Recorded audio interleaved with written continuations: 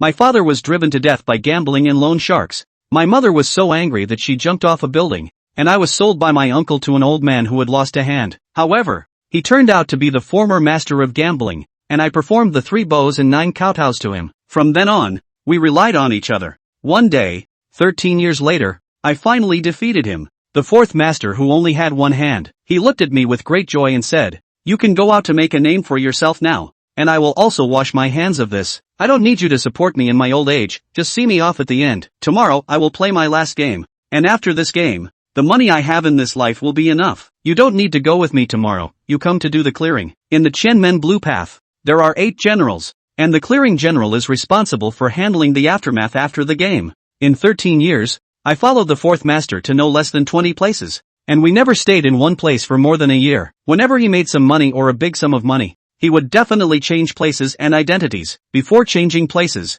we would clean up the places we had lived in, erasing all traces of our lives as if we had never been there. In 13 years, the 4th master had never failed, but this time, he did. The next day, I waited for him at the station, but he never showed up. Instead, I received some news: a building somewhere caught fire, and a dozen people died. That building was the place where 4th master set up the scheme. A few days later, I went to retrieve his body, spending all the money I had on me for that. In the late 90s, at the age of 19, I became an orphan once again. By some twist of fate, I took a green train back to my hometown, Huang County. After eating a bowl of noodles, I was left with only 5 yuan. So I had to find a park bench to sleep on for the night and think of a way to make money tomorrow. While wandering around the county town at night, I had already scouted the area. Now that I was alone, I was the only one, so I was the wind general, and it was naturally my job to take action. The location was chosen next to a mobile vegetable market, where there were many people. As for the method,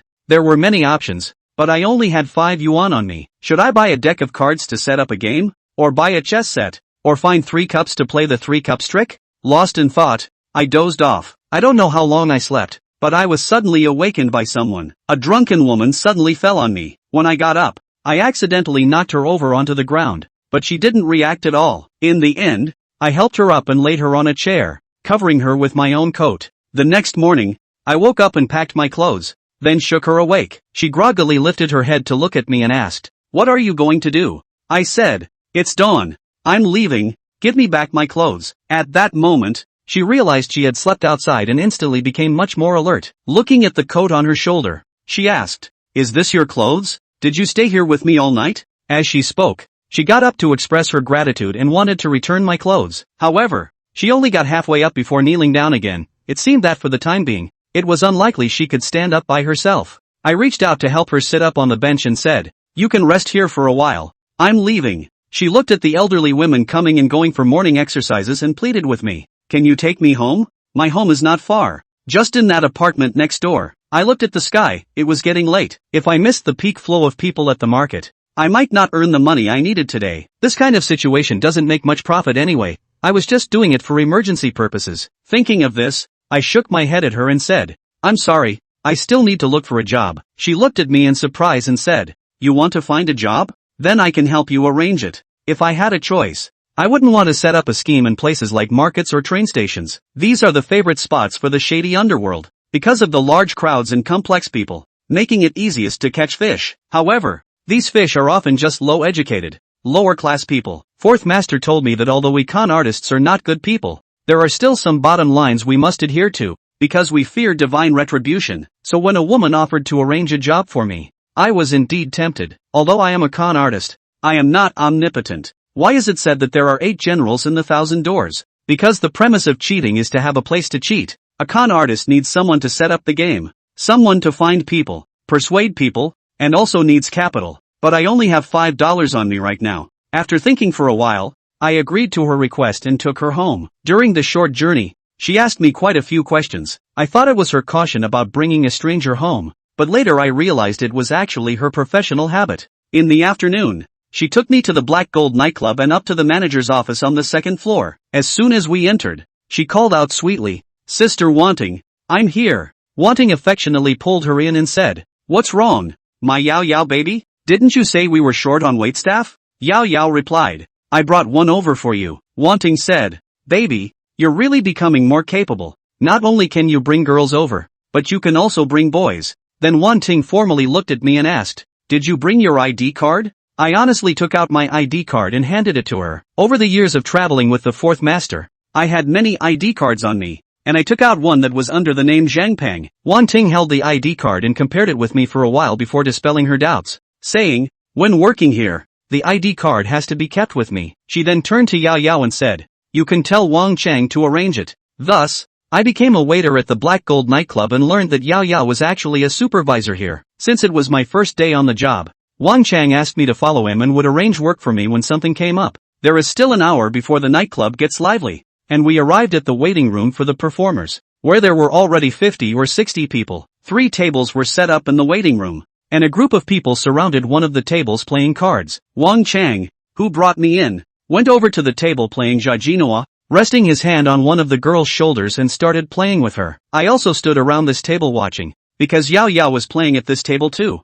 After watching a few rounds, I found that she was quite bold, really liked to play closed hands, and often played them all the way through. However, her losses were not only due to her playing style, but also because someone was cheating, and in the most basic way using marked cards. After watching a few more rounds, I realized that the people who knew the cards were Wang Chang and his partner, the younger sister, and these two could only recognize the cards. They had no other tricks at all. Their cheating skills were extremely low. If they saw their card was the highest, they would play it all the way through, and if it wasn't the highest, they wouldn't play at all. As it approached 6 p.m., Yao Yao looked at the time, threw 1,000 yuan into the pool, and said, "It's time to work. I'll just play one last hand, and I'll finish it directly." In this last hand, Yao Yao had a pair of 8s, while Wang Chang had a flush with a. Besides Wang Chang, no one else could recognize the cards, and indeed it was a false enemy hand. Wang Chang knew what everyone was playing and pretended to say, "Since Yao Yao, you said how to play, then I'll play around with you. Anyway,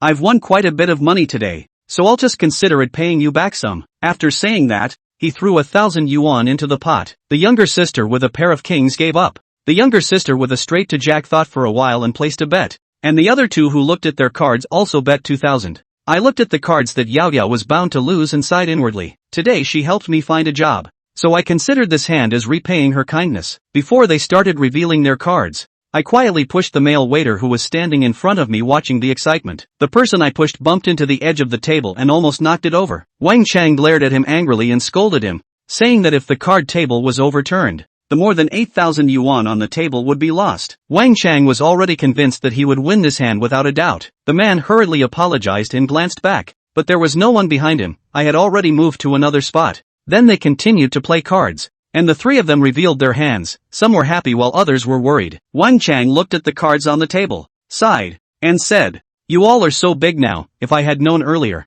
I wouldn't have been so bored." After saying that, he sadly revealed his cards, then jumped up from the stool, pretending to show a shocked expression, and said, "It's actually a straight flush with an ace. I'm really sorry. I didn't expect to win this hand." Wang Chang happily reached out his hand to take the money in the pot. At this moment he didn't even care that there was still one hand left to reveal, because he knew it was just a pair of 8s. At this moment, someone next to him shouted, "Wait a minute, Yao Yao hasn't started yet." He wore a smile that seemed dismissive, but his hands were still sorting through the money. He was very confident that this money definitely belonged to him. At this time, Yao Yao was also feeling disheartened. There was a on the table, and it was almost impossible to win this hand. She casually flipped her cards. However, the moment she flipped the cards, she was stunned, and the onlookers were also stunned. After a brief silence, Yao Yao screamed loudly, excitedly clutching the 3 8s in her hand, saying, "After playing this game for so long, it's my first time getting a leopard. Quickly give me the lucky money." The expressions of the people around the table varied, but the most uncomfortable were Wang Chang and his partner sister, whose faces immediately darkened. The partner sister couldn't help but shout, "You're cheating!" As soon as these words were spoken, everyone's gaze turned to Yao Yao. Yao Yao's originally happy face instantly became ugly. She angrily slapped the table and said, "Wang Qian, what did you say?" Wang Qian's momentum was clearly not as strong as Yao Yao's, but she knew the cards, so she dared to assert that the other party had changed cards, saying, "I said you cheated." However, just as she was about to reveal Yao Yao's original cards, Wang Chang beside her quickly grabbed her. As this matter could not be disclosed, once it was said, their own cheating would also be exposed. "What happened to my card? If you don't clarify this matter today, I won't let it go with you," Yao Yao said angrily. Wang Qian was obviously vain and a little nervous about speaking. "How can you, How can your cards be so coincidental? We all had such big cards and you came out with a leopard. Being reminded by Wang Qian. Everyone else also looked at Yao Yao suspiciously. This hand, indeed, is quite a coincidence. But Yo-Yo really didn't cheat. She didn't even know what her cards had gone through. She has done nothing wrong and is very justified. Humph, if I knew how to cheat, how could I have lost so much? If you want to cheat, you and Wang Chang are the ones who cheated, right? Tell me yourself, how much have you won these days? How much have I lost? Yao Yao was also speaking casually, but her words left Wang Qian speechless. Wang Qian is the one with the ghost in her heart. Even the onlookers came forward and said, yeah, Yao Yao has lost $20,000 to $30,000 in the past few days. If she could cheat, how could she lose money and lose so much? This hand is just a coincidence. Seeing that many people were on Yao Yao's side, Wang Chang hurriedly stood up. He first said to Wang Qian, don't talk nonsense, and then said to Yao Yao, Yao Yao, don't be angry. Qian has this temper. Don't talk to him. After saying that, he pulled Wang Qian out of the waiting room. Since I still had to get Wang Chang to arrange a job for me, I followed him out as well. It's just that these two didn't seem to notice me, whispering behind my back. Why don't you let me break her down? Are you stupid? How is this going to unravel? Aren't we exposing ourselves? But I don't like the look of her. Hey, what can be done about that? Who let her bring her little sister? Look how much Mr. Chen values her, and even made her a foreman. How do you think she changed her cards? I don't know. Could we have misread it and seen the 8 as a 6? It wouldn't have been too easy to tell 8 from 6. Did we both see it wrong? Maybe. Or else it's really hell. The two whispered, never noticing me, until Wang Chang subconsciously looked back. Ah! Wang Chang exclaimed. Ah! Wang Qian, on the other hand, was frightened by Wang Chang and let out a shriek. Both saw me, and both looked horrified and sulky. Wang Chang also stared at his eyes and cursed. You're going to die. What are you doing following me? Why are you acting like a ghost? There's no sound at all. I looked at Wang Chang and faintly returned. I'm waiting for you to arrange a job. Chapter 7 Dormitory. The waiter's job wasn't hard, and the job Wang Chang assigned me was even easier. It's just delivering fruit trays and drinks to the private rooms. Then the princess in the private room tells me what she needs and I bring it over. There are a couple of VIP rooms in here as well. In addition to these rooms with princesses, there will be a male waiter standing at the door specifically for these rooms. I've heard that these waiters are paid an extra commission for the room and the probability of getting a tip is high. People like me, who go around serving regular booths, don't get commission and have a hard time getting tips. I ran into Yo-Yo a couple times in the booth during the delivery of drinks. Her job is to arrange the little girls for the guests and also to chat with them for a while or have a few drinks. It also showed me another facet of Yo-Yo, right and left, play by play, meet the people and talk to the ghosts. To be honest, this side is pretty cut and dry compared to my first impression of Yo-Yo. She's a bit of an uninitiated naivete with her thick lines, but then again, her workplace performance is a bit worldly through and through. These two opposite sides in one. The Black Gold nightclub was doing great business. At its peak, the rooms were full, and by 3 a.m., there were still a few rooms occupied. The people inside were certainly drunk. We work from 18 to 2 a.m., but we have to clock in an hour early and sort out our shift an hour late. The equivalent working hours are now 17 to 3 a.m. The Black Gold nightclub also has day shifts, but there are very few day staff and basically no little girls. Nightclubs are certainly lively entertainment venues at night. At 3 a.m., I went back to the dormitory with Wang Chang after I finished my work. The wages at the Black Gold nightclub were not high, but it was good that food and accommodation were included. And of course it's easy for them to manage. There are dormitories for male waiters, little girls, and princesses. The dorms are in very poor condition though. The dormitory I went to with Wang Chang was a 4-room, 1-bath house. Don't think it's a 4-bedroom, 1-bathroom, 2-bathroom, which sounds like a pretty big house. But the house was basically rough and had 4 bunk beds of iron placed in each room. That is to say, a 1-bedroom house houses 8 people, and a 4-bedroom house can house 32 people. When I went, there was exactly 1 bed left. It's just that the bedpan is surprisingly absent from this bunk. In this dormitory, there were originally 2 small tables, but someone had already used them as a card table. And with more than 30 people in this dormitory, there just aren't enough tables. They actually removed the last bedpan to use as a gambling table. To be honest, the 4th master has taken me to a lot of places to do the bureau before, but like the nightclub waiting room, and the nightclub waiter's dormitory, has not really been there. These 2 places today have also made me understand more deeply what the 4th master once told me. The bureau of the world is everywhere, and I also understand that the 1,000 doors of this mysterious sect still exists after thousands of years. Not without reason. Because gambling, it's everywhere. And gamblers are everywhere. The fourth master also once said, gambling is like a latrine. The gamblers are and we cheats are the dogs. No matter where we are, we smell that, and then seek the odor. I now understand this statement deeply as well. Wherever I go, there's a bureau? Is this some kind of nebulous? These bureaus attracting me? This is not to mention, because they removed the last bed's board, which caused me to be unable to sleep. I asked Wang Chang what to do, but he looked at me coldly and said, let's finish the game of cards before you put it back on. When they finish playing cards, I don't know how long it will be, and I could see Wang Chang's hostility towards me in his look and tone. He smiled as Yo-Yo brought me to him, but when Yo-Yo left, he turned cold. He was very aloof the entire time he took me to familiarize me with the venue. I didn't care at the time. Once he realized I was standing behind him and Wang Qian, he treated me even worse, though he sidestepped me by asking me what I heard. I answered him that I didn't hear anything, but he was still very wary of me and put a lot of shoes on my back. He deliberately arranged for me to move wine to several boxes at the same time, and asked me to move 3 or 4 boxes at a time. One of the boxes rushed the wine, and he even took the opportunity to scold me.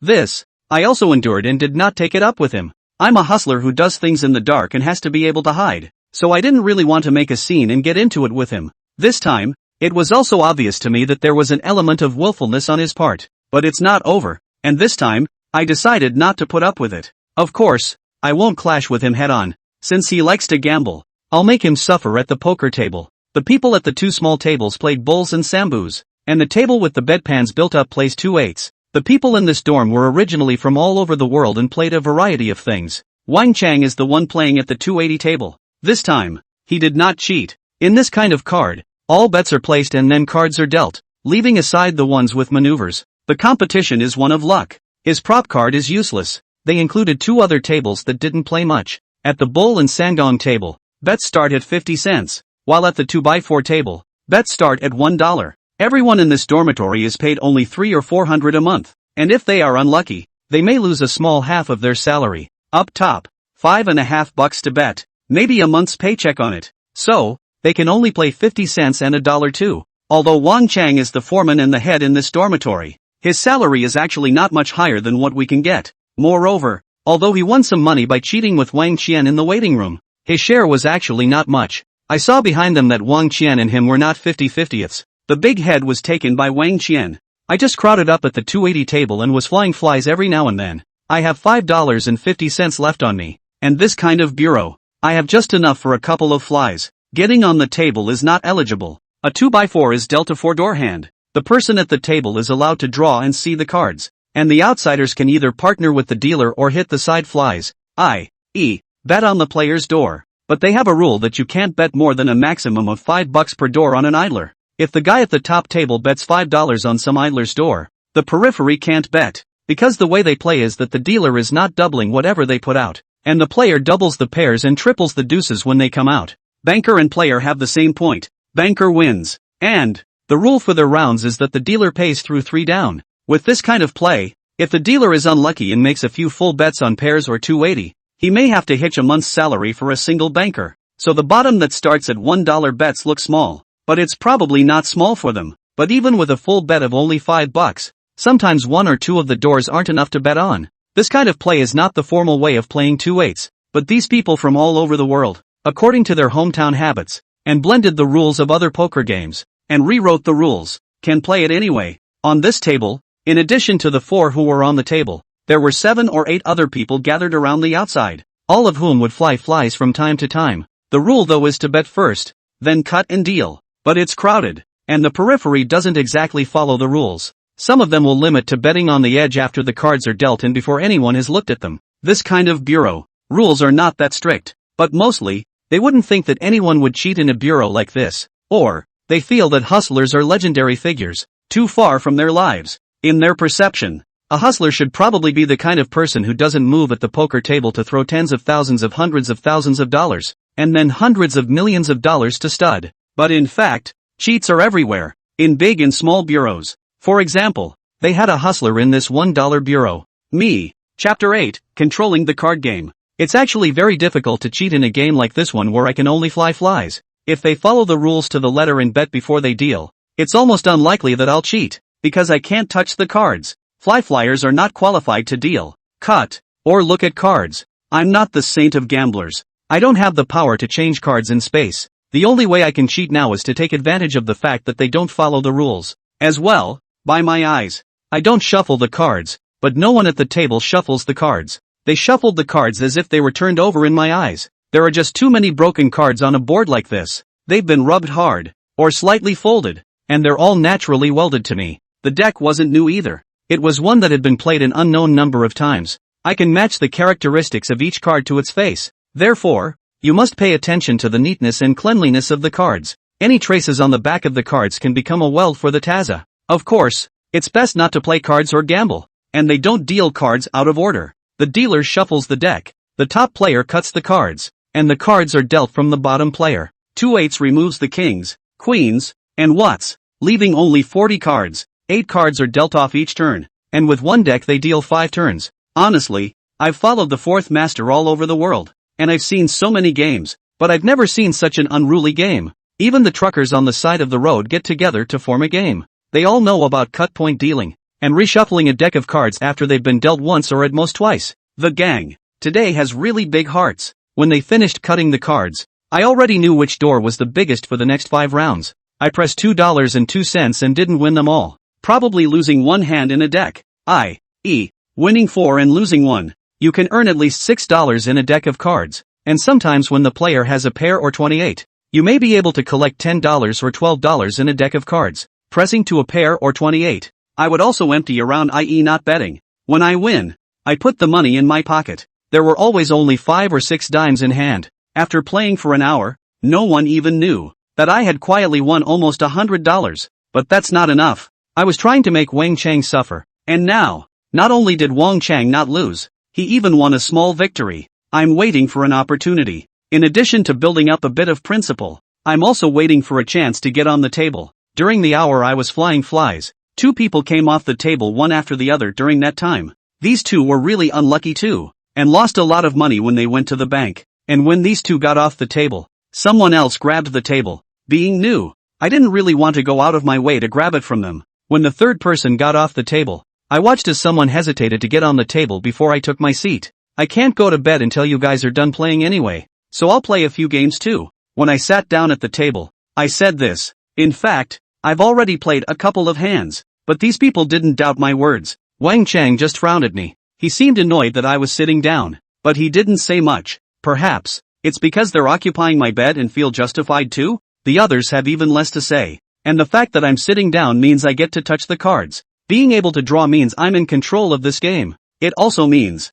that Wang Chang's suffering is about to begin. As I sat down, Wang Chang's underdog was making a bank. I sat across the table from Wang Chang. I quickly got Wang Chang's underdog to place the bet. I myself got off the dealer pretty quickly. My underdog, Wang Chang's overdog, naturally placed his bankroll soon after. In this round, I didn't win any money, and Wang Chang didn't lose much either. I didn't really want to make Wang Chang lose money on his own bank. If I come and shuffle and deal the cards, it's just too easy to cheat. It would be a massacre for them. I want Wang Chang to lose when he sits on his own, and to lose painfully, because they set the rule that the banker only goes down when the wildcard is 3. So the first hand that Wang Chang made the bank, I let Wang Chang eat 2 houses, including mine, and these 2 only bet $3, $4. One of them I only bet $1. Wang Chang ate 2 houses for $7, but the other house was full of bets, and I got that house to come out with a 28. Wang Chang pays $15. In this hand,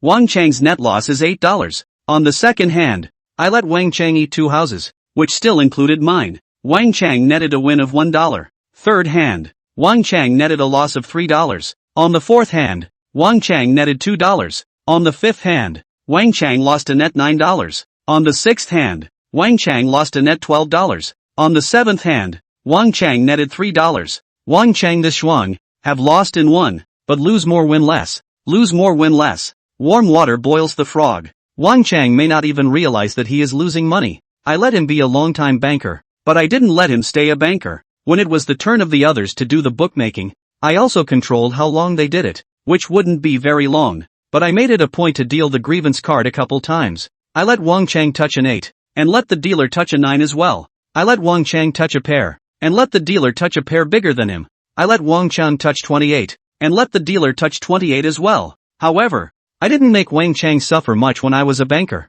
Wang Chang was already getting annoyed when he made a long bad banker, and after a couple of these injustice hands, he had written his displeasure on his face. Then it was his turn to be the banker again. Another long and declining chuang. After doing this round of bankroll, counting the previous losses, he had unknowingly lost almost 500. Even if he was slow, he knew he'd lost his money when he looked at the table and saw that it was less. Asterisk asterisk asterisk asterisk. I had him pass odds on 3 down and I had him lose 20 bucks on this down hand. After this handful of payouts, he cursed harshly. What a bank! I don't believe this anymore. I'll keep doing the banker. Wang Chang placed the banker but had to continue to be the banker. In the normal rules of the 2-8 bar, the dealer is out of the bottom bankroll. If you want to continue the bankroll, you have to turn over the bottom. For example, if Wang Chang takes $200 out, he loses 200 and goes down. Or he wins 200 and can go down on his own accord. If he is down to continue the bookmaking, he will have to take 400 out for the bottom bank.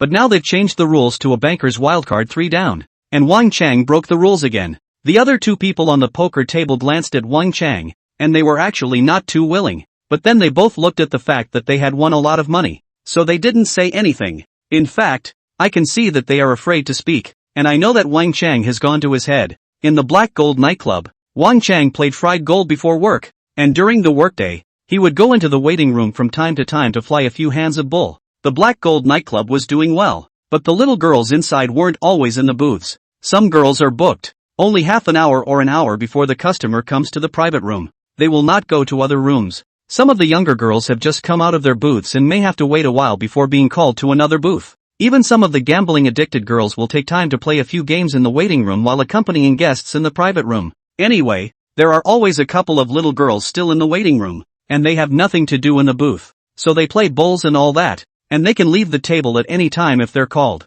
And Wang Chang would get busy to press a few hands. I could tell then that Wang Chang was very good at gambling. The first thing he did when he got back to his quarters was also to open a card game. This kind of person is a typical gambler. Gamblers are the easiest to get on top of. I move him around a little bit and he gets deeper and deeper into it. Chapter 9 The Plan. The more you lose, the more you will think about getting your money back. Wang Chang continued to be a banker and lost another $200. And at this time, the sky was already slightly bright, and some people had already gone to bed. The inning is almost over as well. There wasn't much time left for Wang Chang, but the idlers bet less and less. Today, almost everyone won money from Wang Chang, whether they are sitting at the table or flying flies. It's just a matter of more or less. They aren't stupid and know that they still have to be bankers to really win big. Now that Wang Chang was going to be the banker all the time, the most they could do was to win some doubled money by pairs or 2-8. But the chances of that were already low. Solely trying to keep the money they won. Asterisk asterisk asterisk asterisk. What's the point of you guys betting on this small? Bet on the big one. $5 to start. $20 to close the door. Don't go away either. Put your bets on me. Wang Chang also saw what these people had in mind and said with dissatisfaction. He's so desperate to lose that he's forcing people to bet. This is a typical losing mentality. The more he loses, the more he wants others to press so that he can double his money. But no one is a cutie pie. The 2 people at the table and the remaining onlookers of the fly looked at each other. They were reluctant. Yet they didn't dare to disobey Wang Chang, and the expressions on their faces were wonderful. Brother Chang, the guy sitting on my upper house looked older. He took the lead and said to Wang Chang, "It's getting late. Let's do it this way. The bets will be as you said, but just for the last half hour." "Okay," Wang Chang responded and started shuffling the cards. "This hand, everyone at the table is down $5. So did I. But few flyers are down. They're still waiting to see what happens, and they're not too afraid to get down much. With a total bet of only $15, I then had Wang Chang pass the 3. Wang Chang immediately got excited.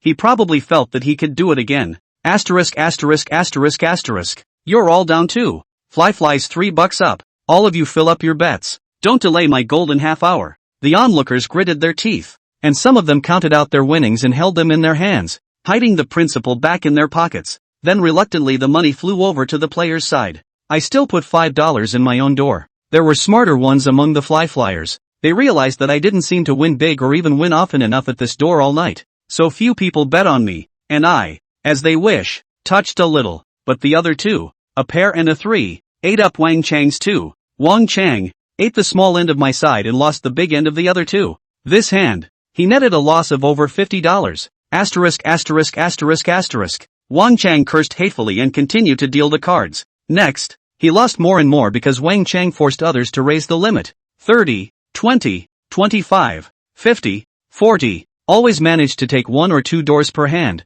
but still lost overall. Occasionally managed to gain a couple of hand but not win much. Half an hour had passed and it was light. In this half hour, Wang Chang had lost almost 1,000. With the 700 he had lost before, he had lost 1,700, the equivalent of 2 months of his salary. His golden half hour became everyone's golden half hour. After the half hour was over, Wang Chang probably wanted to continue, but the others really didn't want to play with him. After staying up all night, they still had to rest for work. Wang Chang couldn't force anyone to continue playing with him anymore, but he suddenly took his anger out on me and cursed at me. Damn, you're toxic. I started losing after you sat down. He was really right about that. After I sat down, he started losing money, but I knew that he was only paying lip service. He didn't realize that he lost money because I sat down. I laughed coldly in my heart, but on my face I said innocently, I lost too. Look at me, I only have $50 left. When I got to the table, I took the $100 or so that the fly won, but of that $100 or so, almost all of it was in 1 dash, 2 dash, and $5 bills, and even in 50-cent bills. I stacked this money on the table. It looks quite a lot, but in reality it is only about 100. But as I played cards, I slowly changed that money into whole ones. Now, I'm down to 1 whole 50 bill. It looks pretty small. In actuality it's also very small, but it gave the impression that I had lost a lot. Went from a stack of money to a single dollar. When Wang Chang saw that I had also lost money, he lost his vent and could only recite, today is really ing backbreaking, tomorrow none of you will leave. Go on. This kind of person is also a typical loser, but such people are also the best fish to catch in the eyes of a hustler. The crowd did not respond and dispersed back to bed. Wang Chang went back to his room as well, leaving me to straighten out the cards on the bedpan before installing it back on the bed. I didn't have bedding sheets, so I lay in bed with my clothes on and used my bag as a pillow. This won't be my place for long. Even if I might work as a waitress at the Black Gold nightclub for a while,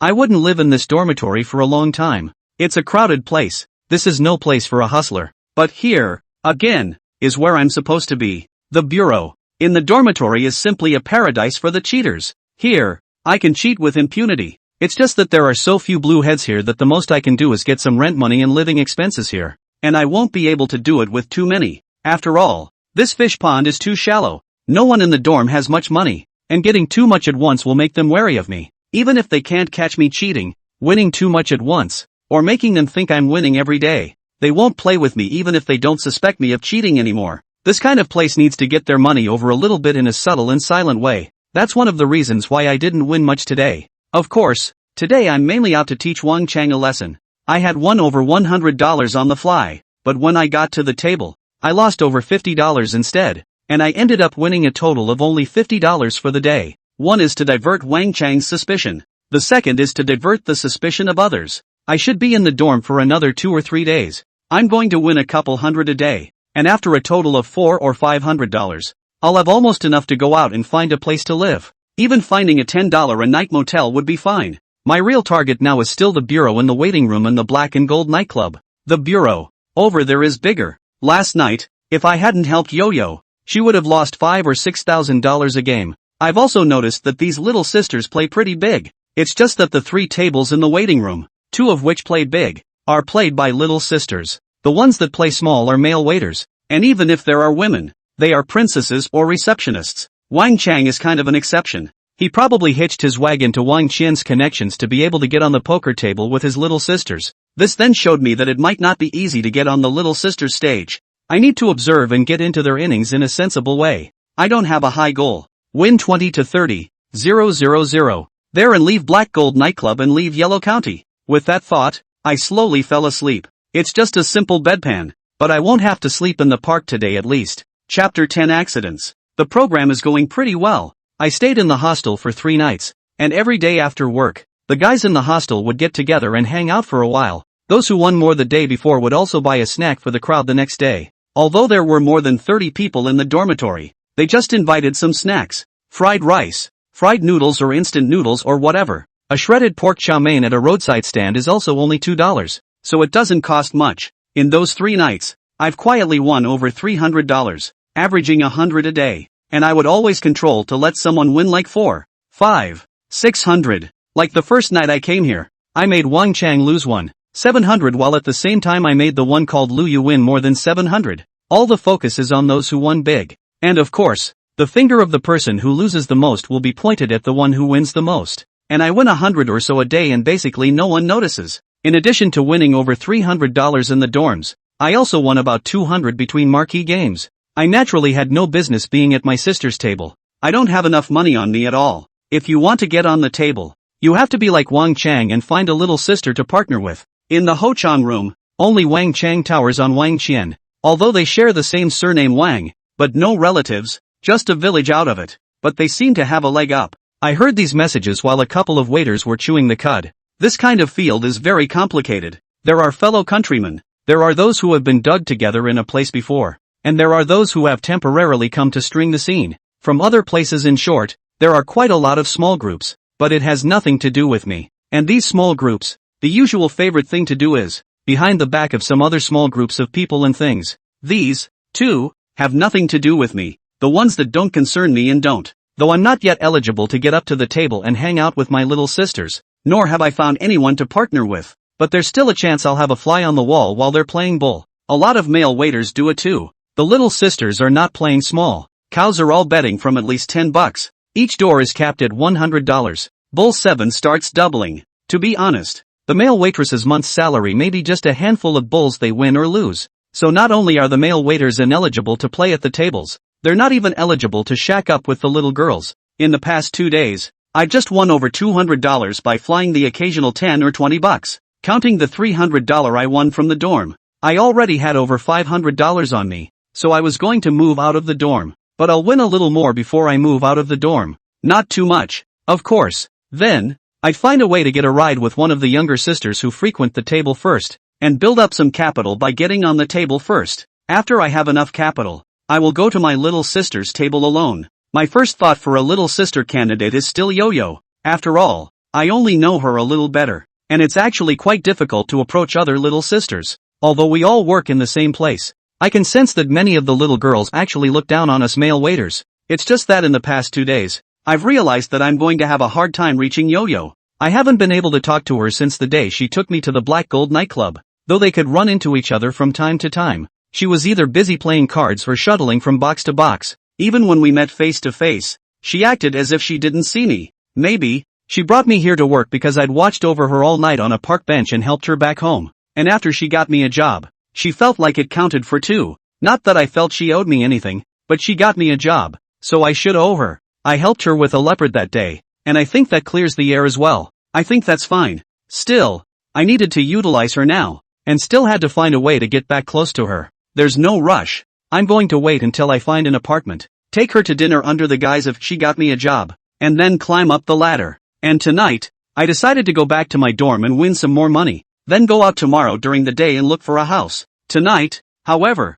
there was a small mishap. Once a person's habits are formed, they are taken for granted. Wang Chang put me in small shoes on my first day in the Black Gold nightclub, and he still arranged me to do a lot of miscellaneous work for the next 2 days. He probably takes it for granted already. I didn't start a fight with him, I just let him lose more or more depending on my mood when he went back to his dorm. But tonight, Wang Chang arranged for me to be in the VIP box, and it's the biggest VIP box in the Black Gold nightclub. In a box like this, Wang Chang was usually serving himself, or letting someone close to him do so. This is because not only do you get a percentage of the drinks in this type of box, but it's also extremely easy to get tips. Wang Chang's perversity made me suspicious, but I don't have a choice. I can't tell him I won't do it. I can only take one step at a time and see what he's up to. Supreme 888 box. A lot of people came. I normally carried good wine and fruit trays for them, while Yao Yao brought a row of little sisters in. For big clients like this, Yao Yao would usually accompany them for a while to drink as well. At first,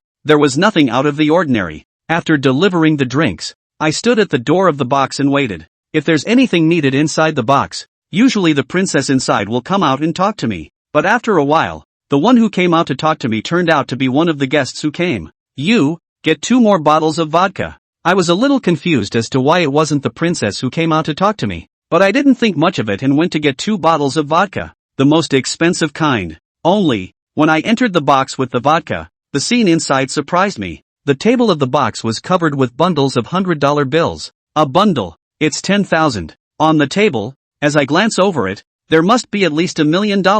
Across the table, several little sisters stood, but the clothes they were wearing, several of them had only their underwear left. One other person was also left with only his underwear and had fallen to the ground. On the floor, there was a pile of glass sludge. It should have been the glass slag that shattered when the bottle hit his head. The lights in the booth were dim, but I could still tell who the person lying on the floor was. It's the princess who orders songs for the guests in this box. Before I could recover from my surprise, I heard a man pick up the microphone and shout, "Everyone has a deal. You guys win one hand.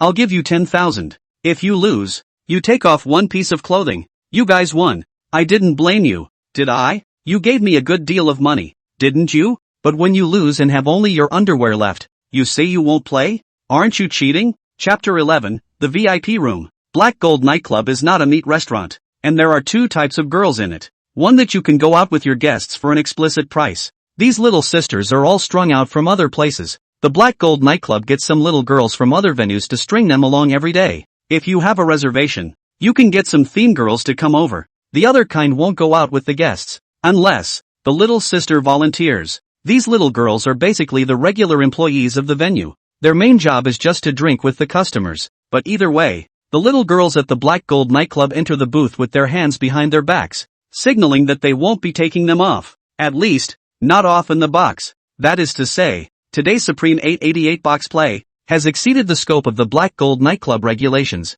At times like this, it is my responsibility as a Black Gold Nightclub waitress to inform my foreman or manager. That's the rule at Black Gold Nightclub. The waiter has to monitor the guests in the booth or the little girls doing something out of the ordinary. But the moment I entered, there was already a big fat guy in a suit blocking the doorway. I knew that I might not be able to get out to report it. But Black Gold Nightclub is such a big venue. If something happened in the private room, the manager and boss would not be unaware of it. So, I simply stood in the corner and watched quietly. And I'm not in charge of the private room. There is another management here, Yo-Yo. Seeing that the person with the microphone was angry, Yao Yao smiled at the man and said, "Young Li, you really can't take off anymore. Now you are playing beyond our store's rules. Li Xiao has an inch hair. Not tall, not strong, but very rude. Q. Why didn't you say you couldn't play before you played? Why didn't you say you couldn't play when you took my money? You take me for a fool, don't you?" "No, Young Li," Yao Yao hurriedly explained. But she was obviously a bit weak and flustered. Just now. I didn't think you were going to play like that." This explanation was very feeble and naturally Li Xiao would not accept it. "Dirtbag, didn't I make myself clear just now? You guys play me one-on-one. If I lose, I'll give you $10,000. If I win, you guys take off one piece of clothing. This is what you all agreed to." Yao Yao's face already looked bad when she heard Li Xiao's words, and Li Xiao's next words made her face even more ugly. "Ha, you guys think I don't know that when you were looking at the dice, you quietly flipped them with your pinkies? Do you think you can beat me with that? Let me tell you, when I was playing bragging rights, you guys didn't know how to play the flute for that bastard. I could hear it from the sidelines. They were just playing bragging rights with the dice. This is a common game in nightclubs. The rules are also simple. 1 dice cup and 5 dice per person. It can be played by 2 people or more than one. Each person shakes the dice and guesses the total number of 1 to 6 points on the field. The person shouting can say whatever he wants and the others can call him off. If the number of points is greater than or equal to the number said by the person who shouted,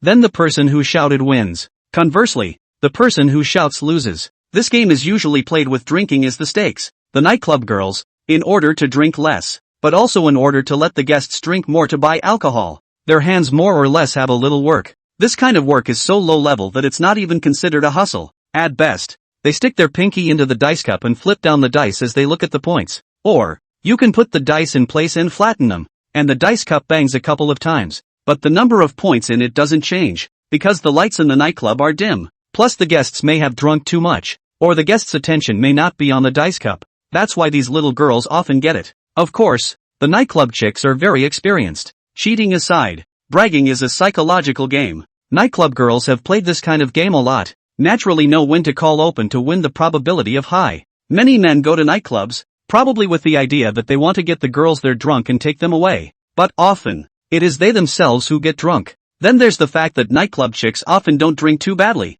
or carry an antidote to alcohol with them. Men really want to get them drunk and take them away. Basically unlikely. Those who really get their little sisters drunk. It is only when the little sister gets herself drunk or is willing to get drunk, not when she really gets drunk. The topic is a little far-fetched, but I have to say, the nightclub girls, although the means is not called thousand tricks, but they can also be regarded as cheating. I listened to Li Xiao and agreed that Li Xiao was probably right. These girls think they can win Li's money with the work they do. Win 10,000 bucks a handful of times. In the 90s, even if it's already the late 90s, $10,000 can be a lot of money. No wonder, even the princesses who only order songs and don't drink with the guests take their clothes off. Yao Yao didn't refute Li Xiao's words, but tried to walk out. Young Li, I'll go get our manager to handle this. Humph, Li Xiao snorted coldly. Even if that Chen Wanting comes today, this matter won't pass. But you want to leave? No way. Just as Li Xiao finished speaking,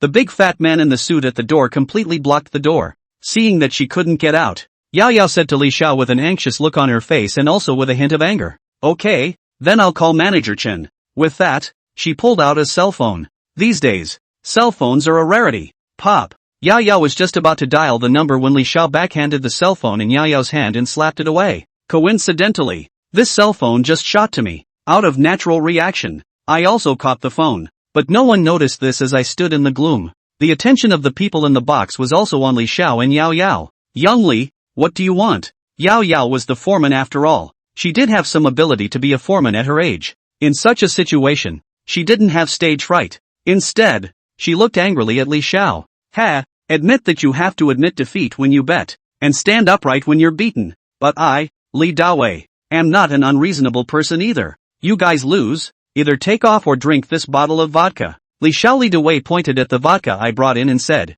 there are rules at the Black Gold nightclub. If the guests don't specify which wine they want, we waiters have to get them the most expensive wine. Just now the man only told me that he wanted vodka, but did not say which kind of vodka. I then took the most expensive, which also had the highest degree and largest capacity. 1L, 60 degrees. This bottle, if it goes down, high or low, is going to be in the hospital. Yo-Yo glanced at the vodka on the table and blushed even harder. However, she glanced at the princess who had fallen to the ground with blood still on her forehead, clenched her teeth, and said, Young Li, I'll bet with you. If I win, this matter will be settled. If I lose, I'll drink. Chapter 12, Bragging. Yo-Yo's words kinda surprised me. At a time like this, it already took a great deal of courage for her to be able to tough it out with Li Dawei. She also has to help people out. She's quite a righteous person. A little sister beside her even pulled her hand. Yao Yao. Forget it. But Yao Yao was not moved and stared at Li Dawei like a tigress. Ha!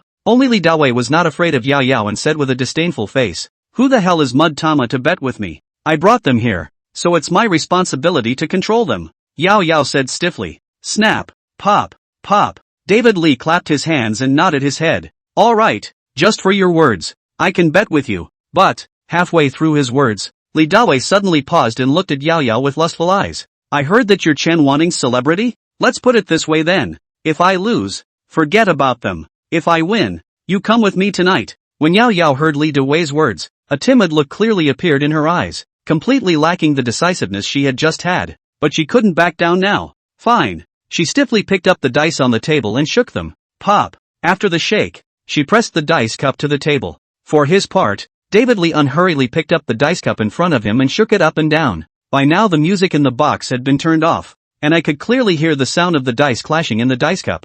This voice is not right. The clashing sound from the dice cup was crisp as Yo-Yo shook the dice. However, when David Lee shook the dice, the clashing sound from the dice cup was a bit dull. The dice cups are the same, so that only means the dice are different, and there can only be one possibility for this clattering sound from the dice. That's what the dice are filled with. But while I knew there was something wrong with the dice, I didn't bother to open things up, the table term for spilling the beans on someone's cheating tactics.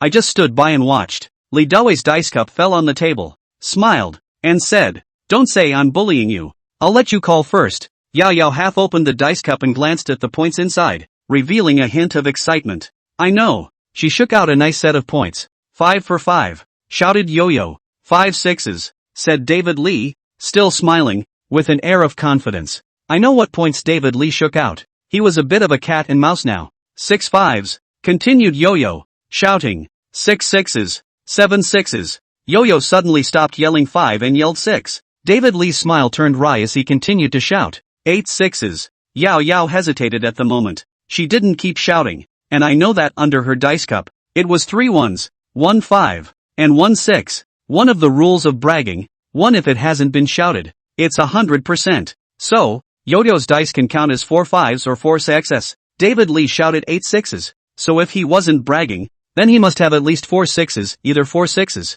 or N1 plus N 6s, or 4 1s. If David Lee doesn't have 4 6s, then if Yo-Yo calls it off at this point, David Lee loses. If David Lee has 4 6s, then Yo-Yo will lose if she calls off. However, if Yao added more at this time and called 9 6s, if Lee Dawei doesn't have 4 6s, or only has 4 6s, then she will still lose if she is called away by Lee Dawei. If David Lee has more than 4 6s, then Yo-Yo can still take a chance if she calls up, but there are still 2 options. 2 people are 5 dice each. If David Lee has more than 4 6s, there are 5 6s, and 6 6s, because there is a one that can be used in a variety of ways. There is the term real leopard and fake leopard. For example, if one has not been called, then 5 ones, or N ones plus N XS, can be counted as 5 XS, which are false leopards. If it's 5 6s, then it's a true leopard. In 2-player mode, a true leopard is counted as 6, i.e., 5 6s are counted as 6 6s. Is it called open, or not? If you call it open, do you call it 9 6s, or 10 6s? This became Yo-Yo's dilemma, and that will be the choice that determines whether she wins or loses. Since she only has 4 6s, she's going to be capped no matter what she calls this one. I can tell you that I have 5 true XS. You can call 10 XS. Lee Dawei was extremely arrogant as he reported out his points. Yao Yao gave Lee Dawei a deep look. She didn't believe Lee Dawei's words. After some tough choices, she added a 6. 9 6s. I watched Yo-Yo from the shadows and sighed for her. This one, she lost. David Lee is really a 5 to 6. A real leopard. Ha ha ha. I've let you off the hook so much, and you still can't win. Do you want to go out with me that badly? Then I'll satisfy you. 10 SIXS. Whether you open me or not. I'll open you in the next round with whatever you shout. You should just be 4 6s. I'm 5 real SIXS. With that, David Lee lifted his dice cup. 5 6-point dice, plainly laid out on the table. This hand was actually half lost when Yao Yao reported 5 twice. She initially reported a high number of 5s, and then followed that up with 6 5s once more, which would have been enough to guess that she had 5s under the dice cup. But the fact that she then switched to 6 and kept adding to it means that she still had SIXS under the dice cup, and that there were a lot of 1s in addition to 5s in the SIXS. Those who are well versed in the game of bragging rights can actually guess that she has 4 6s. Yao Yao also guessed that there should be 5 6s underneath the dice cup of David Lee. That's why she dared to shout 9 6s, but she didn't guess whether David Lee was a real leopard or a fake leopard, and Lee Dawei intentionally said his points, giving Yao Yao a psychological implication. It made Yao Yao subconsciously think that Lee Dawei was lying to her. So, she didn't dare to report 10 6s, putting aside the fact that David Lee cheated. In this hand, Yo-Yo also lost to David Lee in the mental game. Looking at Lee Dawei's 5 6 up, Yao Yao's body trembled slightly with a wooden and desperate face. With a smug look on his face, Lee Dawei slowly lifted Yo-Yo's dice cup. 3 1s, a 5, and a 6 appeared in the crowd. As far as I know, as David Lee expected. Sure enough, it's 4 6s. When Yao Yao's dice cup was lifted, it also meant that Yao Yao's defeat could no longer be changed. I heard that Chen Wanting has protected you so well that she doesn't even let you go out. Today I'd like to see if you're encrusted with gold or silver. With a lewd smile on his face, David Lee wanted to reach out and touch Yo-Yo's face. Pop. Yo-Yo shrugged off David Lee's hand. Pop. Lee Dawei, who was shaken off by Yao Yao, revealed a look of anger. He backhanded Yao Yao again. Mother asterisk asterisk asterisk asterisk her, you still want to cheat? You promised yourself just now. Yao Yao was slapped and stumbled and almost fell to the ground. At this moment, she looked at Lee Dawei with indignation, but she had nothing to say. She lost. When you lose, you pay the price. Humph. It was you yourself who wanted to bet with me today. I'm going to take you away. And even if the God of heaven comes, he won't be able to keep you.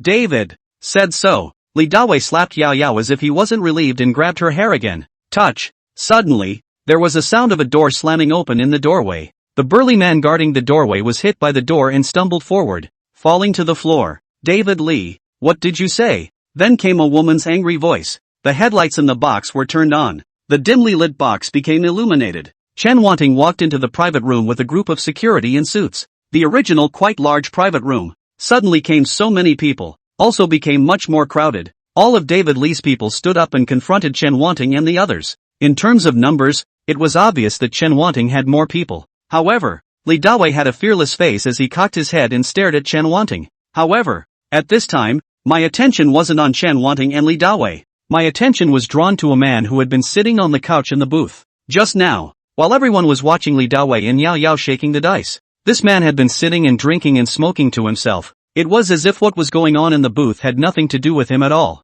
Chapter 13 Rules. Li Dawei, the lesson given to you last time wasn't enough? Still dare to come to Black Gold to cause trouble? Since David Lee and the others were standing together, blocking Chen Wanting's line of sight, she didn't see the person on the sofa. She looked at Li Dawei with an angry face, and then glanced at Yao Yao who was being grabbed by Li Dawei's hair. You let the man go. Ha! Li Dawei laughed contemptuously but didn't release Yao Yao. Chen Wanting, I didn't come to cause trouble. It's the people in your field who can't afford to play. You have to play tricks when you lose. Chen Wanting's face turned blue as she suppressed her anger and asked, what happened? What is it? Ask your own people. Your people can all testify that I didn't cause any trouble today. It's you guys who are playing tricks on yourselves. Li Dawei had a look that the sky was the boss and he was the second, and he didn't put Chen Wanting in his eyes at all. You say it. Chen Wanting looked at one of the little sisters who only had her underwear and panties left and hated it. That little sister was also frightened and stuttered her words. It's Mr. Li, too, to play dice with me. Us. In the beginning, he said that if he won, we would drink a glass of wine, and if we won, he would give us 1,000. But then he said it's no fun to play like this. Said we win, give us 10,000. If we lose, take off. Little sister stumbled over the story. David Lee didn't retort either. I glanced at the princess who was still on the floor and the few $100 bills scattered on the floor, as well as some scattered $100 bills at the table of my little sisters. A mental guess was made. This David Lee should have lost quite a few $1,000s to his little sisters first. Then, offer to play 10K. And of course the little sisters' betting code changed from drinking to stripping. These little sisters thought that Li Dawei was a kaiju because they won easily in front of them, but they didn't realize that they had fallen into David Lee's bureau. In David Lee's eyes, they're the kaiju. This kind of bureau is also the most basic and common bureau within the 1,000 gates. If you want something, you have to give it to me first. On the blue field, this kind of game is called fish farm game or fishing game. Chen Wanting's face grew more and more ugly after listening to her little sister's exposition. Well, Manager Chen, there's nothing more to say, right? Then I'm going to take the person away. Li Dawei was very proud of himself at this time. Slow down. You can't take people away. Chen Wanting opened her mouth. What? Manager Chen, are you going to cheat too? Li Dawei looked at Chen Wanting playfully, and after pondering for a moment, Chen Wanting said, Yao Yao is a member of our company, and the company has a rule that she is not allowed to go out with guests. Chan Yuan Ting did try to pull a fast one. Humph. Li Dawei sneered and said to Chen Wanting, what if I have to take someone away? Chen Wanting also revealed a cold smile. Then see if you can take the person away. As soon as the words fell, the security guards behind Chen Wanting took a slight step forward. The security behind Chen Wanting had 11 or 12 people. On the other hand, there were only 6 people on Li Dawei's side, and counting the one sitting on the sofa, there were only 7. Moreover, outside the box, there were all the people from the Black Gold nightclub as well. However, Li Dawei was not the least bit afraid, as if he was confirming Chen Wanting's words. Chen Wanting, are you relying on the fact that there are so many people that you must rely on this debt? Chen Wanting didn't say anything and looked at Li Dawei coldly, acquiescing to Li Dawei's statement. However, when Li Dawei saw this attitude of Chen Wanting, he revealed a smile. I looked at David Lee's behavior and was very confused. Listening to the conversation between Chen Wanting and Li Dawei, Chen Wanting didn't seem to put Li Dawei in her eyes, but Li Dawei dared to come to the Black Gold nightclub to cause trouble, and he wasn't afraid of Chen Wanting when he made a big deal out of it. I couldn't help but look over at the person still sitting leisurely on the couch. This Li Dawei should have found a more powerful backer than Chen Wanting and dared to do so. Sure enough, the man sitting on the couch said slowly while shaking his wine glass, Chen Wanting, my Shen family's rule is to be willing to gamble and not to owe on credit. Are you going to break my Shen family's rules today? After this person finished speaking, the people on David Lee's side stepped aside, allowing Chen Wanting to see the person sitting on the sofa. The moment Chen Wanting saw the person on the sofa, she revealed a horrified expression. Second young master, Shen Ershao crossed his legs and lay down on the sofa, scrutinizing Chen Wanting. Chen Wanting, do you still know what our Shen family does? Do you know how important it is for our Shen family to admit defeat on a bet? Chen Wanting was dumbfounded by Shen Ershao's words, and her face reddened to the point where it looked like it was dripping blood. The scene suddenly became very quiet, and everyone was waiting for Chen Wanting's reply. After a long time, Chen Wanting gritted her teeth and said, Second young master. The little sisters within our venue cannot go out with customers. It's a rule set by Brother Tian. I dare not disobey it. Touch. Chen Wanting had just finished speaking when Shen Ershio suddenly smashed the wine glass in his hand fiercely at Chen Wanting's feet, and the glass slag splashed all over the place. Ah! Chen Wanting, as well as a bunch of her little sisters, all let out shrieks of shock. Even Li Dawei and the others were startled. Shen family, when was it his turn to be the master of Zhou Yaotian? Chen Wanting was so shocked that her body couldn't stop trembling. Shen Ershio looked at Chen Wanting's appearance with a disdainful face. Li Dawei, if you win today, take your bet. This Black Gold nightclub is also my Shen family's. My Shen family's rules will not be broken. Okay Lu. Li Dawei smiled triumphantly, grabbing Yao Yao's hair and about to walk out. But Chen Wanting stopped in front of Li Dawei. You can't take anyone away. Even though Chen Wanting was also scared, she did protect her people. This scene was rather the same as what Yao Yao had just done. Humph. Shen Ershio sneered. Rather a good obedient dog. Then you bring Zhou Yaotian here and let him speak for himself. Does he dare to break the Shen family's founding rules? Ha! If he dares to break this rule, I'd like to see if the old master will still give him this Black Gold nightclub and the casino upstairs to manage. I heard Shen Ershio's words and my heart fluttered. This upstairs really does have a casino. I found out the first day I came to Black Gold nightclub. Even without having been up there, I was able to sense that there must be a casino in the hotel above this Black and Gold nightclub. It's just that I don't know what the casinos are like up there. Can I go in there and make a buck? I looked at Chen Wanting, although she was still in front of Li David, but her attitude has obviously loosened. I quickly did a win/lose calculation in my head. Then a decision was made. Mr. Chen, just now, Foreman Yao would lose because they cheated. Chapter 14. The fourth master said that in our line of work as hustlers, we either don't make a move or we don't make a move. When you make a move, you have to make sure you make it. It's the same thing when you're in a bureau, when you're doing something. In the meantime, let's keep ourselves safe. Some bureaus, even if we do it seamlessly, can't hold up to the darkness of human nature. Some people, who have lost money, will do extreme things or play tricks to get their lost money back by force and violence. So before we do the game, we need to figure out if we can take our winnings. The same goes for doing things. Before we do something, we need to think about whether we will put ourselves in danger. Like today, I didn't dare to make any moves after I entered the Supreme 888 box,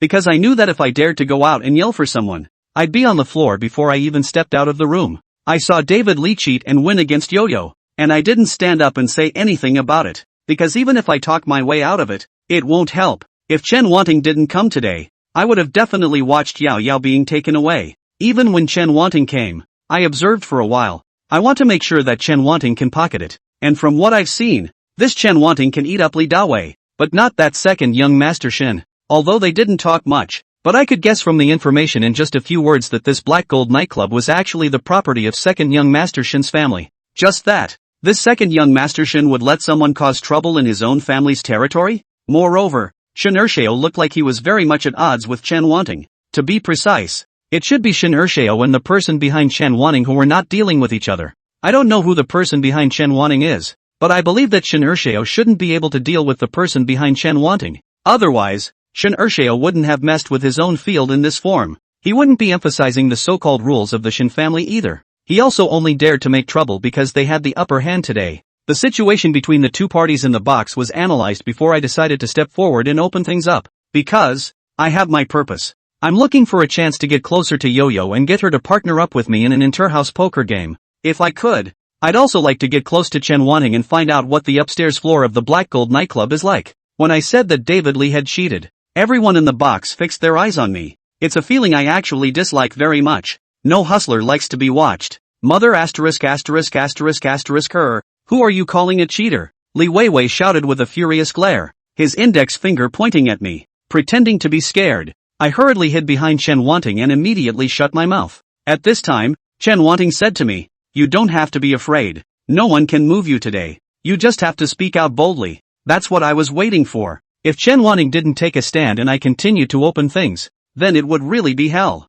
But I didn't tell the whole truth either. I also wanted to get money between the marquee and even upstairs in the blue field. And I certainly couldn't let on that I knew 1,000. I don't know if they cheated or not. I pretended to be nervous and stumbled over my words. Chen Wanting frowned when she heard half of it, but my next words let Chen Wanting know where the cat was out of the bag. It's just that they switched the dice. His set of dice definitely wasn't ours. I wash all the dice in our venue. I'm the one who brought the dice from this private room as well. I'm sure they switched our dice. Look at his dice. They're a bit bigger than ours. There's not a single falsehood in what I've said. Wang Chang did arrange for me to wash the dice in the past 2 days. I brought the dice from this booth as well. The main thing is that the dice in dice cups at Black Gold nightclub are very uniform. A lot of other nightclubs, because they drop some dice every now and then, and when they replenish the dice they may not always replenish the same dice, or even the same size, but the Black and Gold nightclub dropped the dice and replenished them exactly the same. This is probably because the Black Gold nightclub has a casino upstairs. The Black Gold nightclub's dice are ordered with the casino upstairs. Also because of this, Chen Wanting took a look at the dice on the table and also perceived an abnormality. Bring the dice. At Chen Wanting's command, someone immediately went forward to get the dice, but Li Dawei also went over to get the dice at the same time.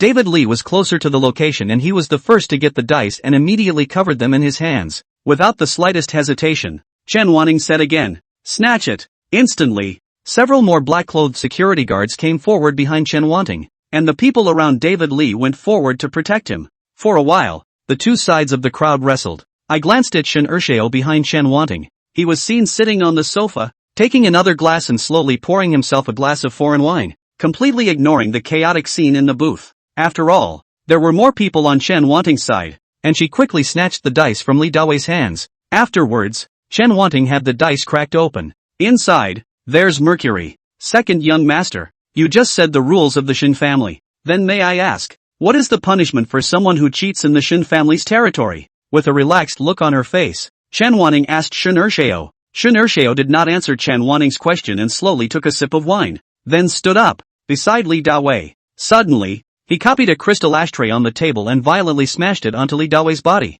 Touch! Ah! Li Dawei's head collided with the ashtray, making a dull sound, and also instantly seeing blood. Some individual little sisters were frightened by second young master Shen's behavior and couldn't help but let out a scream. Even Chen Wanting, who had the upper hand in terms of momentum, was taken aback. However, Shen Ershao was as breezy as if nothing had happened. It's not like we're in a casino. There's no need to break our arms and legs, but since you broke the rules of the Shen family, you still have to be punished. The people present didn't dare to say a word. Chen Wanting also had some fear when she looked at Shen Ershao. Even I, for one, somewhat regret the choice I just made, because Shen Ershao is too erratic as a person. Don't look at him sitting on the couch with a calm face and a big man's look. But his actions of suddenly smashing the cup to Chen Wanting and then suddenly smashing Li Dawei with the ashtray just now showed that this person is very ruthless when he strikes. This is the kind of person who thinks he's a big shot, but is really a psychopath. I don't really want to cross paths with people like that, but fate is so ingenious. I don't want to cross paths with Shen Ershao,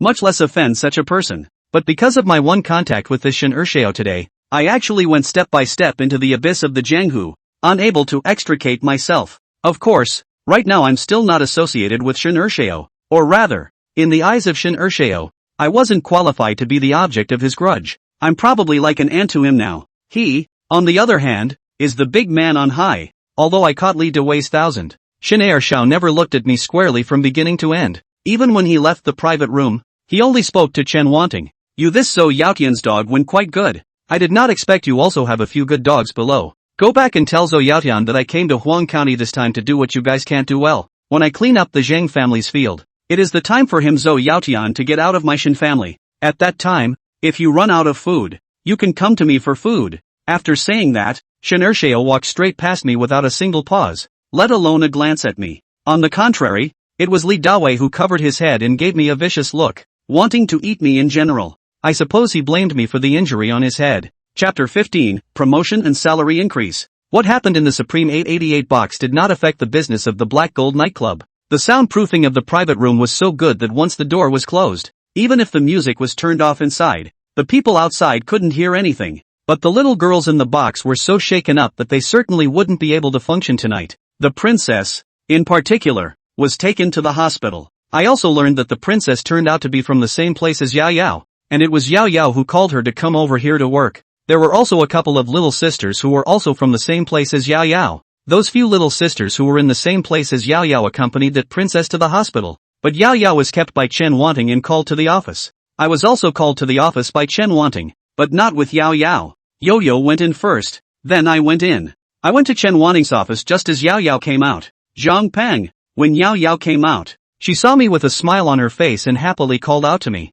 Thanks to you for what happened today. Do you have time after work tonight? I'll treat you to a late night snack. Sure enough, Yo-Yo reached out to me. In the past 2 days, through my observation of Yo-Yo and the occasional words I heard from others, I have probably realized what kind of person Yo-Yo is. She was a person who didn't want to owe favors, and a rather righteous person. I hear she takes care of the little sisters she brings out. That's why I broke the story of David Lee's cheating today. I'm sure that Yo-Yo will come to thank me for that, and I'll be able to find a chance to go to the Interhouse Bureau as a matter of course. But not tonight. I have to go to the dorm at night to win the big one at the end. Also, I'm going to bleed Wang Chang. Today, it was obvious that he was deliberately pushing me into the fire. Just now I heard a couple of my little sisters talking about this guy, David Lee. David Lee had been to the Black Gold nightclub a few times before. He hadn't made a scene like he did today, but he was a hard man to serve. I heard that the previous time I came, I even got drunk and beat up a male waiter, just due to the pressure of the Black Gold boss.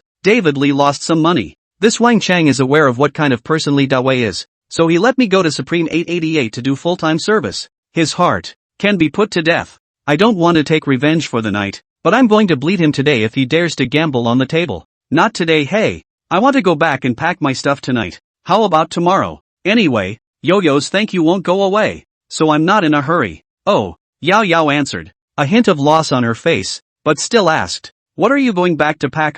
There are too many people living in the dormitory and it's too noisy. I want to move out. Tomorrow I'm going to find a house to rent. Okay, the dormitory is really not in good condition. Then why don't you contact me tomorrow at noon and I'll treat you to lunch? Saying that, Yao Yao felt towards her body as if she suddenly thought of something. Oops, I think I dropped my cell phone in the booth. I subconsciously felt into my own pocket before I remembered that Yo-Yo's cell phone was on me. When I was in the private room, Yao Yao's cell phone was knocked away by David Lee, and it happened to fall onto me, so I collected it in my hand. It was a mess earlier and I forgot about it. Your cell phone. I took my cell phone out and handed it to Yo-Yo. Yo-Yo's eyes lit up. Why do you have my cell phone? I picked it up just now, so I'll go ahead and put it away for you. Thank you. I owe you another one. It's okay. Here, you put your hand out. Yo-Yo suddenly said. Puzzled, I put my hand out. Yo-Yo said as she took out a lipstick from her body, grabbed my hand and wrote a string of numbers on my hand. Call me tomorrow at noon when you're up.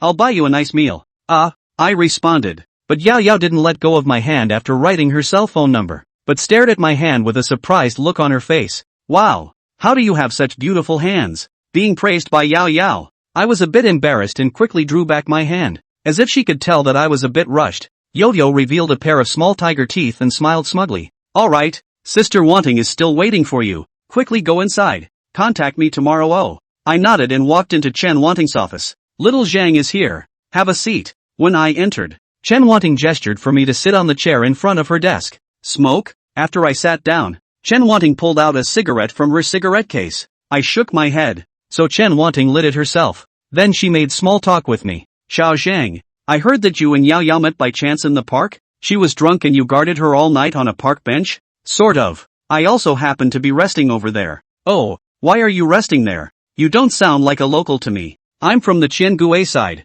and a fixer charged me $200 and said he'd bring me here to work. But after he brought me here, he disappeared. I didn't have much money on me, so I slept in the park. I am a native of Yellow County. It's just that I was born in Yellow County, but I didn't grow up in Yellow County. I've been with the fourth master for so many years, in addition to learning 1,000 tricks, but also learned a lot of local dialects. In order to conform to the identity of the Zhengpeng, I usually use the accent of the Qiangue side. Oh, so who else is in your family? What did you do before? There's mom and dad at home, both farmers. I used to help with farm work at home, but the living conditions were so bad, so came out. Chen Wanting asked me some questions about me, and I answered truthfully. All the ID cards I have on me were given to me by the fourth master. Each ID card comes with a piece of information. This information is true. Even if someone wants to check, it's all there. On the first day I came here, Chen Wanting didn't ask me these questions, but today she specifically asked me these questions. I guess it's because I was appreciated by her for my performance today? You're gonna rehire me? By the way, Chang, you know how to drive things? Chen Wanting suddenly asked. Kai matters, is the Jianghu Black language of the Thousand sect, meaning to catch 1,000. Both is the Jianghu Black words, that naturally is the Jianghu talent will understand. The general public seldom know open things what it means. My current role is that of a regular guy, and I don't want people to know I'm a hustler. So, I queried, Manager Chen, what's an open matter? Chen Wanting froze. waved her hand, and said, "It's okay, you did a good job today. Here are $2,000. It's considered a reward for you, and I'll give you a $200 increase in your salary every month. And in the future, you'll specialize in the VIP private room. I'll talk to Wang Chang about it." "Okay, thank you Manager Chen." Chapter 16, Golden Flower?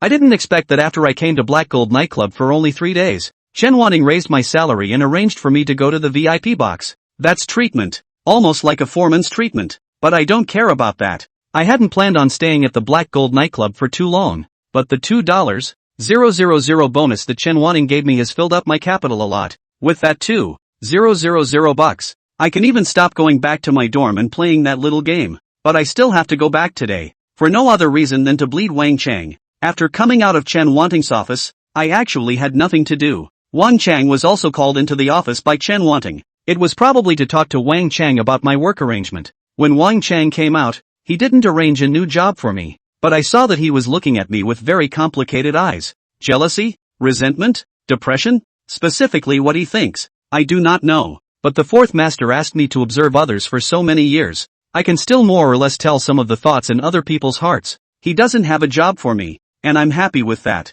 During the period there are quite a few people looking for me to inquire about the Supreme 888 what happened. I just to someone trouble perfunctory away. Anyway, this kind of thing happens in the Black Gold nightclub. Such a place is also very normal. The people who ask are just treating this as another talking point. When I got off work, I went back to my dorm. As usual, Wang Chang organized a gambling game as soon as he returned to the dormitory. I know he will definitely continue to organize gambling today, even though he had lost a total of almost $4,000 in the previous 3 days. That's how gamblers are. The more they lose, the more they get up. I just didn't expect him to bring back the prop cards today. He's going to play Bomberman. No one in the dorms plays much of a fritter. They probably have a natural resistance to fried gold. Putting aside the cheating, fried gold flowers and 2-8 Kong, cattle and bulls, these simple purely than the luck of the game compared to the game. It in addition to luck, but also need to play psychological, but also need to compare the guts. At the table of fried gold, there is this saying, those who can play are afraid of the horizontal,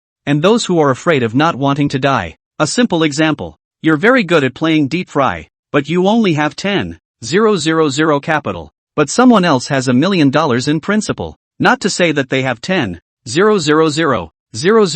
to play with you. Even if they play with you for 1,000 000 000 000 000 000 000 000 000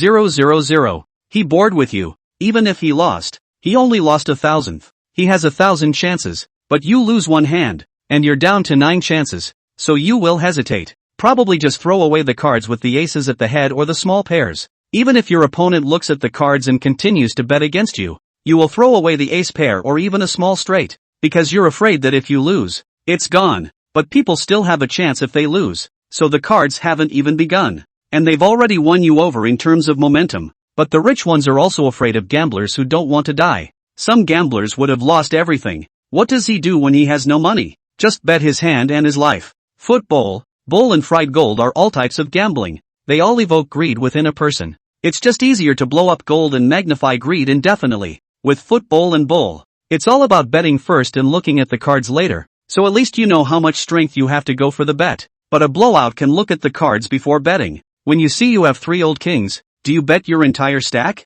3 old kings are the cards that can make a gambler put his life on the line. It's okay that there are no cheats at the table. You have a 99% probability of winning the round. But if there's a cheater at the table, then when you get 3 kings, that's when all hell breaks loose. The topic is a little far-fetched. Back to the point. The dorms are full of bottom-feeding waitresses on $300 a month. The most they can bet when they play deep fry is 50 cents or $1. But when they really touch a leopard but can only win $12 or so, they will again have a hard time. So, they would rather play a flat-in and flat-out game like 2/8. Wang Chang offered to play fried gold, and none of them wanted to. Seeing that no one responded, Wang Chang directly named them. Lu Yu, Li Dogu, Zhao Bin. You 3 have won so much in the past few days. Come play swindle chicken with me today. The 3 people named by Wang Chang looked at each other. I could see in the eyes of all 3 that they all said they didn't want to play. The one named Zhao Bin came out and said, Kung, let's just play 2/8. Or Nyo Nyo is fine. Let's forget about swindle chicken. Humph. Wang Chang sneered. You three have won so much money from me in the past few days, and you say you won't play? Zhao Bin forbid. Brother Chang, it's not that we don't want to play. We just don't want to play the fraudulent chicken. We don't have much money either. There's no point in playing this. Then this way. We won't play big either. Just play a $2 bottom. Mulligans start at $2. Lookouts at $5. Mold cards up to $5. Looking cards up to $10. You can't beat a full house. The last 3 rounds of the lookout can be compared with the lookout. And after the last 5 rounds can be compared with the muffler. The last 3 rounds of a mold pair can be opened directly. The pool is capped at $500 and all cards are open. Each of you take $2,000 to play. If you lose $2,000, you can quit. Wang Chang made a limit. At least it makes the stakes smaller for this blowout.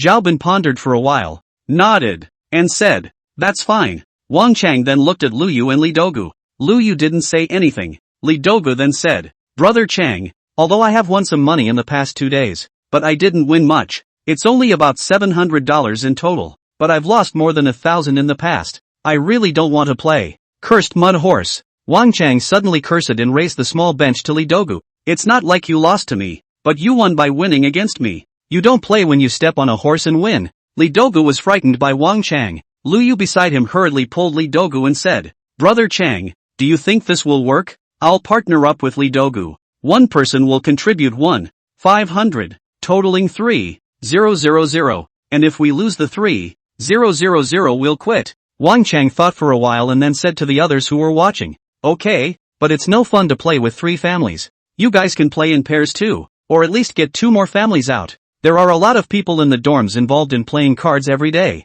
and even if they're not at the table, there are a lot of flyers. Seeing that only 3 families had come together, Wang Chang targeted the others, but none of these people responded either.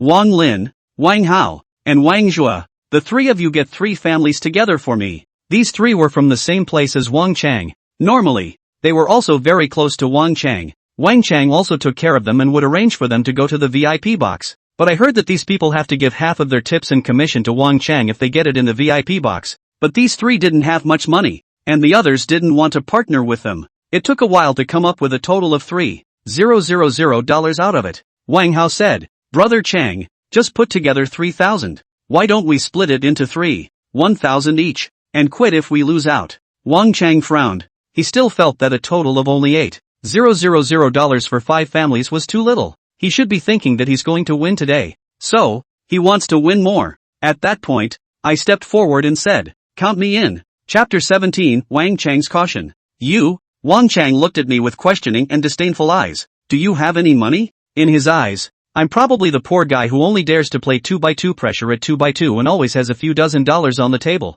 So he didn't think I was qualified to be in their big game. I smiled and took out the $2,000 bonus that Chen Wanting had given me. This is what Manager Chen rewarded me with today. It's exactly 2,000. And if I lose it all, I won't play anymore. When Wang Chang saw my $2,000, a look of indignation and jealousy flashed in his eyes, and then he became gloomy and greedy. Okay, since you want to play, let's play together. You 3, split into 2, 1,500 each. Wang Chang had Wang Hao, Wang Lin, and Wang Zhua split 2 families. The table was then divided into a total of 6 families. Drawing cards on the table were Wang Chang, Wang Hao, Wang Zhua, Zhao Bin, Lu Yu, and me. Among them, Wang Zhuo and Wang Hao stood behind a lot of people. Their 2 families are carrying the hopes of several people. Li Dogu, on the other hand, was behind Lu Yu, and they only had 2 people to partner up with. Zhou Bin and I are alone. The first one. Touch cards sit in the bank.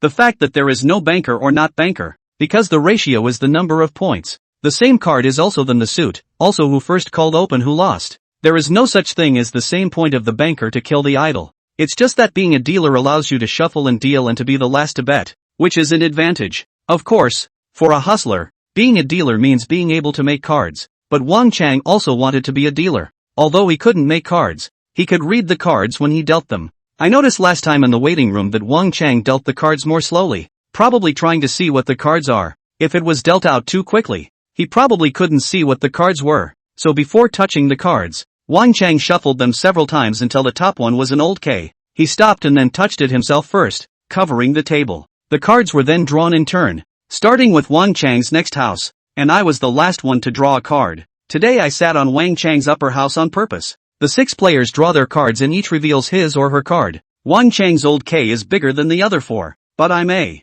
asterisk asterisk asterisk asterisk. Wang Chang couldn't help but curse, but didn't say much. I laughed and started shuffling the cards, letting the OP finish cutting and start dealing again. I dealt the cards quickly. Wang Chang stared first at the cards in my hand and then at the other's cards. His eyes dazzled and his neck stretched much longer, and after I dealt out a round of cards, it was all about stacking the second round on top of the previous one. It made it impossible for Wang Chang to see what the previous card I dealt was if he tried to look closely. The most he could see was his own 3 dark cards, and the top one of the others. On this hand, I sent a miscellaneous straight of J, Q, and K to Wang Chang, a golden flush that started with an 8 to Lu Yu, and a miscellaneous straight of 8, 9, and 10 to Wang Hao. Everyone else is a small card, including myself. In the first round, everyone is bored normally for $2, because their set rule is that if you don't mulligan and get a straight gold or a leopard there is no high money to be taken. That's why most of the first rounds will cost $2 to get a happy penny. What if you touch a flush or a leopard?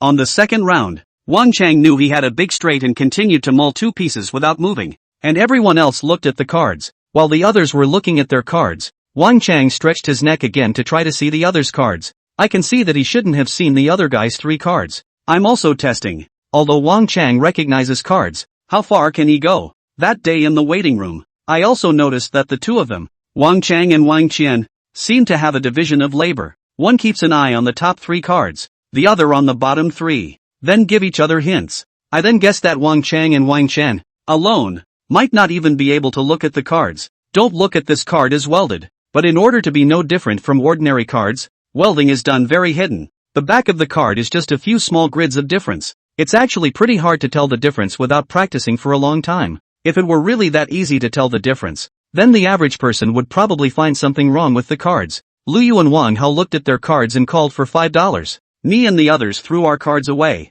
Wang Chang muffed another 2, and Lu Yu and Wang Hao continued with 5. Then, Wang Chang shouted "I'll top hand." He then smothered $5. Lu Yu didn't hesitate and followed up with 10 blocks. Wang Hao, however, hesitated. Although he took the straight, he didn't seem very confident, but he was reluctant to let him throw the straight away, so he just called the 10. I saw Wang Chang keeping an eye on Lu Yu and Wang Hao. It was probably because he hadn't seen the 2 men's cards, so he was trying to judge the size of their cards by their expressions and movements. Wang Hao's hesitant behavior had revealed that his cards might not be too big or too small, but Lu Yu's cards shouldn't be too small. So after Wang Chang mulled another round of 5 blocks, he started to focus on Lu Yu, but Lu Yu kept his cards stacked, and he could still only see 1 card. It wasn't until 3 rounds later that Wang Hao couldn't resist comparing cards with Lu Yu. Since it's Wang Hao who wants to compare cards, he needs to take $10 out and can look at Lu Yu's cards. If he has a bigger card than Lu Yu, then he throws away Lu Yu's card. If he has a smaller card than Lu Yu's,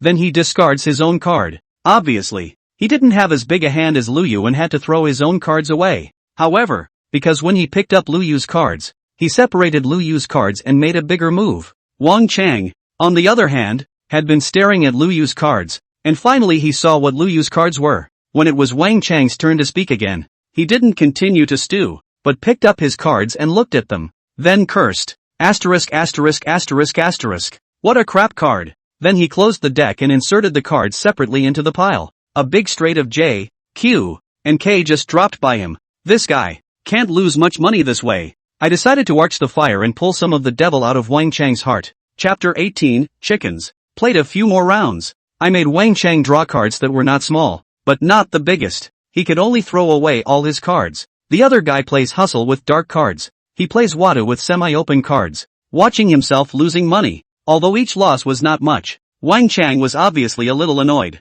Then I took control and let myself win one. A blowout is when the winner makes the next hand of the dealer. So it's my turn to sit in again. On this hand, I wasn't dealt a particularly big hand. A miscellaneous straight of 10. J, Q was dealt to Wang Chang, dealt the others a 5 pair, a 3 pair, and everything else was small. I myself have only just sent a 2 of spades, a 9 of spades, and an ace of clubs. I put the 9 of spades on top and stacked the other 2 on the bottom. Normal mulligan on the first round. In the second round, except for Wang Chang and me, the other 4 looked at their cards. The 2 pairs stayed in and the other 2 folded. On the third round Wang Chang mucked and raised. I followed suit and the other 2 continued to follow. On the fourth round Wang Chang and I continued to mull. 3 pair folded. 5 pair stayed. On the fifth round, I picked up the cards and looked at them, and split the 2 of spades and the 9 of spades, just folding the ace of clubs underneath. Then I called the bet as well. Wang Hao, who held 5 pair, hesitated and eventually chose to fold. At this time, Wang Hao could have actually taken $10 to compare cards with me, but he didn't do that. I saw it in the first few hands as well. The man is so gutsy that even if he took the gold flower, he'd go with someone else when he could match the hand. If it was a small straight or a pair, he could easily be scared away. Not to mention that he took a miscellaneous singleton king like a K and J, which he looked at and just folded. That's why I dealt him the second largest, but not very large, hand in the field this hand. I know Wang Chang will surely muffle the cards, but I want no one to compare cards with me after I read them. In the end, only Wang Chang and I were left, and Wang Chang has already seen 2 of my cards of the same suit, but he doesn't know what my third card is. He hesitated, smothered another handful of tries. I didn't hesitate to continue to call and not open him. They made it a rule that with the last 2 people left, the one looking at the cards could just open the mulligans. You don't have to wait several rounds. If both of them are mulled, they can be mulled after 3 rounds. In Wang Chang's eyes, I only have a 9 of spades, and a black 2, but I can call so decisively, so it must be a flush. So, he did the same trick again, and after glancing at the cards, he just shoved his 10, J, and Q into the pile. I joyfully brought back the pool money and even turned over my own cards. I've got a big ace here, so it should be the biggest. Asterisk asterisk asterisk asterisk. Both men who took the pair cursed out. Wang Chang didn't curse out, but look at his expression. I think he should have the heart to beat me up. Fried gold flour, also known as fraudulent gold flour, fraudulent chicken. The word fraud was supposed to stand out. Today, I got a free lesson from these little mallets. The next hand, I was still in the bank, and I did the same thing I did in the previous hand. But this handful of me got caught chicken. I sent an ace pair to Wang Chang. For myself, I sent the 7 of hearts, the Jack of hearts, and the King of spades. When only Wang Chang and I were left, Wang Chang chose to smother me. This hand let Wang Chang win, but the pool was not much money. But Wang Chang still showed a happy smile. But in the next few handfuls, Wang Chang couldn't laugh anymore, since he hadn't even gotten a big hand. He folded early and watched us kill each other. I swindled a few more hands, but instead of swindling Wang Chang, these hands swindled someone else. But like Wang Chang, the others would open me after I swindled them and after they had no small or large hands. And I, likewise, they caught the chicken. Slowly, I lost more than 200. And Wang Chang didn't lose much, just over $100. But as Wang Chang and I lost money and the other 4 won, those 4 slowly grew bolder. They only dared to smother 1 round at first, but they dared to smother 2 or 3 rounds later. And they're starting to play a little chicken scam. I let them all win, and Wang Chang and I kept losing.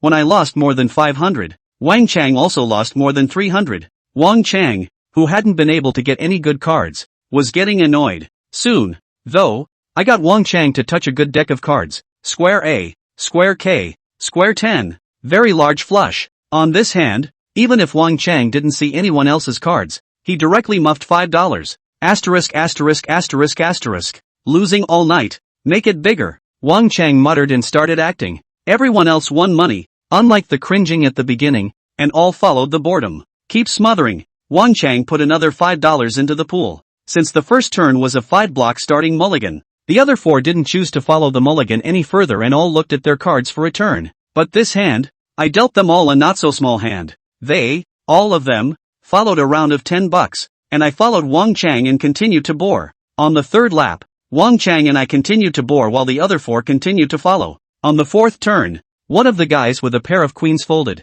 On the fifth turn, the person with the 8, 9, and 10 miscellaneous straights went to match the cards and got a 9 flush. On turn 6, 2 mucked and 2 called. On turn 7, 2 mucked and 2 called. On the 8th turn, the 2 men who looked at the cards compared them, and the 9 flush was outdrawn by the king flush. On the 9th turn, I look at my cards and call. The K flush draw continues to call as well, and Wang Chang remains muffed. On the 10th turn, 2 look to call and 1 mucks. On the 11th turn, the K flush draw can't help but match me, and he loses his cards. I continue to call. On the 12th turn, I continue to call. At this point, Wang Chang was already a bit nonplussed. With all 4 houses looking at their cards and calling for so many rounds, the cards must not be small. But I actually outplayed them all. That card is naturally bigger. But Wang Chang AK led the flush, letting him lose his cards? That's worse than letting him die. And he could only see my top card, AJ. He also didn't see that the K flush that he had just discarded was K-headed.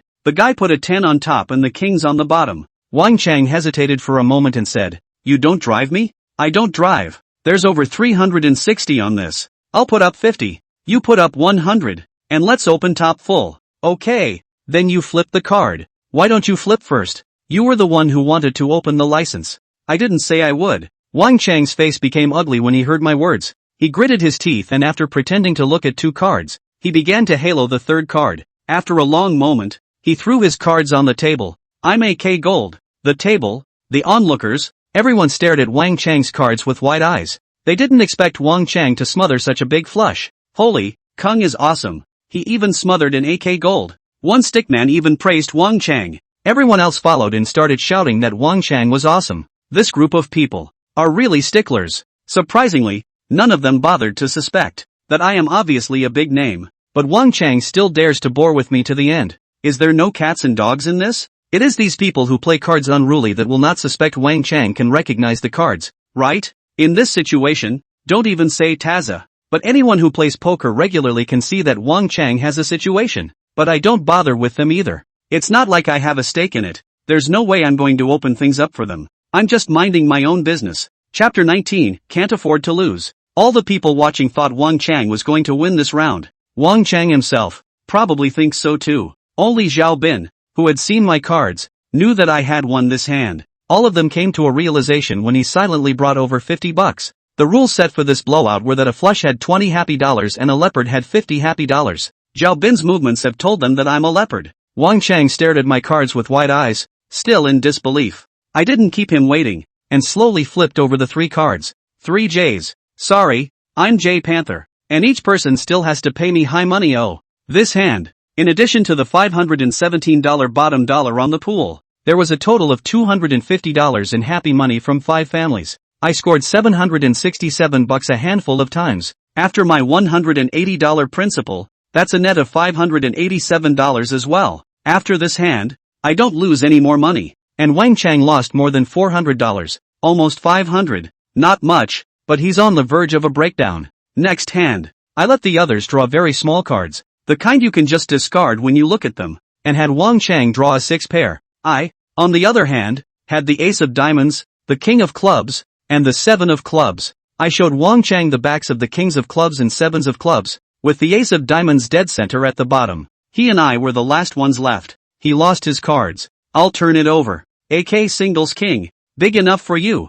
Ha ha. I showed the crowd my cards as if nothing had happened. This handful of people, none of whom were older than me, didn't react much. Only Wang Chang was dripping blood inside himself. On another hand, I had Wang Chang draw a 10. J, Q miscellaneous straight. The others had small cards and were told to discard them early. Instead, I looked at the cards and showed Wang Chang the ace and queen of spades, 2 cards of the same color. This time, Wang Chang muffed 5 or 6 hands for 5 blocks and $5, thinking it was too slow. I'll muff 100. You look at the cards and call 200. Call or not. At the beginning, though, it was agreed that the mulligan would be a maximum of 5 and the lookout would be a maximum of 10. But in the end, there were only 2 people left, which was fine as long as both parties agreed. Yes, I agreed decisively and just showed my cards. Ace, queen, 7 of spades flush. Wang Chang stared blankly at my cards. He probably thought I was swindling him again this hand. Asterisk asterisk asterisk asterisk. Wang Chang cursed, and his mind finally collapsed. After I reshuffled and dealt the cards, he muffed a hand of 5 down and said, starting with this hand, mulls start at $5, looks at $10, mulls up to $10, looks at 20. Wang Chang, once again, has changed the established rules. This is within my expectations. After 3 days of contact, I also know what kind of person Wang Chang is. Extremely high stakes, very bad cards. Every time you lose money, you want to get it back and then force others and yourself to up the ante. He's only lost a total of 600 or 700 today and he's already throwing a tantrum. Of course, there was also the fact that I was constantly teasing him and arriving at a push. Only this time, he raised the ante to $5, which was beyond the limit for anyone in the dorm to play poker. They play 2 8-kongs and bulls on weekdays, and the most they can win or lose in a hand is less than $100. But today, playing a $2 bottom of the fritter, the most I've ever won or lost in a hand has been in the $750 range. To get them to raise their bottom bet to $5? None of them would. Even Wang Hao and Wang Zhua, who were with Wang Chang, frowned. It's all hard-earned money. Winning is fine, but they're heartbroken when they lose. Kung, didn't you say you'd play for a $2 bottom before you played? Zhao Bin was one of the older ones in the dormitory and the head of several waiters. In the dormitory, he was one of the few people who dared to say a few words to Wang Chang on weekdays. Damn, cut the crap. You all won and I'm the only one who lost. And you won't let me raise the bottom bet? If you keep pushing, I'll make you watch the store door.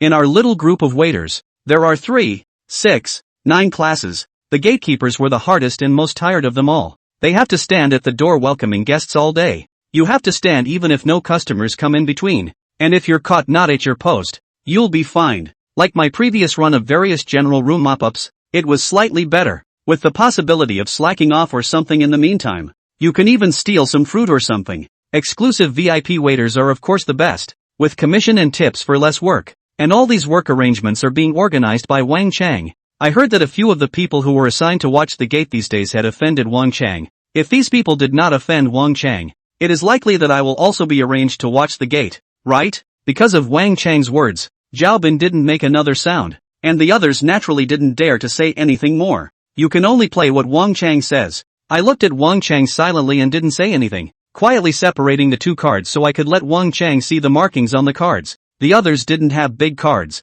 and they didn't have the heart to follow the cards after Wang Chang's trick, so they all folded. Only Wang Chang and I are left again, and the cards I showed Wang Chang were miscellaneous 5s and CXS. Wang Chang glanced at his covered card, hesitated, and said, I'll smother you. On this hand, I sent Wang Chang a mixed color straight, 5, 6, 7, and I, too, am miscellaneous smooth, 5, 6, 7. The moment I turned the cards over, Wang Chang crumbled, asterisk. Are you cheating? He cursed loudly. It was stipulated before we started that with the same cards, it was better than the suit of the biggest one. Black, red, plum and square. I'm the 7 of spades and Wang Chang is the 7 of hearts. A true ingrate card. I'm 1 suit ahead of king power. In a normal blowjob with the same card, the one who calls it off loses. But people here come from all over the world and will change the rules to something everyone can agree on. But this hand, even according to the standard rules, Wang Chang loses. The chances of such a card appearing are just too small. Wang Chang didn't want to believe it, so he said I cheated. But it's not like he has proof or saw me cheat. It didn't even cross his mind whether I was cheating or not. He's just not happy about losing. I shrugged and acted innocent. Coincidence. Even Zhao Bin opened his mouth to help me. Zhang Peng lost all night, and the few hands he won were also won by stealing chicken. Just now, a leopard and an ace of gold were 2 big hands. If he knew how to cheat, he would have cheated a long time ago. Would he still lose money? Right. If Zhang Peng didn't have that leopard, he would still be losing money right now. A man who can cheat and still lose money. No one would believe it. Kung, don't be a sore loser. The onlookers have also helped me speak. These people's words have also succeeded in diverting Wang Chang as spearhead from me. Asterisk.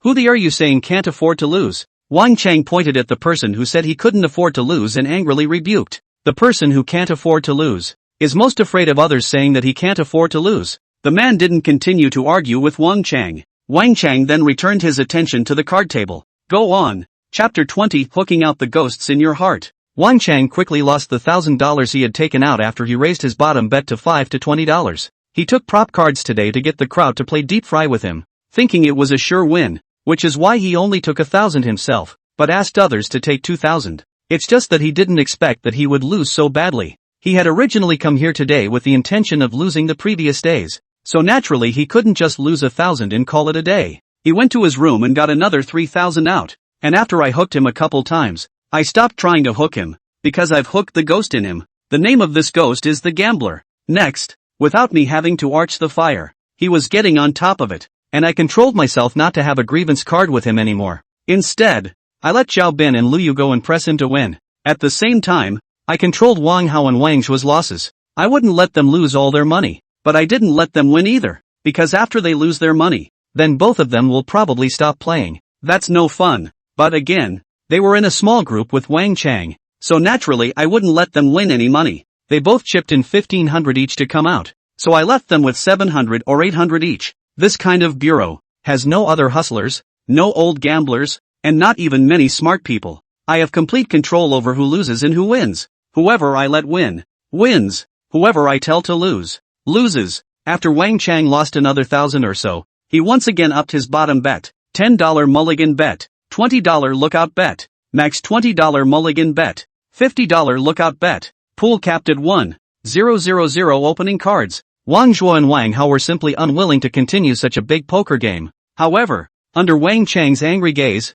they were forced to agree. Zhao Bin and Lu Yu weren't willing to play that way either, but they each won more than 1,000 and eventually made a deal with Wang Chang that if they lost all their winnings, the day would end. Wang Chang agreed for the time being. This, however, only hastened Wang Chang's demise. By this time, Wang Chang had taken a total of $4,000 out and had already lost 2,500, leaving only 1,500, while Wang Zhuo and Wang Hao had each chipped in 1,500, leaving only 700 or 800. I let Zhao Bin win like 1,800. Let Lu Yu win about 15,000. As for myself, I won over 700. Being a hustler against a bunch of stickmen, you could say it's a wolf going inside a pack of lambis, but I won the least, and half as much as the one who won the most. What's this for? Because a cheater is not truly successful at cheating until he wins the money and is able to walk away with it safely. What happened next also proved that I was absolutely right. The one with only $1,500 left is already on the verge of losing his mind.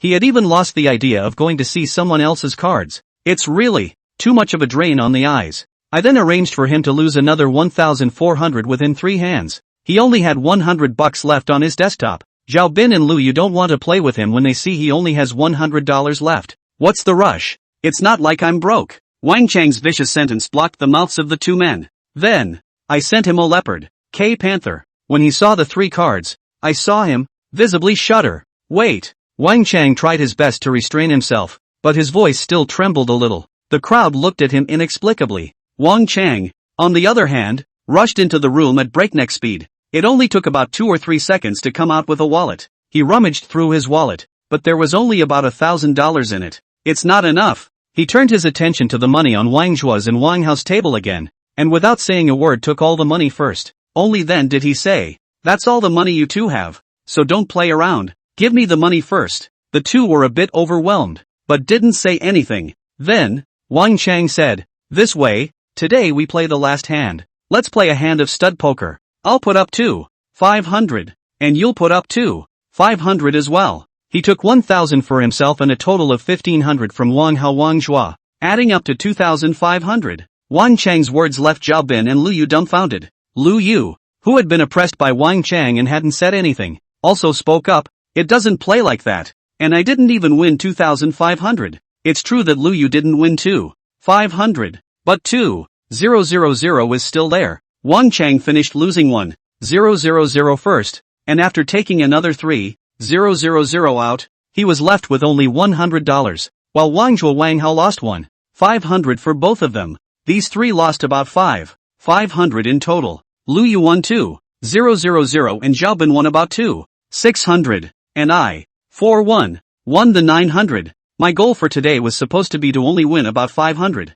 I didn't expect Wang Chang to play like that either. By now, it's even approaching insanity. He didn't give Lu Yu a chance to withdraw at all. Asterisk.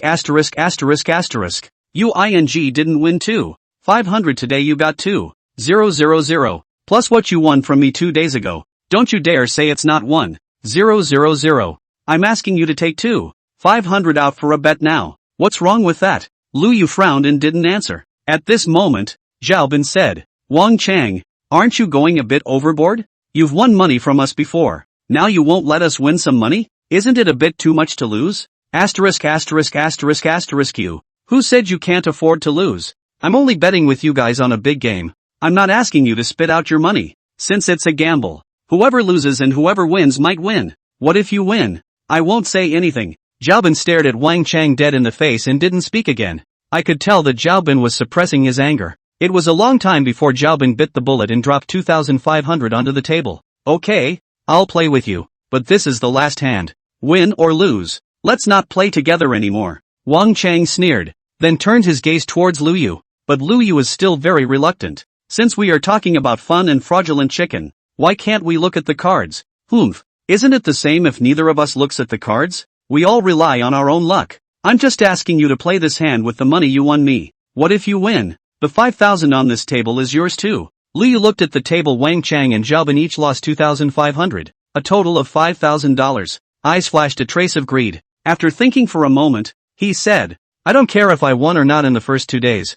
but today I only won 2,000. To play, I'll only play 2,000 as well. If I win, you guys get 500 back, and if I lose, just pretend I didn't play today. Okay. Wang Chang glanced at the $7,000 on the table and agreed with Liu. As long as he gets back this 7,000, then he will win today instead of losing. Finally, there's a me at the poker table. Wang Zhuanghao's money was taken by Wang Chang, and he could not continue to play. Zhao Bin Liu took a stand, and I'm the only one left who hasn't said anything yet. I picked up my own money and lost it, counted out $2,000, then had 100 left over and said, I've only won 100 today. It's okay if you want me to play. I'll only put down 100. I'll only take 300 to go even if I win. If I lose, just pretend I didn't play today. When Wang Chang and Zhao Bin Liu were discussing just now, I quietly took 800 and put it back in my pocket, while the people present knew that I took $2,000 of the principal out. You get lost. What's the point of taking 100 for fun?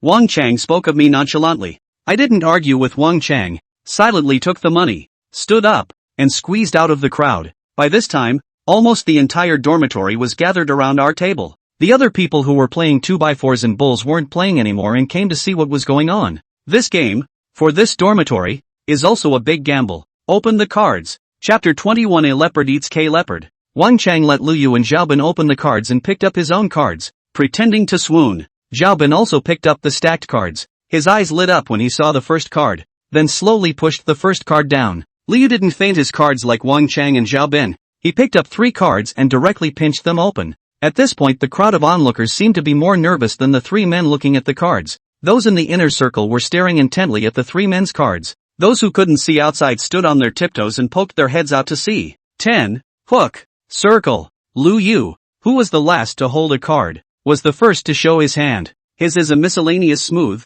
10. J. Q. Seeing this card suit, Liu shouted in excitement. Everyone is muffed. This card. It's not small anymore. Liu looked at the money on the table and once again revealed a greedy look. He probably thought that he could get this money. After Liu reported his cards, Zhao Bin frowned, but when he saw the second card, his hand couldn't help but shake. He hastily pushed the first card back and covered the second. Then, 2 cards apart, halo the third. Only he haloed the third card even slower. He covered the top left corner of the card with his left thumb and slowly pushed the top 2 stacked together a third of the way back to the right. Close all 3 cards again. Then still with the left thumb covering the top left corner of the card, the 2 stacked cards begin to slowly move down. At this moment, Zhao Bin's hands were shaking as he swooned his cards. Zhao Bin hadn't fainted his cards yet, while Wang Chang had already finished fainting. Ha ha, K-Panther. Wang Chang slapped 3 old kings heavily on the table and shouted excitedly. Liu looked at the 3 old kings on the table and his face turned white.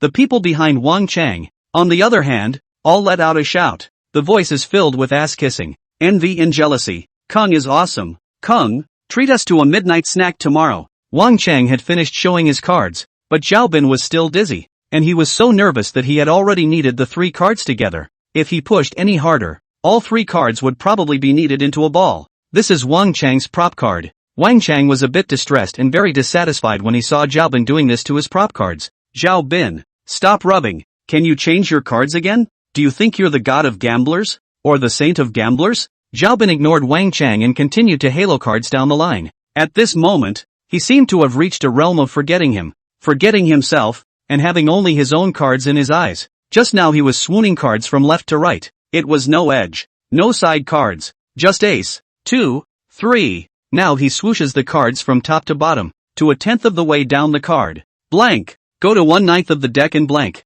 He pushed the cards down again millimeter by millimeter and still saw no color. Up to the 8th. Still blank. No sides. Blank top and bottom. Then just a dot in the center. Zhao Bin's third card is an ace. And his first and second cards, 2, were aces. 3 aces. Touch. Zhao Bin slammed his palm hard on the table, and 3 aces under his palm. Everyone in the room, except for me, was taken aback by Zhao Bin. Ha ha ha. Zhao Bin suddenly laughed out loud, startling the crowd again. He then spread his palms. A panther. Looking at the 3 aces on the table, everyone was too dumbfounded to speak. Wang Chang's mouth trembled even more as he looked at the 3 cards. No way. How can that be? he muttered under his breath. Couldn't believe it. He didn't even bother to look at anyone else's cards after saw his 3 kings after I dealt them out. And, of course, he can only see one of the other's cards. Also, he didn't believe that anyone else could touch 3A. How in the world could there be such a coincidence when his 3 old kings were eaten?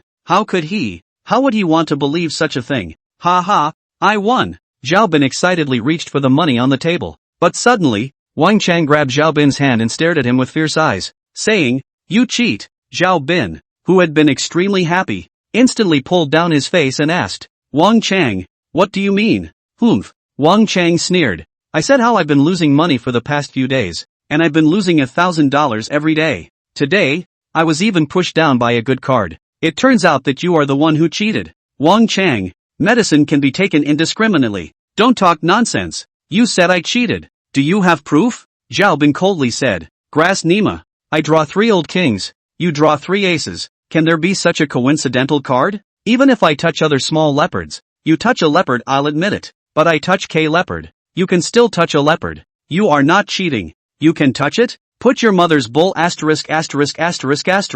Wang Chang, don't be a sore loser. Spread your hands." Zhao Bin himself knows whether he has cheated or not. Of course he didn't cheat. Being so slandered by Wang Chang, he was also furious and shook Wang Chang's hand away with force.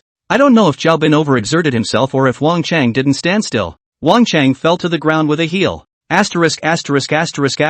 hell. Wang Chang, who had re-emerged, let out a furious cry and pounced on Zhao Bin. For a while, the dormitory was in chaos. Wang Chang pounced on him, and Zhao Bin was sure to fight back. Some people then pulled the fight, but others pulled the wrong fight. Some people turned toward Wang Chang, while others turned toward Zhao Bin. So the 2 gangs fought. But the living room was such a big place. Those who had gathered to watch the fun were mistakenly injured and returned the favor. Then, anyway, it didn't matter who was who. A dormitory full of people got into a fight. I was already on the outside of the crowd when Wang Chang told me to get lost. While the 2 of them, Wang Chang and Zhao Bin, were fighting, I was already standing at the entrance of the dormitory, waiting for the fight to grow. I opened the door to my dorm and walked out. I even closed the door behind me on the way out. That's the gambler. You can lose your mind after losing money and there's no telling what you might do.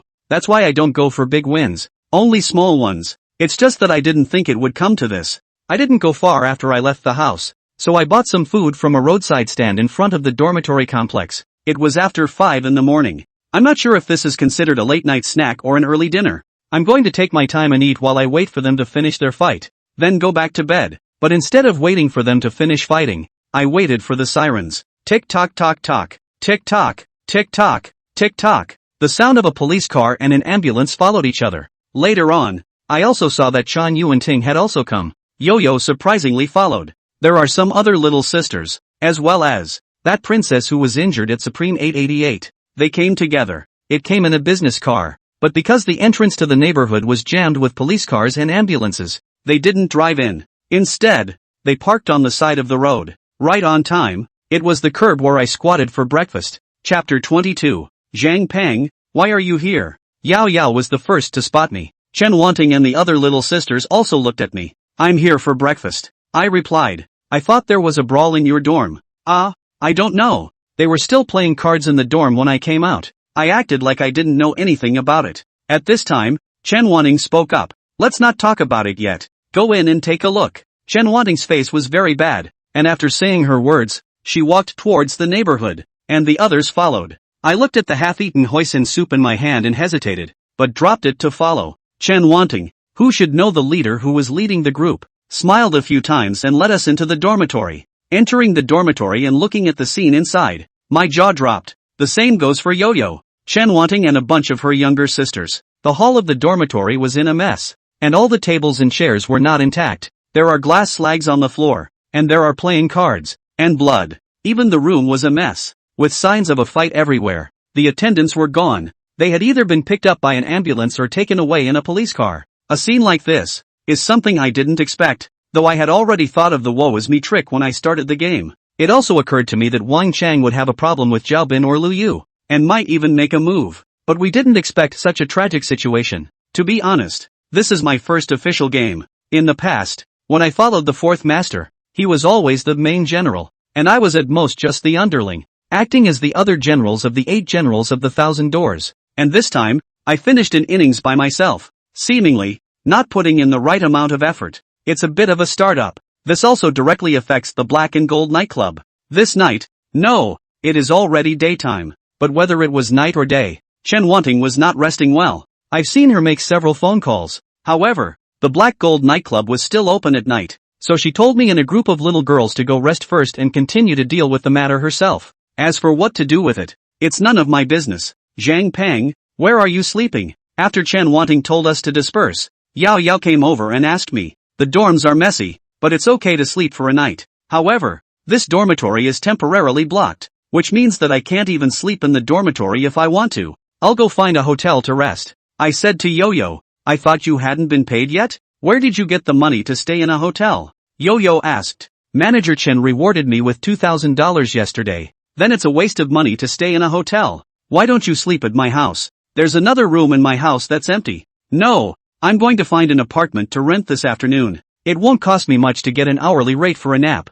I didn't agree to Yo-Yo's invitation, not because I was polite or embarrassed, but mainly because the thought of her house in disarray was no different from her current dormitory. You don't have to be polite. Oops. I'll go to the hospital with sister wanting to see Ali after work. I'm tired and sleepy now. Let's hurry home and go to bed. Saying that, Yao Yao didn't care if I was willing or not. She pulled my arm and was about to leave. I was a bit overwhelmed for a moment, but I was too embarrassed to ask. I could only take my duffel bag and go back to her house with Yao Yao. At that time, I thought to myself, it's the same wherever I sleep anyway, so I'll just go to her house for one night and get up and look for an apartment to rent. Yo-Yo's house was cluttered as always. The rooms were okay though. One of them was empty, with only a bed and a few suitcases. The bed was just a bed with nothing on it. Yo-Yo turned out her matching sheets for me to use. I was going to thank her for the offer. It's just a one-night sleep.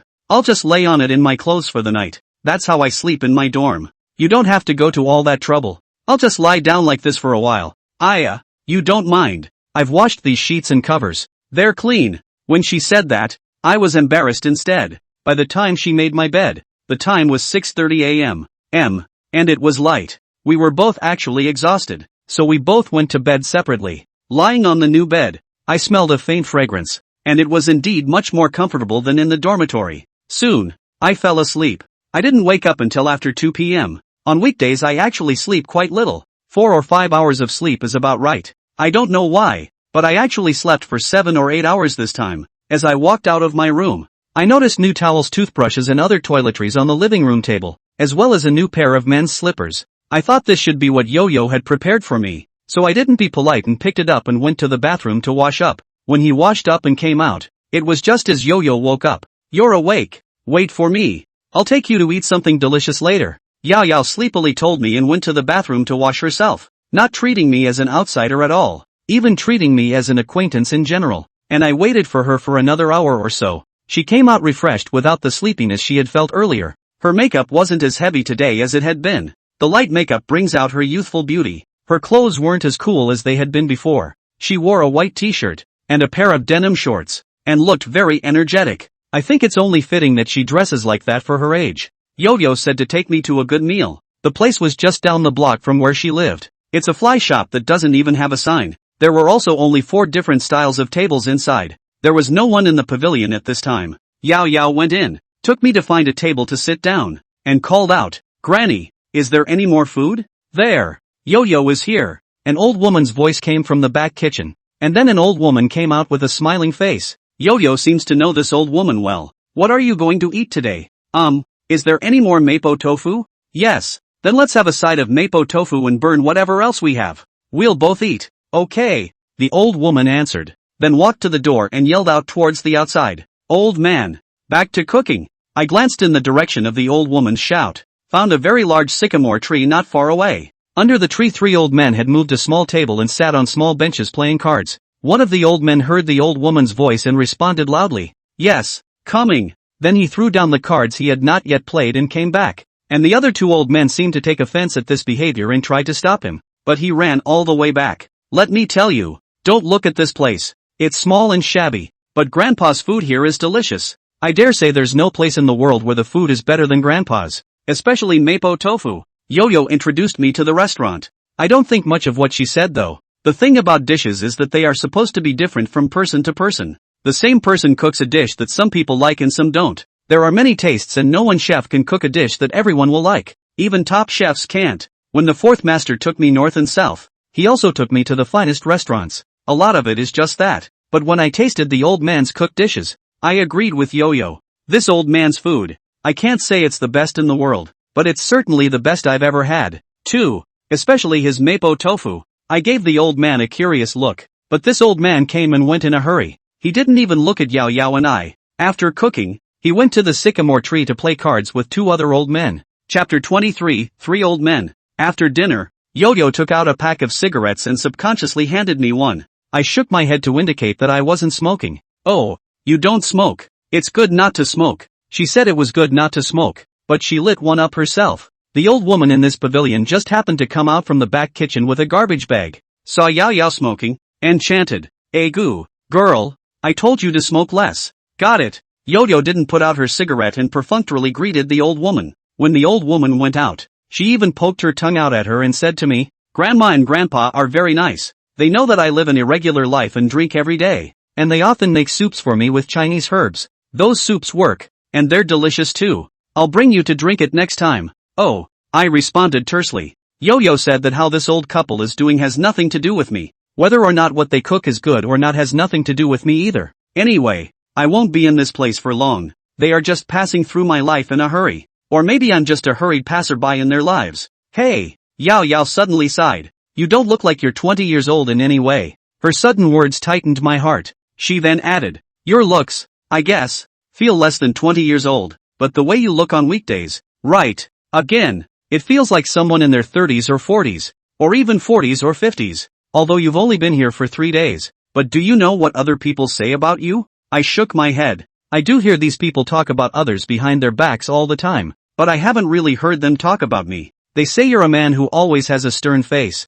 and they've never seen you smile, and never cared about anything else. There's also a feeling of being a stranger. Are you naturally so cold, or is there something on your mind? I was slightly stunned and didn't say anything. Still, this review describes it correctly. It's just that I'm not naturally so cold. When I was a kid, I cried, laughed, and made fun of myself just like normal people. But when my father was forced to die, when my mother jumped to her death in front of my eyes, my remaining relatives don't treat me like a human being either. I then lost my smile, and after the fourth master took me to see the most greedy, dark and ugly side of human nature, it was even more difficult for me to have good emotions toward people. Hey, Yao Yao let out another long sigh. Forget it, let's not talk about it. I have to thank you for yesterday. I knew that Yo-Yo was talking about me telling the truth about the way David Lee cheated. You're welcome. It's due, I responded. Yao Yao shook her head and said, you don't know. Yesterday, the second young master of the Shin family was present, and if we didn't take advantage of the situation, Sister Wanting wouldn't be able to protect me. If it wasn't for you last night, I would have been taken away by them for sure. Hey, there are a lot of things you don't know. Black Gold nightclub is actually very complicated. Anyway, I really have to thank you. This time I didn't reply, because I sensed that Yo-Yo's mood was low. Soon, though, Yo-Yo flashed a smile and said, you said yesterday you were moving out here? Aha. I nodded. Then you can move into my house. There's another room empty anyway. The dormitory is indeed too messy. It's a good thing you came out to eat yesterday, or you might have been affected too. I frowned, though interested in getting closer to Yo-Yo so that she could take me up to the innings between the waiting rooms, but I didn't want to live with her. I'm a hustler. I don't want to live with outsiders. And that house of hers is just too messy. No, I'll find my own place to live. Oops, what a waste of money to look for a place to live outside. Don't look at me, living in this neighborhood is not good, but the rent is very expensive. It costs 300 yuan a month. How much do you get a month? Don't think that just because Sister Wanting rewarded you with $2,000 yesterday, you think money is easy to earn. Money is hard to come by in this society. You're still young. Don't spend money recklessly. You'll need money for a lot of things in the future. At least you have to save up some money to get a wife, don't you? Yo-Yo was following my lead, but her words made me laugh. She's only 19 herself, and she actually said I was young. And don't you feel embarrassed? I have to thank you for this in the first place, so just move in with me. I won't charge you rent. You can live here at ease. I'll pay for all your food and clothes in the future. I looked at Yo-Yo in surprise, not expecting her to say that. I still want to turn her down though, but before I could say anything, she continued, by the way, I have another roommate. Her name is Wang Yuer, and she's a year older than you. If you run into her in the future, just call her sister Yor, but she often doesn't live at home. She just comes back to stay once in a while. She's very nice though. Ah yes, there's a key-making booth over there. Let me go get you a lock. Yo-Yo didn't even give me a chance to speak before she was about to get up and go get a key. At that moment her cell phone happened to ring. It seemed like it was from Chen Wanting. Oops. Sister Wanting told me to go down to the store now. I have to go first. You can get the keys yourself. Make 2 more. I always lose my keys. Here. She gave me the key and gave me $100. Then hurried away. I was left to sit alone. After watching her leave, I thought about it and decided to go house hunting on my own. However, I wandered around and realized that just as Yao Yao said, the houses near the Black Gold nightclub were quite expensive. This is the center of Yellow County now, and a lot of house rentals have to be paid annually. I can't afford to shack up with Yo-Yo in the back after I pay the rent, despite having over $3,000 on me right now. Waiter's quarters. It's not like I'm going back. After thinking it over, I decided to stay in Yao Yao's house for a while. I went back to eating. There's a key-cutting booth here. Only no one was in front of the stall. Only a bamboo rocking chair lay quietly next to the key-cutting booth. I went to the sycamore tree and asked the old man at the nameless pavilion, "Master, may I ask where the key maker is over there?" Before this old man could answer me, another old man who was playing cards spoke up. "I am. What's wrong? Make the key. Wait a while then. I'll match you up when I'm done playing cards." I assumed that when he said he was done playing the cards they had in their hands. So I stood by and waited for them to finish playing. But by the time they'd finished playing a handful, they'd actually moved on to the next one. I couldn't help but ask again, "Moncler, aren't you waiting for you to finish your poker game to give me a key?" "Yes, didn't you just finish your fight?" I said, "Wait until we're done playing cards. It's not like we're done playing a hand of cards." I was dumbfounded by this old man's words, but just because of his attitude, there was no way I was going to wait until they were finished. I didn't talk to him much either and turned my head away, since he doesn't want to do this business. I won't spoil him. However, after I had taken a few steps, I heard these 3 old men playing cards amuse me behind my back. "Hey, let's make a bet that this kid will be back in a few minutes. 10 minutes, 20 minutes. Old stubborn rock. For all your attitude, I guess he wouldn't even want to make a key at your place. He's sure to turn around for quite a while. I'd guess half an hour or more, and not even come back." "Okay, then bet 50 cents. Okay.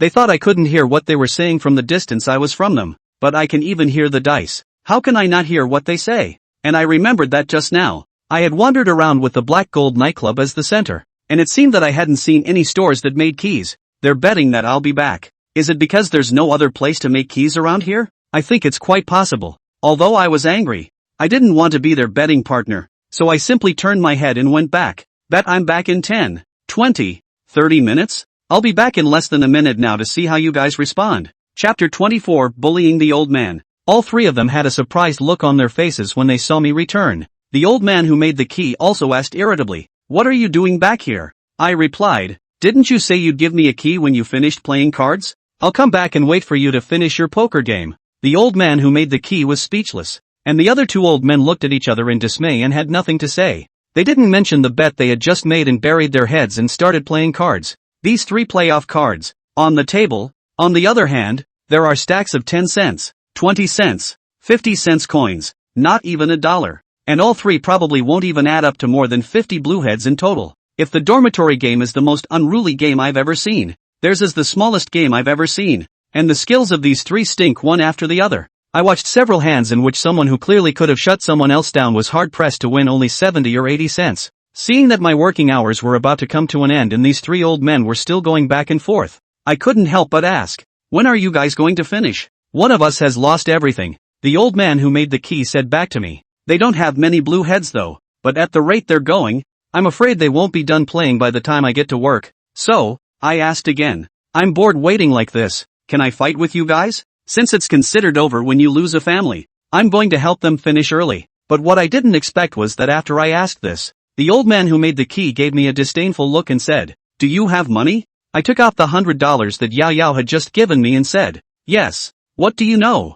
I pulled out 100 and was greeted with snickers from the 3 old men. The old man who made the key even laughed at me. "Can't you see what kind of game we're playing? What are you playing with this 100? If I didn't see that all 3 of these guys sucked at poker, I'd suspect that the 10 or 20 cents they had wasn't actually money, but chips. 10 cents corresponds to 10, 000, 20 cents for 20, 000? Otherwise, what makes them a 10 or 20-cent bureau? Look down on $100 in my hand? So what do I have to do to play with you guys? I asked, holding back my patience. There's a kiosk over there. Go change some change, the old man who made the keys said. Turns out, they were really playing the 10-cent, 20-cent game. It's just that I didn't have any change. In order to be able to end them early, I rushed indignantly to the kiosk, bought a popsicle, and made the owner find me 30 cents specially. Isn't it true that if one of you loses, you can end up helping me with my keys? I asked specifically as I put my money on the card table.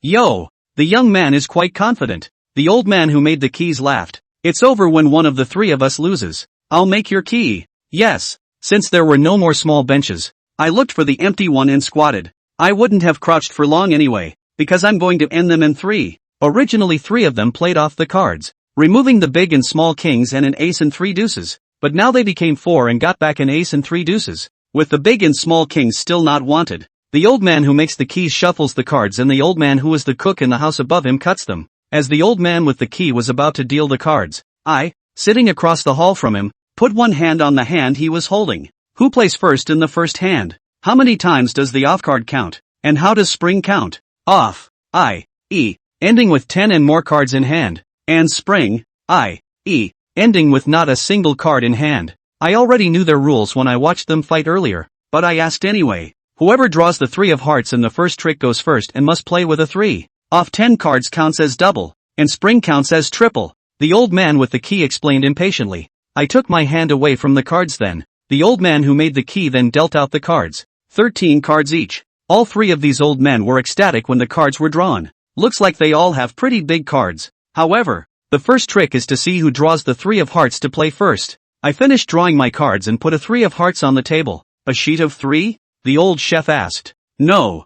I put up another 3. There's more later. I continued and proceeded to draw 4 pair, 5 pair, and 6 pair. 3,456 4 pairs. The old chef in my next house frowned at not being able to match the cards and shouted, pass. The old man who made the key didn't have any cards either and muttered, can you play cards faster? Pass. My handler didn't press my cards either. Then I just flung the cards in my hand. 6, 7, 8, 9, 10 straight. 13 cards played. The other 3 didn't produce a single one. All 3 spring. 13 times 3. $3 and 9 ahead. The 3 of them looked at each other in dismay. And the old man who made the key said anxiously, don't you all have any cards? With that, he broke the cards of the other 2. The jokers they all have, but none of the 4 in a row pairs. The old chef also had a triple pair of jacks, queens, and kings, but the 10 was a singleton and the ace was also a singleton. The old man in my last house had 4, 5, and 7 pairs, but was just missing a 6.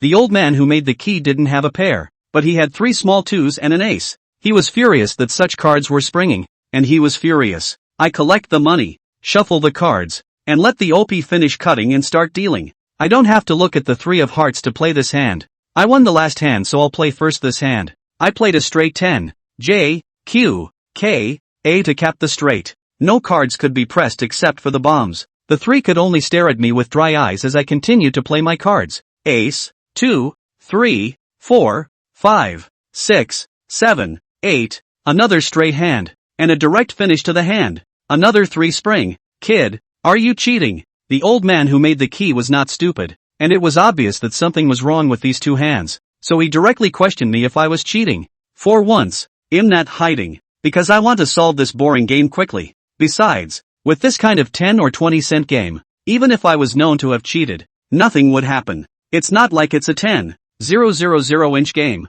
so it's not like we're going to break our arms and legs. I couldn't possibly play with them a second time. It's not like I have to feed the fish, so I'm just going to go for it. Of course, there is another reason why I despise these 3 old men from the bottom of my heart. All 3 combined are almost 200 years old. If things go bad and I run, can they catch up? That's what I thought at the time. Only later did I realize how young and ignorant I was. I had forgotten what the 4th master had taught me. There is a world beyond the sky, and there are people beyond the sky. Of course, none of the 3 old men were hustlers. If they were hustlers, I would have seen it coming and there's no way I would have made it so obvious next. Because they are not cheats. They could not see how I cheated. So I was also a little arrogant. Catch 1,000 to catch a dirty one. What proof do you have that I cheated? I asked the old man who made the key. The old man who made the key stared at me with glaring eyes. The other two old men also looked at me with righteous anger. Good, good, good. Kid, you keep dealing the cards. I'll see how you cheat. I laughed coldly and didn't take the three old men seriously,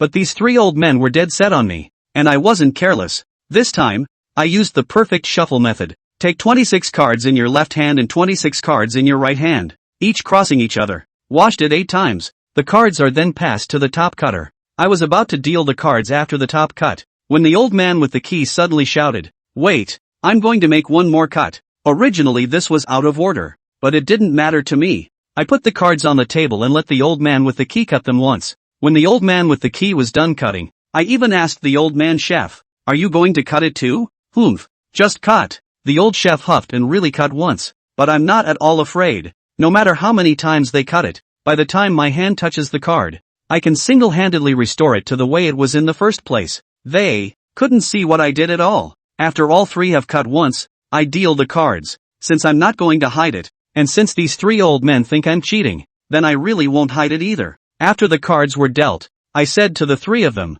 before I even bothered to touch the cards, "How was it? See how I cheated?" Chapter 25, Good Reincarnation in Heaven? A hustler should keep a low profile. A hustler should always remain calm. And I'm not really angry about it. I just think these three old men for old age are a little over the top. Especially that old man with the key. Not to mention his thieving looks. He also had a look. So, I want to teach them a lesson. Although these three old men were staring dead at the cards in my hand, they didn't see how I had cheated. Play your cards. The old man who matched the key could only say something hateful. I'm out then. 13 cards were covered in front of me and I didn't even look at them. I just flipped them over. The three old men were dumbfounded. 2, 3, 4, J, Q, K, A, Ryishan. They hastily looked at their cards. Also all long shun. But I'm on top. And I play first. This handful of them are spring again. Another $3.90 each. And the old man who made the keys offered $3.93 times in a row.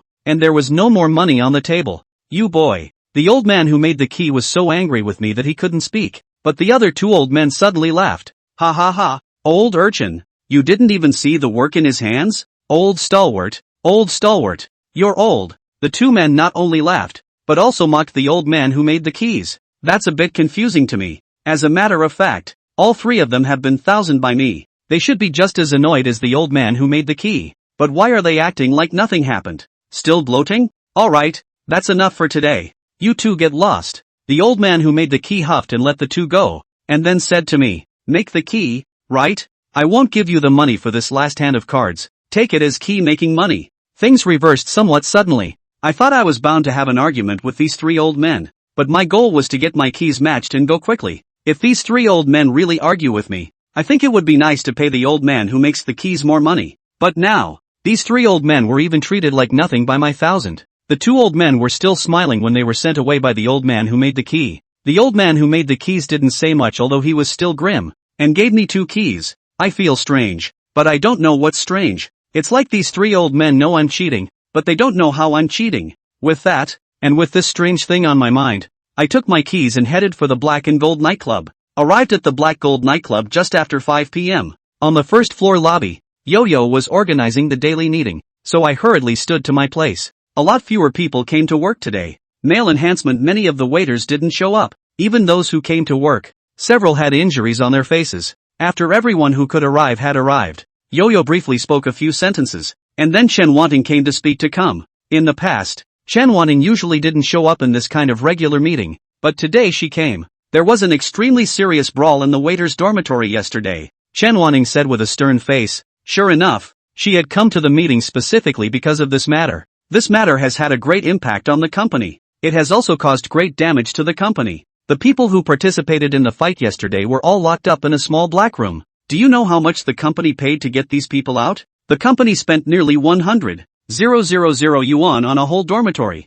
Some of them are still in the hospital, and the company is paying for their medical bills. Of course, you work for the company, and the company will not ask you for this money. However, the company must punish accordingly. Anyone who was involved in the brawl yesterday will be fined 1 month's salary each. Zhao Bin, who led the fight, is dismissed and 1 month's salary is deducted because he struck too hard and beat Wang Chang to the point of serious injury. Wang Chang, who led the fight, is exempt from the foreman position. Also, The cause of this brawl was due to the people in the dormitory gathering to play cards after work. So from today onwards, all of you are not allowed to play cards or gamble in the company, including the dormitory. If you are caught, you will be warned once and have 1 month's salary deducted. If you do it again, you'll be fired. You guys can also report it. If someone is playing cards inside the company or in the dormitory, a successful report will be rewarded with 1,000 yuan. Chan Yu and Ting made penalties and provisions for yesterday's incident. As for the punishment, other than the parties involved,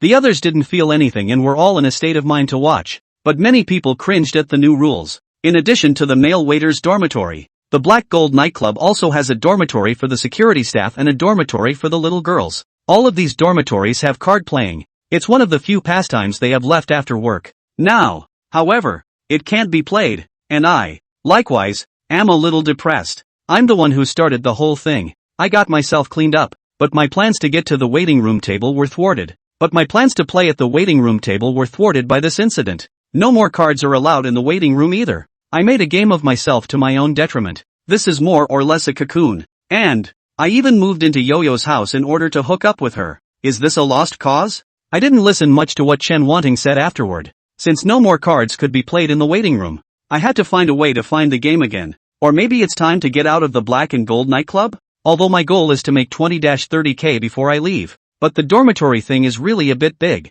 Maybe the people involved might not notice anything because they're all a bunch of stick figures themselves. But if 1,000 Doors Master knows about this matter, even if he is not on the scene, he can analyze the ghosts in this bureau. By the time Chen Wanting finished speaking and the meeting was over, I was still thinking about it. Until Chen Wanting called out to me, "Zhang Peng, come down with me." She called me into her office. "Zhang Peng, you were involved in the poker game yesterday?" As soon as I entered the office, Chen Wanting opened the door and asked me, "Well, hit it," I answered truthfully. "Then why did you leave the dorm alone?" "Because then they played too big. I didn't want to play so big, and I didn't win any money yesterday, so I stopped playing. I didn't know how much longer they were going to play, and I was hungry, so I went downstairs to buy something to eat." Chen Wanting nodded and asked again, "So you went out before they fought?" "Aha, they were fine before I went out." "Good. You did a good job of not getting involved in their fights this time, too. You do a good job. If you do a good job, I'll promote you to foreman." "Alright, you go out." I sighed in relief after Chen Wanting asked. When she called me to the office, I figured she was probably going to ask me these questions. I also mentally reviewed the details of how I did that inning. It's okay to be sure. Chen Wanting is also just because of my special existence to ask me words. The whole dormitory of more than 30 people are hanging, and I'm the only one who's okay. It's normal to ask me questions. Out of the office, I threw myself into work normally. As for Chen Wanting's comment that she would promote me to foreman, I didn't take it to heart. Business at the Black Gold nightclub hadn't gotten worse because of the brawl in the dormitory. Nor was it busy because a few less people hadn't shown up for work yet. I specialized in serving the VIP box because of Chen Wanting's order, and no one came to care about me. All I had to do was wait at the entrance of the VIP box for the princess or the little sister foreman to come to me. This job is easy as pie. Standing in the doorway of the box, I had nothing to do. So I was ready to take out my medal card and play with it. But then I realized that my medal tag was missing. Chapter 26, The Thousand Gate Spring Ceremony.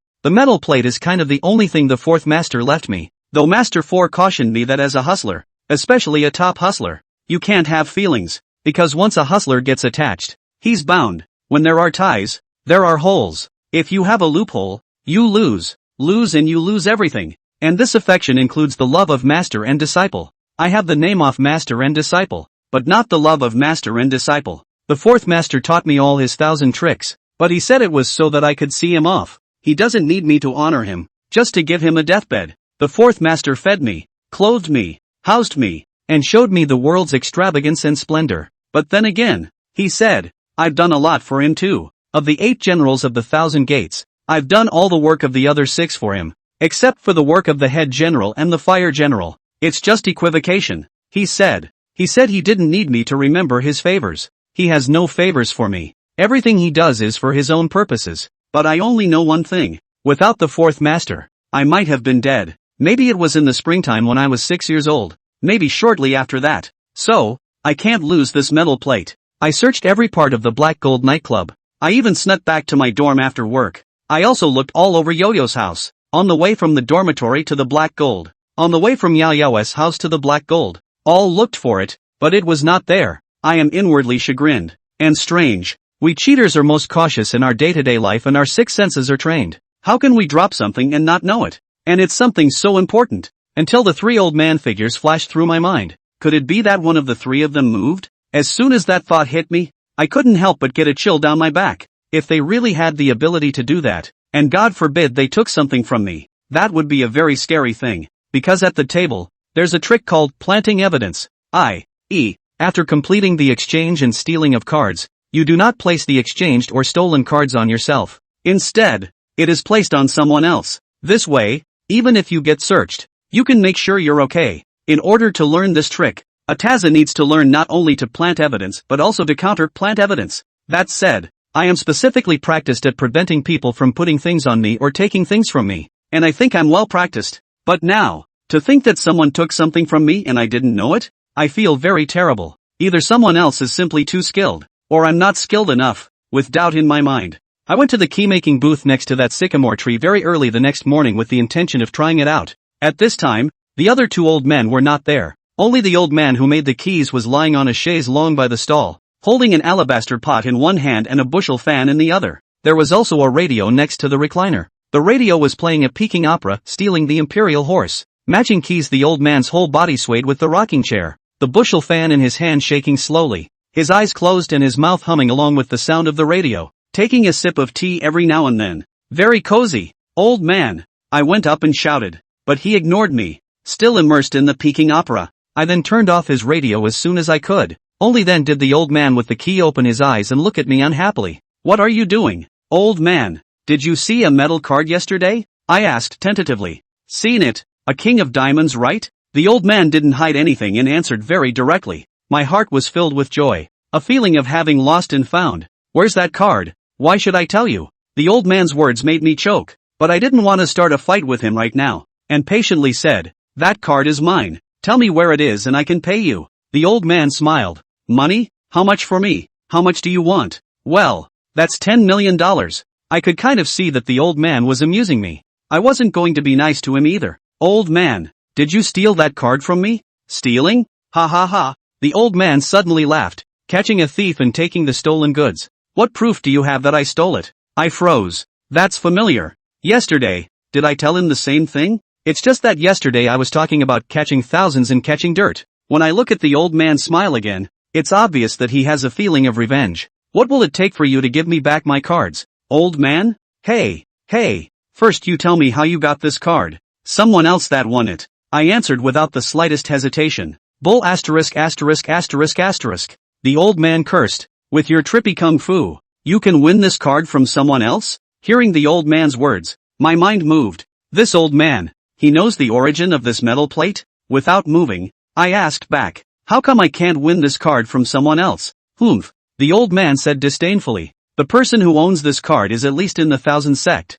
He stopped suddenly in mid-sentence and stared at me with narrowed eyes. Kid, you don't know where this card came from? Trying to trick me? Say, how did you get this card? The old man's reaction startled me. This old man is so witty? I'm starting to take the old man seriously. You don't care how I got this card, but you stole it from me. Give me back the card. Hey, what if I don't? I choked on the old man's words again. This old man somehow, especially able to annoy people. To put it badly, it is owed to be beaten. I pondered for a moment and told the old man, this card was given to me by my master. Who is your master? Fourth master. Fourth master? Which fourth master? What's his name? I don't know what his name is. I've always called him fourth master. North is right. South is strange and falls on 9 mountains. And the sky is red and the earth is black. Dividing yin and yang. Which school and which path are you? I was slightly stunned. This old man was actually speaking the Thousand Doors black language. But I dare to conclude that this old man is by no means a member of the 1000 sect.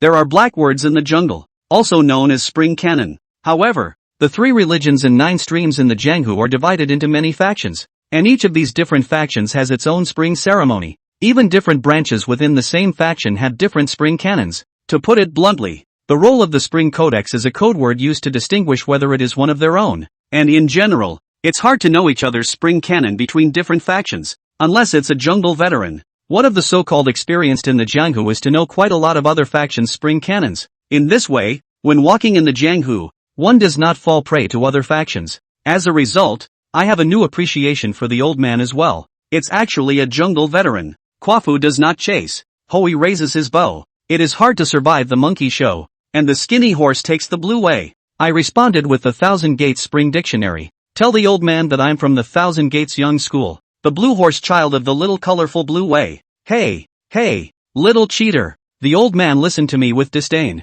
I laughed coldly and asked a rhetorical question. The gold and silver mountains are empty. And the south and north mountains are cavernous. I don't know if the Grand Master is a Buddha. Or a gentleman. I'm using the wrong Manchuandian. Because I've judged that the old man is an old wing. I don't believe that someone from the Thousand Sect could have taken the metal plate from me without realizing it, using a technique similar to planting evidence. If it's not someone from the Thousand Sect, then it can only be someone from the wrong sect. This is because the technique of planting evidence to incriminate was evolved from Wrongman's wonderful hands. The old man also froze when he heard my Wrongman Spring Dictionary. Then he revealed a smile and muttered, "Interesting." Chapter 27 Old Man Wrongman. Wrongman, the door of theft. One of the 8 sects of Jianghu Outer. Lao Rong, to put it badly, is a thief, a pickpocket, a burglar. The Wrongmen are divided into 2 main factions. One school of thought relies on tool theft. In their hands, everything from hammers and shovels, to small knives and chopsticks, to small strands of hair,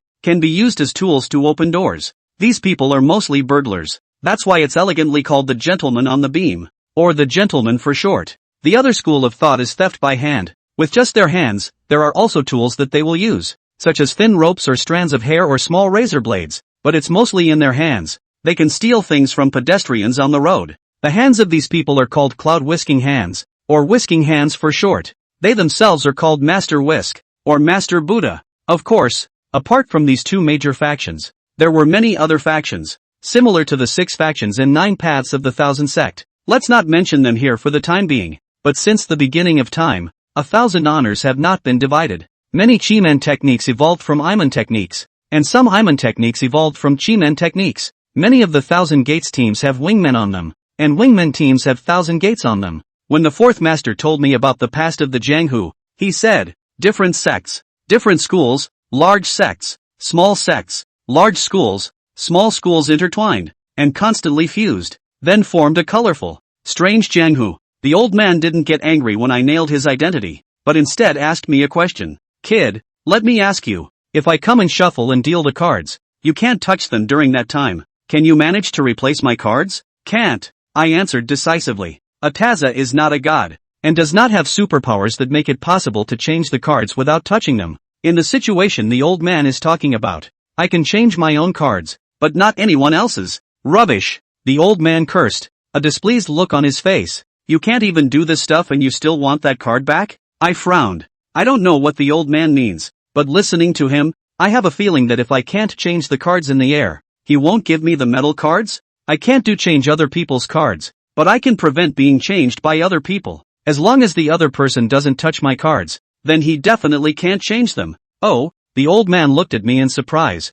his eyes rolling. Thieving eyes are really the best description of his appearance at this time. Sure enough, it's an old glory. Want your cards back, kid? The old man asked. Think. Promise me something. What is it? Help me go bet against a guy. What if I don't say yes? You don't want that card. Then, don't. My sudden reply made the old man freeze. He then wore an angry expression. Kid, is this card given to you by your master or not? Do you dare not want this card? Cards? Of course I do. But I'm not going to let the old man lead me by the nose. I'm much less likely to go gambling with just anyone. A hustler strikes must guarantee that he or she will be 100% successful. If you can't guarantee it, then you don't take the shot. The old man said I should go gambling with someone, but I don't even know if the other party is a human or a ghost, so how can I possibly agree to it? I'm confident that I can do 1,000 tricks, but I'm not arrogant enough to think that I'm invincible. The sky is beyond the sky. To go gambling with a person who is not better than oneself in the art of 1,000 tricks is purely digging one's own grave.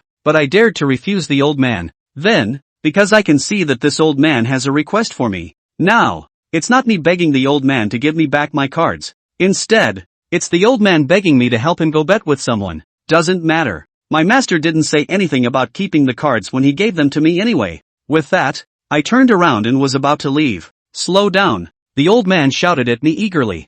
I turned my back on the old man and returned. Anything else? The old man was silent for a little while and said, Little cheat, you're cheating on me? You think I have something to ask of you, that's why you're acting so nonchalantly? This old man is indeed a smart man. Think what you will, I said lightly, not looking back, and stepped forward. I'm going to bet the old man. Is he sinking or am I sinking? I took a few steps and the old man shouted, "Kid, you win. Come back." With a smile, if any, at the corner of my mouth, I turned around and asked, "What else do you have to teach me, Grand Master?" The old man took a sip of tea and said, "Kid, you help me to make a bet. If you win, I'll return the cards to you and fulfill a request." I raised my eyebrows, listening to the tone of this old man. His identity is not simple? Still, I shook my head and said, "I don't even know who's on the other side. I'm not going to bet on it." The old man sneered. "Hey, you little hustler is quite cautious. I can promise you that when the time comes,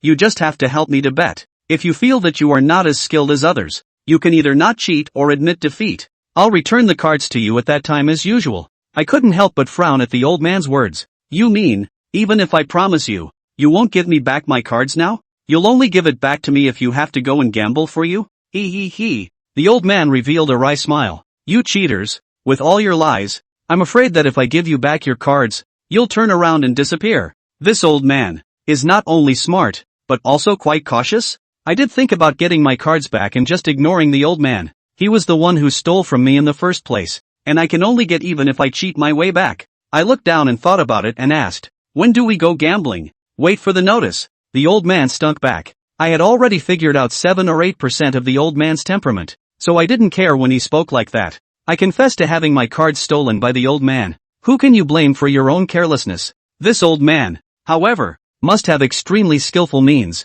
I don't want there to be a next time. So I said to the old man, "I can promise to help you go on a bet, but I have 3 conditions." "You little hustler, I only asked you to go to one bet for me and you're going to make 3 conditions?" The old man was extremely dissatisfied, but somewhat helpless. "Say, what terms?" 1. I go to the table, and if I'm not confident that I'm going to win the bet, I'm not going to cheat. Winning or losing depends on God's destiny. Win or lose, you have to give me back my cards. Yes. 2. I'll wait for you for a month at most. If after a month, the bet you said can't be opened, you'll have to return the cards to me as well. The old man pondered for a while and said, "A month may not work, but I can promise you 2 months at the most. If the game doesn't work out after 2 months, I'll give you back the cards." I thought about it and agreed. 3. You're going to tell me how you managed to steal my cards. He. You kid is quite greedy. You even want to learn the wrong clan stance? I was silent. I'm not trying to learn the techniques of wrongmen.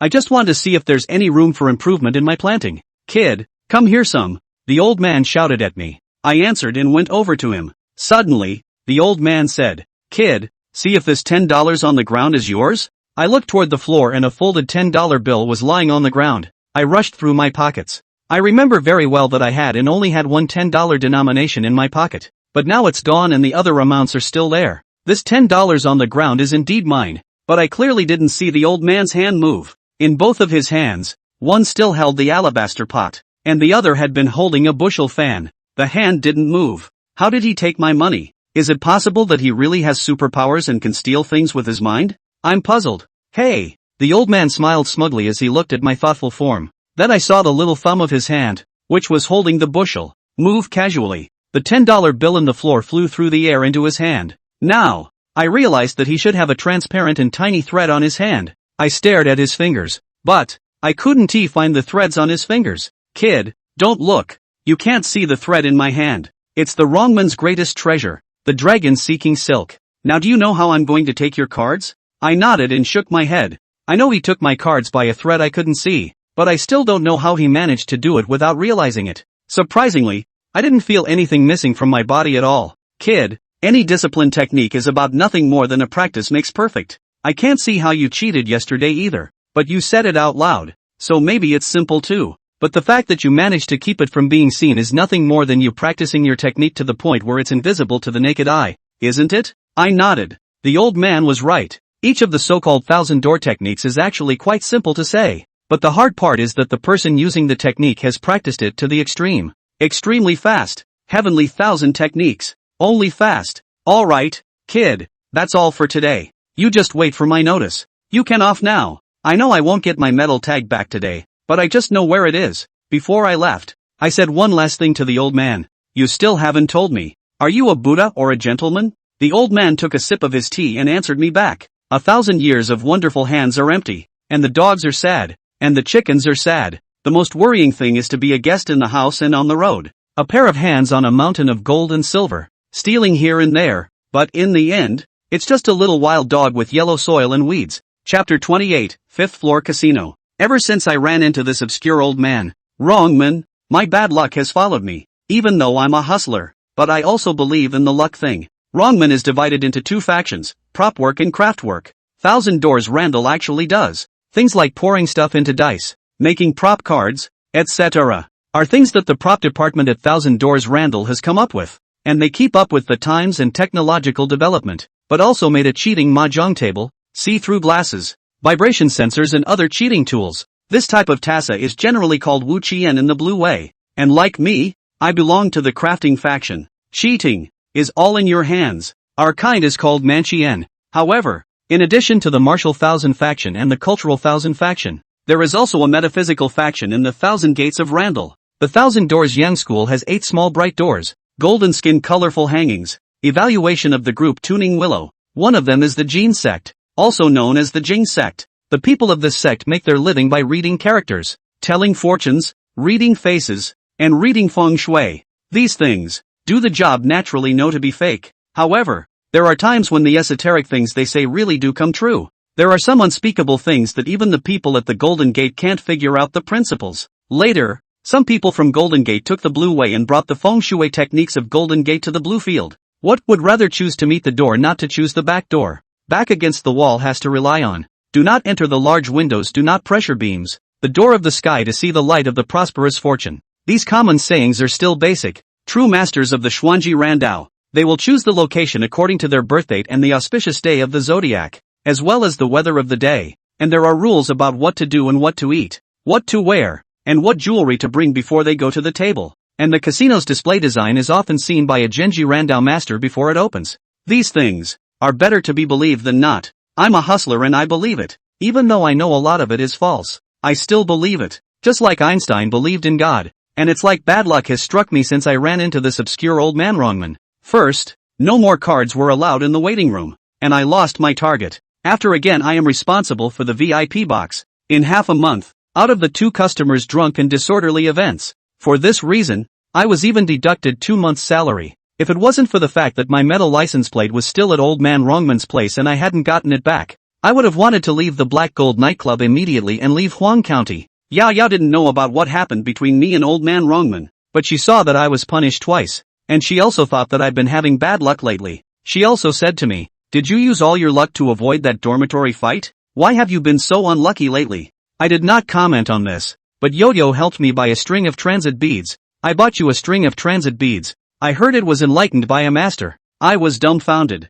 While I do believe in luck, I really don't believe in gurus, not gurus. There may actually be luck and chi in this world, but all the masters are nothing more than the Golden Character sect or the Ma family. But so many things in the world are just so hard to talk about. My luck seems to have really changed since I brought the lucky beads that Yo-Yo gave me. One of the best things for me is that the hotel above the Black Gold nightclub is going to be remodeled. 3rd floor, to be converted into a bathroom. The 4th floor, on the other hand, will still be a hotel layout, but will be used as a lounge. The 5th floor, to be converted into a casino hall. The 6th floor, was originally a couple of casino rooms. After staying in the Black Gold nightclub for most of the month, I also learned that the Black Gold nightclub originally had hotel rooms on the 3rd, 4th and 5th floors, and the 6th floor was a hotel room converted into a casino booth. It's just that I've never been to the 6th floor. Employees of the Black Gold nightclub are not allowed up there, and outsiders need to be member customers to get up there. But the converted casino lobby on the 5th floor is accessible to all,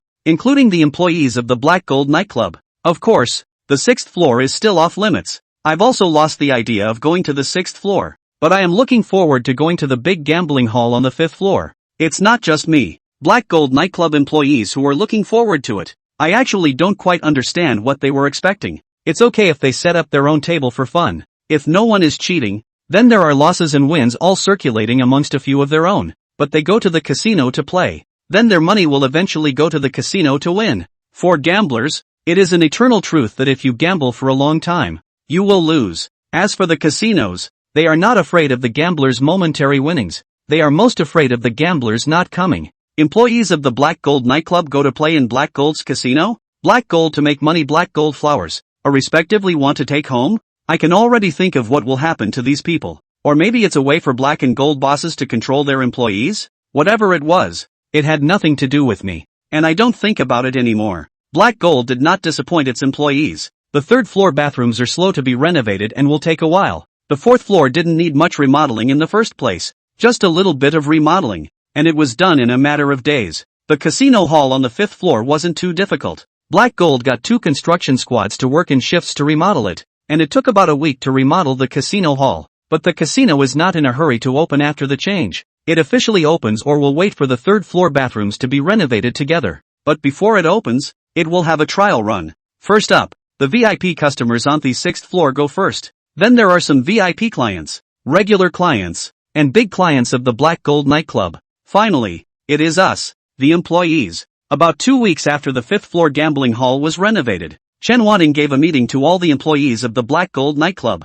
Talked about the future direction of the Black Gold nightclub and the gambling hall on the 5th floor. The more important one is of course the 5th floor gambling hall, and 2 of them are relevant to us as employees. 1. We can go to the 5th floor gambling hall to play, and if we lose money in the gambling hall, then the casino will especially give us 20% back. Second, we can bring people up to play. If we bring up the people win or lose more than 100,000 yuan, there are 5% of the reward. Over $1 million.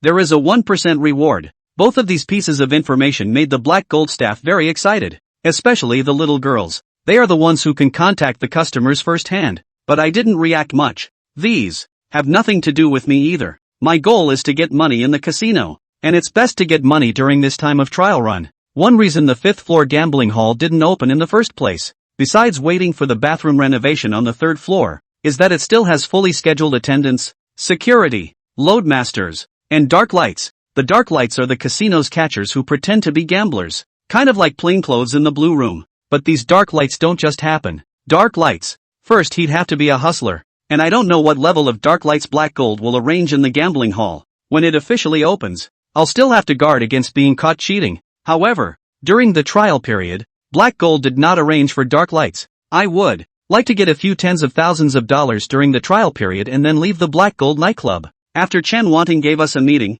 she also gave us a half-year bonus. The bonuses are not the same for each position. The bonus for the male waiters is $1,000 each, but this time the prize isn't all cash. Instead, it's half cash, half chips. On the other hand, since I've only been in Black Gold for a little over a month, am not getting a bonus. This is because Black Gold's rule is that only employees who have completed 1 year onwards get a bonus, but they still gave me a $100 chip. Chapter 29, Dice and Treasure. The 5th floor knocked out all the walls except the load-bearing walls, which made the 5th floor gambling hall look very large. It is also divided into 2 halls. One hall is dedicated to game consoles, slot machines, poker machines, fishing machines, have all the game machines available on the market. The other hall is a croupier, baccarat, blackjack, craps, pai gow. People play often and not so often. Many employees have never been to a casino, much less seen one of these. They were full of curiosity as soon as they came in and looked around. I'd been watching everywhere just the same, but it wasn't out of curiosity on my part. I'm looking for cheats for every toy. No place in the world casino is clean. The difference is only in who does it covertly and who does it more covertly. Game consoles don't have to look. They are programmed. Trying to win money on a gaming machine is simply not possible. Even if there are winners, they are just bait designed by the casino. I'm still mostly looking at that one manual table. I'm going to find the cheating tool on the table and figure out the counterpart. Trying to cheat in a casino is difficult, but if you can find the pattern of cheating on a casino table, you can counter-cheat according to its pattern. Just as I was watching, Yo-Yo ran over and grabbed my arm. Zhang Peng, let's go play Baccarat. I haven't played Baccarat yet. Yo-Yo and I have gotten a lot closer since I moved in with her. She would come to me from time to time, both on and off duty. Sometimes they even buy me dinner. However, cards are not even allowed in the waiting room anymore, and I don't need to partner with her. I no longer need to approach her on purpose. So, I sometimes deliberately avoid her.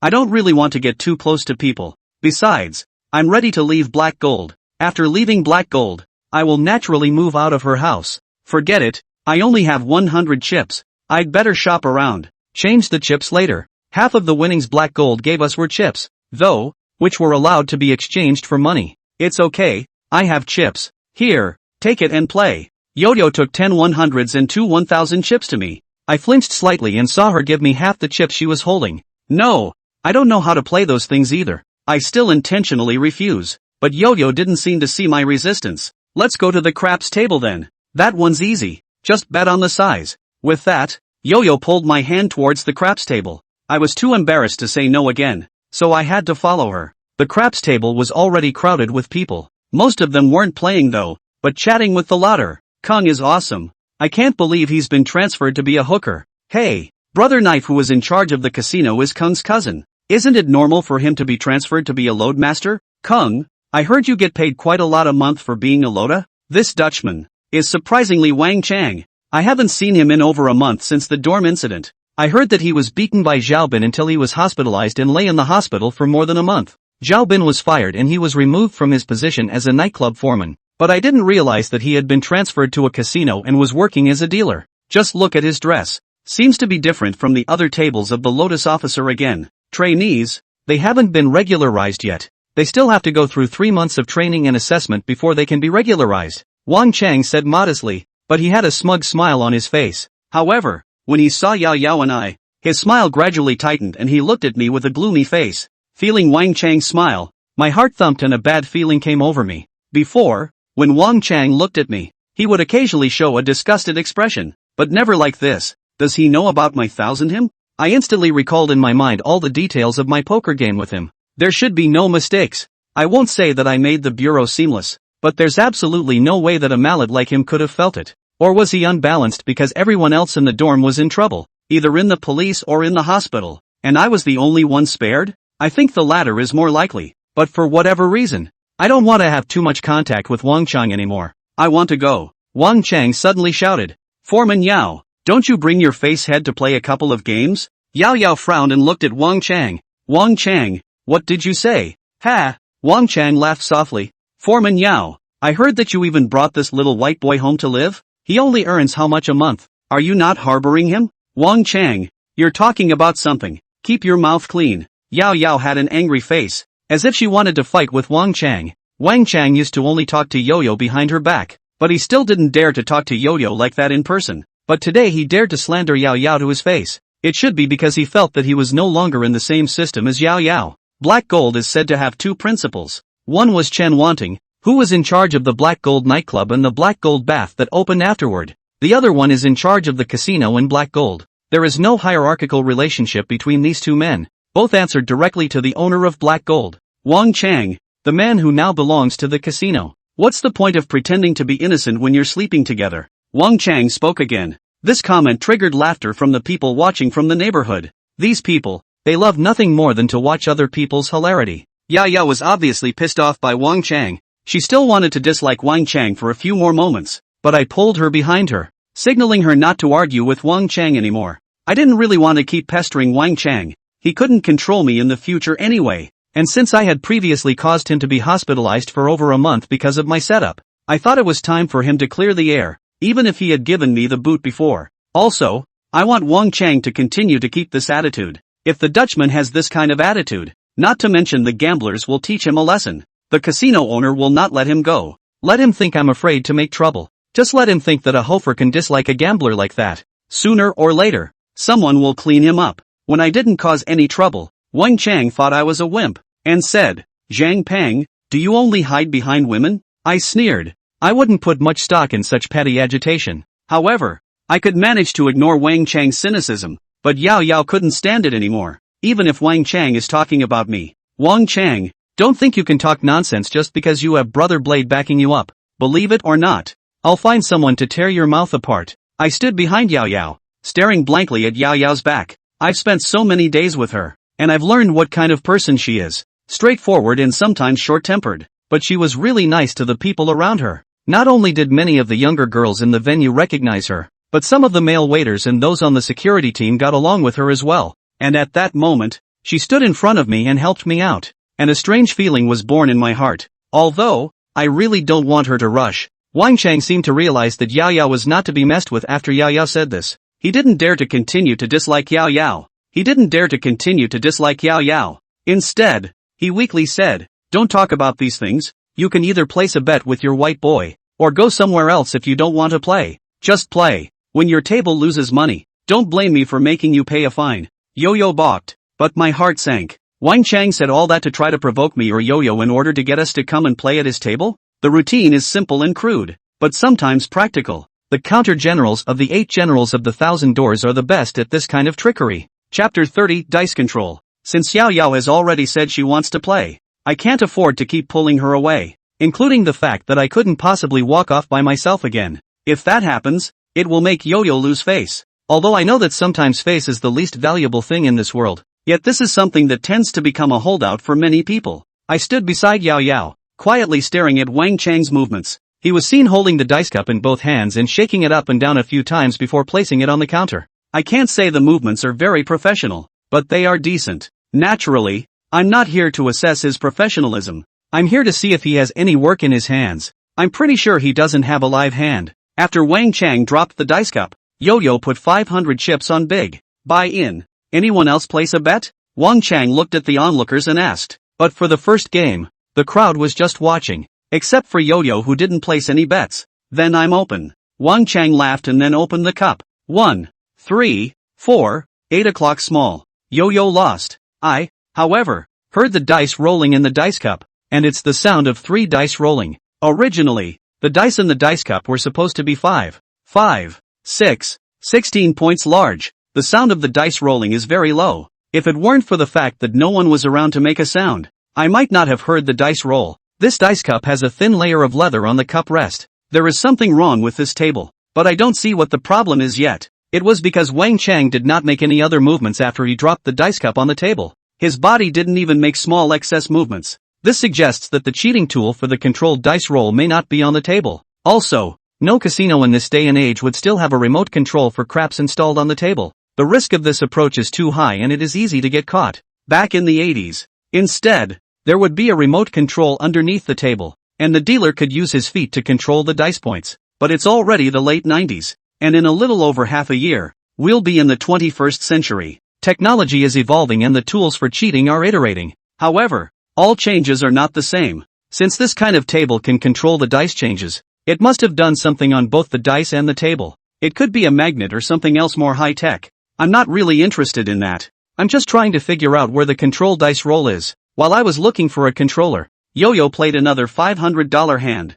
The dice moved again. 2, 3, 5, 10 points small. Foreman Yao, it looks like you're having a bad day, but this point is almost big. Do you want to bet another big one? Wang Chang sneered. I couldn't help but frown as I looked at Wang Chang. This Wang Chang can also be a dealer like this? Is the head of the casino crazy? Not to mention the fact that he has violated the rules of the game by communicating with the gamblers. He is no longer a competent dealer when he comes up and uses his tools. Such tools are often to be used at critical times. They cannot be used right away. Even if you use it, at least let the gambler win a few hands. Cheating is not the way he came out. Is he doing it purely to make Yo-Yo feel bad? I couldn't read Wang Chang's thoughts at this point, so I could only continue to wait and see what happened, and then look for the location of the remote control. Yo-Yo seemed unconvinced and continued to bet on big, but after she's done betting, suddenly someone drops a $500 chip on the small. Everyone looked at the second person to place a bet on this table. Surprisingly, it's Wang Qian. Yao Yao, I don't think you're having much luck today. Why don't you be a guiding light for us? Wang Qian smiled and told Yao Yao. Yo-Yo looked furious, but didn't say anything. On the contrary, Wang Chang's eye color seemed to show a hint of surprise when he looked at Wang Qian. However, Wang Qian did not even bother to look at Wang Chang. This hand, when the cup was opened, was still small. 1, 3, 3. Oh, Yao Yao, you really are a guiding light. What do you bet on the next hand? I'll follow you to press the opposite. Wang Qian looked at Yao Yao with a provocative face. Yo-Yo huffed and pressed a $500 chip onto the big again. Keep it big, then I'll bet on small. Wang Qian also bet $500 in chips on small. At this point, some of the onlookers also took out chips and put them on the small. He. It seems like Foreman Yao has really bad luck. Then I'll bet on Foreman Yao's opposite door too. Then I'll try.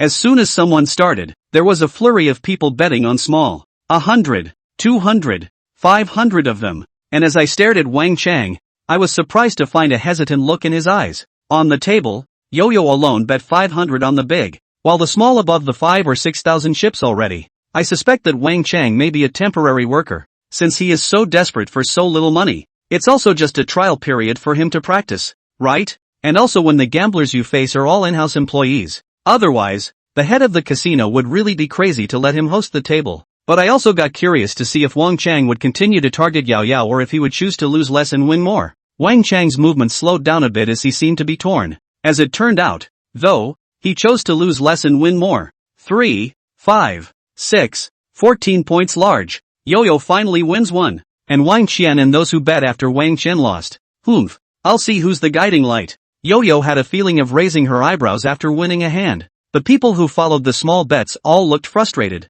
However, Wang Qian did not feel frustrated at all, but instead said to Wang Chang with a smile, "Wang Chang, you wouldn't have done it, would you? Seeing that our side bets more, you purposely went big?" Wang Chang was broken by Wang Qian. A trace of panic appeared in his eyes, but he quickly covered it up with a smile. "How can that be? How can I be so good at controlling the size? It's all luck." "Luck? Good. Then I'll bet again," Wang Qian said, turning to Yao Yao. "Are you still betting big on this one? So what if it is? You bet on big. I'll bet on small. I'll bet 5,000. Don't you dare bet 5,000 with me." This time, Wang Qian actually started to provoke Yao Yao, but this time Yao Yao didn't fall for the trap. "Why should I bet with you? I'll bet 500. With that, she pressed another $500 chip onto the big one. Humph. Wang Qian laughed softly, but she actually bet 5,000 on small, and also told the others, "Don't bet on this one first. I'll see if Wang Chang is really up to something. If he's going to lose a lot of money this time, then you guys should be careful. Then you should be careful from now on. Don't come to his table to play. If he doesn't win this game, it means that his table is clean, so everyone can play without worry." My heart thumped when I heard Wang Qian's words. Earlier in the waiting room, she almost revealed that she knows how to recognize cards in order to say that Yo-Yo is cheating. I thought she was a woman with big boobs and no brain, but with these words, she could be said to have taken Wang Chang, Yao Yao, and a crowd of eaters by the horns. Chapter 31, Discovering the Clues. It's true that Wang Chang doesn't have any experience in being a Dutchman. He made a lot of mistakes that he shouldn't have made, and Wang Qian caught Wang Chang making these mistakes. First of all, Wang Chang tried to target me or Yao Yao too much. This really makes Yao Yao a guiding light.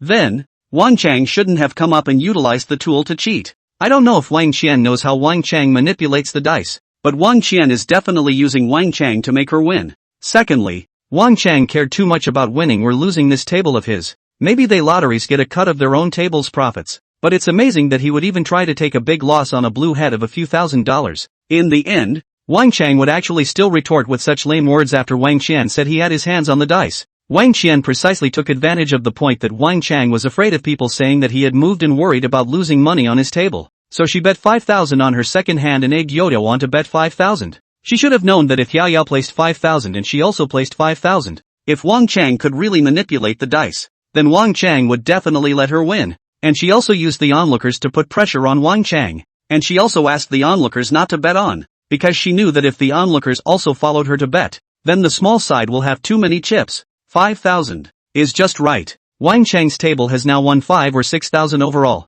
If Little has more than 5,000 on his side, if Wang Chang lets Little win, then he will probably lose this table. Wang Qian was betting, but what she was betting on was no longer the size of the dice. Rather, it was whether Wang Chang could manipulate the dice. Even if Wang Chang can't manipulate the dice, then she has a 50-50 chance of winning. I made a guess in my mind about Wang Qian's behavior. If she's really what I think she is, then she's a very smart person. And Wang Chang, true to Wang Qian's design, or what I think Wang Qian designed, really came out with a small 1, 2, 4 points small. Ha ha. Wang Qian saw the points and laughed happily. It seems like you really didn't tamper with it. Wang Chang, I won by betting so much. Everyone can bet with confidence. Wang Qian's words made Wang Chang, who had a ghost in his heart, show an embarrassed smile, while those who watched the fun were all remorseful that they didn't bet on that hand just now. Yo-Yo, on the other hand, looked indignant. She wasn't upset because she lost the money, but because Wang Qian's tone and demeanor really made her angry.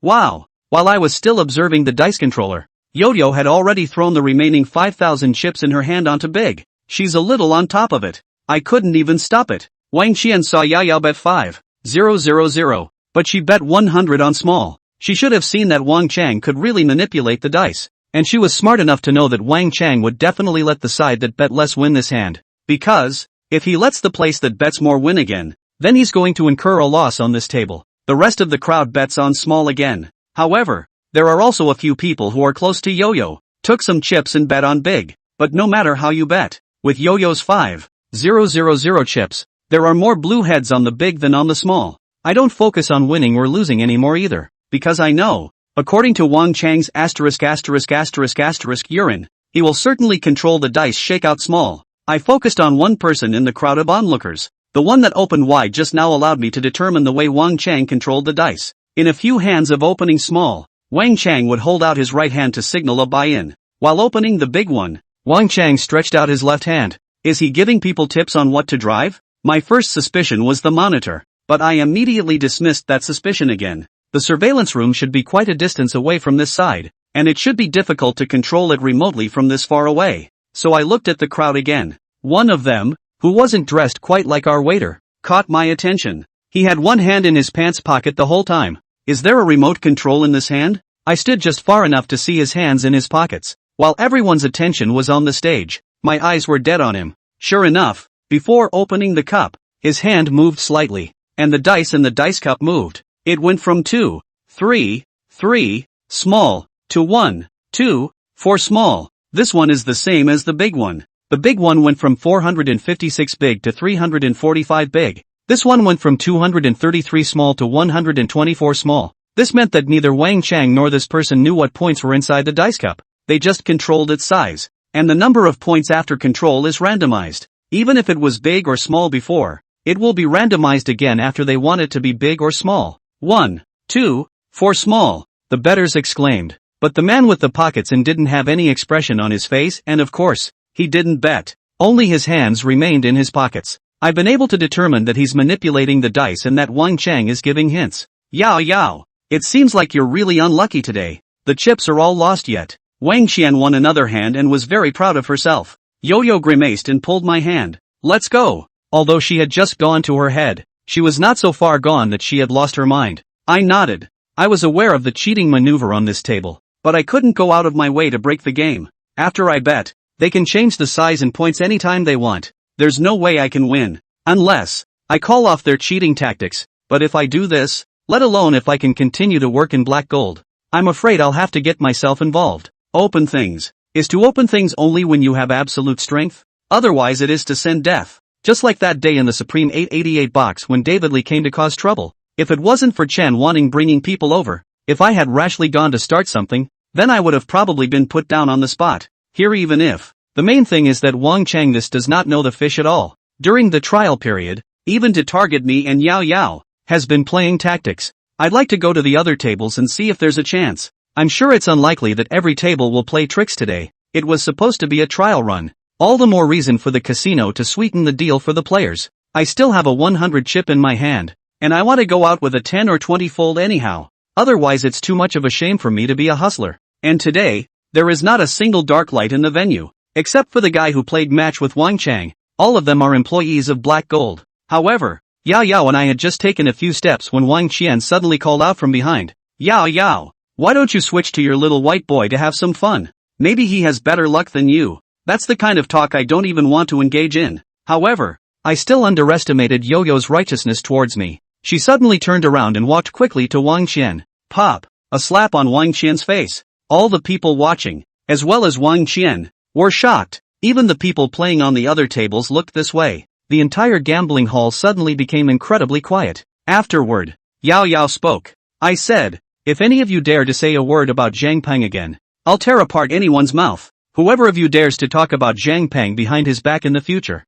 I won't let him off just the same. I looked at Yao Yao's back in a daze. How could I not expect her to hit someone for me? In that moment, I somehow managed to get my heart to suddenly pound. Chapter 32, Betting on the Leopard. Ah! Wang Qian's screams resounded throughout the gambling hall. However, because today was a trial run open only to internal Black Gold employees, there was no security assigned to the gambling hall, and it should be noted that many of Black Gold's security personnel were involved in today's experience. So, no security personnel came up to stop it. I'll fight you. Wang Qian wanted to raise her hand to hit Yao Yao, but I had already snatched a step ahead of her and pulled Yao Yao back a bit to prevent her from being hit by Wang Qian. And at that moment, the people who worked as lotteries and waiters in the gambling hall came up to discourage them. Without security in place, they'd definitely have to stop someone from fighting in the gambling hall or they'd be failing in their job. The employees of the Black Gold nightclub on the second floor also came to talk them out of it. But at this time the last person who wants Yao Yao and Wang Qian to fight is Wang Chang. If it was anywhere else,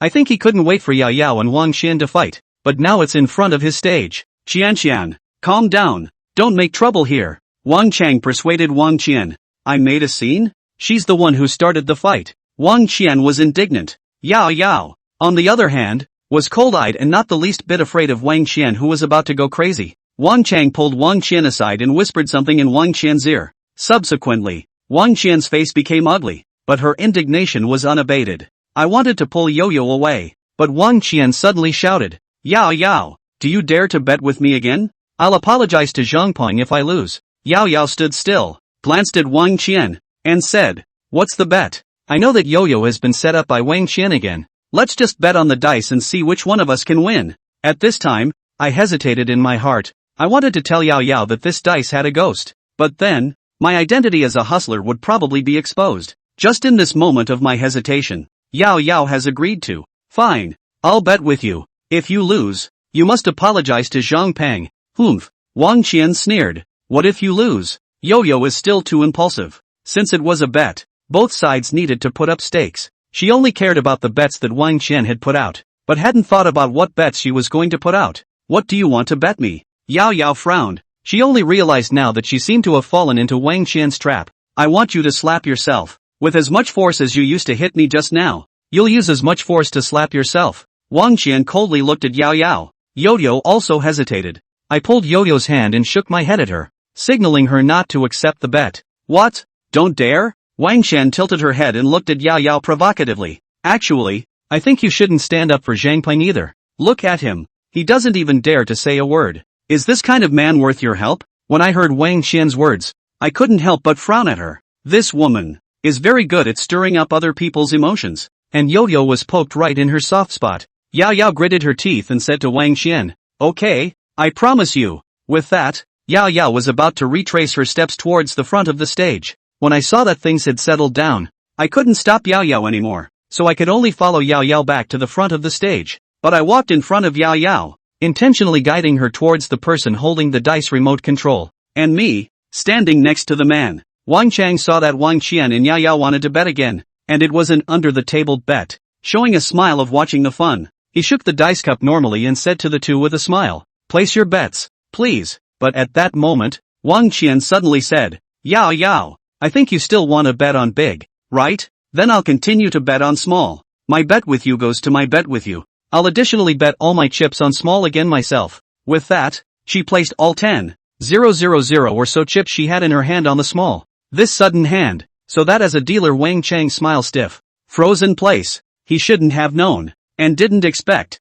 that Wang Qian would come this way. I noticed that Wang Qian gave Wang Chang a threatening look after she placed her bet. These two people seem to be in harmony, but it turns out that they are not a heart, and I also have a deeper understanding of Wang Qian, in addition to some smart, but also very greedy. In this round, Wang Chang definitely had to help Wang Qian, but Wang Qian even tried to win a wave of chips on Wang Chang's table. Wang Chang, my bet with Yao Yao is a matter between the two of us. It's okay for me to bet money on the stage again myself, right? Wang Qian gave Wang Chang a meaningful look. No problem. Wang Chang smiled awkwardly. Afterward, he said to Yao Yao, so, are you a pressure big? Yo-Yo has no chips in her hand right now and can only verbalize where to bet. Wang Qian bet on small, so Yo-Yo can only press big, because the probability of big and small is 61%. Yao Yao wants to compete with Wang Qian fair, can only bet on big, but the craps table, it's not just about betting on size. In addition to big and small, there are single and even numbers, specific points, and leopards to bet on. Only the probability of big and small is the same. The probability of the others is too low. If Yo-Yo chose the others, the chance of winning would be much smaller. But this hand, Yao Yao itself is a sure loss in the game. By the time she finishes betting, Wang Chang will definitely have someone remotely control the points of the dice. When Yo-Yo was about to say bet on big, I hastily pulled her back and said, I still have $100 here. If you want to bet on big. With that, I tossed 100 chips onto the round 5. At the craps table, leopard has a 2.78% chance of winning, and the winning percentage of fixed leopards is 0.46%. The lower the odds of winning, the higher the odds. The odds for round robin are 150x. That means that if this hand opens up with 3 5s, then my $100 will become $15,000. Except, when I dropped the 100 chips on the craps table, all the watchers looked at me like I was a little cutie.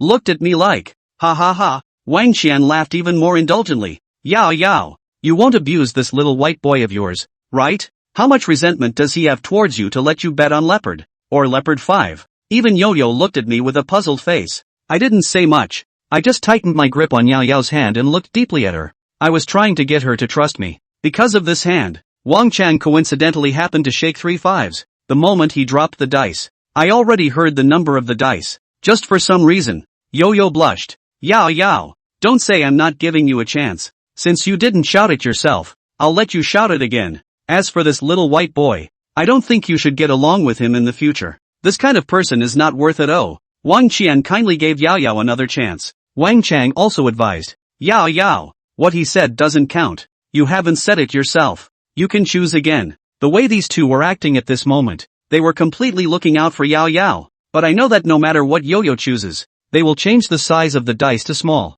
Yo-Yo didn't appreciate their good intentions. Her eyes still held misgivings, but she said in a firm tone, just play leopard 5. Chapter 33 150x odds. Wang Chang didn't know how to listen to the dice, and he didn't have a perspective tool to know the number of points in the dice cup. He was only using the cheating equipment to control the dice points. Whatever he shakes out, he's just going to control the size of the points. In his perception, this hand, he didn't even need to get his hands dirty. Yao Yao would lose. Maybe he wants to come up with a big one, so that Yo-Yo and Wang Qian will lose. But after Wang Qian gave him a cold look, Wang Chang still stretched out his right hand, signaling that the purchase was set. The right hand, which stands for letting the control of the dice points open and close. Just as Wang Chang extended his right hand, I elbowed the guy next to me hard in the arm. This hand of his is the one that controls the dice hidden in his pants pocket. What are you doing? The man was hit by me, which should have hurt quite a bit, and immediately questioned me. I'm sorry. I apologized profusely and grabbed his hand in his pants pocket.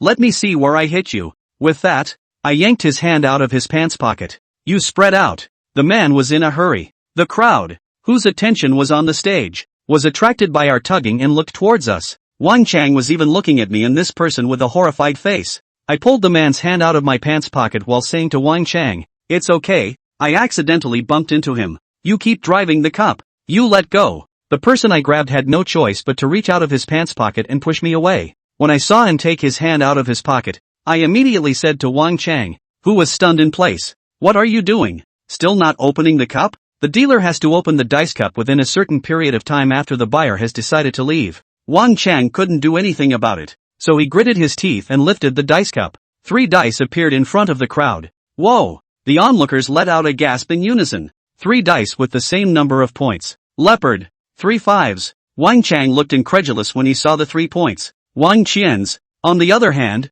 suddenly turned pale. The onlookers, on the other hand, all looked at me with a look of wonder and envy. I'm hit. It's only a 100 bet, but it's 150x odds. I won up to 15,000. Yao Yao hugged my arm, excited like a child pulling and tugging at my hand. Zhang Peng, it's really leopard 5. It's really leopard 5. She was almost physically pressed against me when she hugged me and moved a little too much. There are 2 groups of things on my chest rubbing against me. One up and one down. But it makes me a little embarrassed.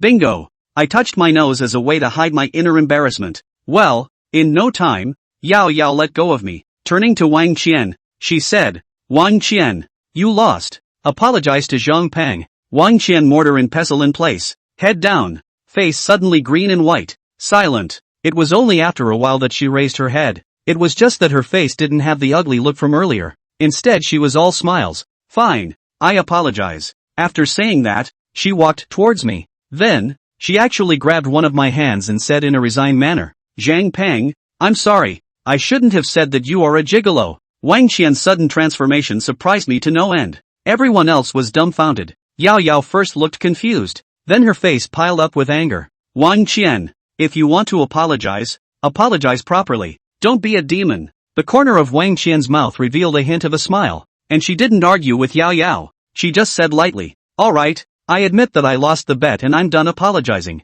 Now it's time to go to work too." When she finished, she turned her side and walked away. Only a couple of fingers scraped lightly against my palm as she walked away. Even though I had observed many people and thought I could tell what was probably going on in that person's mind from their behavioral expressions, this behavior of Wang Qian really puzzled me. But what I can be sure of is that this Wang Qian is not simple. But that aside, it's unlikely that I'll cross paths with her too much in the future anyway. No, it should be that I shouldn't have any contact with her in the future. This time, I didn't cheat, but I bet on round 5, which might make people suspicious. Here, including the people at Black Gold's casino and Black Gold's nightclub, there's probably no chance of me cheating. It's even hard to say if they'll still play cards with me. So, I'm going to take my 15,000 from this win and leave Black Gold, counting the bonus Chan Wanting gave me, the money I won in the dormitory, and the 15,000 I won this time. That would give me almost $20,000. That's enough money for me to live on for a while and get to the next inning. Give me the chips. I knocked on the table, trying to wake up Wang Chang, who was still frozen. After a while, Wang Chang came back to his senses, looked at me with a complicated expression, and then reluctantly matched 15,000 yards to me. I didn't pay any more attention to Wang Chang's expression and took over the 15,000 chips and got back another 100 of my capital. But I threw the 100 in chips to the person I had just bumped into. "I'm sorry about earlier. Consider this chip as my compensation to you." After saying that, I left the gambling hall with Yao Yao. From the 5th floor to the 2nd floor, Yo-Yo was silent, but with a look of wanting to say something. I knew that she was supposed to ask why I knew that hand was going to come up with leopard, and knew exactly that it was leopard 5, and I had it in my mind how to reply to her. All the way to the 2nd floor, Yao Yao revealed a sweet smile. "Zhang Peng, let's go home together tonight." Aha! I nodded. It was almost time to go to work, and neither Yo-Yo nor I had time to chat. On the way back from work, I happened to have a little chat with her, a goodbye of sorts. I'm leaving the Black Gold nightclub, so naturally I'll move out of Yo-Yo's house too. I won't be staying in Yellow County much longer. When I get my metal poker back, I'll leave Yellow County too. This night was the same as usual. I stayed at the entrance of the VIP box and did my usual work. It's just that when the nightclub co-workers see me, they always look at me with a curious look. Some people have asked me how I knew that I was going to get around 5. I just smiled and responded with a good luck. Only the person asking still wore a look of disbelief. Although the probability of rounding up craps is 0.46%, which is a lot higher than the probability of winning the lottery. But I won it in one hand, and it was just unbelievable. Did I cheat? Not really. I didn't make a move at all. You want to say I didn't cheat? Actually, I already know the number of dice by ear. It's actually cheating if I know the number of dice and then bet on it. So these people who are curious about me won't want to believe that I won by luck. They all want me to admit that I don't have some special method. Naturally, I won't admit it. As long as I'm not caught red-handed, how can I possibly admit to being a hustler? Even if people know I'm a cheater, there's no way I'm going to admit I cheated as long as I don't get caught. It's just that there's really no way to stay at the Black and Gold nightclub, because there's no more innings for me here. Chapter 34, Caught in the Act. It was hard to get through to the end of the day. I finished my part and waited for Yo-Yo in the 1st floor lobby. This is the first time I've ever waited for her to come back with me. Even though I live with her now, she and I actually rarely commute together. There have been occasional trips to work together, but not once have we left work together. She basically stayed behind every night to socialize for a while with the guests who were still in the private room, or to report on her work with Chen Wanting. I waited for her in the hall for a while, but instead of waiting for her, Wang Qian came over. "Zhang Peng, do you have time? I'll treat you to a late-night snack." I am very strange. I have no contact with Wang Qian at all. If I want to talk about relationship, it's also because she hated Yao Yao and incidentally hated me too. But today she was behaving erratically. I didn't want to create a connection with her and was about to open my mouth to reject her when Yo-Yo happened to come over. I only saw that when she saw Wang Qian. Her face instantly turned ironic. However, she didn't talk to Wang Qian, but came over to hold my hand intimately. "Let's go." Aha. I nodded and walked out the door of the Black and Gold nightclub with her, leaving Wang Qian alone to watch our backs leave. As she walked out the door, Yao Yao even asked me, "What did Wang Qian say to you?" Walking outside, it was dark, and I didn't pay attention to Yao Yao's expression. I just responded faintly, "It's nothing." Oh, Yo-Yo's voice sounded a little lost, but then she lost her voice. I was also brewing in my mind how to open up to Yo-Yo about me leaving, and didn't say anything. And so, we both walked in silence for the rest of the way. Yo-Yo's home is only 2 blocks away from the Black Gold nightclub. We walked for what seemed like a block and finally spoke almost at the same time. "Yo-Yo, Zhang Peng. We both froze. But right away, I said to Yo-Yo, you go first. Yao Yao paused and asked, Zhang Peng, how did you know that the dice points were 3 5s today? Sure enough, that was the question she asked. I already guessed. I also thought about what to answer Yo-Yo. In the past, I would have used luck as an excuse. No, I shouldn't have done something so out there. The hustler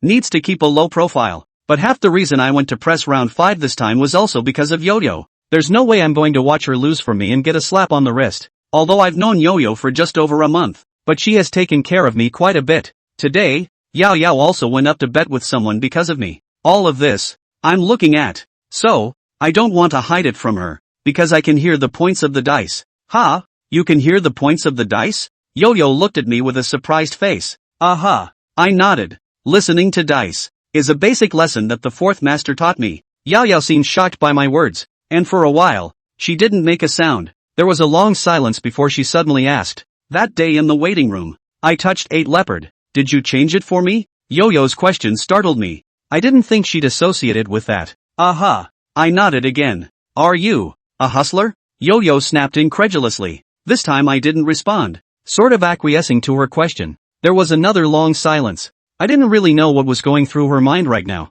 And Yo-Yo and I had already walked to the parkway without realizing it. It's the road by the park where Yo-Yo and I met over a month ago. Yo-Yo. I took the initiative and opened my mouth to call out, ready to tell her of my intentions to leave the Black and Gold nightclub. But just then, a van suddenly sped across the road toward us. I subconsciously hugged Yo-Yo, shielding her in my arms, and hid behind a tree on the side of the road. But the car stopped in front of us. The car door opened and 5 or 6 men rushed down. Everyone's a tiger. Without saying a word, they came up and grabbed me. What are you doing? Yo-Yo screamed at the top of her lungs. None of your business. Get out of here. One of the burly men pushed Yo-Yo to the ground with one hand. The remaining few grabbed me firmly and pulled me towards the car. Help! Murder! Yo-Yo got up from the ground and immediately yelled at the top of her lungs, and lunged, trying to pull me back. But how could she be as strong as these strong men, trying to snatch me back from these burly men? Isn't she hitting a rock with an egg? She was smart enough to yell for help, but it's not much of a smart one,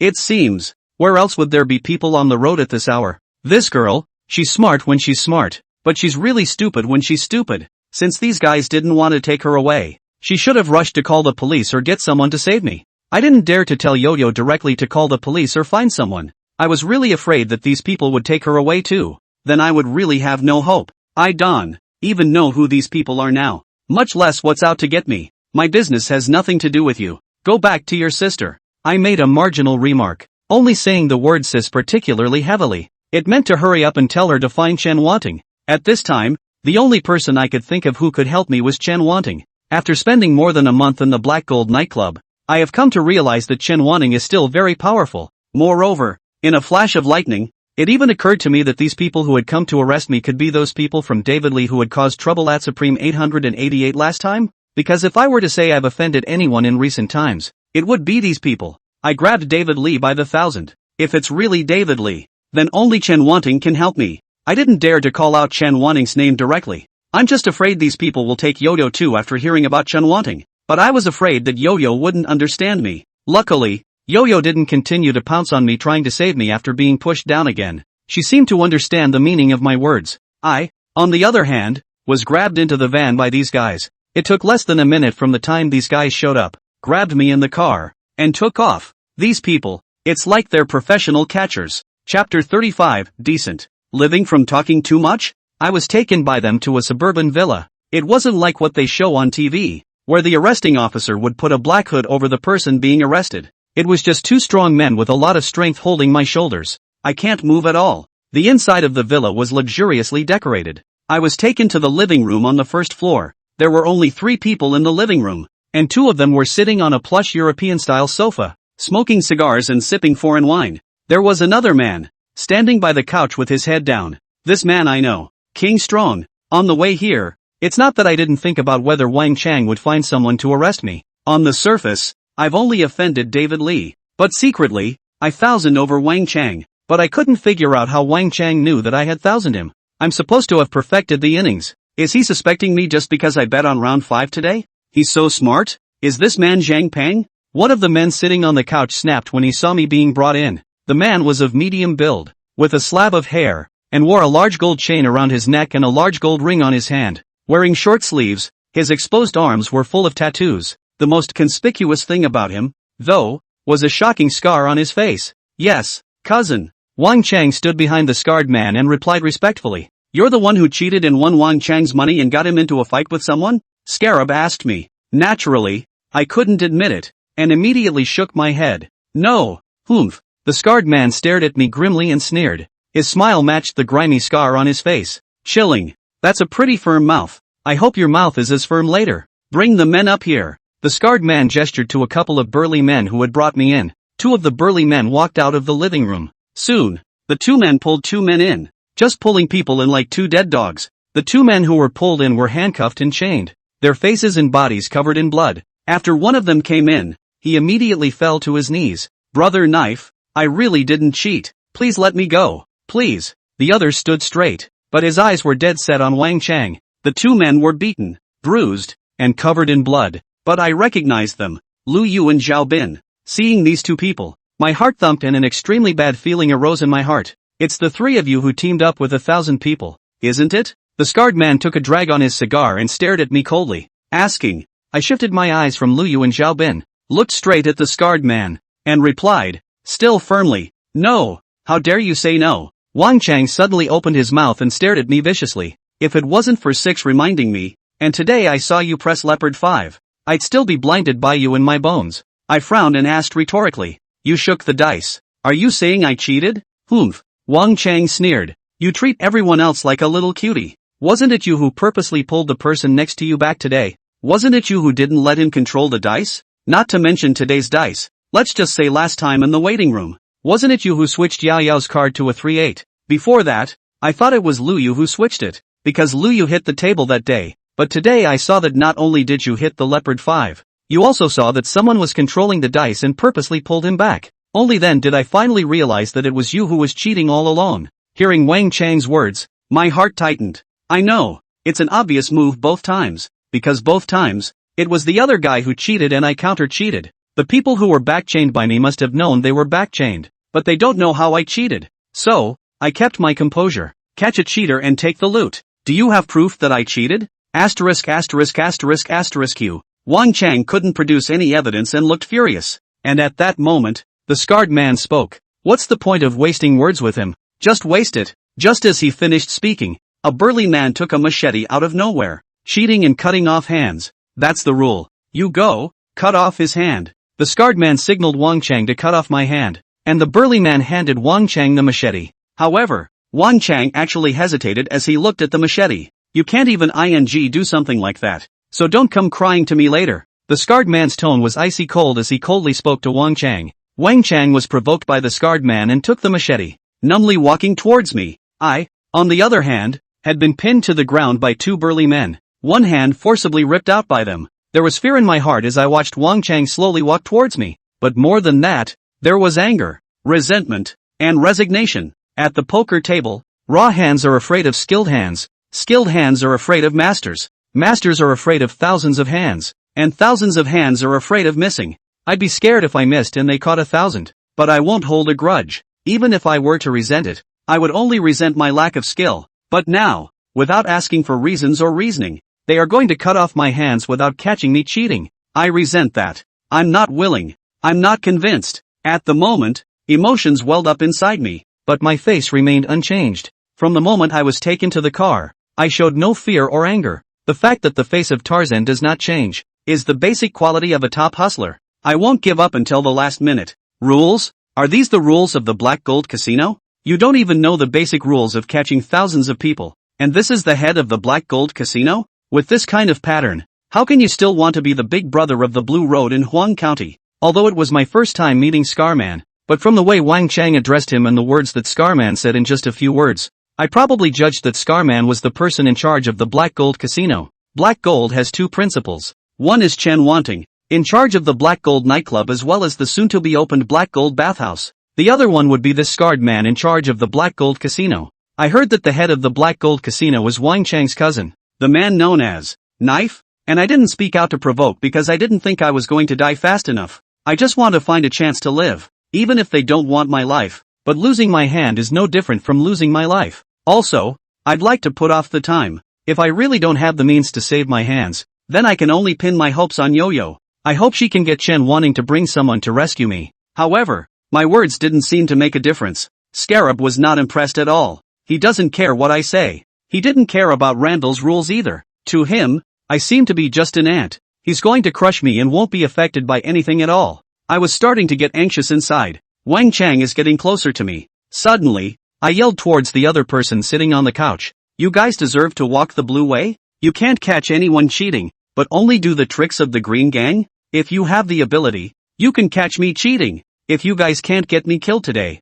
I'll go spread the word for you guys. The people of Black Gold Casino don't talk about the rules of the blue way. Black Gold Casino's nail skill is inferior to others will only rough up. The other person sitting on the couch, who originally had his back to me, was savoring a glass of foreign wine. When he heard my words, he paused and spoke. Wait, Chapter 36, 1000 Sect Masters? The first moment a hustler sees another hustler, he can feel that the other hustler is a hustler. It's a very subtle feeling. But the fourth master once told me that it's because one hustler sees something in another hustler that he sees in himself. These things can be mannerisms, small gestures, eyes, aura, seeing people and seeing yourself. This is probably why one hustler can tell when another is a hustler. I could tell that the other person sitting on the sofa was a hustler. And I called him out on it. Casino spikes, or dark lights as they are also called. Casinos specialize in anti-hitters. These people are also hustlers, but they have been recruited. My last few words were just to provoke the man. Because a high-level hustler has his dignity. The dignity of this is that the Randall thing is Randall now. Like me, there is absolutely no other means of resolving things. I'll just use my own 1000 tricks to work things out. Right now, I'm just trying to give myself a fighting chance through my own 1000 tricks. The other man sitting on the couch stood up slowly. I finally got a good look at him. 30-something years old, tall and thin. I paid special attention to his eyes and hands. He had a beady gaze and very slender hands. He stood up and walked toward me, sizing me up and asking, "You know me? Don't recognize it. Then how do you know I'm a nail?" I feel interesting. The tall, thin man gave a playful smile. You're going to try to settle this the Randall way so you can give yourself a way out? I stared at the tall, thin man with a calm face while I controlled my heartbeat. This man in front of me, very smart. He saw my thoughts, but the more times like this, the more I have to keep myself calm. On what basis are you? The tall, thin man asked, turning teasingly. Just because you can't see how I'm cheating, you'll only force me to say I'm cheating, I calmly said, but it was also a disguised admission that I was a cheater. At this point, it was no longer helpful for me to hide, because this group was not reasonable. Ha! The tall and thin man laughed and said, do you really think I don't know how you cheat? These two people were beaten for 2 days without confessing, so they shouldn't be in the same gang as you. You just used the trick of woe to divert your own conflict to them. You're also a little smart, winning the small end yourself and letting these two win the big end, so that people won't suspect you. They were beaten half to death, and they don't know who helped them cheat. The tall, skinny man had broken my game in a single word, but I still kept my mouth shut and said, so what? The rule of the blue way is to catch 1,000 and take the stolen goods. Do you think you can say I cheated just by your mouth? The blue hand relies on the eyes and hands, not the mouth. If you can catch me cheating on the spot, then I'll cut off my hands myself. TSK, TSK, TSK. The tall and thin man shook an index finger and said, you want to bet with me? You don't have this qualification yet. If you were a qualified hustler, you should have run away a month ago, instead of still being here now. A hustler like you is too greedy and too careless, so you're not qualified to bet with me. The tall, thin man was right. A month ago, I set up a trap for Wang Chang and caused him to fight with Jiaobin. It was a big deal. I was supposed to leave the Black Gold nightclub and leave Yellow County, but at that time, I had no choice but to stay on because that unlucky old man Ronman had taken my metal poker, and I took a chance, thinking that Wang Chang was just a mallet. I didn't realize that behind him there was a 1,000 sect expert like this tall and thin man in front of me. The setup I set up for Wang Chang wasn't complicated, and it was easy for people in the 1,000 sect to recognize it. I felt something was wrong when I saw Wang Chang's eyes in the gambling hall on the 5th floor of Black Gold today.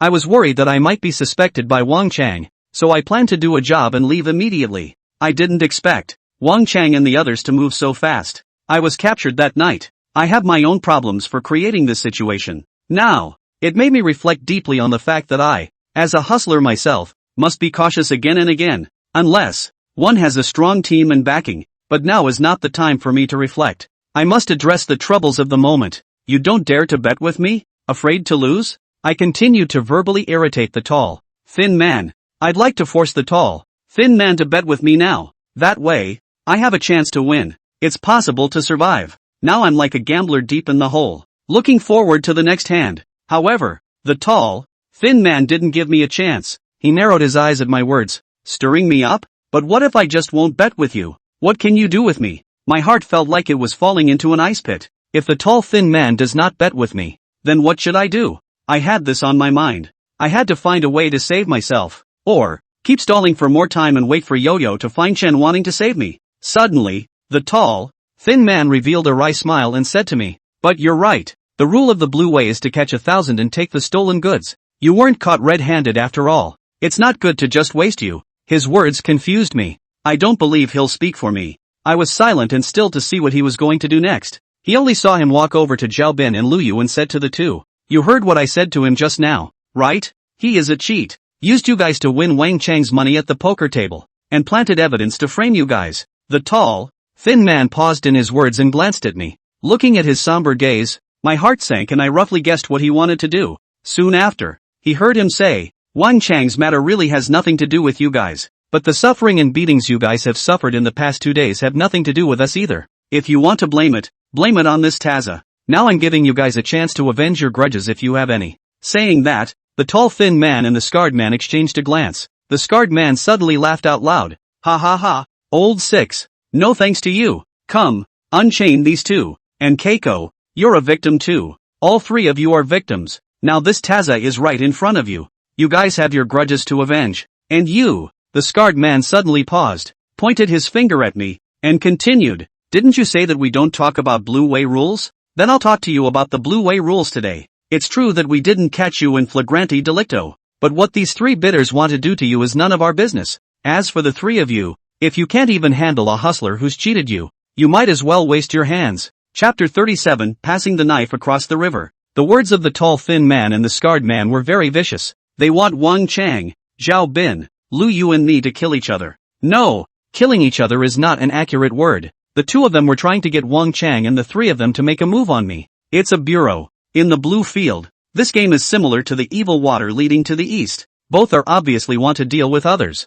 but use other people to deal with that person, and they are watching or taking advantage of the situation. It is only that the evil water leads to the east is in the dark. Neither of the two parties being set up knows that they have been set up. At the end of the day, these two parties may still be at odds with each other. Just like the setup I made for Wang Chang. And this inning, in the clear, the two parties being made know they've been made, but are forced to confront each other. It's called passing the knife across the river. The tall, thin man and the scarred man were now like two spectators on high, savoring a fine wine and watching the three of us, Wang Chang and I, fight each other in the gladiatorial arena with great relish. They also handed the three Wang Changs a knife that had to kill me, certainly not the one Wang Chang was holding. The so-called knife is that they told Wang Chang and the three of them that I had killed the three of them. Also, they put pressure on Wang Chang, three people, if you cannot waste me, then waste the three of them. This knife will make Wang Chang and the three of them gang up on me, even kill me, and I, to survive, must break the game. The good thing is, this inning is not a dead one. It can be solved. Zhao Bin and Lu Yu's chains had been undone. The two burly men who were holding me down also let go of their hands. I climbed up from the ground and pulled some distance from Wang Chang's trio. This was the scene the tall, thin man and the scarred man wanted. If I was controlled and left to be chopped up by Wang Chang's three men, like killing tied-up poultry, they weren't satisfied. They want to see me as a trapped animal, like a wild beast. This way, I'll resist. It will be a fierce struggle. There will be despair and there will be hope. Such a me can satisfy their perverted psychology. The two of them were sitting on the couch, legs crossed, sipping foreign wine, waiting for the four of us to start killing each other. Wang Chang was still holding the machete in his hand, and he pointed the tip of the knife at the duo of Zhao Bin and Lu Yu. You two, go hold him down. Lu Yu seemed to have not yet recovered from the worry and fear he had just experienced, and although his eyes were staring straight at me, his entire body was trembling with fear. It was Zhao Bin who looked calmer. However, he looked at me with somewhat complicated eyes. These two people did not have killing intent when they looked at me. Wang Chang did have the intention to kill, but he didn't have a murderous aura. It takes courage to take a knife to someone. This courage is not of the courage to cut someone down, but of the courage to convince yourself to do it, especially if it's the first time you've cut someone. There's a mental building process that needs to take place. People, when they kill a chicken or a fish for the first time, are afraid to do it. Not to mention murder. Wang Chang doesn't lack the heart to cut me, he lacks the guts to do it. Although he is usually quite brutal, I think it would be the first time for him to cut someone with a knife. None of the three made the first move. They didn't move. I didn't move. Seeing that all four of us didn't move, the scarred man impatiently said, "Hurry up. If you don't move, I'll waste all four of you." He was totally watching the show, not taking the lives of the four of us for granted. In his eyes, the four of us were no different than four wild animals. Luyu shook even more when he heard the scarred man's words. Wang Chang also revealed a look of fear. That was quite a surprise to me. Why was Wang Chang afraid? Is he afraid of Chopper? Or is he afraid of Scarman? Also, didn't Wang Chang call Scarman his cousin uncle? Why is he afraid of Scarman? And why did Scarface drag Wang Chang into the Colosseum? These questions flashed through my mind, but I didn't have time to think about them in detail right now. I'm most worried about Xiaobin right now. This man is acting way too calm. From the moment he was brought in, he had remained calm. He hadn't begged for mercy like Luyu had, nor had he shown fear or terror. My intuition tells me that Xiaobin is a scary person, and it's not a feeling that's just happening now. When I was in the dormitory, I had a feeling that Xiaobin was hiding something as a person, just like I hide my identity as a hustler. Xiaobin also hides some kind of identity or something unknown. Wang Chang and Luyu still didn't move. Suddenly, Xiaobin moved. He walked towards Wang Chang, and said on his lips, "Give me the knife. I'll deal with him." Wang Chang froze. He didn't dare to cut me with his hands. Handing over the knife to Xiaobin was probably his best bet.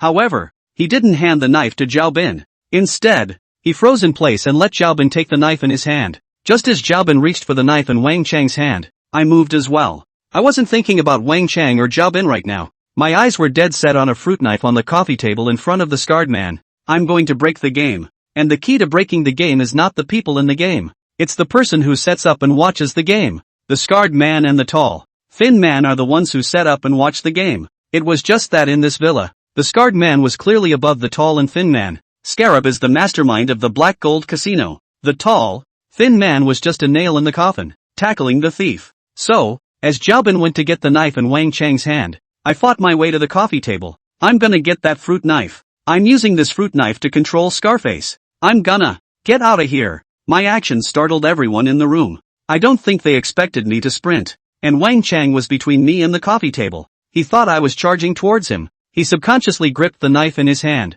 trying to defend himself. But I pressed on. Didn't want to pay any attention to him. I passed by Wang Chang and Xiaobin and went straight for the coffee table. Once again, I startled everyone with this move. They can't imagine what I'm going to do. But when I reached my hand towards the fruit knife on the coffee table, the scarred man and the tall thin man seemed to realize what I wanted. Both of them showed a hint of horror. Immediately, however, I saw the scarred man give a wry smile while his eyes looked behind me. Ah! Wang Chang suddenly let out a scream, but I didn't realize what was happening behind me. As my hand reached the fruit knife on the coffee table, I got the distinct feeling that there was someone behind me, but I couldn't care less anymore. Now the only thing left in my eyes is Scarab. As long as I can control Scarface, I can break all of today's innings. Whether they want to force their way in or use the knife across the river, I can ignore them. As long as Scarab is in my hands, I can walk out of here alive today. However, just as I was getting closer to Scarab, and my knife was about to reach Scarab's vitals, I saw Scarab laugh,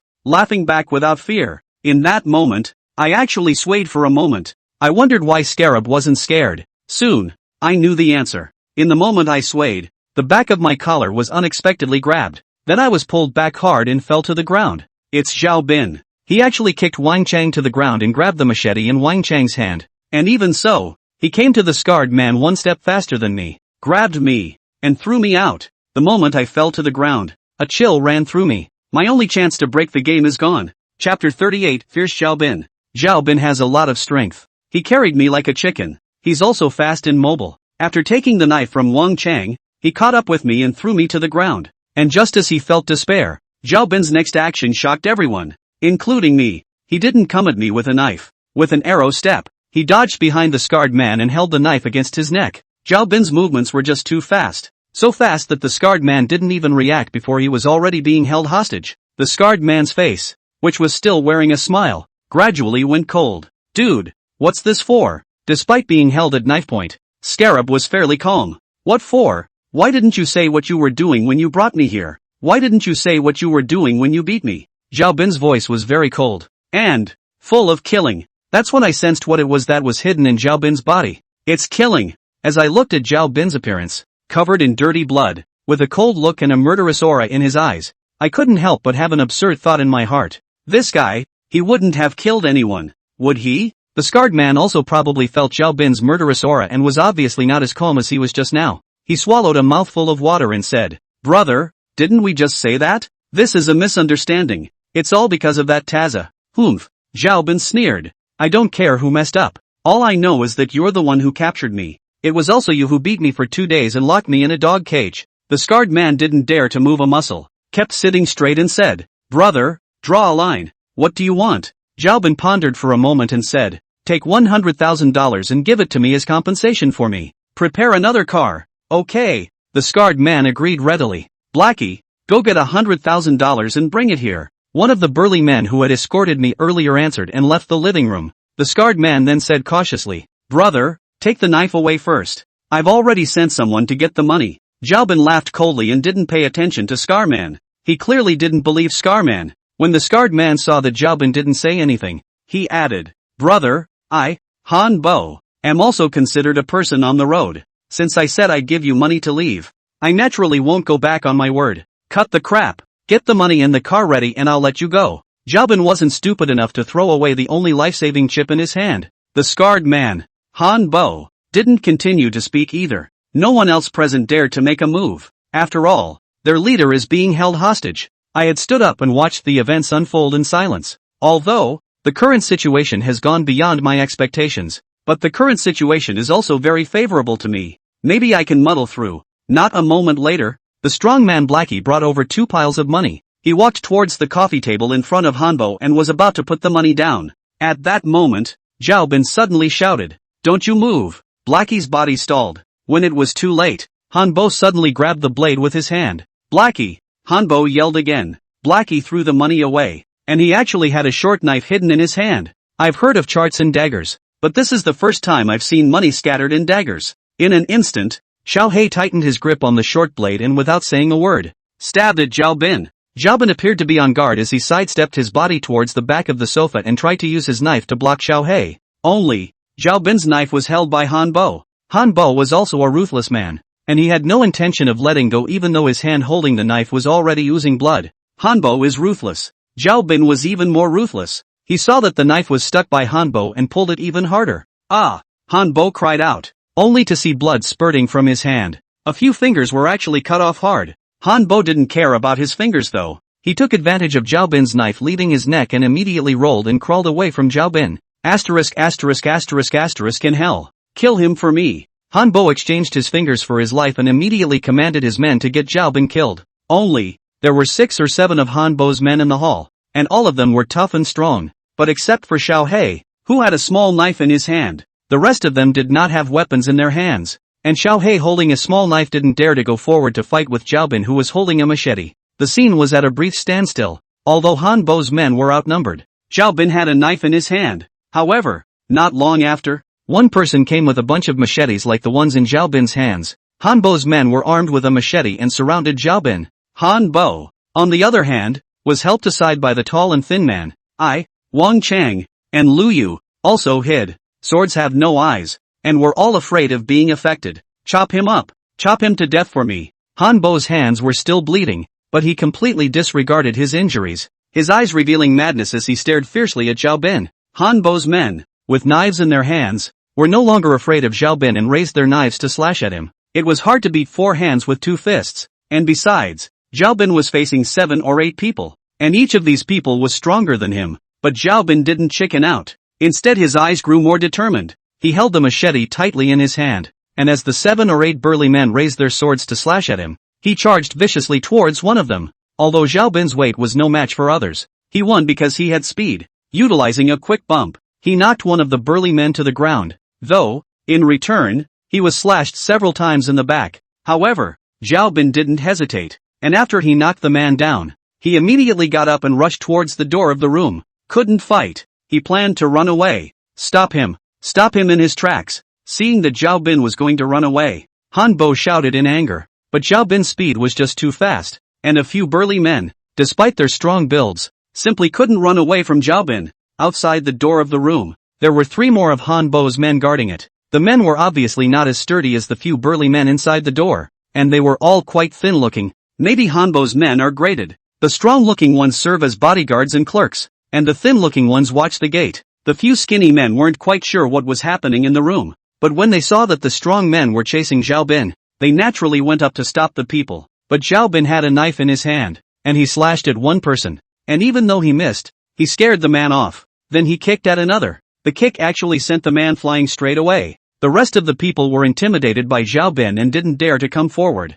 Zhao Bin thus ran straight over. However, there is another gate to the villa. It was a 2-man-high iron gate. Zhao Bin didn't stop in front of the iron fence gate, and he didn't go for the gate to unlock it. He actually climbed up to the gate in 3 tries and then jumped down. He climbed the barred gate with a single, swift movement. It could be said that the time it took him to climb the door was shorter than the time it took an unusual person to go to the door. Just like that, Zhao Bin disappeared in front of all of us, waiting for Han Bo's men to open the iron grill door, where there is still Zhao Bin's figure. Ah! Looking at the direction where Zhao Bin disappeared, Han Bo shouted. I don't know if he screamed because his hand hurt, or if he screamed in anger because he was run off by Zhao Bin. His eyes were red and bloodshot. Suddenly, he swept a glance at me. Wang Chang and Lu Yu, chop them up and feed them to the dogs. Chapter 39 Saving the Day. Zhao Bin ran away, broke a couple of Han Bo's fingers and ran away. I think this is a result that Han Bo and Lao Li could never have imagined. They thought that they had a couple of my guys. In their eyes,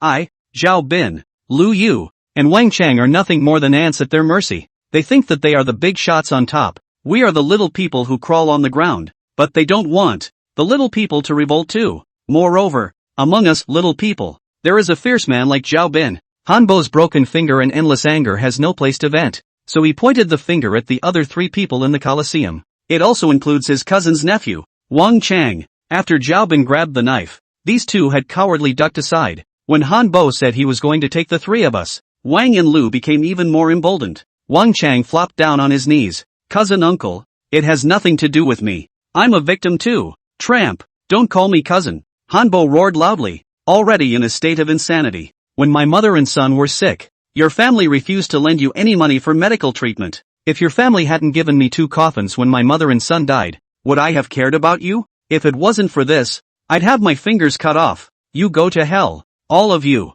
Although Wang Chang was usually brutal, but when it really came to the point of having to fight or kill like now, he was also incredibly timid. And there was no difference with Lu Yu. I watched as both of these men fell to their knees and begged for mercy one way or the other, my insides throbbing with disdain. Will begging for mercy help? If begging for forgiveness worked, there wouldn't be so many life and death feuds in the Jianghu. If begging for forgiveness works, what's the point of having these black players? Asking for forgiveness is better than saving yourself. My eyes were fixed on the front entrance of the villa. At that moment, the door of the room and the iron grill of the villa were open. If I run fast, there is a chance to run away. Han Bo's men, excluding the tall, thin man, totaled 9. 6 of them were big and strong, looking quite strong in combat, but they shouldn't be fast. And just now, 3 of them drove their cars to chase Zhao Bin. There are 3 others who are small and skinny and shouldn't be strong fighters, with unknown speeds. Now there are just 6 people left approaching me. Wang Chang and Lu Yu.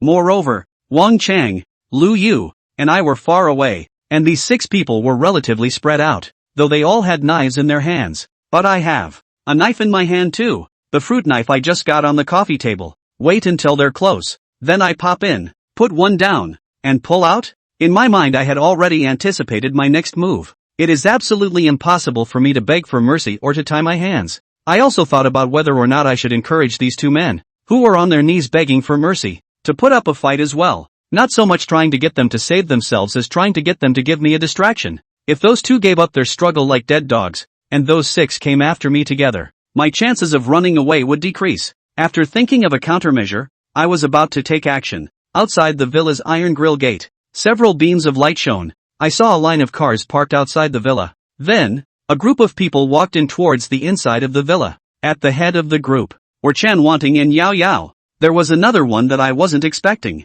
Wang Qian, and behind them, they were followed by more than 20 men in black suits. It's the security team from the Black Gold nightclub. Besides being in charge of Black Gold's nightclub, Chen Wanting was also in charge of Black Gold's security team. Originally, Black Gold's security team only consisted of about 30 people, about the same number as the male waiters. But with the expansion of the 3rd and 5th floors of Black Gold, the security team has expanded from over 30 to over 60. These people are all in charge of Chen Wanting. This time, Chen Wanting only brought about 20 or so people. Hanbo, why are you arresting my men? Why did you turn off your cell phone? As soon as Chen Wanting entered the living room, she inquired aggressively. Only, when she saw Hanbo, who was still bleeding, she froze. Then, she swept a glance at Wang Chang and Liu before finally locking her eyes on me. There was doubt in her eyes. She's probably wondering if I did this to Hanbo. Hanbo's face was already pale because of the blood loss, and after seeing Chen Wanting, his face became more and more ugly. And I was sure that Chen Wanting had come to save me,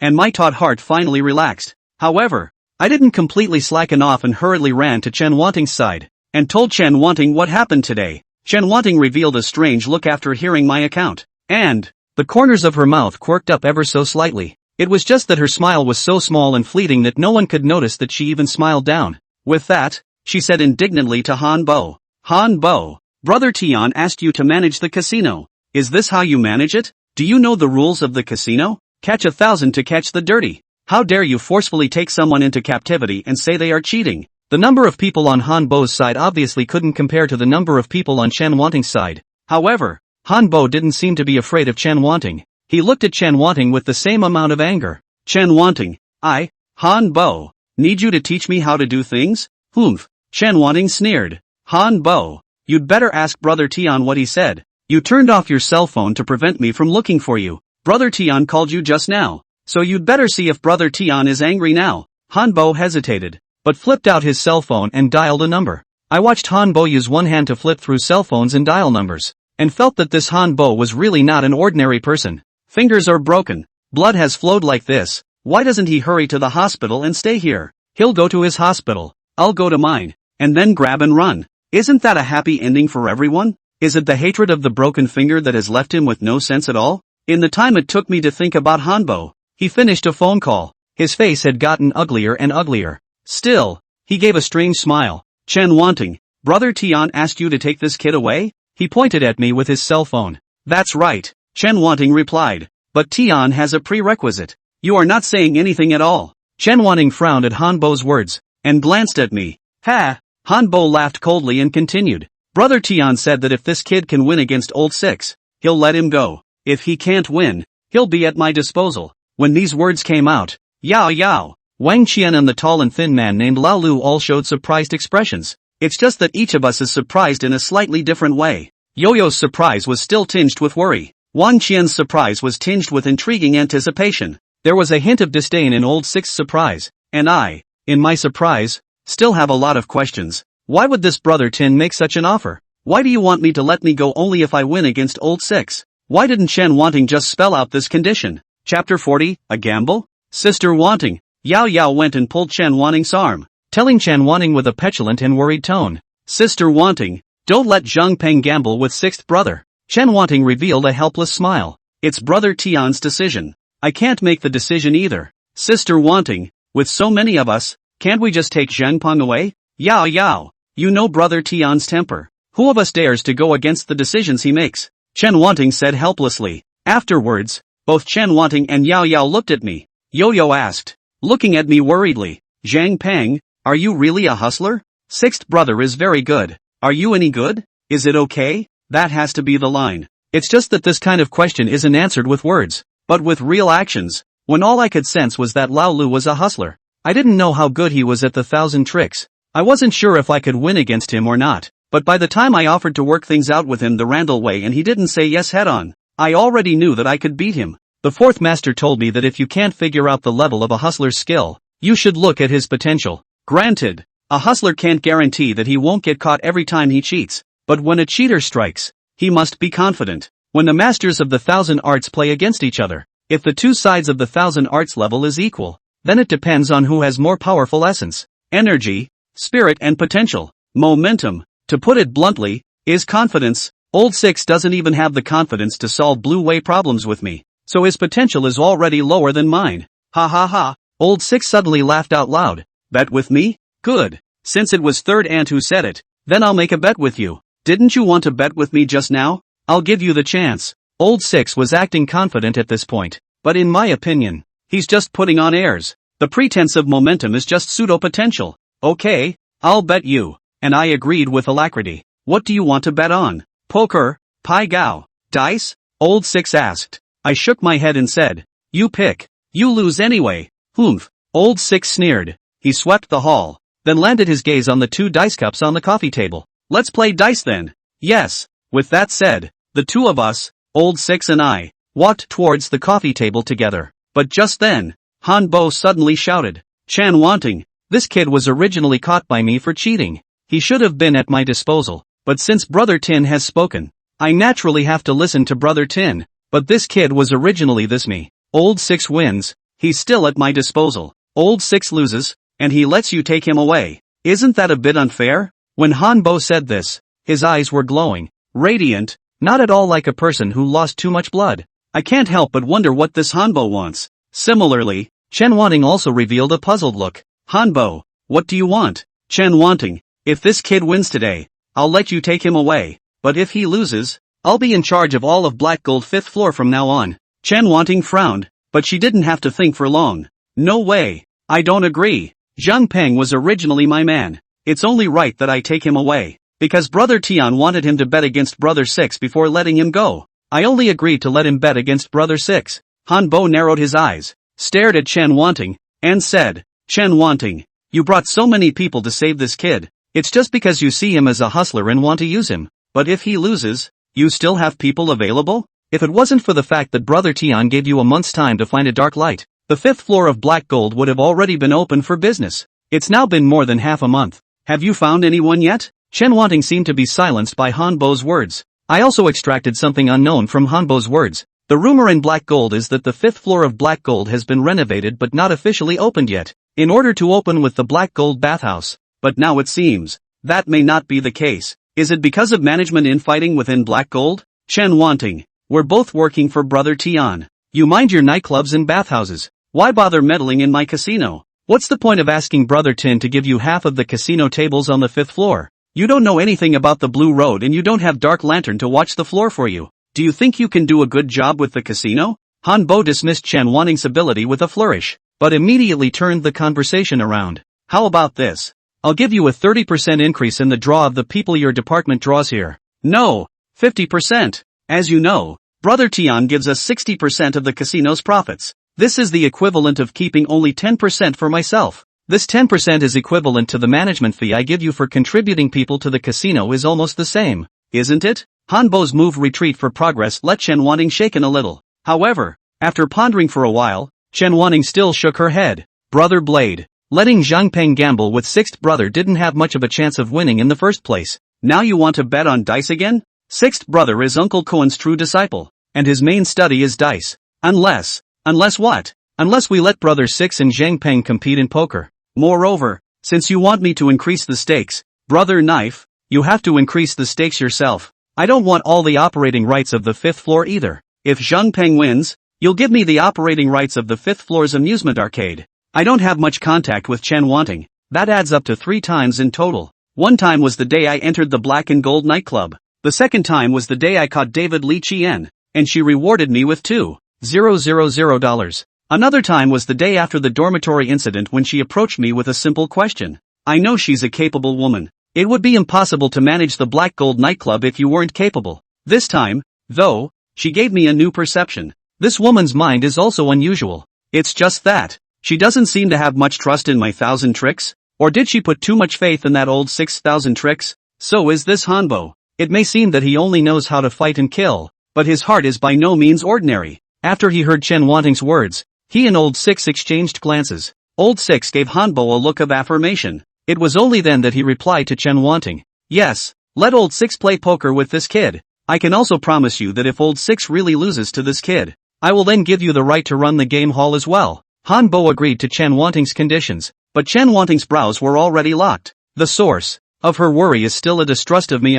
Does she think that all I know is poker? Doesn't she ever ask me what I think? And it seems that the initial bet on this game was me. If I lose, I'm to be handed over to Han Bo for disposal? For me, that's the best bet there is. I'm going to bet, and I'm going to put myself on the line. But isn't it a little disrespectful of them not to ask my opinion? No need to change poker. It just so happens that I'm better at dice too. Let's just play dice. Chapter 41 Old Six's Strength. My words caught the attention of everyone in the room.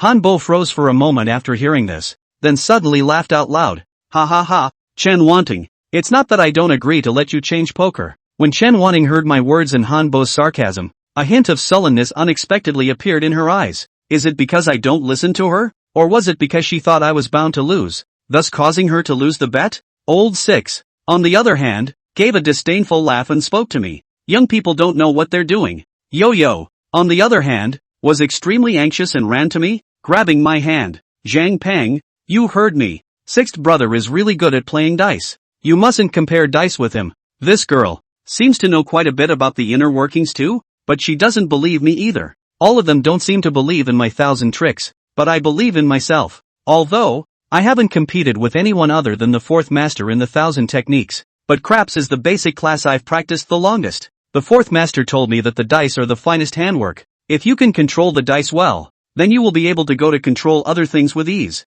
And my first test out of school was dice. The first time I ever won against the fourth master. It was also with dice. Come on, just play dice. How? I said lightly. Wait, Chen Wanting suddenly shouted. Zhang Peng, do you know what will happen to you if you lose? Her tone had taken on a threatening tone. It's like, what will she do to me if I lose? I laughed. If I lose, aren't you going to put me at Hanbo's disposal? What else could happen to me? Chen Wanting froze when she heard my words. She was actually speechless. Because I lost, Hanbo was going to dispose of me. Her threats against me had no effect. Kid, since you're looking for death yourself, don't blame me. Old Six hung a smile and looked at me playfully. I impatiently returned. Cut the crap. Say the word. Humph. Old Six let out a cold snort of displeasure. You still want to pretend when you're dying? Since you want to die early, I'll fulfill you. 6 dice then small. 1 hand to determine the winner. In Randall's 1,000 ways, the dice have 3 basic gears. I.e.,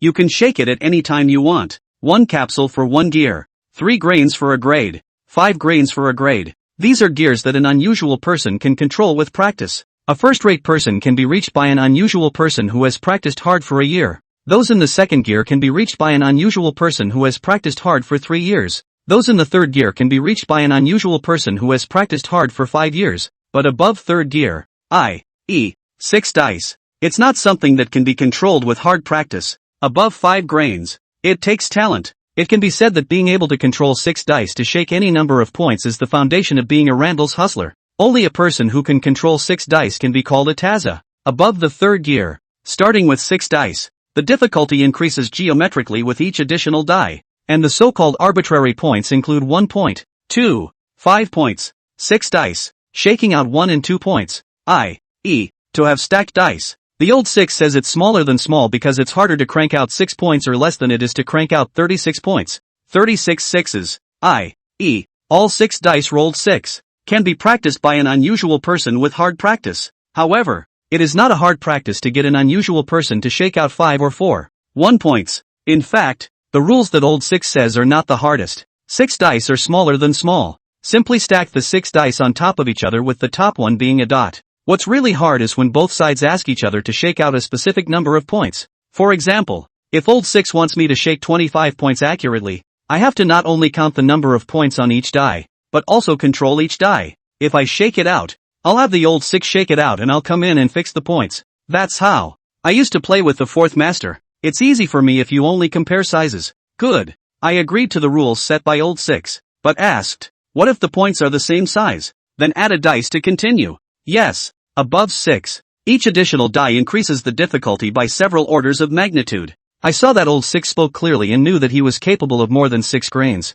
I don't know exactly how many grains though, but I'm sure I can control the dice definitely more than he can. Let's start then. I'll let you go first, old Six generously said. No, you go first, I responded lightly. I didn't really want to play with old Six plus dice. It wasn't because I was afraid of old Six. I just don't want to waste time. I wanted to end him as soon as I could. Humph. Old Six coldly grunted, and without saying much, picked up the dice cup. He then covered the dice cup and cut the dice on the coffee table into it, one by one. His movements were quick and fluid. I have to say, he does have some basic skills. His moves looked a bit showy, even for a lot of the little girls at the Black Gold nightclub, but the two are not really the same thing. Those little sisters just use the inertia of the dice cup to cut the dice into the dice cup one by one and then shake the dice cup. Basically, all the little sisters have to put the dice cup on the table and shake it when they shake it. They are not going to air shake the dice. However, the old 6 is shaking the dice in the air. Also, there is a name for the way he cuts dice by dice into the dice cup. In Randall's 1000 Techniques, his maneuver is called pointing soldiers in the sand, or Han Xian pointing soldiers. He had controlled the direction of the dice as he cut them into the dice cup. The dice clunked in the dice cup, but really it was just the dice hitting the cup from side to side, not rolling. It's the same thing as a little girl at a nightclub, covering a dice cup and shaking it flat on the table. There's a sound and the dice points don't change. Of course, old 6's tricks weren't that cheap. First, he was holding the dice cup in the air and shaking it. Secondly, he's not flat shaking, because he's not just trying to shake 6 and a bit. 6 dice shaking only 6 points, but not yet crossed the threshold of the hustler. My guess is that he's going to shake it out a bit. After a few clangs, old 6 covered the dice cup on the coffee table. Then he smiled slightly with confidence and opened the dice cup. The 6 dice were neatly stacked, a column, and the topmost die. It was clearly a point. The people watching on the sidelines couldn't help but let out a gasp when they saw this. Ha ha ha, old 6, that's a beautiful handful of columns you've got there, and it's the smallest bit. Han Bo had laughed out loud, thinking that old 6 was bound to win. However, he only knew that old 6 had used the one-pillar technique. It was not evident that old 6 had used other techniques. I even saw a hint of his contempt for Han Bo in old 6's eyes. Chen Wanting and Yao's faces, on the other hand, had turned white. They also thought it was impossible for me to shake a smaller number of points than 1. Even, they may think I can't even shake a little. But isn't there a 0 point that is smaller than a point? Don't they all realize that 0 is smaller than 1? Chapter 42 10,000 Feet on a Flat Earth. I'll admit, old 6 does have a nice touch. Starting with the sandbox, drop the cup, a pillar of truth. These two items are no longer beyond the reach of the average hustler. And, in the middle of it all, old 6 used the cradle in the air move. All 3 of these moves are extremely high-level 1000 art maneuvers. Maybe a lot of cheats can use these 3 moves separately, but to string them together, very few swindlers can do it. I, of course, can do it,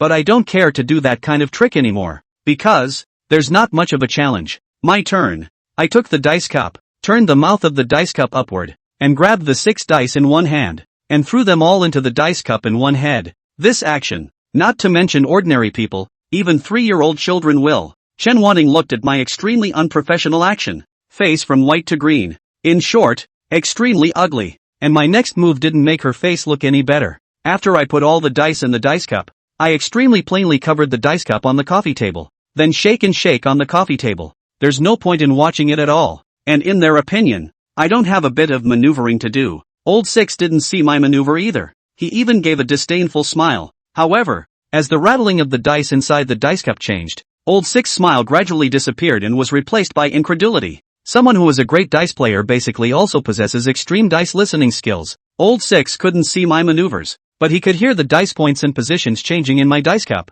My dice cup is stuck to the flat surface of the coffee table though. However, the dice inside were stacked one on top of the other. A lot of hustlers can do it, and even ordinary people can do it. It's just that the cheater is able to control the points of the dice while doing it in one column. Ordinary people just can't control it, but there are prerequisites for them to be a column. That is, they have to hold the dice cup in the air so that the dice have a space to go through each other. I, on the other hand, had the equivalent of the dice rising up flat and climbing in an orderly fashion to form a column. The difficulty of the two is not of the same order of magnitude, and my maneuvers don't stop there. I'm not trying to just make it to the top of the column. I'll also have to make it to the point where I can shake out a smaller number of points than the old 6.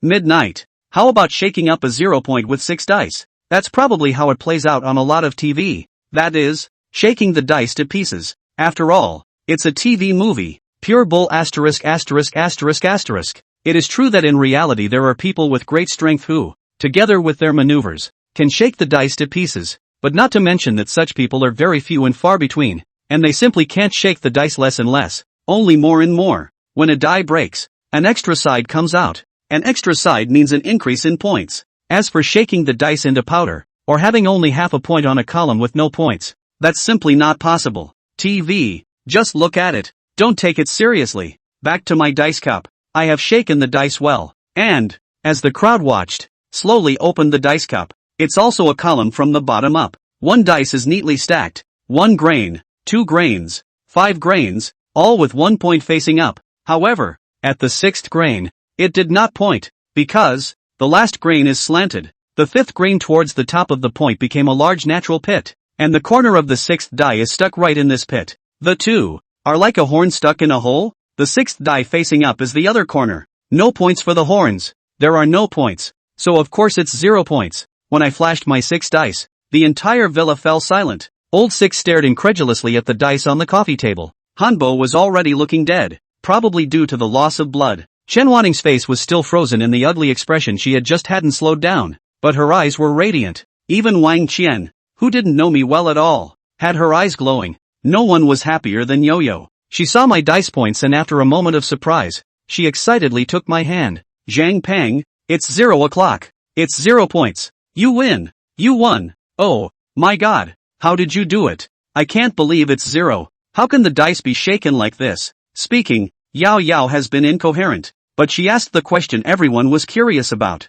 Dice, how can you shake it like that? Just because they don't know, doesn't mean no one will. This one doesn't count. Hanbo suddenly shouted. How can the dice be shaken like that? I sneered. How come the dice can't be shaken like that? Hanbo choked on my words, but still spoke forcefully. There's no such thing as 0 points in craps. You're stealing chicken. Stealing chicken? I laughed, no longer paying any attention to Hanbo, but instead looked at Lao Lu and asked, is stealing a chicken considered a Randall's 1,000 techniques? Old Six appeared not to have recovered from my maneuver, and when he heard my question, he awoke with a start. Then he answered like a student reciting a text. Counting. Chicken stealing is mind gaming. Among the 1,000 doors, it is considered a type of 1,000 men. Small 1,000 money, medium 1,000 people. Okay. I stopped Old Six's words. So do I count as winning against you? Count on. Old Six replied with 2 blank eyes. I glanced at Old Six with a sneer, then shifted his gaze away from him. He is still a blue-way hustler,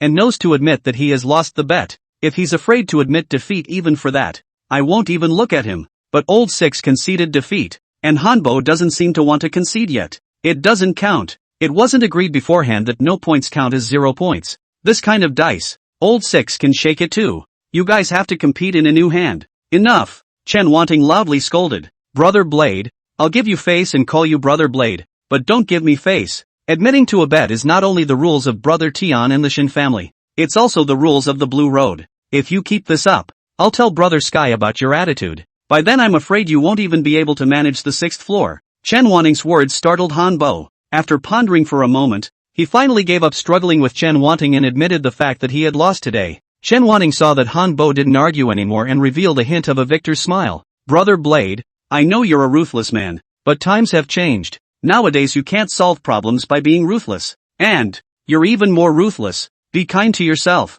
Hurry up and go to the hospital. Maybe you can even get your finger back. After saying that, Chen Wanting turned around and prepared to leave. Zhang Peng, let's go. I nodded and followed Chen Wanting, but before I took 2 steps, I looked back at Lu Yu and Wang Chang who were cowering behind the crowd. Manager Chen. Lu Yu is also a waiter at the Black Gold nightclub. Lu Yu and the escaped Zhao Bin. They are all involved in this storm because I set a trap for Wang Chang. They are innocent, but I don't feel guilty about it. Even, I have nothing inside me. Because, I'm a hustler who seeks people's money, a hustler who sets up a scheme to hurt people, an emotionless hustler. What does it matter to me whether others live or die? The reason I mentioned Lu Yu to Chen Wanting was just to reduce the sinful karma on me a bit. I believe, every inning I do now will have its retribution in the future. Just, cut down on the retribution if you can. I didn't ask Chen Wanting to necessarily take Lu Yu. If Chen Wanting doesn't take Lu Yu, I won't say another word. Take them all together. Chen Wanting said faintly.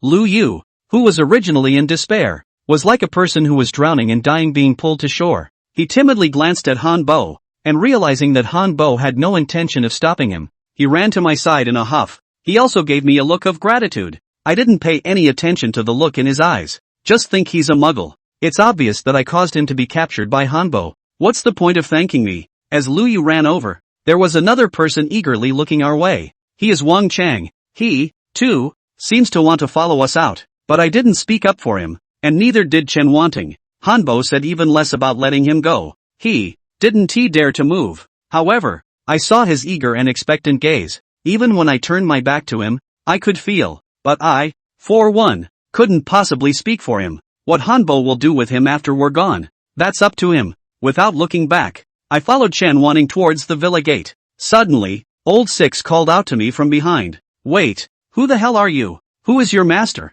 I paused, looked back at old Six, and said coldly, why should I tell you? Old Six was stunned, but immediately affirmed again. If you don't say it, I won't know? Was the technique you used just now the flat earth 10,000 feet building? This is the unique technique of the Guangdong East Dice King. Your master is the king of dice of Guangdong East. The king of dice in eastern Guangdong? I hadn't heard that. Is the fourth master the king of dice in Guangdong? The king of dice of eastern Guangdong is the fourth master? I don't know. The fourth master has so many identities. Maybe he is the king of dice of Guangdong East? But I don't really care about that. I didn't speak to old Six again and turned to leave the villa. Chapter 43, The Thousand Sects. I got into the business car reserved for Black and Gold. This business car was specifically used by Black Gold to transport top VIP clients. The last time the dormitory incident occurred, Chen Wanting also took this car to the dormitory neighborhood. There's not only me in the car. There's also Chen Wanting, Yao Yao and Wang Qian. The car was headed in the direction of the Black Gold nightclub. It's just that along the way, Chen Wanting didn't open her mouth to speak. If she didn't speak, no one else dared to. It was quiet all the way. And it wasn't until they reached the Black Gold nightclub that Chen Wanting opened her mouth. Zhang Peng, you come with me. You two go back first. Chen Wanting only called out to me, letting Yao Yao and Wang Qian go first. I followed Chen Wanting to her office. She sat in her office chair and I sat across from her. She pulled out a pack of cigarettes and handed me one, and I shook my head. She lit the cigarette herself and took a drag before addressing me. Zhang Peng, I didn't expect you to be so skilled in the art of millennium at such a young age. As she said this, she had a hard to conceal excitement and thrill on her face. Zhang Peng, in Han Bo's villa. As you heard, the casino on the 5th floor is managed by both Han Bo and I together. He is responsible for half of the croupiers, and I am responsible for half of the croupiers, but I haven't had the right person to watch the tables for me. Now that I have you, I'm relieved. From now on, you come to watch the 5th floor's venues.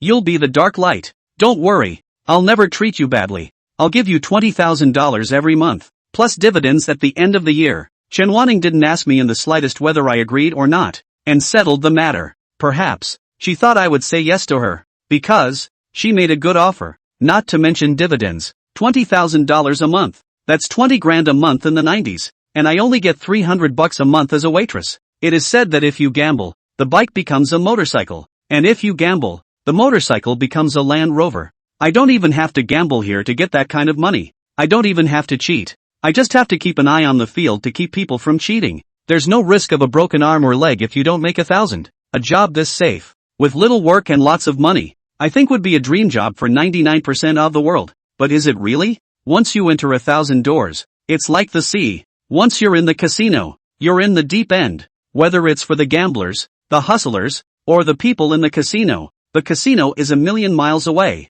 The first lesson he taught me when I joined the fourth master was that I was worshipping the thousand sect of the Yang sect, and that I was on the little colorful blue way, a lower class of life seeker. What is a lower class of livelihood earner? I.e., the techniques we practice are just to have a bite to eat and to be able to live. At best, it's just a way to live a better life. But casinos are 1,000 doors of middle-class money seekers. He who seeks wealth harms life, pitfalls and gold belts, repairing bridges and roads with no one to bury them. Beneath every casino are buried tired white bones. Every chip in the casino is stained with the blood of millions of people. To work in a casino is to stand on white knuckles and make money. Making such money will overdraw one's life's chi and destiny, and even accumulate bad luck in the afterlife. Although, I don't really believe in the afterlife, but I especially cherish this life. It's funny, I'm an orphan hustler with no parents, no relatives, and no friends, and I obviously don't have anything to hold on to in this world, but I'm particularly shy about my life. I want to live longer. Possibly, I'll be adopting a child in the future as well. It's like the fourth master looking for me to give him a deathbed. I'll be looking for someone to see me off, too. So, I don't want to overdraw my life for a moment's pleasure in my limited life. My life wasn't much of an overdraft in the first place, was it? Manager Chen. I was about to open my mouth to refuse. Chen Wanting interrupted me with a smile. Don't call me Manager Chen. It's too rusty, just like Yao Yao. Call me Sister Wanting. I paused and rephrased. Sister Wanting. I'm sorry, I can't be a casino dark light. Chen Wanting's face instantly turned cold after hearing my words. What did you say? She asked. I spoke clearly and she listened. The reason she asked again was to make me take it back. At this moment, there was already anger on her face, and even a hint of killing intent. Although she was a woman, She was not a simple woman. In the villa, her aura can be no less than Hanbo. I knew that if I refused her again, she would probably flip out. What kind of things would she do to me if she flipped out?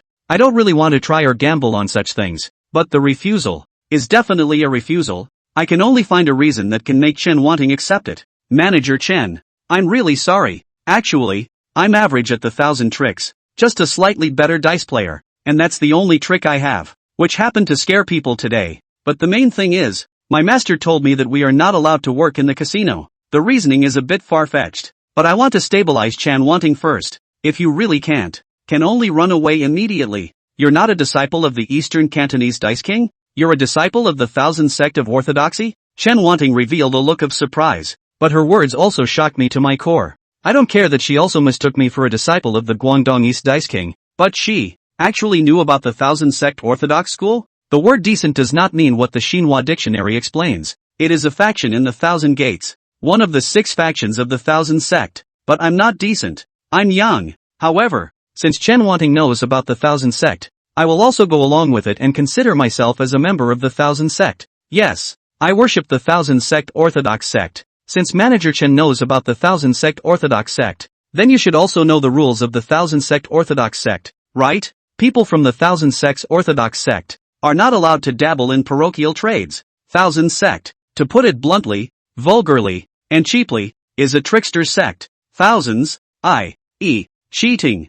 1,000 doorman, is frankly a liar. Hustlers, too, are crooks. Only hustlers cheat at the tables. However, there is such a faction in the 1,000 sect, and although they also learn the 1,000 sect tricks, they do not recognize themselves as 1,000 sect people, not to mention that they are liars. In ancient times, they preferred to call themselves chivalrous. Chivalry is the practice of chivalry, robbing from the rich and giving to the poor. They are proud to be called by the world by the names chivalrous thief and 1,000 warriors. This faction has been around since the beginning of time. It is only with the change of time that the way and attitude of their chivalry is changing. What has changed the most is their purpose, which has changed from to be chivalrous, to rob the rich and give to the poor, to not to do evil, not to go into the wrong way, not to take the left way. Chivalry may be gone, but the bottom line is still there. Chapter 44, Retardation, 1. Chen Wanting fell into deep thought and entanglement after hearing me admit that I was from the 1,000 sect. This also intrigues me. If they were ordinary people, they wouldn't care about the good guys and bad guys.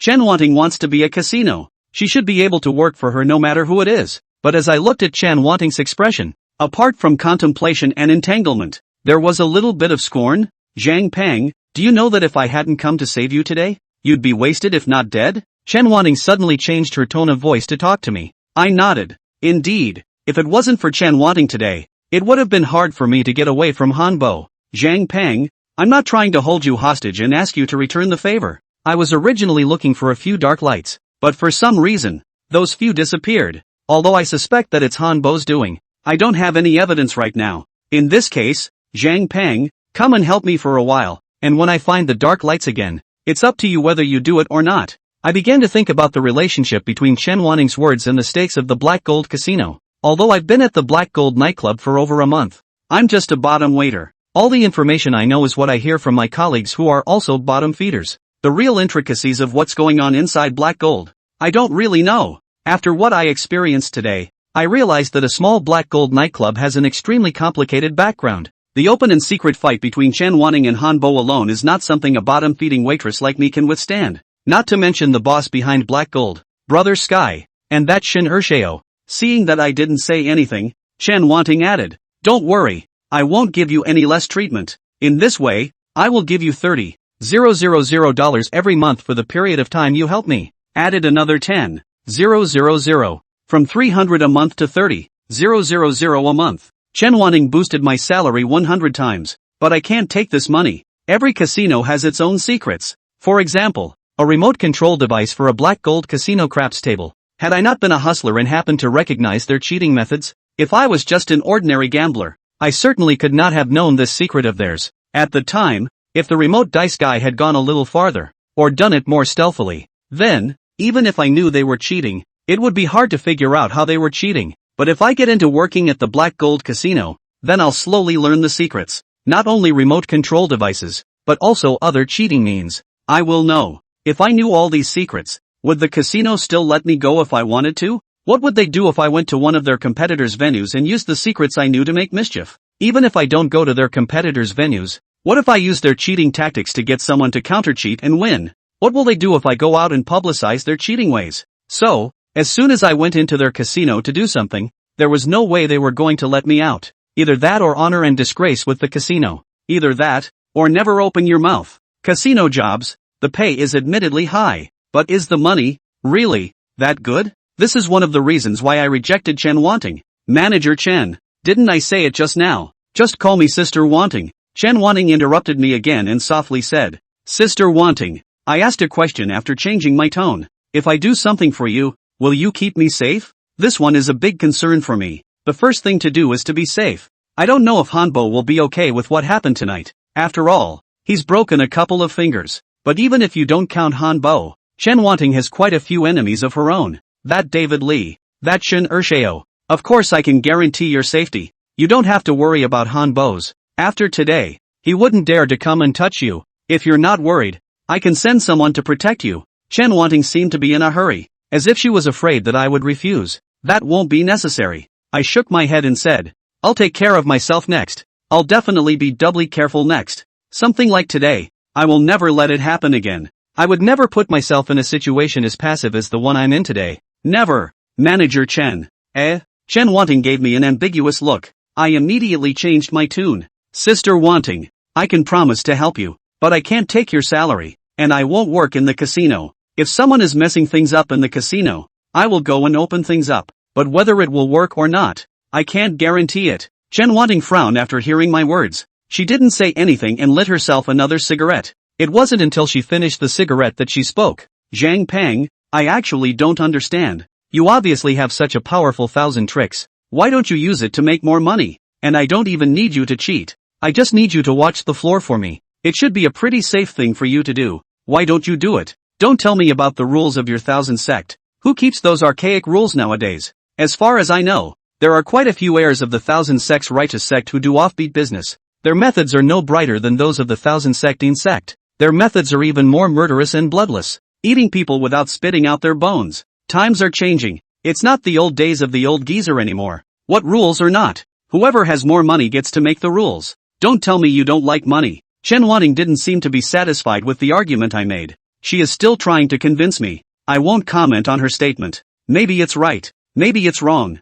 Only she didn't understand what was going on in my mind. And I didn't try to tell her what was really going on inside myself. The money. Of course I love it. When I followed the fourth master, I didn't worry about food. I didn't worry about clothes. And I even got to spend money recklessly after him sometimes. And now, I have to count for what I eat today and where I live tomorrow. I certainly don't like it. But I believe in myself that it is enough to make a living with my craft. I don't, now, have to rush to make money I could do without. Sister Wanting, let me think about it. If you casino has something you want me to help with, I'll definitely be obliged. I didn't reject Chen Wanting outright. Instead, I gave her an indication that I was already showing signs of loosening up. I am certainly not going to promise her. I just want to slow down Chen Wanting. I, for the time being, need to use her. For now, we can only use the reprieve first. Chen Wanting didn't insist on continuing to convince me when she heard me say so. All right, just think about it yourself. It's getting late today, so go home first. If you can't get up tomorrow, take a day off. Okay, thank you Sister Wanting. I got up and prepared to leave Chen Wanting's office. Suddenly, she spoke. Zhang Peng, you wouldn't want to slip away, would you? I froze. I didn't realize Chen Wanting was afraid I'd run away. I smiled. Sister Wanting, I won't leave. Although I don't want to work in the casino, I still want to repay you, Sister Wanting, for saving me today. Besides, don't you still have my ID card? I can't run away even if I want to. Chapter 45, Deferred Action, 2. If Chen Wanting used strong-arm tactics, or threatened me, to make me stay and work as a dark light for her, then I'm bound to run away in the night. Right now, I can't stand up to her, but I won't leave for a while if Chen Wanting's attitude is more moderate. On the way from the villa to the Black Gold nightclub, I sat quietly, but my fists were always clenched. It was already slightly white when he walked out of the Black Gold nightclub. I took a deep breath of the clear, cloudy air. That's when I had the feeling of life after death. However, being saved by Chen Wanting from Hanbo was only escaping from the claws of the wolf to the mouth of the tiger. Zhang Peng. Suddenly, someone called out to me. It's Yo-Yo. She walked by the doorpost of the Black and Gold nightclub. Why are you still here? I asked in surprise. I'm waiting for you. Yao Yao was concerned. Are you alright? What did Sister Wanting call you about? It's fine. Manager Chen asked me to go to the 5th floor gambling hall to help her watch the floor. I told Yo-Yo truthfully. Really? Yao Yao revealed a look of surprise. So you promise? I shook my head. It was still dark, but I could clearly see a very lost expression on Yao Yao's face. I wasn't surprised to see her have that look on her face. At that time, my thinking was that Chen Wanting was usually very nice to Yo-Yo and Yo-Yo was very much in love with Chen Wanting. Yo-Yo also wants me to help Chen Wanting, right? After all, listening to Chen Wanting's words, she was very passive now that she had no dark lights that could help her. So it wasn't surprising that Yao Yao had such an expression. Anyway, I had already promised Chen Wanting that I would go to the 5th floor casino to help her if something happened, so there was no need for me to hide it from Yao Yao. I told her, but I promised Manager Chen that if something happens in the gambling hall, I'll be there to help her. Ha? Yo-Yo didn't seem to understand my words and looked puzzled. What do you mean? It's just that I'll do my normal waitressing, and if someone on the 5th floor is cheating, I'll go up there and check it out. Really? Yo-Yo had another surprised smile on her face. I nodded. That's great. Yo-Yo seemed happy. By the way, how much do you know about Han Bo? Why do you call him Brother Blade? Is it because of the scar on his face? I suddenly asked Yo-Yo for no reason. What's wrong? Yao Yao was a bit puzzled and worried. Zhang Peng, today's matter is over. Since Wan Ting saved you from Brother Knife, then Sister Wan Ting will definitely protect you. Brother Knife won't come after you again either. You mustn't think of seeking revenge on Brother Knife. He's not someone to be messed with. I heard that he seems to be mentally ill. How come? I laughed. I'm just trying to get a feel for it so I don't offend him again in the future. Oh, so, Yo-Yo listened to my explanation and lost her defenses. I don't know why Knife is called Knife. Everyone calls it that anyway. But you must remember to never mention the scar on his face in front of Brother Knife. Just don't mention the Zhang family from South Street either. This seems to be Brother Knife's taboo. The South Street Young family? I whispered. Zhang family. I don't know the people of the Zhang family, and I don't know the Zhang family on South Street, but the name does ring a bell. Where did you hear it? I was thinking. Yo-Yo took my hand. Okay, don't think too much. If you run into Brother Blade in the future, just stay away from him. Sister Wanting is here. It's fine. Let's go back first. I'm sleepy and cold now. Even though it's summer, it does get a little cool at this point. Yo-Yo was still dressed coolly, and I could also clearly feel the coldness of her body when her bare arms touched my skin. Go back. I thought Yao Yao should be quite cold right now, so I didn't set aside her hand that was holding mine, and the two of them walked towards the direction of the apartment. No surprises this time. With nothing to say on the way, Yao Yao and I just returned home and then went to our respective rooms. Except, I didn't fall asleep quickly after I got into bed, but I thought about a lot of things. Chapter 46, Stalking? I was up before 9 a.m. At this point, Yo-Yo is still asleep. I shuffled out the door. It's not about running away, but it's about getting to a person. That old man Wingate. The old man was already at the key cutting stand outside the neighborhood. A man lying in a rocking chair, leisurely drinking tea and listening to Beijing opera. I know. The old man stays here almost all day. There were two other old men who came to play cards with him when they could. If only one old man comes, the two play chess. I didn't spy on the old man. Just every day when I went to work. Old man. I turned off the old man's radio and shouted. What for? The old man was disturbed and showed a look of extreme impatience. I came to ask you to find someone. I said bluntly. What man? The man who ran away from the suburban villa yesterday. Where is he now? Do you know? That's right. I looked for this wrongman old man to ask for job in Estrace. What villa? What runaway? What kind of stuff are you talking about? The old man looked puzzled. But I sneered. You would not know? How do I know? The old man blew his beard. Yet I knew that he was pretending. Old man. Don't pretend. You've been finding people to follow me for the past month. Last night I was taken to the villa and your people followed me. I said lightly. For his part, the old man's jaw dropped in surprise. He probably didn't realize that I knew about the fact that he had sent someone to follow me. I, on the other hand, learned about it about a day after I was sent to be followed by the old man. Ever since I asked the old man for my medal tag. But the old man made me promise to help him go to a gambling game. He's had people following me. Is he afraid that if I run away, no one will help him to gamble? I think that's probably true. At first, when I realized I was being followed, I wasn't sure if it was someone from this old wrongman sect. I treated it as if I hadn't noticed, and after having someone follow me for a few days and realizing they didn't mean any harm, I tried it a few times. I've found that when I'm in the neighborhood of Old Man Wingate, The people following me will stay away from me. Also, there's more than one person following me, and more than one group, but these guys change shifts basically when I get home. Or when I'm out of the house, they change shifts near my house, but also near Old Man Wrongman's locksmith stand. And at one point, I saw one of the guys who had been stalking me show up at the old man's lock pairing stand. Even though I saw it from a distance, I can probably determine that the two were talking, not making keys, based on the above points. I guessed it was Old Man Wrongman who asked someone to follow me. After I figured out the old man's purpose in getting someone to follow me, I ignored the matter. And yesterday, when I was taken away by Hanbo's men, I also saw a man on a motorcycle following the van all the way. Even when they got to the villa, the scooter followed. So, I'm guessing that this Old Man Wrongman might know the whereabouts of Xiaobin? How did you know I sent someone to follow you? The old man stopped hiding when I pointed it out. It's probably because you wing sect people aren't good at tracking, and I found out. I didn't really know if the people who were following me were from Wingate or not. Maybe it's just some random guy the old man found. I'm only saying this to piss off the old man. This old man seems to have a good face? Sure enough, after hearing my slander, the old man blew his beard and eyes out. You fart. My Wrong Clan's men can be caught tracking you by a little hustler like you? I've already found out. And this old man still won't admit it. He not only has a good face, but also a hard mouth. I didn't want to argue with him any longer, so I stopped being angry with him. Well, old man, let's not talk about that. You tell me, do you know where that man is? I've got something to do.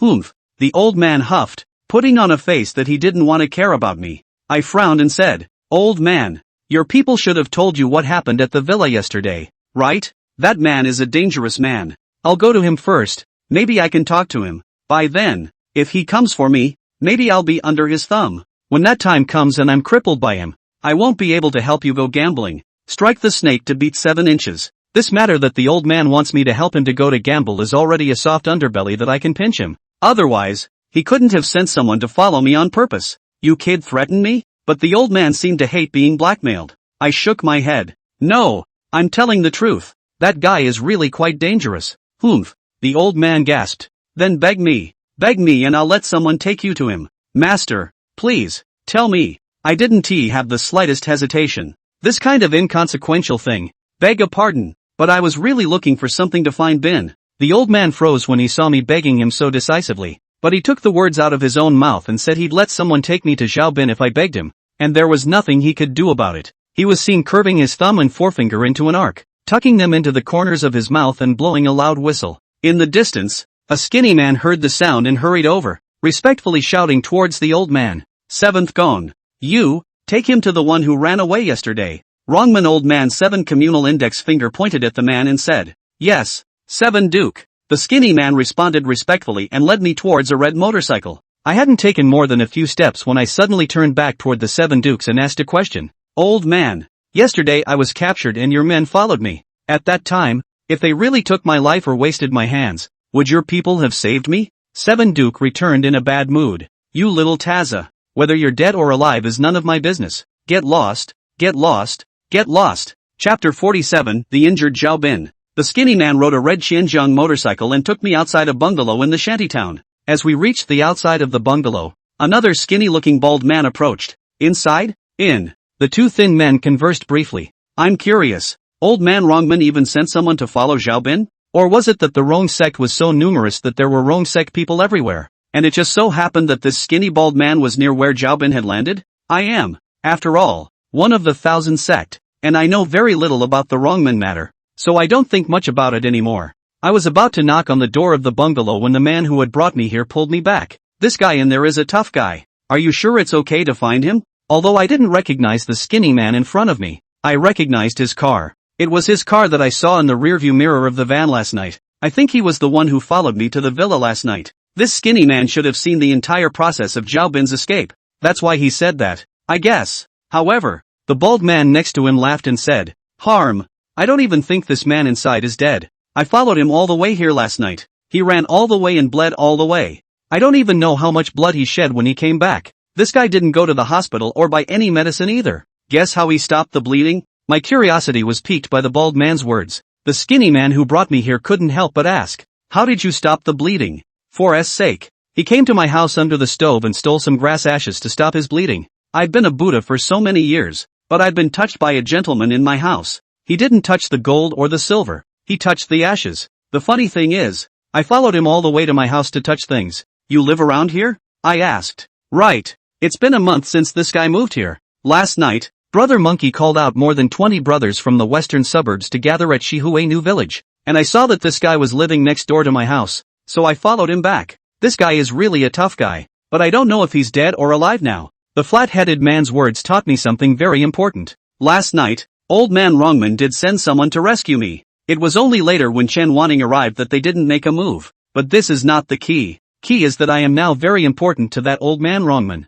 The relative. Wrongman Old Man that bet is also very important. I quickly organized this information down in my head and stored it aside. Now, none of that is the point. I'm looking for Zhaobin now is the point. I reached over and knocked on the door, but there was no answer. Will he leave? I asked. No way. Bald replied firmly. He then glanced toward the ground and saw a cigarette case. What are you knocking for? Just open the door and go in, he said as he picked up the cigarette case and had disassembled it into a piece of cardboard. The door locks on the bungalows are very old-fashioned door locks. The bald man shoved the cardboard piece of paper toward the crack in the door lock, grabbed the doorknob with one hand, pulled the door outward, and pressed the card inward. Crunch! The door was opened. It's true, but there are specialties in the arts. Doors are nothing in front of these old glories. The layout of the bungalow is a two-bedroom. Attached to the door of the room was a layout similar to a living room attached to a kitchen, except that the living room consisted of only an 8th century table and a couple of long benches, as well as a simple stove stacked with marble. Above the cooktop is a gas stove. Inside the living room there was another room with no door but a curtain, which would be the bedroom. Instead of going straight in, I just called out from outside the living room, "Zhao Bin?" No one responded. It was then that I cautiously made my way towards the room. Inside the room, the curtains were drawn and the lights were off and it was pitch black. I went along and touched the switch, but the moment I touched the switch to turn the light on, a bright machete was pressed against my neck. "It's me!" I shouted hastily. "It's you?" Zhao Bin's face was frighteningly white as he looked at me with a surprised look. Then he looked at the two old glories following me. "They're the ones who brought me to you. Don't worry. They have nothing to do with black gold. Put the knife down first. I have something to find you," I said calmly. Zhao Bin pondered for a moment before putting the knife away. I hugged the two old glories. "Guys, I need to talk to my friend about something. Both of them are mixed Jianghu. Naturally know what I mean. Some uneasy look at me, but in the end or tentatively go out. We'll meet you at the door. Greet us if you need anything," the man who brought me here said before heading out the door. I nodded in appreciation. Then I turned around and took a good look at Zhao Bin. He was now topless and covered in dirty blood. Aside from a few old wounds, the most striking were the 3 stab wounds in his back from last night's escape. Though his back was covered in grass dust and the bleeding had stopped quite a bit, but the wound was still shocking. But that's not what concerns me the most. I found it surprising that he still had 3 somewhat older gunshot wounds, 2 on each shoulder and 1 on the abdomen. Chapter 48 Counter 1. What do you want with me? Zhao Bin weakly sat down on the bed, took cigarettes at the bedside and lit one for himself. I looked at him and one word came to mind for no reason. The end of a strong crossbow. I saw that he didn't even have the strength to smoke. His eyelids seemed to be fighting. "I came to apologize to you," I murmured. Zhao Bin raised his eyelids with difficulty and looked at me with eyes full of surprise. "Apologize? Eh?" I nodded. "I did cheat. If it wasn't for me cheating, I wouldn't have gotten you into this mess." Zhao Bin shook his head, revealing a miserable smile. "It's nothing to do with you. It's just my bad luck." I was slightly surprised by Zhao Bin's answer, but I also knew that Zhao Bin probably wouldn't blame me, and that's why I would, and dared to, come to him. Last night, after Zhao Bin got the machete, I could feel the anger, the killing aura on Zhao Bin. I also sensed at the same time that Zhao Bin's anger and murderous aura wasn't directed at me. Instead, it was directed at Wang Chang and Han Bo. Although the initiator is me, theoretically I caused Zhao Bin suffered a disaster. He hated me, resent me, want to kill me should be. But the object of his resentment is the person who actually did the hitting. That's one of the reasons I came to see him today specifically. No matter what, it's because of me that you're in the state you're in now. I feel very sorry in my heart. Here's $10,000. As my compensation to you. I took out $10,000 and put it next to his bed. Zhao Bin looked at the money incredulously and took a deep drag on his cigarette. "All right. I won't say any more words of thanks. If you feel indebted to me, then it's all clear between the two of us." Good. I didn't have much contact with Zhao Bin before, but now I do know a little bit about him. In addition to being a fierce man, he's also a straight shooter. "What's next for you?" I asked. "If you can't die, just leave Huang County." I broke a few of Han Bo's fingers. "Can he let me go?" I paid careful attention to Zhao Bin's eyes when he said this. I could tell by the way his eyes drifted that he was lying. Also, he's watching out for me. It's good to leave Yellow County. If I could leave Yellow County, I would. I spoke slowly, but those words aroused Zhao Bin's curiosity. You can't leave? I nodded my head in response. Yesterday, it was Manager Chen who brought people to rescue me, but I've only escaped the wolf's den and entered the tiger's den again. She wants me to work for her. Do something? Do what? Did you know that the Black Gold nightclub has a casino? I know. 6th floor. I haven't been inside though. It's not just the 6th floor, but now the 5th floor is converted into a big gambling hall. The remodeling of the 5th floor was something that happened after Zhao Bin left the Black Gold nightclub, and it was normal that he didn't know about it. I went on to tell him, but the 5th floor gambling hall is co-managed by both Manager Chen and Han Bo, but Manager Chen doesn't have anyone under her who knows how to watch the floor for her, so she asked me to stay and help her. Zhao Bin nodded in thought. I glanced at Zhao Bin and revealed a bitter smile. Actually, Manager Chen and Han Bo have always had a competitive relationship. The boss behind Black Gold made them compete against each other, and in the end, they would give the management of the casino, or even the entire Black Gold, to the winner. Manager Chen not only asked me to help her watch the venue, but also asked me to screw Han Bo. When I finished saying this, Zhao Bin looked at me with a shocked expression. You're going to screw Han Bo? I said helplessly. Yeah, actually, even if Manager Chen didn't say anything, I still had this idea. Catching 1,000 and catching the booty. They obviously have no evidence, but they forcefully arrested me and want to waste me. And you and Lu, you don't know anything.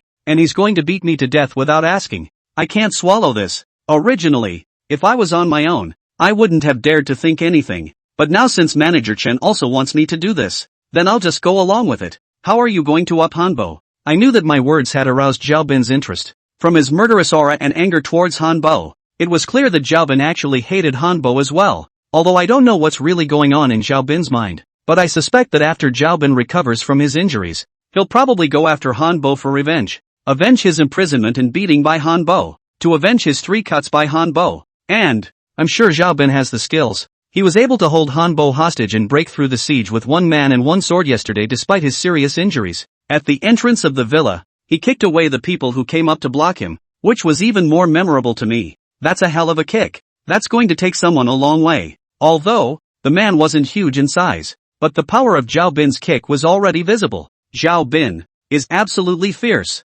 Also, Zhao Bin's movement of climbing the iron fence gate was professional. This profession is not the kind of profession that the gentleman Lao Rong climbed the wall of others. This profession is a professionally trained profession. I have seen little of this world, but compared to the so-called flying tigers in the Hong Kong movie, Zhao Bin's movements were like an adult compared to a child when compared to them. Zhao Bin, in my eyes, is not only a fierce man, but a professional fierce man. This is the fundamental reason why I came to see Zhao Bin. There are lies and truths in what I told Zhao Bin, but I definitely meant it when I said, I'm going to screw Han Bo, but it's too hard for me alone to mess with Han Bo. Chen Wanting did not tell me that she wanted to mess up Han Bo. I said this, I lied to Zhao Bin. So, I need help. Most urgently, I need a fireman. Chapter 49, Against, 2. The 8 Generals of the 1,000 Gates. The positive, the rapture, the reverse, the degradation, the wind, the fire, the removal, and the ballad. Fire Generals,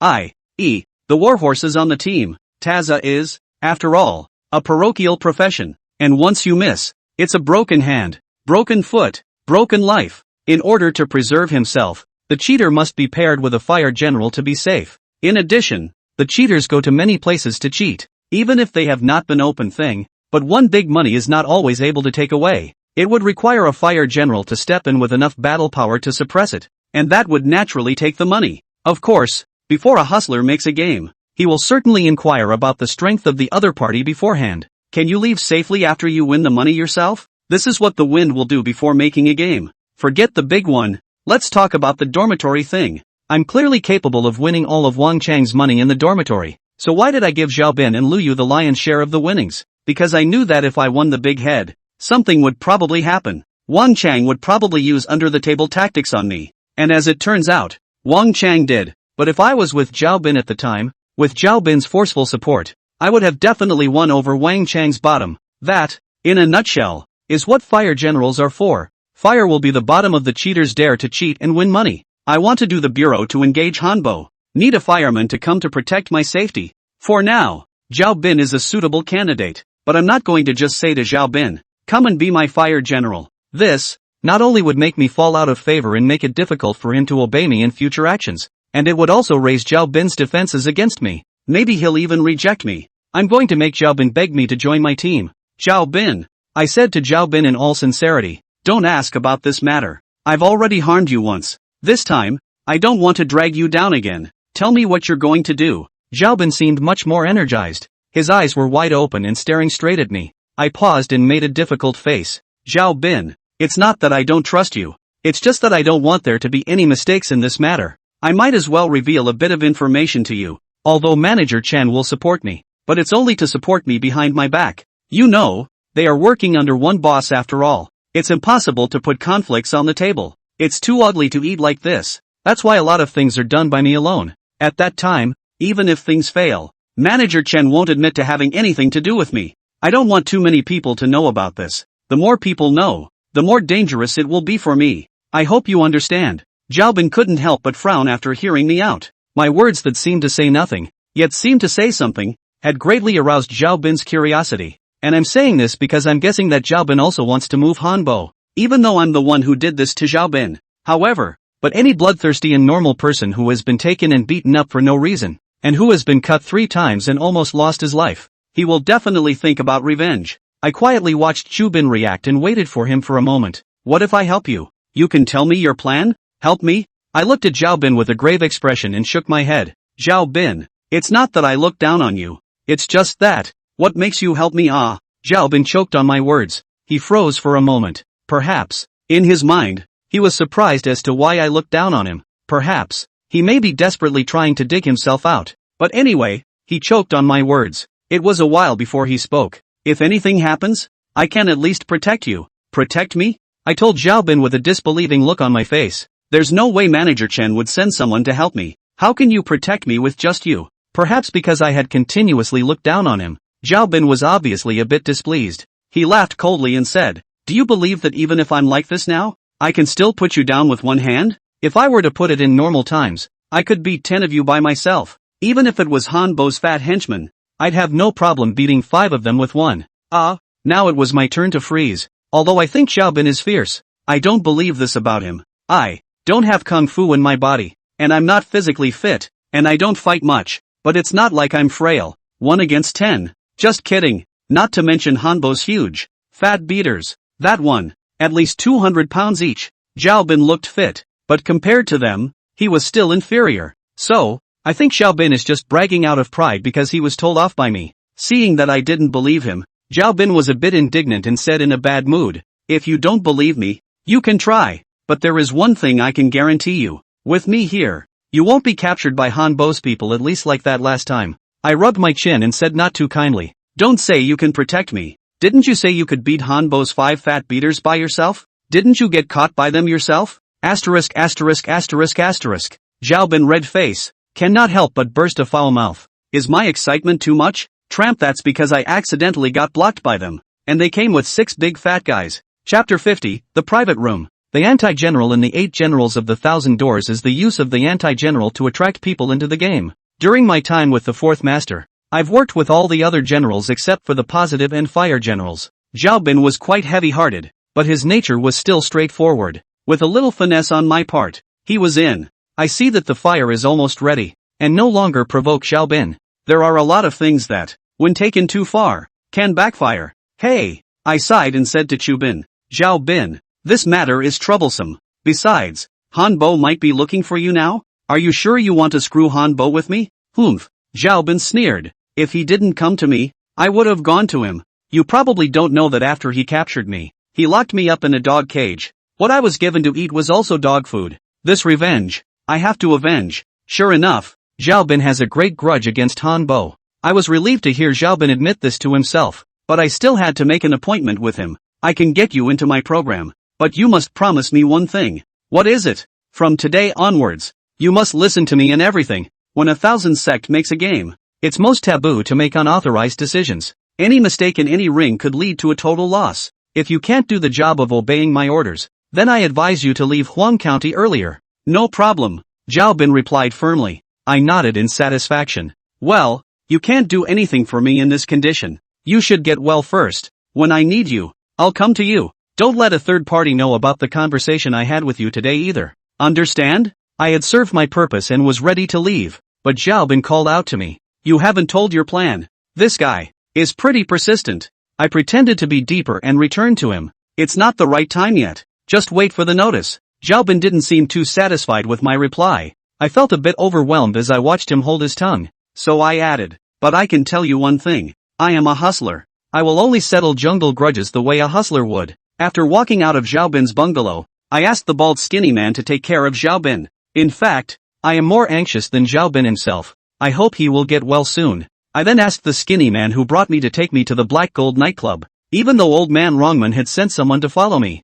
I found that it was actually quite nice. Not to mention I have a slight guarantee of safety and a free driver, though only motorcyclists. Arriving at the Black Gold nightclub just as it was nearing punch time. I had just walked into the lobby of the Black Gold nightclub when a front desk girl came up to me. Zhang Peng, where have you been? Do you know that Yao Yao is looking for you everywhere? Looking for me? What's the matter? I asked subconsciously. I've been living with Yo-Yo for over a month now, but most of the time we don't commute together. I haven't seen her approach me before. How would I know? She should be in Sister Wanting's office right now, so hurry up and go. I see she's in a hurry. The little girl at the front desk pursed her lips as she spoke to me, looking like she wanted to laugh but was holding it in. I was confused, but I still walked towards Chan Wanting's office. Chan Wanting's office was on the innermost part of the second floor. When I go up to the second floor, I have to go through a long aisle, and naturally, on either side of the aisle are private rooms. It's not even official business hours yet, and the boxes are empty. I was halfway there when suddenly someone reached out from inside one of the boxes, grabbed me, and yanked me inside. There were no lights on in the box. It was pitch black, and I didn't even see who grabbed me. And last night Hanbo's people cast a shadow over me. I have a feeling of once bitten, twice shy. I subconsciously made a resistance and tried to push the visitor back. Ah! The person who grabbed me gasped, but her hand tightened its grip on me more and more. This resulted in me and the visitor falling in unison, and me pinning the guy down. Luckily, seems to have collapsed on the couch. I wanted to get up first, with a subconscious hand. Ah! The man let out another gasp, and I, too, finally realized what the soft mass I was gripping was, including the place I touched just now when I went to push the incoming man. I didn't realize. You were like that. The person underneath me made a crunchy, soft sound. It was so dark around me that I couldn't see anyone, but hearing her voice was like being in my ear, and I knew who this person was based on her voice. Surprisingly, it's Wang Qian. What do you want? I questioned her with a huffy tone. Unexpectedly, she asked me back. What do you want? I was at a loss for words at her question. Then she picked up. What do you want to do when you're pressed up against me like that and touching me? I suddenly got a sudden and unexplained rush of heat, but it was dark as hell all around me, and I couldn't see a thing, so I didn't know what to do. It was Wang Qian who reached out and pressed the weak light on the wall switch to turn on the weak light in the box. Although the box was still dimly lit, I still found the point to start, and hurriedly removed my hand from Wang Qian, and used my strength to stand up. Wang Qian also sat up, and also organized her somewhat messy one-piece dress, muttering under her breath. Bad. It's hurting me. Chapter 51 Wang Qian's Purpose. What the hell do you want? Already a little annoyed, I asked again. This time Wang Qian didn't ask me a question in return and said with a smile. Just kidding. I frowned. This joke is not funny. I lifted my feet and just tried to get out of there. Wang Qian grabbed me again and asked me in a sultry tone. What? In a hurry to see Yao Yao?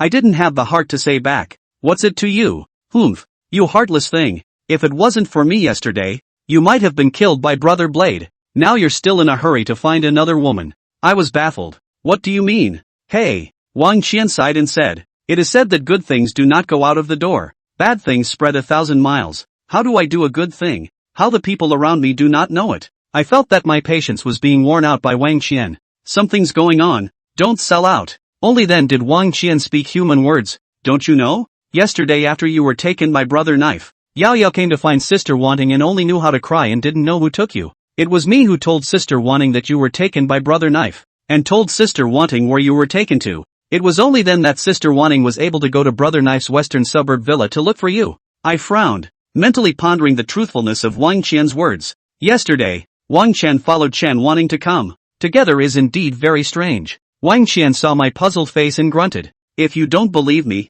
you can go ask your Yao Yao baby or you can ask Sister Wanting. Listening to Wang Qian's tone, she should not be lying, but her behavior is so counterintuitive. Isn't she with Wang Chang? Doesn't she have a hard time with Yo-Yo and at the same time look at me in a bad light? Why are you helping me? What the hell do you want? It's better to think than to ask. And once again I asked the question. Wang Qian stood up from the couch and got close enough to draw a circle on my chest with her finger. What if I said I wanted you to leave Yo-Yo and be with me? Not only did Wang Qian put her hands on me, her mouth was in my ear. The breath she exhaled as she spoke blew gently across my earlobes, making my whole body tingle. I pulled away from Wang Qian and said in a deep voice, "You have something to say. Don't make a whole thing out of it." "Boring," Wang Qian said in a widowed voice and sat back on the sofa, not knowing where to take out a cigarette to light it for herself. The sparks from the cigarette were especially bright in the dimly lit room. Wang Qian took a drag and exhaled a smoke ring. "Anyway, I kind of saved you, right? Shouldn't you be repaying me? How will you repay me? Take me to win." Wang Qian, who does not make a demon, is very dry. The request she made wasn't hard either. I pondered for a moment. If what Wang Qian said is true, then I still count myself as owing her a favor. Though, because of the old man Wingate's people, I'll probably still be fine. But the truth now is that it was indeed Chen Wanting who saved me. And the reason why Chen Wanting was able to save me was also due to Wang Qian. I owe her 2 favors. And of course, there's Yo-Yo. I owe her a favor. The debt of human favor is the most difficult to return. Chen Wanting, that is the case, and the requirements she raised make me very difficult. And Wang Qian's request can be said to be very simple. Yes, I promised Wang Qian, but I had to make an appointment with her. But I can only help you to bet once. The bureau is yours to find, no matter how big it is. But one thing must be guaranteed. That is that the bureau must be safe. And I can take the money when I win. Wang Qian seemed to be a bit dissatisfied with my promise to help her gamble only once. And after hesitating for a while, she said, "Alright, I can find the bureau. And as long as you don't get caught cheating, it's definitely possible to take the money away." Aha! I nodded. "Also, you'll pay for the principal of the last game. According to Randall's rules, I'll take 30% of the winnings. A favor is a favor and money is money. This is something I definitely want to separate from Wang Qian. Of course, this is indeed a Randall's rule. Help someone go gambling. This belongs to the bright lights. There are some innings that a hustler can't get on. Rich people are not all cuties. They don't play very big cards with random strangers. They usually only play with people they know and know very well. But there are also bosses who have lost too much and want to turn over their money. So they will get a hustler to come over and pretend to be their relative or friend or partner or whatever, and then find a way to get the hustler on the table. The principal, of course, comes out of the owner's pocket. The hustler gets a commission. Such a hustler is called a bright light. Well, 30% is 30%. As long as you can win the money, not to mention 30%,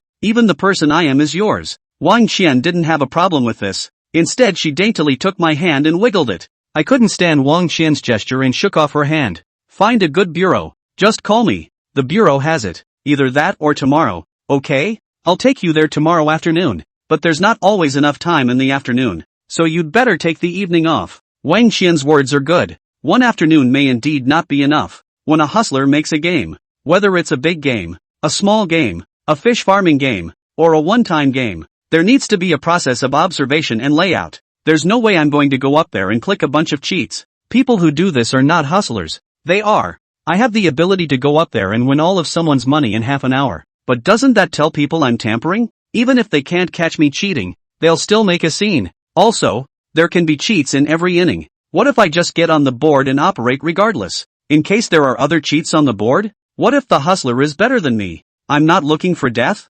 Okay, tomorrow then. I promised Wang Qian. Not wanting to stay in this private room any longer, I hurriedly walked out. But just as I was walking out of the door of the private room, I ran into Yo-Yo walking head-on. I watched as Yo-Yo's face turned from an anxious look to a smile. "Zhang Peng, why are you here?" Just as I was about to answer Yao Yao's question, Wang Qian also walked out from the private room. She glanced towards Yo-Yo and I and gave a wry smile. Then, ignoring Yao Yao, she took my hand and said coyly, "Peng Peng, don't forget our promise." With that, she walked away without looking back. I looked at Wang Qian's departing back in a bewildered manner, not knowing why she had to say this to me in particular. Just when I looked back at Yo-Yo again, her face had been covered in frost. Chapter 52. So many people looking for me? Zhang Peng, what are you? What are you doing with Wang Qian in the private room? Yo-Yo asked me with her head down. Only, her voice was strange and filled with extremely complicated feelings. Aggrieved? Sad? Anger?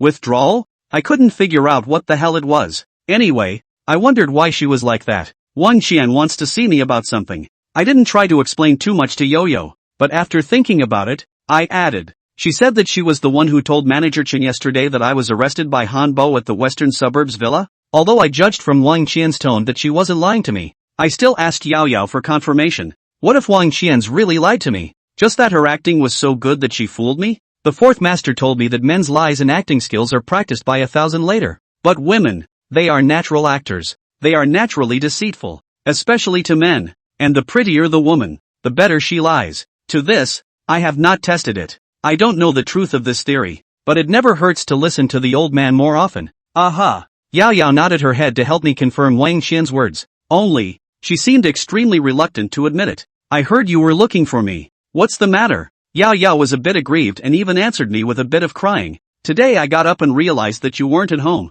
And when I came to the store I didn't see you in person. I was so worried that you were retaliated by the knife brother. As she said that, Yao Yao's eyes suddenly turned red, and there were tears in her eyes. I looked at Yao Yao's appearance, and surprisingly, I felt a pang of heartache for no reason. I can see, Yao Yao is concerned about me. Yo-Yo, thank you, I said to Yo-Yo. Thank me? Thank me for what? Yo-Yo looked at me with surprised eyes, buffering away her original look of resignation and worry. Thank you for getting Manager Chan to save me yesterday. Oh, Yo-Yo responded but then showed a look of wanting to say something. What's wrong? I asked. Frowning, Yao Yao hesitated and said, did you go out with Wang Qian today? No, I deny it truthfully. Oh, Yao Yao was like a relief and her face looked much better. That, Yo-Yo was about to say something else, but then someone called out to me. Zhang Peng, the one who called out to me was actually Lu Yu. He hesitated far behind me, like he was looking for me for something but didn't want to come and bother Yo-Yo and me.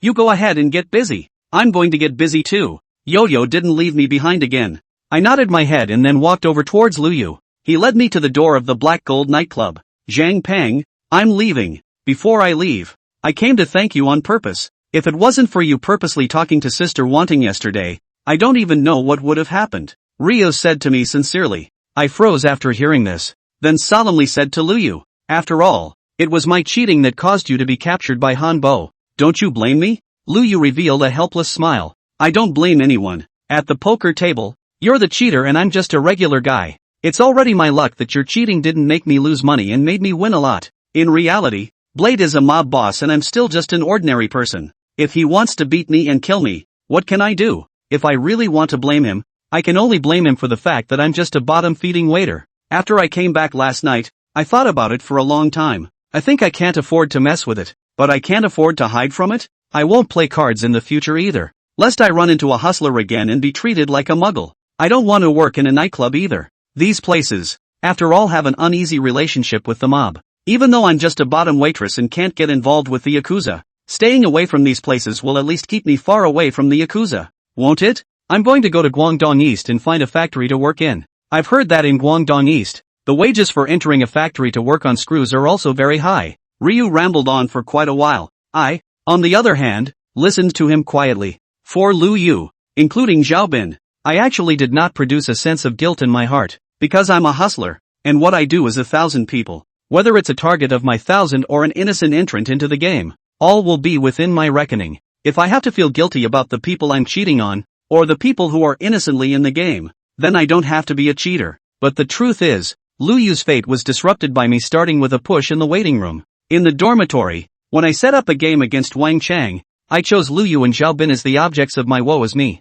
because Lu Yu was pushed by me in the waiting room. He was scolded by Wang Chang. I let Lu Yu win some money as compensation, and I also picked Xiaobin because at the time I thought the guy was gloomy as hell, like a guy not to be messed with. I thought it shouldn't be much of a problem to let him win Wang Chang's money, but I didn't expect that Wang Chang would get Han Bo to handle the matter after he lost the money. It's like a kid losing marbles looking for their parents to get them back. No matter how to say, Lu Yu now get the result, or because I give him caused by the cause. He was also arrested and beaten by Han Bo. I hear they're still being treated like dogs in cages? Lu Yu, you were captured and beaten by Han Bo? After all, I caused it. This money is for you, as medical expenses for your injuries. I took out $5,000 and gave it to Lu Yu. Lu Yu looked at me in surprise and didn't take the money. No need. You actually let me win money. This I know. I shook my head and shoved the money into Lu Yu's hand. And that's when the front desk girl in the lobby of the Black Gold nightclub came out to call me. Zhang Pang,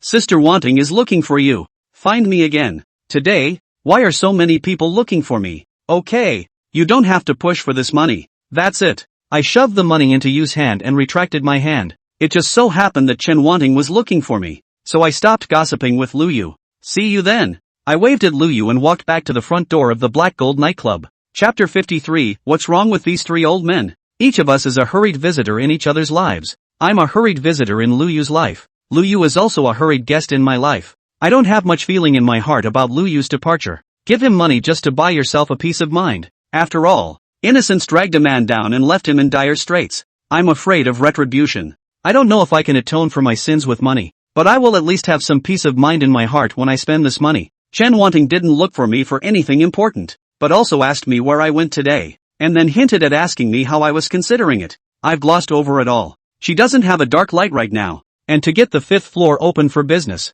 she needs to use me. So, I was able to broker a deal with her for a while. I don't know what she'll do to me if I'm no longer of use by then, but let's talk about these. Today was business as usual. Business is as good as ever at the Black Gold nightclub. The VIP room I'm in charge of had 2 waves of guests. One wave was entertained by Yo-Yo bringing someone in. The other wave was entertained by Wang Qian who brought people in. It's just a strange day. Yo-Yo met me with a black face the whole time. She used to smile when she ran into me. Not only did she not give me a good look today, but she asked me several times to get this and that. I felt like she was being deliberately difficult, but that's what I do. I also have the lowest status in this booth. The highest status is, of course, the owner who comes to spend money. The next best thing is a foreman like Yo-Yo. Once again, it's the little sisters. And then once again the princesses who serve in the private rooms. At the bottom of the ladder are door attendants like me. I have to obey whatever the people inside want me to do. On the contrary, Wang Qian's attitude towards me was much better.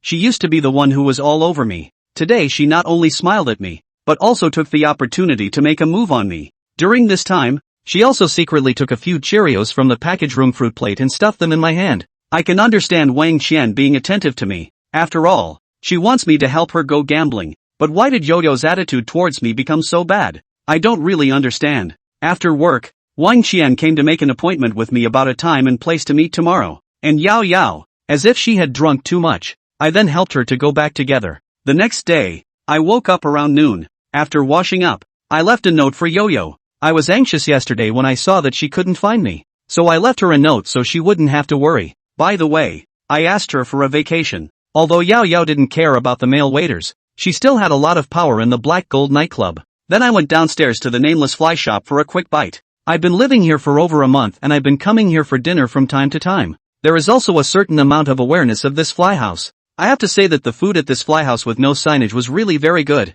And there's no menu in the fly house. What's available each day depends on the mood of the old man and woman in the fly house. When things are sold out, they're gone. And the old man will never add to the menu, much less make it to the customer's liking. The old man doesn't have a very good temper. Once, a customer said he didn't want scallions, but the old man added them anyway. That customer said something and the old man even got into a fight with someone. Perhaps it was because of the old man's temper and the way the Fly Tavern operated that the Fly Tavern's business wasn't particularly good, even though the food was very tasty and inexpensive, right? Of course it could be because the old man and woman at the fly house just want to maintain the status quo. The old man's temper is not good, and his relationship with Rongman's old man, Qi Gong, is very good. These two people and another old man almost every day together to play cards and chess. But then again, old man Rongman had a bad temper. Stinky is probably the best way to describe them. It's no wonder they play together. Although I'm not sure what the other old man is like, but to be able to hang out with the old man of the fly house and the old man of the Rongman,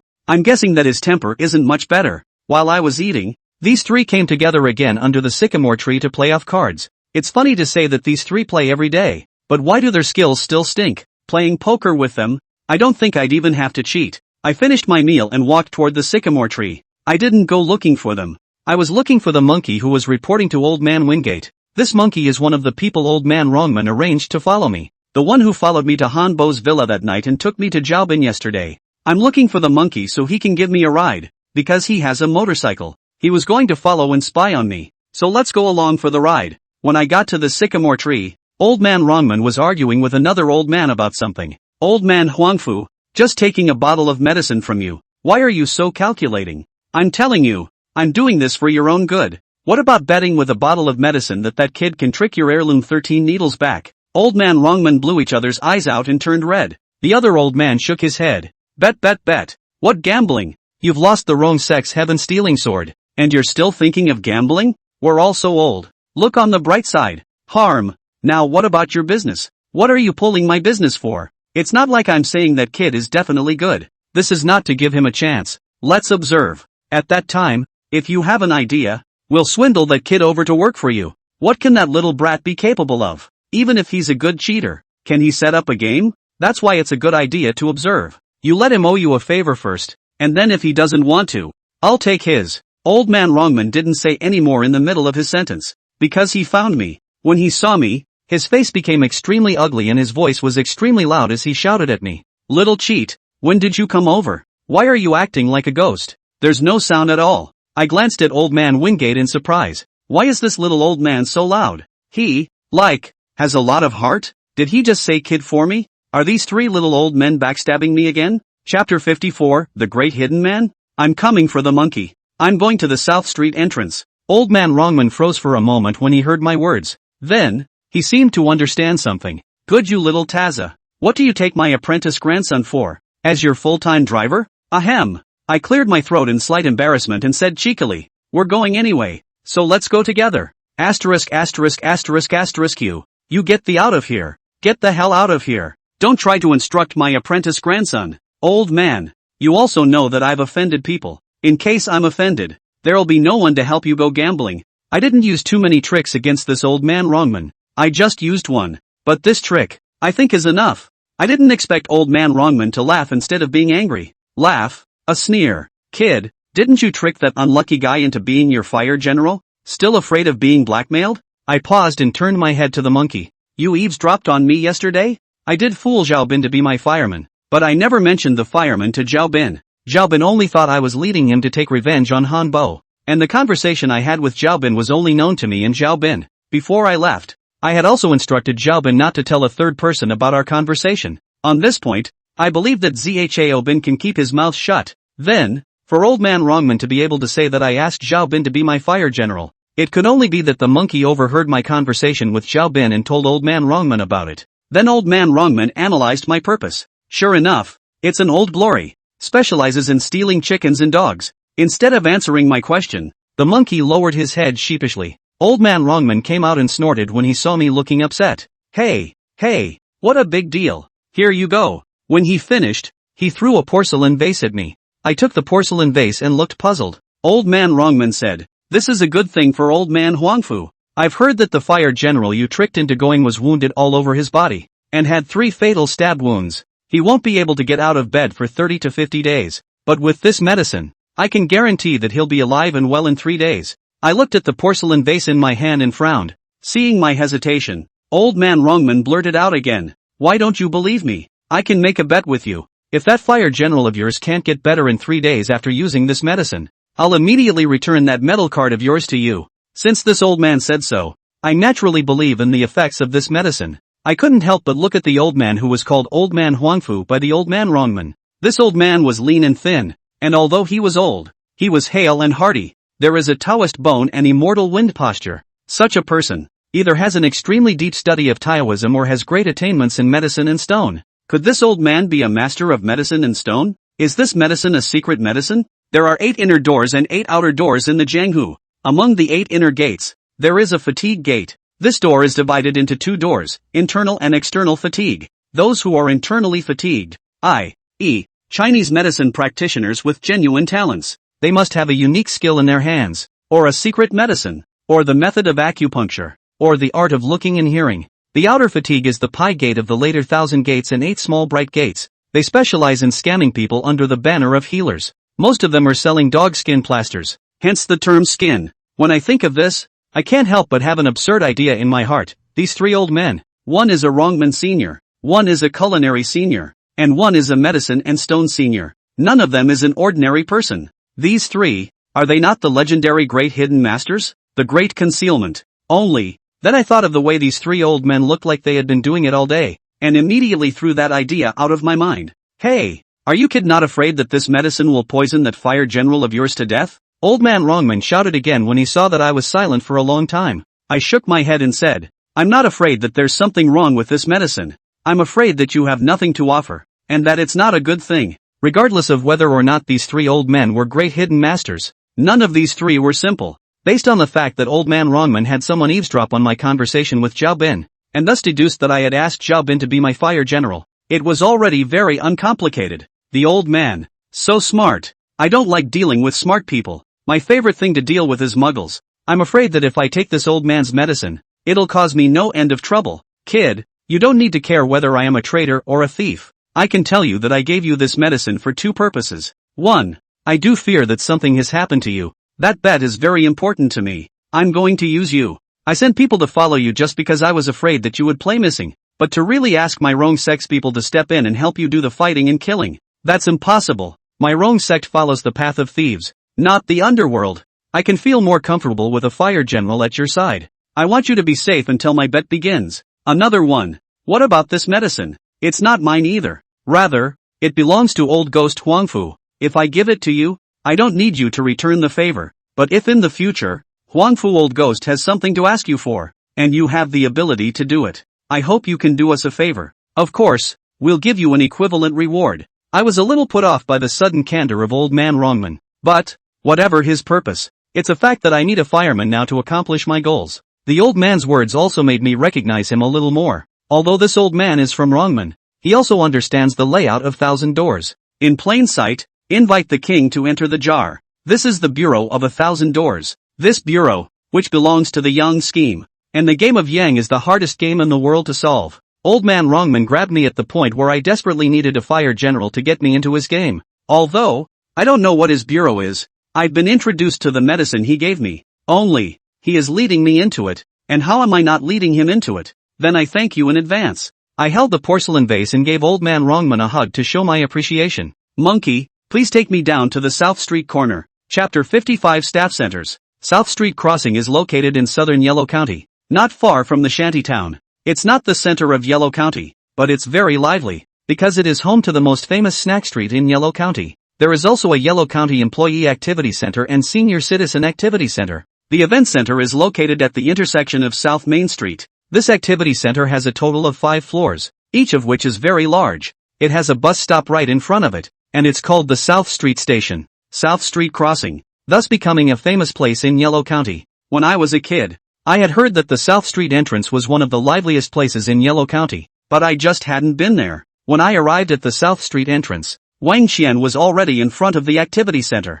I told the monkey to take the medicine to Zhao Bin and walked towards Wang Qian myself. Monkey was reluctant to run an errand for me, but he saw that it wasn't far from the shanty town, so he did it for me. Who's that guy? Wang Qian asked when she saw me getting off the monkey's motorcycle. Motorman. I blurted out a sentence and walked into the activity center with Wang Qian. Because it is an old building, the Employee Activity Center does not have an elevator. We need to climb the stairs from the first floor. The first floor of the activity center is a vast stadium. The most common thing in there is the ping pong table, followed by the badminton court and a scattering of sports equipment. There are a lot of people here, but most of them are elderly. On the second floor is a paid roller skating rink. It was also very crowded, but mainly with young people. What surprised me the most was the third floor. On the third floor, without any compartments, the large hall was filled with mahjong tables. I took a glance and mentally calculated that here, there were 300 mahjong tables without 5. And, almost every mahjong table was filled. A crowd of people, all playing mahjong. Such a scene, I have only seen, in the Sichuan area. Of course, the people there than here is even more exaggerated. They can set up such a mahjong formation in the open air. This is also considered to belong to the bombing existence in the Blue Way. I didn't realize that there was such a place in Yellow County. The fourth floor of the event center, on the other hand, can be described as a gambling hall with some of the usual tables. There are things like blackjack, craps tables and whatnot, but it looks like the tables are pretty outdated. But that didn't stop the place from being crowded as well. And Wang Qian took me to the 5th floor. It's different from the 4 layers below. The 5th floor is separated by a number of rooms. Needless to say, is the equivalent of a VIP room. From the 1st floor to the 5th floor, I had always just watched without speaking. But before Wang Qian brought me into the private room, I couldn't help but grab Wang Qian's arm and ask, "What the hell is this place?" Wang Qian revealed a mysterious smile. "Of course it's the biggest casino in Huang County." I frowned slightly when I heard that answer. Big is big here, but I didn't realize it was the biggest casino in Yellow County, built in a staff and senior center? Suddenly, my mind flashed back to the day when David Lee came to the Black Gold nightclub Supreme 888 private room to cause trouble. I think Shen said he'd clean up the Zhang family's business in Huan County. Wang Qian saw me standing dumb, did not say, and said to me, "Oh, you don't worry, here is very clean. You can show off your skills." I smiled and didn't say anything. There are clean casinos in the world? Not to mention this such a mixed bag. The owner of this place is named Chang? My unexplained words made Wang Qian freeze. This is the Zheng family's field. You know someone from the Zheng family? I shook my head and said no more. Get in there. No matter what. I'm here. So naturally I'm not going to back out. But first, I definitely need to observe for a while. Upon entering the private room, I realized that there were already 5 people inside sitting at the gambling table playing cards. The layout of the private room is similar to that of a typical chess room private room. It's just a little more spacious and a little fancier here. There is a separate bathroom and a couch for lounging. Instead of a mahjong table, the booth also held a polygonal table for multiplayer games. The people in the private room seemed to be quite familiar with Wang Qian. When Wang Qian and I entered, the people inside greeted Wang Qian. Among them, a woman with a colorful dress on the poker table even joked with Wang Qian. Yo, Qian is changing her boyfriend again? What? Wang Chang is useless? This woman is also quite interesting. While talking to Wang Qian, she is also still scowling at me. But, she even knows Wang Chang? Slutty hoof, if you want to be Thai, go back and be Thai with your good godfather. But don't make eyes at my baby. Wang Qian also snickered at the woman. The gorgeous woman didn't seem to be happy that Wang Qian mentioned her godfather, rolled her eyes and let out a cut. What? The old man can't satisfy you? Then go back to Black Gold. With Sister Lee's skills, all the young men who come to the store will fall under your skirt. At that time, won't you be able to choose whatever you want? Wang Qian said. I'm not going back. It's exhausting to have to drink every day. I might as well do it now. He only comes to me a few days a month anyway. I can still eat wild game once in a while. I think your new boyfriend is just fine. Why don't you lend him to me for a few days? Chapter 56, Observation. Cheating. These two were talking about my head, and treating me like a plaything? And borrow it for a few days for fun? At that moment, my face went cold. Wang Qian seemed to sense my displeasure. She took one look at my face and quickly said to Li with a sullen face, "Don't be ridiculous." Sister Li is also a master of observing words and colors. She saw that both Wang Qian and I did not look good, so she stopped flirting with me. Just in the end, he also said to Wang Qian, Qian, can't see it, you are still being tamed? Wang Qian didn't dare to reply again. I guess she was afraid that Ray would say something else to piss me off. And the other 4 at the table were all men. During the time Wang Qian and Sister Li were talking, none of them chimed in, and they all listened with interest to what they were talking about. I guess they like to hear some tiger talk from 2 women who are both quite voluptuous.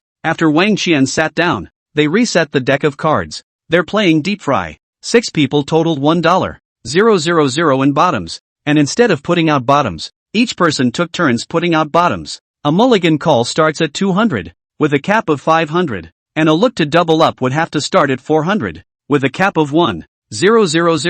The $30,000 is capped, i.e., with $30,000 in the pool, everyone is required to open their cards, whether bored or watching. It's not a small poker game. Frying looks not at the bottom money, but at the capped money and the money for the calling hand. Don't think they start at 200 to follow, but at 200, it's just a test run in the preliminaries. By the time everyone at the table is on top, it's basically 500 up board. If you're not lucky, you'll lose 5,000 to 1,000, or 10,000 in 10 hands. When you meet an enemy hand, you may have to lose more than $10,000 in one hand. I couldn't help but look at Wang Qian. I know she's the top girl at the Black Gold Club. Almost every day, people come to order her. Sometimes people even rush to order her. In one night, she was ordered twice or thrice. But even so, a card game like this shouldn't be something she could afford to play. Unless, Wang Qian has been trapped into a real gambler.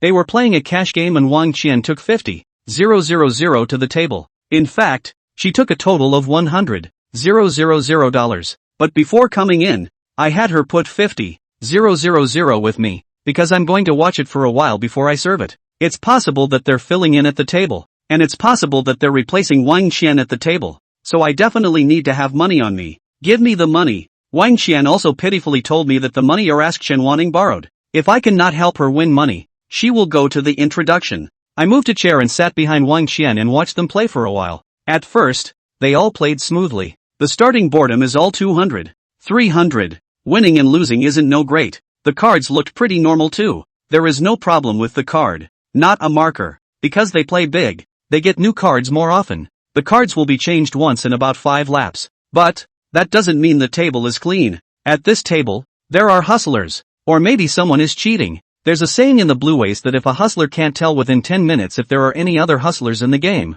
then that hustler is no different than a waterfish. A waterfish is an ordinary person in a gambling game with a hustler. The table is the chopping block. They can only let the cheaters fish and meat. When I sat down behind Wang Qian, I saw a man with a problem. This person happened to be sitting across from Wang Qian. It was a dark-looking bald guy. It's still summer, and although the air conditioning is on in the booth, it's not very cold. Instead, this bald man wore a long-sleeved shirt. Of course, long-sleeved shirts aren't the problem. After all, some people are weak and afraid of the cold. But this bald man's cuffs were wrinkled by him. This type of cuff is called a sword in the sleeve in Shimen Randao. With a flick, you can use the sword in the sleeve to complete the card exchange. The reason he had crumpled the cuffs was to prevent popping the cards too fast and the deck too slippery to control the position. The crumpled cuffs are there to add friction. A cheater who needs to wrinkle his cuffs is an entry-level cheater. A true master cheater doesn't need to wrinkle his cuffs. Of course, if it is a top Taza, already do not bother to use the sword in the sleeve such as low-level 1000 tricks.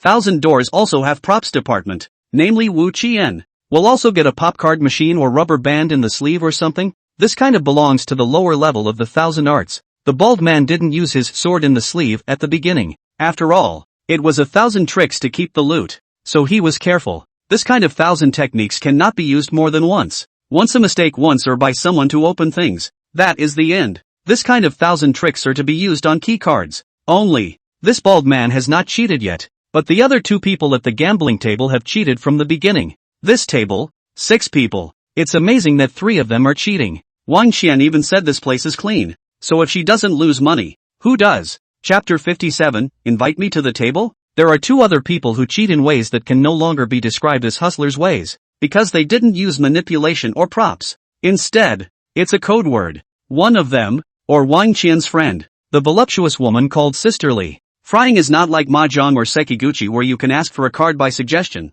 but it is possible to play a match by suggestion. For example, Ray and another svelte-looking man. The way they both cheat is that one of them looks at the cards. If the card he's looking at is big, he'll tip off the other one to muff the card to lift someone else harder. Because of this board, which is played limit, there is no such thing as calling a few rounds to be able to compare cards. As long as one of the field is mulled, the other 2 cannot compare cards. Only when everyone has seen the cards can you buy them and compare them. One of these 2 looks at the cards and gives the other a hint. The other keeps muffing the cards. If the others run out, then they win at least a bottom dollar. If someone calls, then the muffler will still raise his bet to 500 and the caller will have to call for 1001. There's only one caller. They'll muff a 10 turn. That's 10. 000 plus. 2 or 3 people call, and they muffle for 5 or 6 turns. They usually don't let the bet get too high. After all, they don't win 100% of the time with this type of cheating. They can easily lose money if others are unlucky. Still, they win more overall when they play this way. And, precisely because they're not 100% winners, they're also less susceptible to suspicion. The advantage of this type of cheating is that it is not easy to be suspected or caught. Even if someone knew they were up to something, it would be hard to start something. Because Wang Qian and I came late. It was after 3 p.m. when I arrived. After playing for an hour or so, one of the middle-aged men said he had to pick up his kids from school and was going home to cook dinner. So he left. A seat opened up, but instead of rushing to the table, I chose to keep watching for a while. Anyway, fried gold can be played by 2 people. There is no such thing as a few missing. And they're not going to end this inning just like that. It's going to continue in the evening. By the time 5 o'clock rolled around, someone was bringing food. When I came up I saw that there was another cafeteria on the first floor that was also open to the public. This meal should be provided by this cafeteria. The cafeteria serves stir-fry to this VIP room. 6 dishes and 1 soup. The 5 at the table took a break from playing the then existing round, intending to have a meal before continuing. This private room was large and the dining table was built separately. I naturally ate with them. At the dinner table, the crowd was laughing and chatting. Sisterly didn't keep her mouth shut and flirted with me some more. But seeing that I had a gloomy face, she shut her mouth. Then she digressed. Hey, is there anyone else out there at night? Should I call someone else? It's not a bad crowd for 5 people to play in a blowout, and she wants to call in more people for no other reason than to win some more. Over the course of an afternoon, she and the Svengali man should have won quite a bit combined. The bald guy who knew the sword in his sleeve also won. However, he had fewer hands and won 3 or 4 big hands. He lost a lot of small cards, but winning at Bombay is really all about the big cards. This bald guy is not very skilled, but he is very discreet, like a hustler. It can sink in. The worst is Wang Qian and the remaining one fat guy. Wang Qian lost almost $20,000 in an hour or so. Fatty played early and should have lost $50,000 in an afternoon. But this fat man should also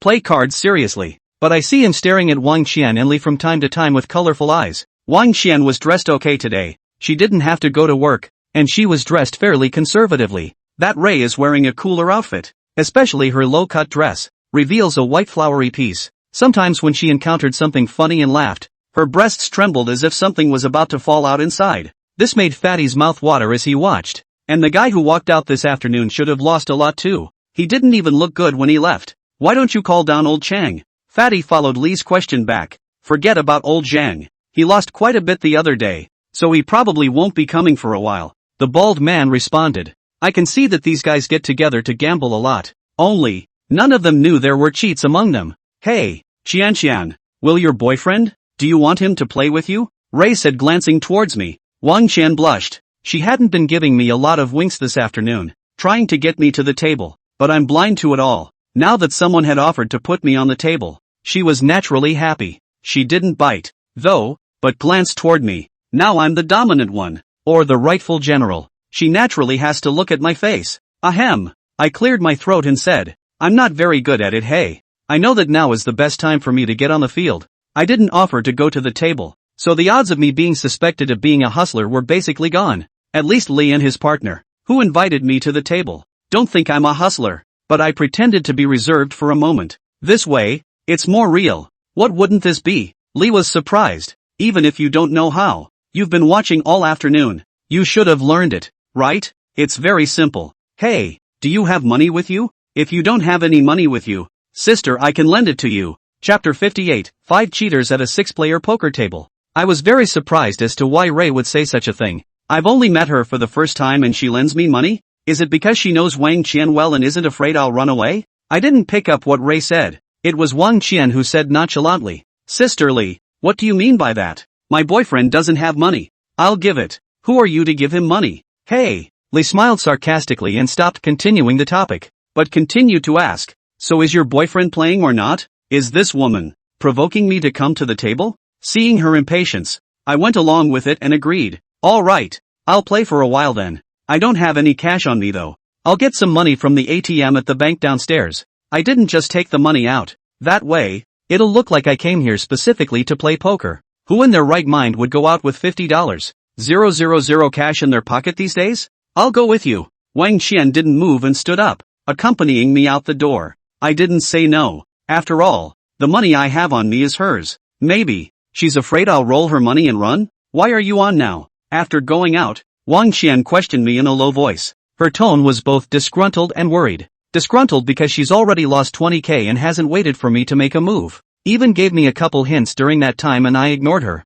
The worry is that I won't take her to win? I didn't really want to explain too much to her. Even I didn't tell her about the fact that there are 3 people in this bureau who are cheating. A muggle at the gambling table. Lay back. Just wait for me to take the fly. What's the rush? When I get to the table, I'll let you win. Naturally, I've mapped out everyone in this bureau. All are muggles. Even if the bald man has a little work in his hands, he is still a muggle in my eyes. When I get to the table, this bet will inevitably be under my control. But I don't want to win money outright. I win big the first time I play with them. Even if they can't tell I'm cheating, they're still suspicious of me. It's not because they're smart enough to think I'm cheating. Rather, it's human nature. Even if I don't cheat and win by luck, they'll think I have a job on my hands. It's not like I'm going to come and raise this bureau, to lose on purpose for a few days and then win them big. I'll only help Wang Qian with this bet. I don't have time to raise the bureau. So, the best thing to do is to let Wang Qian win the money. Just like in the dormitory, I let Zhao Bin and Lu Yu win money. The difference between the two is that Zhao Bin and Lu Yu don't know that I'm helping them win, while Wang Qian does. Wang Qian didn't quite understand how I would let her win the money, but I won't explain much. Anyway, this kind of innings, I can make him win even if I bring an idiot. I counted the time and returned to the private room with Wang Qian. The table had been cleared. The crowd resumed their seats. I made up the spot where I left the guy. The card game begins again. This time, on this bureau, there are 6 people in total. And there are 5 people cheating. The only fat guy who doesn't come out of the thousands. And what happens tonight? Imagine. The first hand. I didn't cheat. Because I'm not the one shuffling the cards and dealing them. Or cutting them. I can't touch the cards. I can't get out of 1,000 either. This first one. I don't know if I'm just unlucky or too good. I actually touched a miscellaneous 2, 3, 5. I didn't even think about dropping it. They also have a rule in this bureau that miscellaneous 235 can eat leopard. But to bet on someone else having a leopard when I'm not cheating?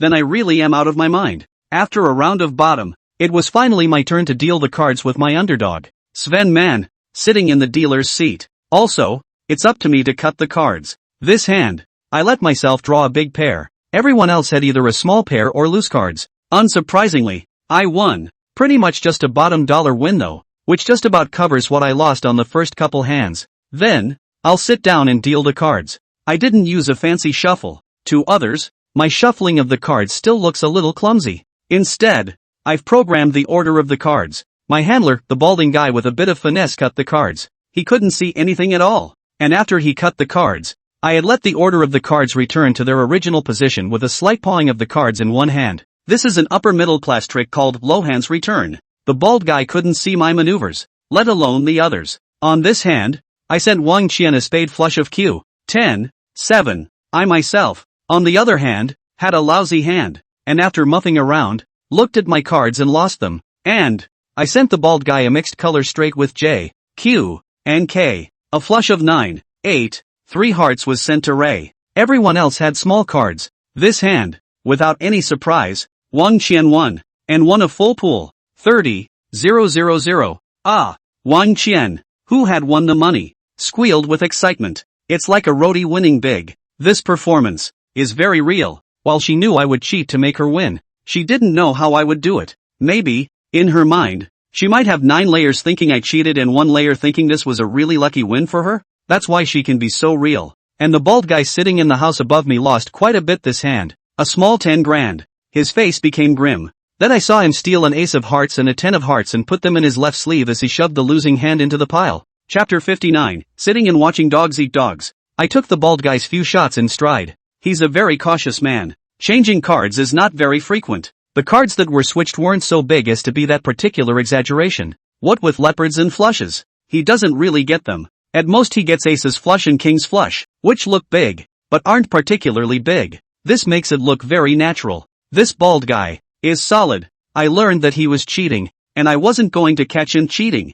I'm not a nail. There's a saying, they are born from the same root, but they are too anxious for each other. He and I are both hustlers. Cheaters. Why make things difficult for cheats? There's an unwritten rule in the blue way. A hustler meets a hustler on the same board. So it's every man for himself. A Taza recognizes a Taza, and those with low moral skills will withdraw silently from the game. Obviously, this bald-headed hustler doesn't have what I have. I could already tell he was a hustler, but he didn't realize I was a hustler. Then, he is destined to be a fish on this bureau as well, because Wang Qian won the last hand. So this time she is the dealer. Wang Qian's shuffling and dealing skills aren't great. I can see the cards as she shuffles them and memorize the order of the cards. In this way, I can tell what cards are being dealt to each house even if I don't drop a weld on the cards. On this hand, the bald man didn't get a heart hand, and there was no need to change cards. After glancing at the cards not being large, they were discarded. Instead, I was dealt a decent hand, got a hand of small gold suits by pure luck,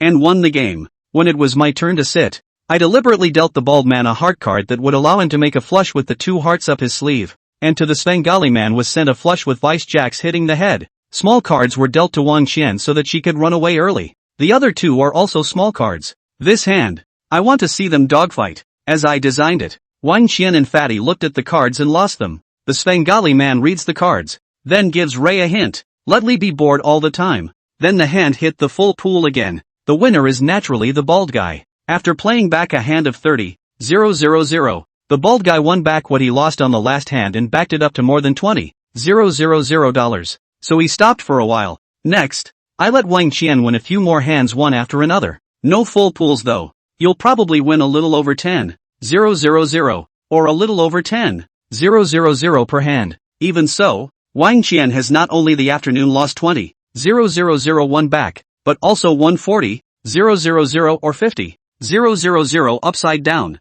And Li and Sven Man had pretty much spit out all their afternoon winnings. The fat guy was a muggle, and naturally he output a lot more during the night. The bald man, on the other hand, won some more money by switching cards. The main reason, of course, is that I didn't make a point of screwing him. Gu, Qian, how come your luck is so good at night? It's not possible that when you went to get money with your boyfriend, you went along to have a round of luck lifting, right? Li, who had lost her money, got a little annoyed and started mouthing off again. Wang Qian won the money. The mood is good. Did not take it up with Sister Li, but instead joked with Sister Li also. Yes, I heard a master say, yin and yang reconcile well, will turn luck. Sister Li, you have bad luck. I'm afraid the yin and yang are not harmonized. Oh, I was extremely upset to hear these two flirting with me again. I sullenly stopped making cards for Wang Qian. This caused her output to go to 20,000. Meanwhile, I sat back and watched the bald guy screw Li a few more times. Wang Qian saw the loss of money, some anxious,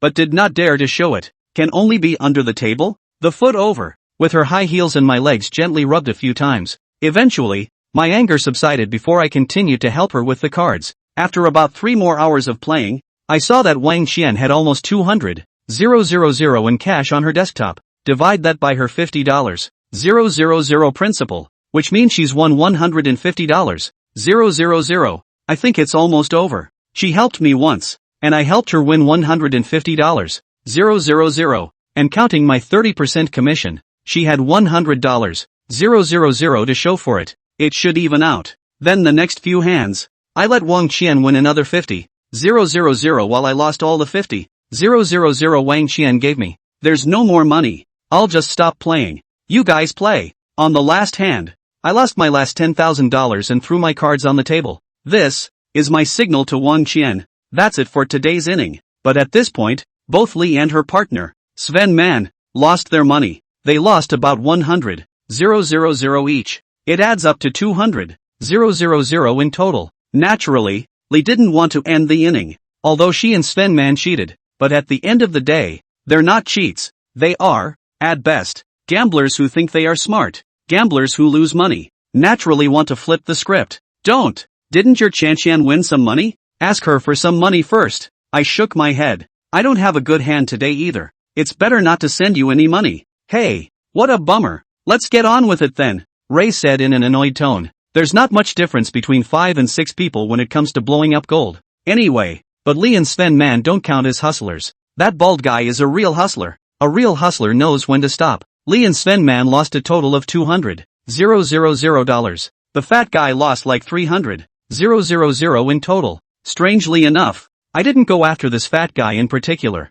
but not only was he not serious about playing cards, he was also quite a tiger. On several hands, he called full bets on small pairs, bumping into other people's guns. Plus the guy who left this afternoon, he lost maybe 50 or 60 grand. I, on the other hand, lost 50,000 on the bright side. The losers at the table, combined, have lost a total of $600,000. Wang Qian won $200,000 on the surface. The bald man won $400,000. He thinks $400,000 is enough. Forget it, it's getting late today. Let's stop here. The bald guy also said he wasn't playing, but what I didn't expect was that fatty, who lost $300,000 alone and was the biggest loser in this game, agreed to stop playing as well. Here it is. Then, Fatty's words still kind of surprised me. As a matter of fact, people like him should also be gamblers. Having lost $300,000, he must be unwilling to end the game and still want to turn over his capital.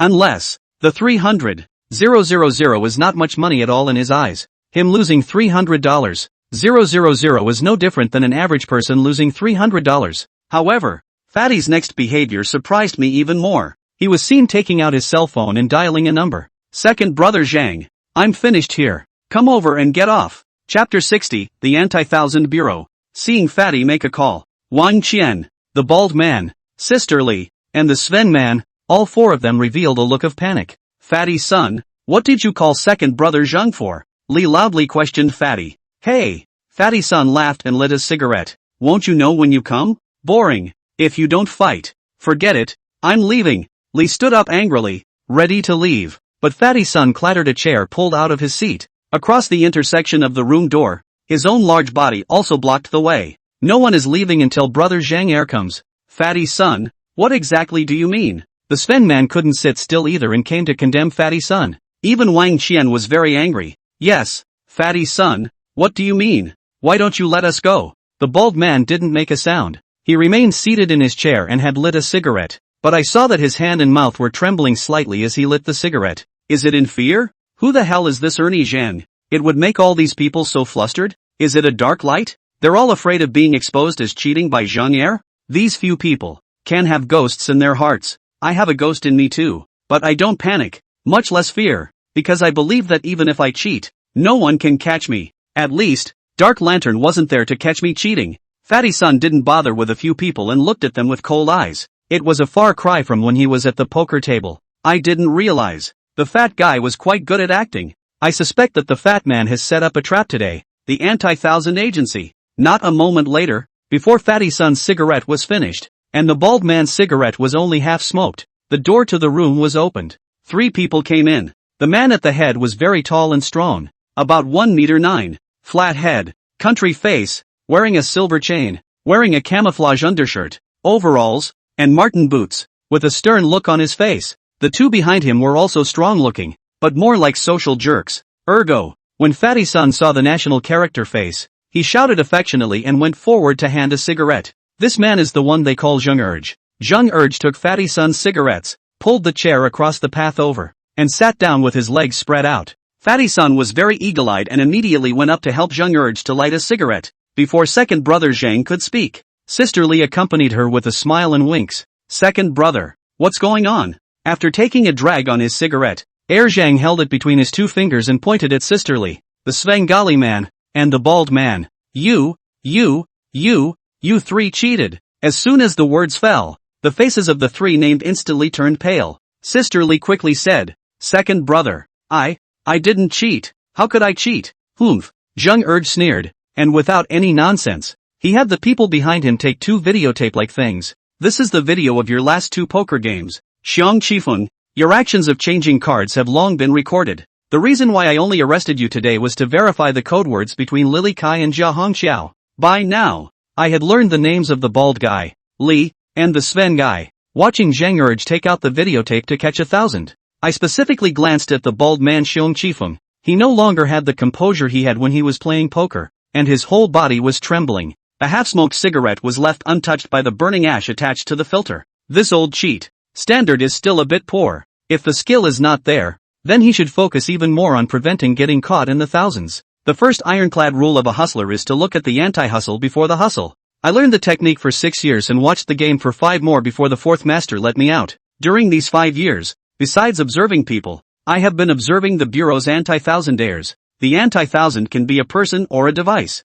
And surveillance equipment. That's the primary anti-thousand device. When I entered this private room, in addition to observing a few people on the Bureau, I also touched the room's surveillance equipment. In addition to the 2 surveillance probes that are visible to anyone, I know that there are 4 other hidden surveillance devices in this room. This is one of the reasons why I didn't mess with the bald man Xiang Qifeng today, even though I knew that he was stealing and changing cards. I don't want to make too much of a move and cause unnecessary trouble. The other reason, I was trying to see what kind of speeds the surveillance equipment here could actually capture. If all 6 surveillance devices here can't capture Xiang Qifeng stealing and switching cards, then the field here is no different from an ATM to me, because I'm at least 100 times faster than Xiang Qifeng. There's another reason. I already had questions in my mind when I saw so many hidden surveillance devices hidden away. This is obviously a private room, and most of the people playing are acquaintances. But why put so many hidden surveillance devices? Is it to catch 1,000? Is this an anti-$1,000 game? Is it to catch Xiang Qifeng or Sister Lee and Svengali man Jia Hongxiao?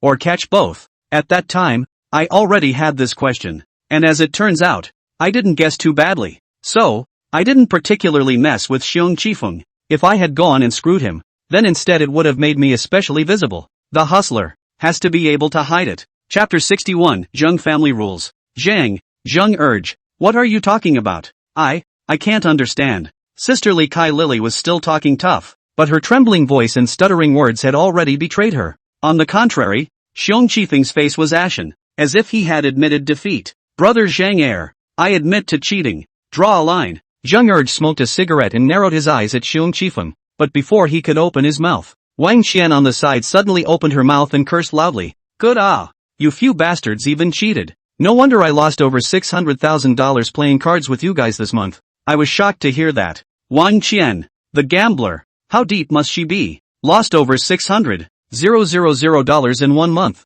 And where did she get the money from? I would never believe that she could make so much money by being a little girl in a black and gold nightclub. But soon, Wang Qian told me the answer, only to see her go and grab Kai Lily's hand, crying as she said, Sister Li, you know how I treated you when you were in black gold in the past. I treat you as my own sister. How could you cheat me out of my money? Do you know that I lost all my savings for the past few years? And I still owe $300,000 to loan sharks. Sure is a gambler. Muggle gambler. Took the path a gambler takes, active or passive into the game. Lose all their money. Borrow money to gamble again. Oh loan sharks. Or gamble. I don't know how much of the tears that Wang Qian dropped at this time are real and how much are fake. But true or not, I'm not going to sympathize with her. Gamblers, none of them deserve sympathy. Kai Lily seemed embarrassed by Wang Qian's words. However, she refused to admit that she had harmed Wang Qian. It's not like I won you much money. If I'm going to cheat you out of your money, it's all because of this bald dog bear. Besides, as she spoke, Kai Lily seemed to think of something and pulled up her voice. Hey, besides, didn't you win money today? There's more than $200,000, right? I lost $100,000 myself. Fake Honest also lost $100,000. Even if I cheated you, it's time to pay it off. We probably didn't win that much. You ask Bald Dog Bear for the rest. I don't care. You just cheated me out of my money. Wang Qian was unforgiving and had to pull at Kai Lily. Lily Tsai naturally resisted. These two guys, you pull me and I pull you. Kai Lily's clothes were almost pulled down by Wang Qian. Enough. Zheng Ergeo sank his face and bellowed, not wanting to see these two women continue to make a scene. My Zheng family is most reasonable and disciplined. Since you cheat and get cheated in my Zheng family, my Zheng family will give an account. You. Zheng Erge pointed at Xiong Qifeng, Kai Lily, and Jia Hongqiao again. All three of you, either spit out all the money you got from the 1,000, and pay half of the money lost by the one who was 1,000, as well as give the field half as well, and then cut off a finger. Either that, or you all leave a whole hand behind. The rules of the table, cheating and chopping, are inexcusable, but this young family is still quite human, and can spend money to buy hands. Although, it still involves chopping off a finger, but it's a lot better than having your whole hand chopped off. Also, they can make the cheater spit out his money and pay out half of the money to the person who got cheated. Even though their field has to take half as well, it's good enough for the person who got cheated. Furthermore, they helped the people who were 1,000 to do the anti-1,000 game. No wonder this fat man lost so much. In the evening, thinking about it, in addition to being a muggle, there is also a deliberate component. The more you lose, the more you get compensated. No wonder a staff and senior citizen activity center is doing so well. The mahjong tables on the 3rd floor are fully occupied. The 4th floor bulkhead was packed. The room occupancy rate for the 5th floor private rooms is also expected to be quite high. No wonder this venue, the Zhang family, is known as the largest casino in Huang County. I can't help but be curious about this Zhang family. Brother Zhang, I'll pay for it, but I don't have that much money on me. Have to go back and get it. Xiong Qifeng took the lead. Okay, I'll have someone accompany you back to get the money. You know my style of doing things, right? Don't mess things up. Second brother Zhang said indifferently. He seemed to be very confident in himself and only let one of the junior brothers behind him follow Xiong Qifeng. No, in Huang County, who dares to bluff you? Second brother Zhang. Aha! Zheng Erge nodded, so he let Xiong Qifeng go first. Zheng Erge, I'll lose money too. I don't have this much money on me either. Jia Hongqiao also immediately took a stand. Zheng Erge waved his hand and had another henchman follow Jia Hongqiao. In the end, there was still one person left, Kai Lily, who hadn't taken a stand yet. Chapter 62 Sister Lee's Backup. Zheng Erge, I'm broke too. Can I make a phone call? Kai Lily asked timidly. Zheng Erge made a pleased gesture, signaling Kai Lily to make herself at home. Lily Tsai then dialed a phone number. The moment the phone was dialed, Kai Lily unexpectedly suddenly bawled. Lao Yang, I'm being held up by Zhang Laoer. They're going to cut off my hands. You come and save me. Kai Lily didn't say anything on the phone about her getting caught cheating, and even added a bit of fuel to the fire by saying that Zheng Erge isn't I watched Kai Lily's exaggerated performance and was curious about Zhang Er's reaction, so I glanced at Zhang Er. He didn't get angry at Kai Lily's words, but instead carried a hint of a smile. When she finished the phone call, Kai Lily put away her crying and wailing and carefully said to second brother Zhang again, "Second brother, Yang Lin will come over in a while. I was afraid he wouldn't come. That's why I said that on the phone." Zhengji nodded. Then wait. Kai Lily didn't dare to say much, but could only find a seat and sit down, shivering, and lit a cigarette for herself. And at that moment, Wang Qian stood out and said to Zhang Er, "Zhang Er, they're the ones who cheated. It has nothing to do with me. Can we go first?" At the end, she added, "Brother Zhang Er, that I was cheated by them for $600,000 this month. Can you help me get it back? What they're going to compensate me for? It's just the right amount to pay you back. I'll give you another 100,000 as interest." When Wang Qian spoke, she didn't have enough middle air. In the end, she is still weak-hearted, because she cheated today too. It's just that she won the money with my cheating, and didn't cheat directly, and she didn't really know how I cheated. That's why she dared to ask Zhang Er for money. Zhang Er teasingly glanced at Wang Qian and even swept a glance at me. "I'll talk to you too when they're done." Wang Qian's expression tightened when she heard Zhang Er's words, and she didn't dare to talk. On the contrary, it was Kai Lily who seemed to have heard something extraordinary and hurriedly stood up. "Second brother, is it possible that both of them cheated too? Wang Qian has won a lot of money today. She hasn't won any money before. How could she be so lucky today? Especially since she won money as soon as her gigolo arrived. And it's a win when three of us in this bureau are cheating. How is that possible? They must have cheated, right?" Kai Lily blah blah blah. However, her reasoning was pretty accurate. It's just that I'm not worried, because I was confident that even if a surveillance probe was pointed at me, there was no way I could find out that I had cheated. I simply relied on shuffling techniques, and I didn't interact with Wang Qian too much during the poker game. Surveillance devices that try to tell when I'm shuffling the deck to cheat haven't been produced in this day and age. Also because I didn't give Wang Qian a secret code, Wang Qian didn't know how I cheated. So even if Wang Qian had said cheating, I could still justify myself. After Kai Lily finished speaking, Zhang Er also turned his head to look at me, but I remained calm and just smiled disdainfully at Kai Lily.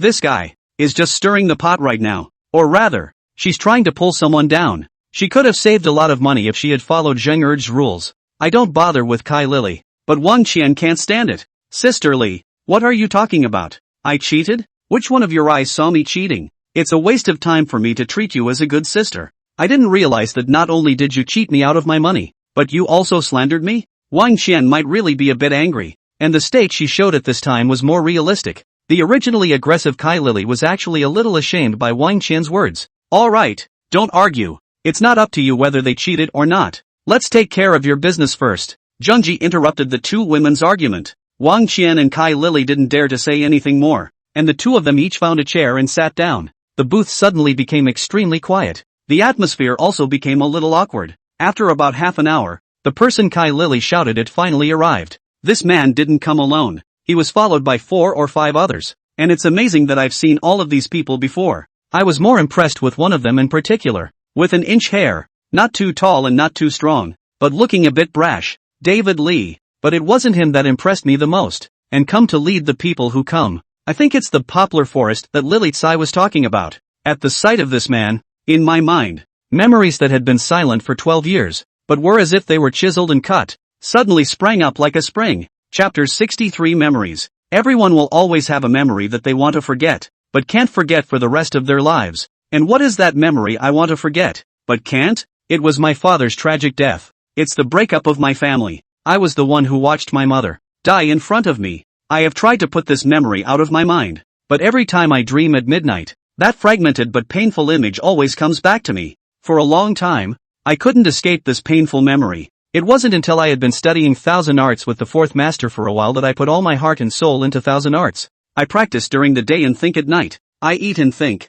walk and sleep. I spend all my time thinking about the 1,000 tricks. Until, that is, my mind was filled with 1,000 tricks. It was only slowly that I compressed that memory into a corner and covered it. I haven't, in a long time, recalled that memory. But today, those fragmented and painful images drifted through my mind again as if they were snowflakes in the sky. Because of one person. It's because of this man called Young Woods. This man, who had been my father's best friend and brother. In my childhood memories, this person was also the best Uncle Young to me besides my parents. He has bought me countless toys, but it was the same man who led my father into the abyss of destruction. He, who was the source of my family's breakup. He, the beginning of the sin that made me an orphan. He's the one who took my father gambling. He's the one who got my father in deeper and deeper, mortgaged the distillery, and took out loans from loan sharks he couldn't pay back. He hadn't seen him in 12 years, and he hadn't changed much except for a few gray hairs and wrinkles. It is for this reason that I recognized him at once. When I was little,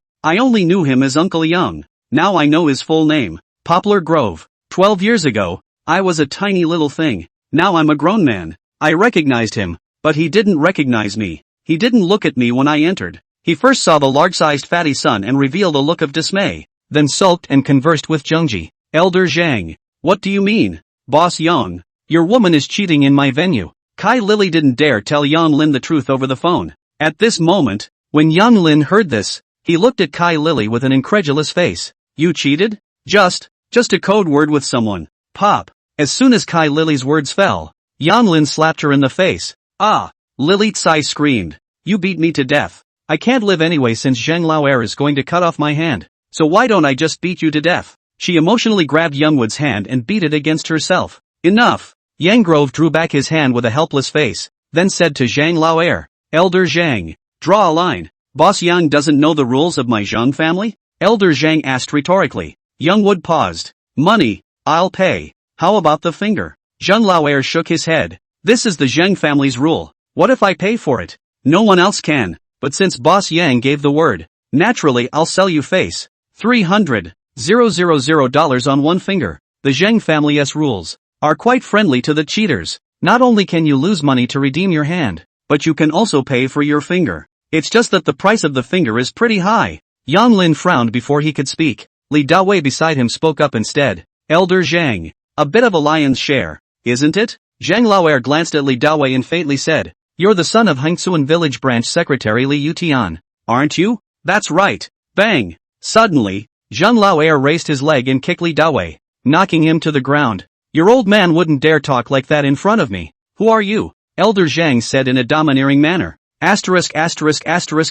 You, like a rash young man. Li Dawei got up and stretched his fist towards Zhang Laoren. The few people who came with him were just about to do the same. However, Zhang Laoer grabbed Li Dawei's fist hand with one hand and twisted it, flipping Li Dawei over. And David Li's people suddenly stopped, because, in Zhang Laoer's other hand, at some point, there was an additional knife against Li Dawei's neck. This Chung Laoji's body is very good. Second brother Zhang, let's have a word. What is this for? Seeing that Li Dawei was being held hostage, Yang Grove hastened to speak in a good voice. I've been talking properly, Zhang Laoer said in a deep voice. Second brother Zhang, release David Li first. I'll pay for the money. When Zhang Laoer saw Yang Lin compromise, he let go of Li Dawei. But just as Li Dawei got free, he suddenly turned around again and punched at Zhang Laoti's facade. Zhang Laoer didn't dodge and lifted his foot again, and afterward, he kicked Li Dawei again, and sent Li Dawei flying. Zhang Laoti beat Li Dawei, like an adult beating a child.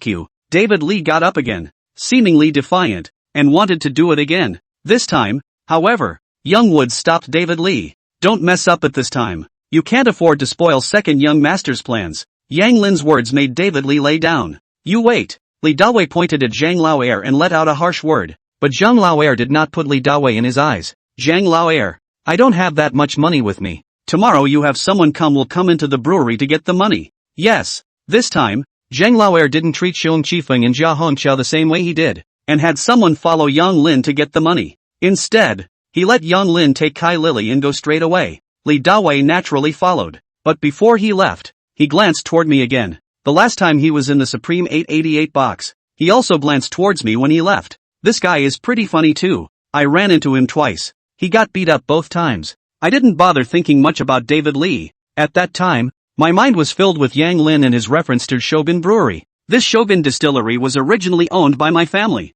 It was just mortgaged off by my father. Why would Yang Grove ask Shen Laoti to get money from the... What's he got to do with Shobin Brewery now? I was in deep thought, until Zheng Laoji opened his mouth and spoke to me. Now, it's your turn. Chapter 64, Frauds and Improvidence. Tell me, how do you want to handle this? Do you want to cut off your hands or pay to cut off your fingers? Zhang Laoer let Fatty Sun go first. In the room, only Zhang Laoer, Wang Qian and I were left. His sudden words caused Wang Qian to be shocked. Second brother Zhang. What are you? What are you talking about? Humph. Zhang Erge grunted coldly and took out another videotape. There's no tears until you see the coffin. Your cheating is being videotaped. Seeing the videotape that Zhang Erge dropped on the gambling table, Wang Qian's face turned pale. Even I was in shock. Could there be other surveillance equipment in this room that caught my shuffling maneuvers on tape? I was the first to venture this thought. But immediately, I denied the idea. I trusted myself. And even with other surveillance equipment, there was no way I could have recorded my maneuvers.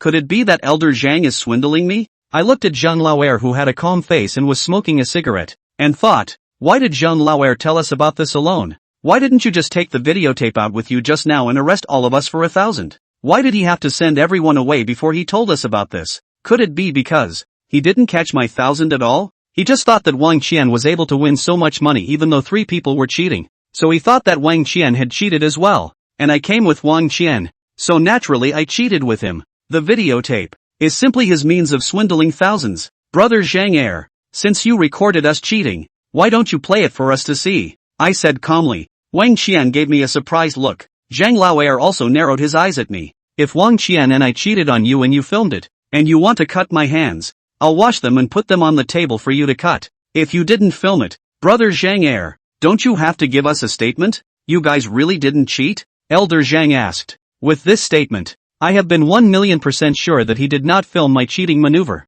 But my next reply shocked Zhang Laoer, as well as Wang Qian on the side. Out. I replied tersely. Wang Qian looked at me dumbfounded. For his part, Elder Zhang froze. But immediately, he revealed a playful smile. Interesting. Aren't you afraid I'll chop your hand off? I shook my head. I've heard that the Zhang family's field is the most fair. And also the most fair in terms of blue way rules. Catching 1,000 and catching stolen goods is a blue way rule. Second brother Zhang does things fairly. I don't think he'll make a move on me without catching me cheating on the spot. What I said was pure bull ********.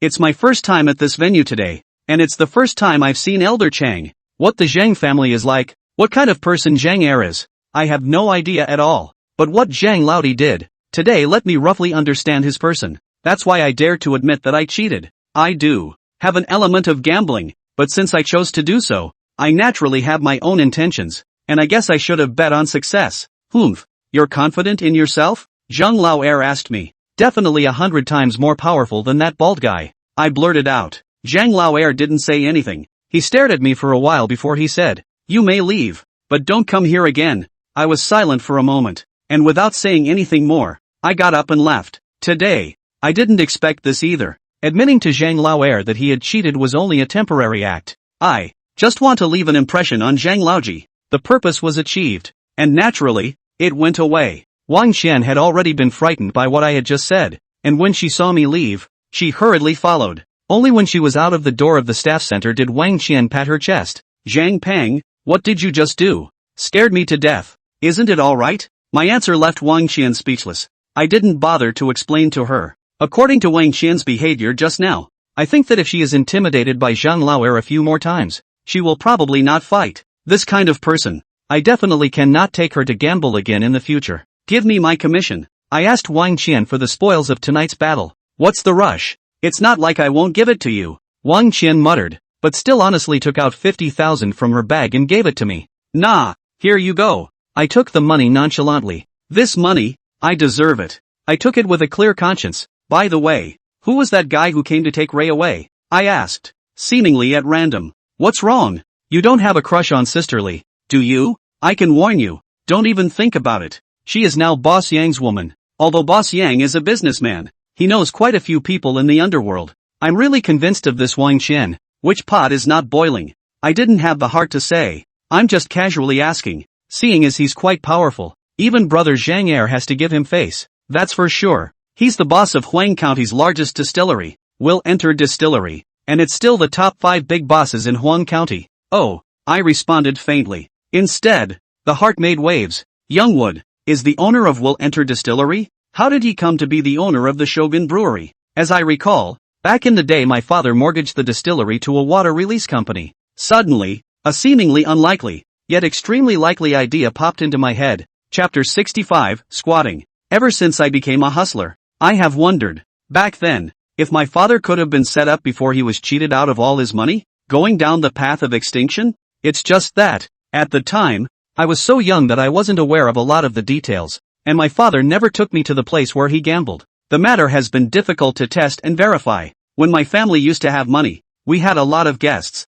My father had a lot of friends, too, but when my family didn't fall behind, those people were like rats leaving a sinking ship, and no one came to my house anymore. Some people even hate to step on it a few times. My great-aunt's family actually does this. The past is gone with the wind, so I didn't think about whether my father was being set up or not. But today, the appearance of Youngwood made me resuspect. Yang Lin was the one who brought my father into the gambling habit in the first place. He became the owner again of the distillery that originally belonged to my family. Would these two things be related? Is Yang Lin the one who set up my father? Hey, what are you gawking at? Wang Qian saw me freeze and shook my arm. It's nothing. It's time to go back. Go back? Where to? She was on my arm, drawing circles with her fingers, and looking at me with fiery eyes. Thanks for helping me win a lot of money today. Why don't you go to my house tonight? I'll make some late-night snacks? I shook my head. I'm done with her. I don't want anything more to do with her. Go back by yourself. I have things to do.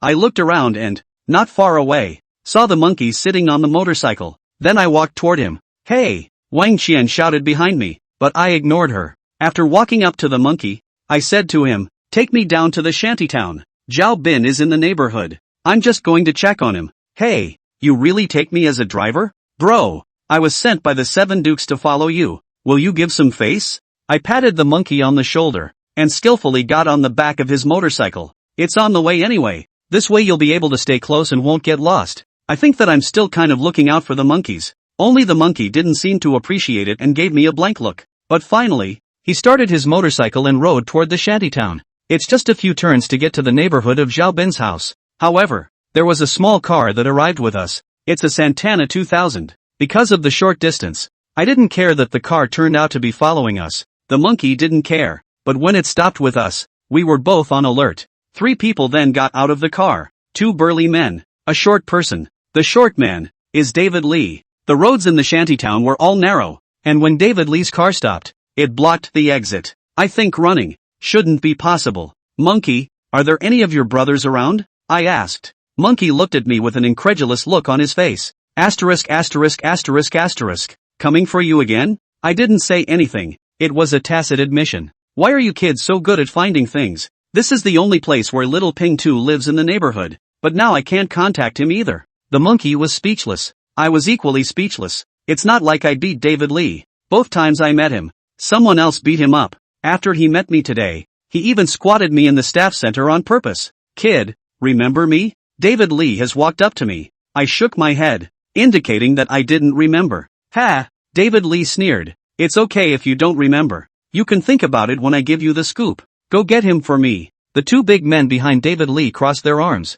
moved their wrists, and then their necks, and walked toward Monkey and me. I pushed the monkey forward. You take the top for a while. I'll call out for someone. Shouting at someone, naturally, was shouting at Zhao Bin. I didn't care about the monkey looking at me with a shocked face. I ran to Zhao Bin's door and just knocked as hard as I could. Zhao Bin, open the door. I know you're at home. You open the door. I knocked on the door as I watched the 2 big men. Meanwhile, I already had a fruit knife in my hand. Taking advantage of the darkness, I hid the fruit knife in the palm of my hand. This fruit knife is still the one that was shunted from Han Bo's villa that day. After that day, I kept this fruit knife hidden on my person. If Zhao Bin didn't react and the 2 big men made another move on the monkey, I wouldn't hesitate to rush over and give them a stab. What's all the shouting about? Well, before I could knock twice, Zhao Bin opened the door. He should have heard the commotion outside the door just now and rushed over. Looks like someone's coming after you. I licked my face and said to Zhao Bin. I even felt the monkey give me a blank stare.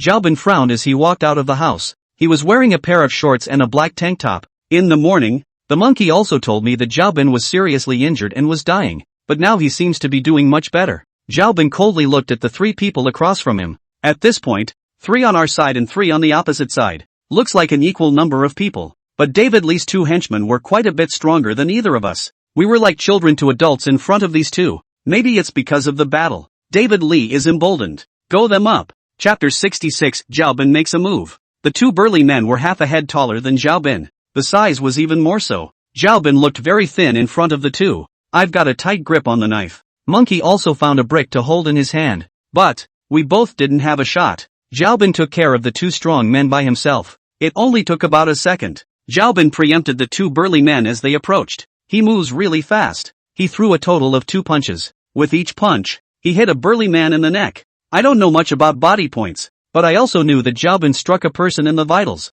I used to hear the fourth master talk about the fact that there are real martial arts masters in our country. It's just that those martial arts masters aren't the same as the ones they show in TV and movies. On TV, those so-called martial arts masters, you punch me a kick, humming and hawing, like monkeys, are all in the look but not useful flower frame. A true martial arts master, every move and every stance is an attack towards a person's vitals and is meant to kill them. Martial arts are, in fact, killing techniques. Either you don't make a move or you take a life. But this martial art has been banned. If everyone learns this kind of martial arts, there will be great chaos in the society. However, although martial arts are banned, the legacy is still there. Less civil, more official. Back on topic. Xiaobin took advantage of the two strong men's inattention and knocked them to the ground with one punch. I'm surprised these two didn't get up. I don't even know if these two passed out or died, but whatever it was, I was relieved. At the same time, the perception of Xiaobin has increased. Could it be that? Yesterday, he was telling the truth when he said that one of him could beat 10 like me? David Lee showed a horrified expression as he saw his two right-hand men fall. He pulled out a butterfly knife to protect himself. With an arrow step, Xiaobin closed in on Li Dawei and grabbed Li Dawei's hand with the knife with one hand. Click! Xiaobin seemed to have pinched Li Dawei's wrist. Ah! David Lee let out a whoop. But Xiaobin didn't let David Lee off the hook. He pinned David Lee to the ground and beat him hard. Not the same as dealing with two burly men. Xiaobin dealt with the two strong men by knocking the men down with a single blow. But against David Lee, Xiaobin's punches just didn't knock out David Lee. The pain made David Lee wail. This David Lee is really miserable. Every time I run into him, he gets his ass kicked. For the first time in the Supreme 888 box, he was swung by Shin Ershio in an ashtray. The second time, he was kicked by Young Lao Air in a private room in the staff center. This time it's even worse. It's already almost beaten by Xiaobin. Don't fight, right? I went up to Xiaobin and advised him, rather than sympathizing with Li Dawei. It is afraid of making a mess. That would be really bad, because I look at Xiaobin out of that ruthlessness, completely like venting something. It's really possible to kill David Lee. I still have to use Xiaobin, and I don't want him to take a human life right now. If Xiaobin has nothing to do with me, whether he beats David Lee to death or not is none of my business. I have a light touch. In the end, Xiaobin punched hard and knocked David Lee out. I can't even tell if David Lee was killed by Xiaobin. You call that a slight?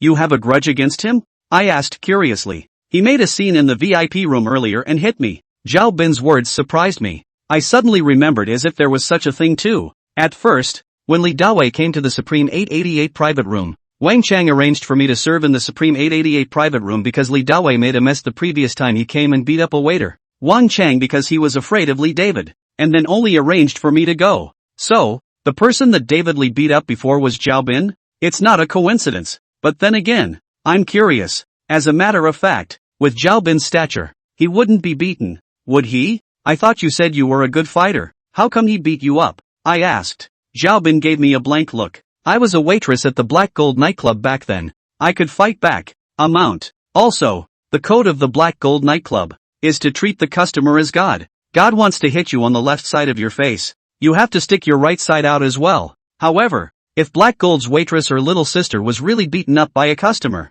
Black Gold would help the waitress get justice on the premise that Black Gold was stronger than the other party. But justice is justice, and a time to serve is a time to serve. During service, waiters are never allowed to get into conflict with guests. That's the rule set by the Black Gold nightclub. Why don't we just get out of here? You shouldn't stay here at night either, or else this guy will wake up and find more people to take revenge on you. I kindly offered. Xiaobin nodded, but then he popped right back in. You dragged me into Wang Chang's bureau. I don't think much of you, but is this Li Dawei something you lured here on purpose? Xiaobin wasn't stupid either. He was beaten by David Lee before, but he didn't fight back. He doesn't really have a grudge against David Lee. It's unlikely that David Lee came to trouble him on purpose. Since it is not to find him, it can only be to find me, or the monkey. He didn't suspect the monkey. Suspected me. I rubbed my nose and waved my hand. Of course not. Heaven and earth. I really didn't mean it this time. Chapter 67 Yakagawa Blue Wing is a family. Xiaobin didn't have much luggage, and after simply packing up,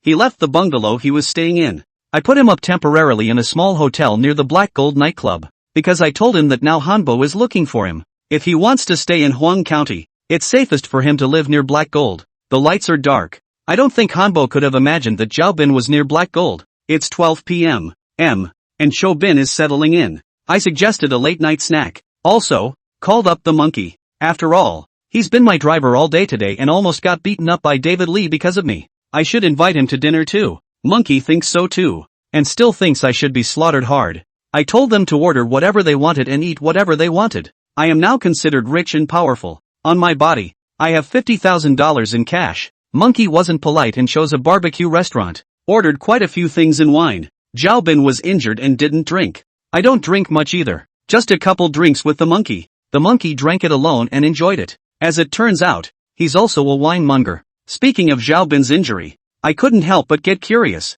Yesterday, wasn't he half dead? You're done so soon? Zhao Bin also felt magical. The medicine you sent me worked. I used it at noon and slept all afternoon and it's much better. The wound doesn't bleed anymore either. I thought to myself, this is really a secret medicine. There is absolutely no medicine on the market that is this effective. I was curious about that old man Huangfu again. Wanted to probe from the monkey. But the monkey didn't seem to be familiar with that old man Huangfu either. So I turned the gun around and asked about old man Rongman. These two old men plus the old chef. I don't think they're easy. Monkey, who had been drinking some wine and was a little on top of his game, was glowing when he heard me ask about old man Rongman. The seventh Duke is my master. He's a first-rate elder in Rongman. Have you heard of the three saints of Rongman? South Chu, North Stone, Thousand Hands, Dragon Seeking, Gold Splitting, Zhuge Ho. My master is the Northern Stone Thief Saint, Mr. Shi Gong. I know less about the Rongman. He had also never heard of the three saints of the Rongman that the monkey was talking about. But in a sect, those who can be labeled as holy are naturally extraordinary. It's just that the way that old man Rongman behaved, I can't imagine that he could be called the saint of thieves. But then again, the old man does have some powerful ones. Then why is this old, 7 male, guarding a key-making stall here? I'm curious again. Such a character, even if he washed his hands of the gold pot, there should be a lot of people to pay tribute. Not so downtrodden. Hey, monkey sighed. This has to do with the star-picking competition that takes place once every 3 years between the north and south sects of the Rong sect. It's just that I'm inferior and not strong enough to participate in the star-picking competition. I don't know the specifics either. It seems that Qigong lost to Lan Nanchao in the last star-picking competition. He promised to wash his hands in gold and was imprisoned for 3 years. Within 3 years, he can't leave Huang County, and he can't participate in any Rongman affairs. But the one thing I do know is that the 7 Duke definitely didn't lose to thievery. Rather, he was pitched. The Stargazer competition? Lost? And it's not part of Rongman's thievery? Did you lose in 1,000 tricks? But what does the matter of the Rong clan have to do with the 1,000 clans? I visualized the connection between Shi Gong asking me to bet for him. Unfortunately, I didn't figure it out. Ask the monkeys again, and you won't get any answers. He is only a small minion of the Rongman in the end. This time, he was also just listening to his master's arrangement and came to follow Shi Gong's orders. My main purpose of asking Monkey to eat with me wasn't to inquire about Shi Gong either. If you can ask something out in passing, ask something. It doesn't matter if you can't. I was looking for him for something else. A flower on the road of the Jianghu. Hunga Lanrong is a family. Although they are not blood brothers, no one has ever been divided. Brother Monkey, you're from the Rong sect, and I'm from the Thousand sect. Come, I'll toast you. I got close to the monkey. Monkey is also a straight man. A few cups of wine. Has forgotten that he is sure Qigong arranged to follow and monitor me. Right. Yakagawa Blue Glory is a family. We are all brother sects.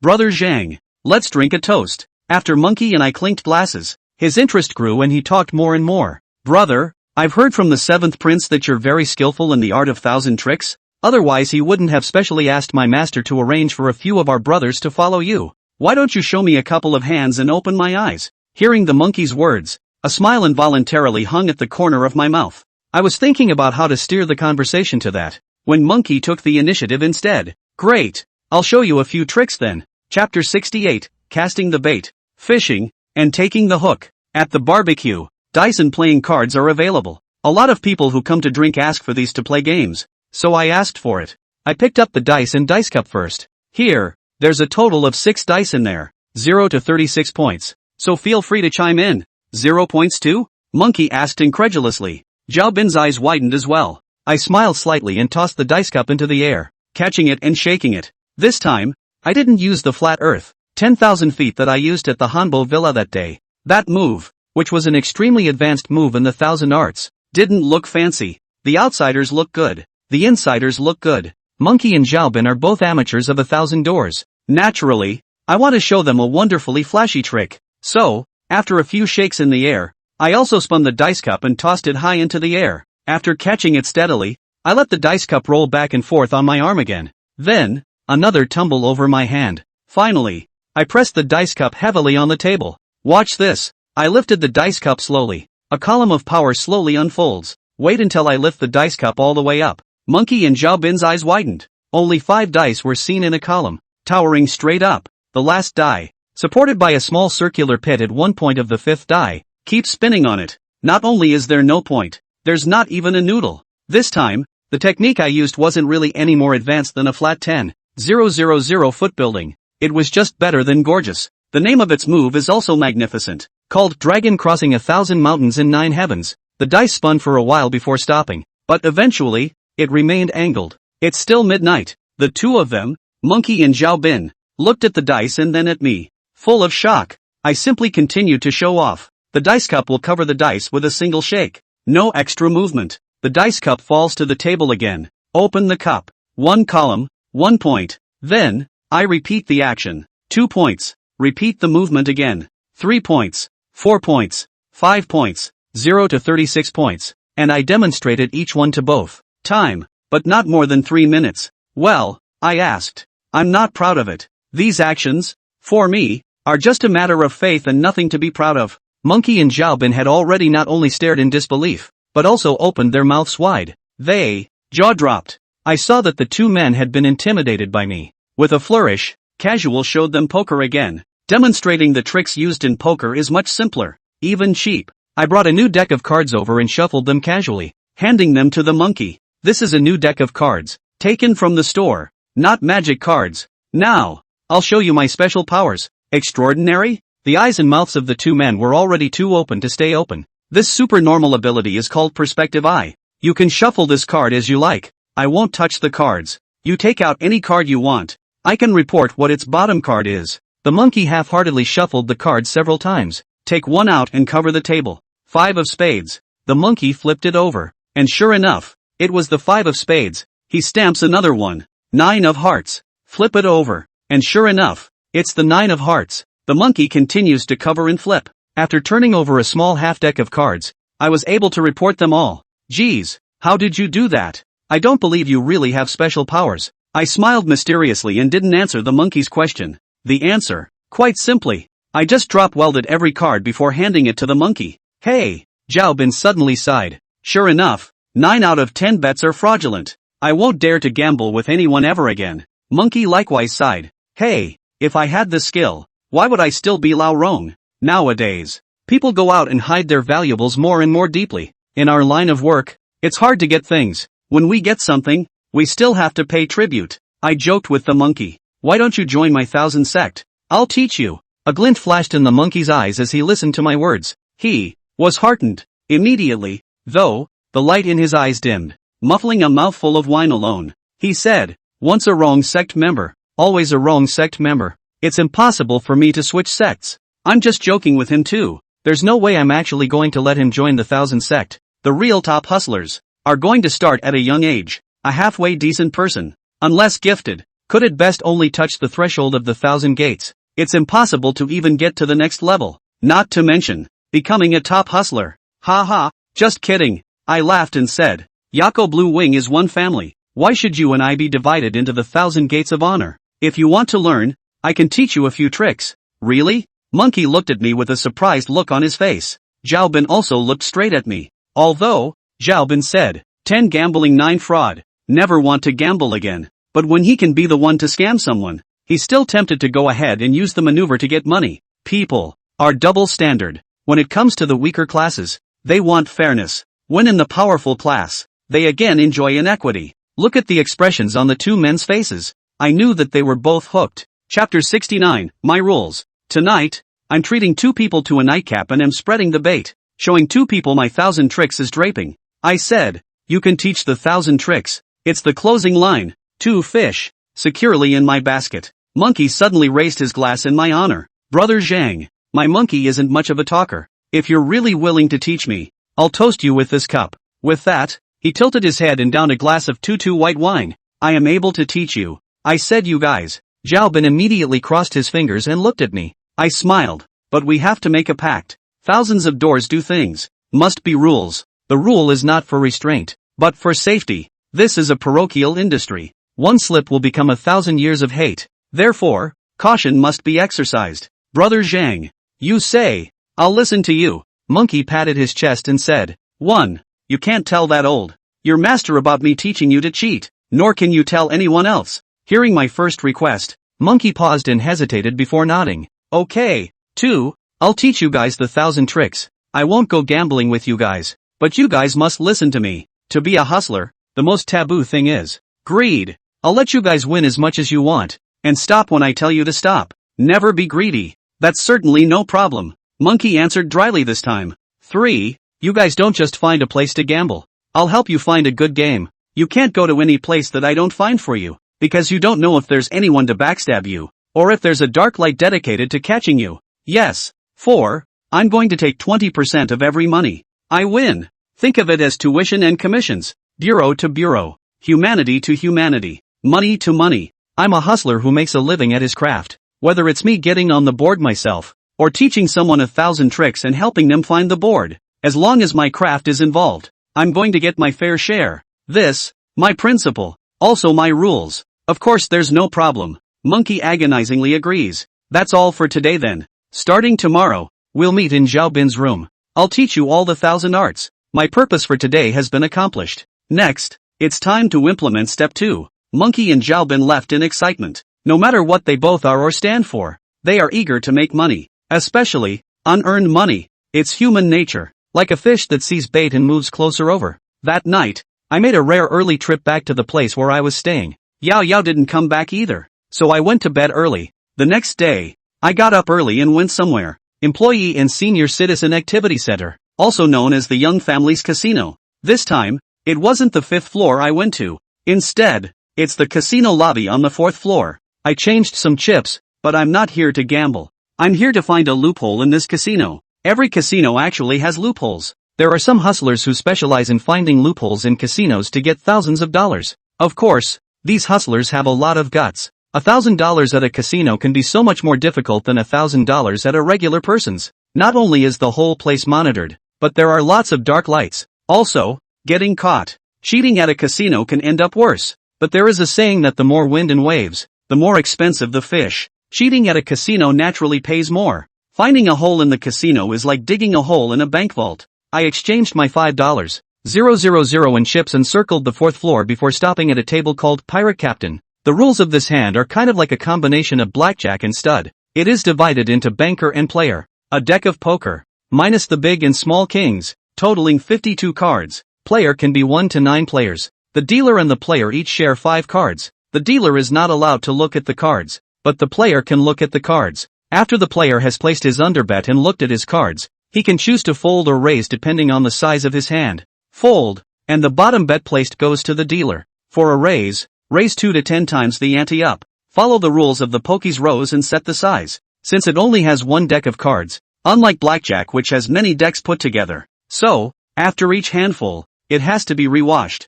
Gambling halls may be trying to save on cards. It is not playing a hand for a different deck of cards. I watched the table for a while, and lost all 5,000 chips in my hand, before I finally got a handle on how it changed cards.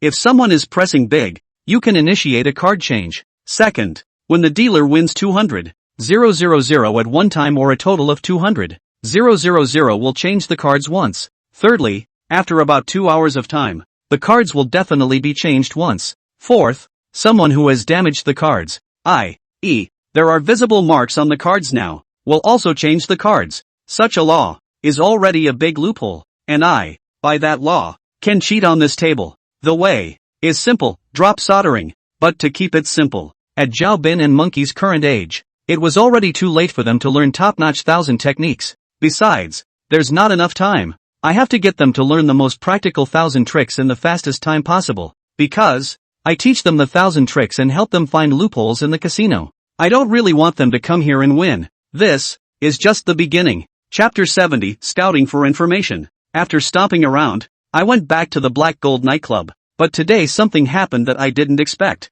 In the daily meeting, Yao Yao, as a supervisor, even named me yesterday absent from work and also deducted my money. But me, didn't I leave a note yesterday asking Yo-Yo to take a vacation for me?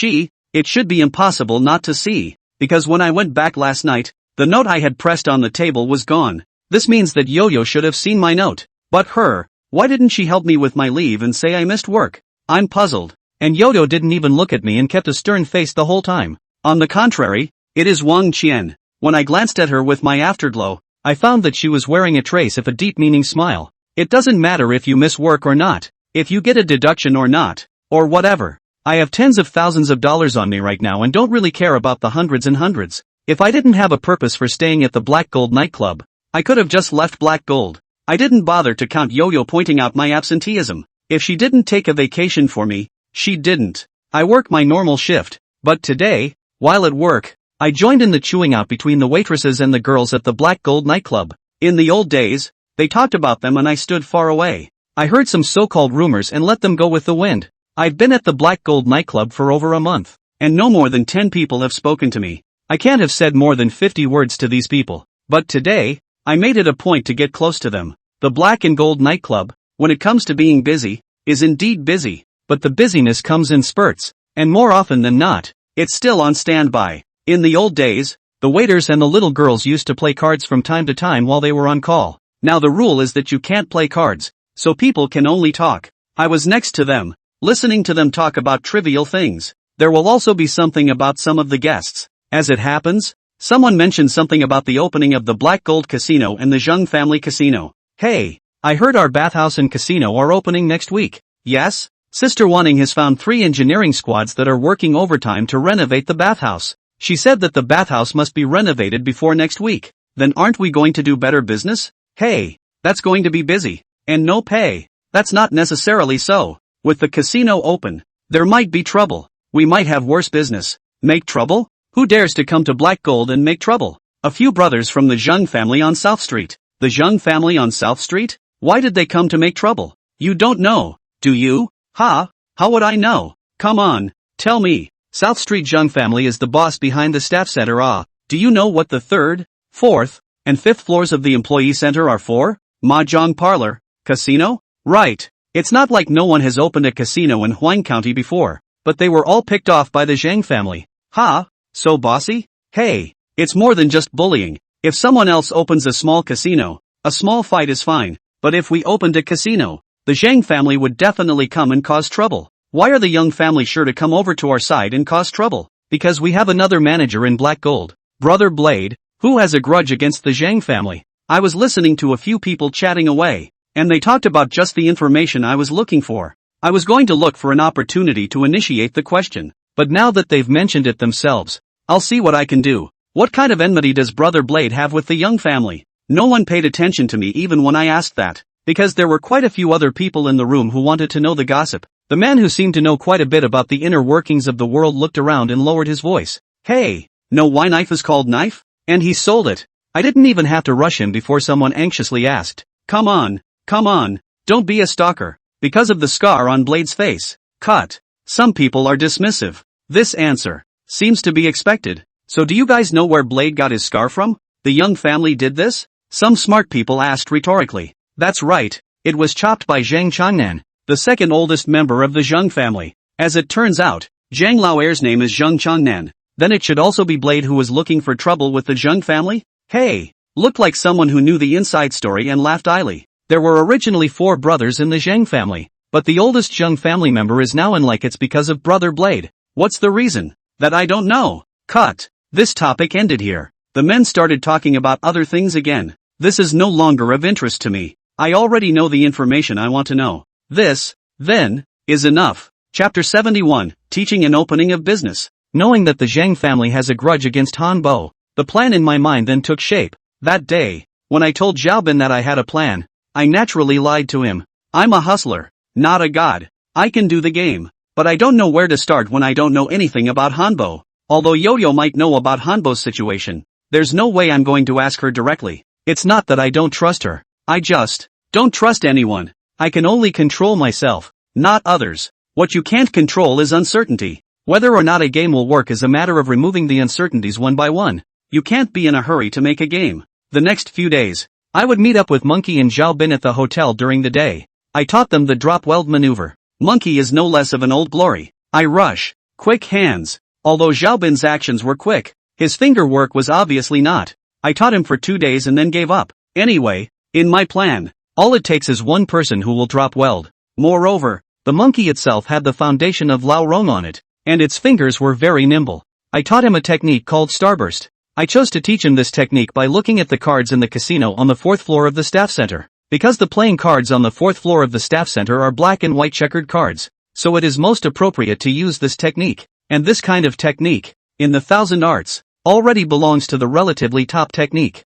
It is a great test of the cheater's skill and eyesight. Monkey was able to master the initiation of this maneuver in a week's time, not only because he had the foundation of old glory, but also because he had a certain amount of talent. Of course, for the monkey to be able to use this technique with fire, he would need to practice for 3 to 5 months. But with his current proficiency, I think it should be enough to use in the staff center. Take a step back. Even if the monkeys are caught for 1,000, I still have a backstab. After a week, I don't think I'll have much trouble getting to the 4th floor of the staff center with the monkey's drop weld technique. I made roll assignments for Monkey and Xiaobin. Monkey drop weld and hit the dark signal, prompting Xiaobin whether to raise or throw his cards. At the poker table, it's also about letting Xiaobin win more money and Monkey win less or even lose. It's a routine operation for a hustler. At the table, people who really cheat usually don't go for the win. Except, I still underestimate human greed. Monkey and Xiaobin make things too big. In my plan, I should have followed them both. After all, I'm only responsible for teaching them to cheat and play the game.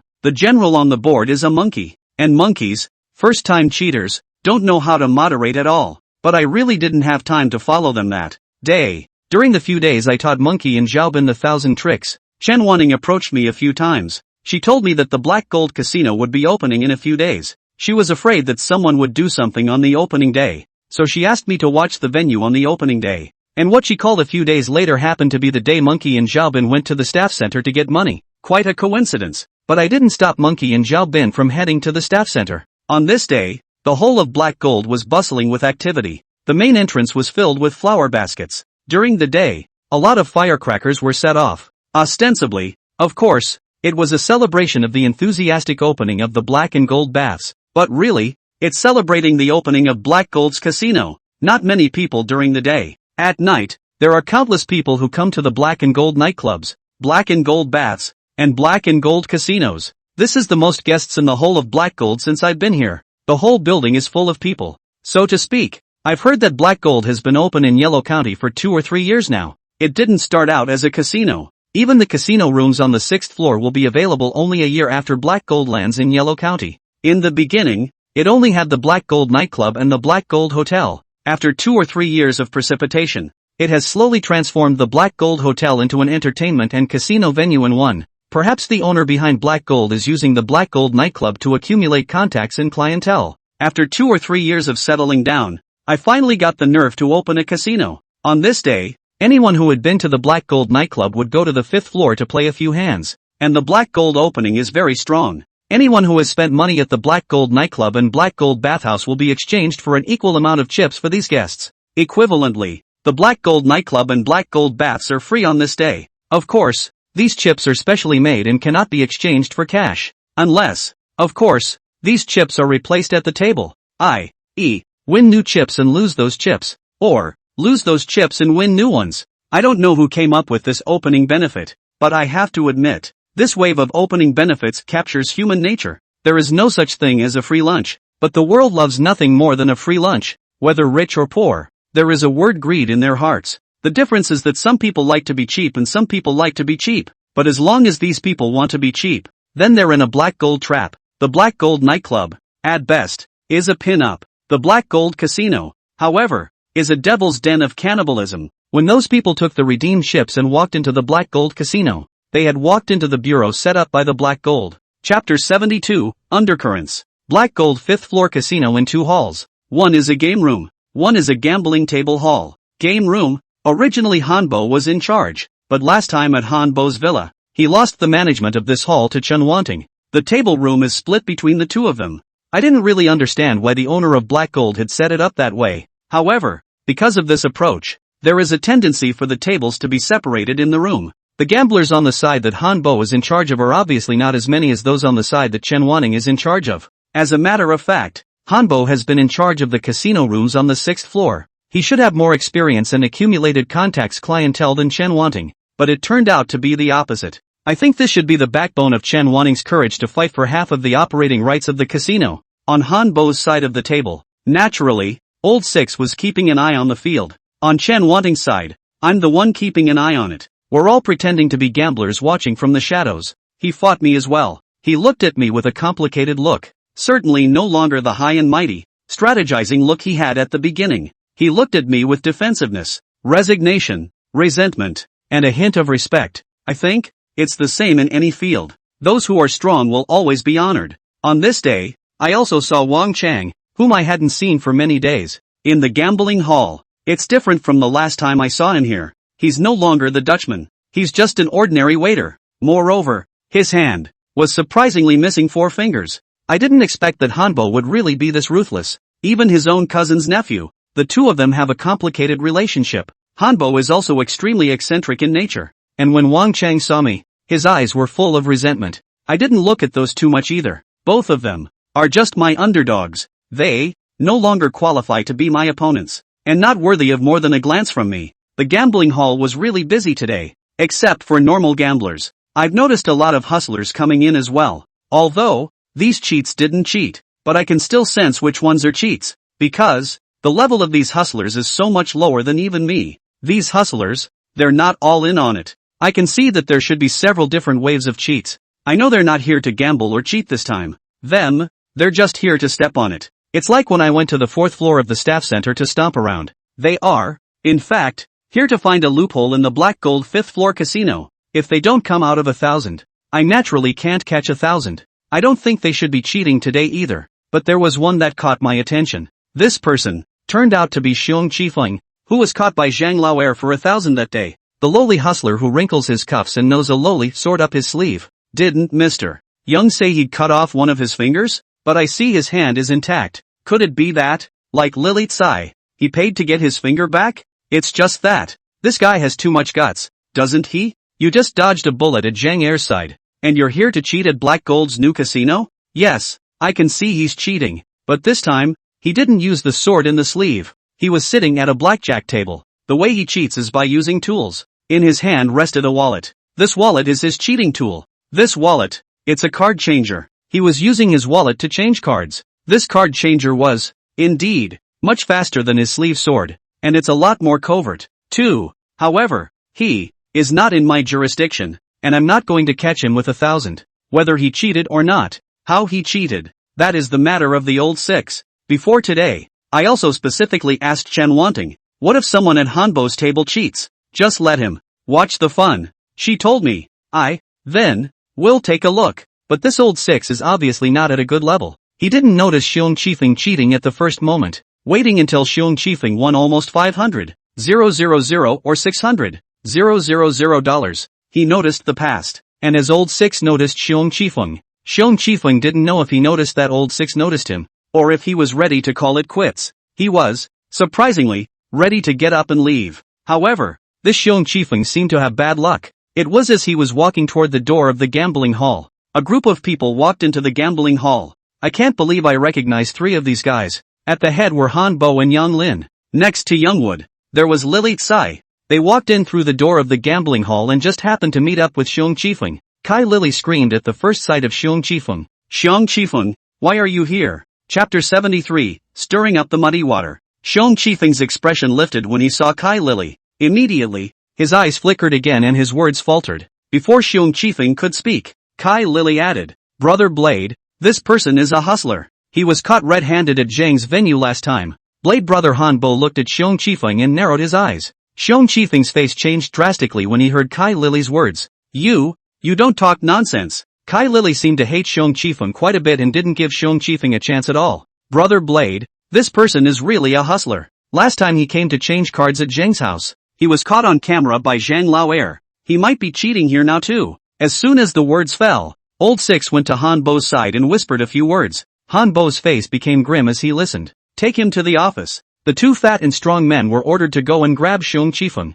Han Bo's gang is still so unreasonable. Although, Xiong Qifeng really cheated. But they didn't catch Xiong Qifeng in the act. They, for one, are not justified in arresting people. Xiong Qifeng also knew that if he was really caught by Han Bo's people, then he would definitely be finished. Black Gold Casino can't afford to lose. I won a little money and said I cheated. Black Gold Casino, do you still want to lose face? Xiong Qifeng shouted. Originally there were a handful of gamblers watching the action nearby. When he shouted that, more people gathered around. Muddy the waters first when things go wrong. The hustler wasn't stupid. When Han Bo saw this, his face became even more gloomy. But with so many guests watching, he couldn't afford to be unreasonable and arrest people. Otherwise, it's too much for the Black Gold Casino. Han Bo gave Old Six a look, presumably signaling Old Six to come out and open things. But, Lao Lu didn't even realize how Xiong Qifeng cheated. He hesitated for a moment, but finally had to bite the bullet and step forward. Guys, this guy's cheating.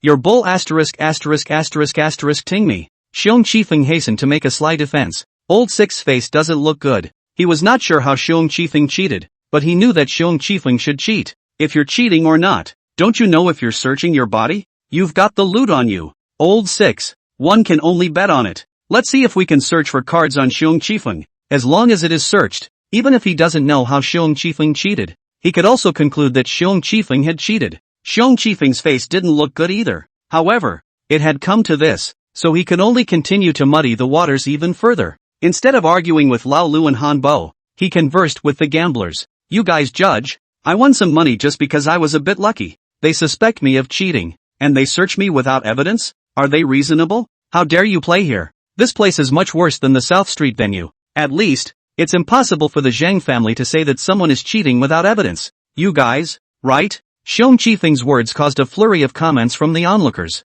Han Bo's and Old Six's expressions were also becoming more and more ugly. They, now, are riding the tiger. And at that moment, Chen Wanting also rushed over with her people. After all, she was also considered the head of the casino. The casino had made such a big commotion now. She definitely had to come over. What happened? Chen Wanting's face also looked bad as she walked over to Han Bo and asked. Before Han Bo could speak, Kai Lily, who was on the side, spoke up. Sister Wanting, this man is a cheater. Oh, we now suspect him of cheating. She had just finished her sentence. Chen Wanting frowned. And I also saw that Yang Lin, who was beside Tsai Li, glared at Tsai Li. Like, blaming Lily Tsai for being nosy? In that case, search me. Chen Wanting made an immediate decision and gave the order. This matter, as a matter of course, should be handled by Han Bo. Although he and Chen Wanting were both in charge of the 5th floor casino, but Xiong Qifeng was, after all, cheating on the table that Han Bo was in charge of. Han Bo was a bit dissatisfied with Chen Wanting's words,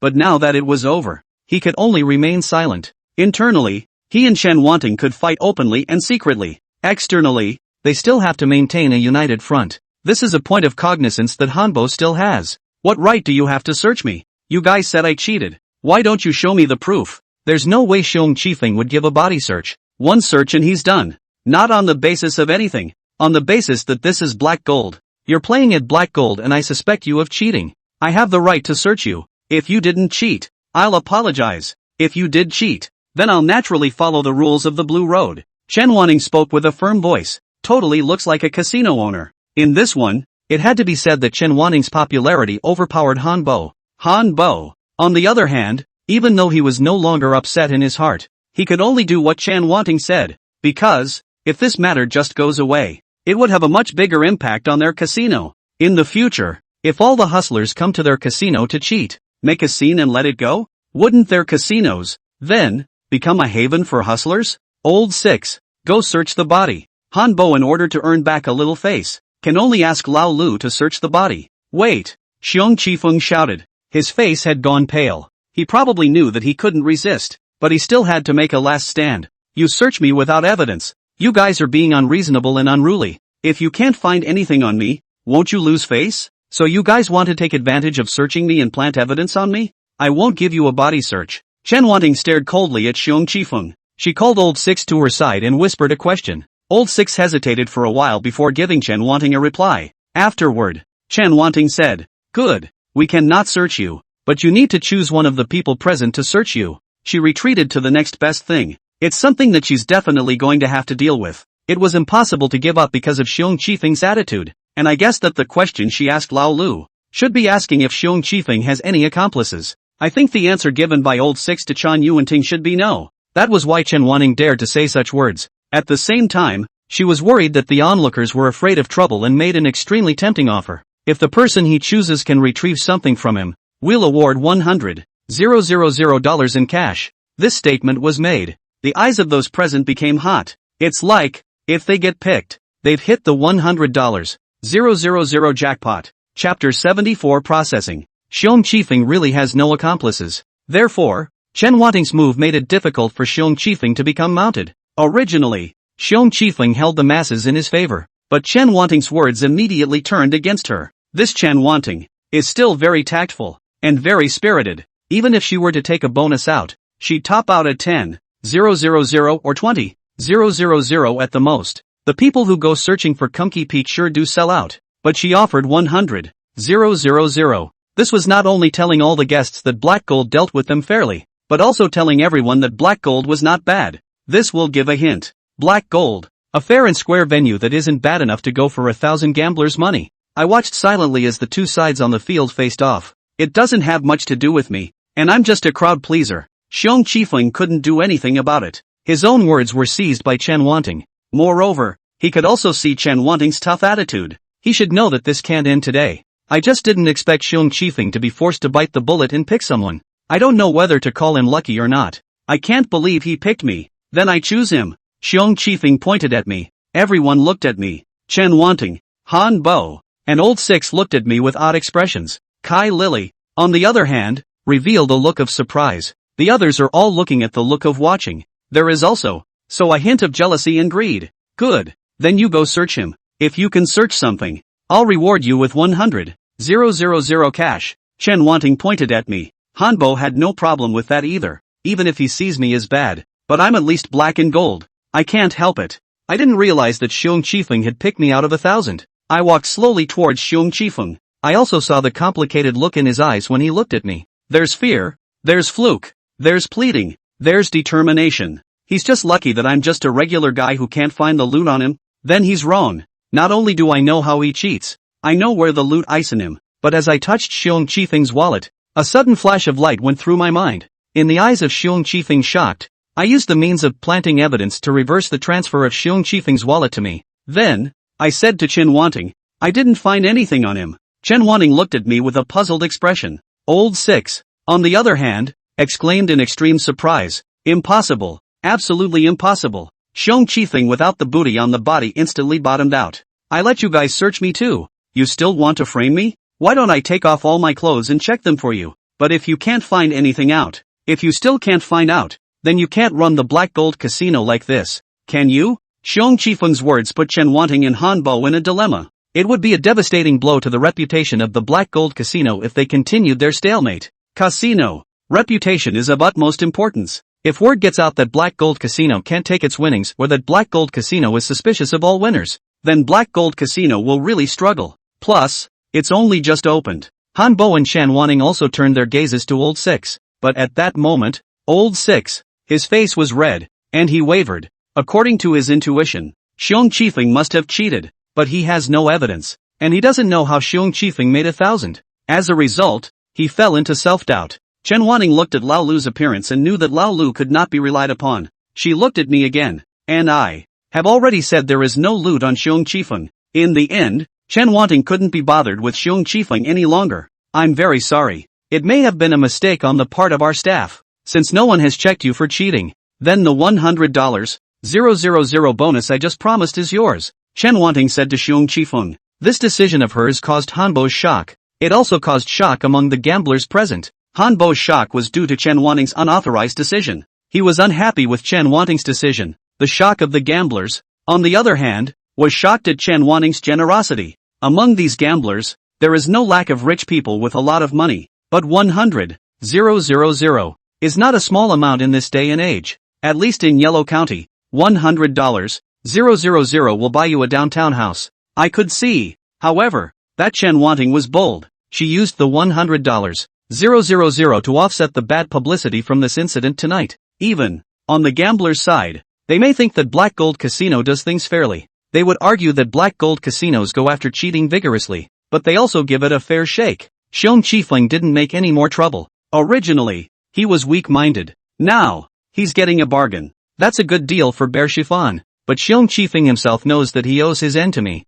As he was leaving, he gave me a grateful look. The crowd dispersed, and Chen Wanting purposely called me to her office. She still seems to remain skeptical about Xiong Qifeng. That guy really didn't cheat? Out. I answered honestly. Chen Wanting was shocked and angry. So you're saying he doesn't have anything on him? Because he pinned the loot. I've noticed him cheating before. But you said it wasn't from these tables of our own. Not to bother. I saw him destroy the stolen goods on his body when Old Six realized something was wrong with him. So when I went to search him, there was no way I could have found the stolen goods. My words left Chen Wanting speechless. I knew that if I told all lies, Chen Wanting's suspicions would not be dispelled. But she can't tell the difference if I'm half-truthful. And this is something that can only be good for her. Not bad. Because it came out on the stage that Hanbo was in charge of. She, Chen Wanting, however, handled the matter well. I'm sure the boss behind Black Gold will know what happened today. Then, if the boss behind the Black Gold, that is the so-called Brother Tian, is not a muggle,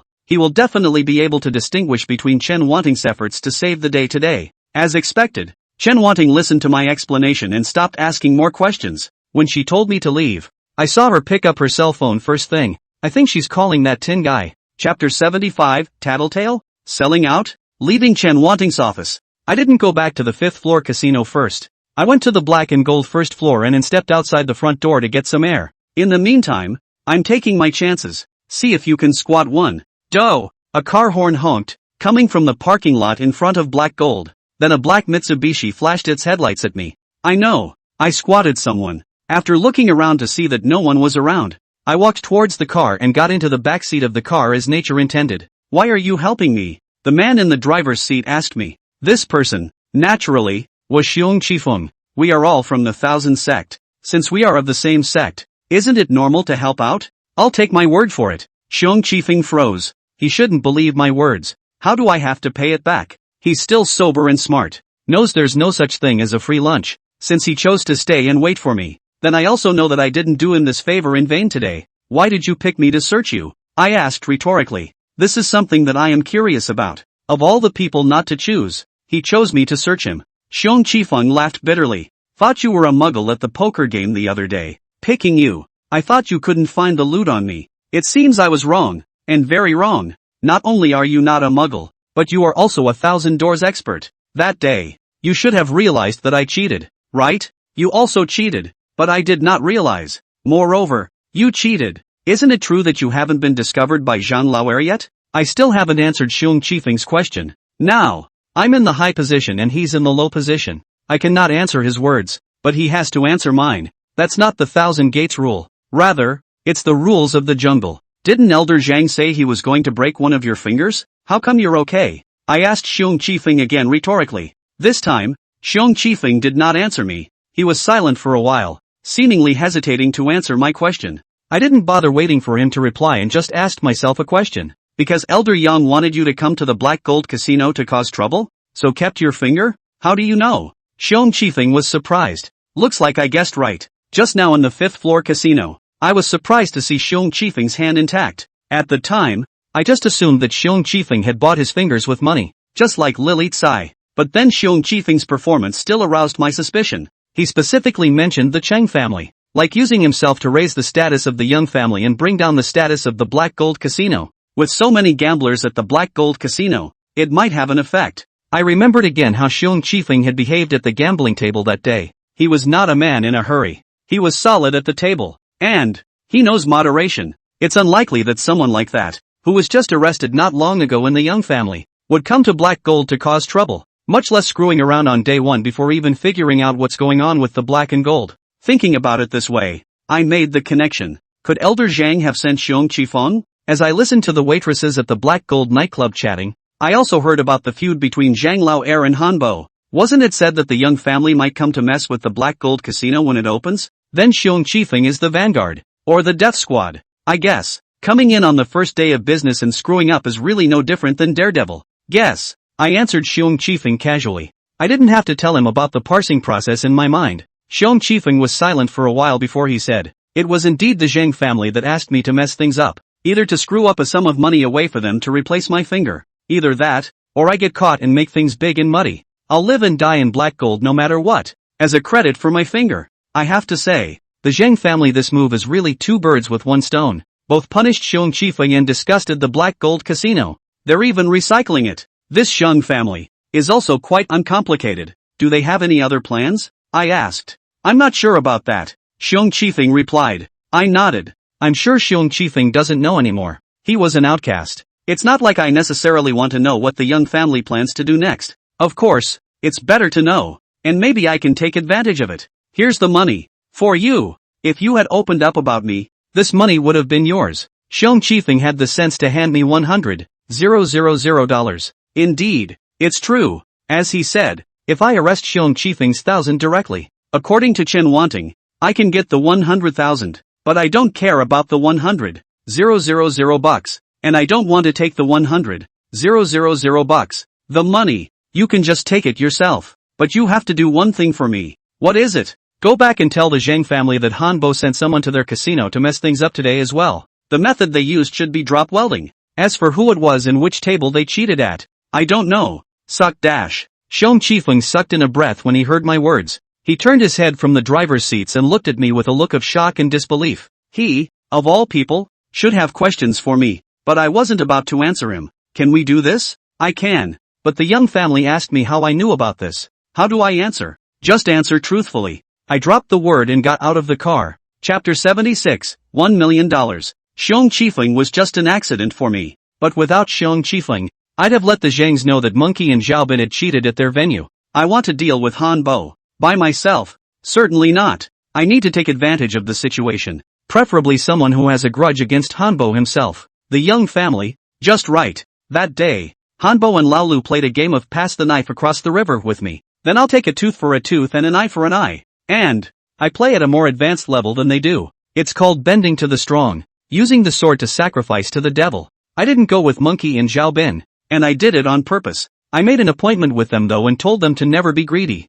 But I believe in human nature. Human nature is greedy. Greed for money, lust, love, hate and anger. I let Monkey and Xiaobin go out alone. And, before they left, I didn't tell them when the win was over. I'm all about letting them amplify their greed and make things bigger. The only way to get the Zheng family's attention is to make a big deal out of it. Of course, I didn't put Xiong Qifeng on the spot to catch Monkey and Xiaobin's 1,000. Immediately after I informed Xiong Qifeng that someone was cheating at Zheng's venue, I went and paged the monkeys, telling them to come back. And they got greedy as I expected. I went to join them at Xiaobin's hotel room early the next morning. When I went, the monkey was there. Looking at their bloodshot eyes, I guess they probably hadn't slept all night. The two men stared at the cash laid out on the bed. $1 million in cash. These two people should have never seen so much money in their lives. Or cash. There you are. Aha. The monkey spoke in a hoarse voice as I entered. Inside the room, the smell of smoke filled the room. The ashtray was full of cigarette butts and there were quite a few on the floor.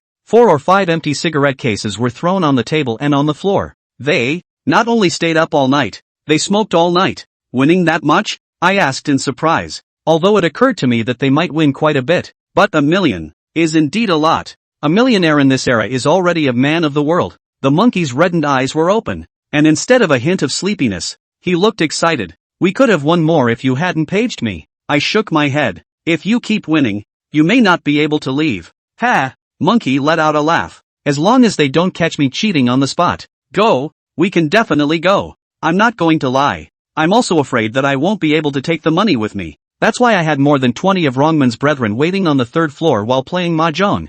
I was slightly surprised to hear what the monkey said. I didn't realize that he was thinking pretty far ahead. However, it's also exactly what I'm looking for in the Wingate behind the monkey. In the last few days of contact, I've learned that monkeys are not a small gang of old glories. His titular master is the northern thief Saint Shi Qi Gong. His titular master is the king of Qilu thieves. Monkey, definitely not a thieving old glory. He belongs to a large thieving group. He's an old glory with a gate and a school. To put it bluntly, there is someone behind the monkey. Well, I pursed my lips and thought for a moment and asked, did anyone follow you guys when you came back? Hey, of course someone's following, but they tried to follow me? I lost them after a few detours. I nodded. Okay, let's split the money then. As I said this, I gave Xiaobin a wink. At the same time, I watched Xiaobin and Monkey's demeanor for a while. Both of them have something to hold on to with that money. $1 million is really an astronomical amount for an ordinary person. Although the monkey is a member of the noble school, he is a member of the noble school. But at the end of the day, he was only a bottom-upper in the Qilu Thief King's faction. Otherwise, he wouldn't have been assigned by the Qilu Thief King to do the job of tracking people for Shi Qigong. Although, he is the head of the men who are following me and has some command over the Rong clan's children in Huang County, but he is still not a central figure in the Qilu Thief King's faction. I heard from Monkey that the Qilu Thief King has 9 personal disciples, and he's just a titular disciple. In Yellow County, he was just the head of a few. A character like Monkey would be moved by $1 million. Not to mention Xiaobin. He may be good, but he's not rich. Also, never seen so much money. To say that the two of them had no thoughts about the money would naturally be a lie. But they restrained themselves. Brother Zhang, even though you said before that it's only 20%, but Xiaobin and I were able to win so much money all because of you. I think the three of us should split this money equally. Splitting it equally between the three equals 33% to me. This monkey is quite righteous when it counts. However, I didn't respond to the coming, but instead looked at Xiaobin. Monkey thought I was looking at Xiaobin to ask what Xiaobin meant. He also looked at Xiaobin. However, Xiaobin's next words made the monkey's jaw drop in shock. This money, I don't want it. Give it all to you. Chapter 77, A Jealous Man. Monkey looked at Xiaobin incredulously. $1 million?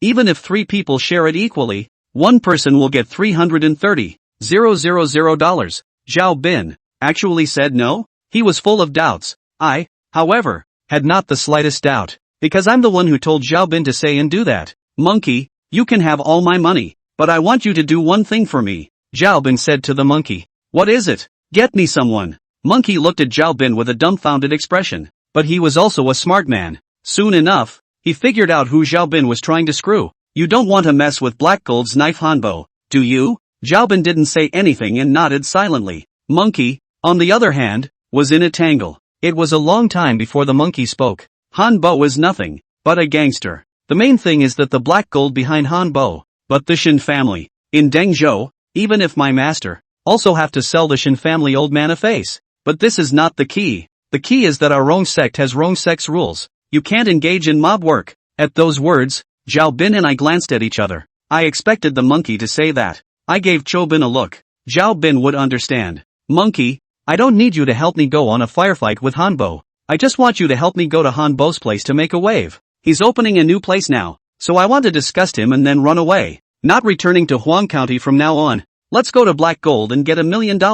I only need $100,000, minus what I gave to Zhang Peng. The rest is for you. Hearing Xiaobin's words, the monkey was clearly moved. If you get $1 million in Black Gold too, give me 20% commission. That's $200,000. If Xiaobin only needs $100,000, then the monkey can get $700,000. I've also seen the seams. I don't want the commission if you guys are going to screw Hanbo. As you all know, Hanbo almost wasted me too. As for this time, I'll only take $200,000. I don't need more than that. It's the Randall's rule. Monkey still didn't immediately agree. Instead, he lit himself a cigarette. I watched silently as the monkey made his decision. I'm sure the monkeys will agree to Xiaobin's request. $900,000 is not a small amount of money. Counting this time, the $400,000 that Xiaobin gave up, plus the $400,000 that originally belonged to him, a total of $7 million. Enough to let the monkey such as the bottom of the small old glory gold pot wash hands, and live the rest of their lives in peace and quiet. At the same time, I have a new understanding of Xiaobin. This man can really be a ruthless man. He not only fights hard, but also hates his enemies. The mere fact that he would rather give up $400,000 in order to get back at Hanbo is not a decision that an average person could make. A cigarette finished before the monkey spoke. You've already chopped off a couple of Hanbo's fingers and you want revenge? Xiaobin shook his head. That was just my unconscious behavior to escape. But I must avenge Hanbo for capturing me, beating me, and humiliating me. With Xiaobin's words, I knew that I was right to ask him to carry out my plan. Xiaobin's thoughts, like mine. Hanbo grabbed me and almost ruined or even killed me. This revenge, I must be avenged. Call it revenge, or call me a squeamish person. I am one of those people. even though Hanbo didn't do me any substantial damage. But it was because of an accident. If there hadn't been an accident,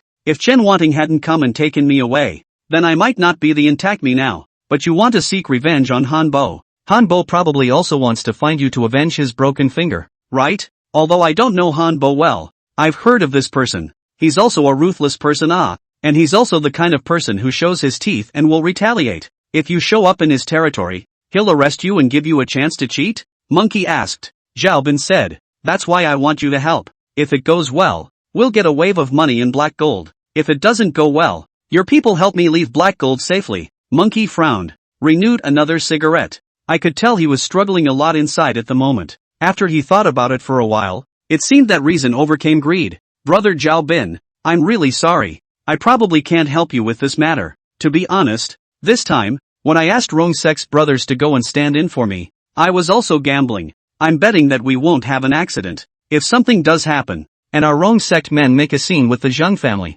even if we can leave safely, I'll still be punished by Rong clan. A light whipping, or a broken hand, and I'm only a small man in Rongman. I don't have many brothers I can call on. I may be able to deal with one Hanbo, but I can't deal with the entire black gold. But to deal with the entire black gold, I don't think I have the strength. Zhao Bin was a bit fretful. He didn't expect the monkey to be so insistent. I, on the other hand, was breezing along as if the incident had nothing to do with me. If there's an accident in black gold and Hanbo wants to screw me on the spot, you don't need to help me out. But if he takes me somewhere else, can you bring someone to get me out? Zhao Bin asked tentatively. This, too, is what I taught Zhao Bin to say. During the time I was teaching the monkey 1,000 tricks, I approached Zhao Bin for a separate chat.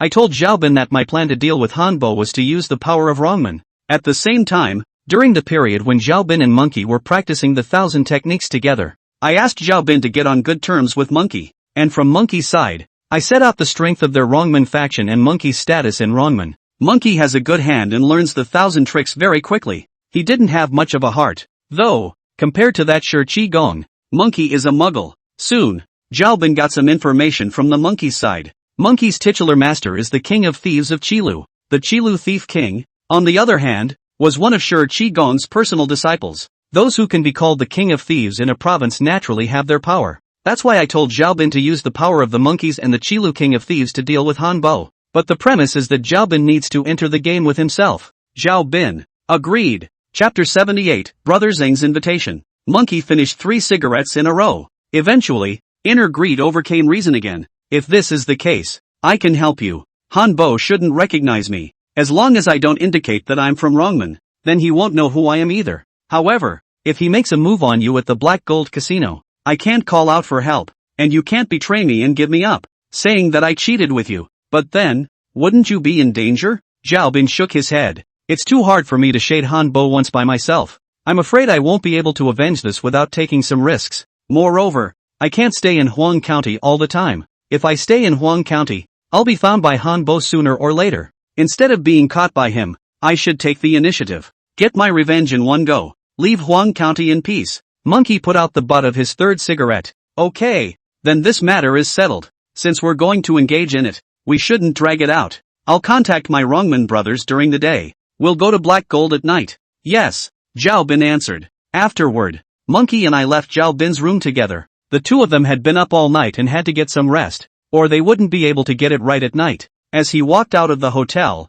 Monkey frowned with a preoccupied look on his face. Although he promised Zhao Bin, he still seemed uneasy in his heart. Do you have any part in this thing? Monkey's sudden question made me freeze. I gave the monkey a deep look. I could tell that the monkey shouldn't be suspecting me of being behind this. He just asked casually. I then shook my head. Nope, although I want to be involved in this matter. But I'm still Black Gold's man now after all. And Chen Wanting, the manager of Black Gold nightclub, is sort of covering me now. If I want to mess with Hanbo, I'll discuss it with Chen Wanting. Actually, Chen Wanting and Hanbo don't get along. However, Chen Wanting can't touch Hanbo yet. I need to wait for a while before I mess with Hanbo. If you guys want to mess with Hanbo, I will help you in the dark. Oh, I forced an explanation, and I wasn't sure if the monkey would understand me, but for what it's worth, he wasn't too suspicious of me. We both parted ways in front of the hotel. The monkeys have switched with the people. I didn't care about the person who was following me again. Anyway, I know someone is following me,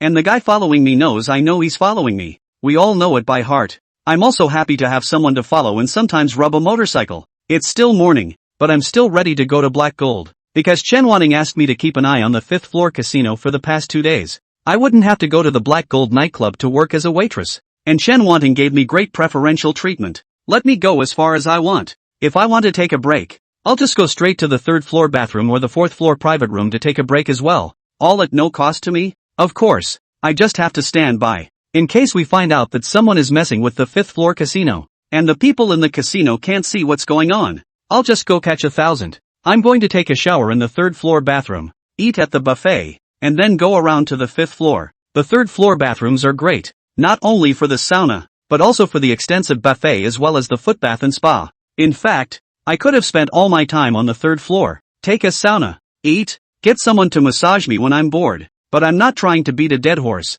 although, I won't be Chen Wanting for too long, but I'll still do what I need to do in the few days I promised her. When I arrived at Black Gold, the parking lot in front of the entrance was empty. At this hour, there won't be many customers, no matter how many floors. There are also very few employees working in Black Gold. However, I saw Wang Qian surprisingly at the entrance of the 1st floor of Black Gold, looking quite anxious. I'm quite surprised that she would show up in Black Gold at this time. Her work hours are well into the night. Zhang Peng. Wang Qian saw me and was pleasantly surprised. I frowned. The way she was waiting anxiously for someone at the entrance to Black Gold. Was she waiting for me? But I had already returned her favor, and I didn't really want to have anything to do with her again. Aha! I nodded, not wanting to ignore her, and walked straight in towards the black and gold door. Hey, wait a minute. Wang Qian grabbed me in a hurry. Something? I asked, disgruntled. She better be okay. Wang Qian showed hesitation and stammered for half a day, but didn't dare to say anything. Something's up. I didn't want to ink with her and spoke coldly. Are you free? Can you accompany me to the staff center? Staff center? When I heard the word, my mind turned extremely. I probably know what Wang Qian wants to see me about, but I didn't show my voice. Going somewhere for what? I've already won a fortune for you. You and I have cleared the air. I'm not going to help you gamble anymore. No, I'm not trying to get you to bet for me. Wang Qian hesitated and didn't dare to speak. Say what you have to say. Don't stammer. I boarded up my face and told Wang Qian. Wang Qian pondered before finally informing me of the truth. It's actually not me who wants to find you. It's second brother Zhang who wants to find you. Sure enough. Chapter 79, Showdown. I probably know why Elder Young is looking for me, but even if he doesn't come to me, I'll still go to him, but there's no way I'm just going to go to him. I don't want Wang Qian to know that there is something between me and Zhang Laodi. I don't know him well, and I have to go if he asks me? I'm not going. I sternly refused, and shrugged it off and was about to head inside the black and gold hall, but Wang Qian grabbed me again and begged. Zhang Peng, I beg you, will you come with me? I promise, nothing will happen to you. Second brother Zhang just has some things he wants to ask you. What is it? I kept a watchful eye. Actually, I know what Elder Zhang wants to ask me about, but I wonder if Wang Qian knows. If she knows about it, then I definitely won't go. I don't want too many people to know about the connection between me and Zhang Laodi. I don't know. Wang Qian replied decisively. I could tell she wasn't lying. With a thought in mind, I asked, why did Elder Zhang ask you to come to me? Wang Qian's eyes dodged and didn't speak. I said in a cold voice, if you don't say, forget it. Wang Qian hurriedly stopped me, and pulled me aside. Don't I owe the Zhang family a sum of money? Last time, Zhang Laoer said that he would give me compensation because of Xiong Baldi and Kai Lily who cheated. I was going to use that compensation to offset the amount I owed, but Zhang Laoer said he would only give me the offset if I brought you through.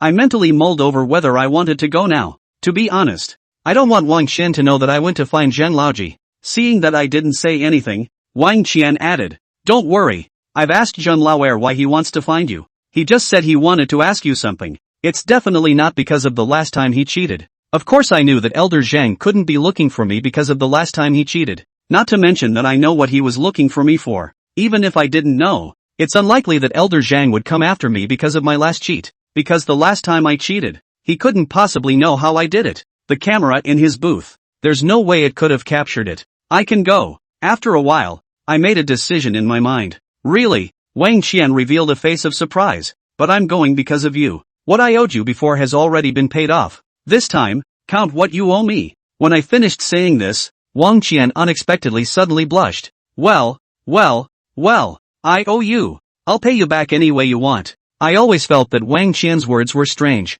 but I didn't bother counting too much. Although I don't really want Wang Qian to know that I have contact with the Zheng family, but it doesn't matter if you know. People like Wang Qian are very greedy. People who are greedy are better to control. Later, I may also need to use Qian Wang. Wang Qian called a cab and took me to the South Street entrance. In the cab, she called to make an appointment with young Lao Er, but before going in Zhang Lao Er's office, I didn't let Wang Qian go first. It's okay for her to know that I've been in contact with Elder Young. I have 1,000 excuses to put her off, but there's no way I'm going to let her know what I've been chatting with Elder Young about. Zhang Laoti's office was on the 5th floor of the staff center. The area is large. The decor is very classical. Inside, in addition to a mahogany desk, there is a set of mahogany tea table. There were also some paintings on the walls. Such an office decoration style and Zhang Laoti's image are very mismatched. If it wasn't for the fact that Zhang Laoer was the only one in the office, I would have thought that this office wasn't his. Elder Zhang sat on the main seat of the tea table. Instead of making tea, though, he fiddled with a deck of playing cards. He gestured for me to sit at the tea table. I sat down. Was it you who told Xiong Qifeng to tell me someone was cheating on me yesterday? Aha. I nodded. Elder Zhang's expression was slightly shocked. Why? I knew that Elder Zhang would definitely have such questions. I had also prepared my words a long time ago, because I have a grudge against Hanbo. You? Zhang Laoer was even more surprised. How did you know that Hanbo arranged for someone to come to my place to cheat? Because I'm the dark light of black and gold. Zhang Laoer looked at me with a shocked face after hearing my words. You work for Hanbo? I shook my head. My boss is Chan Wanting, Chan Yuan Ting. Elder Zhang murmured. I did hear that there are two people in charge of black gold on the surface. One is Hanbo and the other is Chan Wanting. You're telling me that Hanbo arranged for someone to come to my Zheng family's venue to cheat, and it was authorized by Chen Wanting? Chen Wanting wanted to use my hand to strike Hanbo? Zhang Laoti has a rich imagination. I didn't acknowledge Zhang Laoer's words, nor did I deny them. It just brought the topic to myself. I told you, I have a grudge against Hanbo. Zhang Laoer frowned. He didn't seem to believe much of what I said. And then what? What do you want? Nothing much, just wanted to tell you guys about it, so that you can take precautions. Humph. Elder Zhang sneered. It's late. Someone screwed me out of $1 million yesterday. By the time I found out, the person had already slipped away. With that, he threw the cards in his hand in front of me. Still a little Tazza who's out of his league. I can't believe I used the underwelding trick, but this level of underwelding is good. I let the dark lights look at it for a while last night before I realized what was going on. Chapter 80 Coercion. Zhang Laoren's words were quite contradictory. He felt both that the underwelding was a little old-fashioned trick and that it was at a very high level. I smiled inwardly. I told Xiong Qifeng yesterday that Hanbo sent someone to mess with the Zheng family's casino and used underwelding. I suspect that if I hadn't said anything about the soldering, Zheng's casino probably wouldn't have been able to find out how Monkey and Zhaobin cheated. Zhang Laoti only said he was screwed out of $1 million, but he didn't even say by what kind of people, by how many people. I would have already known that the Zhang family, probably nothing decent dark lights. That day when Zhang Er caught 1,000, he relied on multiple cameras as well. Then it's none of my business. I've had you notified and you can't even catch anyone. My words came with 3 parts sarcasm, 3 parts bashfulness, and 4 parts rambling. Zhang Laoer was obviously not too happy to hear this, but he still endured it. Since you have a grudge against Han Bo, and you told me about him finding people to mess with my yard, you want me to deal with him, don't you? Zhang Laoer looks like a big man, but his heart is fine. I do want the young family to deal with Hanbo. At first, my plan was to bring Rongman in, to make a setup to inspire conflict between Rongman and Hanbo. But then I realized that Hanbo had a natural nemesis, the young family. Then it's best if I let the young family deal with Hanbo. It's just that in order for the young family to deal with Hanbo, I need to find a reason for the young family as well. Bend when you're strong. Lend a knife to the devil. The devil, that's the young family. The knife is the reason for the Zheng family to deal with Hanbo, as well as the Zheng family's opportunity to deal with Hanbo. Not only do I need to give the young family a good reason to deal with Hanbo, I'm also going to create an opportunity for the young family to deal with Hanbo. But there's no way I'm going to tell Zhang Laoti everything naked. This, in effect, admits that I'm the one who's running the show. If you don't say it right, it will backfire. I wouldn't dare deal with Hanbo. I just want to secretly trip him up a bit. I shook my head and said to Elder Zhang. Zhang Laoer looked at me with a grave expression. He seemed to be trying to see through me. He wanted to know what I was really thinking, but after looking at it for a while, he couldn't see anything and showed a look of displeasure. He pondered for a moment longer and said to me, "What if I want you to deal with Hanbo?" I gave a bitter smile. Brother Zhang Er, don't laugh. Han Bo is known as Brother Knife. Who in the entire Huang County knows about his viciousness? How could I dare to go head-to-head with him? Besides, I heard that he dared to fight with several brothers of your Zhang family. He's still alive and well. You're asking me to deal with him. Aren't you asking me to seek death? Zhang Laoer revealed a look of anger when he heard my words, especially when I said that Han Bo dared to call out their Zhang brothers alone. A hint of killing intent even flashed in his eyes. If I didn't know that the oldest member of the Zhang family was screwed in by Han Bo, I probably wouldn't even understand why the oldest member of the Zhang family had such murderous intentions. You're afraid of dealing with Han Bo. So are you afraid of me dealing with you? Suddenly, Elder Zhang revealed a wry smile. I froze, aghast. What do you mean? Second brother Zhang? I'll give you 2 choices. 1. Work for me. 2. I'll kill you. And I don't even need to do it myself. Do you believe that if I get someone to tell Han Bo about you tipping me off, how will he deal with you? I was alarmed. Elder brother Zhang, how can I say that I've also reported to you? And I even helped Xiong Qifeng last night. How could you do this to me? Humph. Elder Zhang sneered.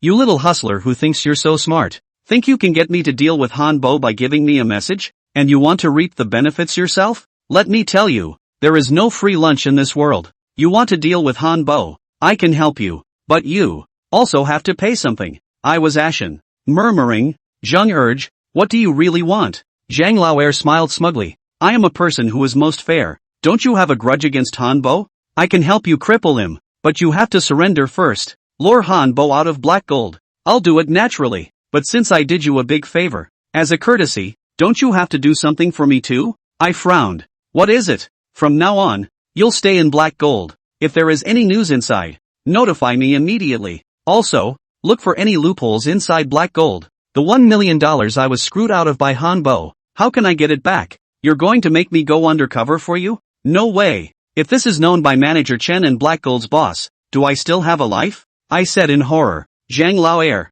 however, smiled. You may not do it. I'll have someone tell Han Bo immediately that you betrayed him. Betrayed the black gold. You're probably going to die now. But if you do it, and if you're accidentally found out later, I can bail you out. Elder Zhang looked at me out of the corner of his eye as he spoke. I sneered inwardly. You'll cover me if anything happens? How can I believe such words? And he has a proud face at the moment. He probably thought that he was very smart. He thinks he's got me. I can be made to work for him, and use me against Han Bo. It would also make me the eyes and ears he's planted in black gold. And I can get me to find him loopholes so they can cheat at the black gold casinos. 4 in 1? He thinks that he, Zhang Laoer, can turn his hand to the clouds and his hand to the rain. Oh, chapter 81. I was silent for a long time before I spoke. Second brother Zhang, if I go east, can you really protect me? Of course. In Huang County, if my Zhang family wants to protect someone, no one can move. Zhang Laoer spoke with a very arrogant tone and demeanor.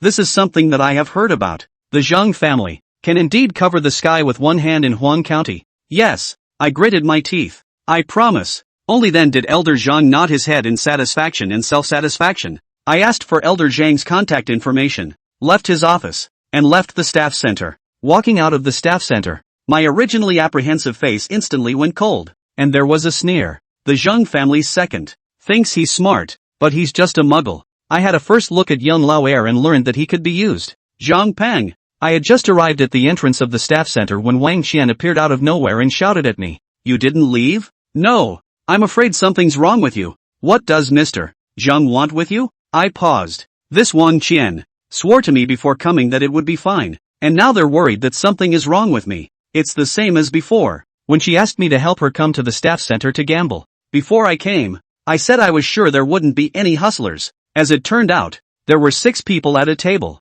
and 5 of them cheated. I also got to know Wang Qian very well. Greedy, short-sighted, selfish, self-righteous, and will say anything for their own benefit. Faced with such a person, it was naturally impossible for me to tell her the truth. But it's too perfunctory, and it seems to be trying to cover it up. It seems like he's cheating at his casino and he can't fix his own dark lights. Got me to help him out. Oh, Wang Qian didn't doubt my answer. Zhang Peng, let me treat you to a meal at noon. Thank you for helping me win last time, and this time you can come to Brother Zhang Heirs as well. I thought about it for a moment and nodded yes, although in my heart of hearts, I don't really want to get involved with someone like Wang Qian, but I've got something I want to get off her chest right now. The time to utilize her still has to be utilized. Wang Qian chose an upscale restaurant. I was indifferent to the food. but Wang Qian was extremely enthusiastic and ordered a lot of delicious food. Zhang Peng, see what else you want to eat? Order whatever you want. No, we can't eat any more of these that we ordered. Oh,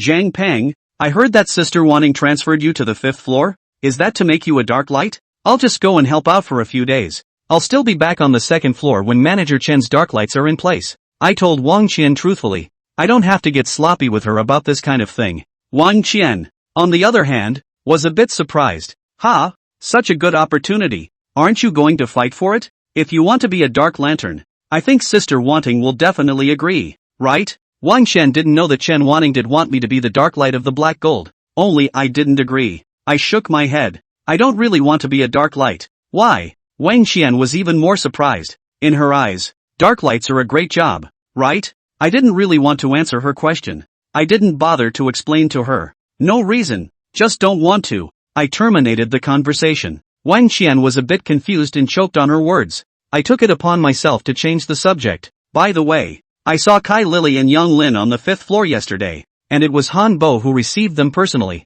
Are they related to Black Gold? I mainly want to ask about Youngwood, but I won't just ask about Youngwood. That would be too abrupt and purposeful. And, even if I even asked with Kai Lily, Wang Qian was also a bit puzzled. Why do you care about Lily Tsai? I mainly want to ask what Hanbo's relationship with them is. You know, there's a conflict between Hanbo and me, but it's not like I can do anything to him. If Kai Lily and Young Lin are related to Hanbo, I'll stay away from them in the future. So, Wang Qian eliminated her doubts and explained to me the relationship between Kai Lily and Young Lin and Hanbo. Kai Lily was also in our Black Gold nightclub before, but then she was adopted by Young Lin. She didn't work at Black Gold anymore, but Young Lin has always been our Black Gold's liquor supplier. He's also a VIP client of our Black Gold, including the Black Gold nightclub and the casino on the 6th floor. Why was Young Lin with David Lee that day? Did you know that Li Dawei had caused trouble in the Supreme 888 private room before, and there was an Urshaoshin who came with him? I asked in passing. Wang Qian also knew what happened at Supreme 888 that night,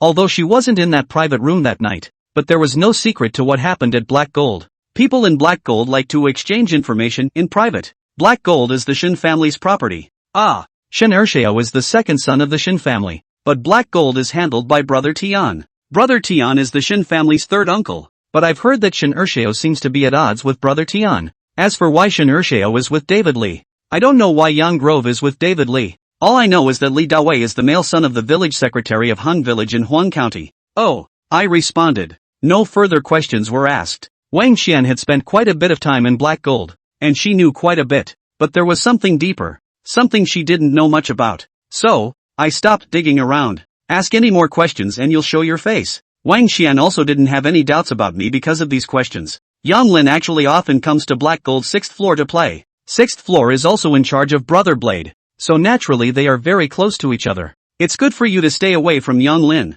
You'd better not get too close to Kai Lily either. She's a Thai vixen. I used to like to play around when I was in Black Gold. I've heard that Yang Grove is a man who wants to save face. If you get too close to Kai Lily, I'm afraid Young Lin will move you. Sister Wanting can handle Brother Knife, but not necessarily Young Lin. It seems like Brother Tian has to give Young Lin some face. This information from Wang Qian is quite useful. I just don't know why she mentioned Lily Choi in particular. Calling Lily Choi a ****** Thai vixen? How could I possibly be in touch with Lily Tsai? By the way, are you really with Yo-Yo now? I heard that you're even living with her now. Is that true? Suddenly, Wang Qian asked such a question. I didn't respond for a moment as to why she was asking that question. The dormitory was closed that day, and I helped her in the Supreme 888 private room, so she's letting me stay at her place temporarily. I should be moving out in a few days. I answered Wang Qian's question truthfully. Really? Wang Qian asked again. The look on her face was extremely surprised. Aha! I nodded. Chapter 82, Black Gold and its background. Had dinner with Wang Qian for about an hour. During this time, I sidestepped and asked some more questions about Youngwood and Black Gold. Wang Qian was very cooperative and told me everything she knew. It's only now that I've finally figured out the true structure of Black Gold. Nominally, there are two bosses of Black Gold. One is Chen Wanting and the other is Hanbo. They are in charge of Black Gold's entertainment and casino respectively. But the real boss of Black Gold is a man called Tin. Tian is the third uncle of the Shin family in Dengzhou. In fact, it means that the real boss of Black Gold should be considered the Shin family. It's just that the Shin family has given Tian full authority to manage the Black Gold. Tian in turn split the management between Chen Wanting and Hanbo. Because Tian is not only responsible for the black gold, but also for several other casinos in Dengzhou. There are 5 districts and 6 counties in Dengzhou. In almost every district and county, there is a Shin family field. I also learned about the status of the Shin family in Dengzhou. The first family of the Blue Way of Dengzhou. Huang County is also a county below Dengzhou. However, the Shin family has never opened a venue in Huang County, because there's a young family holding the employee center in Huang County. The Zhang family's power couldn't even compare to the Shin family's, but the Zhang family can rely on this staff center, so that the Shin family in Huang County long time inch, because this staff center involves too many workers. Regarding the staff center, it's just too complicated to say that it doesn't really have much to do with Randall and the Shin family. It's only because this employee center is involved in issues such as the public to private operation of Yellow County more than a decade ago, the layoff of workers, and so on. The young family has helped a lot of people on this issue. This many people can't be counted by tens or hundreds. It is too complicated to explain the problems of the staff centers and they are of little concern to me. I will then leave it at that. In short, the Zhang family relied on this employee center and became the local snake in Huang County. Shin family in Huang County. A bit of a strong dragon cannot suppress the snake in the ground. I, on the other hand, am more concerned about Youngwood than I am about black gold and the Shin family.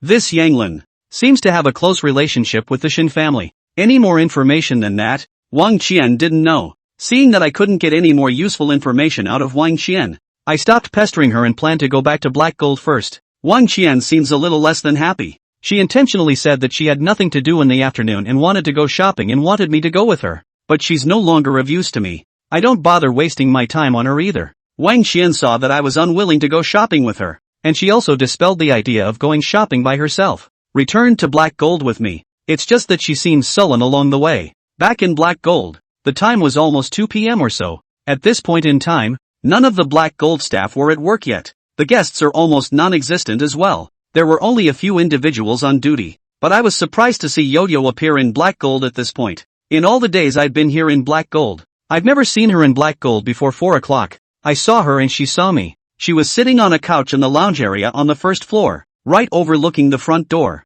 It's amazing to say that I live with Yo-Yo though, but I had the feeling that I hadn't seen her in a long time. I don't work with her at work and I don't work with her after work. And since the last time she didn't give me time off and docked my paycheck, she hasn't given me a good look, and seems to be intentionally avoiding me. During this time, on the other hand, I focused my mind on teaching Monkey and Xiaobin, and didn't pay much attention to Yao Yao. During the commute, even when I met up with her, there was a sense of being a stranger. But anyway, in black gold, Yo-Yo is the only person I know well and to whom I owe a favor. It's not a friend, but it's different from other people. I saw her at this point and went up to her and said hello. Yo-Yo, you're here so early today? Yo-Yo didn't respond to me. She looked behind me with lax eyes. You went out with Wang Qian? I sensed that Yao Yao's tone and demeanor didn't seem quite normal, and suspiciously looked behind me. Behind me, there's only Wang Qian, and Wang Qian, with a hint of a smile. Yeah, Zheng Pang and I went out together in the morning. We even had a meal together at noon.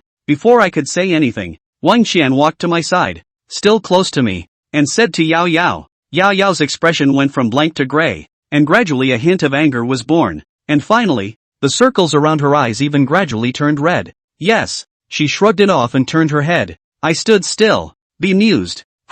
What's going on? I wasn't able to read it. I looked at Wang Qian beside me again. She had come back with a look of disinterest, but now she had put on a smile. How does this smile look like the smile you get when you win at cards? I didn't get Wang Qian either, but I didn't want to delve into what was going on with these two. I'm going to go to the 3rd floor to soak in a bath and then rest. In the evening, Monkey and Xiaobin will come to black gold. They're here to cheat, and I, too, will do something about it. In the evening, there will be a good show. I want to keep my spirits up, although, I don't have to cheat at night. But tonight's inning, I'm the real one, and am putting. Whether it's a hustler or a gambler, whatever the inning, it's all about staying in good spirits before you go to the plate. This is what the 4th master taught me. I bear that in mind. Chapter 83, Drawing the Snake Out of the Hole. Nightfall. The entire black gold, which has 6 floors, welcomes it at its liveliest. I had some chips in my hand and wandered aimlessly around the 5th floor casino. Sometimes I'll bet a few hands. Anyway, I have chips that I can't cash out if I win, and it doesn't matter if I lose. Sometimes I'll grab a drink, find a place to sit, and watch the casino to see if anyone is making a move. There were still a few waves of hustlers watching today, but they didn't make a move. Maybe, haven't figured out the casino loophole yet. Maybe, dark lights and surveillance in the Pan Casino. In short, mature hustlers who dare to cheat in casinos, will step on the spot before they do it. At 8 p.m. The monkeys were the first to enter the Black Gold Casino. He sat down at the pirate captain's table and began to familiarize himself with the situation. Then, one after another, many more people came in. They're not playing, and they're not stepping on any toes. I think these are the wrongmen that the monkey called out to stand in. At 8:15 p.m. Xiaobin came in as well. He wore a black ducktail hat with the brim pressed low. If you don't look closely, you don't really recognize it. At 8:20 p.m. Xiaobin also sat on the monkey where the pirate captain table. The rules for the pirate captains of Black Gold and the Young Families Casino are pretty much the same. Monkey and Xiaobin both have a chance to cheat. At 8:30 p.m. Monkey and Xiaobin officially got down to business. They first pressed modestly and then slowly started to raise the stakes later. I keep an eye on them, but I don't just focus on them either. I'm also concerned about Lao Lu and Wang Chang. The people in Black Gold didn't recognize the monkey. There were also very few people in the Black Gold 5th floor casino who knew Xiaobin. The 5th floor casino is new and the waitresses and lotteries and security guards are all new hires. Chen Wanting didn't transfer anyone up from the Black Gold nightclub. In the 5th floor casino, other than I could recognize Xiaobin, there was only Lao Lu and Wang Chang. Lao Lu shouldn't be very familiar with Xiaobin, and Xiaobin was still covering his face with a duckdom cap. Therefore, even though old Six paid attention to the gambling table where Xiaobin and Monkey were, he didn't recognize Xiaobin at first. But Wang Chang is different. He had worked with Xiaobin for some time and had lived in a dormitory with him. Plus, he should have a deep grudge against Xiaobin as well. If Wang Chang saw Xiaobin, he would definitely be able to recognize him quickly. However, when Xiaobin came in, Wang Chang didn't notice him. Moreover, Wang Chang was only a waiter now, and his focus was not on the gambling table. So, for a while, he didn't even notice Xiaobin. But Xiaobin has been in the casino for a long time, especially at one table, and it was only a matter of time before he was discovered. I stared at Wang Chang for a while longer. Just as Wang Chang seemed to have discovered Xiaobin, I took the lead and went to find Chen Wanting. 3rd floor manager's office. Manager Chen. Chen Wanting revealed a smile when she saw me come to her, but immediately snapped. Didn't I tell you to call me Sister Wanting? How come you can't change it all the time? Sister Wanting. I immediately changed my tune. Chen Wanting smiled. What's the matter? Someone's cheating. Chen Wanting pulled down her face and frowned. Our stage, or Hanbo's? Hanbo's. Chen Wanting's brows spread slightly. Then let old Six see for himself. We don't need to bother. The person who cheated seems to be Xiaobin. Xiaobin? Chen Wanting was shocked. How dare he come? Are you sure you're not mistaken? I shook my head. Shouldn't be wrong. Chen Wanting pondered for a moment. Go on. Check it out. I hesitated and said. Sister Wanting, there is something I don't know if I should say. You say. That Tassa came to cause trouble yesterday and has already brought a bad influence to the casino. If Hanbo makes another move against Xiaobin in the casino today, I'm afraid the impact will be even greater. Chen Wanting was once again in deep thought. After a moment, she spoke. So what do you think should happen? I paused and said. We'd better take Xiaobin away before Hanbo discovers him. Even if Hanbo discovers Xiaobin, we can't let Hanbo make a move on Xiaobin in Black Gold. Chen Wanting nodded. You're right. Let's go and take Xiaobin away from the casino first. She belonged to the same management of Black Gold as Hanbo though. But in the end, the two of them have opposing, if not conflicting, interests. There was no way Chen Wanting would let Hanbo mess around in the casino.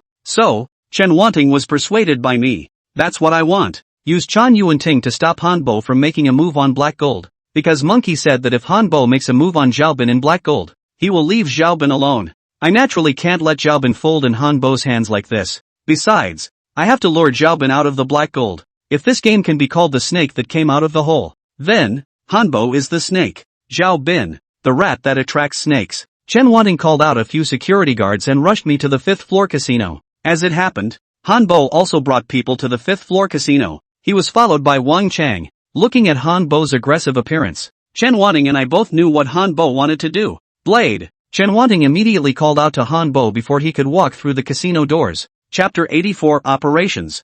1000-Man Bureau. What? Hanbo paused and turned his head to look at Chen Wanting. Brother Blade, what are you taking people for? Chen Wanting asked. Hanbo narrowed his eyes, his tone unkind. What's it to you? Chen Wanting didn't try to test the waters with Hanbo. She knew clearly that Hanbo was going to find Xiaobin. With Hanbo's character, there was no way he would not take revenge for this broken finger. Brother Blade, yesterday on the first day of the casino's official opening, there was quite a commotion. Brother Tian is already very angry. I hope you won't make too much of a commotion today. You're holding Tian over me? Hanbo's expression became somber. Chen Wanting shook her head. Not. Although you and I are in competition right now, but we are both Black Gold's people after all. We have to look out for Black Gold's interests. If the Black Gold Casino had just opened for 2 days, it would continuously make a big commotion. Do you think this won't have an impact on Black Gold? Hanbo's face became cloudy and extremely ugly. He pondered for a while and seemed to bow down. I know. His words were addressed to Chen Wanting. Then he added to his men. Take him to my villa in the western suburbs. Hanbo's villa in the western suburbs is where he took me last time. That place, on the outskirts of Huang County, is surrounded by undeveloped and relatively barren areas. It's a good place to kill and bury a body. Hanbo had already taken a step back, and Chen Wanting had nothing to say. She then let the matter go. Zhao Bin was just a waiter who had once worked for her. Zhao Bin's life and death had little effect on her. If I were not because of my value to Chen Wanting, perhaps she would not care about me. Inside the casino lobby, the two Hanbo's men didn't rough up Zhao Bin. They politely invited Zhao Bin out of the casino lobby. Zhao Bin didn't resist and followed the two out. But as soon as they arrived outside, several people who had long been ambushed at the door suddenly stepped forward to pounce on Zhao Bin. Not only did they tie up Zhao Bin, they also gagged him. Zhao Bin tried his best to struggle, but was eventually tied up and carried away. Maybe a small number of people saw the scene, but it didn't have much of an impact on the casino. Chen Wanting watched Hanbo take care of things in this manner before leaving the 5th floor gambling hall. As for me, when I saw Hanbo and Chen Wanting leave one after another, and saw that the monkey had secretly followed Hanbo and the others, I immediately went outside the Black Gold and found a public phone booth. This phone call is naturally to Zhang Laoer. Hey, Hanbo is now going to his villa in the western suburbs. The people who cheated at your venue are also there. There are about 7 or 8 of them in total. I reported Zhao Bin's whereabouts and numbers to Zhang Laodi. I think Young knows what to do. Of course, if Elder Zhang didn't go, with Monkey and the rest of the Rong clan, the odds were that Zhao Bin would be fine, in case the monkey loses him. I also sent a message to the monkey's BB. After doing so, I went back to the 5th floor gambling hall as if nothing had happened. It's just that my mind is not meant to be here. I grabbed some drinks and food and found a seat in the lounge area of the 5th floor gambling hall. My eyes wandered as I watched the people in the gambling hall. However, his mind had already followed Hanbo, Monkey and the others to the villa in the western suburbs. There is a saying in the Randall's way that it is called the small thousand wealth,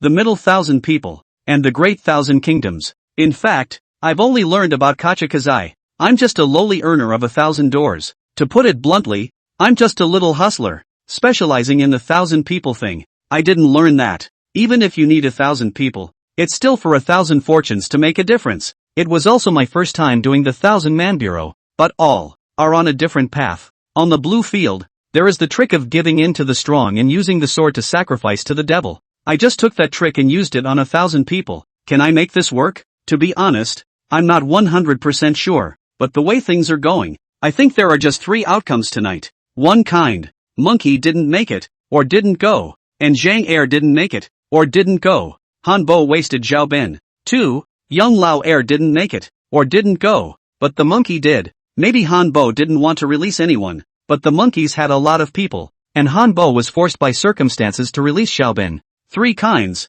Elder Zhang caught up. He brought quite a few people there, but Hanbo only had 7 or 8 people. With the feud between the Zheng family and Hanbo, Zhang Laoer would naturally take action against Hanbo, and Hanbo is also a ruthless man. He himself has hatred for Zhang Laoren. Therefore, Hanbo led 7 or 8 people to fight with Zhang Laoer's group of people. Hanbo definitely can't fight Zhang Laodi. After all, Zhang Laoer was prepared and Hanbo was unprepared. Being prepared counts for nothing. I think Hanbo will definitely suffer. Whether Zhang Laodi will get Hanbo killed, I don't know. But Hanbo, why don't we get some blood? Even if Hanbo was a ruthless man, Zhang Laoren was no good either. That day, I've seen Zhang Laoer beat up David Li. Zhang Laodi has very good hands. Hanbo, what exactly is the situation? Depends on how much value Zhang Laoer has for Hanbo's hatred. Shouldn't be too little. As for Zhao Bin, I told Zhao Bin that if things change, let him take advantage of the chaos to slip away first. Perhaps, when Zhang Laoer rushed to Hanbo's villa, the monkey had already left with Zhao Bin. But in my plan, Zhao Bin is just an important pawn. Things have developed to this point. Zhao Bin, in fact, has completed his mission. I also helped him think of a way back. But in case of an accident, that can't be helped. I just want Hanbo to get the appropriate results. The The first of the three scenarios above should only have a 1% chance of happening. The second, 10%. The third, 89%. So that means that the third one is the most likely to happen. The difference is the severity of that result. Specifically how much. I had my head full of this bureau. Even before the results were in, I was reviewing the inning. It's like doing a math problem and rechecking, backtracking, and recalculating. Before I knew it, I had been in the lounge area of the fifth floor gambling hall for more than an hour. Until, that is, someone came to call me. It was Chen Wanting who called for me. I went to Chen Wanting's office and the first thing she said when she opened her mouth was, "Something's happened to Hanbo." Chapter 85. Something happened to Hanbo. That means that the third scenario, which I guessed, came true. Just how much has happened to him? What happened to him? I pretended not to know anything. From the moment I entered, Chen Wanting had been staring at me. She, it seems, wants to see my reaction? Actually, if something happened to Hanbo, she didn't have to specially call me to her office to tell me. But she called. When she saw my stunned expression, she calmly said, "He was hacked by the Zhang family's penis and is now in the hospital. Life and death are unknown. Life and death unknown. That's hurting pretty bad. I, sort of, avenged Hanbo for capturing me and nearly scrapping me. Hanbo, if he is catching me in 1,000, or beat me in 1,000 tricks, to waste me, or even to kill me, then I do recognize it. But Hanbo is going to screw me without asking. That I will not recognize. I'm just a small-time hustler. But if others bully or insult me, I will return the favor. There is this verse in the scriptures. Question: how can I deal with the world that slanders me, deceives me, insults me, laughs at me, belittles me, cheapens me, maligns me, and cheats me? Answer: just bear with him. Let him, avoid him, bear with him, honor him, ignore him, and stay a few more years and you'll see him. I think. This is bull asterisk.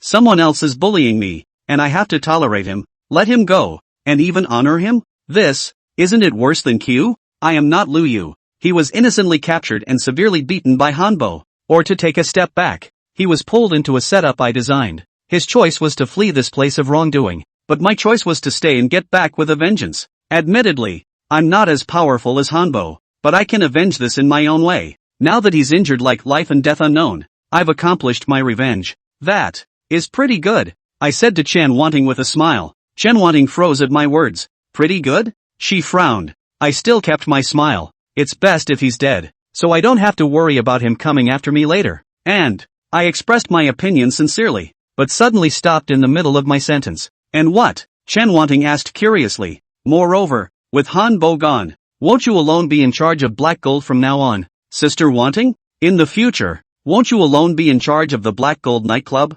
bathhouse, and casino? This time, I didn't call out Manager Chen, but very consciously called out Sister Wanting. Chen Wanting was stunned for a moment after hearing my words. Immediately, a hint of a smile appeared. You boy. She couldn't seem to find any adjectives to describe me. But, not a moment later, she changed her face again. Tell me honestly, did you have anything to do with Hanbo's accident this time? I hung a faint smile and replied, Sister Wanting, what makes you think that this matter has something to do with me? Didn't you say that Hanbo was hacked by the Zhang family's penis? It's hard to believe that you think that I can still make the Zhang family listen to me? Chen Wanting pondered for a while. She should feel that I have a point. The Young family, how could they possibly help me? And she is also aware of the fact that the Zhang family and Hanbo themselves have a feud. She stopped thinking about it more. Alright, you don't need to worry about this matter. Now that Hanbo is in trouble, I will take over Black Gold with full authority. You can also stay in Black Gold at ease from now on. Chen Wanting suddenly paused when she said this.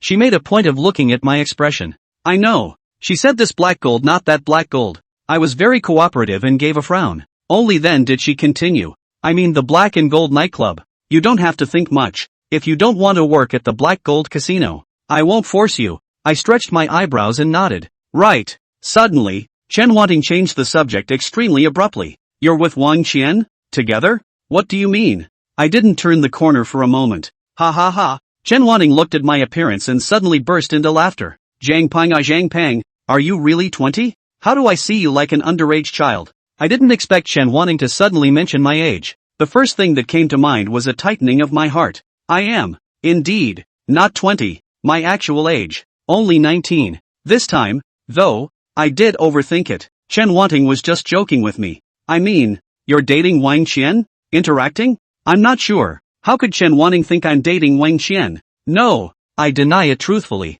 Really? Chen Wanting didn't seem to believe it. Really? I replied with a categorical answer. Aha! Chen Wanting nodded and added. I'm not trying to interfere with your privacy, nor do I want to provoke your relationship with Wang Qian, but with my understanding of Wang Qian, she is not suitable for you. Actually, Yao, this girl is quite good. I was confused by Chen Wanting's words. I really couldn't figure out why she thought I was dating Wang Qian and mentioned Yo-Yo. Chen Wanting smiled again when she saw my bewildered look. Okay, no more teasing. You go out first. I nodded and turned around, ready to leave, but when I walked to the door, I suddenly turned around and asked Chen Wanting a question. If I'm the one who did this to Hanbo, do I count it as returning the favor? 86. The circumstances. My original plan was to get out of Black Gold and out of Yellow County after I won 15,000 that day by betting on the round robin at the Black Gold Casino. But Hanbo took me away with the intent to waste me. That's when I changed my plans.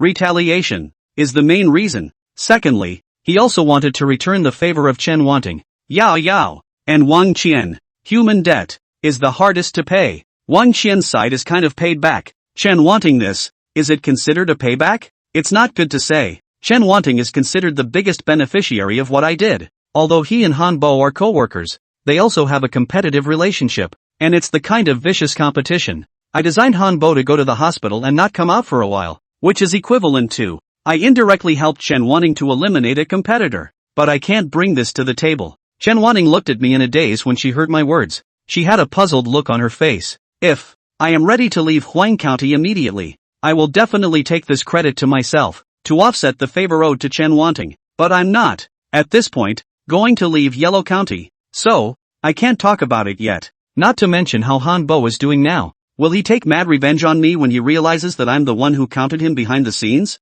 Just say Hanbo is the person behind the boss of the Black Gold. I also do not know how the so-called Tian will feel about this matter. I don't want to make any more enemies until I've done what I have to do. Hey, if only I really did it. Then I'd be out of your debt. I sighed, dispelling Chen Wanting's doubts. Chen Wanting smiled back. If it's true that you single-handedly made this happen, don't say you owe me. I would also owe you a favor. You've helped me eliminate a great rival. Chen Wanting didn't hold back on me. She expressed her animosity towards Hanbo very bluntly. I stopped talking and left Chen Wanting's office. I returned to my workstation. At this point, I was in a very different state of mind than I had just been. The dust has settled, and a wave of relief washed over me, but I also saw fit to leave the 5th floor casino early. At the first opportunity, I rushed to Zhao Bin's place. He and the monkey have returned. However, Zhao Bin was slightly injured. It wasn't heavy, but it bled. How did you get hurt? I asked. Monkey was helping Zhao Bin treat his wounds. Hearing my question,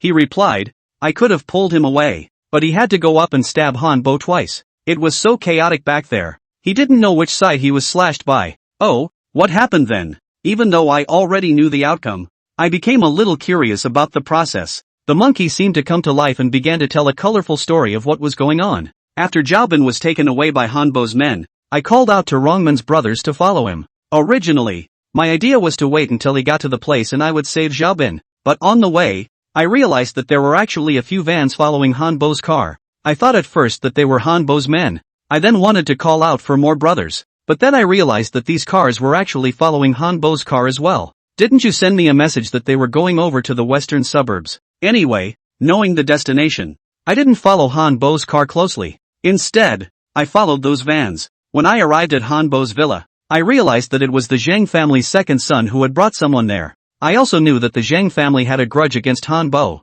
so I simply had my brothers stand by outside the villa. I took 3 or 2 brothers and touched inside the villa. Boy, that Zhang family's penis is really unreasonable. Taking people, entering the villa, he went after Hanbo's people. At least 30 people came from the Zhang family's side, just 8 or 9 from Hanbo's side. However, Hanbo's side has fewer people, but their fighting strength is not bad, especially Hanbo. What a ruthless man. He cut down several people from the Zhang family with 1 person and 1 sword. In the end, it was the Zhang family's penis who stepped in to put down Hanbo. As for Zhao Bin, he was tied up by Hanbo at the time. If it wasn't for my resourcefulness, I de-energized the villa's electric gate. I took advantage of the black lights in the villa to save him. He might have been hacked by people who didn't know whether it was Hanbo's people or Zhao Bin's, but I managed to save Zhao Bin with great difficulty. He actually folded back and patched up Hanbo. Under the black light, he was paddled by who knows who. Now as you can see, it got like this. Speaking of which, Xiaobin suddenly took out and touched a bloodied butterfly knife from his body.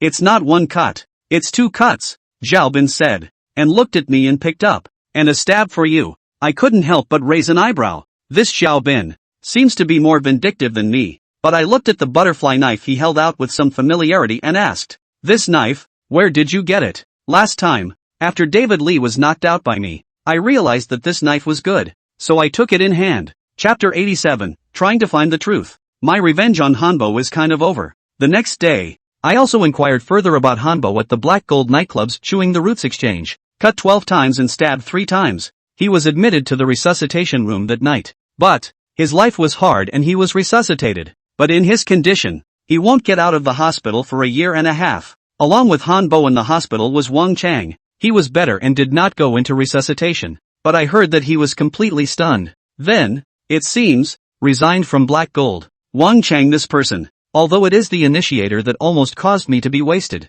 but I really do not take him seriously. I wouldn't count him out if he ended up like this now. Chen Wanting has logically taken over the entire Black Gold, including all the gambling tables on the 5th floor and the VIP rooms on the 6th floor. And that old 6 also went to Chen Wanting. Although old 6 is close to Han Bo, but he's not one of Han Bo's men. He's not even a henchman of Tin, the boss behind Black Gold. To be precise, he is the Shin family. I don't know the specifics, but I can tell. Old 6 and Black Gold have a delicate relationship. After Chen Wanting took charge of the entire Black Gold, Chen Wanting specifically approached me once to talk about this old 6 specifically. She told me that although she is now in charge of the entire Black Gold and old 6 is also managed by her, but she was uneasy about old 6. As to why, she was incoherent. I just vaguely guessed that this old 6 may not only be about the infighting of the Black Gold, may also be related to the Shin family infighting. So, she wants me to look at casinos for her for a while longer. But then she told me to stay away from old 6 and never get into conflict with him.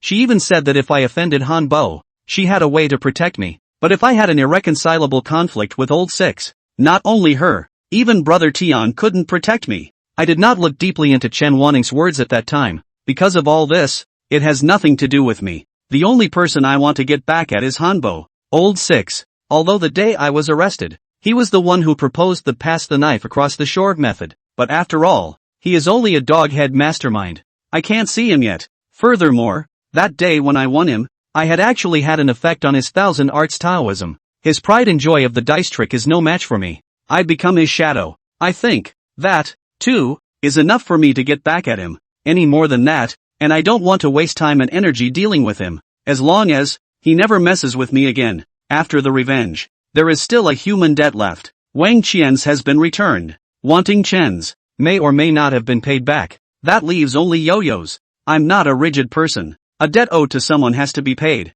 But I'm not going to be dead set on having to take a favor and return it. The big deal is giving Yo-Yo a big chunk of money and paying it back. There's no way I'm going to change my plans because of a favor debt. But I decided to stay in Yellow County for a while longer. A small part of the reason is because I still have an agreement with old man Shi Qigong of Rongmen. But that is not the main thing. Most of all, I want to touch the poplar forest to try it out. Although, hope may be slim, but I still want to look up the truth about what happened back then. Is it true that my father has fallen into a trap set by a hustler? But how do I approach the poplar forest? I am, now, so far removed from his status. After thinking about it, I plan to start with Yang Lin's lover, Kai Lily. This Lily Tsai, since the opening of the Black Gold Casino, would come almost every day, sometimes to the 6th floor, sometimes to the 5th. This man is rather a veteran gambler. But how I'm going to approach Lily Tsai is another problem. Me and her, we've only met once. It would seem abrupt if I approached her out of the blue.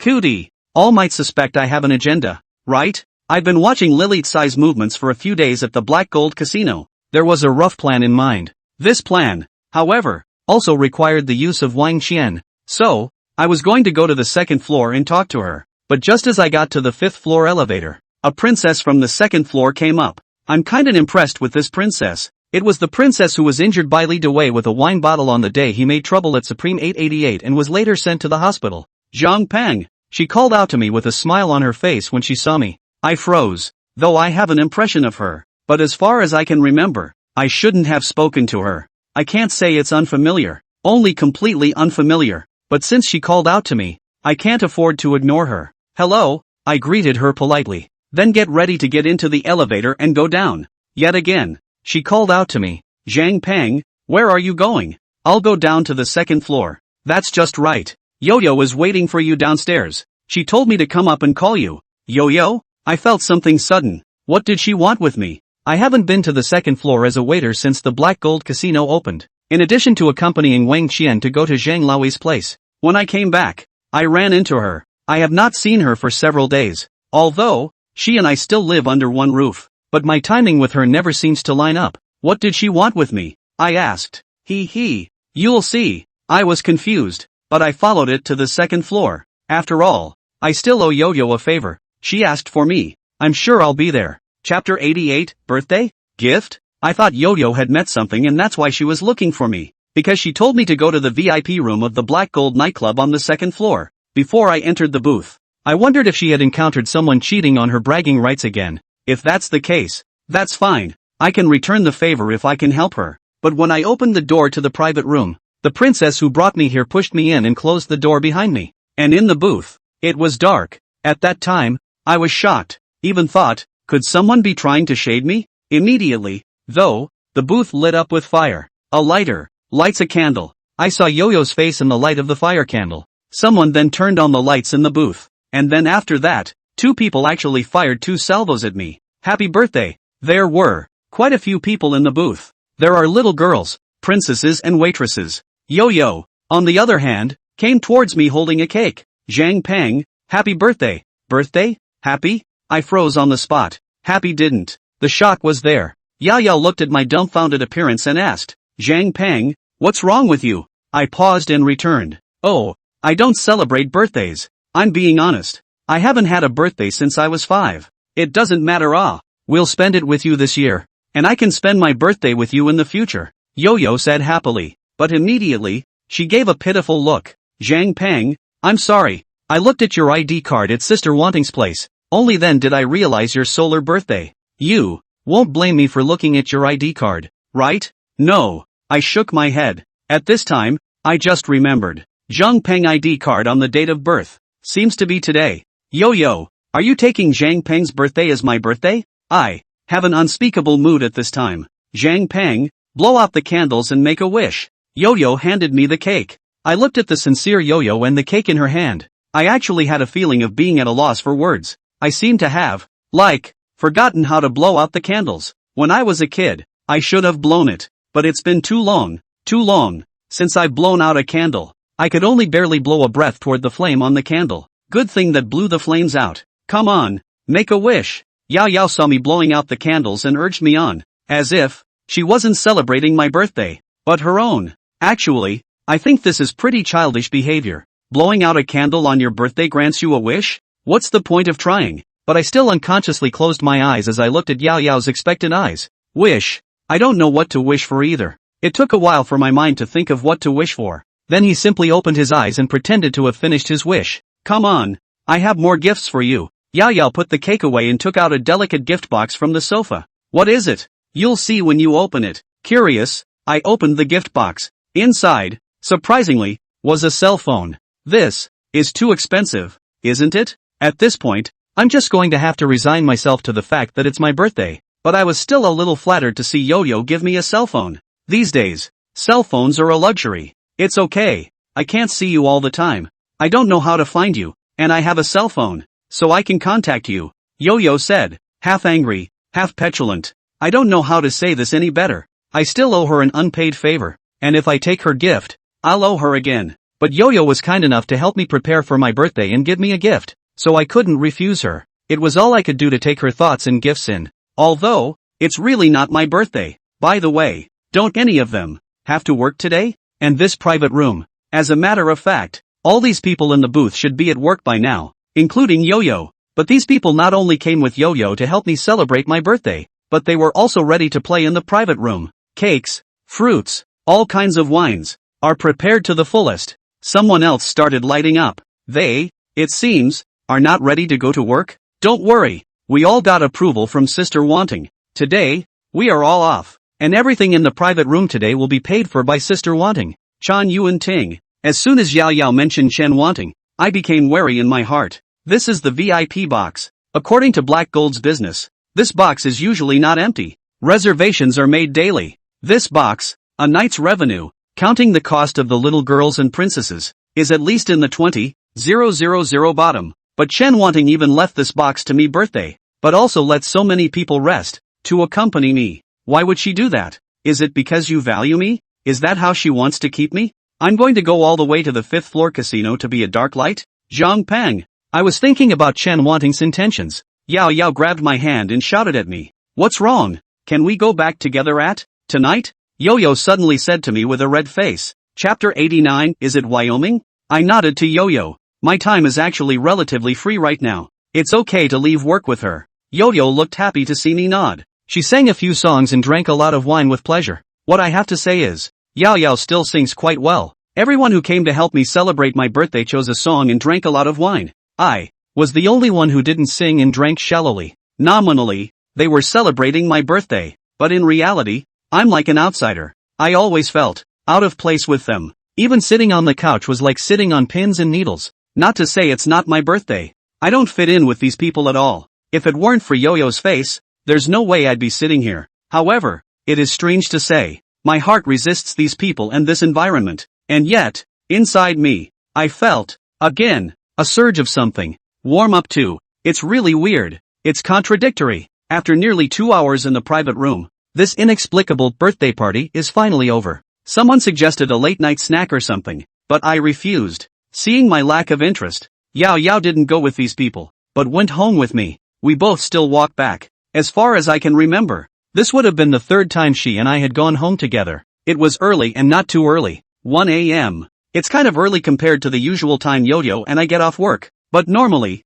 it's not too early. The road was not exactly dark with streetlights, but it's quiet as hell. Late at night in a small county, there aren't many pedestrians on the road. Only the sound of summer insects and frogs. Yo-Yo seems to have had a little too much to drink. She held onto my hand, her head resting on my arm. I didn't care and helped her along the way. After walking for about a small distance, Yo-Yo's voice broke the silence of the dark night. Zhang Peng, I'm sorry. I'm sorry? I don't quite understand why she's apologizing to me. Sorry for what? I asked. A few days ago, I misunderstood you. Misunderstanding? I don't understand even more. I try to find the memory in my mind but I cannot find it. What can I have misunderstanding with her? I didn't say anything. Yao Yao continued. A few days ago, I thought you were with Wang Qian. I frowned. This is something that Chen Wanting also said to me. She also asked me if I was with Wang Qian.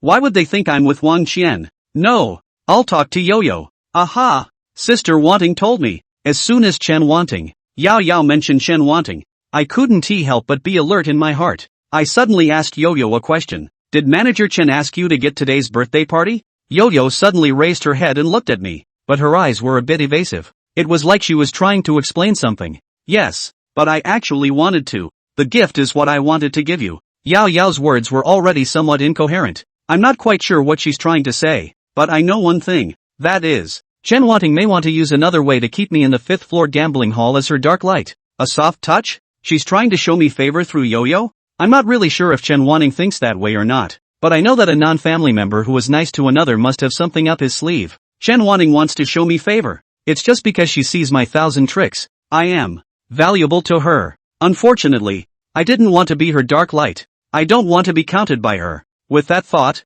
my face sank. Yo-Yo may have seen my face turn bad, but she actually got a little anxious. Zhang Peng, I really want to help you celebrate your birthday, she said to me. I looked at Yo-Yo stunned. Whether or not Yao Yao was used by Chen Wanting as a tool to show me favor, she did help me celebrate a birthday. Although, today is not my birthday, but she also made me feel a long-lost warmth. My eyes softened considerably. Yo-Yo, thank you. Thank you for helping me celebrate my birthday today. And thank you for giving me such an expensive gift. Yo-Yo gave a happy smile when she heard me say that. As long as you're happy. Happy? I had a heartbeat. Happy. Shouldn't talk about it. I don't like the scene at all, but I'm also conflicted in my mind. Happy to talk about it, and feeling very warm. Well, happy, I replied tongue-in-cheek. Whether or not it's Chen Wanting trying to use Yo-Yo to unleash a policy of wistfulness on me, but I can see that Yo-Yo doesn't have much heart. The joy and anger she shows on her face comes from her heart. I saw her joy and didn't want to chill her heart. Yo-Yo gave me a birthday. It's a hiccup and a misunderstanding. I appreciate her thoughts. She gave me a cell phone as a gift and I accepted. But I want to return her gift. I already owe her a favor and don't want to owe her too much more. The next day, I wanted to buy a gift to give back to her. During the day, I was thinking of going to the mall and picking something out. Instead, the cell phone in my pocket rang. It's an unfamiliar number. In my cell phone, there is only one contact. That would be Yo-Yo. When she gave me her cell phone, it already had her contact info in it. A new cell phone. Nowadays no one should know my number except Yo-Yo. Who could that be? Or, was it a typo? I pondered for a moment before deciding to pick up the phone. Hello? Zhang Peng. Hearing the voice on the other end of the phone, I could already tell who the person was. I can even hear dice points, and the voices of acquaintances are even less impressive. Manager Chen? Yes, the caller was Chen Wanting. I didn't expect that the first person to call my cell phone would be Chen Wanting. I'm curious, how did she get my number? Did Yo-Yo tell her? Chapter 90, Catching 1,000? Zhang Peng, didn't you call me Sister Wanting quite smoothly that day? Why did you change it back today? Chen Wanting chided me over the phone. Based on the tone of voice alone, I couldn't tell if she was really angry or fainting. I really don't want to call her Sister Wanting, because I don't want to get too close to her. Especially since I learned last night that Yo-Yo had thrown me a birthday banquet at Chen Wanting's behest. I'd be even less inclined to want her to get too close to. Chen Wanting, this person, is too smart and too scheming. I don't like to have too much contact with people like that. I still prefer to hang out with muggles. However, I'll have to maintain a superficial politeness with her for now. Sister Wanting, I'm not sure if it's you. This cell phone of mine was only given to me by Yao Yao yesterday. How did you know my number? I asked casually. Chen Wanting didn't answer my question. Okay, I'm done with you. You hurry up and come to my office. There might be someone cheating in the casino. Okay,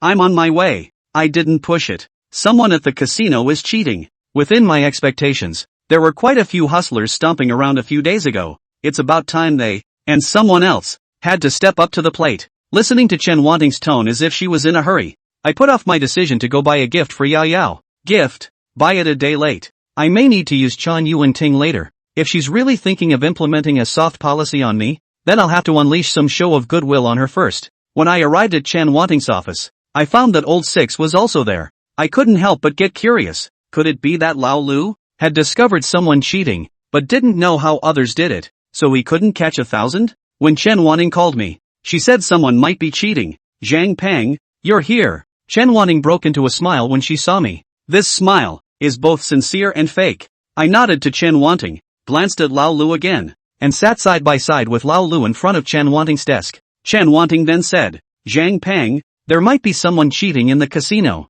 so you go and take a look tonight. Specifically, Sixth brother, you tell us about it. Old Six paused, a look of resignation and embarrassment on his face. It's like this. In the past 2 days, there's a man who comes to the casino every day. Every day, he can take away a small couple $100,000. I observed him for a long time, found out that he might be able to recognize cards, but I didn't see how he did it. The cards I also checked. He didn't underweld. Can you recognize a card without a downweld? Is he fixed to a table, or is he playing at random? I asked. Old Six returned. He only plays blackjack. Fixed. At the table I'm watching. Although, now Chen Wanting alone was in charge of the entire black gold, but the casino on the 5th floor is still under the separate charge of Old Six and me. Chen Wanting hasn't convinced me to be his full-time dark light for the time being, so there's no way he's going to let me take full charge of the whole field. And Old Six, Chen Wanting also told me that she didn't seem to trust him too much, so she didn't let Old Six take full responsibility either. Chen Wanting told me that she's already speeding up her recruitment of dark lights, but that's something I've heard many times. I suspect that she's just stalling for time and then trying to figure out how to make me her full-time dark light, but it doesn't matter. I'll leave anytime I want to. As for the moment, I'll help her get things done first. So, could it be that the Dutchman is conspiring with someone? Want to cheat in the casino? The most direct way is to collude with the Dutchman. Only, it requires that the Dutchman will be 1,000. And, also, not get caught and have the guts to do so. If the Dutchman is found by the casino to be colluding with the gamblers, the Dutchman will end up in the most miserable situation. I've heard Master C tell me that over at Haojiang, at the height of the chaos, there were a lot of lotteries colluding with the gamblers. The practice of the Hao River Casino, however, is to take the lotter and the gambler, tie them up, and throw them into the river, stream, or sea in public. Do make an example of them. The government, in those days, didn't care about it. At that time, there was a saying circulating on the Haojiang side. the long water of the river of dreams, the land of buying bones. Of course, it should be much better now. There are also fewer hoffers doing this. The casinos also do things in secret and don't put executions on the table. But no matter what, some hoffers still get desperate. If this is the case in Haozhong, there will not be any less such people on the mainland. At this point in time, the monitoring equipment and processes in the mainland could not be compared with those in Haozhong. Therefore, if the gambler has not cheated, the first thing that comes to my mind is whether or not there will be collusion between the gambler and the dealer. It was only old Six who shook his head. It shouldn't. For the first one, the lotteries in the casino are all Wanting's people now. I think Wanting should have more trust in them. Second, I've changed several lotteries when that man was playing, but he still seems to be able to recognize the cards. Not in collusion with the dealer? What way would that be? I had a mental tally of several ways that casinos cheat. However, without seeing the specifics firsthand, I can't really make a judgment. Guess I'll have to see for myself after all. Chapter 91, Perspective Eyes? I arrived at the gambling hall early and took a seat at the table old Six said I would, but I've been playing by myself for a long time, and I don't see the hustler coming. I doubt the hustler will come again. If I'm the one cheating, it's impossible to be in the same casino consecutively, not to mention the same station. Even if it came up, I couldn't win consecutively. Isn't it obvious that it makes the casino suspect that he's a hustler? Lalu said that the Taza has been 2 days in a row in the table he watched to win away small hundreds of thousands of dollars. I just thought, the maximum limit for that cheater would be to win 2 days in a row, right? Today, he may not actually come. Then again, it could be muggles. Unfortunately, I was high on the hustler. About 10 p.m. The hustler came in. Chen Wanting sent me a text message. Sitting at the tailgate, the short man in black. I received the text message and immediately perked up. I didn't look toward the man, just glanced at him with my afterimage. This is an extremely ordinary person. I don't even sense a hint of hustler in him. Would a guy like that be a hustler? I can't help but wonder. Or, he's an extremely good hustler. Its level is too much higher than mine. That's why I don't feel he's a cheater. Again, I'm skeptical. But soon, I dismissed the idea again. If he was really such a top-notch hustler, he wouldn't have made such a cheap mistake coming to the same place in a row to win big. But in any case, I still have to observe him first. This is the blackjack table. Blackjack, also known as blackjack. Blackjack is not difficult to play. It's when the player and the banker compare points. To begin, both the dealer and the player split 2 cards. Starting with the player can ask for a card if he feels it is small. If 3 cards exceed blackjack, it counts as a blowout and the player loses. If 3 cards do not exceed blackjack, you may continue to ask for cards up to a maximum of 5 cards capped. J, Q, K and 10.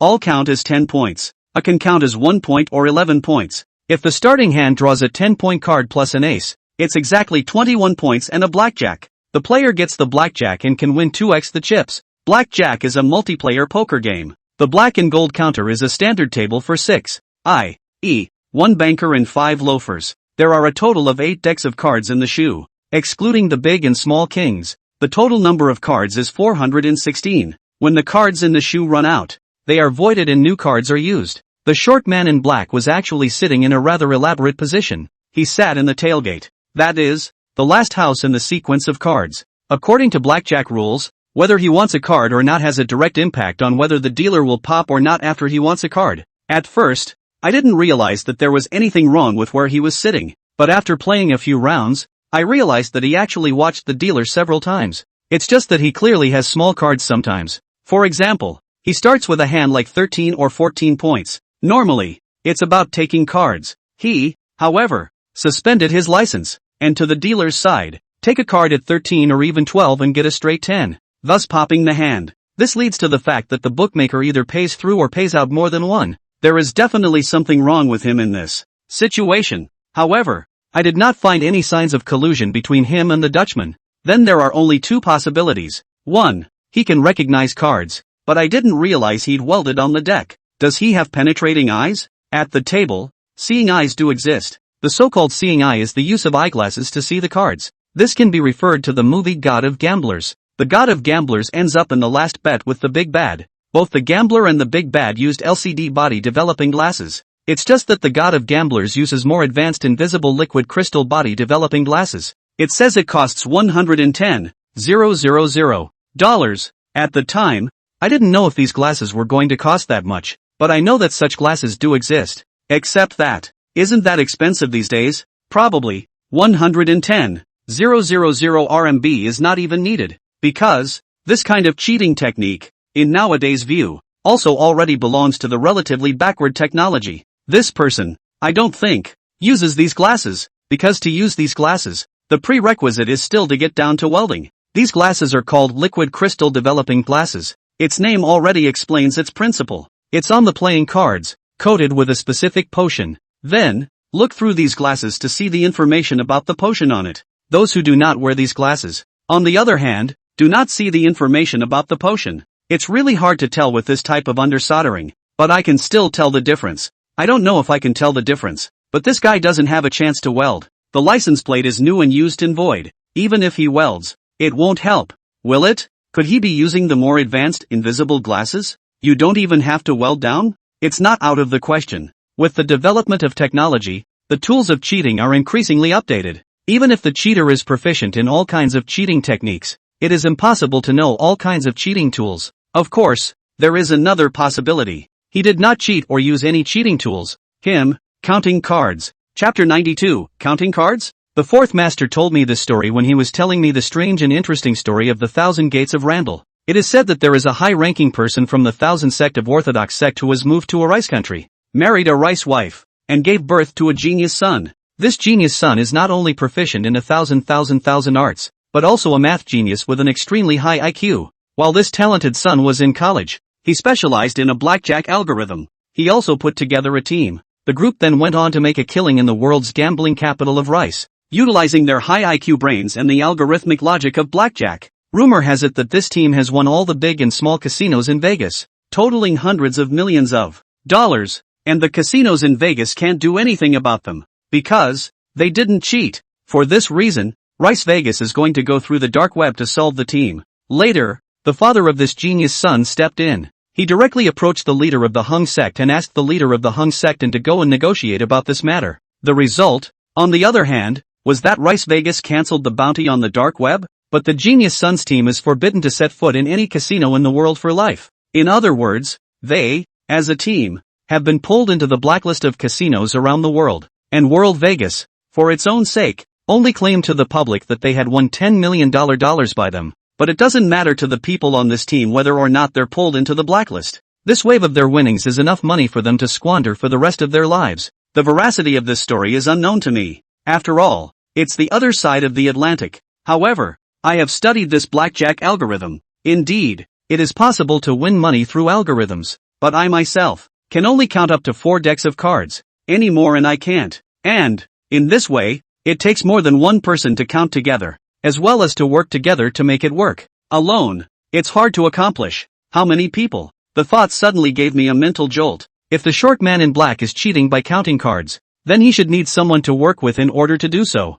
I couldn't help but look toward the others. This is not good. Oh look, I really found the cat. Because old Six told me that there's only one person who cheats. So, I focused on this short man in black. At best, I just observed whether or not the Dutchman might be colluding with him. And the others? I didn't even bother to notice. And the others don't win or lose big enough for them to bet big. But the problem, as it happens, arises with others. As well, they're not pressing big bets. I realized that someone was actually coding this short man in black. I tried to think back to the table as it sat down. The table is now filled with 5 idle. Of the 5, I was the first to come. I sat in the very center of the room in order to get a closer look at the actions and expressions of the latter, as well as to get a wide view of the other's movements. This is commonly known as the dealer's opposite position. The short man in black was the last to arrive and sat at the tailgate. The other 3 positions have been changed in several waves one after another. At first glance, not much can be discerned, but looking more closely, one of the ones sitting at the first door,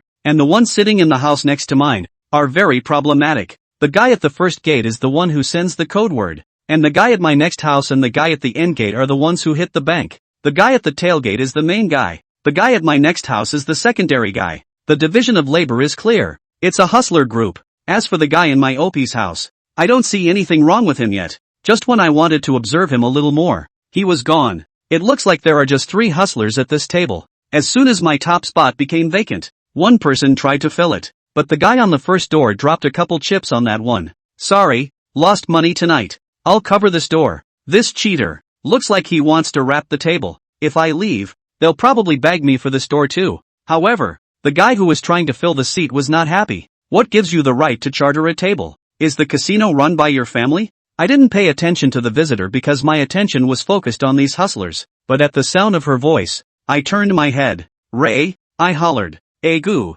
isn't this Chanxian's little concubine? I wasn't happy to hear that title, but the thought that I would have wanted to be close to this person kept me from showing my inner displeasure. Yesterday I had wanted to reach out to Sister Li through Wang Xian, but today could I find a chance to establish contact with her directly? And here's the chance. Come on. After seeing it was me, Kai Lily sat down on her butt in the seat that had been vacated. This made the man at the first gate extremely unhappy. I said I'll cover this one. You want to play? Go to another table. It's not like there's only one blackjack table here. Kai Lily's face became extremely ugly. Who the hell are you? Tell me to go to another table. I'm going to play here today. The man at the head gate frowned as he looked at Kai Lily's imposing appearance. I glanced at the other two and their faces changed. I don't know if the guy at the first gate will go hard with Lily Kai or choose to back down. Or, these three could just leave the table.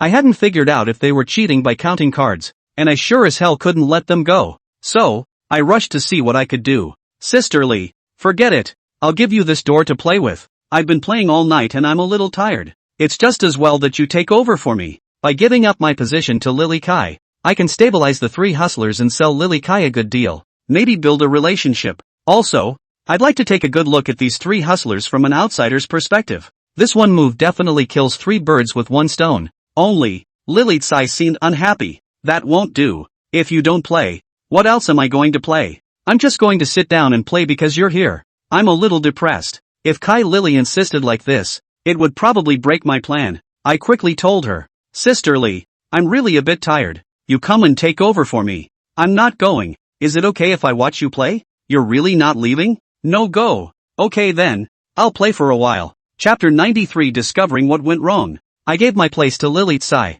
The guy at the first door still bagged 2 doors, and he was fine with that. The guy's original thought was probably that if I left, the three of them would cover the entire table. But now that Kai Lily has made such a mess, they have no say in the matter. I stood quietly behind Lily Tsai and watched them play. From time to time, Lily Choi asked me in a whiny voice if I wanted to take the cards. I happened to try all 3 with Lily Tsai's cards. Because I was standing at this point, I had a better view. Moreover, I was standing behind them. Even if I stared at them recklessly and observed them, it would be difficult for them to realize that I was spying on them. After a few decks of cards, I observed the actions of these 3 men more clearly. The man at the first gate, although he pressed both gates, he pressed them both very small. Also, he sometimes intentionally makes himself pop cards. The purpose of this is to allow the 2 people at the end of the line who have a big press to get a good hand, or for the dealer to blow up their hand. But because there was a Lily Kai in between, it forced him to pay attention to Lily Kai from time to time.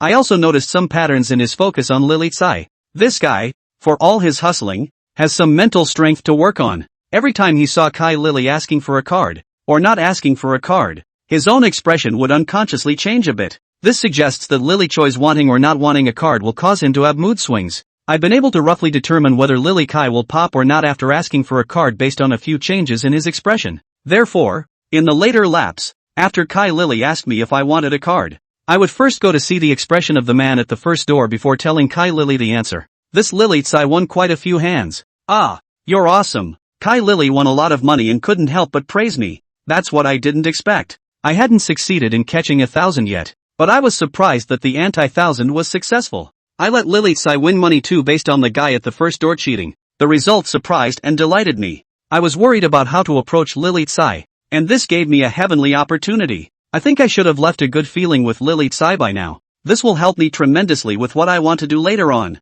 But it's just mindless. My real goal is still to catch 1,000. What I can be sure of now is that these 3, I don't think, cheated by counting cards. That's how these 3 are supposed to work together. The guy at the first gate, he can recognize the cards. He belongs to the positive general on this board, but he won't win big. In the end, he may even lose money. He then gave the 2 at the end of the line the code word to take or stop the cards. He's letting these 2 win the money. And, the guy at the tailgate wins big. The other one wins small. That way, even if the casino suspected them, Darklight would only go after the guy at the tailgate. Plus at most the other guy who won a small fortune. But the casino people are not likely to find out from these 2. Much less the possibility of finding loot on them. Because there was no loot on them in the first place. It's similar to the match I played when I sent Zhao Bin and Monkey to cheat. It's just that with these three, they work together at a more advanced level. Zhao Bin and Monkey, they're actually still relatively easy to catch 1,000 of. After all, the monkeys are underwelded, but the man at the first door did not do anything extra at all. So, how exactly does he recognize the cards? Recognizing a card without laying down a weld or moving the card, that would be the only way to use the tool. But what are the tools? He didn't have his glasses either. Are they contact lenses? I've been thinking about it for a while now and haven't come up with anything that he actually used. Or is he hiding it well? I started focusing on the guy at the first door. I watched him again from head to toe and didn't notice anything out of place. I then observed the objects around him. A cell phone, a pack of cigarettes, a lighter. Could it be that there's something fishy in these three things? I carefully observed the frequency with which the man at the first door used these three things. Upon closer inspection, I really did find something wrong. He uses cigarettes and lighters with a frequency that is normal, but he uses his cell phone with very unusual frequency. If I hadn't been standing behind him, watching his movements, I wouldn't have noticed. Before the dealer dealt almost every card, he would press the asterisk button on his cell phone. Every time he pressed the asterisk button, the cell phone screen would light up.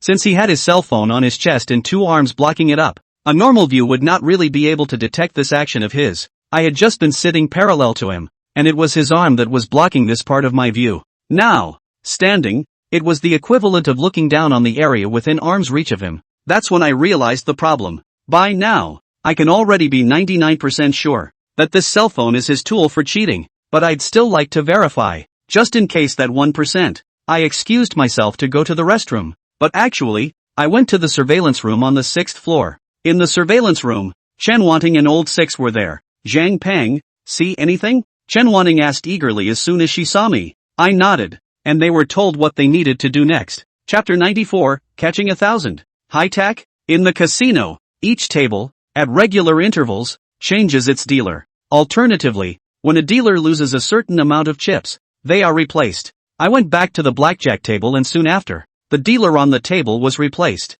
Because, this table has lost a lot of money. Everyone won money except the guy at the first gate, including Lily Tsai. Also, I actually won a little bit. However, I can't redeem the chips I won for cash. My chips were originally provided by the casino. Of course, Lily Tsai and I didn't win much. The one who won the most was definitely the tailgate guy. He's been here for about an hour or so and has won about $100,000. And the other guy, he won about $10,000 or $20,000. When the new dealer arrives, deal the cards normally, but he made a small gesture before he dealt the cards. It's moving the boot of the card in front of him at an angle. Originally, the poker boot's opening was toward the first door position, but now, the deck was facing the opposite door, i.e., where Lily Tsai was sitting. This action, naturally, was something I asked the Dutchman to do. By the time he was done with this maneuver, my eyes were dead set on the man at the first door. Sure enough, his expression became screwed up. He then took the cell phone that had been in his left hand and put it in his right hand,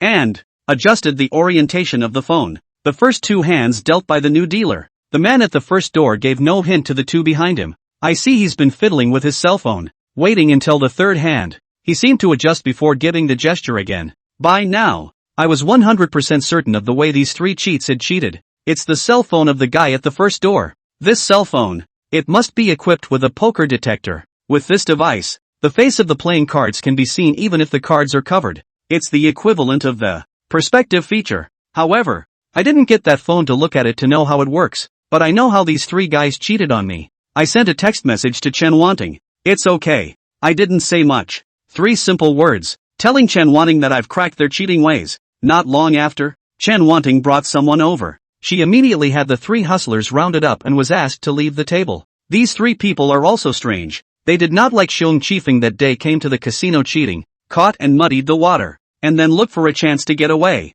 It's amazing they don't argue. This all makes me wonder if I've made a mistake in judgment. It can't be, but at this point, it couldn't care less. Now that Chen Wanting had asked people to invite them away, it was no longer possible to call for a halt. The arrow is on the string. Had to be sent. Kai Lily, who was sitting in her seat, was startled by this unexpected situation. However, when she saw Chen Wanting, she immediately piled on a smile and came over to Chen Wanting's side and took her arm. Sister Wanting, what's going on? I had previously found out from Wang Qian that Kai Lily was originally a member of the Black Gold nightclub as well, only that she had now been adopted by Yang Lin. Yes, therefore, I am not surprised that Kai Lily is now acting so intimate with Chen Wanting. Chen Wanting also revealed a smile and said to Kai Lily, "It's fine." Kai Lily seemed to be born to gossip and glanced at the three hustlers. "These three aren't cheats, are they?" As if she didn't want to bother with Kai Lily anymore. Chen Wanting told her, "It's none of your business. You keep playing." After saying that, he had the three hustlers taken away.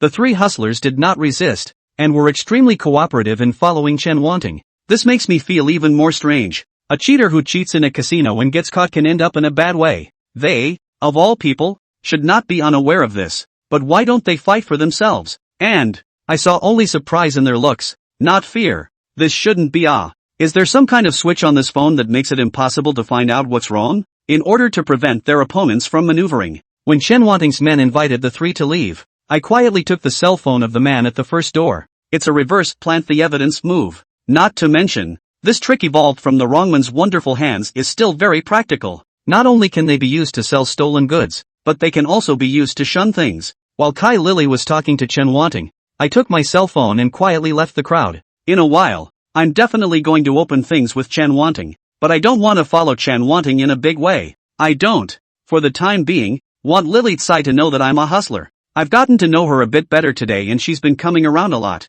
Well, I've got to have the opportunity behind me to establish further contact with her. She, however, was my bridge to the poplar forest. I went to the 6th floor surveillance room before Chen Wanting brought over a deck of playing cards on the way. Qian asked eagerly when he saw me coming, "How did they cheat?" "I don't know." My answer left old Six dumbfounded. He had a look on his face that seemed to say, "You don't know and you're bringing people in?" He wasn't stupid enough to say that out loud though. I didn't explain much to him either. I knew that those three were cheating with their cell phones, but I didn't really know how it worked. So, when I say I don't know, it's true, but I guess I'll find out soon enough. Take that. I handed the poker in my hand to Old Six. Chapter 95. Bow Union? Old Six looked puzzled, but he obediently took the playing cards. I then took out my cell phone, pointed it at the cards, and pressed the asterisk button on the phone. The time bar on the cell phone screen changed. Originally, 107 on the time bar became 210. The first card is a 10? I asked. Old Six flipped over the first card.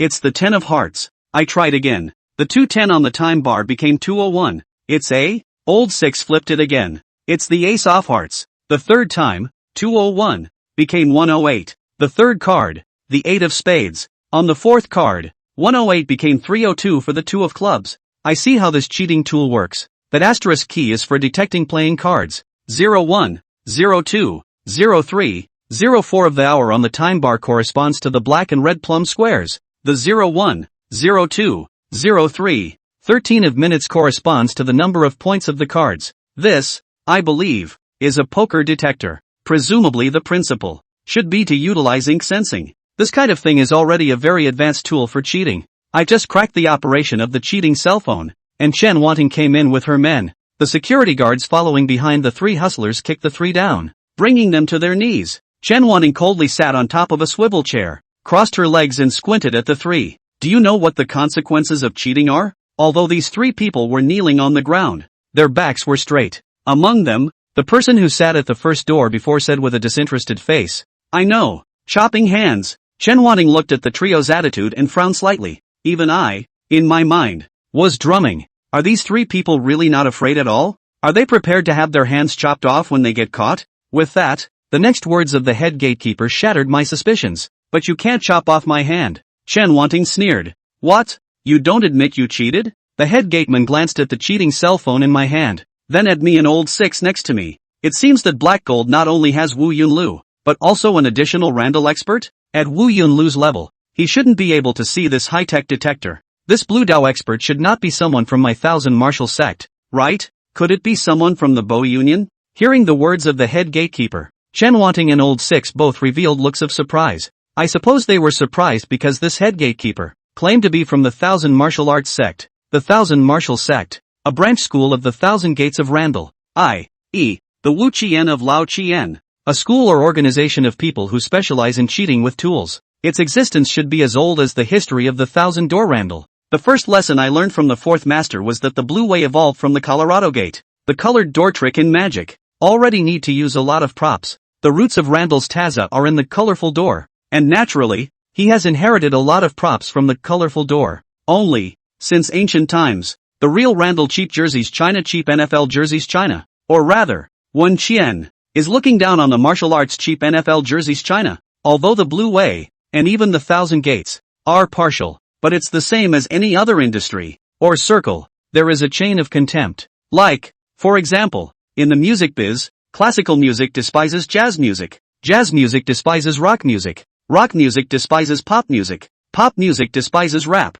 Then again, in the entertainment industry, those who make movies don't look down on those who make TV. Those who make TV don't look down on those who make web series. And those who make web series don't look down on those who live webcams. And in the circle of Randall, the Man Qian, who has craft work, looks down on the Wu Qian, who only relies on props. It's all one thing. However, it would be inaccurate to say that Bukan only relies on props. Generally speaking, martial arts cheats, also Randall cheats. They actually know a little bit of kung fu in their hands. It's just that their hands are average. To achieve the real no-trace cheating, they must use props. And the Thousand Martial Sects martial thousand had people they despised. That would be the Bo Union. The full name may be called Gaming Tools Association. I don't remember much about it. Just remember that the short name was Bo Union. This blogger, on the other hand, will simply rely on tools. They don't know the art of cheating themselves. They just keep studying advanced cheating tools. The topic is a little far-fetched. The content is actually rather complex regarding the Chibuman and the Bao.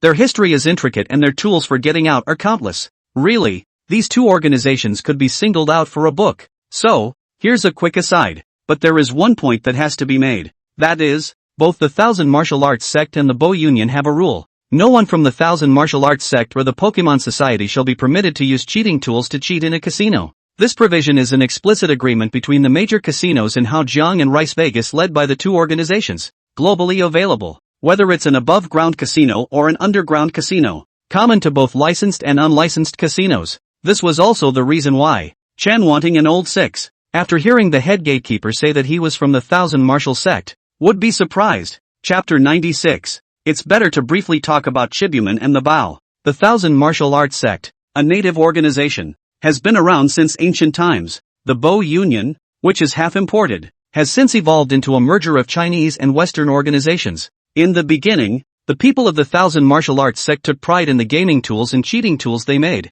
which spread all over the world. However, at the end of the Qing dynasty, with the industrial development and technological advancement of the Westerners, the gaming tools and cheating tools of the Westerners far surpassed those of the Qianwu men. At that time, the government put forward the slogan "Learn from the barbarians to control the barbarians." The people of the Thousand Musketeers have also answered this call. They sent people to the West to learn the technology. Someone brought these techniques back to Chibuman. However, there were also people who were attracted to the goodness of the West and stayed in the West and formed a fraternity in the West. That's not even the point. The point is that some of the fake foreigners came back after the Bu had matured. They came back, not to the Thousand Martial Arts Sect, but to set up a branch of the Bo Labor Union, becoming a competitor of the Thousand Martial Arts Sect. How can the Thousand Muscle Sect stand it? As a result, a war without smoke started between the Thousand Martial Arts Sect and the Bo Union. And it was a fight that lasted over 100 years. However, because of the competition between them, betting and cheating tools have flourished, but also because of their competition, the casinos have suffered badly. This is because most of the props in the casino come from the design and manufacture of the Thousand Martial Arts Sect and the Bo Club. And the Thousand Muscle Sect will specialize in cracking the Bo Union stuff and figuring out its loopholes. The same is true of the Bu people. What do you do after you crack it? Hands-on, of course. Where to go for hands-on practice? The casino, of course. As a result, casinos all over the world became the battleground between the Thousand Martial Arts Sect and the Bo Club. For the Thousand Martial Arts Sect and the Bo Union, they are getting richer and richer from this battle. Casinos have become their casualties of war. How can the people who run the casino stand it? And then there was a meeting of a coalition of casinos from around the world. The main topic of this meeting was how to deal with the Thousand Martial Sect and the Bo Union. Finally, casinos all over the world authorized a big blue guy from the Haojiang Casino and a big black guy from the World Casino in the United States. The two of them will hold tripartite talks with the Thousand Musketeers and the Gamblers Association. How it was negotiated, no one knows, but in the end, they signed such an agreement. Thousand Musketeers and boomers are not allowed to use tools to cheat in the casino. That's about where this agreement came from. That's probably what happened. This is also a part of the history of Thousand Doors. Enough rambling, back to the point. You're from the Thousand Martial Sect, and you still dare to use a cheating prop to cheat in our place? Aren't you afraid of being kicked out of the Thousand Martial Arts sect and being blackballed from casinos around the world? Lao Ro asked the man at the head gate with glaring eyes. The rules of the Thousand Martial Arts sect and the Bo Club are such that if a member of the organization, using a cheating tool, goes to a casino and cheats, he or she will be kicked out of the organization and blackballed from casinos around the world. On that note, kicking the organization out is a possibility. Getting blackballed from a global casino would be a joke. Not to mention how many casinos there are in the world. There aren't that many licensed casinos. Alone. Generally, only licensed casinos can be networked. The so-called hacked by casinos around the world actually means hacked by regular casinos around the world.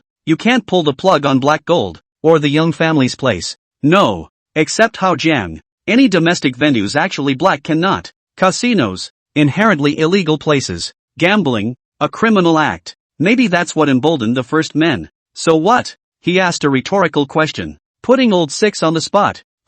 Let's not talk about the rules of your Thousand Martial sect. You cheated in our casino. According to the rules of the Blue Way, we can also chop off your hand. Old Six was a little annoyed. I told you, you can't chop off my hand. The head gatekeeper remained breezy.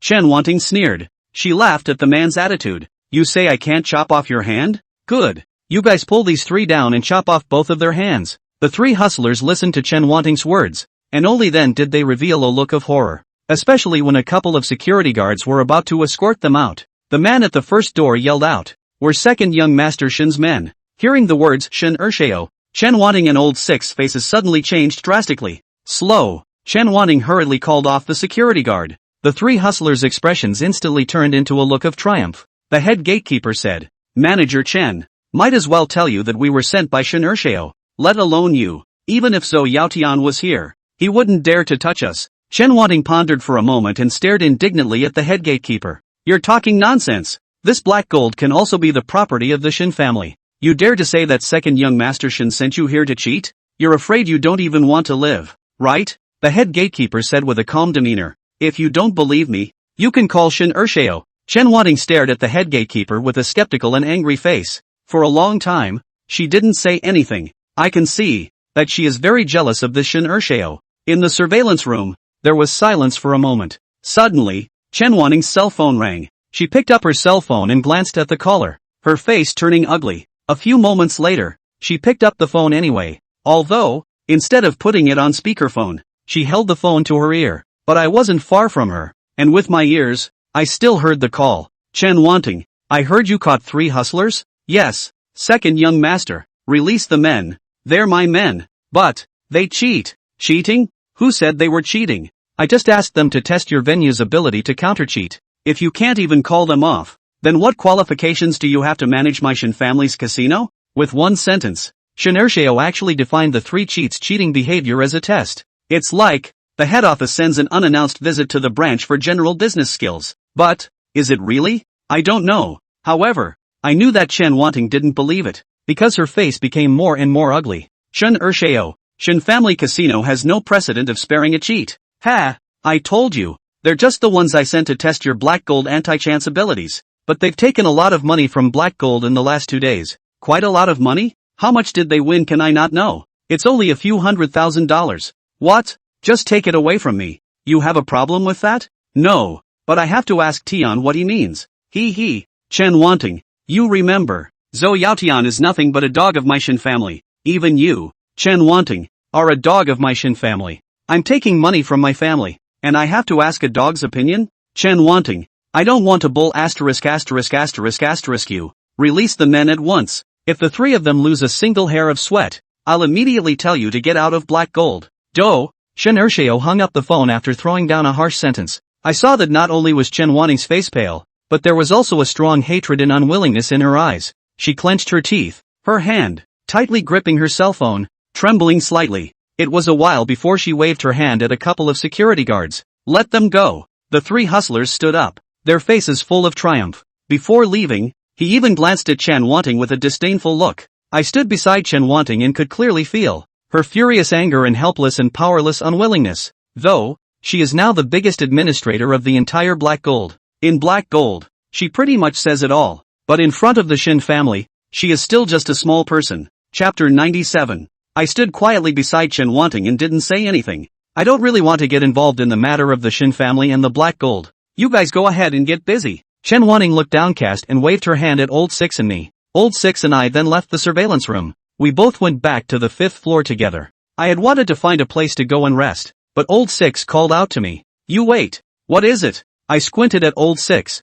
cold and arrogant. It's impossible for me to be kind to Old Six. At the beginning, although he was only Han Bo's doghead military advisor, but after all, he put forward that pass the knife across the river bureau, so that Han Bo dealt with me. I've been kind to him by not touching him now, by not letting him end up like Han Bo. You want me to talk to him? It's not possible. Old Six wasn't offended by my attitude and asked me with an open mind. Are you one of the Guangdong East Dice King's men? Or one of the Bo Club's men? Why are you so good at Dice Cup Kung Fu? And can also tell the high-tech cheating props of the Thousand Martial Arts Society? I thought he was going to ask me something. It turned out to be this. But I didn't want to ignore him. One of 1,000 ways. All changes are the same. No matter how advanced the technology is. It's just that. Props are just extensions of people, allowing them to do things that were originally impossible. You can't drive others. It's just that you're not skilled enough. I left a fake comment and walked away without looking back, leaving Old Six staring at my back in a daze.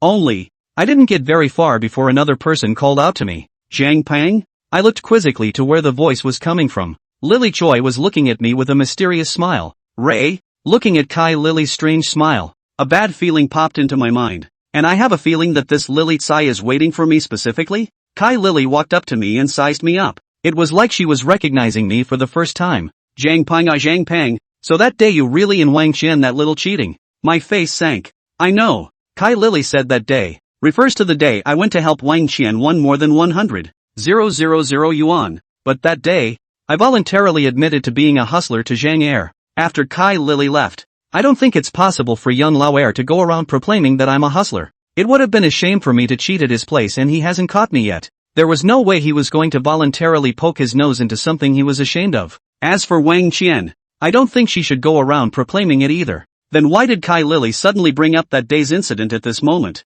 I stared at Lily Tsai, my face calm. Sisterly, what did you say? I didn't get it. Lily Kai smiled. Don't pretend.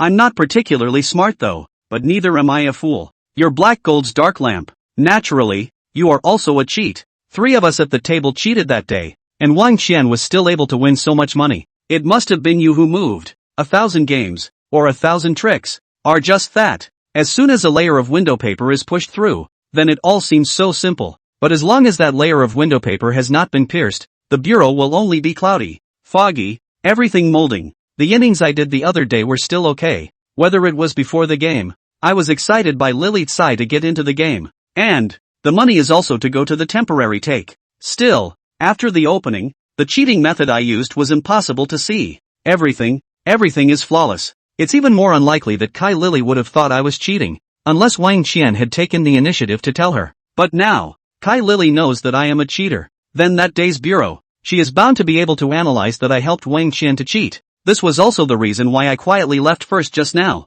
not letting Kai Lily see me go with Chen Wanting. I don't want her to know that I'm now a dark light in black and gold for the time being. Dark lights are, indeed, about as good as a hustler. But how did Lily Tsai know that I was a dark light in black and gold? Just as this question popped up in my mind, Kai Lily took the initiative to answer me. Don't deny it either. I, Kai Lily, have been at Black Gold nightclub for quite some time. I couldn't find you just now, so I went to the 2nd floor to find someone to ask you. Actually, I didn't ask you directly. I just asked others if they recognized Wang Qian's boyfriend. Guess what the others said? I frowned. I'm too lazy to play this guessing game with Lily Tsai. This kind of question, even if I don't answer it, she will say it herself. Sure enough, Kai Lily saw that I didn't say anything, so she went on to say, they said Wang Qian that little can't have a boyfriend recently. However, I heard another funny news. Do you want to guess what the news is? I still ignore Lily Tsai. He. Kai Lily laughed to herself. I heard that Wang Qian and Yao Yao were stealing a man recently. When I was in the Black Gold nightclub, these two were not dealing with each other. But robbing a man at the same time has never happened before. As far as I know, they have different preferences. How can they like one man? I'm even more curious as to what kind of man could make the 2 pillars of Black Gold rob them. I think, can let her 2 together to rob the man. Not Big Boss also must be broad young Master but I was surprised to hear that the man they robbed was a waiter at Black Gold. Listening to Kai Lily's borderline words, my brows tightened even more. I feel like she's preaching all this crap. What the hell are you trying to say? Kai Lily laughed even more cheerfully. Don't be so cold. Could it be that Wang Qian and Yao Yao like your cold nature? I saw that Kai Lily was getting more and more outrageous, so I didn't bother to banter with her anymore. Did someone from the Black and Gold nightclub tell you I was here as a dark light? Or what? The corner of Kai Lily's mouth curled up. I was a little depressed. Although Chen Wanting did not explicitly say in front of the Black Gold employees the content of the work I am doing now, but with the ability of the Black Gold nightclub gang to speak their minds, I think they know roughly what I'm doing right now. I originally wanted to hide my identity from Lily Tsai so that I could contact Yang Lin through her, because I heard that Yang Lin is also a gambler. He used to go up to the 6th floor to play when the Black Gold casino wasn't open. As long as he likes to gamble, then I have a way to get close to him and set up something. But now that I'm known as a hustler by Lily Tsai, do I still have a chance to get in touch with Yang Lin? I blame myself for that too. I do know that Lily Choi was originally from Black Gold. I should have thought that there was a good chance that she would learn my identity through a Black Gold employee. It was my own negligence. But it has happened. And there is no use in my chagrin. The plan to get close to Youngwood. I won't change. If Lily Tsai's side doesn't work, then I can only think of other ways. However, while I was calculating a remedial plan in my mind, Kai Lily suddenly opened her mouth. I'm sure Elder Zhang doesn't know that you're a hustler, right? If I tell him that you are a hustler, and a dark lamp of black gold, what do you think? What would he think? What to do? Black Gold has now officially opened a casino. It can be considered a fight with the Zhang family. Elder Zhang won't let Black Gold and Black Gold's people go. Chapter 98, Threats? I didn't think that Lily Tsai would threaten me here, but what she doesn't realize is that Zhang Laudi has known for a long time that I'm a hustler. Moreover, Mr. Zhang asked me to be his undercover agent. So, I'm not afraid of Lily Tsai's threats, and since Kai Lily said so, she is bound to have a purpose. If she wants to go to Zhang Er's place to denounce me, she can just go straight there. Such threats are often made explicit in order to gain some kind of advantage. For money? Or is it for something else? I want to see what she's up to. What do you want? I gave a scared look. Kai Lily seemed extremely excited to see me scared. She suddenly took a step closer to me, leaned forward, put one hand on my shoulder, her mouth came to my ear, and whispered to me, I think, want you. Lily Tsai has a great body, with a curvy front and a curvy back, and she dresses boldly. She was wearing heels, but I was still half a head taller than her. The way she brought her mouth to my ear was through the force of her putting her hand on my shoulder, but also, as a result, the front convex part of her body gently touched my chest. It was just a light touch, but it gave me the feeling of ants crawling over me. Add to that the breath she blew out as she spoke, caressing my ear, and the strong but not cloying scent of her perfume. It gave me a hard and dry feeling. I hastily took a step back and distanced myself from Kai Lily. Wang Qian had scolded Kai Lily in front of me, saying that Kai Lily is a Thai vixen. I think, Wang Qian is really right to scold. Something's up. Say, what do you want? I righteously distanced myself from Lily Tsai. Lily Kai pursed up her lips and laughed out loud. Ha ha ha. Little brother Zhang Pang, you're too cute too. I like you more and more. What should I do? No wonder Wang Qian and Yao Yao are trying to steal you. No way. I have to win over them this time. How about you might as well be good with me in the future? I stared at Lily Tsai and sneered. You want me to be good with you? What about Young Woods? Aren't you his lover? My words seemed to have poked Lily Tsai's sore spot. Her face immediately grimaced. But then, in a whirlwind, she gave a wry smile. Well,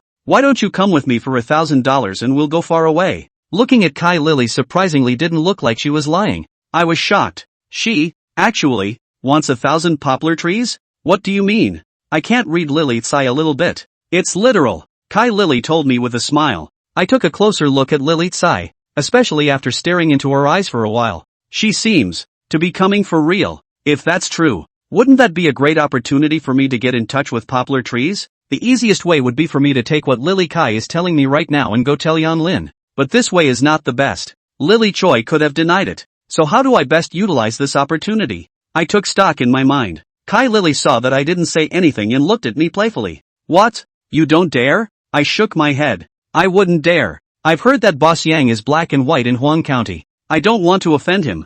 Humph. Kai Lily sneered. Her next statement, however, struck me very hard. He's just a dog raised by the Shin family. The Shin family. Could it be that Yang Lin is a member of the Shin family? I also know now that the Shin family of Dengzhou is the #1 family in the Blue Road of Dengzhou. The Randall family. That's the Thousand Doors family. Yang Grove is actually related to the Thousand Gates? Anything to do with Thousand Doors is inseparable from the Bureau. So is my father. Really being set up? At this moment, I'm actually confused. Kai Lily seemed to be becoming a little impatient. Are you still a man? Why are you so slow? Give me a quick answer if you want to do it or not. But I'm telling you, if you don't do it, I might tell Zhang Laodi that you're a hustler. Don't think you're the dark light of the black gold now. Chen Wanting can protect you. In Huang County, if the Zhang family wants to touch you, the Shin family might not even be able to protect you. I narrowed my eyes at Lily Tsai. In the back of his mind, he was sneering. This Kai Lily can really eat and do not know how to die. Since she was so eager to help me get in touch with Yang Lin and pull strings, I naturally had to fulfill her. I let out a bitter laugh on the surface. You're driving me to death. Kai Lily smiled with winks in her eyes. How can I force you to die? I'm giving you a chance. It's a chance for you to win a beautiful woman and make a lot of money at the same time. I can tell you that in a few days, Yang Grove will organize a big game. They're betting more money than you'll ever see in your life. If you have the ability to win on it, I guarantee that you'll never have to worry about food or drink in your life. I pretended to be contemplative for a while before asking, why do you want to find me? Aren't you afraid that I'll go and tell Youngwood about this? Ha ha ha. Kai Lily suddenly laughed uncontrollably. You're going to tell Youngwood? What makes you think you'll ever see Yang Grove? And what makes you think Yang Grove will believe you? What if I tell Manager Chen about this? What if I tell her to tell Yang Lin? I kept asking questions again. And with this question, it looks like I'm trying to figure out how to reject Lily Tsai. In truth, I'm just backing away from it, because I can kind of see it.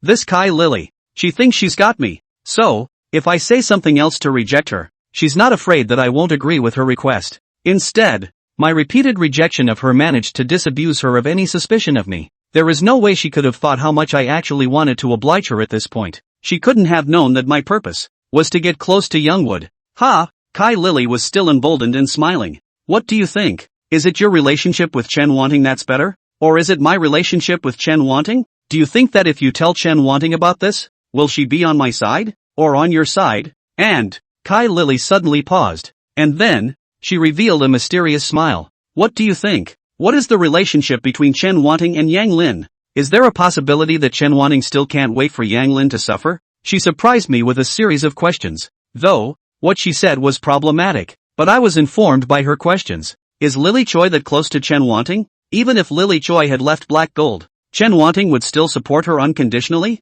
Also, does Chen Wanting still have a problem with Yang Lin? With these doubts, I decided to reach out to Lily Tsai a little deeper. I'm not backing out anymore. There is no point in retreating any further. I can promise to go with you on the bet, but you'll have to tell me why, and what that bet is like. If the gamble is too dangerous, I won't go. If you insist on going to expose me to Elder Zhang, I'd rather run away in the night. Kai Lily flashed a victorious smile. She looked around again. Yeah, I'll tell you, but this isn't the place to talk. You come with me. Chapter 99. A glass of wine. A question. The gambling hall, indeed, is not the place to talk. I then followed Kai Lily out of the gambling hall, but I didn't expect her to take me to a guest room on the 4th floor. On the 1st floor of Black Gold is the front lobby come a very large lounge area. The 2nd floor is a nightclub. On the 3rd floor is the bathroom. On the 4th floor are guest rooms converted from hotel rooms, but when it's said to be remodeled, it's really the same as if it hadn't been remodeled. It only remodeled a small part of the outside.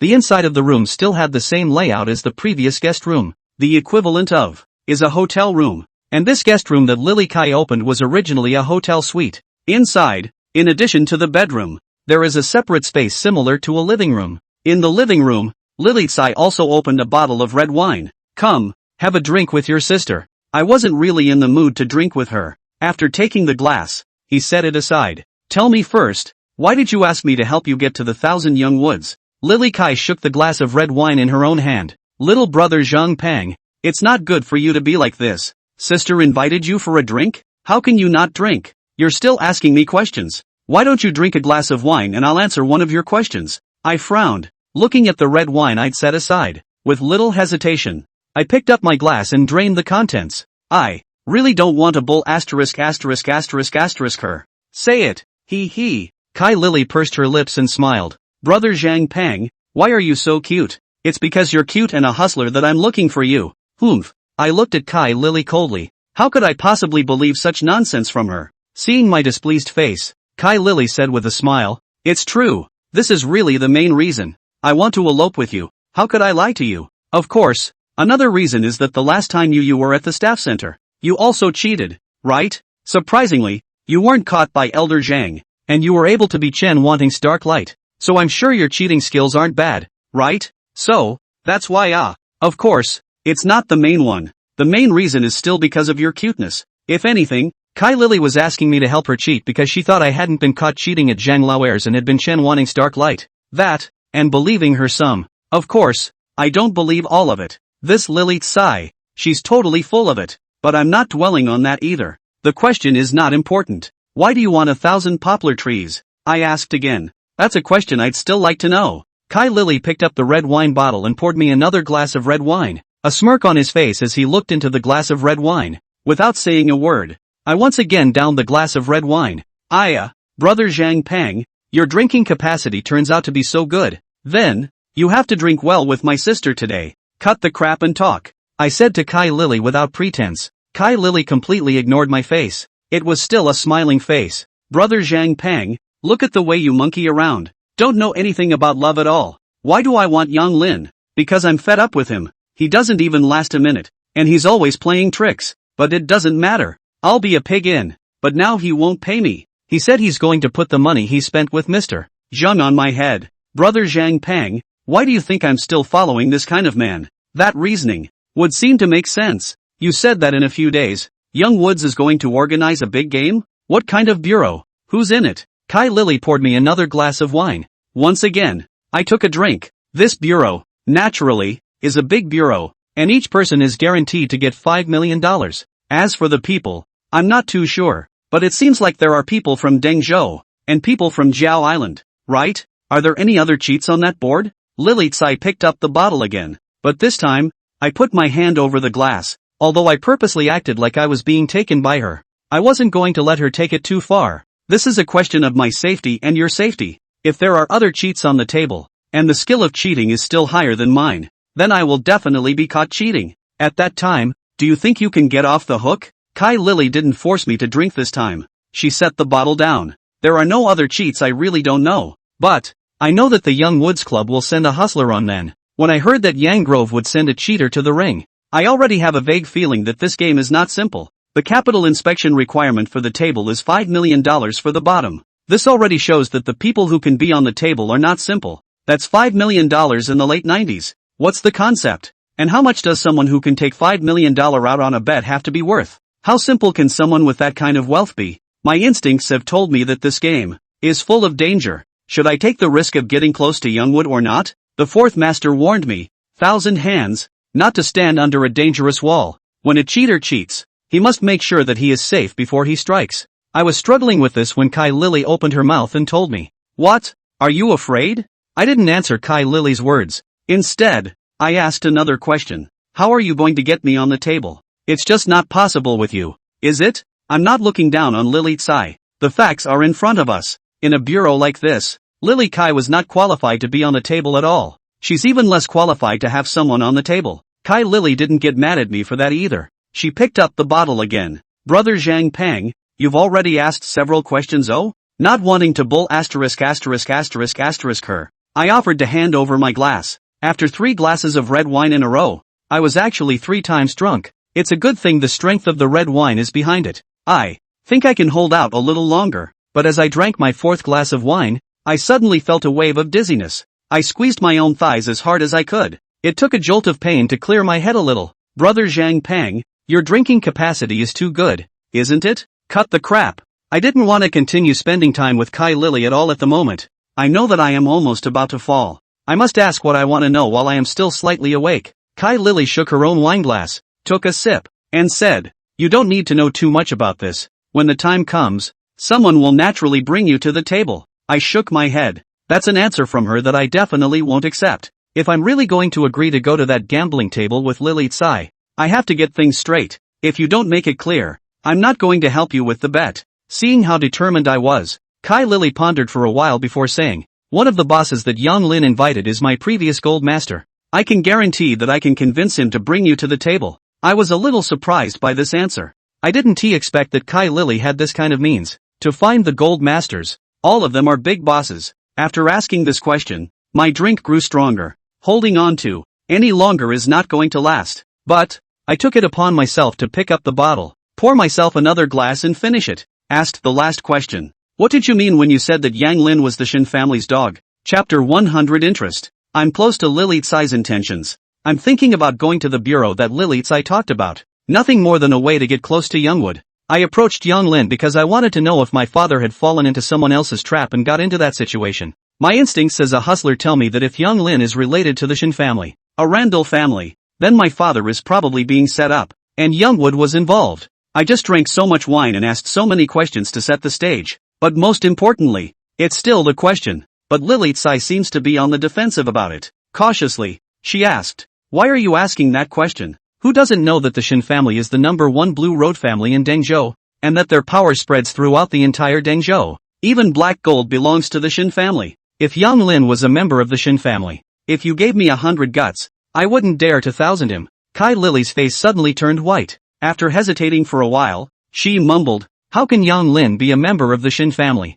I said he is the Shin family's dog. It's just because he wants to flatter the Shin family. Who in Dengzhou doesn't want to flatter the Shin family? He even asked me to accompany second young Master Shin to sleep with him in order to flatter the Shin family. Do you think I should call him a dog of the Shin family?" My eyes were dead on Lily Tsai as she spoke. My mind is in a daze right now. The only glimmer of lucidity. With what little lucidity I had left, I judged whether or not Lily Tsai was lying. Obviously, she lied. I sneered inwardly, but on my lips, I said, "Then, if he is thousand by us, will he find the Shin family to take revenge on us? I don't want to offend the Shin family. It won't. Although Yang Grove wants to flatter the Shin family, but the Shin family simply ignored him." Lily Tsai spoke decisively, but the look in her eyes was telling me she was lying again. "Good. I can promise you. But first things first, how will the money be divided when the time comes?" Drunkenness had swept through my entire body and I was really close to holding on. And I don't want to ask anything more. The fact that Lily Tsai told me these things today was already enough for me to analyze a lot of results. Now it's time to say yes to her. But for the sake of realism, I had to talk to her about money. Whatever the form of cooperation, it doesn't matter if it's a real collaboration or a fake one. Interest, always the most impenetrable and strongest foundation. Cooperation without interest-based, like a plate of scattered sand, do not even need the wind to blow. Walking 2 steps will be scattered. What kind of affection, love, brotherhood, is vain in front of interests? If I don't talk to Lily Tsai about money, I'm afraid she'll doubt my sincerity. What's all this talk about money between us? By then if you can succeed 1,000 to money, not to mention all the money, even I am your. Kai Lily suddenly approached in front of me and drew circles on my chest with one index finger. I shook her hand away as soon as I could. "Don't talk about this nonsense. When we get the money, we'll split it 2 by 8. 2 for you, 8 for me." I was extremely greedy. Kai Lily smiled and said, "Brother Zhang Pang, you're too greedy, aren't you?" I sneered. 1,000 sect rules, at best. You're acting as a wind general. Me sharing 20% of your share is already considered more than enough. Normally, you get at most 10%. Hey, Kai Lily sighed. "That's it. I won't argue with you. I've already said that all the money can go to you. And my person also goes to you. You can do whatever you want." "Okay, it's settled then." I didn't believe in Lily Tsai's bull ********, but I decided to take the risk. Maybe, I can get more past stories about Youngwood and my father through this game. Having made up my mind and asked what I needed to ask, I was about to leave. If I don't go any further I'm likely to fall to the ground. I had just turned around and lifted a step of my foot when Lily Kai pulled me back. "Where are you going?" "Go back." "Go back? It's so late. Why are you going back?" "I'll sleep here at tonight. You asked so many questions today. Don't you not trust sister me? And you're worried about splitting the money. Tonight, sister, I will give you the interest first. Okay? Interest?" I looked at Kai Lily with a puzzled look on my face. Just without saying a word, Lily Kai pushed me down onto the couch between the living room. At this point, I was drunk and weak. When she pushed him so hard, he collapsed on the couch. Then, Lily Kai sat on my waist, one hand holding the backrest of the sofa, one hand unbuttoned one of my shirts, and put her hand into my chest. Her small, cold hand slid slowly over my hot chest, making me, who was already hot, even more agitated. She also caressed my chest while leaning her body forward. Her lips came close to my earlobe, seeming to touch and seeming not to. This feeling, if anything, made my mouth go dry. "Stinky brother, tell sister honestly, have you ever slept with Wang Qian or Yao Yao?" Kai Lily blew gently towards my ear and murmured in my ear again. I don't know how much is true and how much is false in what Lily Kai told me tonight, but I'm now sure that she was telling the truth when she said she'd give me the interest first. But I don't want her interest. A woman like Kai Lily. I can't see it. She, too, doesn't deserve it. I tried to push Lily Tsai off of me. However, the alcohol had paralyzed my entire body and I couldn't make any effort at all. Now I seem to be at her mercy. That is something I definitely don't want. I wanted to bite through my tongue to clear my head. Just then, though, the cell phone in my pocket suddenly vibrated. And the loud ringing of the cell phone broke the ambiguous silence in this room. Ah, the ringtone also startled Lily Tsai, who was very into it. You get up. I'll take the call. I didn't have the strength to push Lily Tsai away, so I had to let her get off of me of her own accord. You pick up your well. I do my thing. Kai Lily said with extreme reluctance. I forgot to tell you one thing. As a hustler, when I lay out, all the people I work with must listen to me. If you want to work with me, Thousand Young Woods, from now on, you must listen to me in everything. Well, I'll do whatever you want. Do whatever you want, Kai Lily said in a petulant manner. Then she added softly in my ear. In a while, I'll do whatever you want. I'll listen to you in everything. Only after that did she get off of me. I obediently picked up the phone from my pocket and answered it. Hello, Zhang Peng, where are you? The caller was Yo-Yo. I'm in the 5th floor gambling room. When do you get off work? We'll go back together? Okay, I'm coming for you. After I finished, I hung up the phone. Then told Kai Lily, Chen Wanting is looking for me. Chen Wanting? What does she want with you? Kai Lily frowned. It seems to be about second young Master Shin. She asked me to come over immediately. I blurted it out. Do we have to go now? Or what? Okay, then you go and come back soon. I'll be waiting for you. Aha! I nodded in agreement. Back? However, in order to dispel Kai Lily's doubts, I spoke to her before I left. Wash up and wait for me. Nasty. Chapter 101, Setting Up Yo-Yo's Words. After leaving Lily Tsai's room, I could barely walk anymore. I can't even tell the direction from the road. All I could do was hold onto the wall while walking by feel. With my last shred of consciousness, I called Yao Yao back and told her to wait for me at the entrance of Black Gold. Instead, I took the elevator directly to the 1st floor. The moment I saw Yao Yao, the strand of consciousness that I had strongly tensed relaxed a little. Yao Yao, I'm going to trouble you to help me back today. After I said this, I put my hand on Yo-Yo's shoulder. Then I only heard Yao Yao say, Zhang Peng, why did you drink so much? And then, there is no more. I returned to my place in a daze with Yo-Yo's assistance. It was only the moment I collapsed into my own bed that I defiantly relaxed and let myself drift off to sleep. This sleep lasted until noon the next day. I woke up only to find Yo-Yo asleep on the edge of my bed. Looking at the sleeping Yao Yao, I didn't go to wake her up first. I sat down on my bed and sorted through what Lily Tsai had told me yesterday. Even though I was drunk last night, I remembered everything Kai Lily said. Growing up, I had a good memory, and when practicing 1,000 tricks, I had special memory training to be able to memorize the cards better. So, every word that Lily Tsai said last night was memorized by me. I've promised Lily Tsai to go to Yang Lin's gambling game. Well, naturally, I'm going to be prepared. What I need to do now is to distinguish between what Lily Chua said, which is true and which is false. Then, design my bureau. Thinking about it, I sat on my bed for half an hour without realizing it, until Yo-Yo woke up and called out to me, Zhang Peng, you're awake? She was a little sleepy. Aha, thanks for the ride home last night. You slept like that all night? Do you want to go to your room and catch up on some sleep? Yo-Yo held up her hand and looked at a lady's wristwatch that she wore on her hand. It's already 12 o'clock. I'm not going to sleep. I'm a bit hungry. Why don't we go have a lunch? Okay, then I'm buying. I readily returned. Yo-Yo sent me back last night and took care of me at my bedside all night, so I deserve to treat her to a meal. And there are some things I happen to corroborate to her. Yeah, I'll go wash up and change my clothes then. Yo-Yo laughed happily. After about an hour, Yo-Yo finished organizing. We still went to the nameless fly shop in the neighborhood, and without ordering, he let the old man do what he had and made 2 dishes and a soup. After sitting down, Yo-Yo was the first to ask me a question. Zhang Peng, why did you drink so much yesterday? I thought about Yo-Yo asking me this question and I thought about how to answer it. I answered truthfully. I drank with Lily Tsai yesterday. Lily Tsai. Yo-Yo's eyes widened in surprise. How did you end up drinking with her? And how do you know her? I stared into Yo-Yo's eyes as she spoke. In her eyes, I could see 8 parts surprise, 1 part fear, and 1 part worry. Surprised, I can understand. But what is she afraid and worried about? I think I should be able to learn more about Lily Tsai from Yo-Yo. Thus, judging the truth of Lily Kai's words last night, Kai Lily comes to Black Gold Casino every day. I'm working on the 5th floor, so I can't help but come into contact with her. Last night she suddenly looked for me to drink. She is also counted as a VIP of black gold. I can't refuse her. Yao Yao frowned and said, Zhang Peng, you should still have less contact with her in the future. Especially don't drink with her. She is not a good thing. If she asks you for a drink again in the future, just reject her. If you don't dare to turn her down because she's a VIP of black gold, I'll talk to Sister Wanting. What's wrong with her? Why do you say she's no good?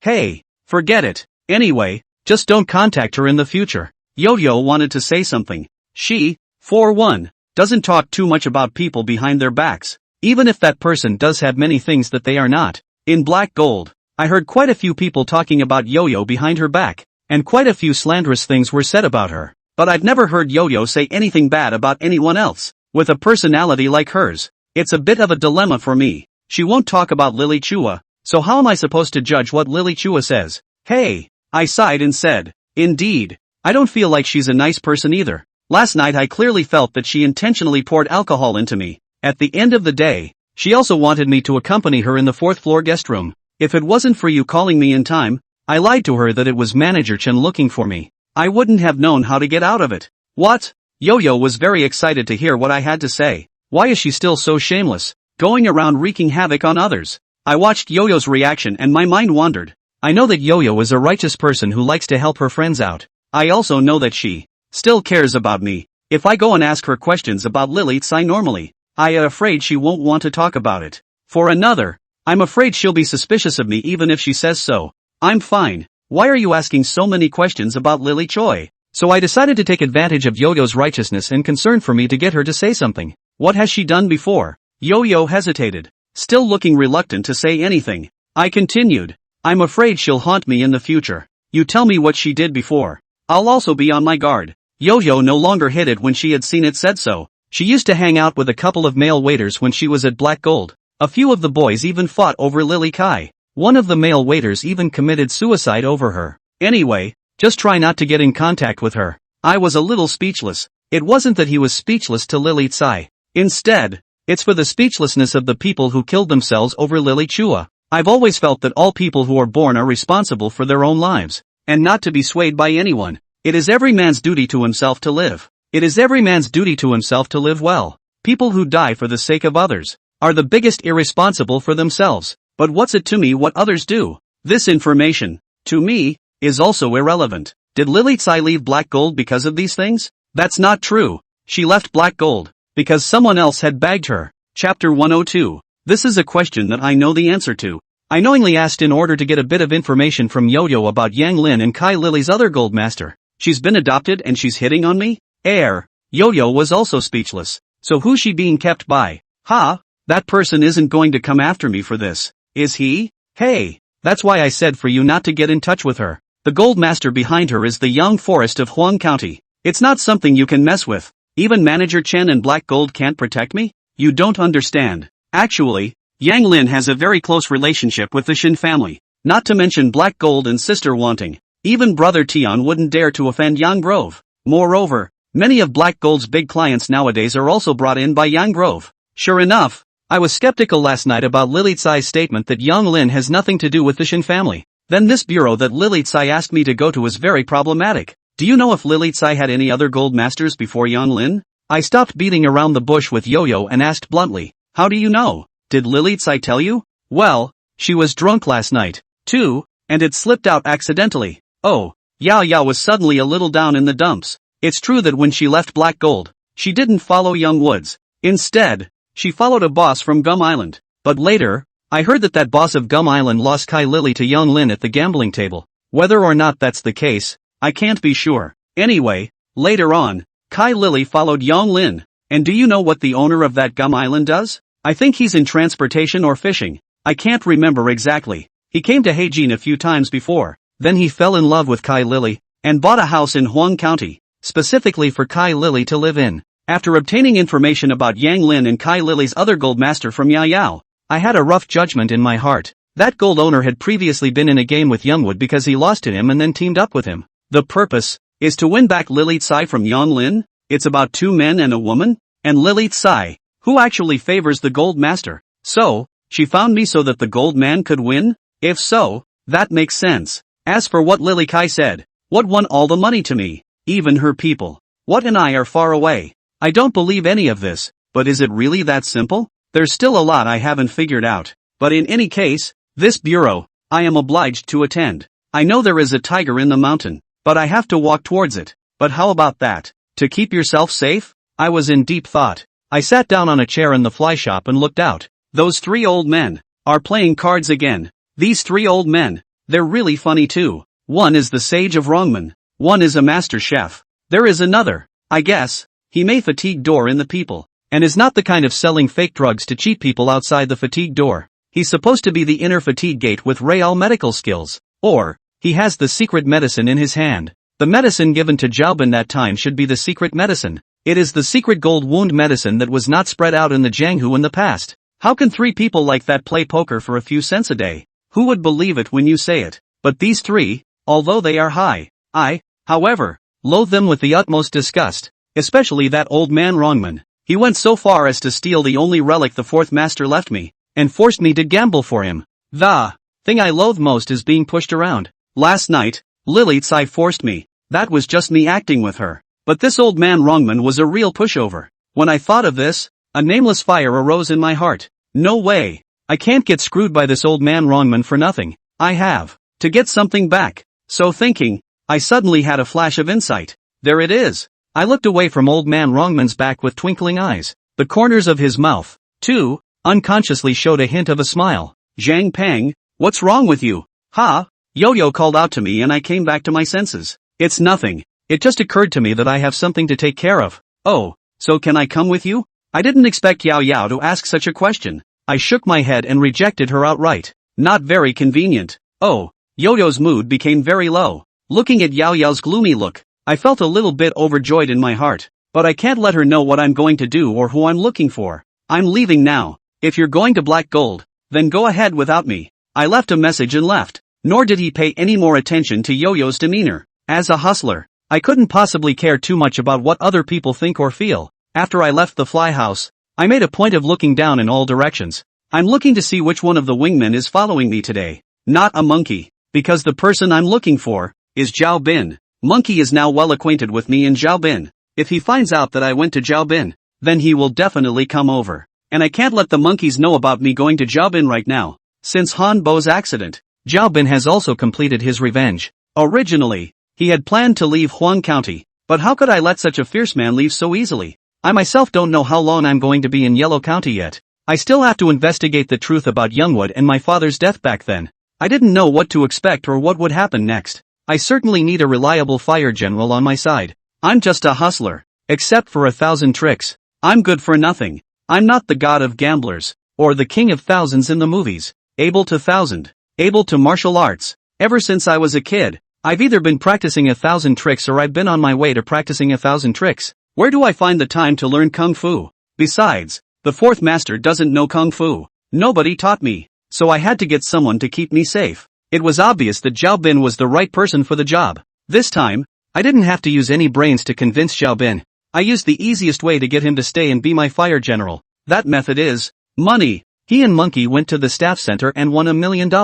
But he gave up his cut to get Monkey's support. Later, he and Monkey went to Black Gold to cheat again. Before they could start winning, he was taken away by Hanbo. So, Zhao Bin is now broke. So I gave him $100,000. This money is the commission that Monkey and Zhao Bin gave me after they got $1 million from the employee center. At that time, the monkeys were going to give me 30%, but I only asked for 20%, or $200. 000. As a rule, I split $100,000 with Zhao Bin as his bodyguard salary, and I also told him that I would give him 10% of the fireman's share of any future games I took into. Such a high base salary, coupled with such a high commission, Zhao Bin has no reason not to agree to. My work with Zhao Bin is collaboration in its purest form. There is no mixing of any sentiment. Pure and simple. It is because of the interests. This is the best kind of cooperation. Zhao Bin took the money and got a long-term rental at a small hotel near Black Gold. I even had him get a cell phone to make it easier for me to contact him. Now, he and I were no longer bottom feeders at the Black and Gold nightclub. He has $100,000 I gave him and I have about $150,000 left for myself. In this day and age, we were considered big spenders. There's a bureau? Zhao Bin asked the first time he saw me. Chapter 103, Setting Up and Claiming Debts. Aha! I nodded. I told him I'd call him if I had a bureau. Okay, when? I'll get ready? Not yet. Let me ask you something. Instead of rushing to tell Xiaobin about the bureau, I wanted to ask about the monkey first. Have you been in touch with the monkeys lately? Lately, I've actually noticed that the monkeys are following me a lot less. On the days when the monkey was on duty, I found strange faces replacing him. Yes, how's he doing these days? How about what? His behavior, habits, state of life. Xiaobin thought for a while before replying to me. He's been living quite a life lately. He's bought a lot of stuff and calls out to his friends every day. Eating and drinking. He called me too, but I went twice and stopped going. There's no point. He is quite generous. Food, drink, play, all he pays the bill. I heard he's even planning to buy a small car recently. I probably understand the monkey's recent state. 2 words to summarize: drifted. Got $1 million at the staff center. Gave me 200,000, and Xiaobin gave up his share. In other words, the monkey alone took $800,000. That's $800,000, but it was earned in just one night. No, just a couple hours. And it's still the unearned kind. It makes the monkey think that the money is too damn good. Monkeys who have never touched so much money get rich overnight. It's normal to drift away. I need you to organize this bureau. I'll organize it? Xiaobin looked very puzzled. Good, because this setup, it's for monkeys. What? Xiaobin was taken aback. You're going to cheat the monkey out of his money? I shook my head and said to Xiaobin, first of all, the word cheat is too unpleasant. In the future, you can say thousand, but don't say cheat. Secondly, the word come back is wrong. The money was originally the monkey's. I just want the monkey to pull out the money for now. Can I know why? Why are you doing this? I laughed and said, if I say so myself, I think monkey is too floaty right now. I want him to suffer a loss so that he can calm down. It's better for him to suffer a loss at my place than to suffer a loss at someone else's place later on. Do you believe me? Xiaobin's mouth was open and his eyes were wide. He didn't know whether to believe it or not. My reasoning for this, to be honest, kinda makes sense. Forget it. No kidding. I'm still going to be honest with Xiaobin. Although we have interests as the cornerstone of our cooperation, but mutual trust, nonetheless. In a few days, possibly next week, I have a bureau to attend. This bureau, it could be dangerous. You won't be able to handle it alone.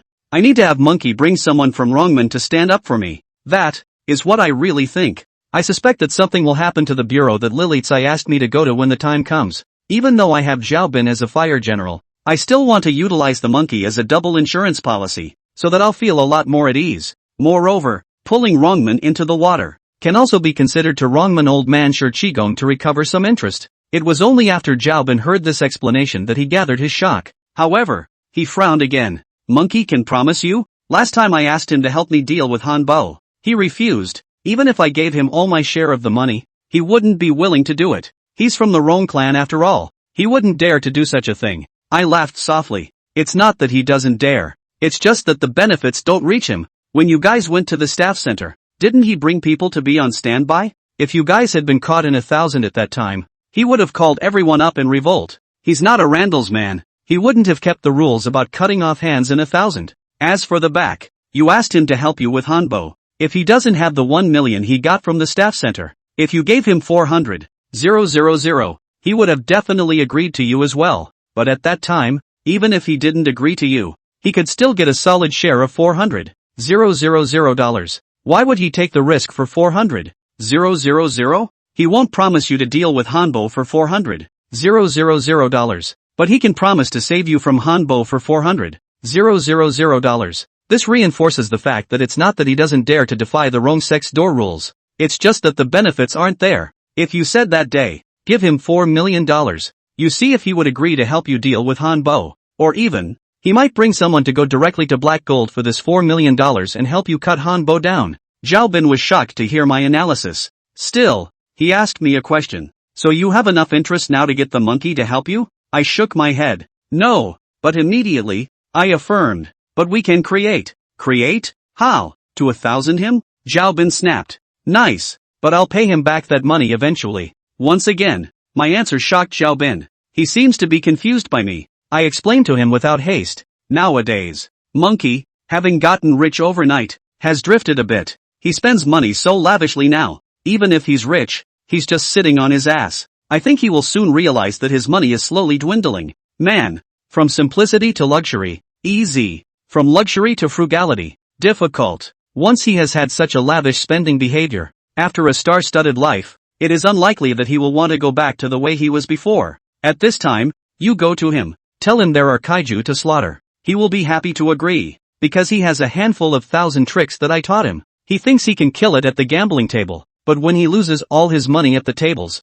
he will despair. He won't want to go back to his old life. When the time comes, you bring him to me. I will then make him an offer to go stand for me. I can promise him to win back the money he lost. At that time, he will definitely agree. Suck. After hearing my words, Xiaobin sucked in a breath of cold air. He looked at me like he saw something extremely scary. Then, a heartfelt word was uttered. I'm a little sorry I stayed to help you. I'm really afraid that I'll still be counting money for you when you sell me later. How? I'm not that kind of person. I'm 1,000 monkeys. It's not like I'm really 1,000 him. In the end, won't I return the money to him? Furthermore, I just said that monkey is too drifting right now, and I want him to suffer a little bit and calm down. Which, in fact, is also correct. Xiaobin pondered for a moment and asked, so what are you going to do? This is simple. First, I need you to step in and take the monkey to a bureau. On the first day, we'll let the monkey win some money first. Let the monkey think that this money is very good to win. Then, the people at the bureau will make an appointment to continue the next day,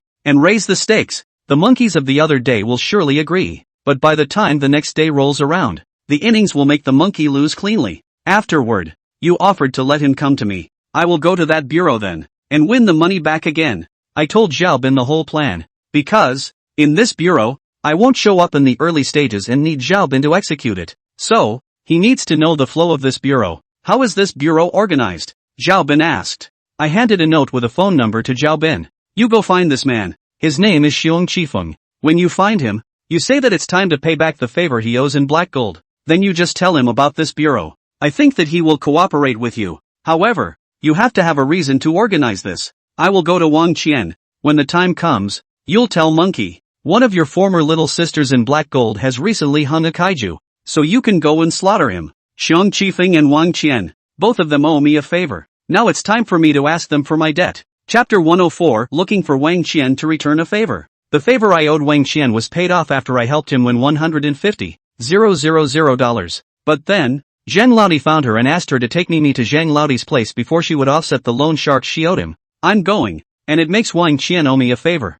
I was going to use this favor to get Wang Qian to help me get close to Kai Lily, but not anymore. Then I'll let Wang Qian help me go 1,000 monkeys. Before working at the Black Gold nightclub, I asked Wang Qian out. Just a random cafe in the Black Gold neighborhood. I can't believe you reached out to me. Wang Qian was very surprised to see me. Don't forget, you owe me a favor. Yeah, tell me, how do you want me to pay it back? Whatever I can do, I can promise you. She sat down across from me and held her chin up, looking at me with winks in her eyes. I didn't bull her and got right to the point. I want you to help me get to 1,000 people. Ha? Who is it? You don't have to care who. When the time comes, Xiaobin will contact you. He will also talk to you about the process. At the same time, Xiong Qifeng will also join you. Hearing me mention Xiaobin and Xiong Qifeng, Wang Qian's mouth grew round and wide. Her eyes were wide open at me too. But she couldn't say anything. It was a long time before she spoke. How did you end up hanging out with Xiaobin and Xiong Qifeng?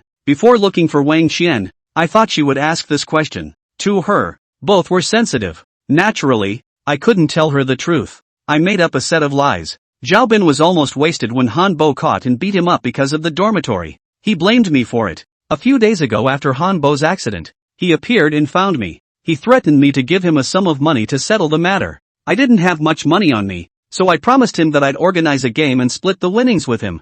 As for Xiong Qifeng, do you remember the last time Elder Zhang asked you to come find me? Wang Qian nodded. Remember. Didn't you say that Young's casino had cheated and they couldn't solve it with their dark lights, so they asked for your help? That's good, because I'm Black Gold's man. It's not convenient for me to show my face, so I sold a favor to Xiong Qifeng. Let him go and point out the cheating maneuver at the Zhang family casino. Xiong Qifeng was thus spared the crisis of having his finger broken by Zhang Heir, so he owes me a favor. I was totally making up a lie when it came to Zhou Bin, because Zhao Bin belongs to me now, and Zhao Bin and Wang Qian are not familiar. I'm not afraid of Wang Qian verifying my words, but I wasn't exactly lying when I said Xiong Qifeng. I'm telling the truth. I did tell Xiong Qifeng about the way the monkey cheated at Zheng's house, because Wang Qian herself knew Xiong Qifeng. I'm afraid Wang Qian and Xiong Qifeng will go and testify against each other. I wasn't afraid that Wang Qian would know I was lying to her. I'm just afraid that Wang Qian will be suspicious of me when she realizes that I lied to her and then go and inform Chen Wanting. I can't let Chen Wanting know my true relationship with Zhao Bin and Xiong Qifeng just yet. Otherwise, the setup I had laid on Han Bo earlier would probably be guessed by Chen Wanting. In my eyes, Chen Wanting is definitely a smart person. And now the reason I told Wang Qian, even if Chen Wanting knew about it, it wouldn't matter much. I can speak for myself. When I spoke to Wang Qian, I was naturally not pretentious. Wang Qian also believed what I said. Okay, so when are we going? Are you going too? I'm not going. Zhao Bin will contact you when the time comes. Oh, Wang Qian agreed to this. Next, just let Zhao Bin do the first half of the job. After talking things over, I didn't have anything else to talk to Wang Qian about and was about to leave. Wang Qian suddenly asked me, "What did you and Lily Tsai do in the fourth floor guest room yesterday?" When I heard that question, I was in no hurry to leave. I asked rhetorically, "How did you know I went to the fourth floor guest room with Lily Tsai?" Wang Qian smiled bitterly. "A sister saw it and told me." Sure enough, there are no secrets in black gold. There's too much windy talk. That's why I called Wang Qian outside to talk about things today. Nothing. She approached me for a drink. I told the truth. But I couldn't possibly tell Wang Qian about my conversation with Lily Kai. Just a little drink? Or what? I frowned. Looking at Wang Qian's tone and demeanor, she didn't seem too convinced. Hey! Wang Qian suddenly sighed. Zhang Peng, if you had played with Yao Yao, I wouldn't have said anything. But you want to play with Kai Lily. I would advise you not to get in touch with her. She's not someone you can play with. Oh, what do you mean? Since Wang Qian took the initiative to mention Kai Lily, I also happened to set some information about Kai Lily out to her. Perhaps there could be something on her side that Yo-Yo didn't know about? Wang Qian pondered for a while and said, when Kai Lily was in Black Gold before, she often toyed with the feelings of waiters. There were also waitresses who committed suicide for her. And she wasn't honest after she was adopted. Her first gold master was actually not Yang Lin. Rather, it was a boss in Gum Island. That boss was also very rich. Do you know why Kai Lily later followed Yang Lin? I don't know. I do know some of the answers to this question. Because Yo-Yo told me. She said that Lily Tsai was lost to Yang Lin by that boss on Gum Island. But I'm still ready to hear if Wang Qian has anything else to say. However, Wang Qian stopped and did not continue. She, it seemed, was torn and hesitant. That's not like her. Yao Yao didn't like to talk about others behind their backs. It was normal that she would be torn and hesitant. But Wang Qian was one of Black Gold's little sisters who liked to talk about right and wrong the most. Now that she's saying bad things about Lily Choi, she's feeling pressured? I didn't rush Wang Qian either. Just tapped the desktop gently with my fingers and waited for her to think of something. It took a while before she finally spoke. Zhang Peng, if it wasn't for the fact that you've helped me twice, there's no way I'd be able to tell you about this. But you promised me that you must not tell anyone else. Otherwise, I'm afraid you and I won't be able to stay in Huang County. I looked at Wang Qian with interest. Since she had spoken so heavily, she was bound to know some unknown insider information.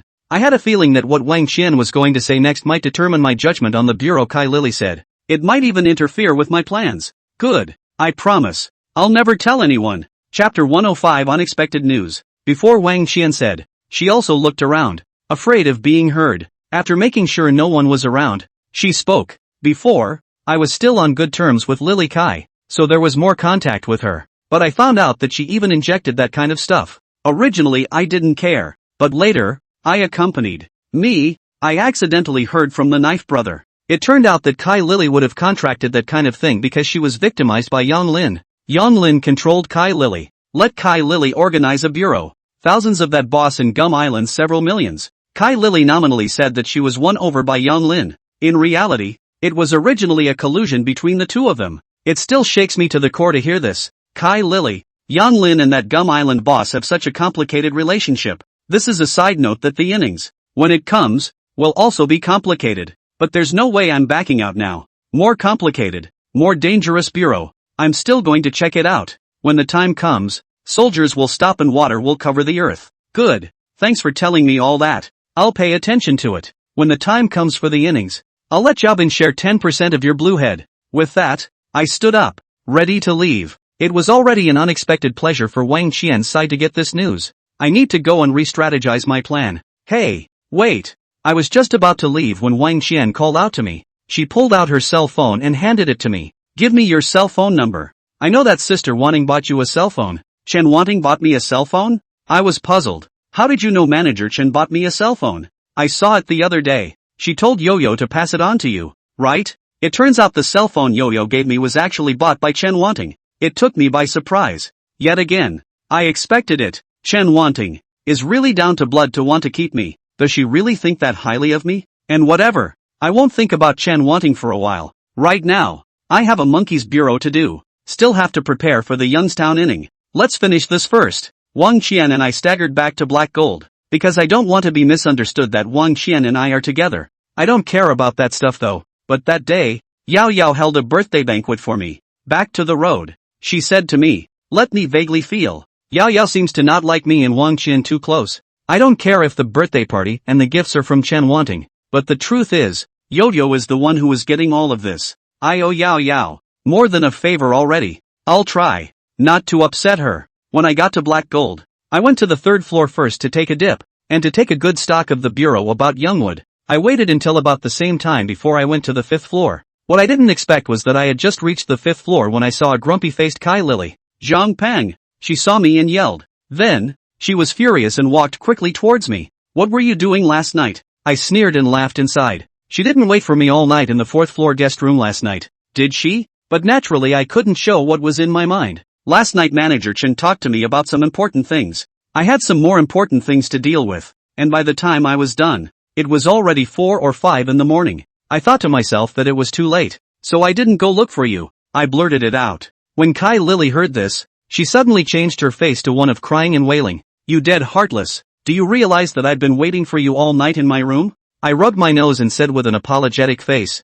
Sisterly, I'm sorry, I should have informed you. Humph, I don't care, you're going to pay me back. How do you want me to pay you back? Kai Lily suddenly got close to me and put her hand on my chest, still a little bit slowly touching down. I want you to pay me well, pay me hard. I was disgusted with Kai Lily, but right now I couldn't tear myself away from her. I just had to take a step back and keep my distance from her. Yeah, I'll compensate you properly when the poker game is over and I get the money. Kai Lily looked at me with a lifeless look and said quietly, Hey, stinky brother, you are too snobbish, right? In your eyes, is it only money? I smiled. In this world, loved ones can harm you. Only money is the most reliable. With money, what can't I get? I said that on purpose, trying to get Lily Tsai to take me on without suspicion. I either come across as money grubbing, either that or horny. If I was to be lustless, she was bound to be suspicious of me. I don't want anything. I'll go with her to the forest of 1,000 poplars. What do I want? Does it really figure that Kai Lily has a true love for me and that I'm infatuated with her?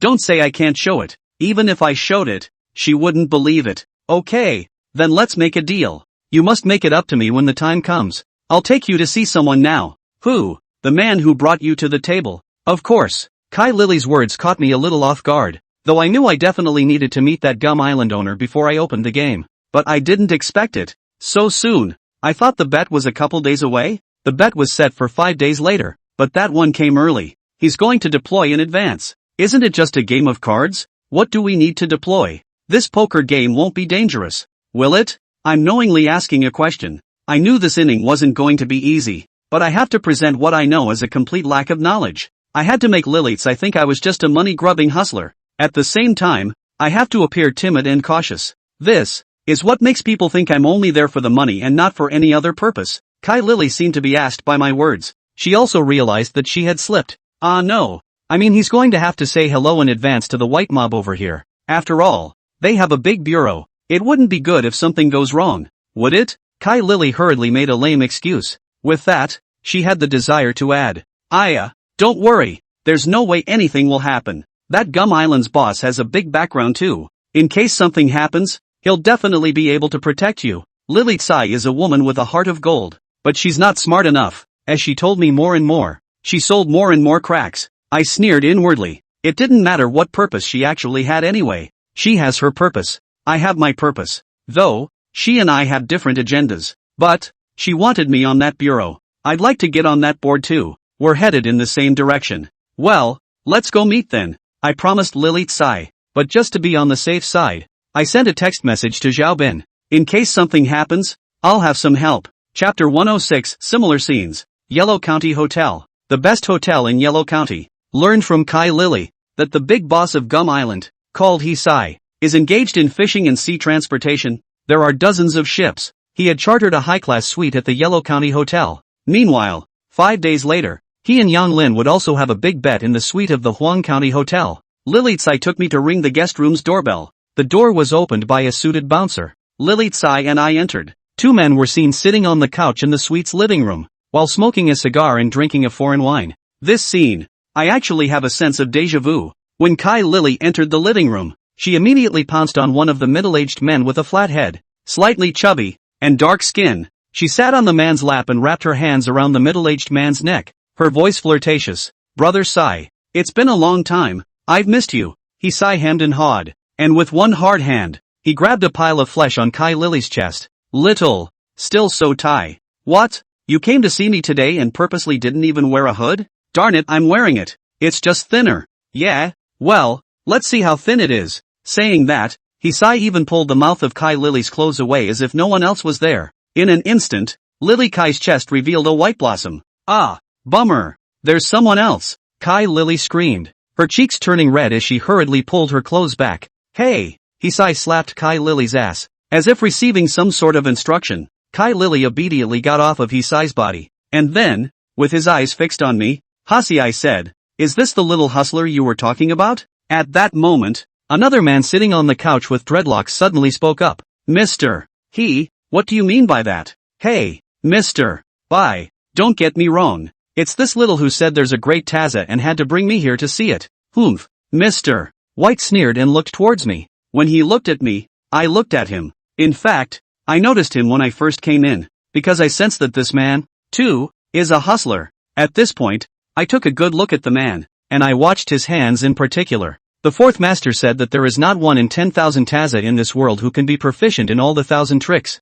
and there may be only 1 in a million. Most hustlers are, at best, good at all types and proficient at one, like the old 6 in black and gold. He can be said to be proficient in craps, and he knows some of the other 1,000 tricks as well. Of course, old 6 can't be called proficient in front of me. The characteristics of a hustler who is proficient in each of the techniques vary, mainly in the hands. A dice-savvy hustler has a slightly larger gap between his fingers. A Taza who is proficient in hard tiles such as Mahjong Pai Gao will have flatter thumbs and may even have tiny calluses on their hands. A proficient poker cheat will have a more delicate hand. Many a proficient poker hustler will have hands that are even more delicate and soft than those of a woman. This Mr. White's hand clearly belonged to the hand of a proficient poker cheat. Of course, this cannot be generalized. My hands, too, are more delicate, but I am well versed in almost all the Randall's 1,000 techniques. As for why my hands don't have any other features, it's because the fourth master has soaked my hands in a special potion since I was a child. For the first 3 years, it dipped every day, constantly throughout the day, rain or shine. Behind that, it's pretty much 3 dips a month, which then becomes 2, which becomes 1. It wasn't until 10 years later that I stopped using the soak kind of potion. My hands, delicate, but only more delicate than the average male. Compared to this Mr. White, it's far inferior. I don't have calluses on my hands and the gaps between my fingers are normal. It was this potion that did the trick. The purpose of using this potion is to erase the characteristics of a cheater. So what's Ho's story now? Mr. White spoke coldly. He was extremely upset by my presence. At the same time, he didn't treat Hasiai with any particular respect. Hasiai didn't seem to dare lose his temper at Mr. White's attitude. He said kindly, Mr. Bye. If you're not happy, I'll just let him go. But since he's here, I'd like to see his skills. I heard this little say that this little Taza has great skills. Hey, if he really has skills, then I can consider bringing him back to Gum Island to raise him. How about, Mr. Bye, help me try his moisture? Hisai went around and around, saying so many things, but I heard something unusual. He, it seems, doesn't just want to test my moisture. It's like he wants me to compete with Mr. White, but he, again, didn't dare to say it outright. Mr. White seems to think so. Ha, Mr. He, are you trying to make me compare myself to him? There was a hint of sulkiness in Mr. White's cold smile. I was also curious about the relationship between Hosai and this hustler known as Mr. White. According to Lily Tsai, Hisai's worth should not be expensive. A guy like him, even if he gets a hustler to help him come to the table, then he's still the gold master. I've seen gold masters who are respectful to a hustler, but I've never seen a hustler who disrespects his gold master. Even if the fourth master was once invited to help open things, I've never seen him disrespect the golden master. This cheat called Mr. White is very arrogant, and Hershey wasn't even mad at Mr. White for his attitude. Mr. Bye. Don't misunderstand. I just want you to try his moisture. What if he can't? What if he's a better swindler than me? This, Mr. White didn't even give Hisai a chance to fool around. Hisai even lifted a stone to hit his own feet and became riding the tiger. I laughed at the conversation between these two. It seems that these two people are not just bright lights and gold masters. However, the next conversation between these two people made me laugh inside. Even angry. Mr. I said disdainfully, Hisai, I can't help but know what you're thinking. Don't you just want to find a Taza to compete with me? If he beats me, are you thinking of letting him take my place to help you gamble? Then you can stop giving that ship to the Zhao family? Hisai looked as if he had been nailed in his little mind and was embarrassed. Mr. Bai, you're joking. How could I think such a thing? After saying that, he suddenly slapped Kai Lily. This slap to Lily Tsai. Mr. White and I are also a little confused. It's all your fault. What's the point of bringing a little hustler here for nothing? Hisai pointed at Kai Lily and said indignantly. Kai Lily dared to be angry, her face filled with aggression. But Hosaima turned his head and piled on a smile at Mr. White. Mr. Bai, it's all because this person doesn't know what to do. But, since all the people are here, how about a competition? Ha! Mr. Bai watched Hisai's performance with a look of disdain on his face. Good, let's compare, but we have to make a deal first. If he loses, what do we say? Mr. White said, pointing at me. Hisai glanced at me and said coldly, if he loses, it's useless to keep this kind of person around. I'll cut off his hands to take the heat off you. Mr. Bai. When I heard that, my pupils couldn't help but contract. A nameless fire was born. The fires of anger. This scene is really deja vu. Chapter 107. I did not expect Kai Lily looking for this cooperation thousand young forest people, but is such a temperamental person. I also didn't realize that Hisai turned out to have found another hustler, and found me again. I didn't even realize that I hadn't done anything, and this Hisai wanted to gamble with my hands.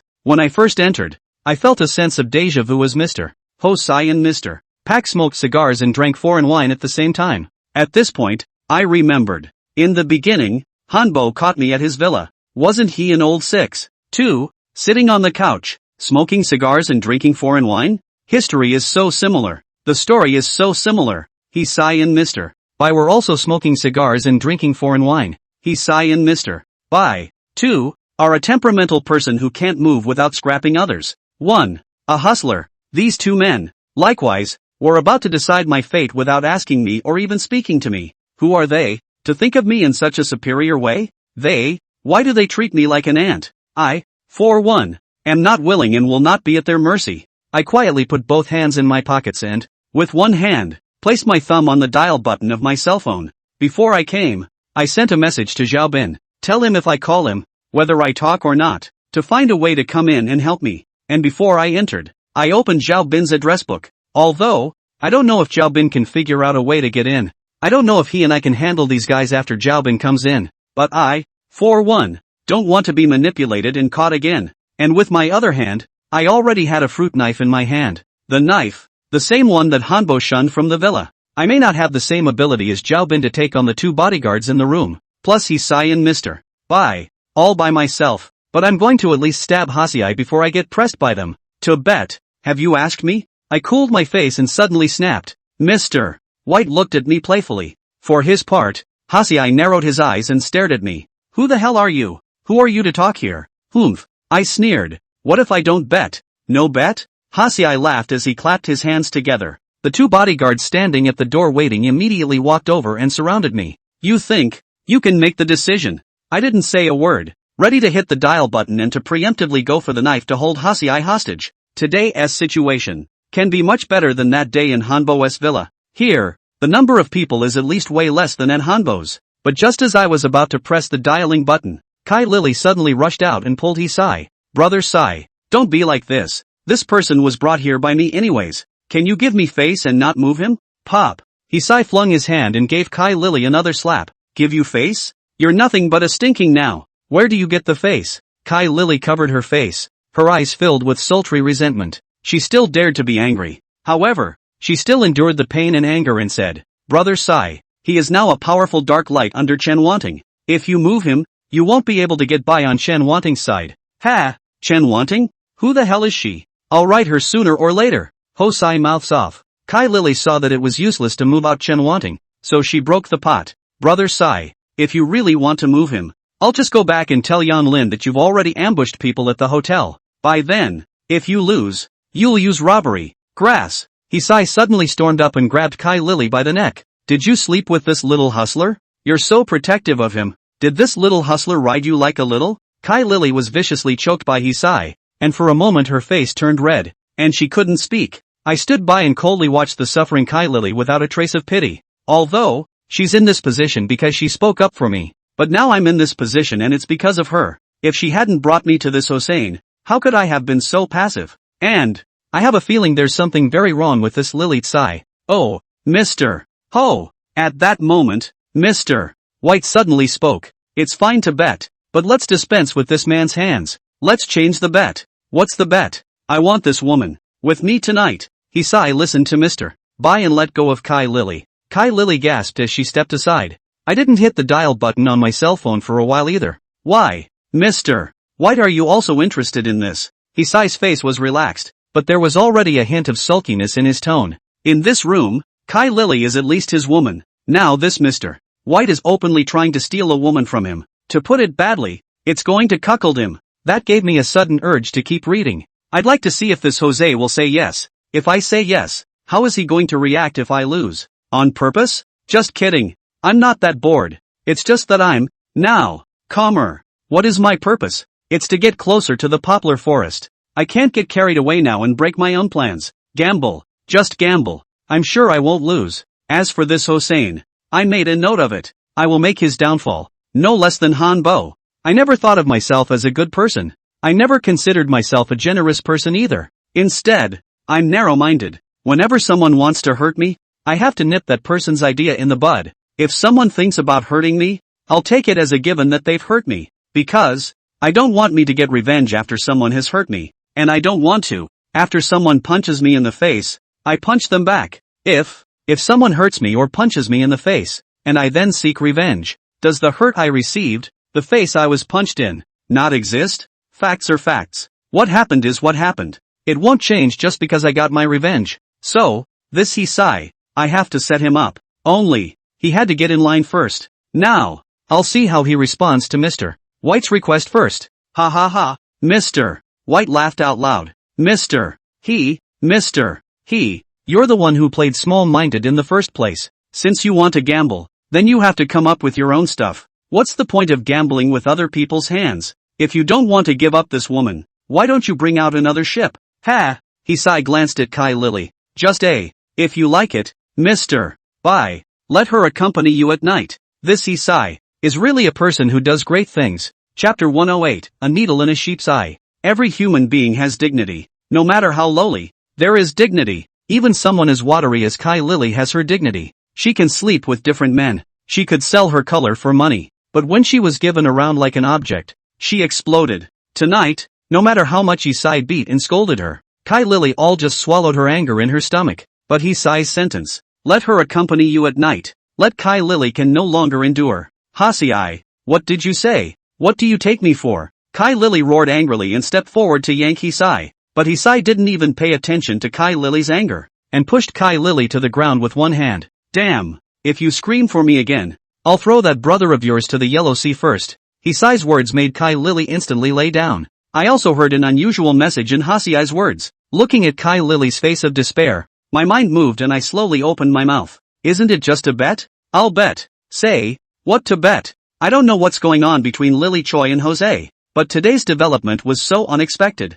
I'm afraid that if we continue in the current situation, it's likely to affect the innings of Youngwood. That is not what I want to see. I want to end the messy scene here as soon as possible. As for that Mr. White, I'll have to win him too. According to Hasiai, he had originally enlisted Mr. White to help him on the table, but for some reason, I don't know if it was Lily Kai herself or Hisai. It's amazing that Lily Tsai found me again, and Hisai obviously does want me to compete with Mr. Bye. Ha!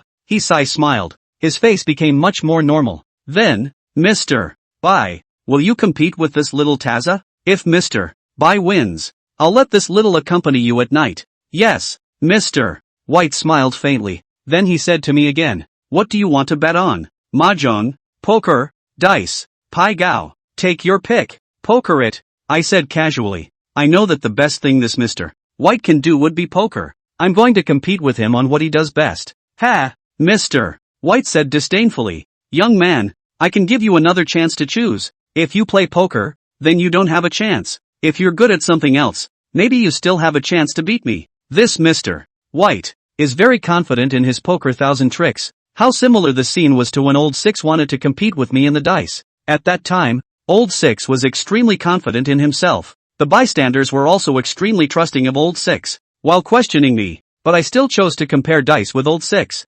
Now, I, for one, don't know exactly how good this Mr. White is at poker, but I'm going to go with the option of comparing him to his best, because Master 4 told me that as a hustler, you have to be able to hide and be steady, but the decision to strike must be made with immense confidence. He said that what he taught, and what I learned, was the 1,000 doors of self-reliance flow, and the 3,000 arts of Chinkuan. The great Tao is one, and all laws flow together. He is as strong as he wants to be, and the wind is blowing over the hillocks. He is as cross as he wants to be, and I will break through all the phases. Just play poker, I murmured. Bring a deck of poker. Hasiai had his bodyguard bring over a deck of playing cards. Check your license. Mr. White pointed to a brand new unopened deck of playing cards. No, I said bashfully. Ha, Mr. White laughed softly and unwrapped the playing cards. After taking the playing cards out, he discarded the big and small kings and white cards and began to shuffle them. While washing, he said, and let's not waste time. Let's just draw a card each and compare the sizes.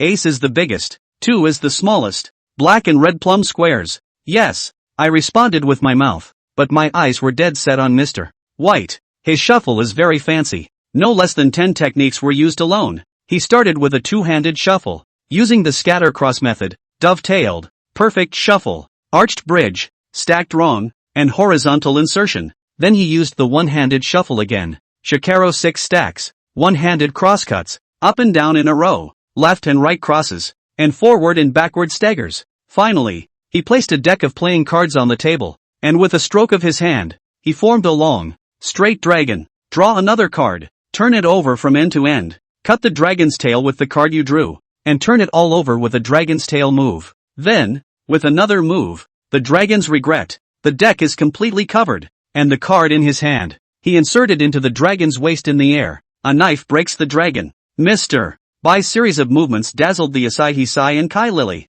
Yes, Hisai couldn't help but shout. It's like giving a shout out to street acrobatics. Mr. Bai instead glanced at Hisai with extreme disdain, and Kai Lily saw Mr. Bai's so dazzling technology, face has hung up a worried look, outsiders looking in, insiders looking out. These movements of Mr. White are purely useless in the eyes of Ataza. These are things that so-called magicians play with or film in movies, used to fool the audience, but this series of moves by Mr. White cannot be said to be useless. Him, a master, he doesn't do these moves, in my opinion, to show off, rather, to confuse me, like a needle in a sheep's clothing. He made another move as he did this series of maneuvers. That's underwelding. The best way to cheat with a deck of cards, drawing a card over size, is undoubtedly to underweld, because in any other way, there would be spoils left on the body. For example, stealing cards, switching cards. This approach starts with leaving a card on the body. If you cheat in this way, you can easily be caught cheating,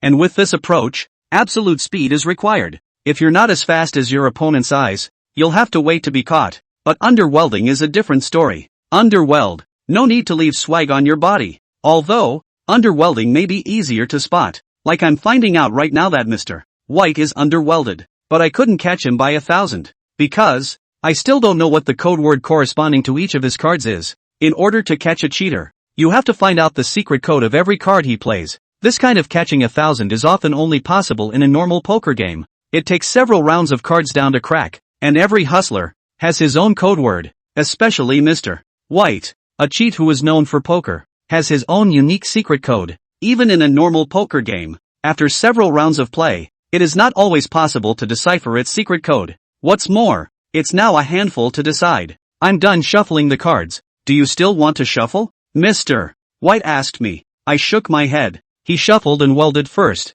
and it was useless for me to shuffle again, because, if I shuffle, I can only underweld, but I downwelded, definitely overlapped with Mr. White's card. Then, even if Mr. White can't decipher my secret code, he could also force me to say that I'm under soldering for $1,000. He, who can use his weld and report what each card is thus, said I was under the weld. Then you draw the first card. Shuffle and draw. That's the rule. I touched my hand to the card, and slowly wandered through the long dragon. I only get one chance. If I can't touch the ace of spades, then I'm sure to lose. Mr. White, inevitably, will accurately touch the ace of spades, but the cards were shuffled by Mr. White, and he shuffled them so carefully that he didn't give me a chance to remember them. I, too, can't know exactly which card is which. Is it possible that I can only rely on luck? I touched on a card and stopped, but I didn't bother to draw that card, much less turn it over. I looked at Mr. White and said lightly, if you get caught cheating, how does it count? Chapter 109, Yangwan Triple Wave. If you get caught cheating, of course it counts as the cheater's loss. Mr. White said, this is a recognized rule of the blue way though, but I asked specifically just in case Mr. White was playing hard to get. Good, then I don't have to draw a card. You, out of the money. I stared at Mr. White and said, I'm a hustler. I have great confidence in my 1,000 tricks, but in the case of not using 1,000 tricks to win a hand by luck alone, honestly, I don't have that confidence. Mr. White didn't look surprised when he heard my words, but instead had a smile on his face. He seemed confident in his 1,000 tricks. Oh, so tell me, how did I cheat? You stole the cards and hid them. It was my words that made Mr. White blush slightly. On the side, Hisai and Kai Lily looked at the two of us with puzzled faces. These two muggles naturally can't see what is happening. I, on the other hand, have seen through all of Mr. White's moves. His fancy maneuvers were meant to confuse me and cover up his underwelding behavior,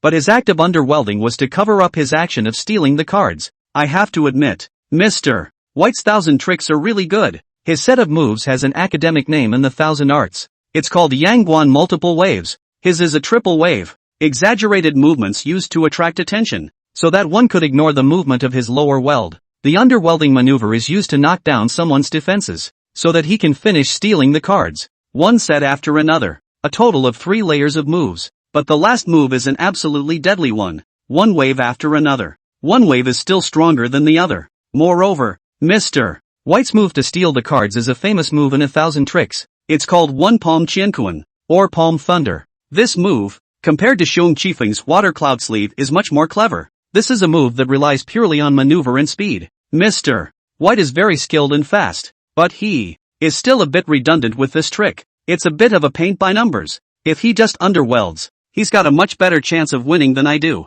Besides, there's no chance I'll ever be able to catch him by 1,000. But I can understand when he does that, because he shuffled the cards and I drew first. What if, by some stroke of luck, I get the ace off spades? Removing the big and small kings, there are only 52 cards in total, and the probability of 1/52nd is not too low. Also, he was probably worried that I had some other 1,000 tricks up my sleeve to touch that ace off spades, so he made an extra handful of moves. If, on the other hand, the card I drew was not the ace of hearts, then he could have taken advantage of the fact that he had laid down the weld and just flipped up a card that was bigger than mine. If, however, I touched the ace of hearts, then he takes out the ace of spades that he stole over. With this set of moves, he would be invincible, but he didn't realize that I saw through all his moves. Catching a thief and catching a thief. You said I stole and hid the cards. Where's the proof? You have to find out the cards from me before you can be considered successful in catching the thief. If you can't find it, then according to the rules of the blue way,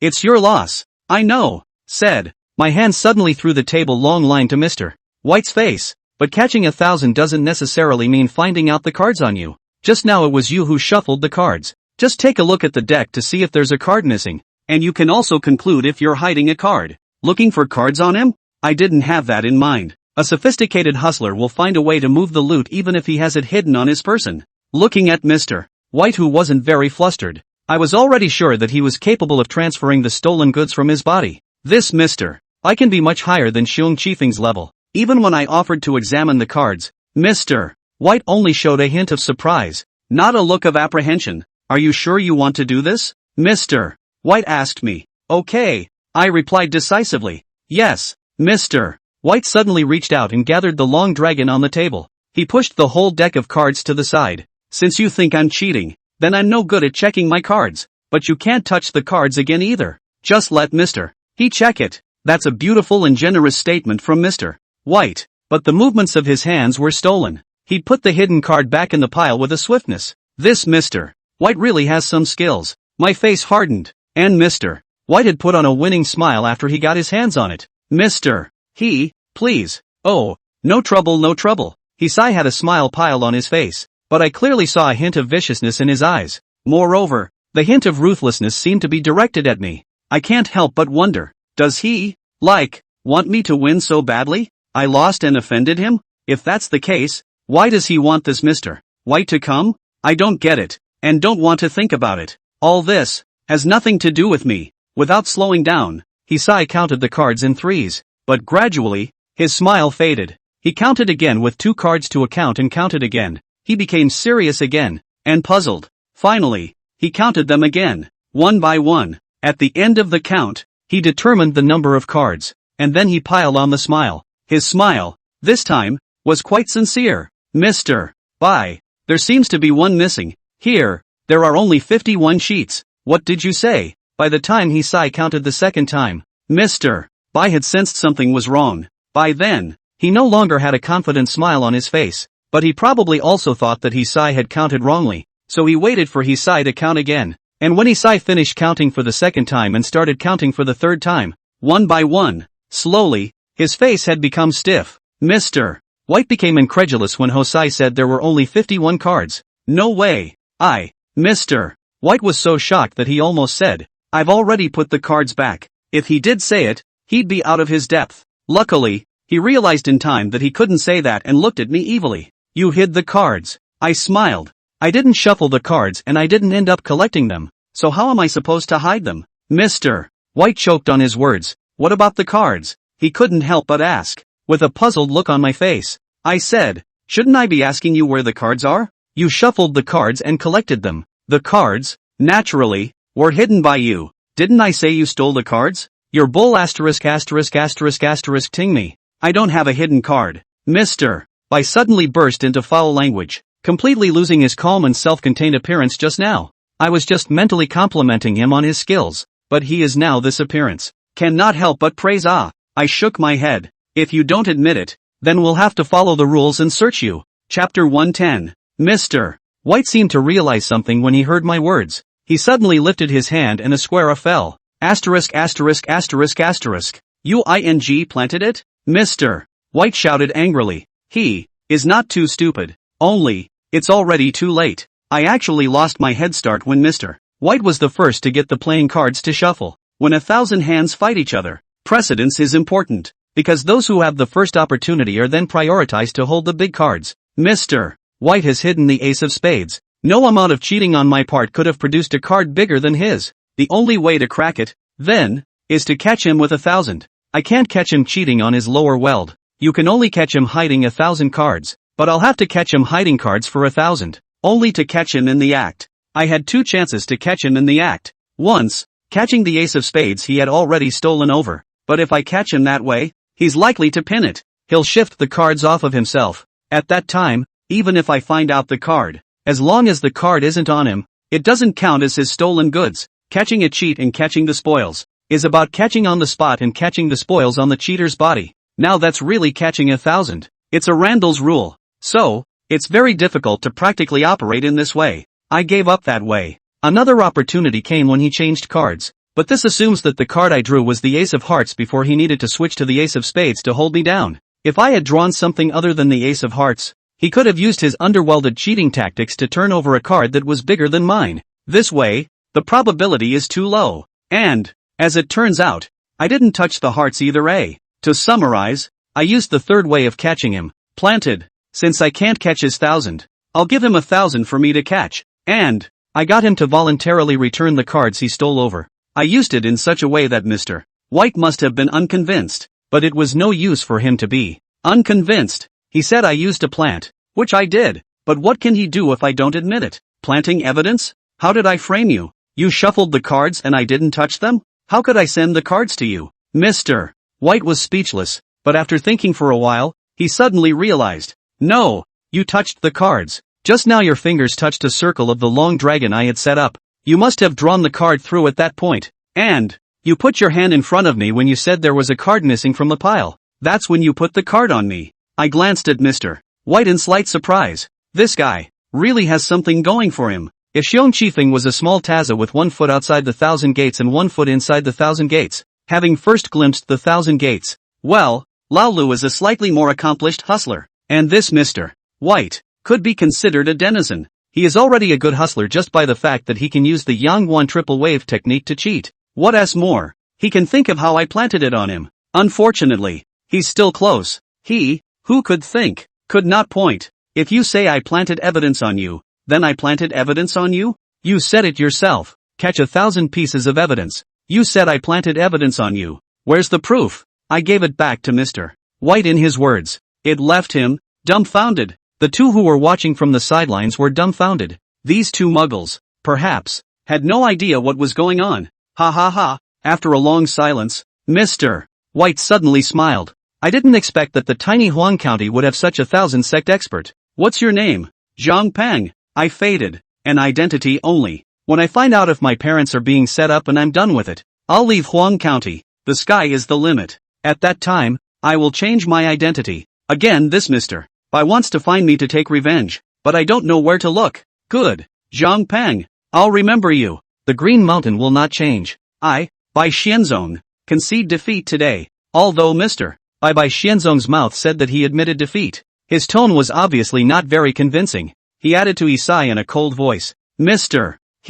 I will truthfully inform Mr. Zhao of today's matter. With that, he headed out of the room without looking back. Hey, Mr. White, let's have a talk. Where are you going? Isai called out Bai Xianzong with a fake smile, but Bai Xianzong did not pay any attention to Isai. Isai didn't really try to stop Bai Xianzong. When Bai Xianzong disappeared into this room, Isai's smile faded. He sat down on the single couch, crossed his legs, and stretched out an arm toward Lily Tsai. Baby, come here. Just now it was all for the sake of acting for Xianzong Bai. I've wronged you. With one sentence, Isai cancelled out the behavior of him scolding Kai Lily just now as if what had just happened had not happened. While Kai Lily gave Isai a sly look, she eventually didn't resist and obediently walked over to Isai and sat on his lap. Isai touched Kai Lily's face. That didn't hurt you earlier, did it? It hurts, Kai Lily said. Then I'll hurt you more tonight. Jose let out a lewd laugh and touched another lump of flesh on Kai Lily's chest. Nasty. Kai Lily let out a cry,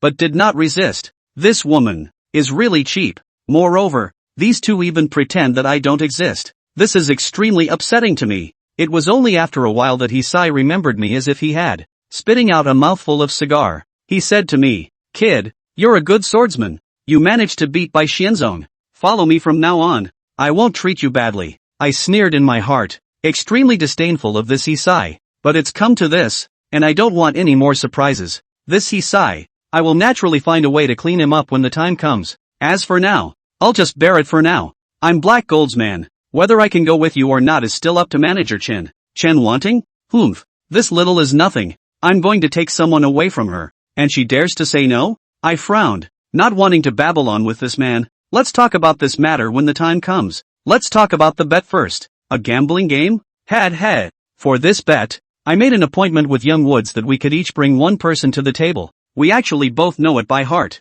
He will bring a hustler to the table, and I will bring a hustler to the table. When the time comes, you only need to keep an eye on the hustler Yang Lin brings. You don't need to care about anything else. I flinched slightly. If it's according to Hosai, what's the difference between that and a Taza bureau? Why don't they just get two hustlers to bet against each other and the best player wins? Why do Isai and Yang Lin even have to go on? Isn't that redundant? But it's out of my hands. I just need to get to the table. I held out a finger. I don't care about the rest. But Sisterly promised me that all the money she won at the gambling game at that time could be allowed to be taken away by me. That's why I promised her to go on the gambling game.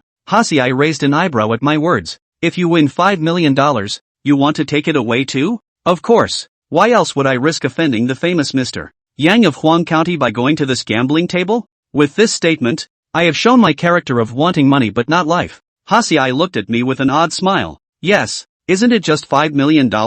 It's all yours if you win. Chapter 111, The Phase. I kept my eyes on Hasiai as he spoke. The mouth lies, but the eyes don't. And Hossein's eyes tell me what he says isn't true. 5 million is a lot of money even for him. In this day and age, how many people can come up with $5 million in cash? Is he, by any chance, going to let me take the $5 million? Combined with the information I've gained here today, I've come to suspect that even if I win when the time comes, I won't necessarily get anything out of it. Even. It could be dangerous. Lily Tsai has spoken out of turn twice. Hossein has already made arrangements to ambush people in this hotel. By then, maybe he and Yang Lin will still have a firefight. I had to be on my guard. Point 2. I held out another finger. I have one more question for Jose. This question came to me on the spur of the moment just now. I want to know if there are still any backers behind Yang Lin. I'm afraid that I'll win money by then. I'll have money to take, but no life to spend. I stared at Lily Tsai when I asked this question, and there was a distinct dodge in her eyes. Earlier, she slipped up and said Yang Lin is the dog of the Shin family, but later denied that Yang Lin is related to the Shin family. But what I got out of Yo-Yo was that Yang Lin and the Shin family have a close relationship. I'd like to try to find out from Hosai whether Yang Lin is related to the Shin family or not. Or, is there something else going on in Youngwood's background? On this point, it is clear that Isai did not collude with Lily Kai. Hershey didn't hide it from me either. All that was heard was a chuckle from him. Ha ha ha, Yang Grove? It's just a white glove for the Shin family. Don't worry, when this game is over, you and I will return to Gum Island. The Shin family only has some power in Dengzhou. Outside of Dengzhou, it's nothing. My heart shook when I heard the words. I was just going to take a chance and see if Hosai would know something deeper. After all, Hisai's level and status are there. The fact that he was able to get on a betting table with Yang Grove showed that he and Yang Grove were at least on the same level. Well, the same tier is probably aware of something that is not known. I didn't expect a shocking message from Hosai Jin. The word white glove alone is better than all the information I found out from Kai Lily and Yao Yao, and I'm sure there's no need for Hershey to lie to me at this point. I took a deep breath, a smile on my face. Then I'd like to thank Bossy first. When the time comes that I can't stay in Huang County, then I'll really have to come and join you. Boss he. Ha ha ha. Well said. After chatting with Hisai, I left the hotel. Lily Kai, on the other hand, stayed. This meeting with Hosai had some twists and turns in the middle, but it turned out pretty good for me. I got an unexpected message. Walking out of the hotel, I met up with Zhaobin. Is everything okay? Zhaobin asked when he saw me. It's okay. The result is fine. I won't tell Zhaobin about the process. How's it going with the monkeys? I asked. Right now, my main concern is about the Monkey Bureau. In 5 days, monkeys will likely be my killer. The appointment is tomorrow. That Xiong Chi thing I also contacted. He said he'll cooperate and we'll get someone else to come along for the setup. He also added quite a few details. He's a hustler too? Aha. He's with you? No, he just owes me a favor. Zhaobin and I parted ways near Black Gold. He went back to his place, and I went back to the Black and Gold 5th floor. Continue. Work. This job is really easy to say. No one cares about me. I can go if I want to, and I'm fine if I don't. Of course, I didn't take a penny of Chan Wanting's salary. If I helped Chan Wanting fix Han Bo, it's not like I'm returning the favor. Well, I'll watch her back for a while, as payback. So, even though it's an unpaid job, I'm also very dutiful. But then again, I also have my purpose. I want to stay in the Black Gold and continue to investigate the Lower Yanglin. Darklight's job is actually pretty boring and dull. It's not every day that someone cheats in a casino. Even, most of the time no one comes to the casino to cheat. And my job is to catch 1,000. When there are no thousands to catch, I just have to sit and have a drink. And sometimes just watch the casino shapes and sizes. Although, the 4th master let me see people for 5 years. But there is no end to man. Every time I look at people again, I always find new discoveries and insights. There is a saying about the golden gate of the 8 small bright gates of the 1,000 gates. People have 36 phases. 36 phases, i.e., the phases of all beings. If the people in the golden gate can memorize the 36 phases, they will be able to read people with their faces. But I've seen more than 360 phases. Still think there's more than 360 phases to people. If we look at a person's appearance alone and cannot even tell whether he is good or bad, how can we judge his past and future? The golden gate is also the 1,000 gate, naturally highlighting the word 1,000. Many of the people in the golden gate speak eloquently about it, but in fact it's all a lie, or investigated in advance. But then again, I've actually met one of the top golden gate guys. I think it was when I was 10 years old. The 4th master took me to visit an old Taoist priest who was on his last legs. When he saw me, he said, I have no father or mother. At this point, I was sure that the 4th master had not given that old Taoist priest any information about me. That, however, doesn't make him godlike, because I was a little kid, being led by a solitary, 4-legged hustler. There are just 3 possibilities. My parents are still alive, but I was abducted. My parents are still alive, but were sold. My parents are gone and I was adopted by the 4th master. With a 1 in 3 chance, a blindfold might also get it right. But the amazing thing is that this old Taoist can still say that I lost my parents when I was about 5 years old. That leaves me extremely shaken. Is he still guessing? Because I'm like 10 years old and he guessed that 10th? But, even more amazingly, he went on to say that I had been adopted by relatives only to be discarded. This, then, is not a matter of probability. I believe that fate exists, but I don't believe that anyone can really tell fortunes. At that time, I pestered that old Taoist for a long time, asking him how he knew about me. I think he just used 1,000 doors in a way that thousand me. I didn't think wrong either.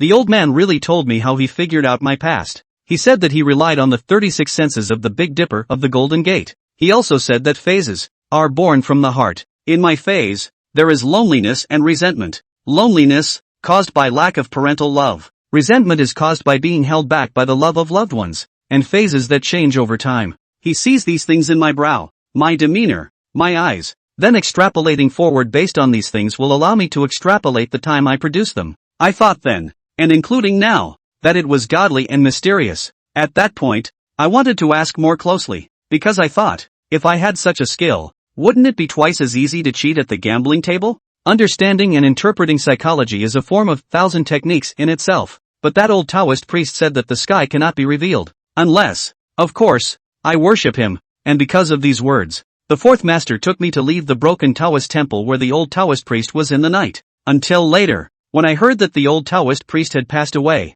the fourth master didn't take me to see him one last time. The topic is a bit far away, but also because I was sitting alone and bored, looking at people watching, and then started to stay, remembering some small things in the past. However, I looked at the people in the 5th floor gambling hall and realized something. Today, the number of people who came to the gambling hall seemed to be a lot less than before. Black Gold's clientele has been pretty steady, and the clientele has been growing steadily since the opening of the Black Gold Baths and Black Gold Casino. But today, the casino is not half as crowded, but it's a quarter as crowded. Today, it's not like it's a special holiday. How come there are so many people missing? But this matter is not under my control. I just need to be responsible for keeping an eye on the cheaters. The issue of clientele is a matter for Chen Wanting. I'm just a little weirded out. While I was wondering, my cell phone suddenly vibrated twice. Someone texted me. Surprisingly, it was Lily Tsai. Sent me 2 texts. Chapter 112, Acting. Text message 1. Zhang Peng, I'm really sorry about today. I didn't know that Tsai even got a hustler to come over. He was the one who told me to find a hustler for the table. But he didn't tell me that he had already gotten another hustler. SMS 2.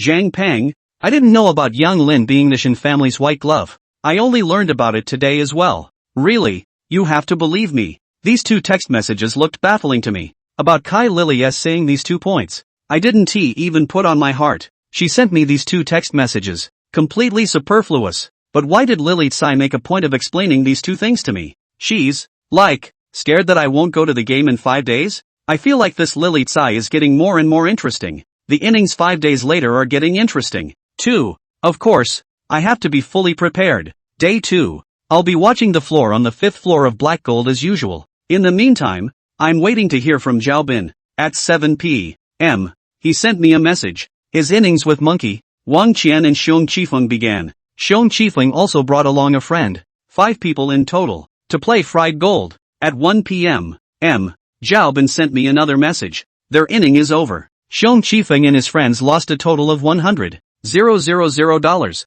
This money happens to be the 1,000 that Chen Wanning and Han Bo did not catch Xiong Qifeng that day and paid him out. Zhao Bin also told me that the monkey was extremely excited, and promised Xiong Qifeng to play again the next day and raise the stakes. It's certainly exciting to win $100,000 a night easily. Monkey is also convinced that if he can win the first $100,000, he must be able to win the second $100,000, right? Because he didn't rely on luck. He relied on the underwhelming trick I taught him. Day 3. Their gamble continues. At 11 p.m., Chobin called me. Where are you? Black Gold. Is it convenient to come out? Something's happened to the monkey. Where are you? Come to my place. Yes. The above conversation was intentionally said by Zhao Bin and me, because, at this time, the monkey is beside Zhao Bin.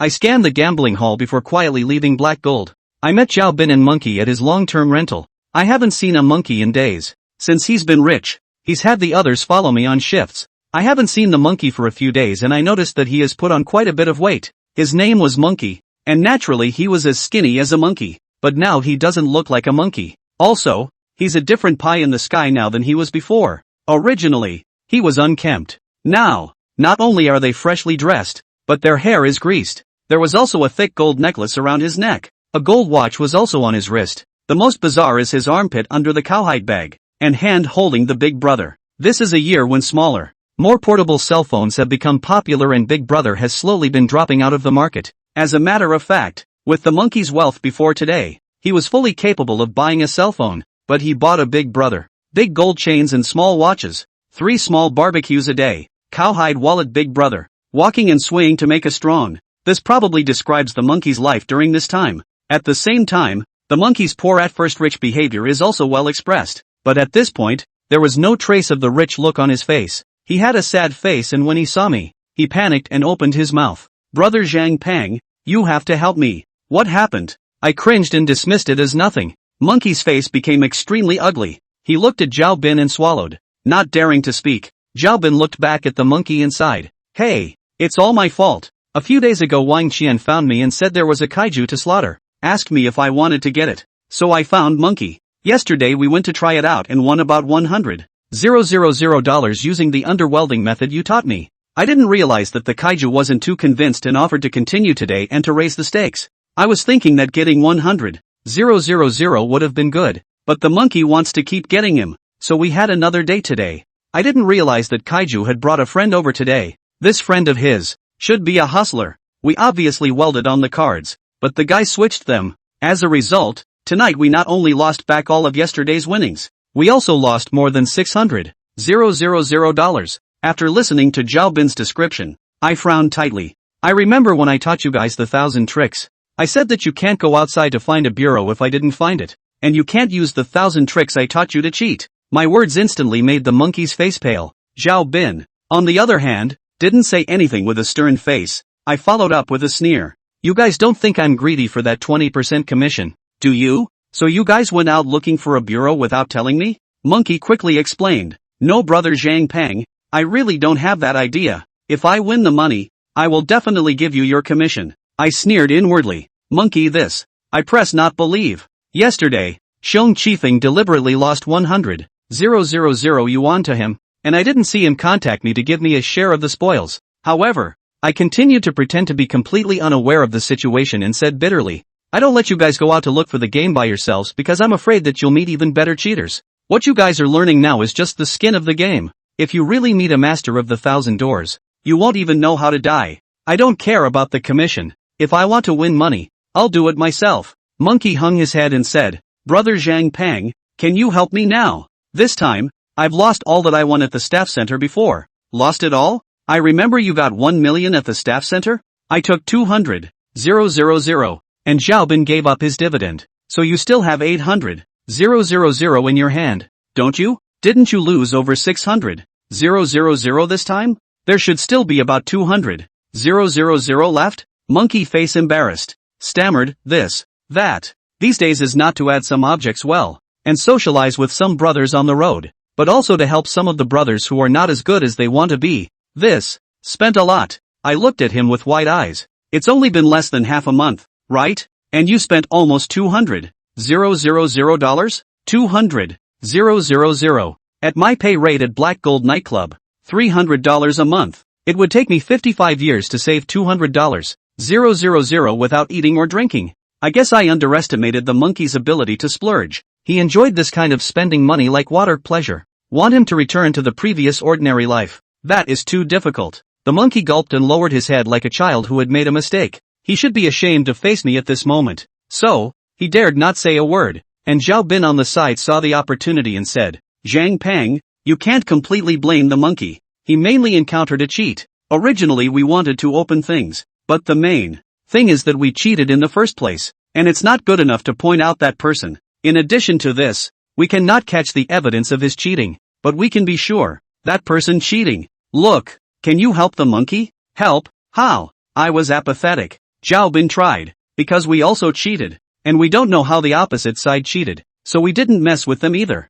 And before we left, I asked them to come back. They agreed. Since they cheated, why don't you help the monkey go win it back? The only reason Zhao Bin talks like that is because I taught him to talk it over with the monkey. One of them plays the poor guy, the other the good guy. to persuade me to help the monkeys out. The monkeys, now, probably think I'm in their dark. I glanced at the monkey and asked him, "Monkey, what do you say?" Chapter 113. Zhao Bin is acting. The monkey is acting. I'm acting too. The difference is that the monkey thought that Zhao Bin was helping him play me. But in reality, Zhao Bin is helping me play the monkey. I asked the monkey what he thought in order to deepen his sense of indebtedness to me. If Zhao Bin asks me to do a monkey favor, I'm busy, then this favor I've done is of too little value to the monkey. Brother Zhang Pang, if you can help me this time, I'm grateful. I'm not greedy either. If you can help me get back the money that belongs to me, I'm willing to take out half of it and give it to you. Half. That's over $300,000. It's quite a lot. But the score,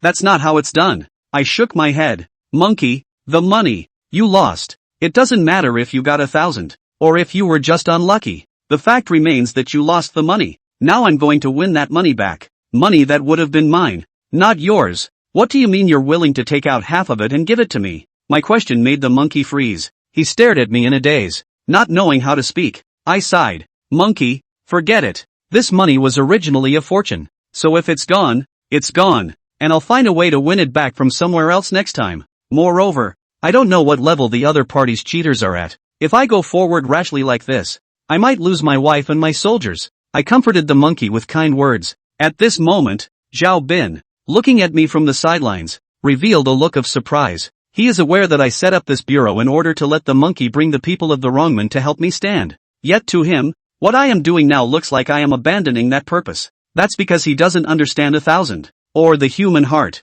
I know people like monkey too well. Overnight riches. The poor get rich at first sight. The villain gets his way. Splurge on gold. The stars are aligned. He had just felt the joy of being a human being. How would he want to lose this feeling so easily? Brother Zhang Pang. The monkey cried out lowly and actually fell to his knees. I beg you to help me. As long as you promise to help me, I'll go to the Mountain of Swords and the Sea of Fire in the future. It occurred to me that the monkey would beg, but I didn't expect the monkey's behavior to be so drastic. However, I numbly watched the monkey slowly look, but there was not the slightest ripple in my heart. Do I count the monkey and I as friends? Not really. Is there an emotional connection between me and him? No. Between him and me, there's only interest. Monkey, get up first. No.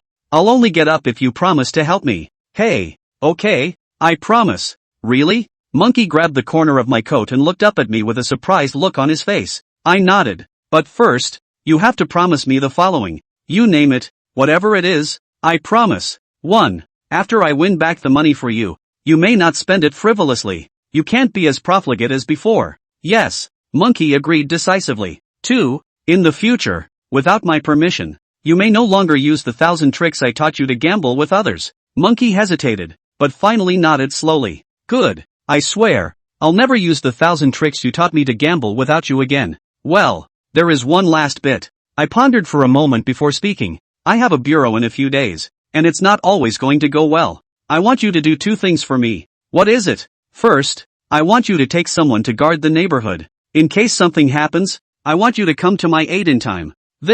Now. The monkey really began to hesitate. After a while, he didn't agree to my request, but said, Brother Zhang Pang, at this point, it's not that I don't want to agree to you, it's that the rules of our school can only do borrowed work, not robbed work, especially since Qigong is in Huang County. His old man attaches the most importance to this rule. If I'm known by him that I'm taking people on a dark path, he's bound to waste my pair of pincers. Sure enough, the monkey still used that excuse to fob me off. Just like the last time he refused to bring people to help Zhao Bin. But is the monkey really a rule follower? It's not. If he really is a rule-abiding person, then the time he went to the staff center to cheat, he wouldn't have taken Wrongman's men to keep watch. He's doing nothing more than trying to get a leg up on himself. It's like some people who are ES and still want to make a name for themselves. He can convince himself to go out on his own and get someone from Wingate to back him up. Anyway, getting caught cheating could get your hand chopped off. And violating the rules of the house could also mean getting your hand chopped off.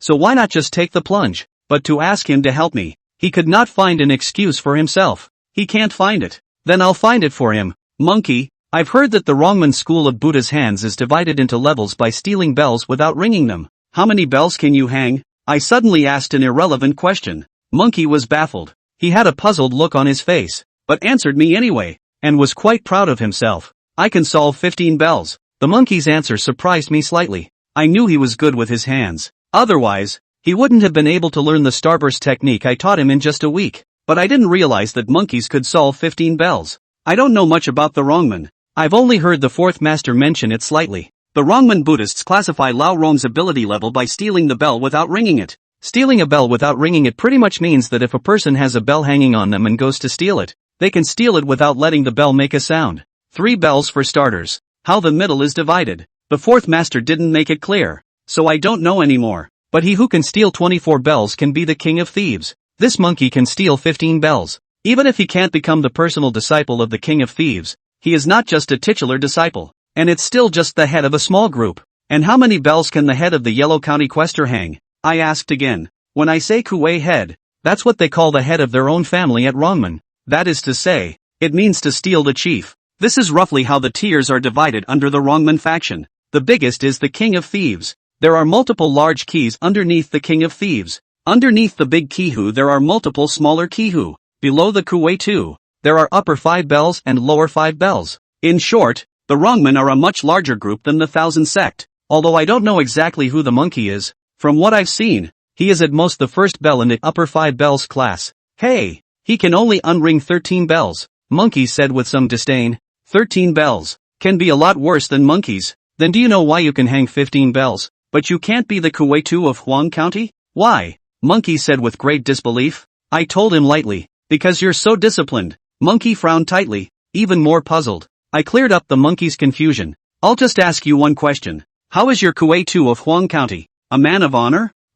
Monkey was at a loss for words for a moment. I can only ask more detailed questions. How's he treating the people underneath? He's quite polite to me, but he's still quite harsh on the other brothers. Quite a few brothers at the bottom have complaints against him as well. I then asked, and how are you treating your brothers in the Wingate? The monkey blushed. After all, for him to answer that question would require him to sell himself short. The Rongmen brothers of Huang County all still trust me. Otherwise, if I asked the brothers to come with me to do other things, they wouldn't have come to help me without saying anything. This is a question that I know the answer to. From the monkey's money, he can everyday big feasts can be seen. He should be in the Rongmen people good. Then tell me, you are capable and centripetal. Why is it that the leader of Huang County is not you, but someone with less ability and centripetal force than you? I asked the monkeys another question straight from the soul. Chapter 114, The Gambling Game Begins. Monkey was dumbfounded by my question. He stared at me blankly for a long time. In fact, I don't know what kind of person the head of the Rongmen Kuei of Huang County really is.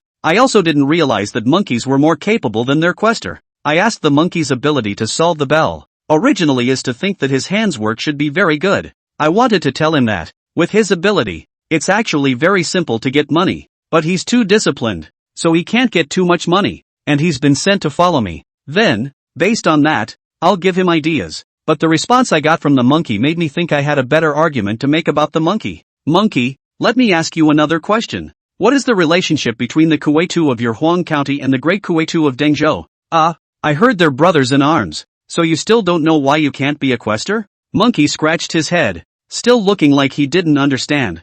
I hated it and said, no matter which sect or industry, the capable should be the leader. This is the law of nature and the rule of heaven. But why is it that people who are not capable become the leader instead? Because someone broke the laws. The rules. Monkey, think about it. Your Huang County's Kuei 2. Has he ever done anything against your Rong clan's rules? If he hasn't done anything at all, why did he become your Kuei 2 when he is obviously not as good as you in hand-to-hand combat? My words seemed to finally have an effect. The monkey is in deep thought. I followed up while the iron was hot. Monkey, do you want to be the Rongmen Kitu? Monkey subconsciously replied, think, but immediately, he shook his head again. But, what else is there but? Monkey, do you trust me? The monkey paused for a moment, then nodded vigorously. Faith, trust me and follow me. I can make you a leader. Monkey pondered for a moment longer, then gritted his teeth. Good, brother Zhang Peng, I'll do whatever you want me to do. My monkey has handed over his body to you. Aha!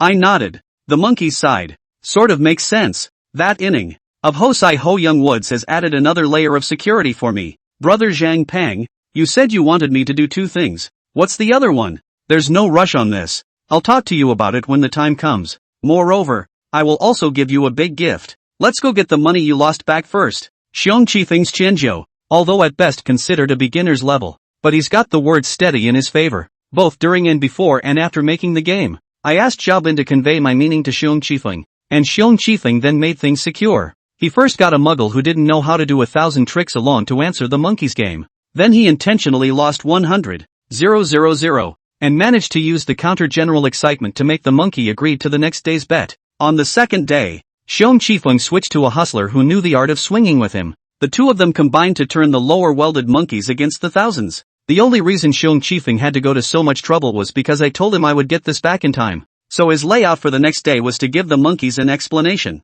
I accompanied the monkeys on a trip to the monkey trap. I naturally pretended that I didn't know Xiong Qifeng. This game was originally designed by me to play for the monkeys. The process is not complicated. I won back the $600,000 that the monkey lost, and dismantled the card-swapping tactics of Xiong Qifeng's friends. Actually, Xiong Qifeng's friends don't know what's going on here. Monkey was naturally furious when he became clear about the means of being cheated. He also called ahead and waited around. After I had exposed the cheating methods of Xiong Qifeng's friend, the monkey called for someone to come in. He wanted to settle the matter according to Randall's rules, out of 1,000. Chop. But Xiong Qifeng jumped in at this point and also nailed Monkey's cheating ways. This matter became the monkey first out of thousands of Xiong Qifeng's money. Only then did Xiong Qifeng get someone to come back with an anti-thousand. For a while, the monkey was unexpectedly unable to make sense of it. It's a thing that's turned into resumen. In the end, I stood up for justice. Both sides cheated and were nailed.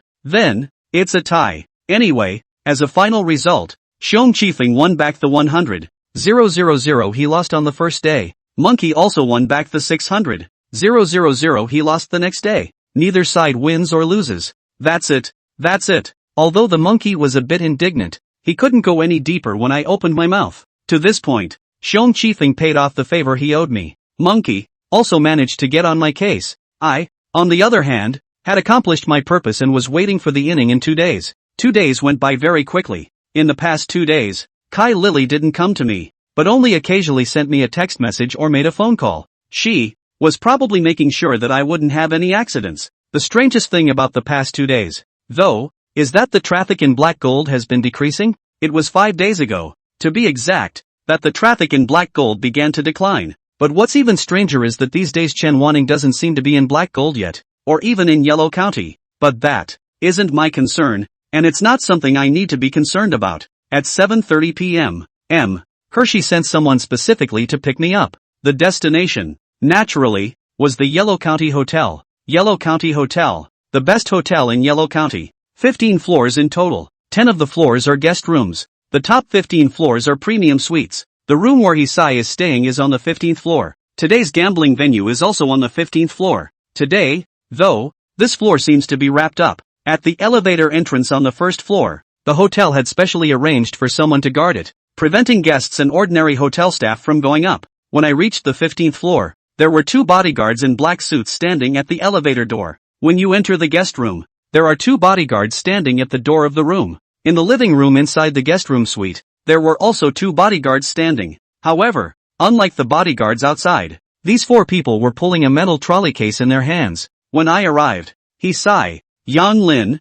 and Kai Lily were there. Hasiai sat alone on a single couch, and Yang Lin and Kai Lily are sitting on a double sofa. The last time she saw Hisai, Kai Lily was still sitting on Hisai's lap. This time she was sitting next to Yang Lin. The level at which this Lily Kai wanders between men is truly extraordinary. Besides the 3 of them, there was another person also sitting on the couch. I was shocked when I saw this man. This person is the same person who sat at the front door of the Black Gold last time he used a poker detector cell phone to cheat. When I saw him, he saw me. He and I, both of us, showed a hint of surprise, but he and I, again, unspokenly both averted our eyes. I didn't point him out. He didn't even tell me. Boss, is everyone here? Can we start? Youngwood opened his mouth. He didn't look at me from the moment I came in. Chapter 115 Offsite Bets. It's a 4-person stud game. This bureau is actually the bureau of both Hisai and Yang Lin, but they each brought a taza to the table. As you can imagine, this bureau has been quite extraordinary.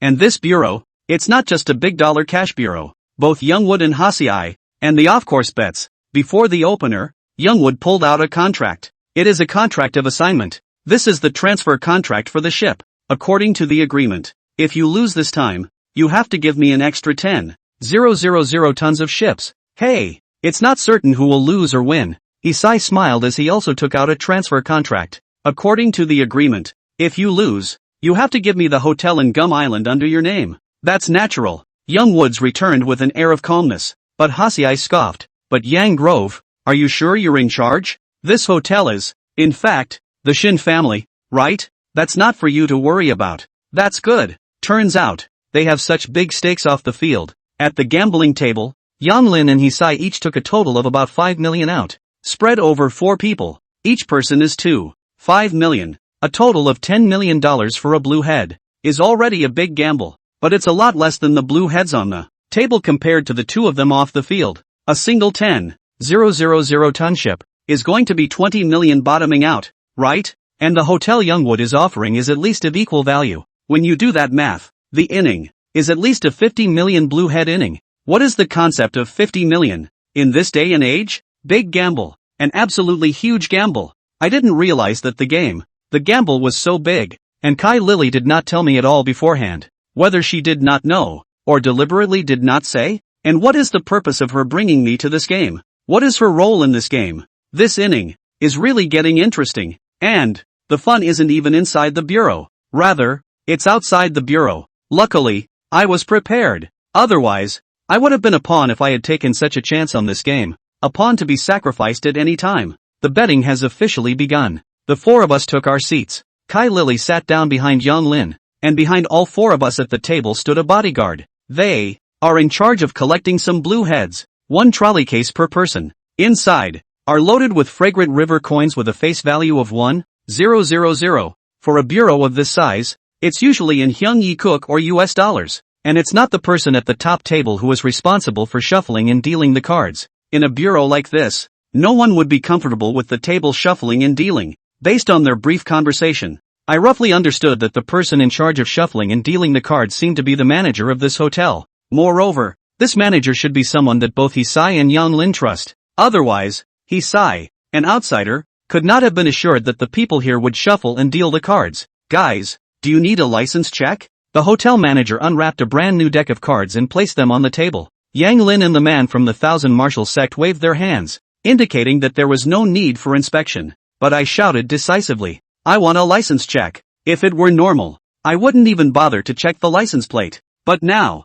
sitting across from me, the man Yang Grove brought with him, is from the Thousand Martial Arts sect. I'm not afraid of him making a move. I'm afraid of what's present. When the man from the Thousand Martial sect saw that I was going to check my license, his eyes were fixed on me, and there seemed to be a hint of a smile at the corner of his mouth. I couldn't read his expression. Could it be that the cards are fine and he's laughing at me? He didn't say anything, but it was Yang Lin who said coldly to me, it's fine to examine the cards, but if you want to tamper with the cards, take it easy. See the top? Youngwood pointed to the ceiling as he spoke. There are 4 high-definition surveillance cameras here, pointed at each and every one of us. Anyone who gets their hands dirty will be caught on camera. I sneered, didn't say anything, and took the card the hotel manager handed me. 4 monitors in the ceiling? The first thing I noticed, when I entered the door, not only that, but I also knew that there were 8 hidden surveillance cameras hidden in this living room, aimed at various locations on the card table. Surveillance doesn't scare me. I'm afraid these cameras have other functions.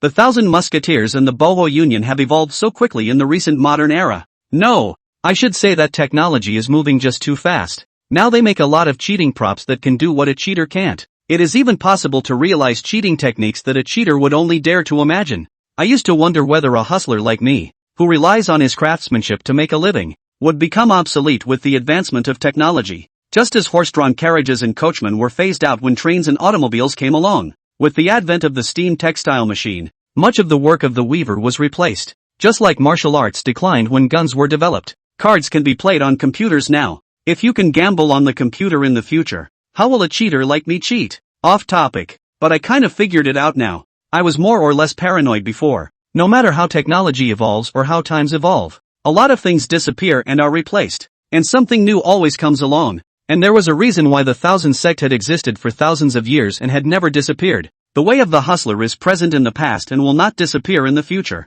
Because the greed in human nature will not go away. Even if gambling is possible on computers in the future, there are still people who can cheat on computers. And there are still people who will be cheated. It is because man's desire to gamble, his desire to get something for nothing, and his greed will not disappear with the development of technology and the times. It is never a particular job that disappears or is replaced, but people. The wagon was replaced, but the driver could still be the driver. Traditional looms were replaced by steam looms, which weavers could still operate to spin. It turns out that the times are out for those who don't think and don't know how to change. Back on topic. Although I am a Manchien, I am a craftsman, but I also keep an eye on the cheating tools of the Thousand Musketeers and the boomers from time to time. Although I don't use them, but I never dare to take them lightly. From the moment I entered, I scrutinized everything in the room. I also observed what the man from the Thousand Martial Sect was wearing, what he was wearing, and the objects around him.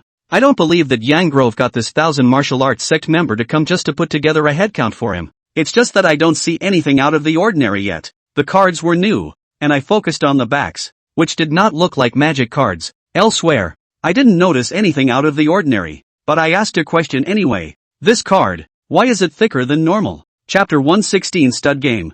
I didn't actually feel anything particularly unusual about the playing cards. The thickness of a piece of poker, between 0.25 mm and 0.32 mm, is normal, and the thickness of the playing card in my hand is 0.4 mm. I was able to feel the exact thickness of the playing cards, even if the difference is 0.01 mm. It's not that I have any special powers, it's just that the only thing that's right for the picking is the hand. It's like a top basketball superstar who can detect that the basket is half a centimeter shorter. It's all hand-cooked. If there's nothing wrong with the poker, why am I saying this? I was there to see the reaction of that Thousand Musketeers in Young Woods and the hotel manager. Poker will cheat, but people won't, especially human eyes. People, the reason why they are lied to, it's because the person being scammed is too weak to observe and discriminate. As well, the love, hate, greed, anger, dementia, evil, and lust of the deceived work. This playing card is customized and imported from the Rice Vegas side. The quality is probably better, so it's better than the average playing card. Right. The hotel manager's tone of voice and demeanor was nothing special, and his words sounded quite reasonable. However, the expressions on the faces of Yang Lin and the Thousand Martial Sect members were intriguing. The Thousand Musketeers are hiding okay. Only a fleeting flash of surprise passed through his eyes, which quickly returned as before. But Youngwood tapped the table. Kid, if you think there's something wrong with the cards, just point it out. If you can point it out, I'll lose this game. I didn't say there's something wrong with this card, did I? I'm just curious to ask why this card is thicker than normal. I said with a soft chuckle. That made Youngwood choke on his words. The Thousand Martial Sect member sitting next to Yang Grove then patted Yang Grove's shoulder and shook his head slightly at Yang Grove. Yang Lin then swallowed his anger. Looking at the attitude of these two, I couldn't help but wonder in my heart, could it be that there's something really wrong with this card? However, I don't see anything wrong with the card yet. If there is a problem with this card, then it can only be said that the card is too well camouflaged. Do you all have any more questions? If not, I'll deal the cards, the hotel manager said. No more questions. I returned the card to the hotel manager. The hotel manager then shuffled the cards and dealt them out. The rules of pokies are actually much the same as fries. First of all, both are poker games that favor mental gaming. Secondly, both have to bet under the table and have several rounds of calling and raising. The difference is that stud has 5 cards. In the starting hand each house is dealt 2 cards, one closed as the bottom card and the other spread out as the open card. Each round a card is dealt, depending on the size of the card. The person with the biggest card bets, either passes or folds, and everyone else calls and folds in that order. One other difference is that the biggest card in a fry is the leopard, and the biggest card in stud is the flush. I.e., compare sizes in this order: flush, 4 of a kind; gourd, flush, straight, 3 of a kind; pair, 1 of a kind. For this game, the ante is 5,000 and the set raise rule starts with a minimum of 5,000 on the first round of raises. It can be re-raised or studded. The second round of raises cannot be less than the amount of the first round of raises. The later rounds remain. Let's say we start with the first one. My bright card was the King of Hearts. Hisai's bright card was the 10 of Diamonds. Yang Lin's bright card was the Jack of Hearts. And Qian Woman's bright card was the 9 of Spades. In the open cards, I'm the biggest. I talk first. I can choose to pass without raising, raise from 5,000, or even just fold. But my bottom card is the Ace of Spades. There's a saying in the pokies, AKs don't gamble with a stick. This hand, I'm definitely going to raise the bet. Raise 5,000.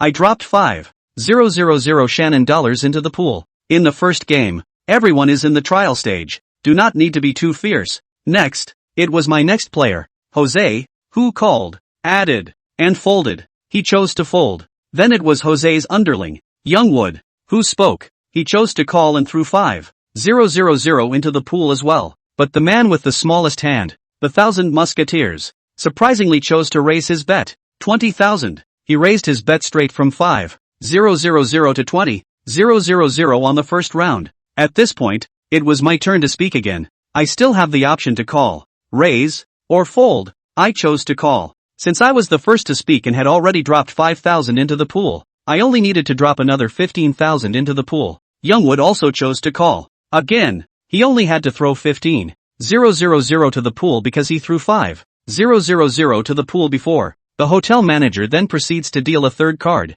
This card was spread out and dealt to us. I sent in the ace of diamonds, counting my bottom card, the ace of spades. That means I have a pair of aces. And Youngwood posted a 7 of hearts. The 1,000 Musketeers were dealt a 6 of spades. I still have the biggest hand. It's better if I talk first. 20,000. I added another 20,000 to the bet, since the previous round had been raised to 20,000. This round, the minimum would be a raise from 20,000. Youngwood chose to fold. The 1,000 martial artists hesitated and chose to call the bet. At this point, I've been able to determine that the odds are that he's a pair of 9s, because in the first round, when he dared to raise his bet straight from 5,000 to 20,000, the odds were that his bottom hand was already a pair of 9s, and on the third card, he hesitated, indicating that he didn't think the 9 pair was big. But then again, I don't have a pair on my deck, so he still wants to take a gamble. On the fourth card, I was dealt the 2 of hearts, and the Chibumonians were dealt the 4 of spades. Neither he nor I are likely to have a straight or flush. The ratio, then, is pairs or singles. With the current hand, I'm still single maxing aces while his single max is only 20,000. I'm still maxed out, and I go ahead and raise 20,000, though at this point, he only had 9 pair max counting his undercard, and I had ace pair in hand. But this is the first one. I don't want to come up and play too hard. Further, there is one more card that has not been dealt. If he is dealt another 9, the odds are that he will have 3 9s. If I can't post an A, then I lose. For the first hand, I'm still looking for stability. I'm not trying to cheat on the first hand either. Heel. The 1,000 martial artists still chose to call the bet. He's got this card, and it's really awkward.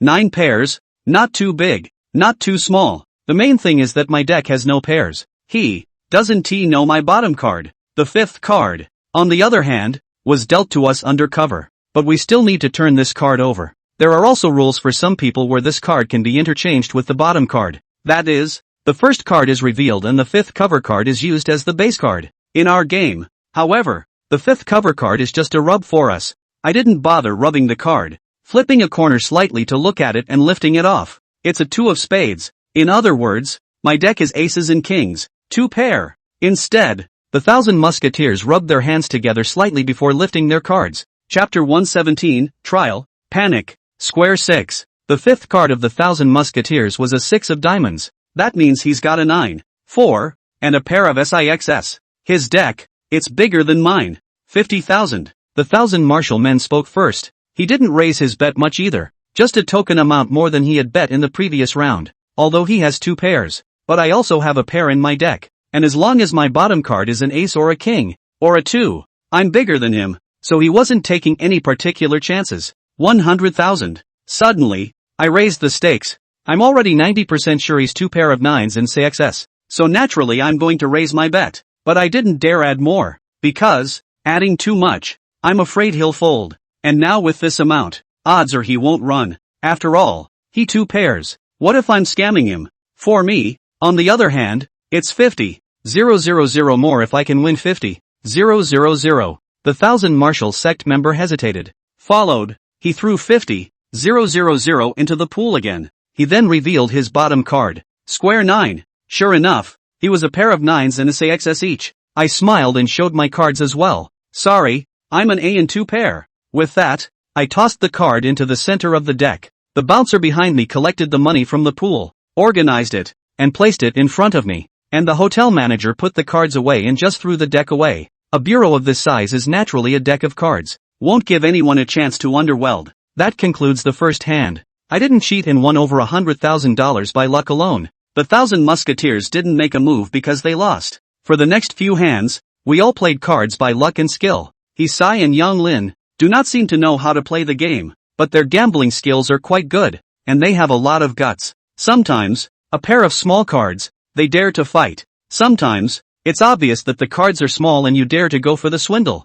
Stud and Fry are the same type of poker game. Apart from cheating, I think the key to their success is that guts is more than luck, more than skill. What is boldness? It's the guts plus wealth. Playing this kind of game, not enough fortune, not enough guts. The first two get an ace are afraid to go to bet, can not win money. These two, with their guts and gambling skills, belong to the same category. I can see that these two are also old gamblers. Only, it seems that Hisai's luck is not as good as Young Lin's today. Half an hour down the line, Hisai had already lost a small hundreds of thousands of dollars. Q. In another hand, Hisai's 3 Qs were caught by Young Grove's 34, 567 Little Shun. He cursed and threw his cards on the table in indignation. Losing this hand, Hisai almost lost $500,000. Looking at Hisai's somewhat exasperated appearance, Yang Lin cut a cigar without haste. On the side, Kai Lily had the sense to light it for Yang Lin. Boss, looks like you're not having much luck today. There was sarcasm in Youngwood's words. Humph, the first to win is all paper. All luck is fleeting. You think you can be lucky all night? Since boss is so confident, why don't we speed up the process a bit? What's the point of raising these tens and tens of thousands of bets? Yeah, I'm bored too. Let's raise the lower limit of 50,000 then. Hisai agreed to Young Lin's offer and gave me a look. I understand what he means. He's trying to get me to go for it. For the first half hour, we were just warming up. Or maybe it's just testing each other. I'm looking for the Cheon Mu Men's cheating tools. Likewise, the 1,000 martial artists should be watching the way I cheat. Thousands of martial arts disciples are not able to work with their hands though, and many of their cheating requires the use of tools, but they all have poisonous eyes. To say that Chibuman and the Bao will only rely on tools is still an inaccurate statement. They have to study the cheating tools, and to use them skillfully, they must first understand the principles of cheating. They just can't cheat by hand. Not that they don't know how to cheat. Cheating tools just accomplished what they couldn't. Just because they can't do it doesn't mean they can't see how others cheat. So, I didn't pay any attention to Hershey's look. The fourth master warned me that in a Taza game, you must know your enemy and know yourself before you can win. I didn't really want to go out on a limb without knowing what tactics the 1,000 Wonders would use. And, I didn't really come here today to help Hisai bet. I came to approach Youngwood, to get an answer. Mr. You have to be careful when you play cards with this boss Young. I've heard that he's also very good at the 1,000 tricks. My sudden comment surprised everyone in the room beyond belief. They looked at me in unison. What did you say? Youngwood asked in a hushed voice. I could hear the sulk in his voice. It's also gossip. I've heard some Yellow County people talk about it over tea. Boss what kind of people are you bringing? So ignorant of the rules? Young Woods didn't seem too inclined to pay any attention to me and questioned Hisai directly. I think Hisai is also in two minds at this time. He looked at me with a displeased face. What the? Shut the up. This inning? I don't know what will follow though, but I know that the main event of this game is certainly not the blue head on the card table. I'm sure that both Jose and Young Grove don't want to let this innings go yellow. I can't say what effect I'll have on the game if I keep up this nonsense, so Hershey doesn't want me to talk either. But, what business is it of mine what plans they have? I snorted in my mind. On the other hand, his mouth blandly said, Mr. I'm doing this for your own good. After all, you guys have gambled so heavily. I think it's necessary for you to know something. I heard that. I suddenly paused, while my eyes were fixed dead center on Youngwood. I wanted to see what reaction I would get from Youngwood with what I said next. No one came to stop me from continuing. Perhaps, they were all curious about my words. I smiled, still not looking away. I've heard that Boss Yang's 1,000 tricks have actually been very skillful. His will be into the wine factory is the one he got from one of his friends. As I finished the sentence, the poplar forest reacted. First of all, I saw panic in Youngwood's eyes. What kind of situations cause people to panic? That is, the ugly things, dirty things, sinful things, shameless things, cunning things, that he hides deep in his heart and doesn't want to be known are unearthed and pointed out. People, in such a situation, first panic, subsequently, there will be fear, and then after that, the cover-up. Finally, there is anger. Yang Lin's demeanor changed, exactly in accordance with these mood shifts. Pop. Youngwood slapped his hand hard and heavy on the table. I don't know if his hands hurt, but the table was shaken by his slap. What the hell are you talking about? If you don't believe me, I'll let you walk out of this room. Chapter 118, Cheating? if the table wasn't so heavy. I think, at this moment, young Woods is even in the mood to overturn the table, right? Youngwood was out of his mind with rage. Several others were also stunned by Yang Lin's sudden outburst of anger. As a matter of fact, a big shot like Yang Lin, what kind of wind and waves have not experienced? How can you be so angry all of a sudden? They don't understand. But I understand. I think I already know the answer. When I found out that Yang Lin was involved with the Shing family, I was guessing. I was skeptical when I learned that Yang Lin was a white glove for the Shing family. I was convinced when I witnessed the reaction of Youngwood. But I can't do anything about Youngwood yet. And I still have some questions to figure out. Gossip. Gossip. Boss Young. You're such a big boss. There must be a lot of gossip about you in the folklore. I've heard that you're a good swindler. I've also heard that you've adopted 30 women. They change every day. I laughed and babbled, completely ignoring Youngwood's ironic expression. Yang Lin is, after all, a big shot. He calmed down quickly. He gave me a look with sinister eyes and didn't talk to me, but said to Hisai, "Boss is this card still in play? Fight." Hisai responded. Then he added to me, "You stop talking and play your cards for me properly." I shrugged indifferently. Mr.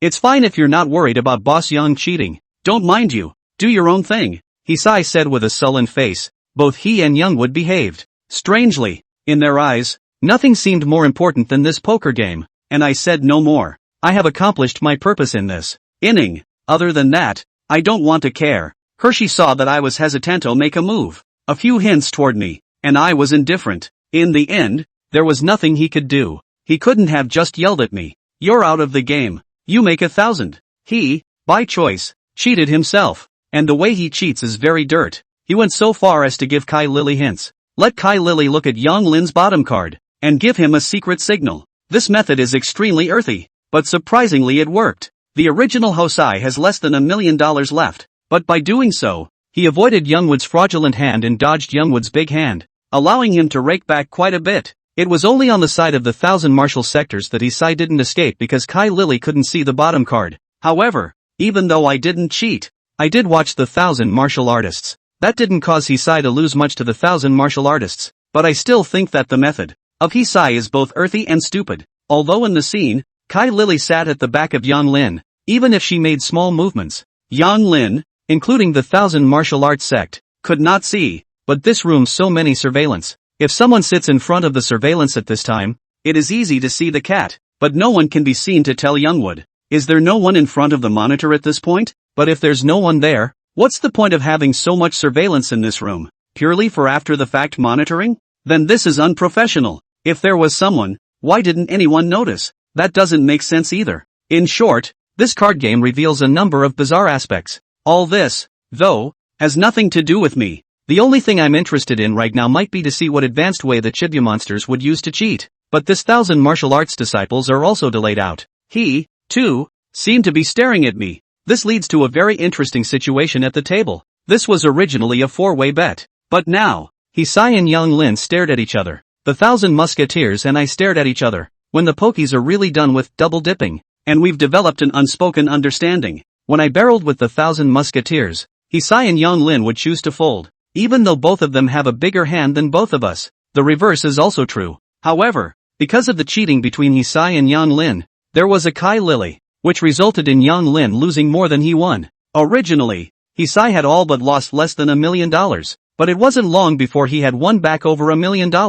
At this point, the cash on the tables of Hisai and Yang Lin were also equal. On this hand, they were all dealt cards that weren't too far apart as well. Starting hand of bright cards, Hosai was an ace off spades, and Young Rose was a king of hearts, and both Chibumonian and I were small and folded on the first round. Then Jose and Youngwood were dealt the king of spades, jack of diamonds, jack of hearts and the king of diamonds, 9 of hearts, 9 of diamonds, i.e., Hosai's hand is a pair of jacks. Youngwood's deck was a pair of kings and nines. Based on the cards, it's Youngwood big. In the last round, it was also Youngwood who spoke first. Stud. Youngwood pushed out all the money he had on the counter. Hisai and Kai Lily looked at each other, and then, Kai Lily gave Yang Lin a gesture. I roughly judged that the gesture meant that Yang Lin's bottom card was an ace. In other words, Yang Lin's cards only have 2 pairs of kings and nines? Good. I'll follow. Hasiai also pushed out all the money he had on the counter. He then revealed his bottom card, ace of hearts.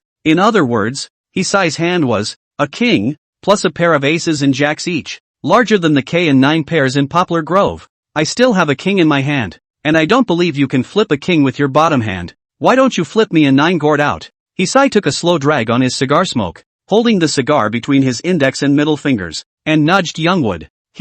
As if he'd eaten up Youngwood. Indeed, in terms of probability, he had a king, and Youngwoods had already flipped 2 kings out, so the chances of trying to flip another king were slim. But if Yanglin's undercard was a 9, then it's not like Yanglin could have called so aggressively in the previous rounds. So, normal logic says that there is a higher probability that Youngwood's undercard is an ace, queen, or jack. Playable poker, or gambling is not a game of probability. Cheating aside, it is first and foremost a game of luck. Anything is possible as long as the bottom card is not opened before. But if it's out of the money, that's not good enough. Hisai's confidence comes from the fact that he is cheated. He knew Yang Lin's cards in advance through Kai Lily. That's why he dared to play poker with Yang Lin. Only, Young Grove wasn't surprised to see Hisai turn over the ace. Instead, he was very calm and took a puff of his cigar as well, saying without haste, "Boss, there are 4 old kings in a deck of cards. Do you think that because there are 3 old kings on the table, my bottom card is not an old king? I'm sorry, my bottom card is really an old king." Saying that, Youngwoods flipped over his bottom card, Plum K. Yang Lin's card. It's King's Huckleberries. Chapter 119, a good show. Before the official opening, Hisai stared at Yang Lin's bottom card with a deadpan look of disbelief. It took him a while before he stared back at Yang Lin viciously as if he had returned to his senses. Cheater. Hosai. Surprisingly, first reaction was to think that Yang Lin had cheated. Yet, I am certain that Youngwood is not cheating. But the undercard information that Hisai learns from Lilitsai is not factually correct. Then the only explanation is that Lilitsai gave false information. Yet Hasiai surprisingly doesn't suspect Lilitsai. I remembered the text that Lilitsai had sent me. She said her family was being held hostage by Hasiai. On this point, I am a believer. That day, when I first met Hisai, I also heard from the conversation between Hisai and Kai Lily that Hisai seemed to have kidnapped Kai Lily's family. He seems to have kidnapped Kai Lily's family to coerce Kai Lily to ask Young Lin to organize this game, and coerced Kai Lily to help him. At that time, Hisai did say that if Kai Lily didn't listen, he would throw Kai Lily's brother into the Yellow Sea first like this. Since Lily Kai has a handle on Hisai, why would she give Hisai false information? I couldn't help but look at Lilitsai. I found that she actually looked at Hisai with a hint of a teasing smile. But Hisai had not yet realized that the problem was on Kai Lily. Boss, medicine can be taken carelessly, but words can't be spoken carelessly. You said I cheated? Where's the proof? Yang Lin spat out his cigar smoke and looked at Hisai with a playful expression. Hasiai seemed enraged. Chao Nimas, your bottom card is clearly an ace. My bottom card is an A. Boss, how do you know my bottom card is an A? Grass. Hisai was dumbfounded by Yang Lin's question. He looked over his shoulder at Lilitsai. It was then that he realized that Kai Lily's expression didn't seem right. Chao Nima, you, giving me fake news? Hasiai cracked, but Lily Kai acted as if nothing had happened. Boss, what are you saying? Why can't I understand? In my impression, Kai Lily in front of Hisai, always a coy, like a dog, to please the master in general. But now, it was as if Lilitsai was a different person. Not only is it anticlimactic, but there is some condescension. The shift surprised me a little. Not to mention Hershey. Hasiai was not only surprised, but also angry. Chao Nima, Kai Lily, you want your whole family to be buried with you, don't you? Hasiai spoke as if he really wanted to kill someone. Boss, At this time, Yang Lin slowly and leisurely said,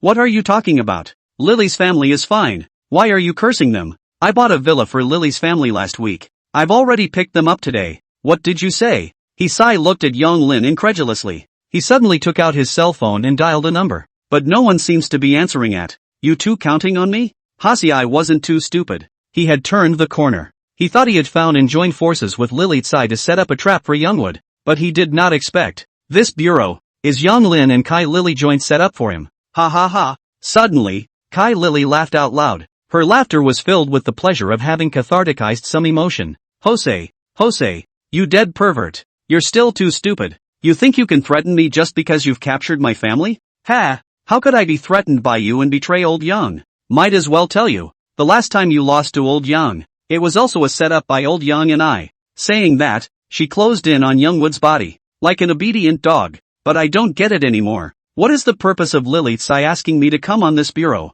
She was the one who said she wanted 1,000 poplar trees in the first place. If she set it up with Young Woods, then she could have just told me directly that she was going to Chien Hosai. Why bother? Why bother? I can't figure it out. Just keep watching their show. Hisai had been completely enraged by Kai Lily's words. He gritted his teeth and stared at Kai Lily, his eyes filled with killing intent. Woody suddenly laughed again. Anger and laughter. Good. Good. Yes. He actually clapped again. Young Woods. There you are. But, so what? This floor is already full of my people. What? Bossy is unable to afford to lose and wants to play black? Young Woods wasn't afraid and said unsteadily. Can't afford to lose? This is something you guys designed to screw me over first. TSK, TSK, TSK. Youngwood shook his index finger. Boss I didn't screw you over. First of all, this game, you asked me to start it. Secondly, at the gambling table, you even cheated. I didn't. At most, I'm considered to be counter-cheating. How can this be considered me pitting you? Hisai was rendered speechless by Yang Lin, but he wasn't going to abide by the rules of the Blue Way. So what? Now, whoever's got the biggest fist is in charge. As soon as Hisai's words left his mouth, several bodyguards in the room surrounded Yang Lin, Kai Lily and the 1,000 Marshal Sect member. The bodyguards in this room are all of Hosai's men? Because all these people were in black suits and white shirts, I couldn't tell which of them belonged to whom. I thought, with all these people, how should Hasiai and Youngwood's people split the number in half? I didn't realize that they were all Hisai's people. It shouldn't be. Yang Grove, how can you be so cocky? Without a single person?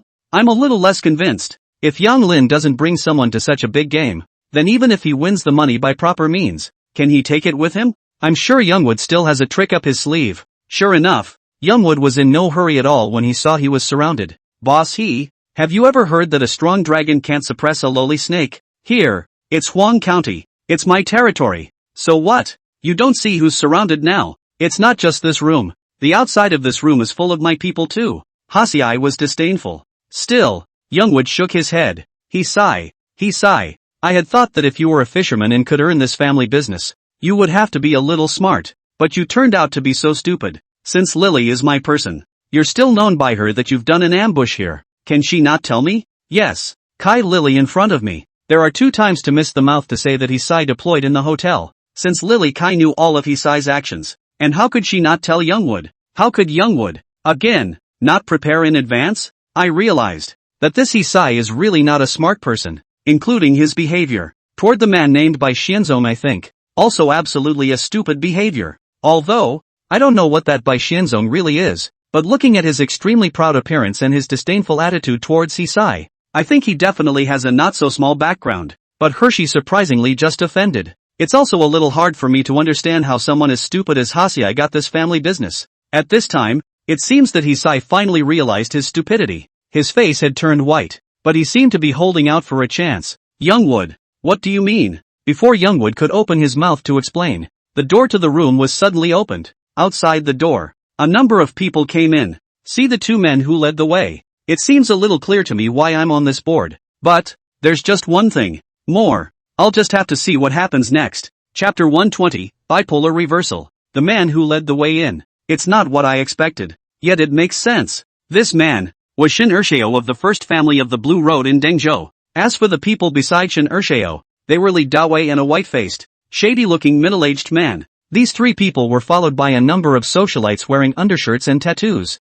Shin Ershao didn't pay any attention to me when he entered. Instead, David Lee glanced toward me. His eyes were filled with viciousness and resentment. Seeing David Lee made my heart thump. I really didn't offend him though. He, however, seems to be very hostile to me, because I've seen him get hit 3 times with my own eyes. This guy, really hateful and pathetic. At this point, though, he just glanced toward me and didn't make a move. Here, he is nothing but a minion. He hasn't had a say in the matter. The present should be Shin Ershao's highest status. Li Dawei and the white-faced middle-aged man stood to the left and right of Shin Ershao. Upon seeing Shin Ershao, Yang Lin also stood up from his chair and respectfully shouted Ershao. Kai Lily naturally went without saying and shouted after Yang Lin. Even Hisai had collected himself after seeing Shin Ershao. Shin Ershao headed to the empty chair by the gambling table, casually sat down, and lit a cigarette for himself. Yo, playing cards? It's not a small game. Then I'll have to come and be a notary. Ha ha ha. Second young Master Shin. You're late then. The card game is already over. But, Bossy didn't recognize the loss. Still wants to play the black set. I heard that this floor is surrounded by his people. Oh, There's such a thing? That can't work. In Dengzhou, since it's a gamble, you have to abide by the rules of the Blue Road, and the rules of my Shin family. Boss you're not acting like this. Those people of yours, I'm keeping them in their rooms for now. Yang Lin and Shin Ershao sing together, directly illustrates that Hisai's men have been taken care of by Shin Ershao. Hisai was burning with rage, but he didn't dare to shout at Shin Ershao, so he only coldly said, Shin Ershao, don't sing a double act with me here. Yang Lin is just a dog raised by your Shin family. What? Did Shin Ershao set me up today? Since Mr. Shin wants my boat, just say the word. I'll send one directly. Why go to all this trouble? Shin Ershao stared at Hisai and pointed a finger at him. Don't you talk nonsense. I set you up? Are you worthy? I just heard Yang Lin say that you want to play this game with him. He's afraid you'll play dirty, so he asked me to help him officiate the notarization. Humph. Good Since you say so, second young Master Shin. What do I say about him and this woman setting up 1,000? Hisai pointed at Yang Lin and Kai Lily. Oh, you guys cheated? Shin Ershao asked as he looked absently at Yang Lin. Young Wood grinned. Shin Ershao. It was Boss He who approached Kai Lily and wanted her to conspire to 1,000 me. Kai Lily sat next to me, looked at my cards, and then gestured to Boss He. Their actions were captured on camera. Only, on the last hand, Lily gave the wrong sign. It caused Boss He to lose money. Shin Ershao raised an eyebrow and turned his head to look at Hisai. Boss He. That's your fault then. You cheated first. And the rules of the Blue Way. Cheating cuts off the hand. My Shin family, as the leader of the Blue Way in Dengzhou, is bound to uphold this justice. Hisai sneered. So, not only does second young Master Shin want my ship, he also wants my hand? Shin Ershao smiled without saying anything. Hisai seems to really say. Shin Ershao not only wants Hisai's money and boat, but also wants his hand. However, this Shin Ershao is really a rules person. If he really wanted Hisai's money in hands, when Hisai arrived at Huang County, he could have directly asked someone to detain Hisai, chopped off his hands, and blackmailed Hisai for a sum of money. Obviously can use strong. He even went to the trouble of setting up a game for Hisai. Not bad for a man of the Blue Way. Shin Ershao, do you know that I'm working with your Shin family on the gambling ship? Hisai suddenly uttered a piece of news, but he stopped abruptly in the middle of his sentence. And then, harumphing, ha ha ha, Shen Shang Shang. So that's why you set up this trap to calculate me because of this. I had heard that the Shin family brothers in Dengzhou and Third Aunt Zhou Tianyao were at odds, and the one who negotiated with me for cooperation on the gambling ship was the Shin family's Third Aunt Zhou Tianyao. So you didn't want Zhou Tianyao to make this happen. So you set me up. Shen Shang Shang, the second youngest Shin, still didn't speak, but his eyes became extremely gloomy. It seems that Hasiai was right, and Hasiai uttered this information. I was a little more sure of myself as to why I was here. Ershao Shin, what if I neither want to give you the boat nor leave my hand behind today? Hisai said with his eyes deadpan on Shen Changsheng. Shin Changsheng smiled. No one can break the rules and leave intact in my Shin family's territory. And what if it is? Suddenly, Hasiai pulled a small sprayer out of his lined pocket, aimed at Shin Changsheng. Everyone in the room had a horrified look on their faces. A hint of awe flashed in Shin Changsheng's eyes as well. His fingers on the table, too, moved slightly. No one will not be afraid in the face of hot weapons. Me, too. I am right beside Hisai, really afraid that his spray is not long or go off and hurt me. But I didn't show my inner fear. Shin Ershao also maintained his composure after a brief moment of panic. Hasiai, how many times can you hit your spray? Do you think, if you get me killed, you'll be able to walk out of this room? Hisai said. Shin Ershao, Hisai, used to be a fisherman. My life is not as valuable as yours. Shin Ershao, but I've been through storms in life and death. If you want to keep my hand today, I might as well trade lives with you. Mr. Shun, let's see if you dare to trade with me. This Hasiai is not smart, but he has a mean streak. Just now I questioned him how such a stupid person could have such a fortune. Turns out, he has his redeeming qualities. However, Shin Ershao is not a wimp. He was pointed at with a spray by Hasiai though, but he managed to keep his composure. Hosei, I'm just following the rules of the Blue Way. You have to chop off your hand if you cheat, but I didn't say I want your life. Rules are rules. If you break the rules, even if you threaten me with a spray, I still have to follow the rules. If I can't even keep the rules, then how can my Shin family stay in Randall? How can my Shin family be the leader of the Blue Road in Dengzhou? Suck. Hasiai drew in a long breath. Although he seems to be dominating right now, but he doesn't want to fight for his life either. Even if his life really wasn't as valuable as Shin Changsheng's, but his life is also more golden than too many others. It was hard for him to scrape together such a fortune, and he didn't want to die, but he would not leave his hand behind. Good. Second young Master Shun. Since you said you want to talk about rules, then I'll talk to you about rules. Chapter 121 A Bureau Within a Bureau? The thing about rules is that they only come into play when you sit as equals. Originally, Hisai had already lost the qualification to speak to Shin Changxing about the rules, but he froze on a handful of sprays, and got himself qualified to speak again. Second young Master Shun. Let me ask you, is this dead one of Yang Grove's people? Hisai suddenly pointed the nozzle head at Kai Lily. This scared Kai Lily so much that she hurriedly hid behind Yang Lin. Yang Lin himself is also afraid, but he can't possibly behave like this with Kai Lily, and can only glare at Kai Lily in disgust. Well, Hisai quickly turned the jet head back to Shin Changsheng. The one present, the most valuable hostage, was definitely Shin Changsheng. Shin Changsheng's eyes were fixed on the spray in Hisai's hand, and he said in a cold voice, "Yes, that's right. It was me who first approached this dead and asked her to get Yang Lin to organize this game for me. But she offered to give me the secret sign for this way of cheating. She did pass me code words when playing cards, too, but on the last hand, she intentionally gave me false information to make me lose money. Isn't this kind of behavior of hers one of the Tianxian bureaus commonly used by your Randall's Taza? Although I don't know anything about the 1000, I still know this kind of bureau. If I hadn't captured her family, thinking she wouldn't betray me, how could I have gotten hit?" Second young Master Shun. You said you'd come to preside over the notary. So tell me, who exactly is cheating now?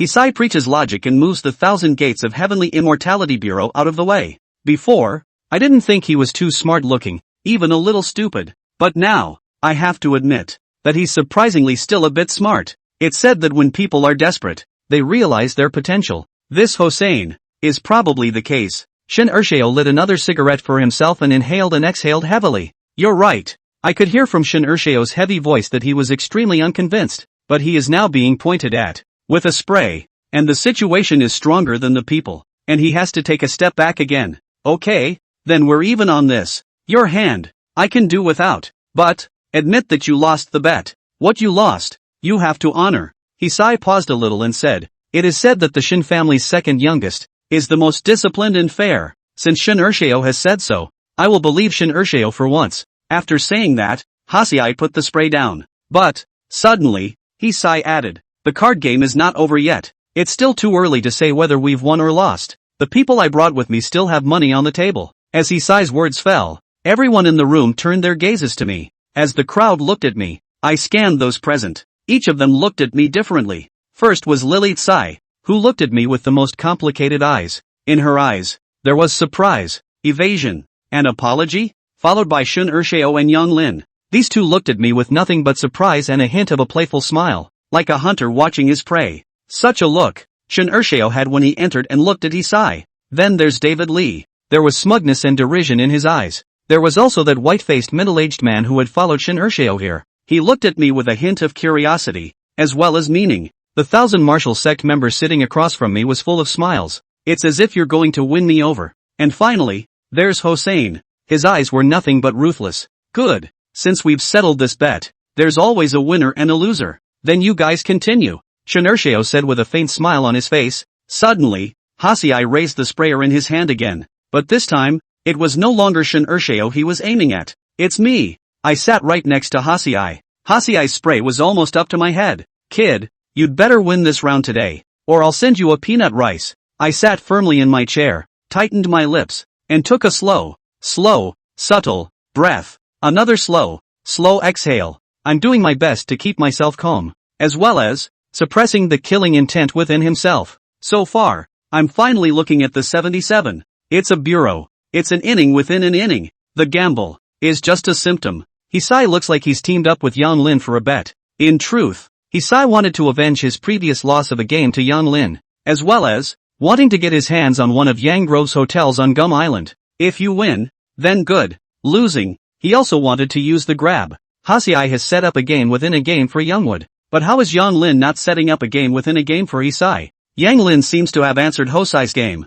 and, again, seems to have been caught in Hosai's game within a game. But, everything Yang Lin did was manipulated by Shin Ershio behind the scenes. The purpose, surprisingly, was to strike the Shin family's third aunt, Zhou Yaotian, through Hisai. In the betting game, it doesn't matter anymore whether it is Hosai Chien Yang Lin or Yang Lin Chien Hosai. The $10 million blue head on the bet was just incidental. Even if, off-site, the hotel and boat are incidental. In the final analysis, This is actually a Dengzhou First Randall family house fight drama spin-off bureau. So why am I in this bureau? Me, it was an accident. Nor was it an accident. For myself, my purpose was to get close to Youngwood, to see if my father was really set up back then. I broke into this bureau of theirs without meaning to. So, I was an accident. Yet again. I was brought into this bureau by Lily Tsai on her own accord. Lily Tsai is just a pawn of Yang Lin. Yang Lin is just a pawn of Shin Ershao. In this game, Lily Tsai can't make any decisions at all. She, who has no business bringing me into this bureau, but she brought me into this. Let's just say that the game's DJ nodded his head. The chess player, naturally, was Shin Ershao. Me and him, no grudge, no favor. I'm nothing more than an ant in his eyes. To put it mildly, I'm not even qualified to be his pawn. But he, still, made me a pawn in his game. A pawn. Why did he do it? Obviously, my role is the same as Hershey's. In order to strike at Shin's aunt, Zhou Yaotian. Because I am now nominally Black Gold's man, Chen Wanting's man, and Zhou Yaotian's man. That, in a nutshell, is the answer to why I'm on this bureau. Figuring that out made my mind a lot more open. Although, this game within a game has nothing to do with me. I came to this bureau with my own agenda. But I don't like being used as a pawn. Since they want to play, I will play with them. I leaned back in my chair and placed one hand on the table, my palm in a fist, my fingers lightly tapping the tabletop with a subdued look on my face. Yeah, go on then. Chapter 122, Cheating in front of everyone. This inconsequential bet has become strange. The room, too, was filled with an eerie aura. Those present were divided into two distinct sides. Hasiai remained seated in his chair at the gambling table. His few remaining bodyguards stood behind me and him. Yang Grove and the 1,000 martial artists also remained seated in their chairs. Li Dewei stood behind Yang Lin and the 1,000 martial arts sect with a group of the social figures. Shen Ershao then moved away from the gambling table and sat on the sofa a little far from the gambling table. He, supposedly, wouldn't dare to come near Hisai for the time being. The poker game continues. The hotel manager looks like he's been through the thick and thin. Just now, even when Hisai pulled out his spray, he was only slightly surprised for a moment. Then he remained calm and stood aside to watch the show. Now he was beside himself to start shuffling and dealing again. Sure enough, the person who can make Hisai and Yang Lin jointly recognized to be the Lotus officer. There is indeed something. At this point in the gambling table,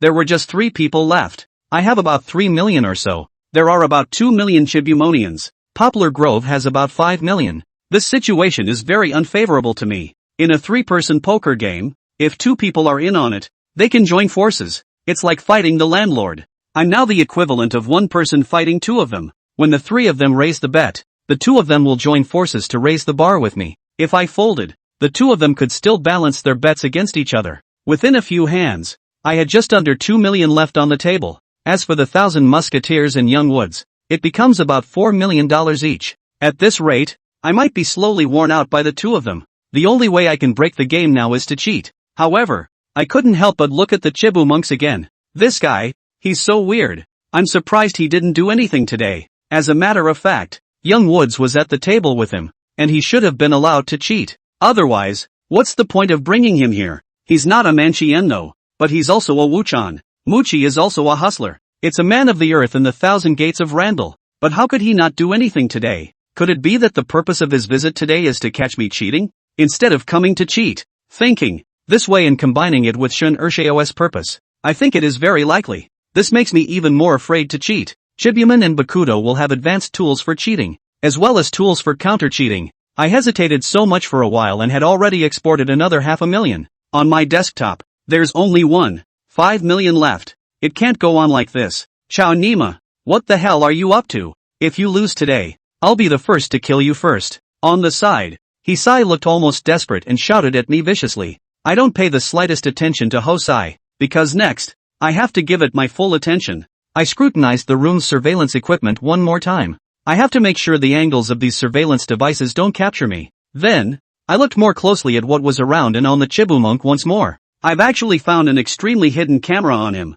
This camera is small. It's on the watch he's wearing. This camera is small, but I'm sure that this kind of camera can definitely capture extremely fast images. And finally, I glanced at the white-faced middle-aged man. This man has been staring at me ever since he walked in the door. The man was originally shady-looking. I felt even more like I was being watched by a viper when he looked at me like that. And I can feel that this person, too, is a hustler. After observing the round, I was finally ready to take the plunge. Wait. I want to examine the license, I said toward the hotel manager. Since a new deck of cards is required to play a game, I am allowed to make a request for a card check before the start of each game. And it wasn't me who shuffled or dealt the cards. The card check is the only chance I can get to touch the cards before the start of each game. As soon as I heard I was going to inspect the cards, everyone in the room tensed up.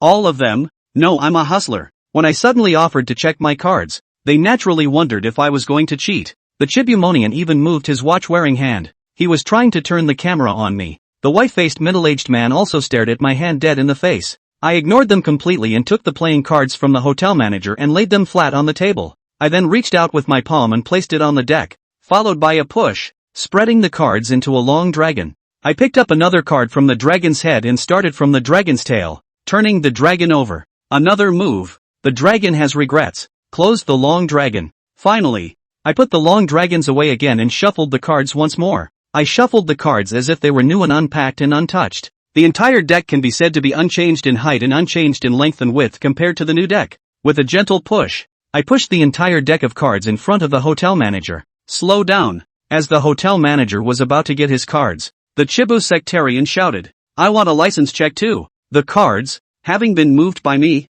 he was naturally uneasy. The hotel manager handed the card to the 1,000 martial artists. Only the 1,000 martial sect members also spread their cards into a long line. But instead of doing anything else with the cards, he brought out something that looked like an electronic temperature measurement. Chibumen. Whether it's cheating, or counter-cheating, most of it relies on tools. And I couldn't help but feel a twinge of nervousness as I watched him examine the cards. Because, I did cheat. Cheating in front of everyone there. But I'm not afraid that the 1,000 musketeers can catch my 1,000. He examined the cards, which was nothing more than a tool to check that I hadn't welded on top of them. As well as, am I stealing cards? But I didn't weld and I didn't steal the cards. The 1,000 martial sect members inspected the area and did not find anything strange. He gave me a puzzled look and eventually had to give the card back to the hotel manager. The hotel manager took the cards and shuffled, cut and dealt them normally. This hand of cards, my open card was a king of hearts. Youngwood's bright card was an ace of spades. The 1,000 musketeers' bright card was a queen of diamonds. In the first round, Youngwood's a big, talking first. 100, 000. Yang Lin dropped 100, 000 Xiang Jiang coins into the pool. In the first round, everyone is in the testing phase. The 1,000 musketeers and I followed. The hotel manager continued to deal the cards. I sent to a 9 of diamonds. Youngwood was dealt the 10 of diamonds. Chibumonin was dealt a 3 of hearts. The cards are still the biggest in Youngwood. 200,000. Youngwood continued to raise his bet. The 1,000 musketeers and I followed once again. Fourth card. I sent to a king of diamonds. Youngwood put in the ace of diamonds. Chibumonin was dealt the queen of spades. The cards, or Youngwood's ace pair is the biggest. And, when he saw it was full of excitement. 300,000. Youngwood raised again. Stud. However, I pushed the entire amount of Shannon coins I had on my desktop. Chapter 123, Imperfect Cheating Method, 1. When I said the word stud, everyone in the room looked at me with bated breath. Yang Lin and the 1,000 martial sect members at the gambling table also froze for a moment. They could not have imagined that I would stud on the fourth card. And, I don't even have the biggest deck. I only have a pair of Ks. Even if my bottom card is also a king, what if Yang Grove's bottom card is an ace? Or maybe there's a change in the fifth card? Are you okay? Don't mess around. Hasiai saw this and barked again. I continued to ignore him and watched as Yang Grove and the 1,000 martial sectors made their choices. Now, they're with, and the 1,000 musketeers are going to have to come up with another one. 2 million. Youngwood, on the other hand, wants another $900, 000 out of it. If they don't follow, then they will have to lose $300, 000 for one and $600, 000 for the other. I, on the other hand, could come in at $900, 000. Not with. They are definitely not convinced, because none of their cards are small. A pair of plain aces and a pair of plain queens. And, I know that their bottom cards, one is an ace and one is a queen. That is, one of them is a 3 A's and one of them is a 3 Q's. Doesn't that make them lose their cards worse than killing them? But this is already a game of landlord. Now 2 of them are beating one of me. Moreover, the 2 of them started cheating blatantly. These 2 gave each other a look. Then, the Chibumonians folded their cards. Youngwood then called. The situation is now over as soon as I finish losing. There's no need for the 2 of them to risk their lives together. And, even if I do win this hand, Youngwood's isn't done losing, because I only have one. 5 million and Youngwood has 4 or so. Fifth card. Cover cards. Youngwood picked up a bright card to cover the fifth card and began to rub it. I could tell he was nervous. At the poker table, no matter whether it is a city dweller or a big boss, with hundreds of millions of dollars, it is actually the same. They all get nervous when the moment before the cards are opened. And this hand will determine whether or not I'm going to get this inning ended. There's no edge. There's no edge. No way. Youngwood unconsciously shouted. There are no sides. The 3 cards A, 2, and 3. Of course Youngwood doesn't want 2s and 3s. He wants aces. He was greedy enough to try to take 4 aces. The others caught their breath at the sound of his voice. Asterisk asterisk asterisk asterisk. Youngwood's cursed, his face full of loss. Looks like he didn't touch the ace, but immediately, he seemed hopeful again. 4 sides. 4 sides. 4 sides. 4 sides. That's 9 and 10. He wants 10. He already has a 10 on his open card. Another 10. And his card is an ace gourd. 4 sides. Youngwood yelled again in excitement. It looks like he touched all 4 sides of the deck. Top full. Top full. Top full. Youngwood rubbed his cards up and down again. Top full. That's 10 points. Top. Suddenly, Youngwood yelled and slapped his 5th card on the table. 10 of spades. His 4 open cards were a pair of 10s and a pair of aces. Ha ha ha. Youngwood laughed out loud. Unless you can touch 4 old kings. With that, he revealed his bottom card as well. Plum A. A gourd. Those who stood on the side of the poplar forest breathed a sigh of relief and showed a happy look. And on my side, a look of frustration. Hasi, in particular, was not only frustrated, but angry. Asterisk asterisk asterisk asterisk. He cursed. Look at the way these people are behaving. I was extremely speechless. I've still got 2 cards to show. Why do they all think Youngwoods is going to win? I can't figure out what they're happy about and what they're frustrated and angry about. Is a gourd big? I asked. Showed my 5th card. Plum K. Immediately after that, I show my bottom card. K of spades. 4 old kings. Bigger than an ace gourd. Right? I said lightly. The people who were happy a moment ago pulled down their faces. People who were just frustrated are overjoyed. Asterisk asterisk asterisk asterisk. You're ing cheating. Yang Lin was extremely unconvinced and exploded. This is the same whether you are a city dweller or a billionaire. Whenever they gamble, whenever their big hand loses to someone else's big hand, they feel that the other person has cheated. That's right. I'm cheating. But they can't catch my 1,000. Catching 1,000 to catch the booty. Boss Young. You must speak with evidence. I said dismissively. Youngwood grimaced. But there was nothing he could do about it. He can't catch my 1,000. The 1,000 musketeers couldn't catch them either. The white-faced middle-aged man couldn't catch it either. Those cameras in plain sight can't catch it. Well, there's nothing they can do about it at all. They, then, had to watch me cheat. I want a license check. One more game. And I continue to ask for a card check. They knew I was cheating by checking my cards, but all they could do was watch me move them. Because, the rules are so. I looked at the Youngwoods and the 1,000 musketeers. I think they both are going to freak out. I still have the same moves. Still unconvinced. The 1,000 musketeers retested it again. But he still didn't find anything wrong. The hotel manager dealt the cards again. This one. My clear card is the ace off spades. Square J for Poplar Woods. The Chibumonin card is the 10 of hearts. First round. I'll talk first. 100,000. Yang Lin and the 1,000 Marshall sect members watched me place my bets. They wanted to call, but didn't dare to. They looked at their undercard. Not to follow, and not to give up. In the end, they gritted their teeth and followed. 2 cards. Can't really be seen. They were also not happy to see even a 3rd card. 3rd card. Mine is the Queen of Spades. Youngwood's is square too. The Chibumonian's is the 8 of hearts. Stud. I just pushed all the money off the table. The people present sucked in a breath of cool air in unison.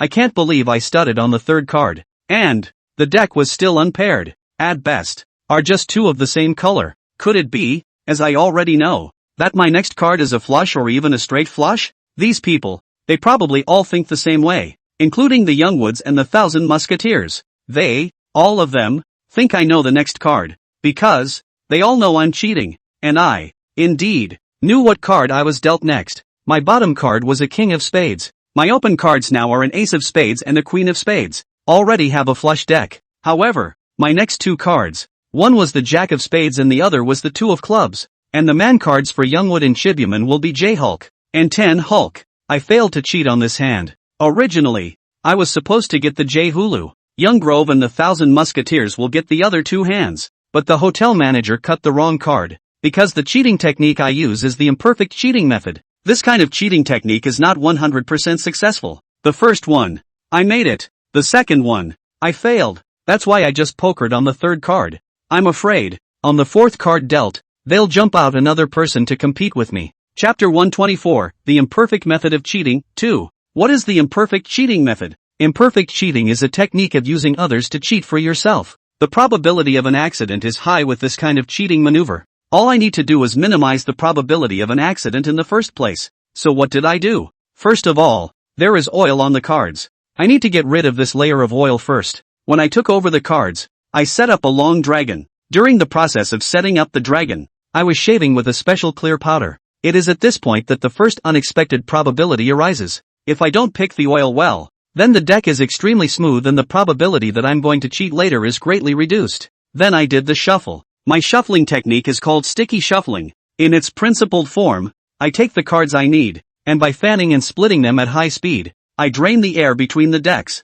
When the cards are inserted, a vacuum band is formed between the cards, which causes the two cards to bond together. Also, the oil shaving powder prevents the entry of air. Since there are 3 people at the table, I need to stick 3 cards together. But, because I know that right now the 2 of them won't raise with me together, the odds are they're going to run one off on the third card. Or the fourth. So, after I have made the first 2 sticky cards, I have to choose whether to continue to make 3 sticky cards or 2 sticky cards. Here, then, are 2 accidental probabilities. An unexpected probability is that I'm going to go on the luck of the draw and bet on whether they're going to have someone fold on the third card or on the fourth card. There's also the unforeseen probability that if I don't do a good job of sticking the cards together, it's all for naught. This sticky card shuffling technique is simple in principle, but very, very difficult in practice. I practiced no less than 100,000 times, and I don't know how many times I cut my hands on playing cards, before I could manage to get 2 to 5 cards as a sticky. It is also because this kind of cheating technique cannot be learned by very people,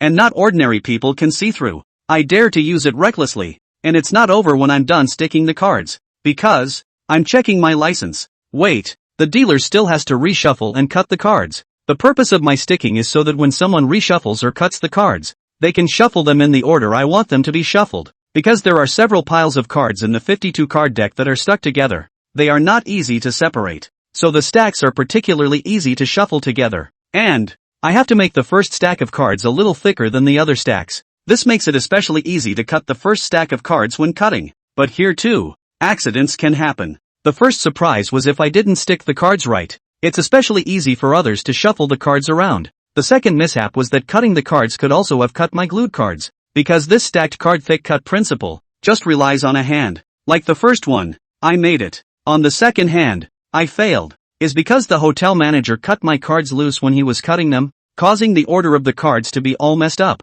Of course, there was another big surprise when I used this cheating maneuver. That is, after I examined the cards, the Thousand Wonders sect member was not sure about me. He's going to check it again. This leads to the fact that the cards I've glued together will absolutely be broken up by him. Because he is going to count the cards. All I can do is just delay the vacuum of the cards. Here, the shaving oil powder works again. I need to make it so that it doesn't take effect immediately, but has a delay of a couple dozen seconds. The 3 cards I'm going to stick after he breaks them up and the cards are in a pile again. Re-stick them together. But that already puts a big dent in my sticky card style. When converted to digital, it's 10% of the effect that may not be there anymore. Having said all that, I probably still haven't made myself clear, but this doesn't matter, because this method of cheating is very low in practicality. All in all, this kind of cheating technique requires a very high level of skill. The success rate is again very low. If I meet a top-notch Wen Xian, he can see the way I play and instantly break up my cards, making everything I've done in the past useless.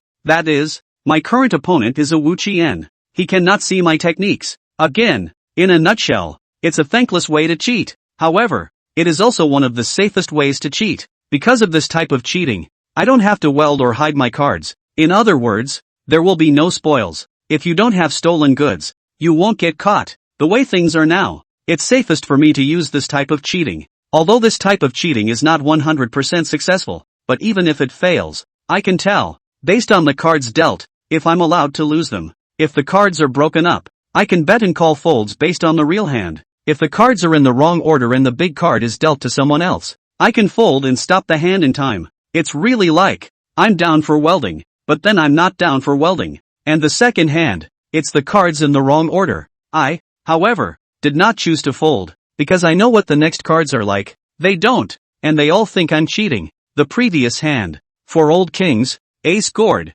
3 queens, like that. Cootie. Also no, I cheated. But again, they don't realize that I'm not 100% successful at cheating. So, on the second hand, I chose to bluff them on the third card. Even though they counted their bottom hand, which was a 10 pair and a J pair, they were still scared. As a result, Yang Lin and the Thousand Martial Sect members all chose to fold their cards after glancing at each other. On this hand, I scored a negligible bottom dollar, and the first round of 100k bets by Yang Lin and the Qian Wumen, for a total of 200k, $200,000. Not much, but it's the way I can slaughter them next, slowly, with a blunt knife. Wait, the Thousand Martial Artists suddenly shouted pause. He walked over to Shin Changsheng and exchanged a few words. Shin Changsheng nodded, and only then did the Thousand Martial Sect members return to their seats. Go on, the Thousand Martial Sect members said as if nothing had happened. But my heart was tight. He's going to make a move? I'm probably guessing that the Thousand Musketeers originally intended to capture my thousand. However, he couldn't see how I was cheating. So, he's planning to cheat himself. If he does not go out, he and Yang Lin's money will be lost. However, the next thing I didn't see was that he was cheating. He didn't even have much to spare, except, asked for an ice water. Is there something wrong with this glass of ice water? But I can't see how there's anything wrong with it. And, he took a sip. Just because you're thirsty? I was puzzled and could only continue with the previous action. The Thousand Musketeers also seemed to have given up on catching my thousand. After I checked my license, he didn't check it either. Strange to say, I didn't succeed in any of the next few hands except for the first one. I don't know whether to call me lucky, or not, but because of the first hand, they thought I was cheating on every next hand. They don't know if my cheating worked or didn't work. They're afraid to bet against me. Basically, they look at the undercard and drop it. At most, it's the third one you see. Holy, what are you two doing? Folding every hand? How long are we going to play? Why don't we raise the bottom to $1 million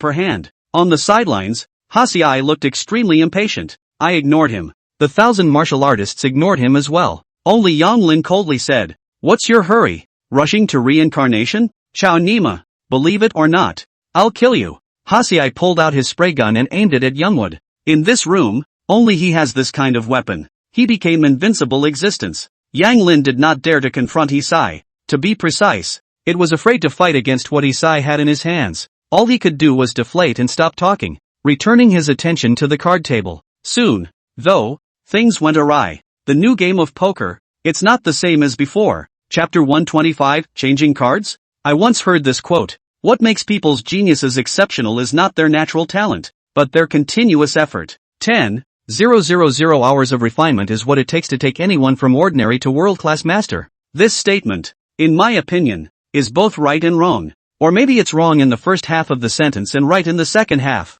Between people, there is such a thing as qualification. Qualifications, not who is stupid or smart. Rather, some people are suited for some things, and some people are suited for other some things. It's hard to be successful when you don't do the right things with the right people and give as much as you can. But the right people, doing the right things, and becoming a guru or one of the top people in a certain field definitely requires a lot of hard work. 10,000 hours might be the basis, but 10,000 hours, definitely not enough. The oil seller was able to make it to the oil line over the money, without a single dip, because he had poured oil all his life. I, on the other hand, have been dealing with gambling paraphernalia on an almost daily basis for the past 11 years. Poker, moreover, is hardly ever out of reach. I can feel the millimeters between the playing cards, the previous cards, all between 0.29 millimeters and 0.31 millimeters. More, it's exactly 0.3 millimeters. But with this deck, each card is between 0.34 millimeters and 0.37 millimeters.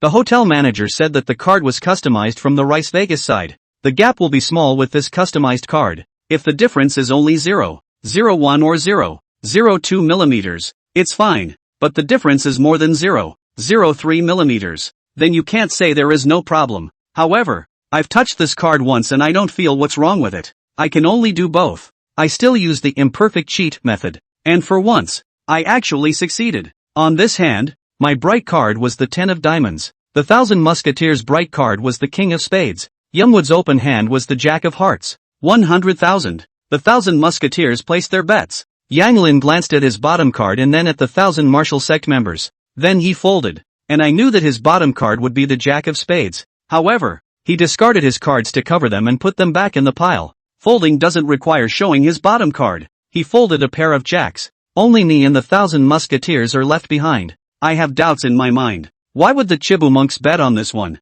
Is he so confident that he can win this hand? I want to see what he's going to use. Heel. With misgivings, I called the card. On the third card, I was dealt the Queen of Diamonds. And the Chibu monk was dealt the Queen of Spades. Or he spoke first. 200,000. Heel. I continued to call and didn't choose to raise or stud. Fourth card. I sent it to square K. The Chibumonin, on the other hand, is the 10 of spades. On the current hand, he is the K, Q, and 10 of spades. I am the K, Q, 10 of diamonds. A hand that is all flushes and has the potential for a flush. But according to the rules of black and red plum squares, the 1,000 musketeers are still bigger than me. Or he spoke first. 500,000. The 1,000 musketeers continued to raise their bets. I paused for a moment. I still haven't noticed anything different about him until now. Will he screw up on the last card? Heel. I threw 500,000 away. I want to see what kind of tricks he can pull. The last card that was dealt to us under cover. I didn't bother to move the cards,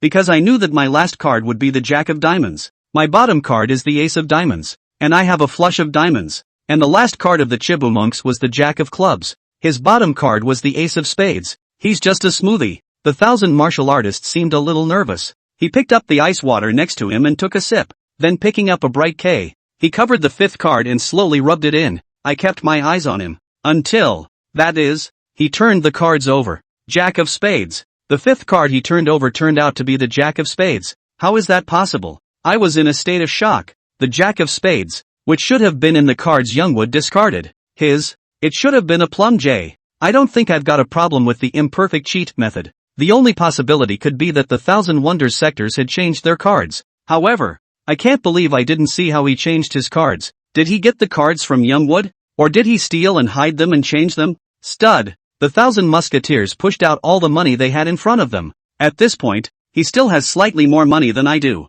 I won the first few hands though, but the only real big hit was when my 4Ks took out the Yanglin A Hulk. That one, I scored a total of $1.8 million.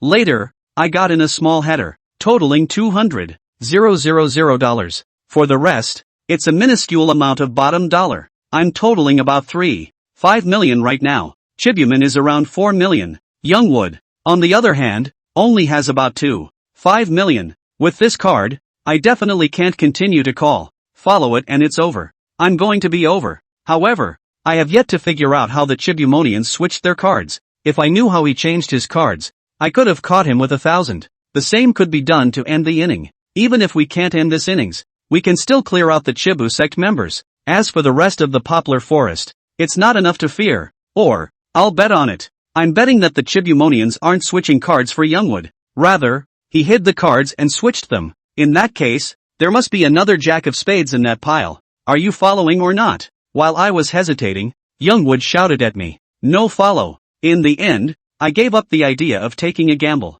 I'm a hustler. I can obviously win with the absolute victory method. Why do I gamble? Without even lifting the fifth card, I closed the deck and dropped it neatly into the pile. This hand, I lost 800,000 and was left with 2.7 or so million. Next, I'm still using the imperfect cheat method. In this room, no one can see this kind of cheating, so I can cheat in the same way with impunity. Anyway, they know I'm cheating, but there's just nothing to be done about me, and I started intentionally controlling the cards that the Chibumonians got. I'll try to get him the cluttered cards, although, it doesn't always work, but I also found something fishy about it. This Chibumonin may not be a license change. Instead, let the cards change. Change cards. Suddenly, my eyes locked onto the icy water beside the Chibu sectarian. This water, no problem, but there's definitely something wrong with the card. Starting with that deck of cards that were more than 0.03 millimeters thicker per card. That means there's something wrong with each of the following decks of cards. It's just that if the cards were singled out, I might not have noticed the problem. The most I can feel is that the card has increased in thickness by more than 0.03 millimeters. Other than that, I really don't notice it. But if you combine the cards with the icy water around the Chibumonians, then, I probably know what the problem is. Chapter 126. It's actually quite simple for me to win the money from Youngwood and the 1,000 Musketeers. I have many ways to get this inning over with in the shortest amount of time, but I cheated in the most complicated way, with the most uncertainty and the greatest amount of uncertainty. It's because I want to see what special tactics the 1,000 martial artists will use. Hustlers, or any industry for that matter, need to learn and progress. If I don't move forward, I'll move back. If I can't assimilate the latest in cheating, I'm likely to be out of business. And what happens when a cheater is eliminated is that he is caught cheating. The consequences of being caught with 1,000. I don't need to say anymore. Now that I knew the tactics of the 1,000 martial sect people, I didn't bother to continue spending time with them. The imperfect cheating method. I still use it. And did it again successfully a handful of times? But on this hand, I didn't let the Chibiusa sectors get their hands on any more cluttered cards. This hand, I got him the king of spades again. And me, another 10 of diamonds. Youngwood fell short of getting the jack of hearts. I just randomly let him get a small 2, because he doesn't matter anymore. In the first few hands, he almost always lost his cards on the first round. He's more of a running mate and bottom dragger now, watching me play against the 1,000 martial sectors. If the 1,000 martial artists lost some money, he could still deliberately channel it to him. Still, the bottom card I let Youngwood have was the jack of spades. 100,000. 1,000 musketeers place their bets. Youngwood folded. I'll call. Third card. The Chibumonians get the 10 of spades, and I get the king of diamonds. This hand is exactly the same as the one in which the 1,000 martial artists started to cheat. The bets are exactly the same. 200,000. Heel. Fourth card. He gets the queen of spades. I get the queen of diamonds. 500,000. Heel. Fifth card. Cover cards. Once again, the 1,000 musketeers took a sip of his iced water before spreading out his fifth card. Jack of spades. Stud. Once again, the 1,000 musketeers pushed out all the money. At this point, I have two options. The first one, just grabbed him by the 1,000. Because there was still the jack of spades in the pile that Youngwood had put back. I figured out how the Chibu monks cheat. He wasn't switching cards with Youngwood. Rather, he changed the suit of the cards. The way he changed his suit was by using this temperature-controlled color-changing card that was now on the table. These cards, made of specialty paper and ink, and are indistinguishable from regular cards. However, such cards can change color and even points when they encounter high or low temperatures. The principle of this card is so, but I have not seen it before. Because this type of card has not been invented before. I only met a man from the Bow Union some years ago, when I was traveling around with the fourth master, and heard him mention that this direction of their research. I don't know if the bloggers will look into it, but Chibuman seems to have researched it. However, there is one thing I'm still not sure about. The Chibumonians turned what was originally a jack of clubs into a jack of spades. Would that original jack of spades become a jack of clubs? As a matter of fact, it shouldn't be possible for this to happen since the 1,000 martial sects people hadn't touched that card, but Youngwood touched it, and I don't know if there's any other way they can make the cards change colors and points. What if it's okay? My idea is a bit whimsical, but any kind of cheating starts with whimsy. This, as in juggling or magic. Juggling and magic are the ways in which whimsical things are turned into magical facts for the world to see. The roots of Randall's Taza come from the colorful door of the juggling school. It makes sense that the way it was done, that it came from whimsy. Since the possibility of whimsy exists, it's not 100% likely to work. It's not 100% going to work, so I'll go with the second option. This time, I didn't lose my cards without even looking at them. I picked up the fifth card and looked at it. Square J. My hand, then, became a flush draw of the 10, J, Q, and K of diamonds. And Chibumonen's deck is a flush deck of 10, J, Q, and K of spades. If everyone is flush, his is bigger than mine. But I, on the other hand, followed the 1,000 musketeer stud. Followed. I said something without pushing the money onto the table. Rather, it's a straight-up show of my cards. Ace of spades. Me, not a flush. I'm just a regular straight with 10, J, Q, K, and A. But I'm not a flush. And there's no way the Chibumonians can be a flush anymore. Because I have the ace of spades. If, on the other hand, he turns over an ace off spades, he's cheating. This, the Randall's rules. A card with a flush and a point appears in the same hand, and the backflip is a cheat. Unless, of course, the backflipper can spot the first flipper's cheating ways. Seeing me light up the ace of spades, the 1,000 musketeers froze. The others watching were also very surprised. Only, they didn't know what was happening. You cheat. Suddenly, the 1,000 martial sect members revealed their hideous faces. I laughed. I cheated. Everyone in the room knew it, right? But You're saying I'm cheating? Do you have any proof? I responded tersely. The 1,000 martial sectors choked on their words. A few moments later, he shouted, "You must have stolen goods on you. I'm going to search you." I sneered. "You can. But what if you can't search it?" The 1,000 martial sectarian showed his teeth as if he wanted to argue with me. But at that moment, Shun Ershao, who was sitting quietly far away from the gambling table, suddenly spoke. "Enough. It can end." I narrowed my eyes at him when I heard him say that. Hisai, on the other hand, looked at Shun Ershao in puzzlement. In the eyes of Hisai, I won this one, but there is still money on the table of the 1,000 martial artists, and there is still money in Yanglin. He may be thinking, isn't the inning not over? But before he could think about it, the community members originally standing behind Yang Lin and the 1,000 martial arts sect members suddenly rose up and rushed towards Hisai. The few bodyguards around Hisai didn't even react before Hisai was pressed to the ground. By the time they had responded, several more had subdued theirs as well. In terms of numbers, it was still Shun Ershao's people who were much more numerous, and Hershey, for once, didn't even have a chance to pull out the spray. Not to mention, that spray was aimed at Shun Ershao. Cha Nima Shin Shang. What do you mean? This Hisai, at this point, still ask what it means? Shun Ershao laughed. I want to laugh. Hasei, when you take a sprayer to me, it's not something you can solve with one hand anymore. Shun Ershao gave Hisai an answer. Chao Nima, Shen Shang, you don't have any credibility. Aren't you known as a man of rules? Hasei was pinned to the ground, yelling. He was a bit naive. Shun Ershao didn't even want to talk to this idiot. He waved his hand. Deal with it. As soon as his words fell, the men who were holding down Hisai were ready to tie him up. And at that moment, David Lee walked towards me with a grim smile on his face. Hey, kid,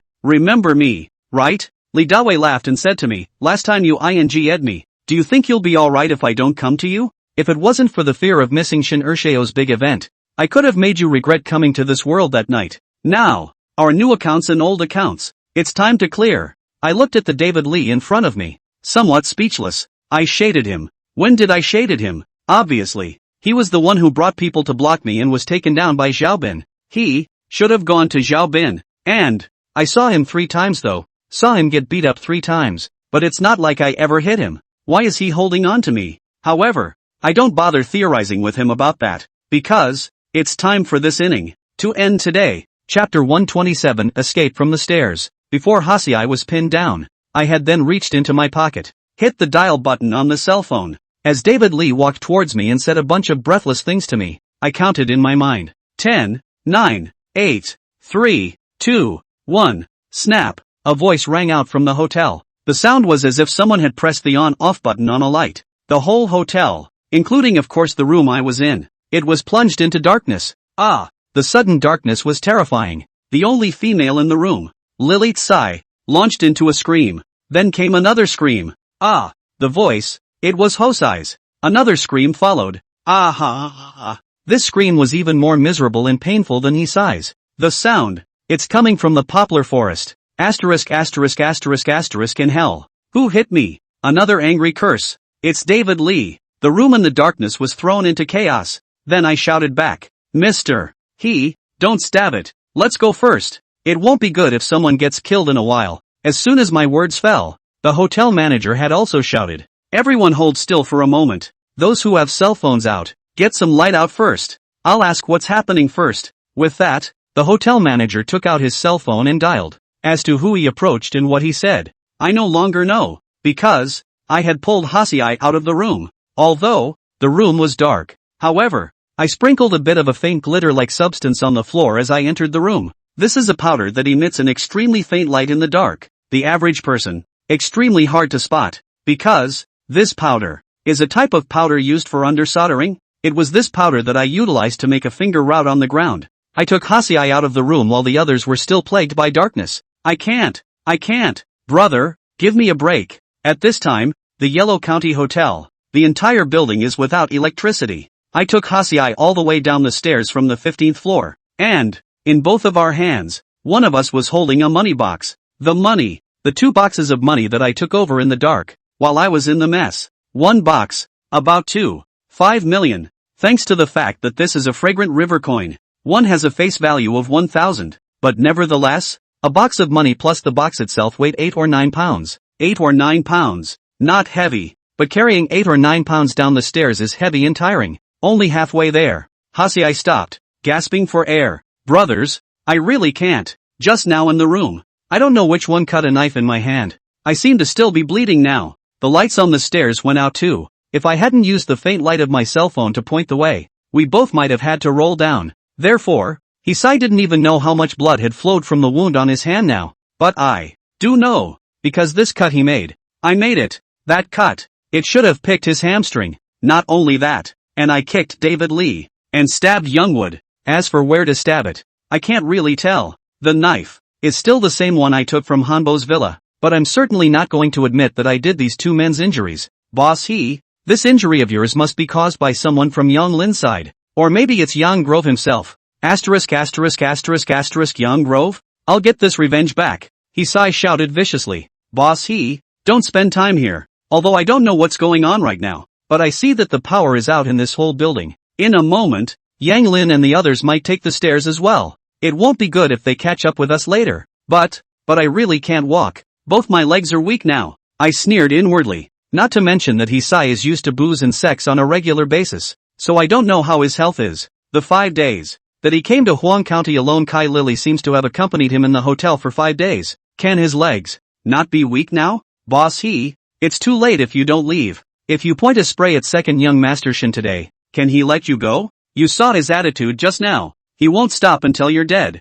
Grass. Hisai cursed. Let's hurry. Nothing else seems to matter much compared to his own little life. Still gritting his teeth, Hershey continued to walk down the stairs with me, but about halfway through the walk again, it seemed that Hossein really couldn't go any further. Dude, I really can't walk anymore. Hasiai seemed resigned to his fate. Boss you can get to the first floor right away. I just photographed it with my cell phone. We're on the 3rd floor now. You hold on a little longer. At the moment, I have become the motivator of Hisai. It's like I see Hossein's life as my life. I didn't even leave him alone. But would I be such a good guy? Of course not. I was just testing the limits of Hosei. Look at him. If he really can't walk. Bro, I really can't. Both my legs are out of control now. It seems that he's really reached his limit. I said, Mr. Give me the case you're holding. I'll take it. Ha! Hershey was surprised. At this time, he didn't think about whether I would take his case and run away myself.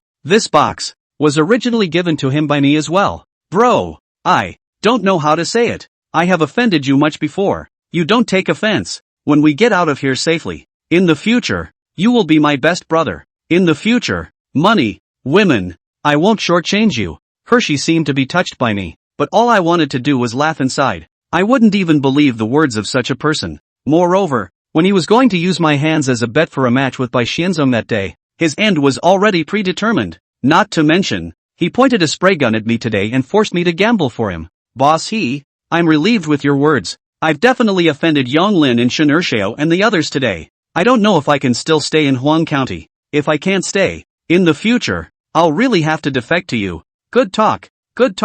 Boss give me the case. Hey. In the darkness, Hasiai handed over the money box. At that moment, Hisai was standing on the first step of the 3rd floor, and I was in front of him, standing on the 2nd-3rd step. I reached out and caught the box, but pulled forward slightly harder as I touched the box. Hisai grabbed the case before letting go, and was pulled forward by me with the case. He didn't stand still for a second. The whole thing leaned forward a bit. Dark space. Weak legs. Not ready to move forward. Sudden tilt. All of these elements combined to cause Hisai to take a step forward, landing on the floor and not having the strength to step on the next stair. Ah!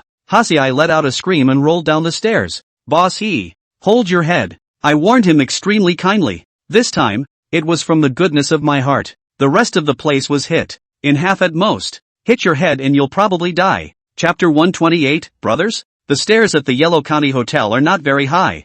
Hisai even rolled and crawled from the 3rd floor to the 2nd floor. But no serious injury. It's just some superficial wounds. As well as breaking an arm and a leg. I very kindly half-helped, half-dragged, and took Hisai to finally leave the Huang County Hotel, and reached a secluded and uninhabited place. Here, Yanglin they want to chase. They should not be able to find us for a while. Boss we should be safe. I breathed a sigh of relief and said to Hasiai, ouch, ouch. Hasiai didn't say anything, just wailed alone beside me. Yikes, boss why is there so much blood on your hands? By the light of the street lamp, I finally got a good look at one of Hisai's arms, covered in blood. The other, on the other hand, was covered in bruises and swollen. I'm okay, brother, can I trouble you to do me another favor? What? Help me get to the hospital for a bit. Boss I'm afraid this won't work. As you know, Yang Lin is one of the biggest bosses in Huang County. His power in Huang County is not ordinary.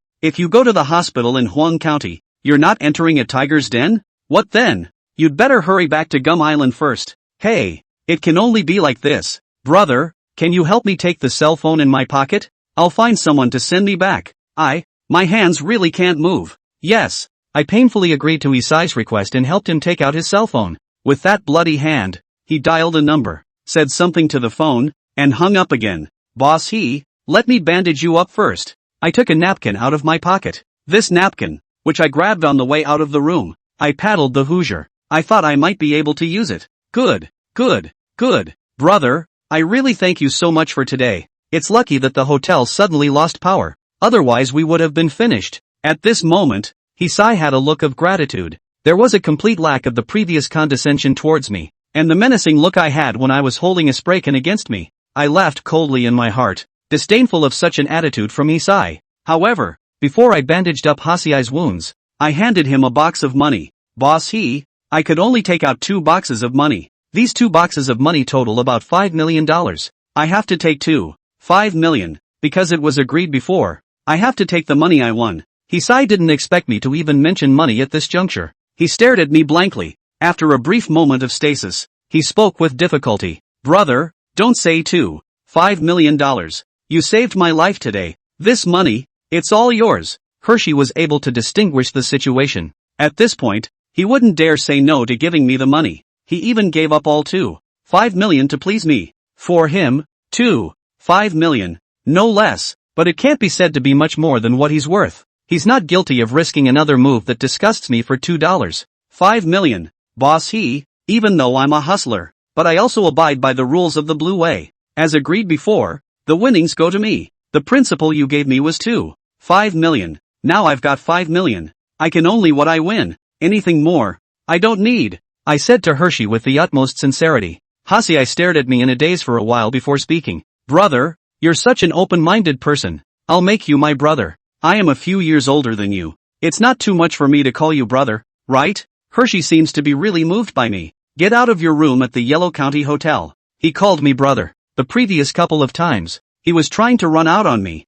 so it was as disingenuous as it could be. But now this brother, I think he is more or less sincere. However, his bloodied hands were honest. Took the case I handed him. This kind of person, I really don't care to brother with him. Okay, then I'll call you elder brother from now on. Good.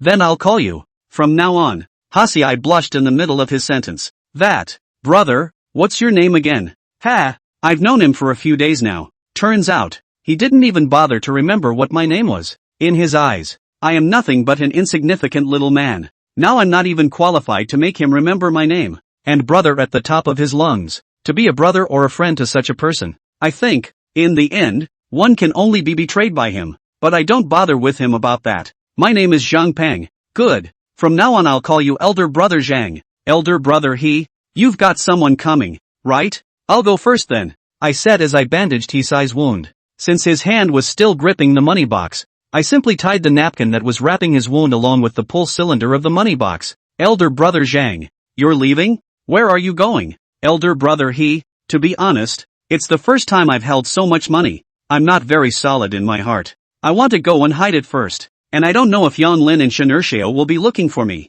I want to find a place to hide first and scout the wind before I say anything. Then you're coming back to Gum Island with me, that is. I can't. I'm Black Gold's man now. They won't let me leave so easily. If I leave like this, not only have I offended Yang Lin and Shinurshio, even Black Gold's manager Chen and brother Tian are offended. It's just a Black Gold. Older brother Zhang. Don't worry, I won't hide anything from you. After that, I will be working with your boss, Zhou Yaotian, on the gambling ship. In the future, all his men will be my men. A talent like you is exactly what my gambling ship lacks. You come with me in advance. I'll just tell Zhou Yaotian. Besides, the people who will come to pick me up later are Zhou Yaotian's men. It's fine for me to speak directly to Zhou Yaotian later. Sure enough, Hisai just called Zhou Yaotian, the boss of Black Gold. Tin. Although Hisai didn't name names when he called just now, I still vaguely heard it. The reason I said that just now was to probe Hisai. If Hosai is really working closely with Zhou Yaotian, then after that, maybe I can capitalize on that relationship. I pretended to hesitate and said, "Elder brother it's not impossible for me to go with you, but not today, no matter what brother Tian says, but Manager Chen knows me well. I definitely need to discuss this with her. Tell you what, I'll go find Manager Chen first. I'll give you a call then." "Ha? This way." Hasiai frowned. I glanced deeper into the empty street and frowned slightly. For one, can't spend any more time with Hasiai. Elder brother let's put this matter aside for now. I'll go back to the hotel first to see what's going on now. If Yang Grove and the others have come out and are sending people looking for you, I'll give you a message. You find a dark place to hide first. If they're not coming this way, you'll just wait honestly for someone to come pick you up. Good. As soon as he heard that I was looking out for his safety, Hisai immediately agreed, and I slapped Hasiai on the shoulder and said, "I'll go first then." With that, I trotted up with a money box. When I reached a corner, I immediately dove into a darkly shaded alley. "Are you okay?" In the shadows, I was asked. "It's the monkey. And there's Chobin." "It's alright. They're coming over, aren't they? Look, isn't that coming?" There was a roar of motorcycles coming from the same street where Hisai was standing. A convoy of motorcycles is speeding in the direction of Hosai. Chapter 129, Car Robbery. Just now, Hisai said this. He said it's a good thing the hotel suddenly lost power or we'd be screwed. But where in the world are there so many coincidences? I had the monkey disconnect the electricity at the Yellow County Hotel. Not only the normal power supply equipment, but also the backup power supply equipment, as well as the monitoring equipment, etc. were all cut off. At first, I didn't want to do that. I was thinking that if something happened, I would let Zhao Bin and Monkey bring the wrongman to help me. Perhaps, there will be a firefight with them. But then I changed my mind, because in case of a firefight, I'm facing two forces, Hisai and Yang Lin. I'm afraid the monkeys can't bring enough men. Moreover, at that time, I didn't expect Shin Ershao to show up with David Lee. If I did make that choice, the outcome might have been more complicated. So, I had Monkey bring someone to cut off the electricity at the Yellow County Hotel. Monkey them is Old Glory. Night and Darkness would have been the perfect partner for Old Glory. Monkey had led the way into the hotel room before anyone else could adjust to the sudden darkness. Of course, I'm not asking them to come and fight people. I just sent the monkeys and the others to take the $10 million from the room. And I, too, can take the opportunity to leave safely. Only, I didn't let the monkey take all $10 million. I let him take $5 million. I took $5 million by myself with Hasiai. But why should I take Hasiai with me and take $5 million to go? Here, there are two reasons. For one thing, when Hisai said that he wanted to take my hands and compete with Bai Xianzong, I had already decided to set him up. I took him to set him up. Secondly, I am trying to add to the contradictions and divert them. The added conflict is, of course, between Hershey and Youngwood. On my way out, I slashed Hasiai, stabbed Youngwood as well. Admittedly, I have a selfish agenda. I'm all about getting back at these two. Hosai goes without saying. Youngwoods, even if you want a little interest back. After I stabbed Yang Lin, I even shouted, "Mr. Stop stabbing." While walking up the stairs, I also told Hisai that the injury on his hand was done by Yang Lin. This is, by the way, a very childish stirring of the pot. In the event they sit down to negotiate later, once they are confronted, they will quickly realize that they have been singled out. But that's for later. Now, they were bound to both settle the score on each other's heads. They were already at odds, and now the conflict had gotten worse. So whose contradiction am I deflecting? It's a monkey. The monkeys won't be able to hide what they did today for long. At least, it couldn't be hidden for long within their wrongman. In the words of the monkeys, this kind of behavior of theirs counts as a violation of the rules of the wrongman, and can be counted as, this behavior of theirs, does it count as stealing? Counting. But this behavior of theirs could also be considered robbery. If you're strictly speaking, monkeys are targeted for this kind of behavior. When I learned that Yang Grove and the Shin family had close ties, and, after I guessed that my father might have been set up by Yang Lin back then, I already had a feeling that it wouldn't be so simple. It may not be so easy and smooth if I want to take revenge on Youngwood either. If I want to move Yang Lin, the Shin family will be a hurdle I can't get around. But to face the Shin family head-on, relying on me alone, even with the addition of a Zhao Bin, is definitely not enough. I need someone. I need to have a lot of people. In Huang County, in Dengzhou, the Shin family is a blue-wei giant. Families like this one are both blue and black. Where am I going to get someone to spar with them? I can only find wrongmen. But monkeys are now too low in the Wingate. I need to raise him up. Zhang Peng, why don't we take all the money, to leave a share for Tao Lei? The monkey asked me. At this time, I, Monkey, and Zhao Bin, stood in the darkness, looking at the road under the streetlight. Tao Lei, the Rongman Kitu of Huang County. Right now, he was riding a motorcycle with a dozen or so of his minions, speeding down the road where Hisai was. Hisai was afraid when he saw a group of people riding over aggressively on a motorcycle. He pulled his suitcase and tried to make his way to the mouth of the alley off the street. But just then, Tao Lei on his motorcycle threw out a thin chain. The chain wrapped precisely around the case in Hasiai's hand. The motorcycle sped away, too fast. In an instant, Tao Lei held the chain, which in turn wrapped around the money box, which in turn was tied to Hisai's hand by a napkin. Hasiai, with his suitcase, was dragged there. Ah! Hisai let out a scream. He's trying to save his life, not his suitcase. Nah! He couldn't let go. In this way, Hisai was dragged by the motorcycle for quite a distance. The good thing is, I didn't tie up Jose in the box. Hasiai was dragged some distance before his hands were separated from the box. Tao Lei slowed down the car and put the chains away. The money box flew to him. Then he threw the money box toward the motorcycle with two people sitting next to it. The man in the back seat took the money box. The group of them then took off. They are, after all, Old Glory. Seeking wealth does not harm. Got the money, naturally went away. And Hossein, down on the ground, doesn't know he's dead. The silence of the street, after being broken by the roar of the motorcycle and Jose's screams, was quickly restored. I looked at the street where only Hasiai was down on the ground and asked the monkey a rhetorical question. I've heard that there's a faction in Rongman called the Biker Gang. They specialize in riding motorcycles on the streets, cutting passers-by's bags and the like with knives, or just snatching anything of value on the road, like necklaces, bracelets, watches and the like. Does your faction do this job too? How could we possibly do this? We live by our craft. This kind of speedster is already somewhere between theft and robbery. But didn't your quartermaster just do that? My question left the monkey speechless. You see, this is what I told you before. Why he was the one who was the quester and not you. Let me ask you, if it was you, would you have done it? Monkey was silent for a moment and said, no way. But when I asked you to tell your family's Kuwaitu about someone here with millions on him, he didn't choose any other wrongman way to get this money, but instead used the simplest and crudest way. That's why he can be the Kuwait Tao, because he dared to break the rules. To him, this way he chose was the simplest and most effective. Any other way, he might even fail. He can do whatever it takes to achieve his goal. You, on the other hand, don't dare. My words silenced the monkey again. Monkey, didn't you say that in your faction? If you break the rules, you'll get your hands chopped off? But Tao Lei is the Kuwait head of Huang County, and no one is enforcing the door rules against him. Even if you sue the big Kuwait too in Dengzhou, Tao Lei and the big Kuwait head is a sworn brother, also will not deal with Tao Lei. Moreover, Tao Lei has always been generous to his subordinates,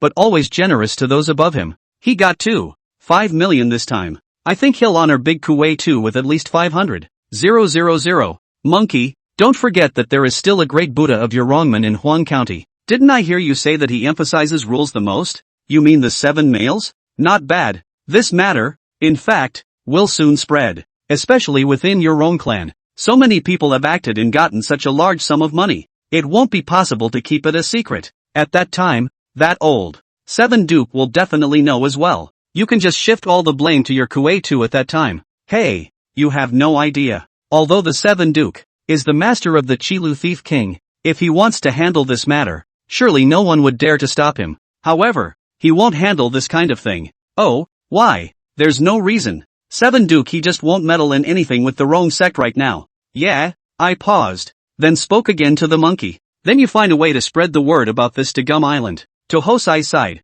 Chapter 130, Sitting on the Spot and Dividing the Spoils. The wrongman, also known as the Thief's Gate. What is theft? Stealing, i.e., stealing, but theft is also robbery and plunder. Thieves can be either petty thieves who steal or mountain thieves who rob. Even among the 1,000 gates there is theft. Stealing fails, cheating fails. If the stealer or the cheater is on the stronger side, it is likely to lead to robbery. That's why there is a saying, one flower on the road of the Jianghu.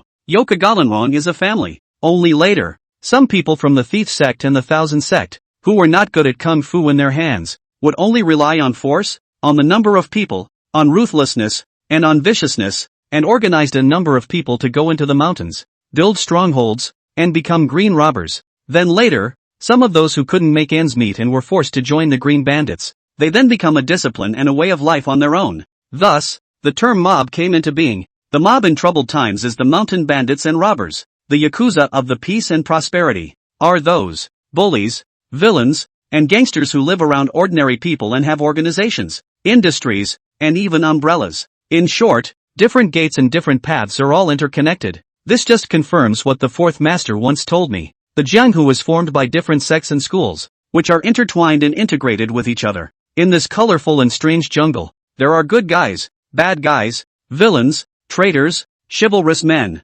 heroes, thieves, liars and robbers. As I said earlier, in any circle, there is a chain of contempt. There is also a chain of contempt among the great sects of the Jianghu. Although, they pay lip service to the fact that Yokohama Blue Wing is one family. When people in the Jianghu meet each other, they also address each other as brothers. But privately, the people of the Thousand Sect felt that the people of the Wrong Sect were nothing more than chickens and dogs. The people of the Wrongmen felt that the people of the Thousand Sect were pit bulls. The two sects looked down on each other. However, there was one view of the two sects that was united. That is, they all look down on the mob. They all think that gangsters only fight and kill, unskilled and brainless. Words like punk and short mule are the best way to explain them. As for those who are in the yakuza, they can understand the industry, organization and so on, but it is only because there are people from the Thousand Sect and the Wrong Sect who are in charge of them. Which triad is not linked to vice, gambling and drugs? Those who only fight and kill and collect protection money are not called gangsters, but can only be called hooligans.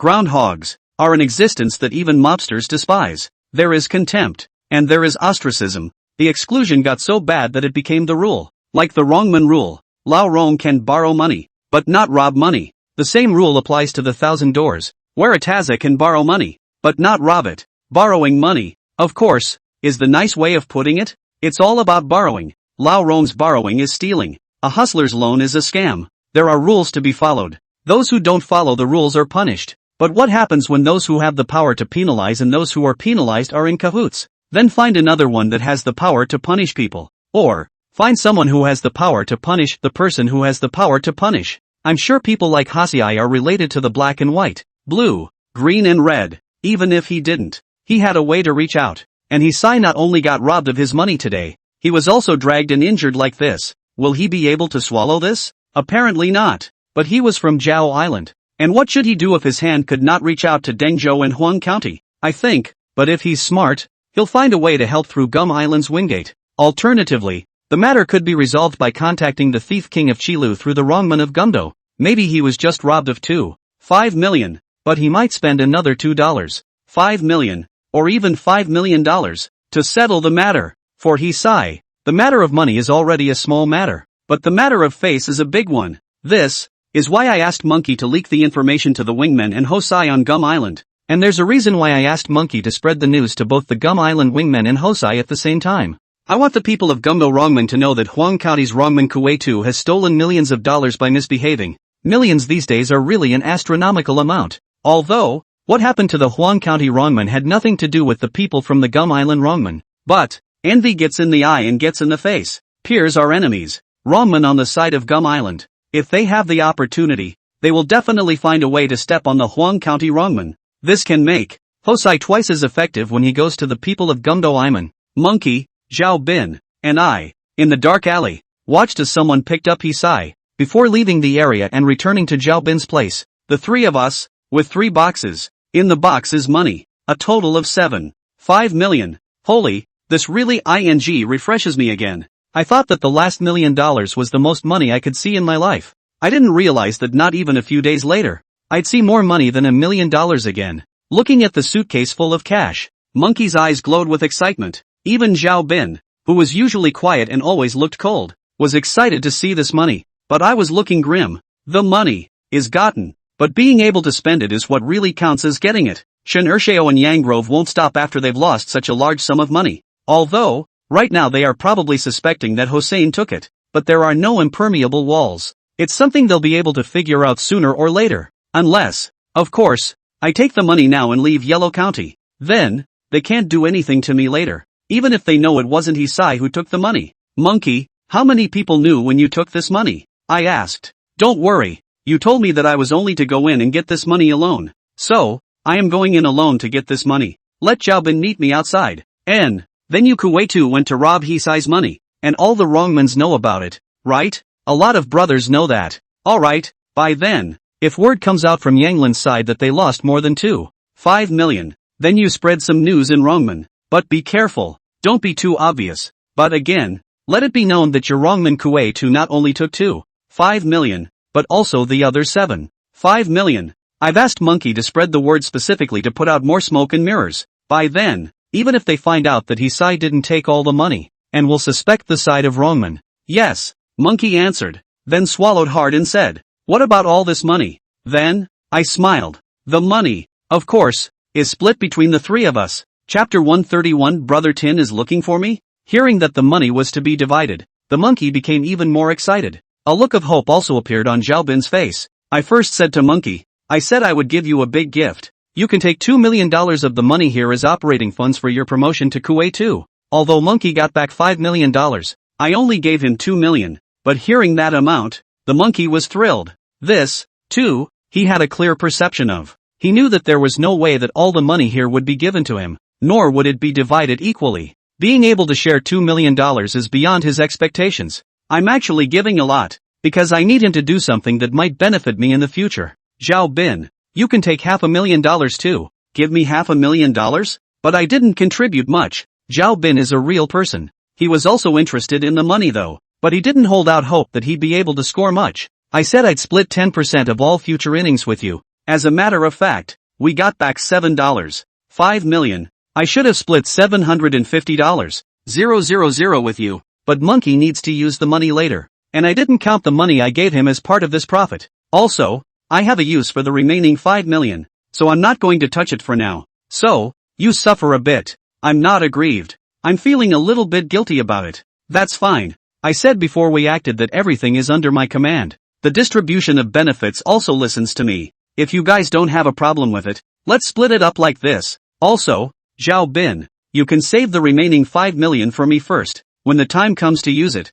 I'll ask you for it. Hearing my words, Xiaobin revealed an extremely surprised expression. You're letting me keep so much money? You trust me that much? Trust? I don't exactly go out of my way to trust someone, but I trust my vision. Xiaobin the man. It's pretty complicated. He has a righteousness engraved in his bones. This righteousness is supposed to come from his former profession, certainly not a black gold nightclub waiter. But he also has an evil spirit in his bones. These are two very contradictory states, but that's how I feel. I think that if Xiaobin is ruthless, he is definitely a ruthless master. This can be seen in his attitude towards Hanbo. There is also, I can occasionally detect, Xiaobin's body reveals the murderous aura and killing intent.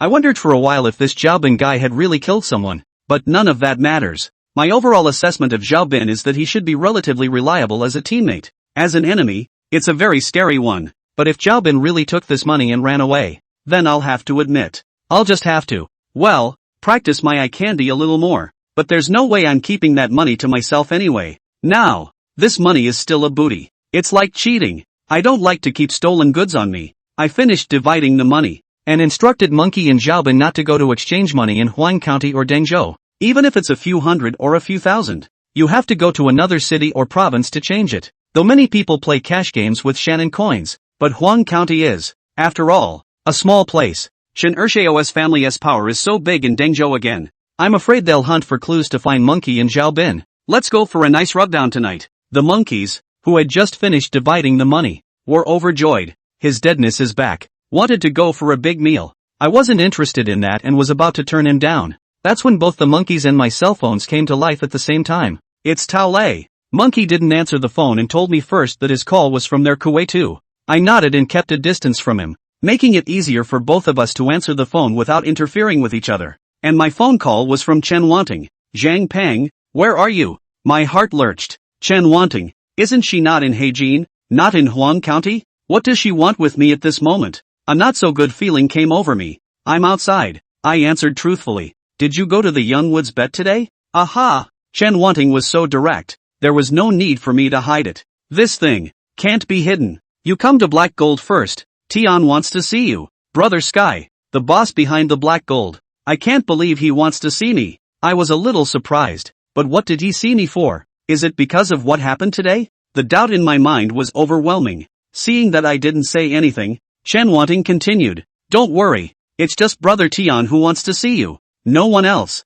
It was as if she had read my mind with those words. One possibility did cross my mind. At this moment, would Shin Ershao have taken someone to Black Gold? I serve as a victim of the struggle between Shin Ershao and Tian. Brother Tin is going to hand me over to Mr. Shen. Okay, I'm on my way. I thought for a moment and promised Chen Wanting first. As for going or not, I haven't thought about it yet. By this time, the monkey had also finished answering the phone. Tao Lei asked me to go to some celebration banquet and said he'd give me a share of the money. When I asked the monkey to talk to Huang County's Rongman Kuei Tu to say that there were goods to be gotten today, that Kuei Tu was the one who said that he would split the money with the monkey if he got it. After all, it was the monkey who provided this information to that Kitu. Okay, go ahead. I let the monkey go first. Then, I picked up my cell phone and dialed Yo-Yo's number. Zhang Pang, where are you? I was just about to call you. Before I could say anything, Yo-Yo spoke first. I'm out running some errands. Why? Oh, that's alright. I heard that Shin Ershao led people to smash the casino on the 5th and 6th floors. I'm afraid you're not alright. I was silent for a short while. This second young master Shin actually went to Black Gold and smashed the casino? The former, I'm not surprised. The latter, I was shocked. Although Tin is the boss behind Black Gold. But anyways, Black Gold is also the Shin family's property, right? How dare he trash his own property? Shin Ershao is crazy? Hello? Zhang Pang, are you listening? Do you know why Shin Ershao went to smash the casino? That's a question that I kind of knowingly asked. The purpose of my call was also to ask Yo-Yo about the Black Gold. Since she took the initiative to bring it up, I naturally had to ask about it. I don't know, hey, I was in the box at the time. I only just found out about it. But now Sister Wanting has returned. It's also temporarily sealed off the 5th and 6th floors. I wanted to go find Sister Wanting, but she didn't answer my call either. Then where are Shin Ershao and the others? I heard it seems to be gone. Oh, Zhang Pang, since you're outside, don't come back yet. I just heard that the gambling hall on the 5th floor was smashed by Shin Ershao, and I was so worried that something would happen to you. I was just about to call you, and you called me. By the way, what are you looking for me for? Oh, it's fine. I just wanted to ask you about what time you get off work today. I'll find you and go back together. I made random excuses. On the other end of the phone, Yao Yao softly said, there are customers who have booked private rooms today, so I might be late. Oh, well, we'll see about that then. Good. I hung up Yo-Yo's phone and pondered for a moment the purpose for which Tian had asked me to go to Black Gold. If he really wants to give me to Shin Ershao, then Shin Ershao shouldn't be leaving at this moment. I listened to Yo-Yo's state and believed that Yo-Yo wasn't lying to me. Shin Ershao, at this point, should have left Black Gold. Moreover, if Tian were to hand me over to Shin Ershao, Chen Wanting wouldn't have made a point of saying that Tian was the only one. She could have found an excuse to trick me into going there. Zhao Bin, you come with me to Black Gold. When we get there, you'll wait for me in the bathroom on the 3rd floor first. I thought about it and decided to meet the rumored Brother Sky. Perhaps something unexpected will come out of it. Chapter 132 Brother Tin. There are a total of 6 layers of Black Gold. Levels 1 through 5. I've been there, but the 6th floor, I haven't been up there so far. Even if I had darkened the light for Chen Wanting for the time being, I never went up there. All I know is that the 6th floor is also a casino and is a VIP room. The place where Tin met me is on the 6th floor. Before going up to the 6th floor, I made a point of glancing at the 5th floor. It's still really smashed. And the 6th floor isn't much better. The hallway was also a mess. Even though the doors to the private rooms were closed, the only thing intact was an office deep on the 6th floor. This office is not small. The decor is quite grand. I don't know if this office was previously used by Hanbo or if it was specially reserved for Tian. When I went in, there was only Chen Wanting and a man who looked to be almost 30 or so sitting at a mahogany tea table. What does the man say? The first time I saw him, one word popped into my head. The aura is extraordinary. Hair wax-coated hair was brushed back in a meticulous fashion. The face is white, but not too masculine, dressed in a white shirt, and a small gray suit undershirt, with a neatly worn tie, kind of like a business bigot. On top of that, the man always seemed to have a warm, elegant smile on his face. I don't know the 36 phases of the Big Dipper, but with my years of experience in observing people, I know that such people are extremely deep in the city. My least favorite thing is dealing with people like that. The man sat at the side seat of the tea table, the equivalent of the vice principal's seat, and sipped his tea. Chen Wanting, on the other hand, was sitting at the main seat of the tea table and was brewing tea. They both saw me when I came in. Chen Wanting was the first to speak. Zhang Pang, come and sit down. I responded by going over and sitting in the guest chair. When I sat down, the man hung a faint smile and extended his right hand to me, wanting to shake my hand. Hello, Zhang Peng. I'm Zhou Yaotian. I've heard Ah Ting mention you many times. When I see you today, you are really young and promising. See, brother Zhou Yaotian's attitude is so modest.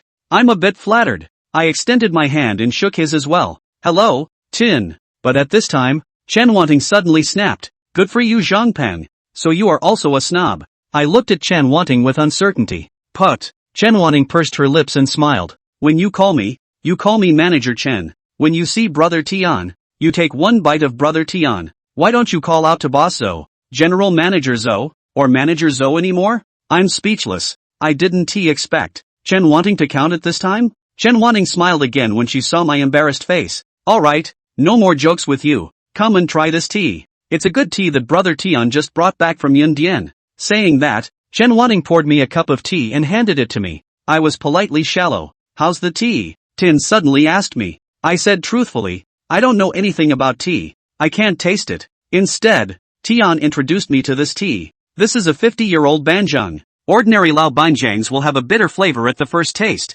and only after that will it be sweet. But this Lao banjiang is sweet in the mouth, and can form a lasting aftertaste in the mouth. Do you taste it again? I looked at Tin with some confusion. He didn't call me over here so I could come and taste it, did he? But instead of asking the question out loud, I listened to him and took another sip. How do you feel now? Tin asked again. Still the same. Can't taste anything special. I answered so inwardly. When I say I don't know tea, I really don't know tea, and I can't taste it any better than that. But on my lips I said, indeed. Seeing my answer, he smiled, no longer with me to continue to explain the tea scripture, but straight to the point. Only, in his first sentence, he asked me a question. Do you know why Shin Air pulled you into their setup with Isai? He looked like he was asking me a question. Yet I have a feeling. He seems to be quizzing me. I didn't really want to be led by him and just shook my head. I don't know. Tin raised an eyebrow. Did you see the 5th floor and the outside smashed before you came in here? I don't know about the 5th floor. I took the elevator straight up from the 1st floor, but it sure is a bit of a mess out there. So do you know what's going on? Smashed by Shun Ershao? I didn't just act like I didn't know anything. There are some things I need to know that I should know. Not bad. He lured you to Young Woods and Hosai's gambling game just to catch you in 1,000, and then get mad at Black Gold. I frowned. I heard that. Black Gold is also the Shin family's property. Why did he come to smash Black Gold? This, indeed, is the question in my mind. Even if Mr. Shin wants to play house fight with Brother Tian, he wouldn't go so far as to smash his own house, would he? I've heard that the Shin family's old man is still alive. The Shin family? It's still up to Elder Shin. Master Shin. How could he let such a thing happen? Even if he wanted to support Shin Ershao to the throne, wouldn't it be enough to directly strike to suppress Tian? Can't really read it. Instead of answering me directly to this question as well, Tin threw me another question. You're doing dark lights on the 5th floor. Have you noticed a lot fewer people in the casino these days? Aha. I nodded. This, indeed. That's because Shin Lao Air has opened another casino in Huang County. It's also a one-stop venue for KTV, bath, sauna, and casino. These past few days, he's also playing a trial game. He came to smash Black Gold's venue today to prepare for the opening of that venue of his tomorrow. I stalled slightly when I heard the news. But, I can't figure it out even more. Shin Ershao not only smashed the Black Gold in order to fight with Tian, but also opened an identical venue? No, it's in the wrong order. It should be. Not only did Shin Ershao open a venue just like Black Gold, he also smashed Black Gold, just to fight with Mr. Shin. Self-damage 800. Hurt the enemy 1,000. Is not so play, right? I really can't understand Shin Ershao's logic. Do you not understand? Tian's question startled me. I did not show the doubts in my mind excessively on my face, but he seemed to be able to read my heart as if he could see through me. This man, he's not simple. The first time I saw him when I walked in the door,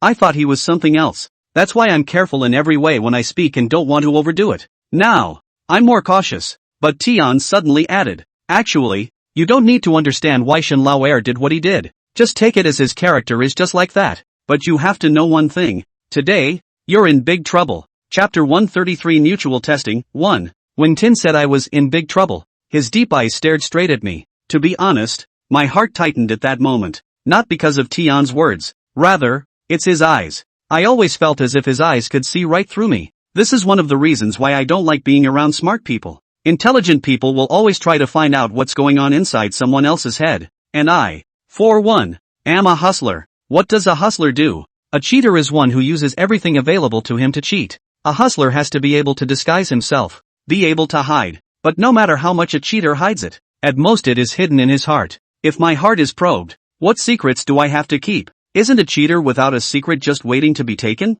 Brother Sky, what big trouble have I gotten myself into? I was nervous inside, but my face was calm and I pretended to be clueless. Tin looked at me quietly for a moment before speaking. Do you really not realize what a mess you've gotten yourself into? I shook my head. First of all, you shouldn't have gone to that bet. They told you to go to that bet. Whether you cheated or didn't cheat. Whether you won money or didn't win money. You as Black Gold's man. And Black Gold is the Shin family's property. You've all become a taker. Tin said slowly. This, I cannot deny. Even though I was only helping Chen Wanting to temporarily watch the scene, others didn't know. Chen Wanting called me a temp? Shin Ershao and the others knew this and could just say they didn't believe it. There are absurd things in this world that refer to deer as horses, let alone these. Seeing my sunken face, Tin went on. Secondly, you shouldn't have run away with Hisai. Today, Hisai moved the spray and pointed at Shin Laoer's head. This matter is already difficult to make good. It's not just Shin Laoer. The Shin family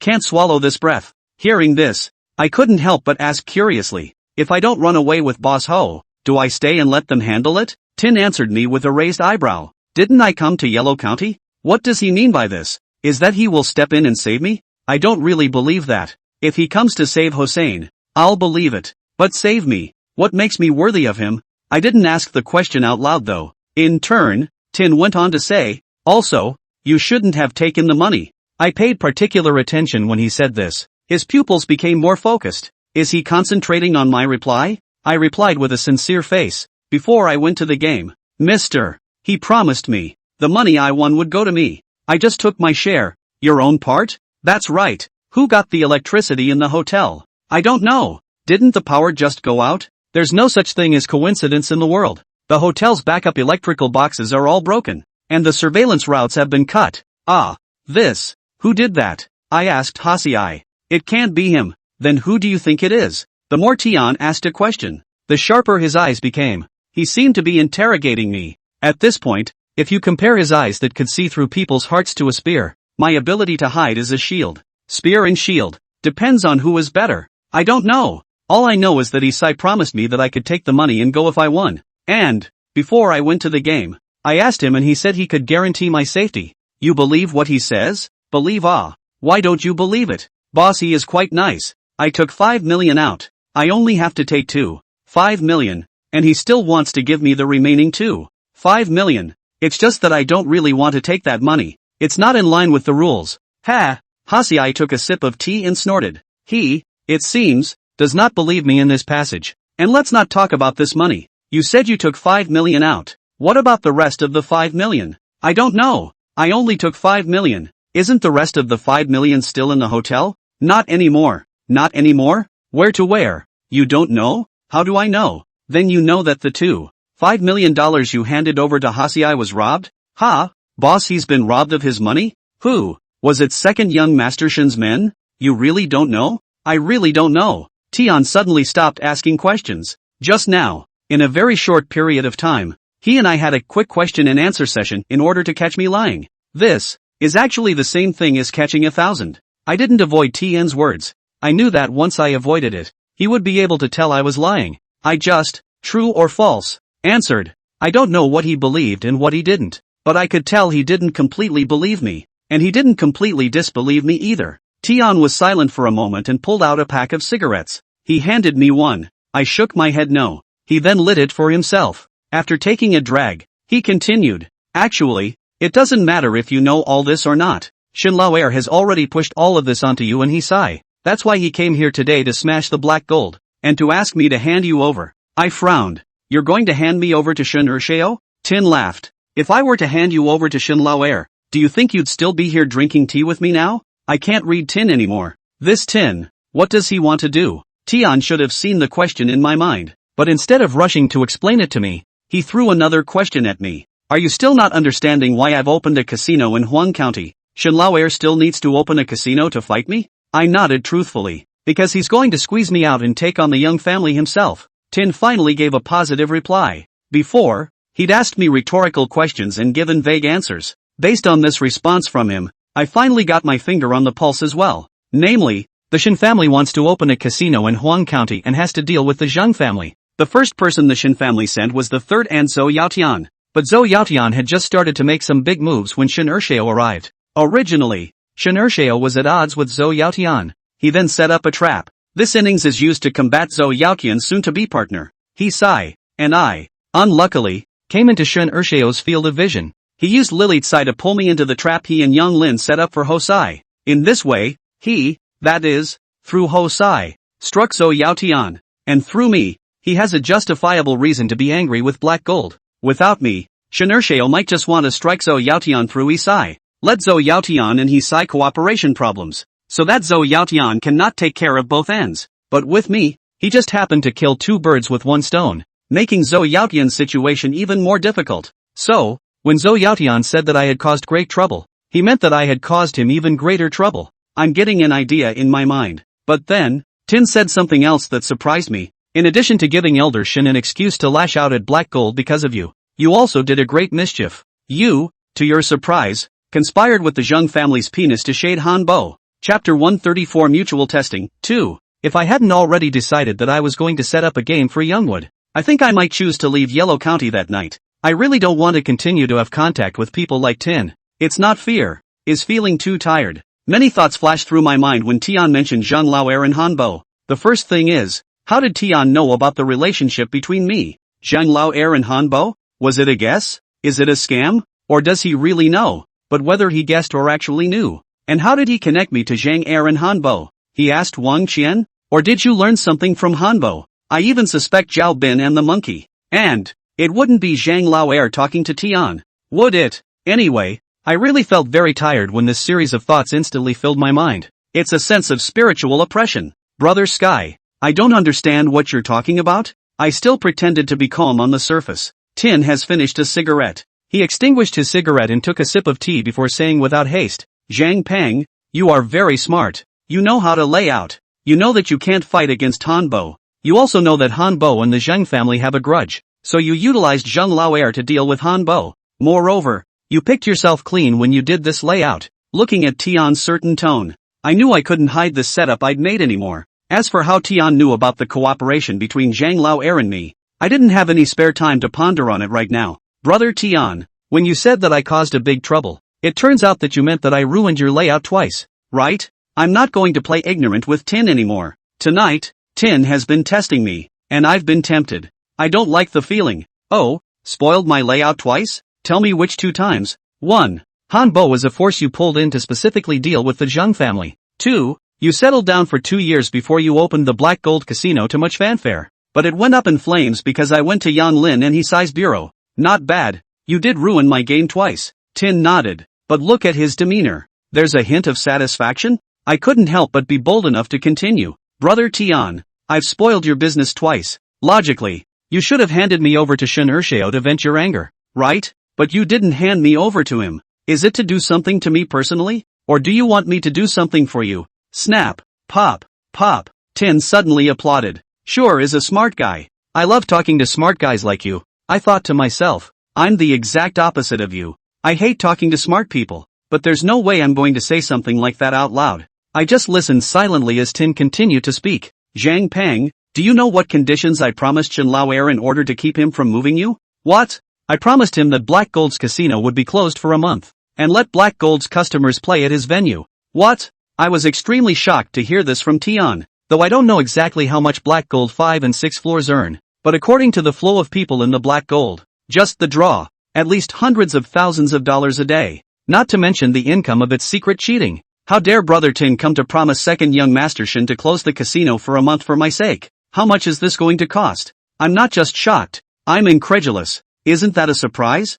Yes. Any idea why? I don't know, because I want you to work for me with all your heart. This answer was within and beyond my expectations. It's telling to say it's expected. The first point is that today, when Brother Tian didn't hand me over to Shin Ershao and specifically sought me out for a chat, I was able to guess that Brother Tian was bound to be trying to pull me in. The second point, before Chen Wanning asked me several times to officially be the dark light of the Black Gold, and she also asked Yao Yao to give me a birthday party as well as send me a cell phone. I think now that this is not only Chen Wanting's meaning, but probably also Tian's meaning. What I didn't expect was that Tin was too high on me. What could I have that would make him worthy of such regard? With my skill? But I didn't show much skill, did I? I was puzzled in my mind. Good thing Tin gave me the answer. Last time, when you used the Zhang family to set up a scheme to calculate Han Bo, I had Ting pay special attention to you. This time, although Shin Lao Air's real target was me, you were able to break Shin Lao Air's setup with your own position. I then decided that I must make you work for me. Suck. I unconsciously sucked in a breath. There are so many things about Tango that shocked me today. I'm even a little headstrong. He not only nailed the setup I set up for Hanbo, does he still know about the trap I set up tonight? Breaking? What do you mean? I asked tentatively. Tin smiled. Today's power outage at the Yellow County Hotel was no accident. About the power outage at the hotel, he had just asked me tentatively, but I said I didn't know. But now, he is stating the matter with certainty. I am not surprised that he may know about this. Later, there are no seamless innings in this world. The bureau will always get nailed if you find a clue. It's like how Tin just nailed the setup I set up against Hanbo, as long as he has the presence of mind to look into it, and then he knows. I may be briefly surprised, but it's not unusual. But how long has this been going on with the hotel? And he knew? Is it a guess? Or are there other clues he's got? At this moment, I even suspect that Zhao Bin or Monkey told everything to Tian. And Tian's next comment almost made me look unsettled. It wasn't an accident that he saw I was robbed by bikers, was it? Those guys? They're from Rongmen? I looked at Tin in a daze. I especially wanted to see through to what was going on in his mind. His demeanor didn't change much. Only, I saw a slight frown on his face. Although he nodded to the Yellow County Hotel blackout and the speeding party in the Rongmen, he shouldn't be 100% sure, especially regarding the speedsters and wingmen. I see him leaning in with his eyebrows the most. I've investigated you. You shouldn't have any background in Huang County. It's even more unlikely that you know anyone from the Rong sect. Then how did you get Rong sect's people to help you? This question from Tian would be purely doubtful. He's curious. He wants answers from me. At that point, I knew that he couldn't possibly believe me if all I said was a lie, but there was no way I was going to tell him the truth. I asked rhetorically. You should know that I don't know the Zhang family either. But didn't Elder Zhang help me too? This sentence contains a lot of information. Quite literally, I admitted to a lot of what Tin said, but without directly acknowledging it.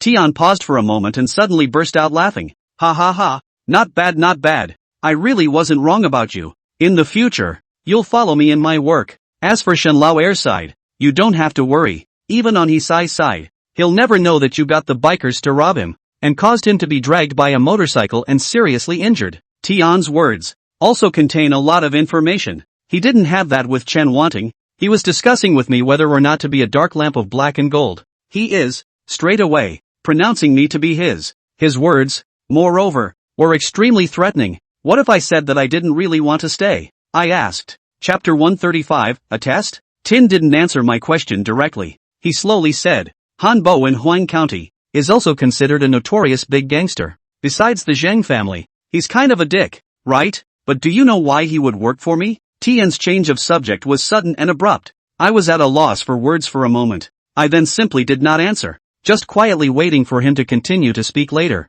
I put him in charge of the casino, except for the finances, which are my people. If it weren't for his lack of knowledge of the 1,000, I wouldn't have even sent old Six over to assist him. Since I chose to let him work for me, I gave him maximum authority. Moreover, I give him 60% of the casino's profits. 30% of Black Gold's profits go to the Shin family. That means I only took 10%. For you, I'll do the same. As long as you help me. You want money, I'll give you money. You want people, I'll give you people. When you make money, you can likewise take 60%. Even in the future, I can take 80% for you, and I'll only take 20%. If anything, Tian's words earlier in the day had shocked me and left me in disbelief. This passage of his, then, shook me. If he's not a crazy boss, then he's really too driven. Why did you pick me? There's no why. I just love talent. Tian's words were very succinct. I gazed into his eyes with extreme seriousness, and his eyes told me that he wasn't lying. With verve, loving talent. Such people are often extremely ambitious. Looks like he's got big plans. But, suddenly, Tian's words changed. I also loathe talent above all else, especially the talent of opponents, and talent that has the potential to become a rival. I would rather destroy such a person than have him exist. Threats. Naked threats. Tian's words were clear enough. It is the talent of those who have the potential to be opponents that means that anyone who is not him is his enemy and potential enemy. What you can't have, destroy. If I agree to be his talent, then he'll do me a great favor. If I don't say yes to him, he also said earlier that he could hand me over to Shin Urshio, or he could tell Isai about me letting the bikers rob me. Envy is up. I'm sure that people like Tin aren't painting me a big picture. I could tell he had ambition and a pattern. I also believe that if I disobey him, he will destroy me. But I don't care about the promises he made me, and I'm not afraid of his threats against me. Big deal. 36 plans to go. It's a big world. I don't believe anyone can cover the whole world with one hand. I, for one, am not going to stay and work for him, but I can't leave Yellow County for a while. It was all I could do to slow him down first, but he's not Chan Yuan Ting. I can use all sorts of excuses to stall and fool Chen Wanting, but I don't believe I can still deal with Tian like I did with Chen Wanting. If he could, I don't think he would have made a point of coming to me today. I contemplated for a little while and asked Tin a question first. Brother Sky, so what exactly do you want me to do for you? Watching the casino for me. Of course. That's it? I was a little taken aback. If he just wanted me to be his dark light, he wouldn't have had to go to such lengths. There are a lot of hustlers in this world. There are even more who are willing to be recruited and become dark lights. Simple? That's not necessarily so. The Black Gold Casino is only temporarily closed for a month. In a month's time, perhaps, it won't take a month. It will naturally reopen then. At that time, the Black Gold Casino will be managed by you. Or even the entire Black Gold will be managed by you. Tin has already given me too many shocks tonight. I'm even a little numb at this point when he says things like that. And hearing this, I couldn't help but glance at Chen Wanting. Black Gold for me to manage? What about Manager Chen? Put. Chen Wanting let out a light laugh. If Brother Tian says you're in charge, then you're in charge. I'm going to be your subordinate from now on. Zhang Peng, why don't you seize this opportunity? This is really a step to heaven. Many people can't even dream of it. I frowned. Chen Wanting, this reaction is not right. Previously, in order to compete with Han Bo for the management of a casino, she had exhausted all kinds of tricks. Now, she's willing to give up her Black Gold to me?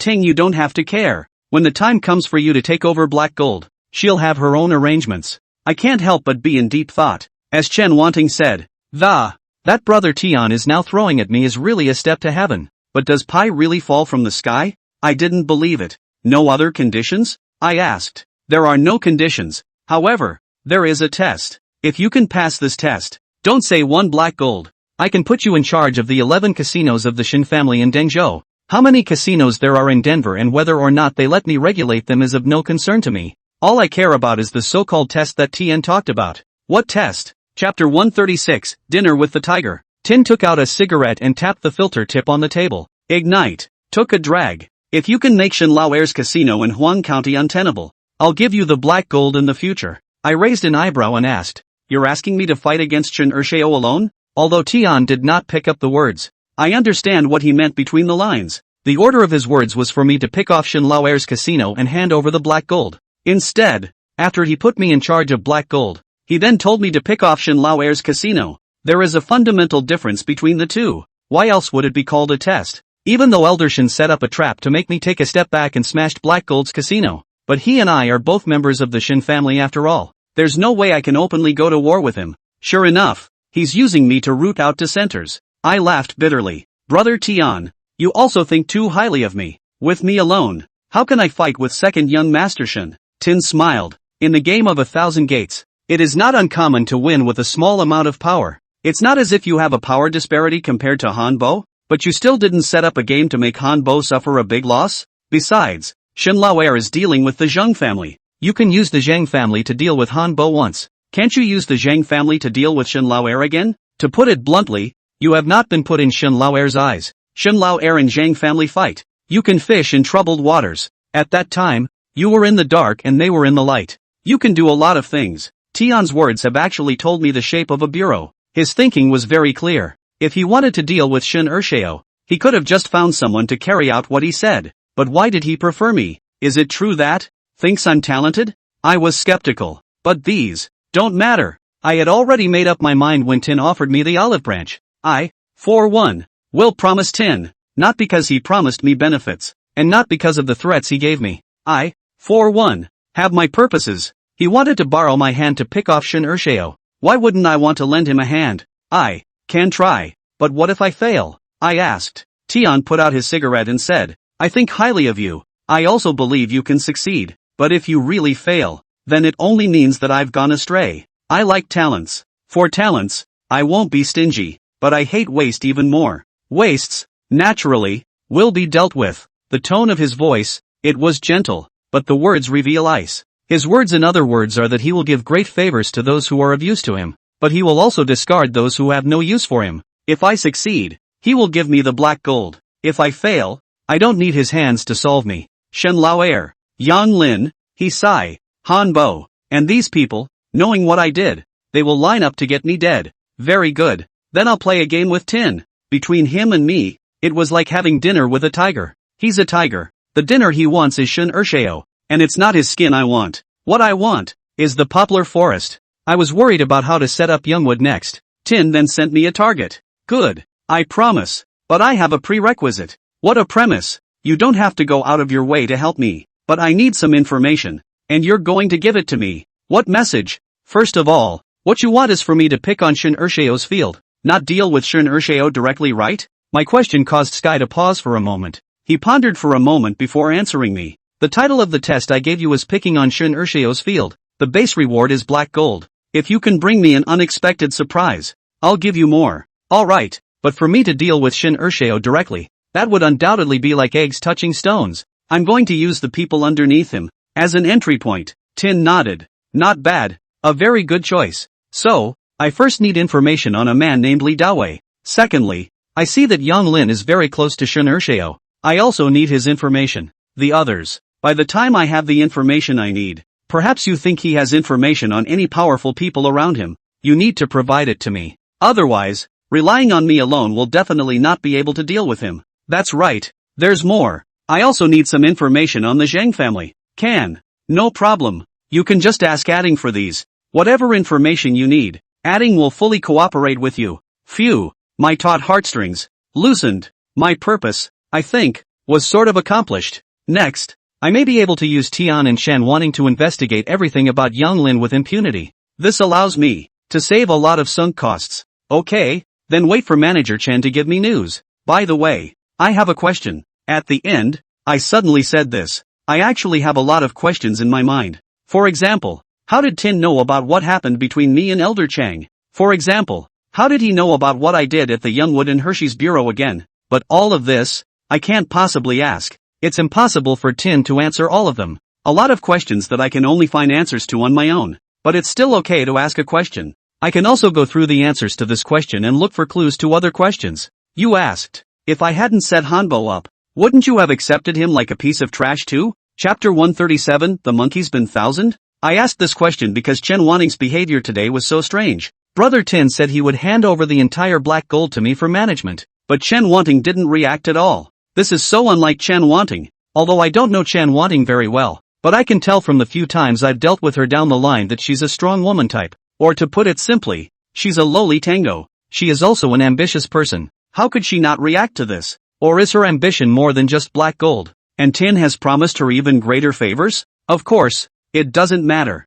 What matters is what exactly Tien did to Hanbo. Only, Tin didn't answer that question for me. He gave a mysterious smile. Tell me, Hanbo has become a wreck. You don't have to worry about him seeking revenge on you anymore. You only need to help me do good things in the future. As long as you can reflect your value and have no dissent towards me, I will naturally let you get everything you want. I didn't get an answer from Tin, and I didn't dwell on it. I am so tired today. There is a sense of physical and mental exhaustion. When I got back to my place, I fell asleep. I didn't wake up until 2 p.m. the next day. I picked up my cell phone and saw that I had a dozen missed calls, mostly from monkeys. Puzzled, I returned the call. Zhang Peng, are you okay? Why are you answering the phone this late? The monkey sounded a little eager, but there was also a hint of concern for me. Overslept. Oh, that. I simply replied back, but the monkey on the other end of the line stammered. Something? Why don't we gather at Xiaobin's? I have something to do. Okay. After hanging up the phone, I simply washed up and rushed to Xiaobin's place. His place has become the venue for our deliberations. The monkey was already there when I arrived. Just look at the look on his face, like a child who's made a mistake. This expression is very similar to the expression when I set up 1,000 him last time and he lost all the money. You're not going to lose all your money again, are you? Monkey gave me a surprised look. Then his eyes dodged and he lowered his head. I frowned. Don't tell me you lost the $2 million I gave you last night. That can't be. Monkey was quick to explain. How could I touch that money? I didn't lose all the money either. But did lose. How much did you lose? 100,000. I frowned a little. If the monkey is so ill-advised that he loses the $2 million I gave him last night, then I will immediately terminate my cooperation with him. There is no way I could be comfortable with someone like that. But he wouldn't listen to me and went back to gambling with people. And I was already sick of it. If he goes for a small bet, he can. It's okay to count 1,000 or so as a pleasure. But then he went and gambled with someone and lost tens of thousands of dollars. Even 100,000 as he tells me now. Then he's really stupid. I've already told him that there are hustlers in the world who can make him lose money without even realizing it. And he still dares to play with someone so big. Didn't you say you went to split the money yesterday? Why did you go and gamble with someone? I asked. Though I am sick at heart of monkeys. But I need to use him. Later for the time being. Nevertheless, when the monkey heard my question, an extremely angry expression appeared on his face. He cracked. Towel. Do you know how much he gave me a cut? Zhao Bin and I looked at each other as we watched the monkey get so excited. The monkey then held out 5 fingers. 50,000? Zhao Bin unconsciously asked. 5,000. Zhao Bin and I looked at each other again, both wearing an incredulous expression. I couldn't help but ask, how many of you split it? The monkey scratched his head and said, about 20 or so brothers. My share is considered to be a lot. The other brothers averaged 2,000 each. He shared a total of 50,000 out. This wrongman Kitu is also too stingy, right? You guys got a total of $2.5 million last night and he took 50,000 out and split it between you? I'm still a little incredulous. Ha! Monkey sneered. He said there was only $250,000 in the money box. That, he could really say. After all, the Shangjiang coins that were inside the box were in the denomination of $1,000. There's no way that case could have held $2.5 million if common sense had prevailed. Other people don't know that the inside is Shangjiang coins. In their view, the box only has 250,000 to be normal. But I don't really care what this wrongman Kaitu is like. The $2.5 million. I gave it to him. What he does with the money is none of my business. I don't care how he divides the money. But what does that have to do with you losing money? I'm only curious about this. Chapter 138. Monkey opened his mouth, looking like he wanted to say something. He agonized for a long time before he spoke. He divided 50,000, but he also said that he would take out another 50,000 and throw a banquet tomorrow. No. That is, tonight. Call all the Wrongman brothers from Huang County over then. And let's all have some fun. Then he also said that the brothers who went on the operation with him last night would go ahead and have a nice dinner in the evening. At that time, although I was not happy in my heart, I knew that I couldn't tear him down on the spot. I also didn't want to show my displeasure with him, so I followed along. After we'd had our fill, he suggested we get a game going again. I was originally thinking, have you taught me the underwelding technique? Slaughter him a meal, but I didn't expect him to play dice with us. I was also on the head. I was also on top of the game. I did not expect to end up losing 100,000 yuan. The other brothers also mostly lost. Basically the money he shared with us was all won back by him. I let out a secret sigh. This monkey. I don't know what to say about him. There are winners and losers when you gamble. What can you do if you're unlucky and lose money? Monkey's face turned red and he was momentarily speechless. He said, I'm not a sore loser. He said, but I think there's something fishy going on here. But I think there's definitely something fishy going on here. Catnip. I certainly knew there would be catnip. 9 out of 10 bets. Monkey and their Kuwaitu could win so much money unless they really had a stroke of luck. But what is this thing called luck that pops up so easily? I'm only saying this because I don't want to help the monkey. I'm a hustler. Young Pai Randall hustler. Not man 1000. It's not my duty or obligation to help the monkey get this back. Do you have proof? I didn't. Without evidence, what makes you say that people cheat? Furthermore, I've already warned you. You can't go out and find such a big game to play without my consent. What did you promise me at that time? The monkey was once again speechless. He did have nothing more to say. Because, he broke faith. After a long time, the monkey swore, Zhang Peng, this time I really promise you. No, I swear that if I go with someone to play such a big game next time, I'll be captured alive when I borrow the fall wind and have these claws of mine broken. Monkey as an old glory. This oath of his is equivalent to a poisonous oath, but I don't believe it at all. It wasn't disbelief in his words and his sincerity at the moment. Rather, I don't believe he can do it. According to him, he wasn't pressed into service this time. And I'm sure that the people, don't play very big. Normally, a monkey couldn't even lose that much money. He is simply swayed by his own greed and anger. In the future, he will still be swayed by his greed and anger. At that time, he will forget what he said today. Then you should remember this lesson. Next time, don't bet with anyone rashly. I kindly advised. Is really kind. Monkey stares at me in disbelief. I suppose he didn't expect me to say that. Zhang Peng, can you help me? Help you? How? Help me to catch Shimochi. Monkey gritted his teeth. I shook my head. I won't go. This time it's your own fault for not keeping your word that you promised me. Besides, what if your Kuei-2 didn't cheat and was really lucky?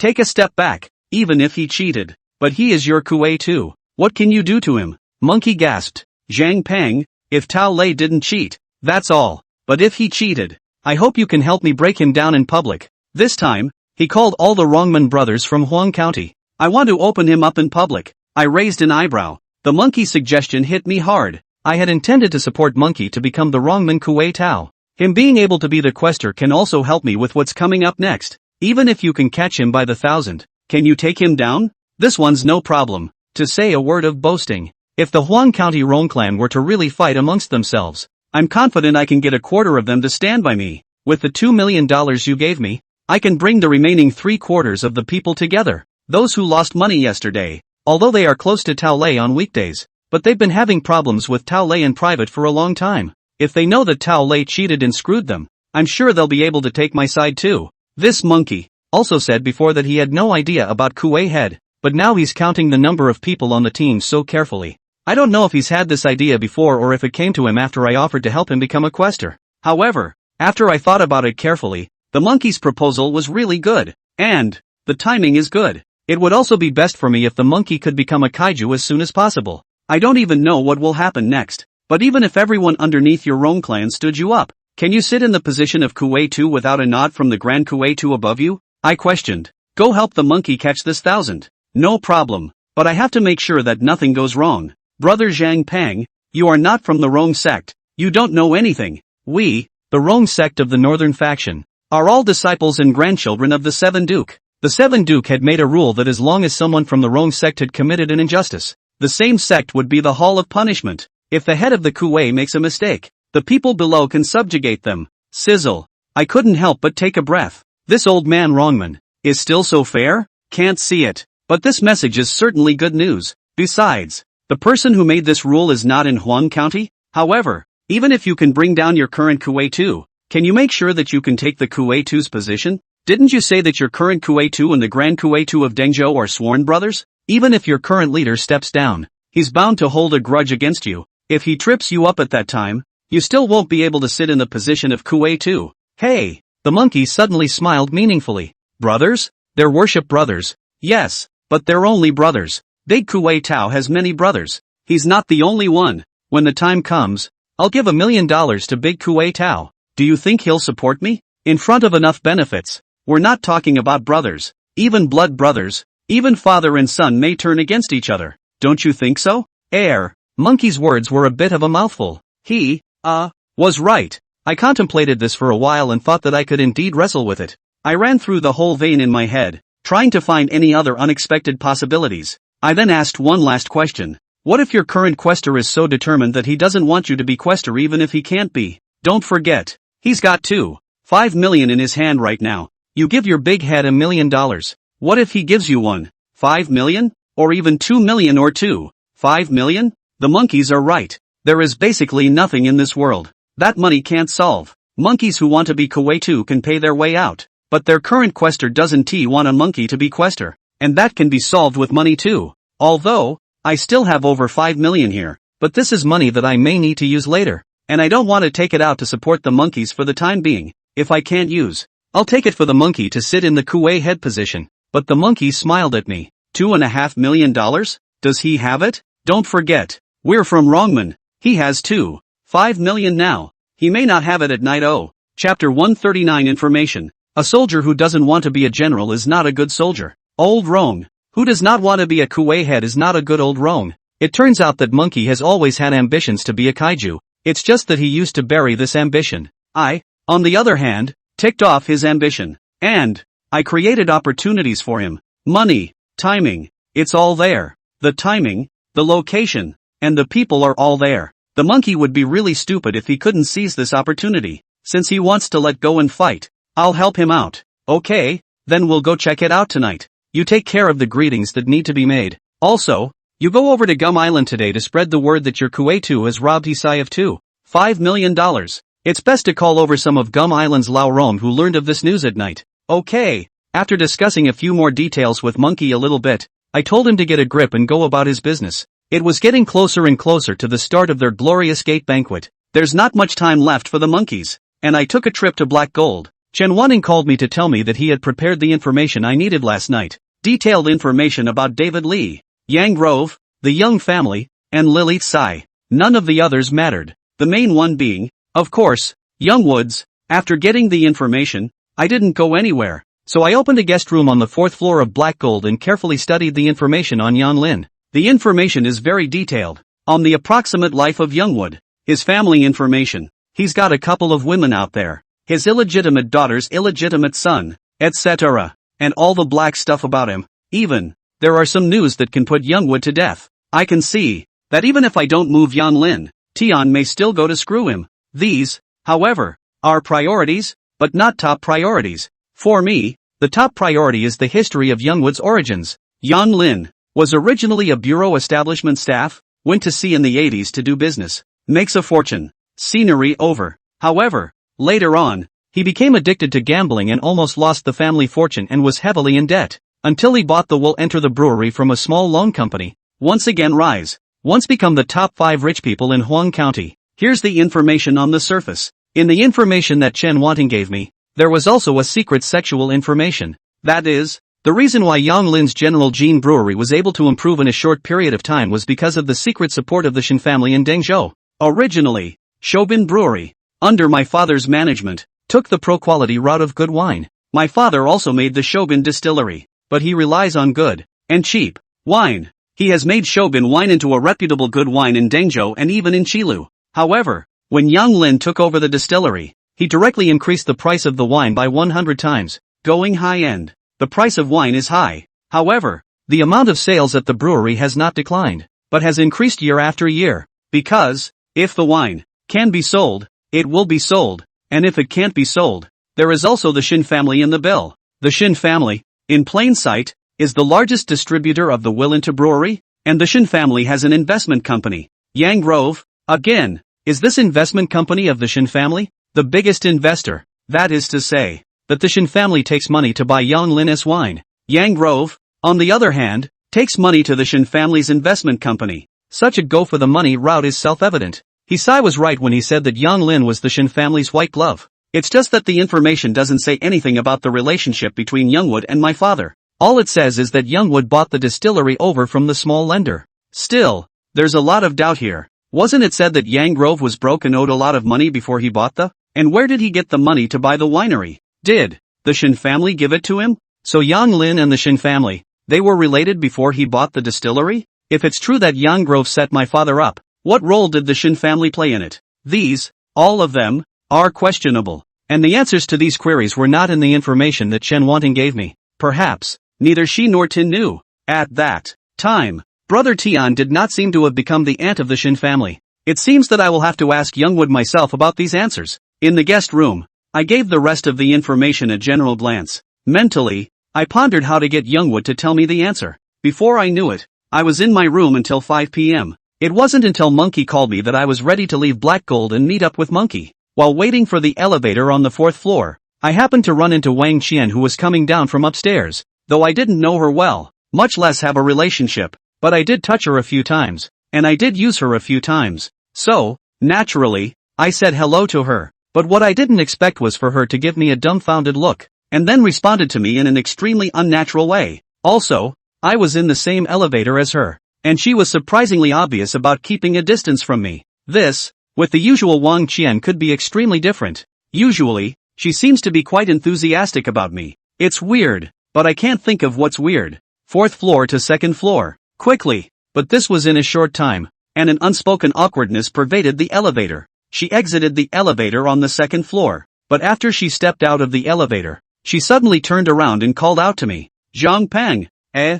I looked at her with a puzzled look on my face, and she looked at me with complicated eyes. A few moments passed, but then again not much time seemed to pass. She just opened her mouth. "It's okay." Then, with an uncanny smile on her lips, she turned away again. A bitter smile? Not happy?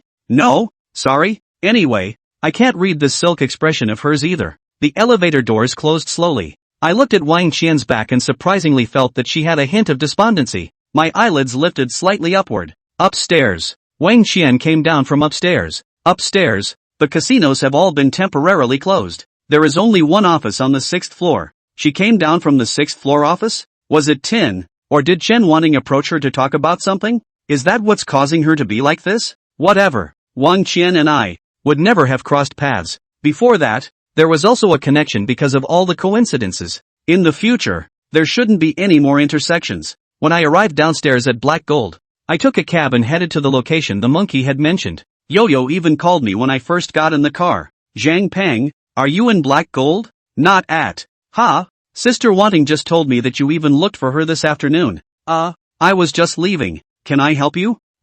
No, it's nothing. I'm off today and wanted to find you to go out to eat with me." "Oh, I'm busy today. Next time." "Okay then." I didn't mean to reject Yo-Yo. I still owe her a favor, and I've been trying to return the favor. It's just that I do have something going on tonight. But then a flash of wonder flashed through me. Why is Yo-Yo off today? I haven't been in Black Gold long, but I've never seen Yo-Yo take a break. Even if there were a few days in a month when she didn't go into the box to drink with someone, she would still come to Black Gold to set up a job. Chen Wanting especially liked Yo-Yo. Apart from the fact that Yo-Yo did bring a lot of benefits to Chen Wanting, it was also because Yo-Yo worked very hard. But why is she off today? This, I can't figure out either. If you can't figure it out, don't think about it. I sat in the cab and glanced out the window. See, the billboards on both sides of the road are plastered with the same advertisement. Warmly celebrate the grand opening of Platinum Palace Entertainment Club. Platinum Palace. Black Gold. Interesting. Chapter 140, Hair for Dice.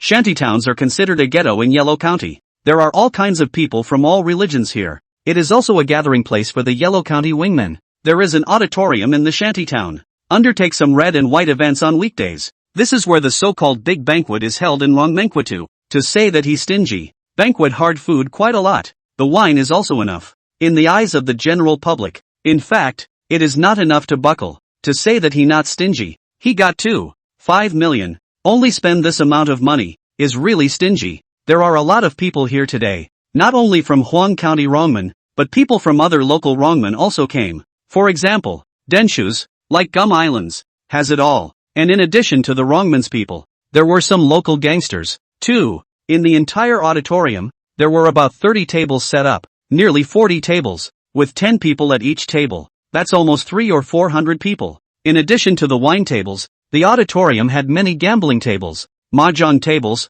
blackjack tables, bull tables, fried gold tables. Have everything. It's a bit of a temporary casino. The reception ended quickly. There are people who come here and mingle, but they are in the minority after all. Most are still all coming together, as well as gambling. And with so many people, it's normal to have people who know each other and people who don't know each other. Monkey with me and Zhao Bin 2 people. Encountered some people to ask the identity of the two of us. The monkey casually reported the identity of the two of us. There will be no one to ask detailed questions. After the banquet was over, those who were supposed to leave left, and those who stayed naturally started gambling. There were a lot of people left behind. Still a little over 200. Monkey and their leader, called Tao Lei, in the end of the banquet, opened a craps table. He sat in the bank, but also as a dealer. There had to be 20 or 30 people gathered around his table. Big, big, big, junior, little. These people were sitting or standing, all red-faced and excited. The Rongman Kaitu was even more red.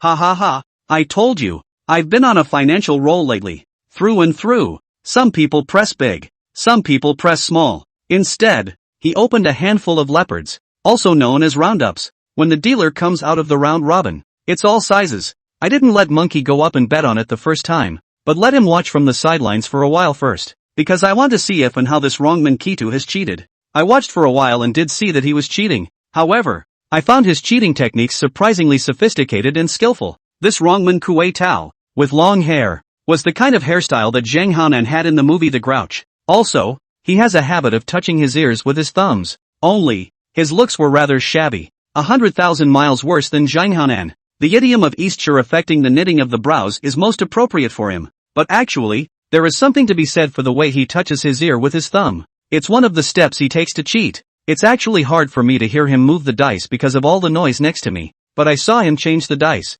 That is, after he shakes the dice. He puts the dice cup on the table and then the crowd places their bets. He'll take a look at the amounts in big and small. Then, depending on the amount of money, he opens the points for winning more or less. So how did he do it? I realized that he basically shook out every hand that was big. If there's a lot of money on the small, then he'll just open the big one. If the amount on big is high, he moves the dice to make it small. And the way he did it was by using his long hair. The motion of him touching his ears with his thumbs was actually a silent plucking down of a long hair. Tie the dice with a hair tie before shaking them. When you open the cup, utilize the technique and pull out the hair. It is possible to draw flat, i.e., make the dice not move the number of dots and draw the hair out. It also moves the dice, i.e., it rolls the dice as it draws the hair, thus making the dice go from big to small. If the amount of money on big and small is about the same, he will try to draw the dice into a leopard. It's just that the odds of him drawing a leopard are low, 10 or so fairly sized innings,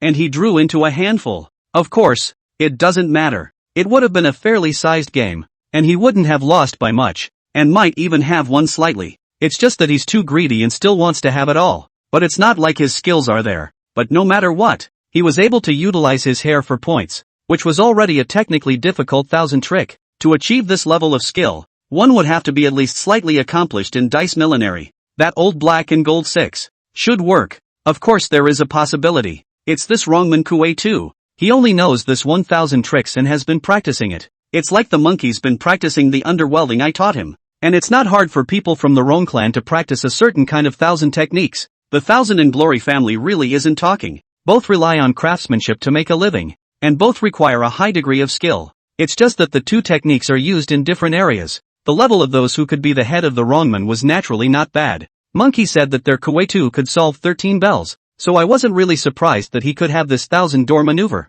But that's not important. Now there's an extremely troubling thing. It's hard to catch a cheat like Rongman Kitu, because the dice are fine. I can see his methods. These muggles around me can't. If I told them that your Kuwait cheated and used So-and-so's cheating technique, they'd probably knock me out. Catching 1000 is all about catching the loot. The spoils of the Rongman Kito are his hair, but he had long hair. He could have just said it was the hair he lost. Unless, of course, I call him off while he's wrapping strands of hair around the dice, but that's not very realistic either. No matter what movement I made, it wasn't as fast as the speed with which he drew his hair away. This is killing me. If it's simply a matter of countering 1000 of his money, I've got it covered. But there's really nothing we can do about it when the purpose of our visit today is to capture his 1000. Ahem. I coughed lightly, then glanced at Monkey and Xiaobin before leaving the table first. It was a code word I had agreed to with both of them beforehand, though quite a few people in the room knew that the three of us came together. But I told them that the three of us try not to make a move together.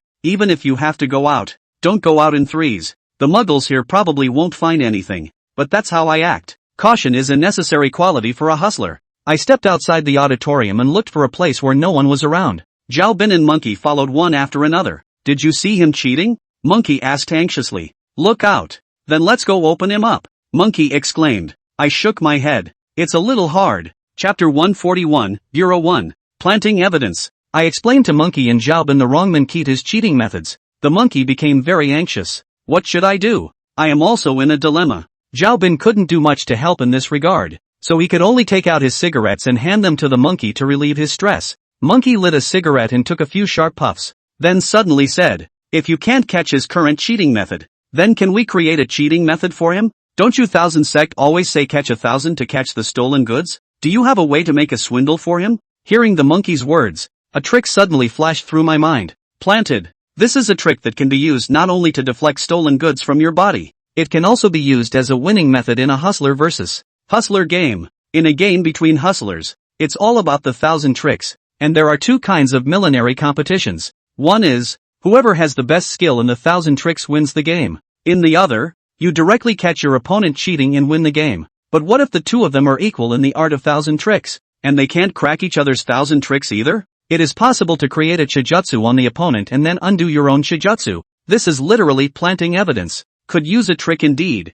I had an idea in mind, but I gave the monkey a meaningful look. This monkey is eager to get to the top at this time. It's just a matter of helping the monkey get to the top first. Here's the deal. You two split up. I'll need dice, mercury, strong glue, and cutting and drilling tools. If you can't get the mercury at once, go to the drugstore and get some thermometers, and get a piece of wire. I'm going to need all these things. Better get these done in 15 minutes. Then we'll meet at Zhao Bin's place first. The monkey was right. Since I can't capture the Rongman Kaitu's Chien directly, I'll create a Chien for him. The evening's game won't be over anytime soon, so I'll have time to maki a set of mercury dice. Mercury dice are not that difficult to make. Simply cut up a normal dice and dig a hole in it and pour mercury in. And I don't need to do it in any great detail. These mercury dice are used for swindling, not for cheating. Monkey and Zhao Bin were very efficient in their work and soon had what I needed ready. I used a wire to draw the mercury out of the thermometer and pour it into the dice. A simple pair of mercury dice is made.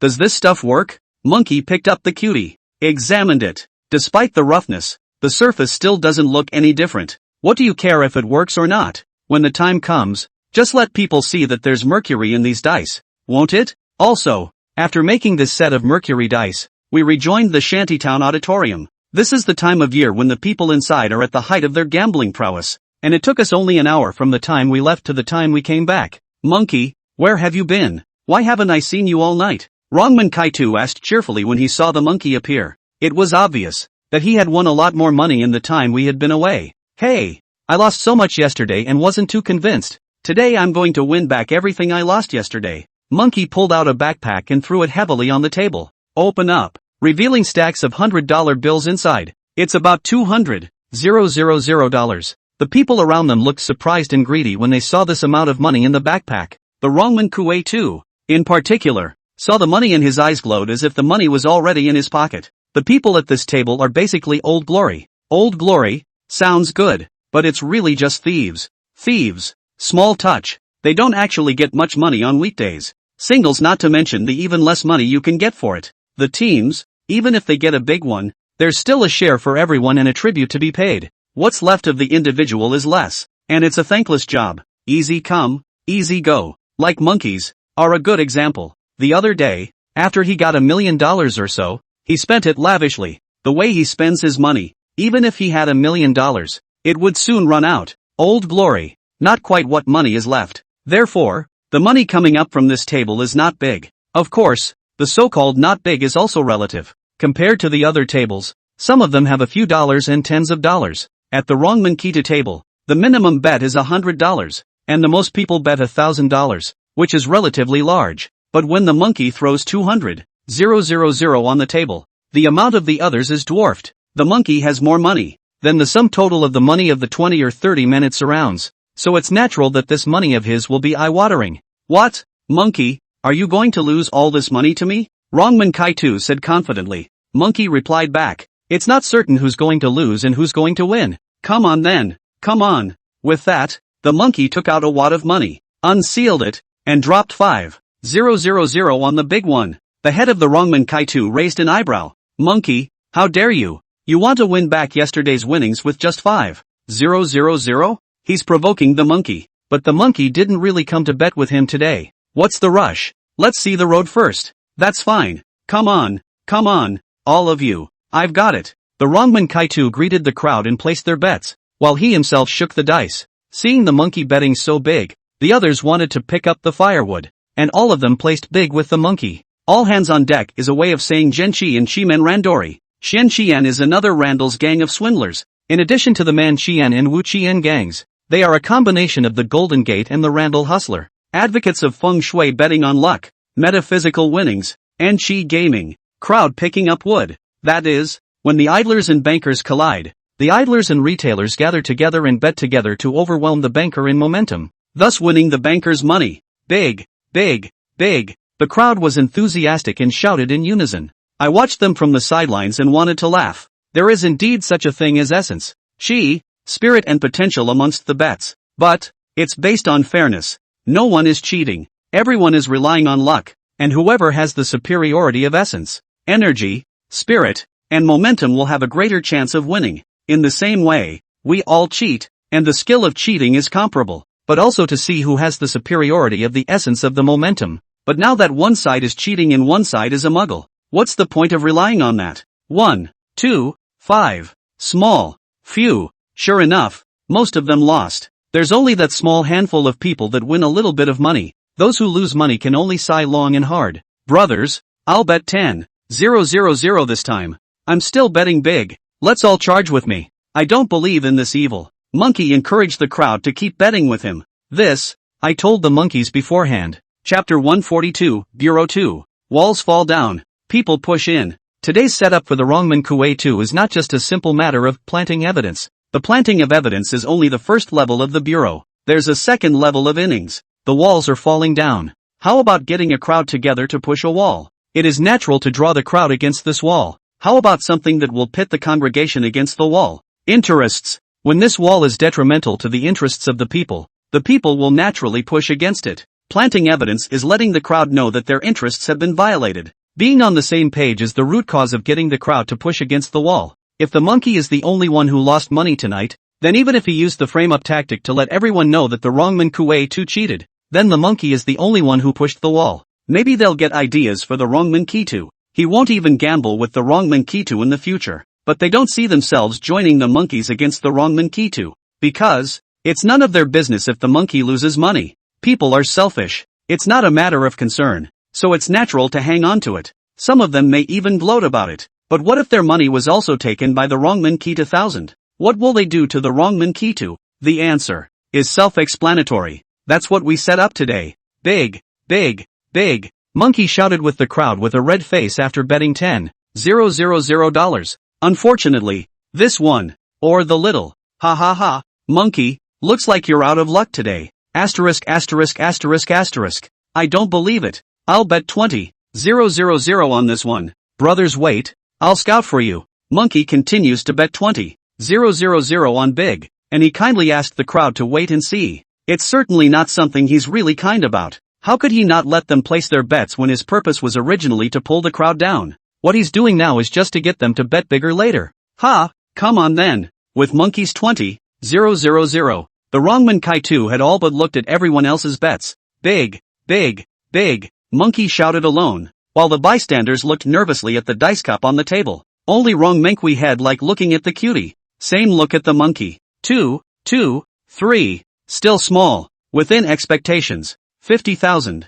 Go on. Monkey throws another 50,000 on the big. At this point, he looked like a gambler who had lost his money and gone to his head. The Wrongman Kuei 2 was no longer asking the others if they wanted to place their bets. Sure, it's still down big, is it? Give me out. Monkey stared at the dice cup and shouted viciously. Humph. The Wrongman Kuei 2 smiled contemptuously, shook the dice, and opened the cup. Still small. Damn. How continuously come small. Chief, you're not going to get your hands dirty, are you? The monkey's eyes were red with disbelief. Don't say. He plays it pretty well. When the Wrongman Kuei 2 heard this, his face became visibly unnatural. Spinning around, he revealed an angry look. Monkey, medicine can be taken indiscriminately, but words cannot be spoken indiscriminately. If you think there's a ghost, you can test the dice. With that, the Wrongman Kuei 2 pushed the dice cup with its dice toward the monkey. This little cutie. The original plan for Monkey and I was that Monkey would lose 100,000 or so and then act like he was on top. Then said Wrongman Kuei 2 is not a handful, and took the opportunity to ask for a dice test. When checking the dice, the monkeys used their Wrongman technique to steal the dice and replace the dice in the dice cup. Although those present were all Old Glory, Monkey was definitely the highest thief among the crowd. A monkey can unlock 15 bells. All of their Kairos can only solve 13 bells. I also asked the monkey beforehand whether he was confident that he could do it without being noticed. Theft, like 1,000, is a fear of being caught in public. But the monkey patted his chest and told me with extreme confidence that it was impossible for anyone present to drive him. With that in mind, I'm going to let the monkey play. If the monkey really misses, it will be his life. I, for one, will not be able to intervene in this matter again. I had to give up the monkey as a partner. Just let a person did not expect is, not waiting for the monkey to open his mouth. This Wrongman Kuei head will send the dice to the monkey in front of. Of course, he doesn't realize we're counting on him, and he knew that the dice were indeed fine. He was also relieved to give the dice to the monkey for inspection. Monkey caught the dice cup, but he did not open the dice cup, at least, as far as the crowd could tell. He didn't open the dice cup. Their kaiju didn't see anything different. But I did find a little something. But anyway, to the eyes of others, the monkey just pressed his hand against the dice cup and didn't lift it or take out the dice. Hey, Chief, I'm just kidding, right? After saying that, the monkey directly pushed the dice cup back. Nor did the wrongman Kai-Tu create suspicion. He even stared at the monkey with some amusement. His expression seemed to say, "You test if you can test anything, I'll take your name. Guys, I've pretty much patted the first couple of handfuls. How can I get to the big one? What do you say? Will you join me in pushing our leader tonight?" The monkey emptied all the money out of his shoulder bag and put it on the big one. With that comment, I don't even know if he's talking about what's going on at the table or what's going on under the table. Good. The chief won a lot of money from us before. Let's make him spit it out in one hand today. I'm betting my family's belongings today. Someone responded to the monkey. I'm in. I'm coming too. As the monkey's first few hands got bigger and bigger, the onlookers at the other tables were drawn in. As soon as a few people responded, those who followed later placed their bets, in addition to those who were originally at the table. Seeing the amount of money on the big more and more, Rongman Kuei head of the eyes glowing, the corners of the mouth cannot be suppressed. In an instant, in addition to the monkey's 100,000 or so, the others added up to 100,000 or so, a total of more than $20 million bet on the big. This is a rare big gamble for these Old Glory. I, on the other hand, seeing that there were more and more people, didn't bother to squeeze in with them, and retreated silently to the back of the crowd, even slightly away from the group. Anyway, what happens next? I already know. Are you done? Leave your hands when you're done. The wrongman Kai-Tu yelled. He was obviously very excited. Perhaps the money on the table was already in his eyes. Big, big, big, big, big, big. The crowd shouted.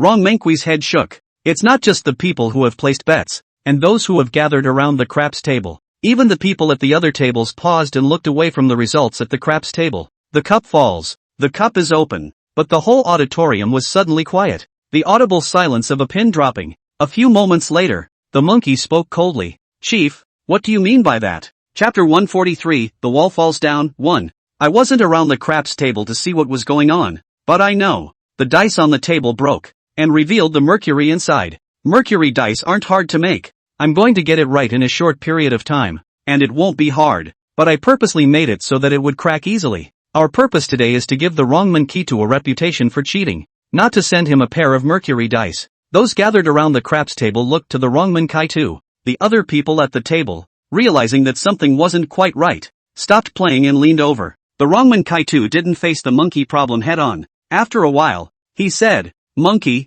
you set me up?" This kaiju reacted and knew it was the monkey who was up to no good. But how could the monkey admit it? Only the monkey's cold words were heard. Chief, what are you talking about? How did I set you up? You changed the dice. Chief, you're going too far with that. You cheated the brothers out of their money. And now you're saying I switched the dice? The dice are yours. And I didn't move the dice. You fart. You switched the dice when I pushed the dice cup to you just now. Ha, Gov. It turns out that you deliberately pushed the dice cup to me just now. And it was premeditated. It's because you're afraid that if you reveal yourself, you can let me take the blame. At this point, the monkey suddenly raised his volume. Brothers, I'm sure hundreds of your eyes were staring at me just now, right? We're all from Rongman. Can you not tell if I changed the dice or not? That's a very nasty thing to say about monkeys. He's trying to completely bind a bunch of Old Glory together. Lao Rong, like the Taza, relies on a quick eye and quick hand. Whether it's Old Glory or a Taza, you're insulting him by saying his eyes aren't fast enough or his hands aren't fast enough.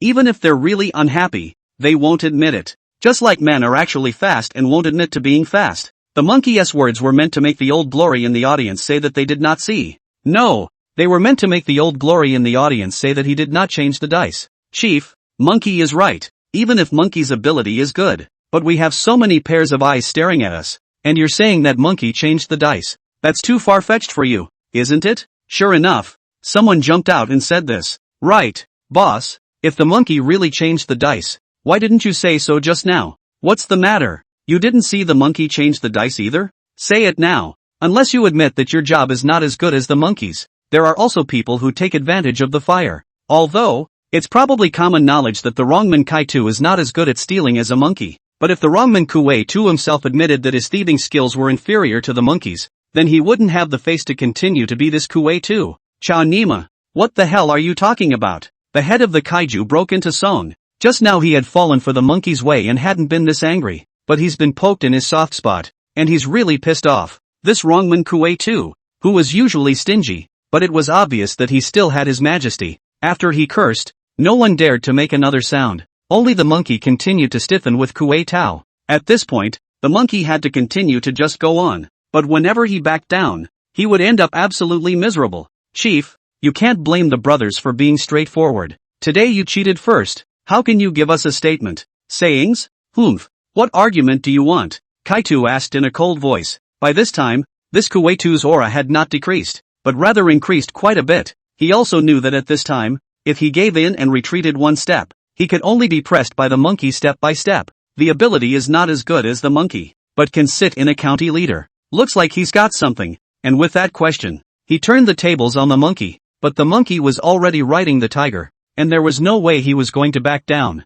Chief, although we are not from the Thousand Gates, but since we're on the gambling table, we have to follow the rules of the Jianghu, right? Cheating. Chop off your hand. The monkey's tone was extremely vicious. Today, he and the Kuei had narrowly meet, to see who is more courageous and ruthless. Chao Nima, monkey, are you trying to revolt? Arrest him first. After all, Kuei 2 is Kuei 2, although he is now cheating exposed, but there are people on his side. As soon as he spoke, more than a dozen people were ready to make a move on the monkey, but then, the same group of people surrounded the monkey and blocked him. Kaito seemed to realize something was wrong. Monkey, did you plan ahead today? Chief, what are you talking about? What premeditation? Today, you're the one who got caught cheating. Naturally, Monkey would not admit that he had set up a trap against Kuei Tao today. He was obsessed with Kuei Tao's cheating. Today's Jianghu, although the world is going downhill, there is little left of the so-called moral righteousness. But on the surface, the Jianghu people still hang on the word moral justice.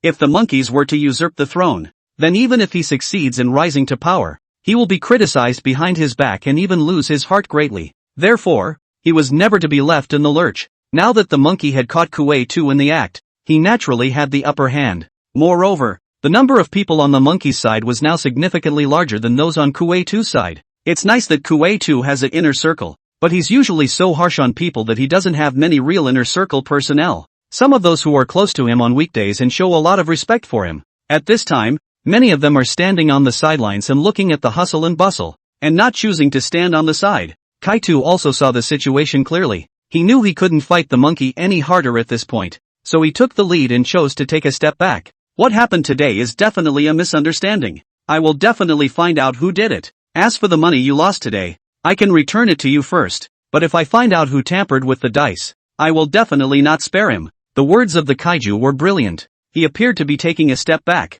but in fact, he was taking a step forward by taking a step back. He first talked about giving the money back to the loser as a way of pulling in the loser's heart. At least he keeps the left and right ones from siding with the monkeys. Then he put the focus back on the fact that he wasn't cheating. If it went the way he thought it would, then the day would be over. After today, tomorrow, who knows what will happen? Monkey wasn't too stupid a person. He naturally wouldn't let the advantage that had been formed so easily be wiped out by Kuei 2's words. Chief, of course you're going to refund us today's money, but what about the money from before? I lost over $100,000 yesterday. I've lost quite a bit before too. So did all the other brothers. Yesterday, the brothers went fruit picking with you, and you split our money like a beggar. Not to mention, you even cheated us out of our money, and in the past, when we gambled with you, you always won. I don't think I've ever seen you lose money. Do you have to pay us back the money you cheated us with? Monkey's paragraph instantly made a group of Old Glory react. Even those who stood beside Kuei 2 looked at him with strange eyes.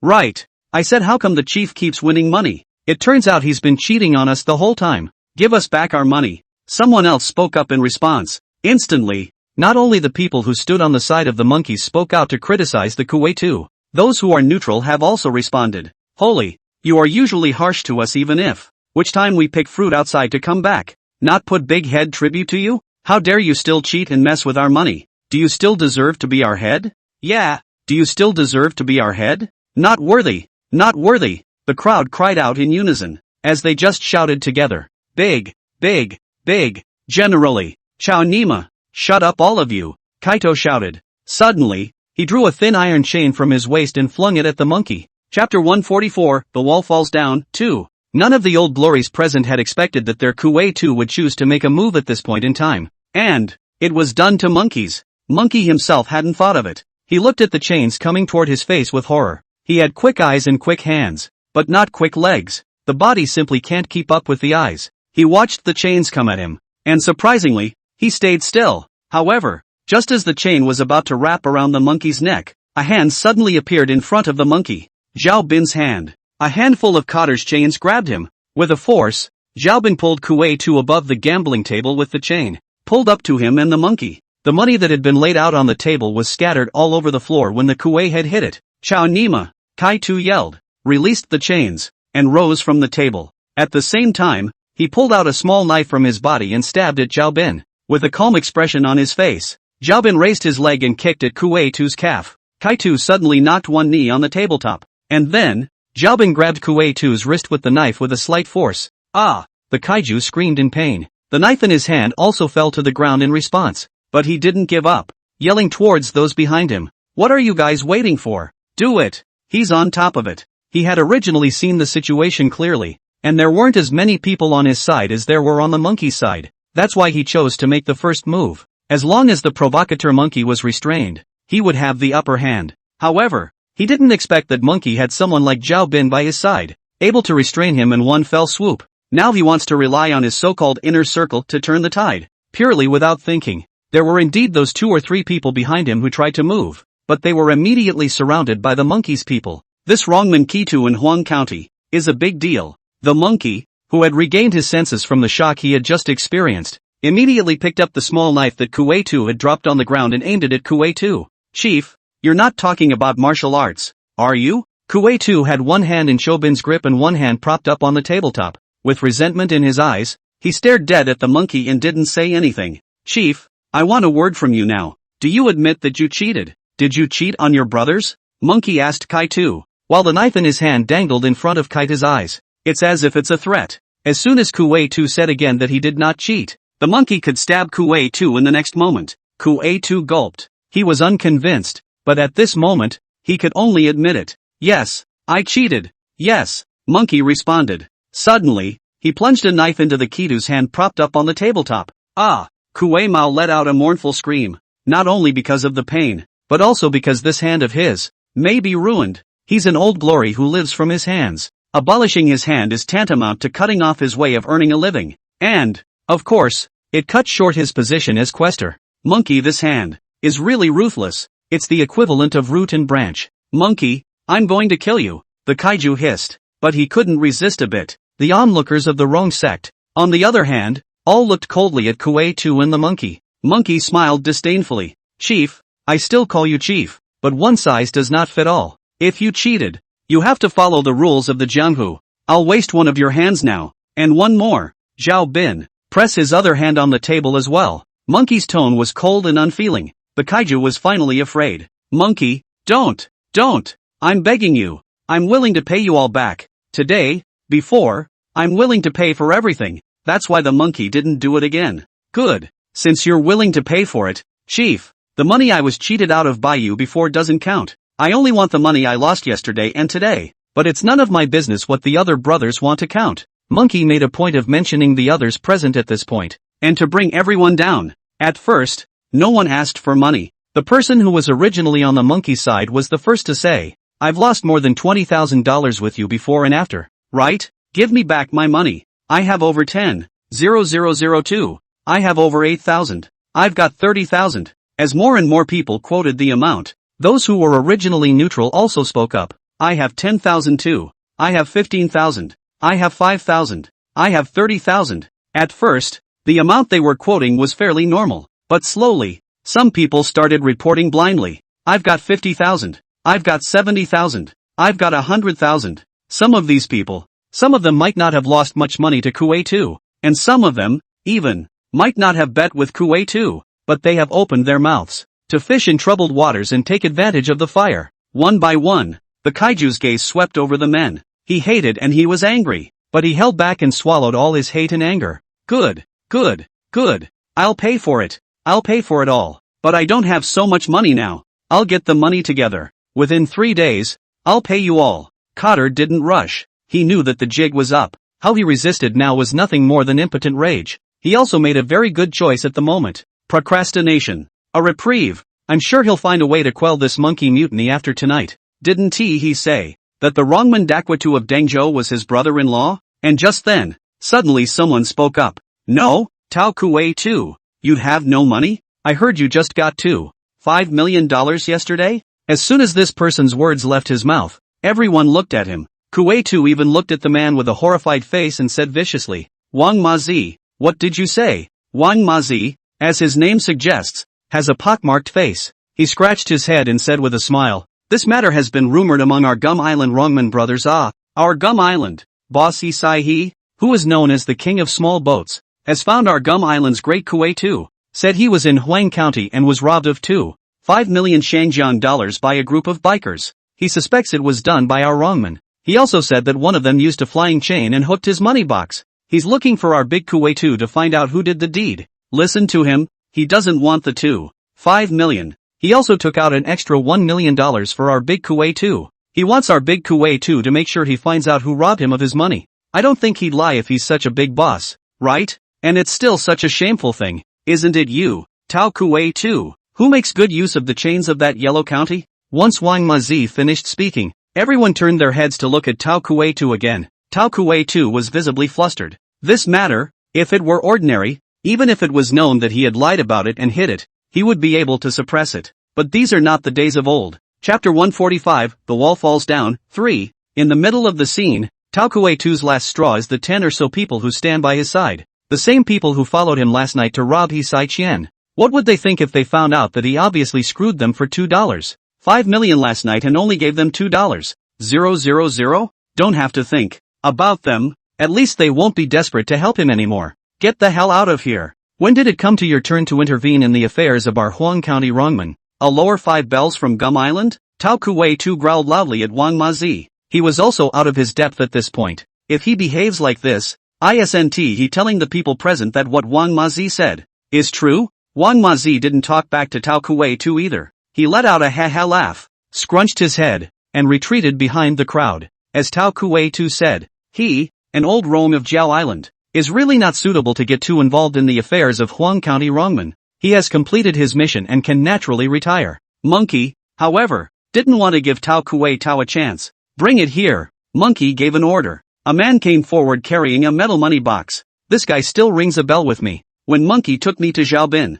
it was this man who was waiting for us at the door of Xiaobin's place. Tao Kuei too's face was bloodless when he saw this metal money box. He clenched his teeth so hard that he seemed to have bitten out blood. Monkey, grass, New York, horse, you stole from my house. Ha! The monkey sneered. He took the box and spoke to a few people standing by the side of the Taokwa head. Brothers, when you went fruit picking yesterday, did you pick this money box? A few people nodded involuntarily. Monkey opened the money box. Bundles of Shangjiang coins appeared in front of the crowd. Sizzle dash. Many people couldn't help but suck in their breath. Many of them have never seen such money. They don't even know where they can go to steal such a large sum of money, the banks don't say. Those who stood by Tao Kuei too, on the other hand, all revealed extremely complicated expressions. There's incredible. There are embarrassed faces. There is indignation. What else do you have to say, Chief? Monkey asked a Tao Kuei head. What else could the Tao Kuei to say at this point? His face was ashen and he had given up struggling.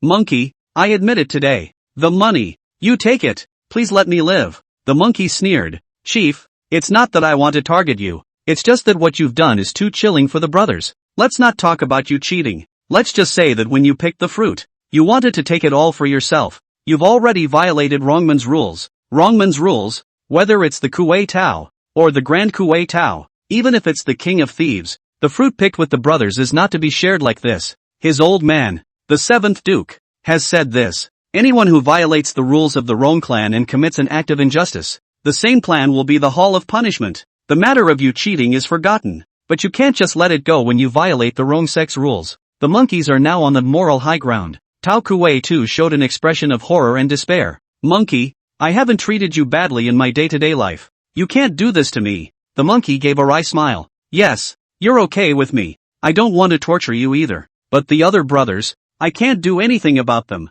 With that, Monkey raised the money box and shouted at the Rongman present. Brothers, this money, it should have been shared by everyone. but Kuei-2 took it all for himself. If you think what Kuei-2 did was wrong, then punish him. The one who inflicts the punishment will get a share of the money here. As soon as these words came out, the Roan clan members present, each and every one of them revealed a greedy expression. In front of this money, what Rongmin key to? What a Wingate system. It's all smoke and clouds. This is the last link in the wall down game. It's still a benefit, but not to the detriment of the interests. Rather, it is the benefits that are available. In the front, it is for the people to push against the wall for the benefit of their own damage. Now, it is for the people to push against the wall for the immediate benefits that can be gained. Chao Nima, in vain I am usually loyal to you. Not only did you cheat me by cheating in picking $2.5 million, you still only share 2,000,000 with me. What kind of Kuei-2 are you? The first person to step forward and accuse the Tao Kuei-Tao was one of the men who had originally stood by him. After he cursed, he immediately went up and kicked Tao Kuei head. You really don't deserve to be our kaiju. The second, or the Tao Kuei-Tao's people. He also scolded and beat him. Third, fourth, fifth. The first ones to come forward were all Tao Kuei-Two's men. Next, it's the others. The auditorium was filled with the sounds of abuse, beatings and screams. Seeing that the big picture had been settled, I didn't bother to watch them fight in their nest, so I walked out of the auditorium first. A little while later, Zhao Bin also came out. He didn't say anything and lit a cigarette alone next to me. He, for one, does have few words, but he's also really good with his hands. If he hadn't caught that chain for the monkey just now, there was no telling what would have happened to the monkey. Perhaps, the ending would have been different as well. It was a while longer before the monkey came out alone. He gave me a hug. Brother Zhang Peng, thank you for today. If it wasn't for you telling me what to do throughout, how to arrange people, and what to say, I don't think I would have gotten off the Kuei-2 today. Monkey is right. Everything he does and says today, I taught him. In fact, that Kuei head of theirs, and I have no grievances. I have no reason to set up a situation to screw him, but he got himself killed in a game I set up. It's all because of the word profit. On the face of it, it seems that the monkeys are the ones with the biggest vested interest. But how have I not benefited? Although I don't get any obvious benefits, with the monkey in power, I'll have an extra layer of security for my actions in Yellow County. That's the biggest benefit to me. This is also a facet of the jungle. Everything for profit. The sky is the limit, and the sky is the limit. Where in the world are the grudges, the humiliations and the punches in the face? I'm not a good person. I'm a hustler. It is not much of a burden on my mind to set up a trap for my own benefit against someone who was not connected to myself. Brother Zhao, if you hadn't stepped in and saved me just now, I wouldn't know what would have happened to me now. I'll remember your favor. Monkey affectionately called Zhao Bin Big Brother Zhao. Zhao Bin was stunned and didn't reply, only nodding. Monkey, I don't suppose that man can be your quester? I opened my mouth to ask. My ultimate goal is for the monkey to be able to make a go of it. In the Yellow County Rongman, can't do it with a wasted hand. For sure, but you don't always get to be in the position of quester. You know what to do down there, don't you? Got it, Brother Zhang Peng, don't worry, I'll rush to Dengzhou right now. Hey, big deal. I'll give all my 2 million to Big Kuei Tao. Aha, I nodded. Though, the monkeys and their current kaiju must have gone down. But it's all hard to say until the monkey is a kaiju. Waiting for the monkey to really be a Kuei head is also the time for me to officially start to set up a scheme against Yang Lin. Chapter 146, Yao Yao's Invitation. When the Rongman affair was over, Zhao Bin and I left the shantytown's auditorium and went back on our own. What happens next can only be handled by the monkey himself. I don't have to go to Black Gold when their casino is closed. As for the waiter, that job, I naturally do not have to continue to do it now. I went back to the place where I stayed with Yo-Yo, turning on the lights. The scene in the living room caught my eye. The living room, which had been cluttered, was surprisingly cleaned up. The cigarette butts on the table were also cleaned up. Before, when I entered the door, I could smell a strange odor, but now it was gone as well. In its place, a faint scent of perfume. If I hadn't seen Yo-Yo curled up on the sofa in the living room, seemingly asleep, I would have thought I was in the wrong place. You're back. Yo-Yo didn't sleep through it. She woke up when I turned on the light, rubbing her sleepy eyes and speaking languidly. Why are you sleeping here? I'm waiting for you. I was still in the midst of the living room's refresh when Yo-Yo surprised me with her answer. Why is she waiting for me? Yo-Yo looked at the wristwatch on her own hand.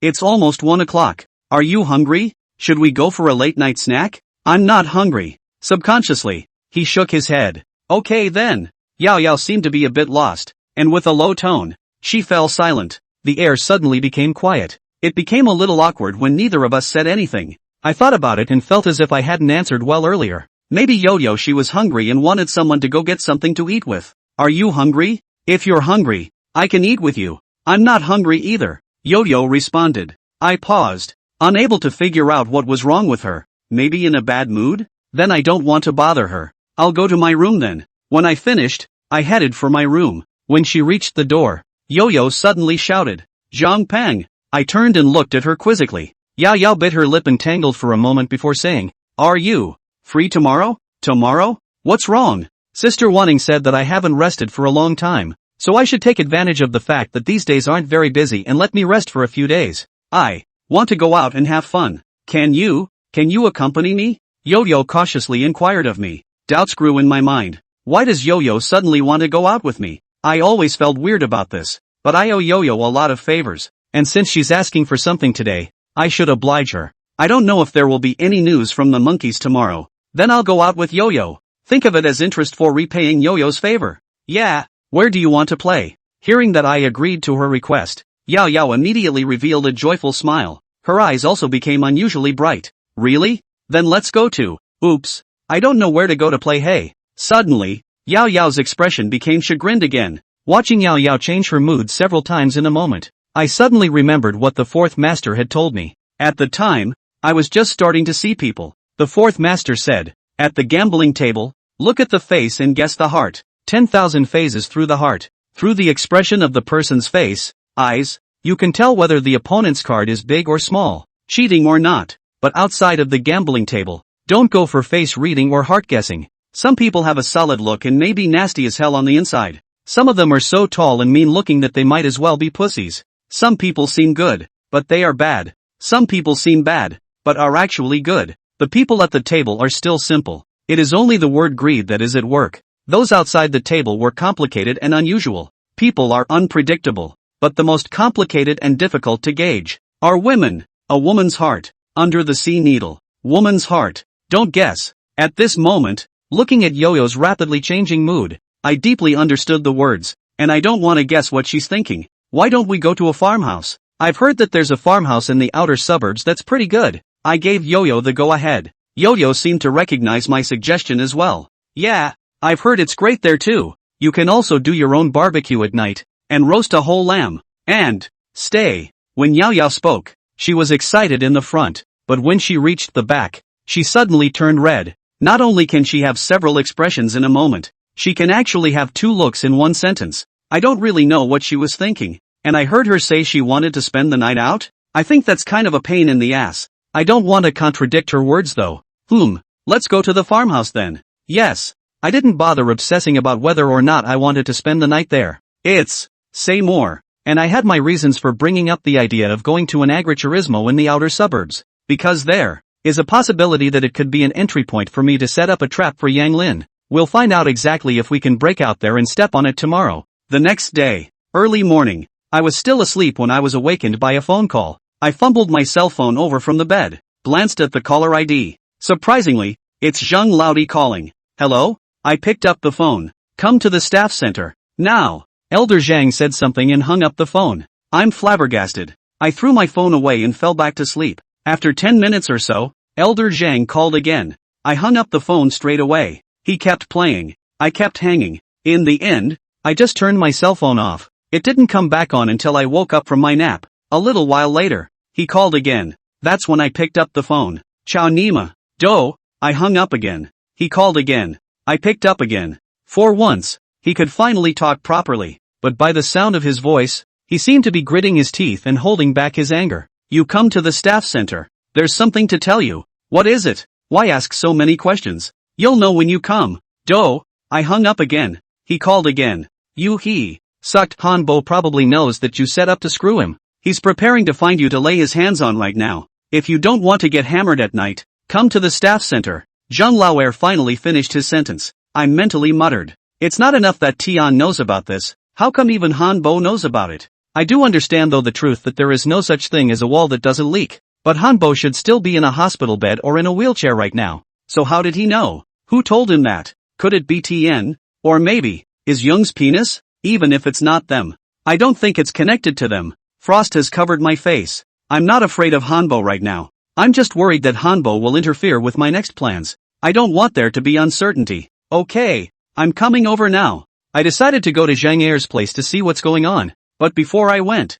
I called up Zhao Bin and called Monkey to ask him to call some people to stand by at the staff center. I'm not afraid that Elder Zhang will make a move against me at this time. If he really wanted to move me, he wouldn't have to call and trick me into coming over. Just get someone to shade me directly. I was afraid that, if I just did that to him, he'd give me a head start or something. I don't want to get beat up by him for nothing. Before I left a note for Yo-Yo. Originally we were scheduled to leave in the morning. Looks like it might be late. Chapter 147, The Zhang Brothers. The staff center in the morning. Except for the first floor, there are grandparents' exercise. The other floors are almost empty. The two of us, Zhao Bin and I, went up to the 5th floor. The same office that I went to last time I went to Zhao Zhanlao. The office is still the same. But this time there were 3 people sitting inside. Sitting on the main seat, making tea, was a man wearing gold-rimmed glasses with a very civilized look. If you put this man in a crowd, most people would think he was a teacher, a doctor, or a lawyer or something. If I hadn't read the information on the Zhang family that Chen Wanning had given me,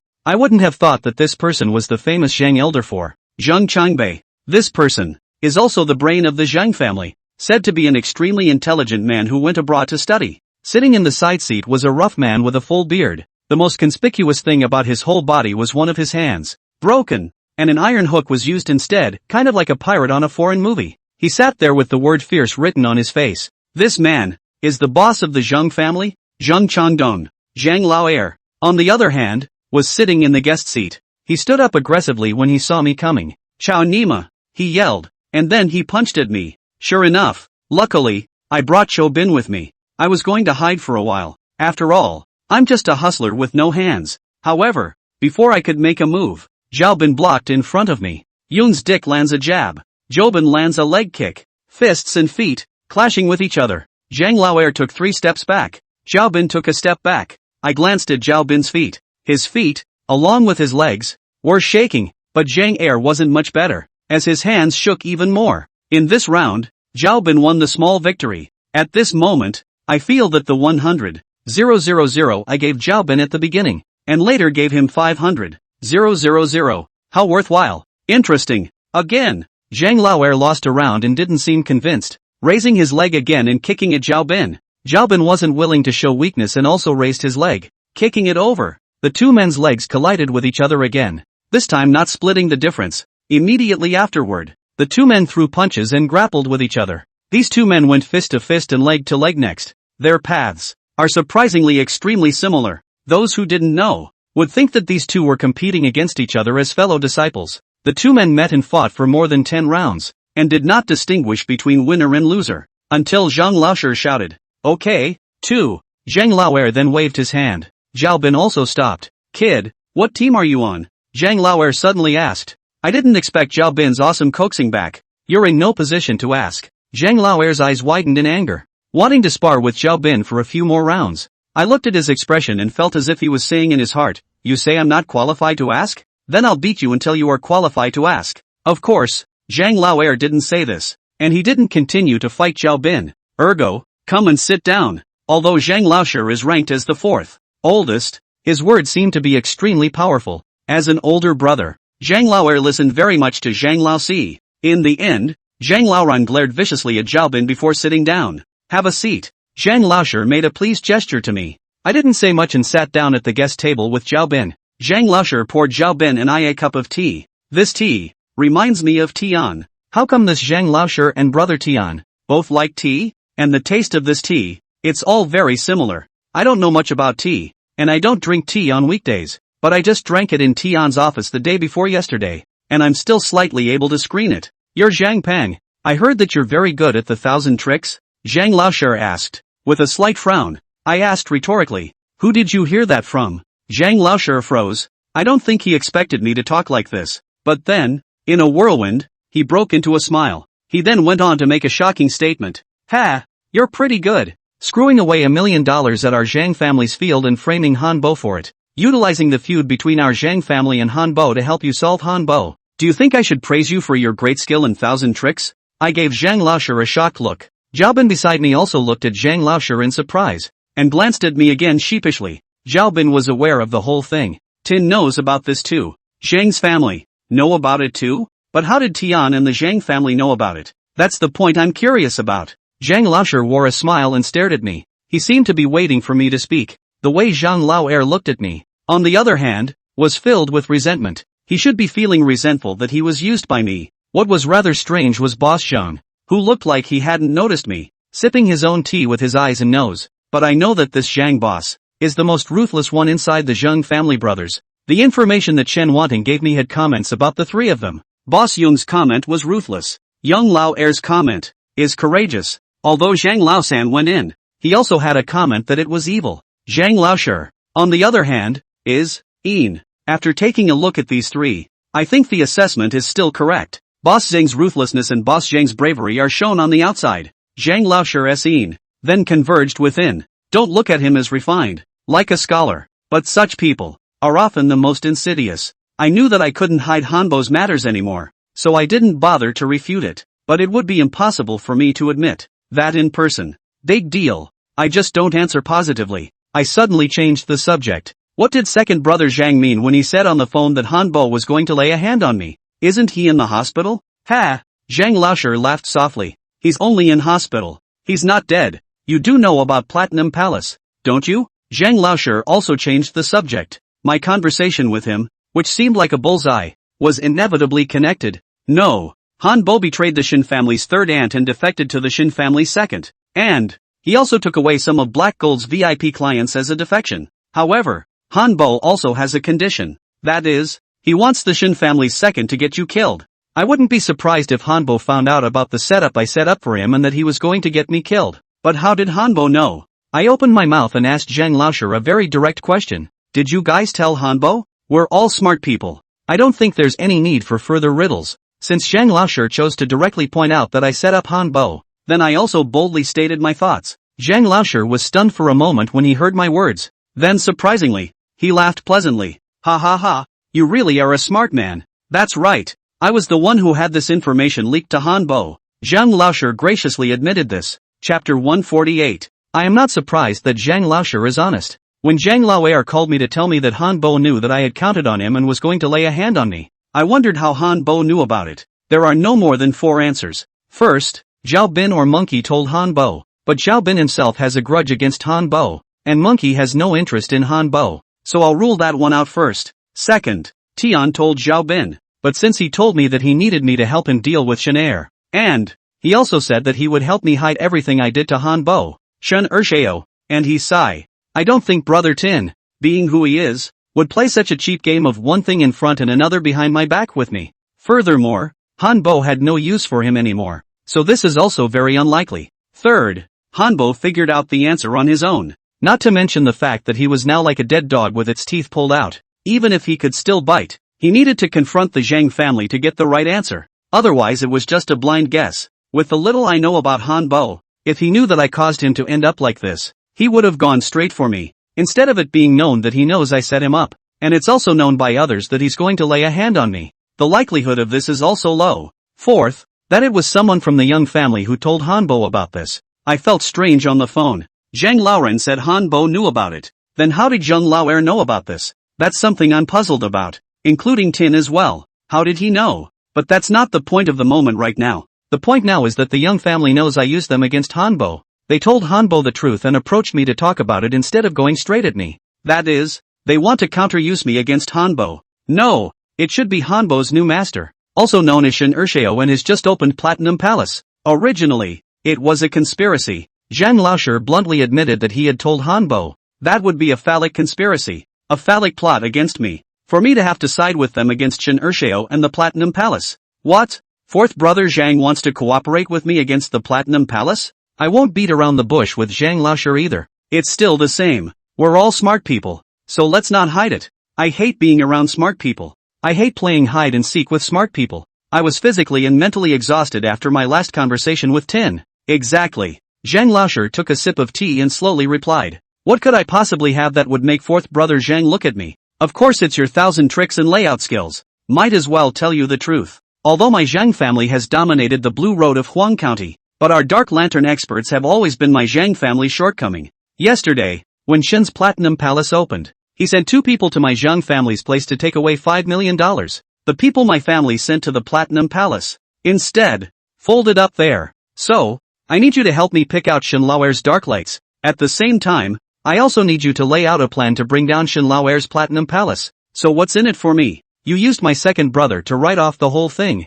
This is not enough, I'm afraid. So what else do you want? What do I want? I want to find out if my father was set up by Youngwood back then. How was it set up? Tin wants to use me to deal with Shen Laoer. Now the Zhang family also wants to use me to deal with Shen Laoer. I don't know why they came to me though, but I also happen to have to investigate Yang Lin and Yang Lin's relationship with the Shen family. Since they want to use me, then utilize. I also happen to utilize them. Money. I said what seemed like an extremely reasonable request. I can't possibly say what's really on my mind, and I don't want to find any other reason. Money, the most universal reason. Nobody doesn't like money. No one doesn't like a lot of money. I simply acted greedily, so that Zhang Laoshi would have no other thoughts about me. How much do you want? When the time comes, why don't you give me the Platinum Palace after you've eaten Shen Ershao? But Tin said that if I bring down Shen Laoer, he'll put me in charge of the black gold. I would like to see if this Zhang Laoshi has such a boldness. But first of all,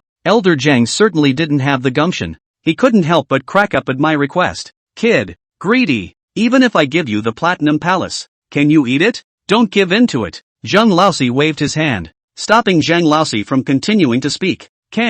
I can also guarantee that you can open the Platinum Palace down at that time. Of course, our Zhang family also needs to take some shares. It's not much, just 20%. You 8 and we 2. But there's one condition. You have to be on the same page with my family. When a hustler comes to my Zhang family's field to mess things up, you have to come and fix it. That's something I didn't expect. Zhang Laoshi was surprisingly really bold. Besides, how come his words are so similar to Tin's? Brother Tin also said that when the time comes, he can give me 80% of the benefits of black gold. Yeah, it can be. There is one thing I will say though. Since you guys have told Hanbo what I did to him, in order to prevent him from laying his hands on me, you guys have to protect me. I was too lazy to pull it off with Zhang Laoshi and agreed to his request. Anyway, whether or not I promise Zhang Laoshi, this is something I need to do. I wouldn't bother pulling the wool over Zhang Laoshi's eyes. Moreover, I won TFN Tian if I work with the Zhang family. That day, Brother Tian had hinted me that if I couldn't deal with Shen Ershao alone, I could unite with the Zhang family. I just didn't realize that I hadn't looked for the Young family yet. The Young family then reached out to me. It's also quite a coincidence. Of course, since we're partners now, we naturally have to help each other, and we can guarantee your safety. As for Hanbo's side, I'll send someone to keep an eye on it. Yes, then I wish us a happy cooperation. Zhang Laoshi hung a gentle smile and extended his hand to me. I extended my hand and shook his as well. We both smiled at each other. But we know each other how hypocritical this smile is. It didn't take much time at the staff center. It was still only about 10 o'clock in the morning when Zhou Bin and I came out. I'm going to go back to my place and go to the farmhouse with Yo-Yo. Yo-Yo sent me a few text messages just now when she was still in the Zheng brothers' office. It's all about asking when I'm going back. I sent her a text back telling her I was going back now so she wouldn't be anxious. But I was about to go back when Lao Rong, who had stolen the 2.5 million from the Tao Kuei Tao's house yesterday, came rushing toward me. Ouch, my lord. You've come down. What's wrong? I saw his anxious look and subconsciously thought something had happened to the monkey. 7 Justice is looking for you.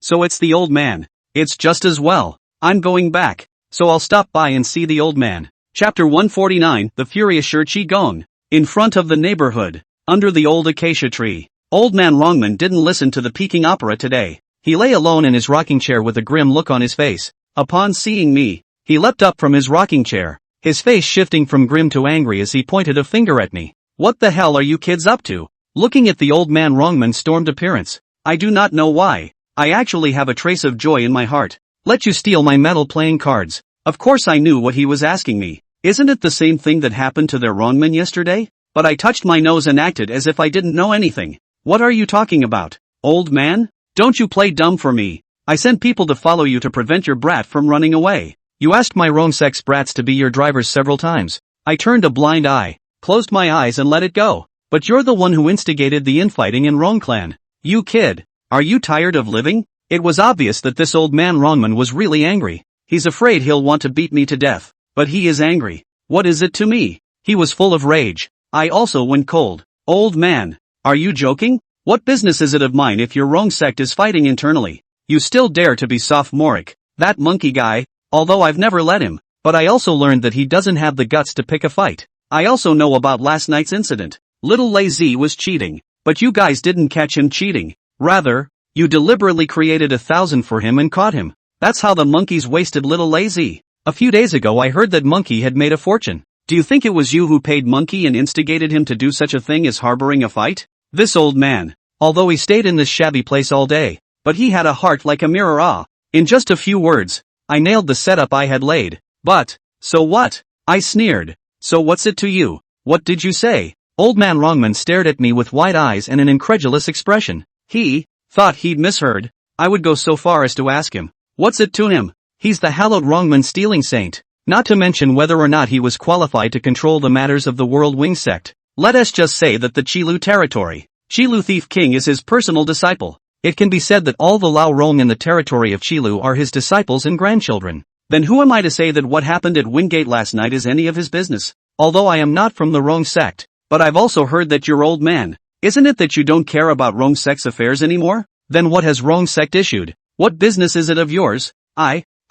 Old man Wrongman was stumped by my words. He turned red, thinking left and right, not knowing what to do. Eventually, irritated, he swept toward his surroundings and saw a futon beside the rocking chair. He copied the bushel and pointed it at me. What do you care if I care about Rong sect's affairs? You, a kid from the 1000 sect, dare to provoke my Rong sect into infighting. See if I don't beat you to death. This old boy. Monkey also said that he is a fair person. I didn't believe it before. Now it's even more unbelievable. You can't beat me, so you're going to get rough? But I'm really afraid he'll hit me. I took a few steps back in a hurry to distance myself from him. Pointing a finger at him, he said, don't you mess around. Let's not talk about it first, whether you manage Rong sect affairs or not. But don't you look at what kind of virtue your Rong sect is now? What kind of virtue do I, Wrongman, need to be in charge of you? A little hustler? The old man didn't even listen to me and came at me with his bushel raised. I didn't think I'd come to see this old man and end up like this. I thought that Elder Zhang might be angry with me and make a move against me,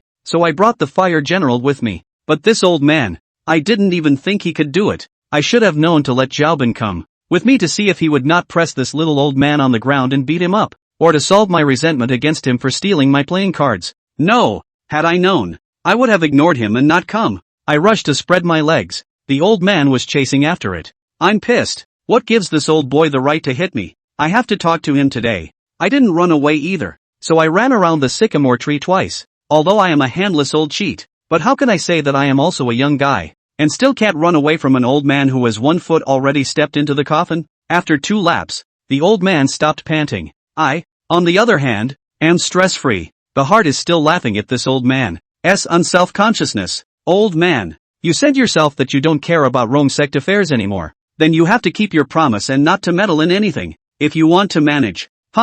You also don't look at what your Rong sect has become now? You, say, what has become of my Wrongman? The old man gave up when he saw he couldn't catch me. He looked at me viciously, trying to see what I could say. I took 2 small benches from the side, threw one far away to the old man, sat down myself, and narrated to him. I don't know about other places. Let's just single out Wrongman in Huang County. In Huang County's Lao Rong, the monkey can solve 15 bells, which is the highest level of Huang County's Lao Rong, but he can't be the Huang County Kuei 2. You don't say that to be a quester. You need leadership in addition to thievery. Feel free to ask around with old Rong in Huang County. Which person in the Huang County Rong clan doesn't praise Monkey a lot? Compare that to that Tao Kuei 2. Who doesn't talk about him behind his back? Monkeys are known to be righteous and share their blessings.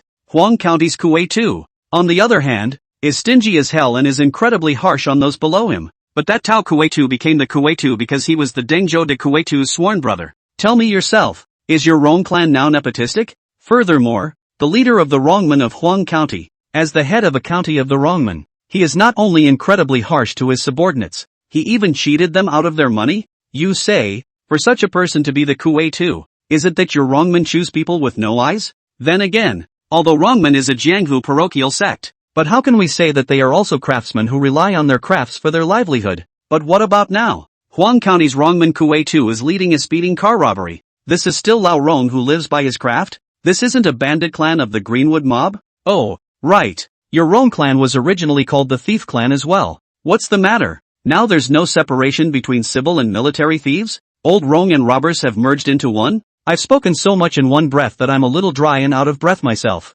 And Rongman old man Shi Qigong's face became more and more gloomy. He didn't interrupt me during my speech because, well, I was telling the truth. Smart as this little old man. His heart is like a mirror and his mind is like a demon. I think he knows all this. It's just that he no longer cares about Rongman affairs. He would just have to turn a blind eye when I point these out. He, as a Rongman standard bearer, naturally couldn't hold his face. But why should I consider his face? I took a break and continued. You're the one who's gone too far. I pointed at Shi Qigong. He looked over at me, with more than a hint of dismay on his grim face. Chapter 150. What's wrong with me? Shi Qigong shouted with extreme defiance. I said, as a Rong sect ancestor, you shouldn't sit idly by as you sit in Huang County. Even if you chose not to meddle in the affairs of the Rong sect, you should still teach your disciples a lesson. If you don't teach strictly, the teacher will be lazy. Those below are so disorganized. What's left of those above? You don't care about the affairs of the Rong sect,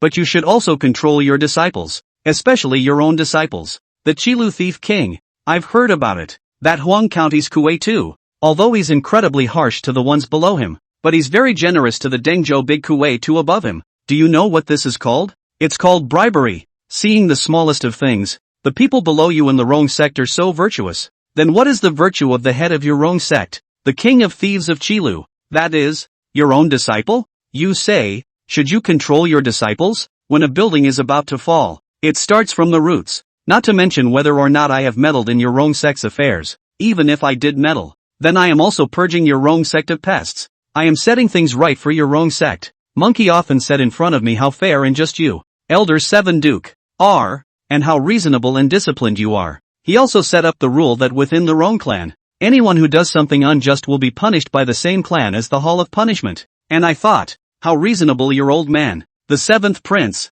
is. I had a moment of immense reverence for you. But now, I can kind of see it. You're nothing more than a shabby old codger. Not only do you not thank me, you also return the favor by hitting me? Tell me, what kind of reasoning do you have? I finished. There was no lack of cynicism about the old man. My heart is extremely happy, especially when I smiled and watched the old man's face redden like a pig's liver. I helped the monkey to the throne and took the position of the head of the Kuei, in order to lay out the next step and give myself an extra layer of security. But initially, I also have the idea of wanting to add to this old man of Rongman and give him some pain. My mind's eye is a very small one. It's just that I have a small heart, and this old man Rongman isn't much better. He was not only embarrassed beyond belief by my output, he was also not happy about it, and he simply broke down. You get out of here. He pointed at me and huffed. Little Taza, I don't need you to help me anymore. You also stay out of my Rong clan's affairs in the future. Also, don't even think about going back to that metal playing card of yours.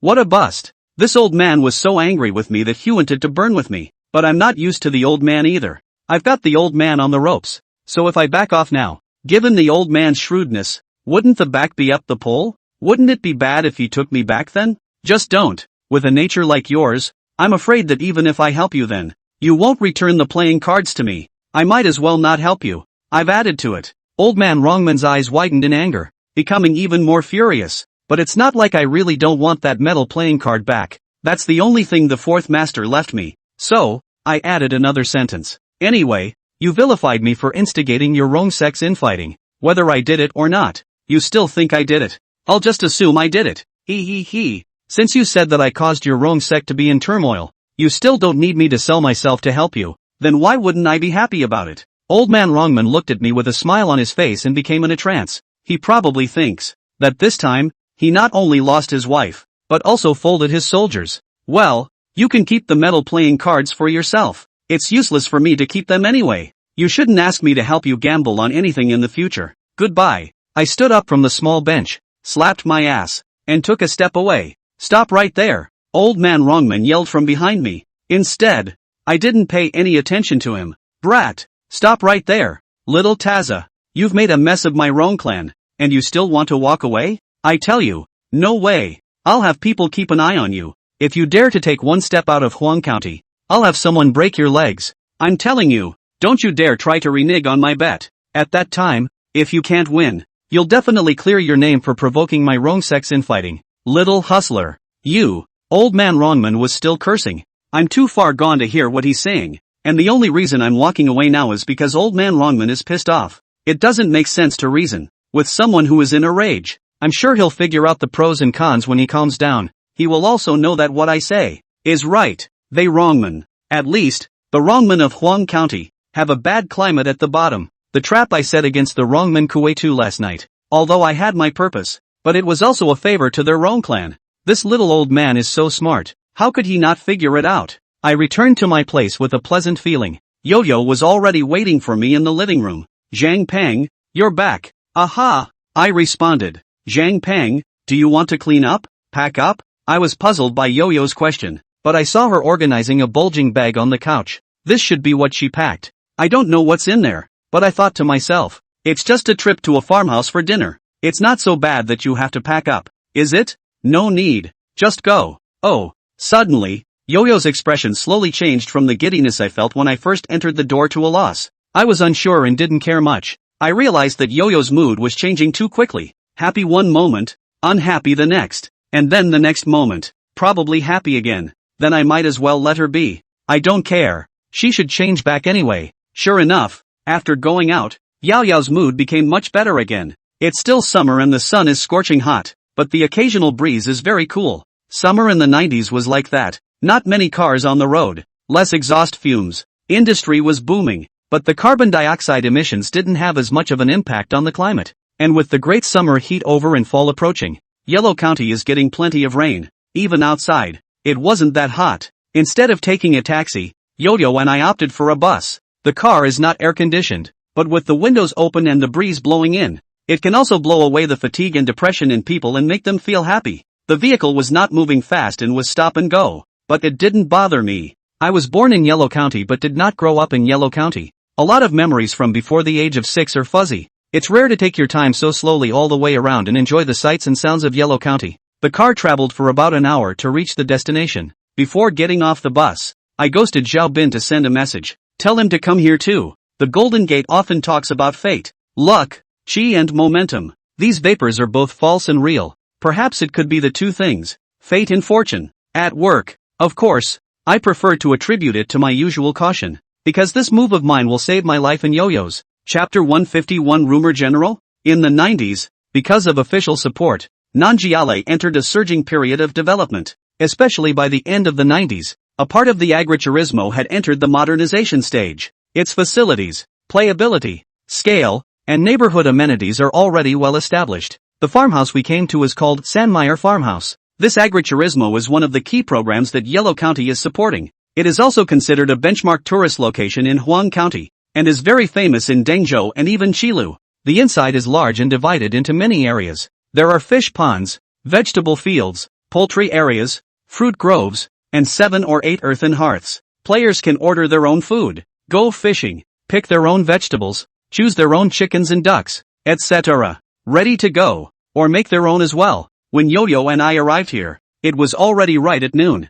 To pick our own vegetables and cook them ourselves is obviously out of the question. We chose to order some peasant food. There are large restaurants, private dining rooms and independent restaurants. We then picked a spot in the large dining room, probably because it wasn't a weekend. There weren't a lot of people here. There were only a few sparse tables in the restaurant. Yo-Yo and I were chatting and eating. A smiling woman in her 30s, with a great deal of style, came over with a plate of cut apples. Good day to you too. This is our own grown Dengzhou apples. Please try them both. The woman was very self-conscious, and just as she finished, she found a chair at our table and sat down. As the saying goes, a handout is not a hand up. Besides, she even gave us a plate of apples. So naturally, Yao Yao and I were too embarrassed to kick her out. But Yao Yao looked at the woman with obvious slight hostility. The woman seemed to have noticed Yao Yao's expression as well, but she smiled. Are you two young couples from out of town coming to our Yellow County for their honeymoon? Or are you locals? Yao Yao heard the woman's words. Her hostility suddenly disappeared,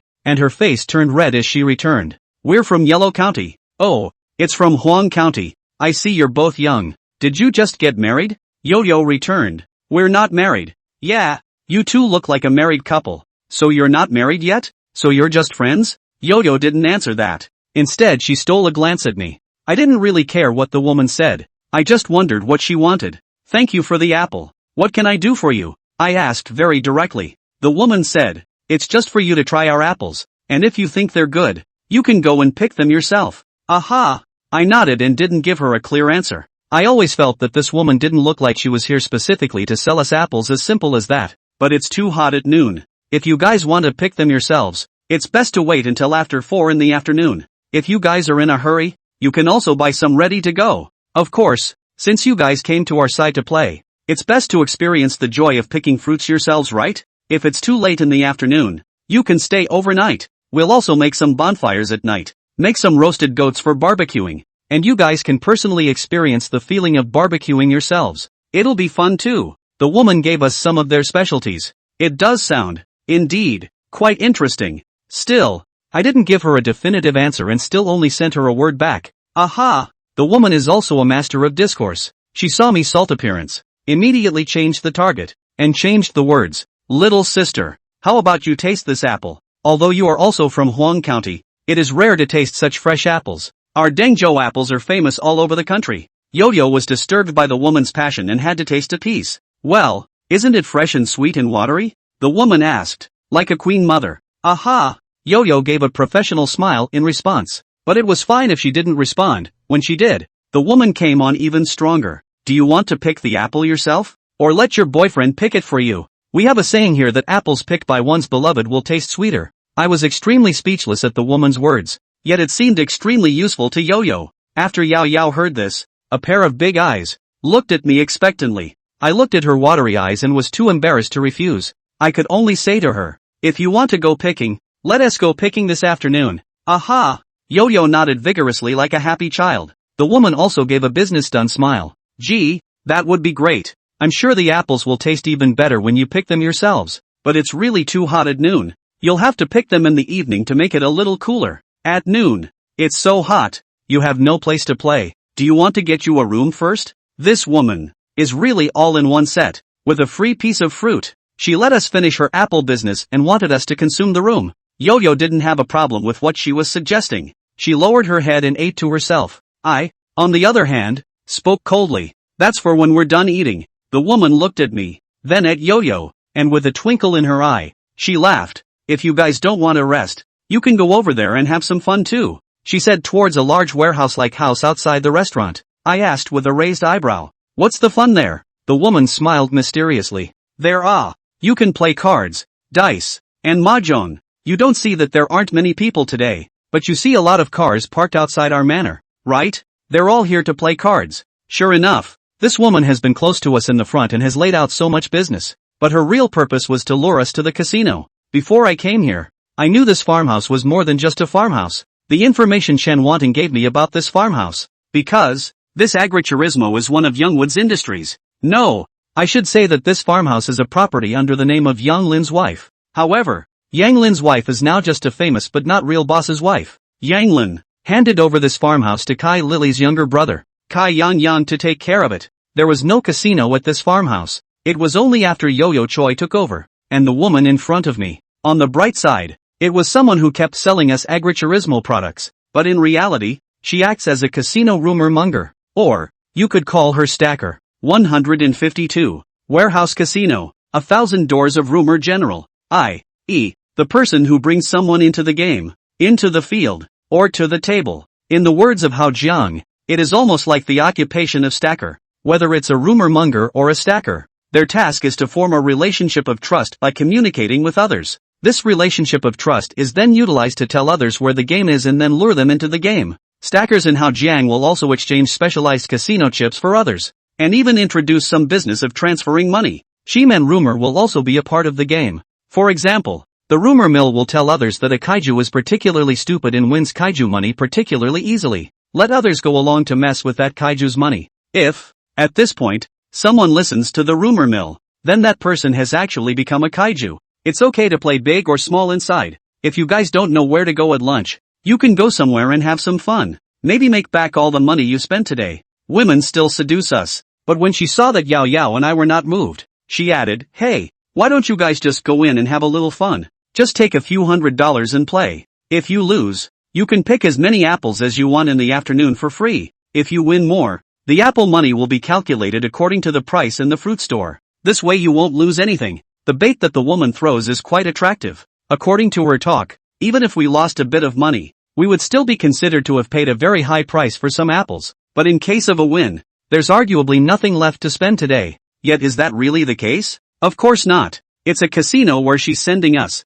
a place where one can get hooked, addicted, and fall unconsciously into the abyss. It's also a place that sucks the blood out of people. Don't look at this woman who only lets us take a couple $100 in to play. But as soon as the person is inside and the person has slightly less control, the man will still be thinking about winning. He figured he'd only taken a couple $100 anyway, so he'd lose, just in case he won more. When he loses money, he'll think about getting it back. Not only do you lose all the money you have on you, but you may be thinking of flipping it next time. It's a human weakness for 98% of the population. Only 1% of the population can actually control themselves. There is another 1% that would absolutely refuse to enter such a place. So what category do I fall into? Actually, I'm not in either category. I've come here today to step on the spot on purpose. I'm going in, not to really gamble, but to see what's going on here. And if there's any chance of using this place as a breakthrough against Young Lin, do you want to go have some fun? I asked Yo-Yo. After all, we both came together,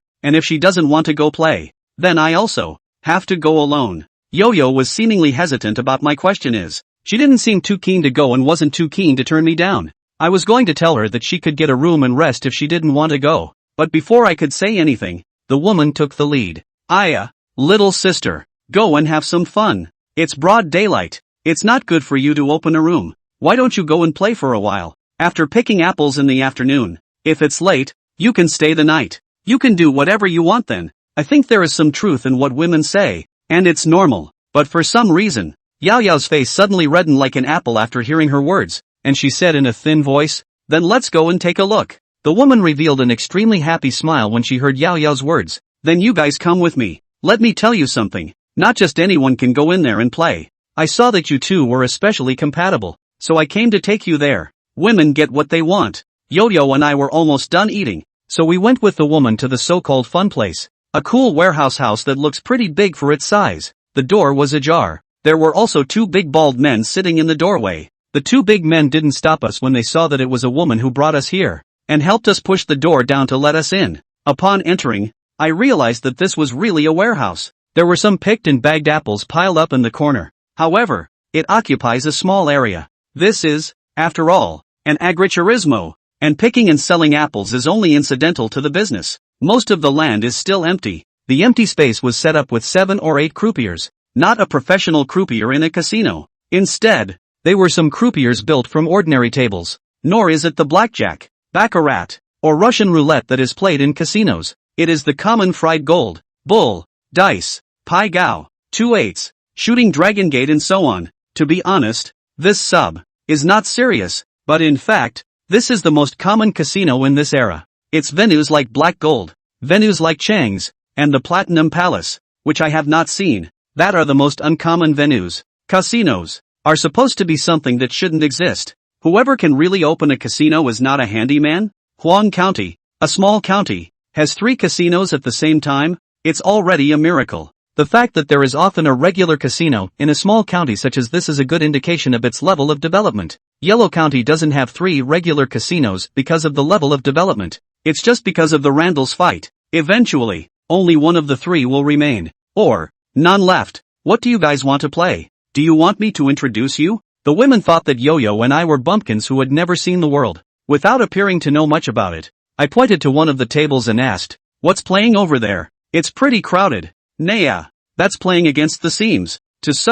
It is to shoot the dragon gate, also called card zhang, smash the big pot, fill the big hole, card a foot, end the hot pot and so on. Everywhere is called everywhere. This game, too, is one of those games that I've followed the 4th master all over the world, and it's not called quite the same everywhere. As I recall, there are about a dozen ways to call this game. Shooting the dragon is not difficult to play. It is a multiplayer game. Before the game starts, each person places a certain bet into the pool, then deal 2 cards to each person. One of them starts the call. He has the option of giving up or asking for cards. If you give up, the next player starts calling again. If you want a card, you can choose a bet that is less than or equal to the amount in the pool. If the point of the card to be reached is between 2 cards in his hand, the shot at the dragon gate is successful. The amount he bet can be taken from the pool. If all the money in the pool is taken, the round starts over. If the point of the card to be reached is outside of the 2 cards in his hand, the dragon shot fails. He needs to put the amount of the bet into the pool. Then the next player calls. And so on until the pool is taken. There are so many people playing there. It should be fun, right? I asked again. Fun, the woman said in a rush. But, that table is our little boss is sitting at the bank, playing bigger oh. The little boss the woman was talking about was Lily Kai's younger brother, Kai Yang. The information Chen Wanting gave me had a brief comment about him. Good bet. As an older sister, Kai Lily, for this no less than Kai Yang wiped his ass. And from the information, it can be seen that Kai Lily this person, is a foodie demon. It's okay, we'll see for ourselves. You don't have to follow us. I dismissed the woman and walked with Yo-Yo towards the table. I just didn't expect to see 2 familiar faces as I approached the table. Chapter 153, 2 people with problems. Xiong Qifeng and I haven't been in touch, much less seen each other, since the Hanbo incident. He and I were a one-time partnership. I helped him once. He owes me a favor. He helped me once and returned the favor. That's all. I never thought I'd see him here today. What surprised me, though, was the people around him. Surprisingly, it was the fat man who had joined Zhang Laoer in arresting Xiong Qifeng and Kai Lily Chen that day. I think his last name is Sun. Fatty Sun didn't seem to have any impression of me and didn't pay attention to me. Xiong Qifeng showed a hint of surprise when he saw me. Soon, though, he regained his composure. Like he hadn't seen me before. He returned his attention to the gambling table. Obviously, he's with Fatty Sun. Just out of curiosity, how did he get involved with Fatty Sun? As a matter of fact, Fatty Sun deliberately made an anti-thousand bureau to catch him in 1,000. Even if he didn't harbor a grudge against Fatty Sun, it wouldn't be so bad that the 2 of them would get together, would it? And how did Fatty Sun end up with a hustler? Did they come here to get money? I thought this. But soon, I realized that Xiong Qifeng and Fatty Sun did not cheat. That Kai Yang is cheating. Kai Yang and Kai Lily look a little bit alike. He was slender, wearing a floral shirt and a silver necklace around his neck. Wears his hair medium length, hair brushed back and coated with hairspray. And the way he cheats is by using his hairspray. An extremely poor way of cheating, hairspray underwelding. In addition to the hairspray underwelding, he used 2 other botched cheating methods. Hidden flowers under the leaves. Hair bottom sheet. Hiding the flowers under the leaves is a form of shuffling. The name is pretty fancy, but it's really just a way of hiding a couple of cards underneath and faking a shuffle to keep those cards out of the shuffle. Deal the bottom card. As the name suggests, it's when you deal the bottom card. This type of dealing is the lowest level of dealing. It is even less difficult than dealing 2 cards. But to a muggle who doesn't know how to cheat, it's hard to tell if the cheater is a little bit faster. But if the muggles couldn't see it, couldn't Xiong Qifeng see it? His level of 1,000 tricks was not high, but he had the first glimpse of the realm. As a rule, he should be able to see it, but he acted like he didn't see it coming. And both of them, Fatty Sun, were losing money. I've watched 2 games, and they must have lost a total of $30,000 or $40,000. For the new game, they both threw in another 10,000 each into the pool. In total, there were more than 10 people gathered around this gambling table, but there were only 6 people who actually participated in the bet. Each game, 1,000 each for the bottom. The bottom of the pool is 6,000. This new round, none of the 6 men shot into the gantry, and one after another added another 70,000 or 80,000 into the pool. Shooting Dragon Gate is different from deep frying or pokies, and requires playing mentally. It's also different from a bull or 280. Which is purely based on luck. Shoot the Dragon is to play a heartbeat after the amount in the pool gets higher and higher. Anyone who has the guts to touch a 2 or 4 and go for a 3 in the pocket is exaggerating. The average person gets 2 cards that are points apart and basically loses them. At least 3 points apart before going for the call. Of course, the above is said without cheating. On the new hand, Fatty Sun got a 3 in AK. I want to pedal. Fatty Sun exclaimed excitedly. With this hand, he can indeed pedal. As long as the card to be reached is a 4 to the queue, he's considered to have shot the dragon. This hand, as long as Fatty Sun's luck is not too bad, he can basically win. Unfortunately, someone is cheating. He's not playing a game of luck anymore. Kai Yang sent a 3 to Fatty Sun from underneath. Asterisk. Fatty Sun threw the cards in his hand in anger. I'll take a ride too. Fatty Sun fails in his attempt to shoot the Dragon Gate, and it's the turn of his underling, Xiong Qifeng. The 2 cards he showed were 2s and Ks. That's more probable than Fatty Sun. This is the kind of hand that wins with all but 3 cards ace, 2, and king. In other words, Xiong Qifeng has more than 70% chance of winning. However, the card he asked for turned out to be a 2. Xiong Qifeng long goal misses with a shot to the goalpost. This is certainly not Xiong Qifeng's bad luck, but also because Kai Yangyang sent the bottom sheet to Xiong Qifeng. I saw Xiong Qifeng's face turn extremely pale as he glanced toward Fatty Sun. However, Fatty Sun shook his head slightly at Xiong Qifeng. The movements of these two men were so stealthy and lasted such a short time that the others did not notice. If I hadn't been paying attention to both of them, it would have been hard to notice their little gestures. Watching these two secret I have a bold guess in my heart as to whether it's as I suspected. Just keep reading. After Fatty Sun and Xiong Qifeng touted successive failures, the pool has been more than 300,000 yuan. This is the charm of the Dragon Gate. As more people lose a round, the pool gets higher, and the increasing amounts are enough to make a difference. It's kind of like the What's Her Name ticket. Many people throw a little money into the pool, which is then divided among several people. If no one cheats, it's a fair and square game. However, there is no game in the world with gambling or gaming that does not involve cheating. Who wouldn't want to cheat? Especially when that accumulated amount is large enough to drive a person crazy? There are thousands of muggles in the world, laughing at you and me and him. Hey, it seems that none of you have any luck. The money on this table is destined to be mine. One lap and no one takes the money from the pool. No one even took the money. All backed into it. In the end, only Yang Yang Tsai was left. He flipped over his dark card. 2, 9. The odds of being able to shoot the gantry are not very high. The pool totaled more than 300,000, and with a hand like his, he'd only be betting a quarter of that at the top. However, Kai Yangyang shouted loudly, "Peddle!" He has the courage to peddle a card like this. Everyone gazed at him nervously. Only he dealt himself a card. 8. Bingo! Ha ha ha! I told you the money was going to be mine. It's a good thing you guys patted me with so many goalpost cards up front, Kai said smugly, motioning for those around him to collect the money on the table. Some people at the table are happy and some are sad. I especially observed Fatty Sun and Xiong Qifeng. These two don't seem to have much to worry about. It's just so strange how these two are acting. I couldn't help but think back to when I first encountered these two. At that time, Xiong Qifeng was the one who cheated and Fatty Sun was the one who was cheated. Fatty Sun loses money and shows no bitterness. The current Fatty Sun and Xiong Qifeng, and the state of Fatty Sun at that time, like the same And just as I glanced at Fatty Sun and Xiong Qifeng, Kai Yangyang suddenly shouted, "Beauty! What's the point of just watching from the sidelines? How about playing a few games together?" He was shouting at Yo-Yo. Chapter 154 Reproducing the Anti-Thousand Bureau. Kai Yangyang's words caused everyone at the table to turn their attention to Yao Yao. Yao Yao gave Kai Yangyang a disgusted look and ducked behind me. Kai Yangyang looked like she was in a springtime mood after winning the money. I don't feel anything for him with this look, but when I saw the lustful intent in his gaze as he looked at Yao Yao, for some reason, a nameless anger suddenly arose in my heart. I came here today just to look around, not to do anything, but Kai Yangyang made me very upset. I wanted to teach him a lesson first at the gambling table, of course. However, just as I was mulling over how to mess with Kai Yangyang in my mind, Xiong Qifeng glanced towards me. Then he exchanged words with Fatty Sun. Fatty Sun also glanced towards me after hearing Xiong Qifeng's words. With that, he shouted, "I said rotten head, are you still playing or not?" "Hey!" Kai Yangyang gave a dry laugh. "Play, play." With that, he began to shuffle and deal the cards again. Several others have put their bottom bets down. I paused, not bothering to place a bet for the moment. This game is multiplayer and you can get in on the action as long as you have placed a bottom bet before a new game starts. I was just going to place a bottom bet and wasn't trying to win the money myself, but I can make others win and make Yo-Yo Choi lose. But I saw that Fatty Sun and Xiong Qifeng were behaving oddly, so I planned to see what they were up to first, and their ensuing behavior really confirmed my suspicions.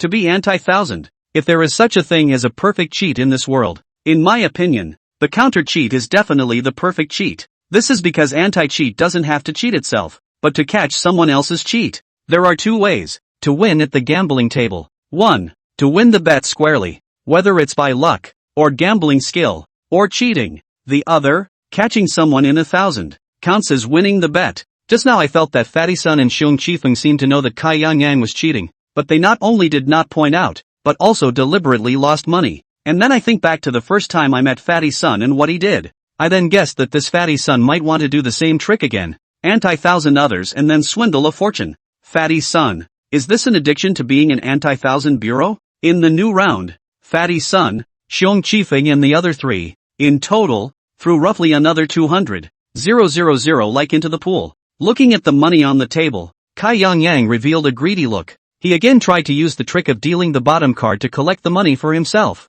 Only, He focused all his attention on the money on the table and the cards in his hand, and didn't notice Fatty Sun standing beside him. Just as he wanted to draw out his bottom card and deal it to himself, Fatty Sun grabbed his wrist. "Chow Nima, you cheat!" Fatty Sun's voice was extremely loud, and when he shouted, everyone in the warehouse was startled. Kai Yang, who was right next to Fatty Sun, was even more frightened and shook. The movements of his hands also paused. Plus, Kai Yang's wrist was firmly grasped by Fatty Sun, and his hair bottom Zhang's movements were revealed. People at the other tables came to see what was going on. Everyone saw Kai Yang's movements clearly. Solid hammer. No doubt. And what to do when one is caught cheating? Kai Yang did a great job modeling, though he experienced a brief blush, but he immediately broke away from Fatty Sun's hand and, in a voice louder than Fatty Sun's, shouted, "Chow Nima's Fatty Sun, are you unable to play?" he said as he put his cards away. It's a bit of a cover-up, but he did eliminate the evidence. The first thing you do when you get caught cheating is to rush to destroy the evidence and to start playing dirty. It would be best if we could turn the tables on them. That's what Yo-Yo Choi did. He first yelled in a voice even louder than Fatty Sun's, as if this way, he would be able to overwhelm Fatty Sun with his aura. Of course, it's not enough. Paralyzed, messing around in my territory? Fatty Sun, you're impatient. Someone come, throw this dead fatty out. After destroying the evidence, the next step is to make the victims disappear. As long as no one else makes a fuss, then what other people see, so-called witnesses, is irrelevant. As to whether or not anyone else would dare to come to this venue in the future, that would be a matter for the future. Casinos with a little bit of power can spread rumors and backtrack, saying that it is the victims who cannot afford to lose and play tricks, so as to cover up the truth of the matter. With Kai Yang's shout, several strong men immediately surrounded Fatty Sun, including the two burly men who were watching the gate came in. There were about 7 or 8 men in all of them tall. These are the people that are supposed to be the ones watching the scene here. It wouldn't be so wrong to call them security. Seeing that she had the upper hand, Kai Yang resumed her smug look. Beat this fat ass up and throw him out. Don't let me see him again. Ha! Fatty Sun appeared to be at a disadvantage, but didn't have the slightest bit of timidity. He laughed coldly and said to one of the security guards, "Big head, are you sure you want to take action against me? Don't forget, it's my sister who pays you every month, not this rotten vegetable head." The reversal came out of nowhere. Fatty Sun's words had bluffed the several big men. I was a little surprised by the sister that Fatty Sun spoke of. Similarly, Kai Yang showed a surprised expression. "Fatty Sun, what did you say? Huang Shujun, you're a sister?" Ha ha, that's right, you fart. Huang Shujun's last name is Huang. You son, asterisk asterisk asterisk asterisk. That's my cousin. It turns out that the nominal owner of the three sisters Nanjiale, Yang Lin's nominal wife, Huang Shujun, is Fatty Sun's cousin. No wonder he dared to come against the 1,000. In the information Shen Wanting gave me, there is some information about Huang Shujun. It also mentioned a cousin of Huang Shujun. I think his name is Sun Yu. So, this Fatty Sun is Sun Yu? At this time, I suddenly thought back to when I first met Fatty Sun. He anti-1,000 Xiong Qifeng and Kai Lily. Later, Lily Tsai called for Yang Lin. After Yang Lin came, although he hadn't spoken to Fatty Sun, the two of them had had eye-to-eye contact. At that time, Yang Grove had shown a dismayed expression when he saw Sun Fatty, and Fatty Sun. I've forgotten how he was at the time. It turned out that there was actually such a layer of relationship between them. No wonder, at that time, Yang Grove would show that kind of expression. Kai Yang's face was unusually ugly after hearing Fatty Sun's words. Several security did not come forward to make a move on Fatty Sun. What's the matter? Rotten vegetable head. You'll get your hand chopped off for cheating. Now, it was Fatty Sun's turn to become arrogant. Kai Yang's face turned white. At this point, it was even more impossible for him to admit that he had cheated. So what if you're Huang Shujun's cousin? My brother-in-law has given this place to me to manage. Besides, what proof do you have that I cheated? It was fine if Kai Yang didn't say this, but when he did, the originally smiling Fatty Sun burst into a rage. Chow Nima, how dare you call Yang Lin's brother-in-law? Your sister is a lousy cousin. How dare you try to take over my sister's business? You want proof? Xiong Qifeng, tell us how he cheated. Chapter 155. Xiong Qifeng stood out from the crowd. He grabbed the playing cards from Kai Yang. Report the points of the playing cards one by one with the cards behind your back. It's the 6 of hearts. It's the 9 of spades. This is square 2. He reported a few, flipped them over, and their points and suits corresponded one to the other. Then he held up a playing card and said to the crowd. He just underwelded it with hairspray, so he could see the points of the cards behind his back. Then when he shuffled the cards, he used a fake shuffle. He deliberately hid a few cards at the bottom. When he dealt the cards to the people, he dealt the bottom cards. No matter what cards you have, you can't hit the dragon gate, and he can all shoot the dragon gate. That's how it works. Xiong Qifeng revealed Kai Yangyang's cheating ways. Those few who had lost money, as well as those who had lost money at the hands of Kai Yangyang before, all rose up in righteous indignation. Grass. No wonder AK couldn't even stick it in when I played against you. So you cheated. I've lost over $100,000 in the past 2 days. So pay me back. I'll you up. Several people jumped out, shouting aggressively. This made Kai Yangyang, who was already frightened, even more emboldened. At this time, Fatty Sun stood out and acted as a messenger of justice. Everyone, although this guy is now, nominally, also a member of our Three Sisters Nongja, but one person does what one person does. My sister's field never engaged in such things. Now this field is being messed up by him. We at Three Sisters are to blame. Don't worry big guys, the money that you guys were thousand by him.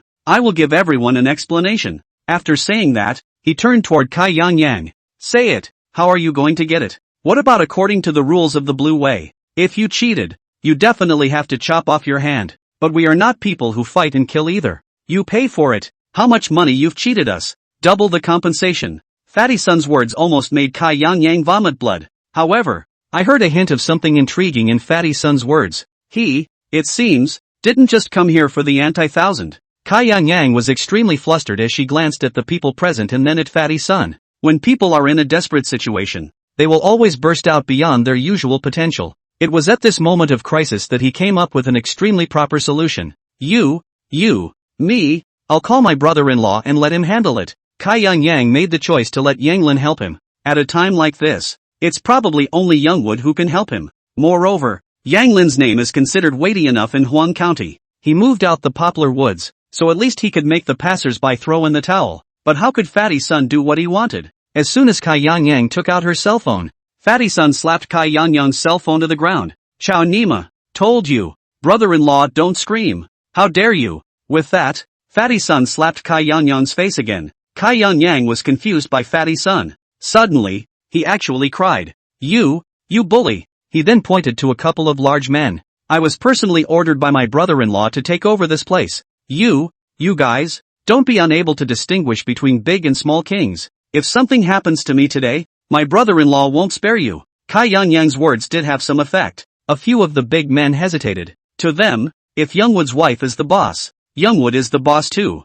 But Fatty Sun isn't used to Kai Yangyang, and he doesn't seem to be afraid of Yang Lin. Chow Nima, you still dare to call your brother-in-law? I'll let you scream. Fatty Sun kicked Kai Yangyang to the ground and added a foot. He also gestured his hand toward a couple of large men. You guys don't need to divide up any size kings. This is my sister's property, and she paid for you to come here. Just keep an eye on the place for her. It's this asshole who cheated first. Even if Yang Lin comes, he can't talk to you. You can just watch from the sidelines. Fatty Sun's face was full of hostility. I can tell he's determined to waste Kai Yangyang today. I suspect that it is fake for him to come to the anti-thousand today. To find a reason to abolish Kai Yangyang is real. I even suspect that when he was anti-thousand Kai Lily, it was also intentional. The reason has become obvious. Fatty Sun is staking it out on his sister. As for Xiong Qifeng, it may be a pure coincidence that he happened to be at the same table and was arrested together by Zhang Laoer. This kind of thought. Today's son Fatty and Xiong Qifeng can get together,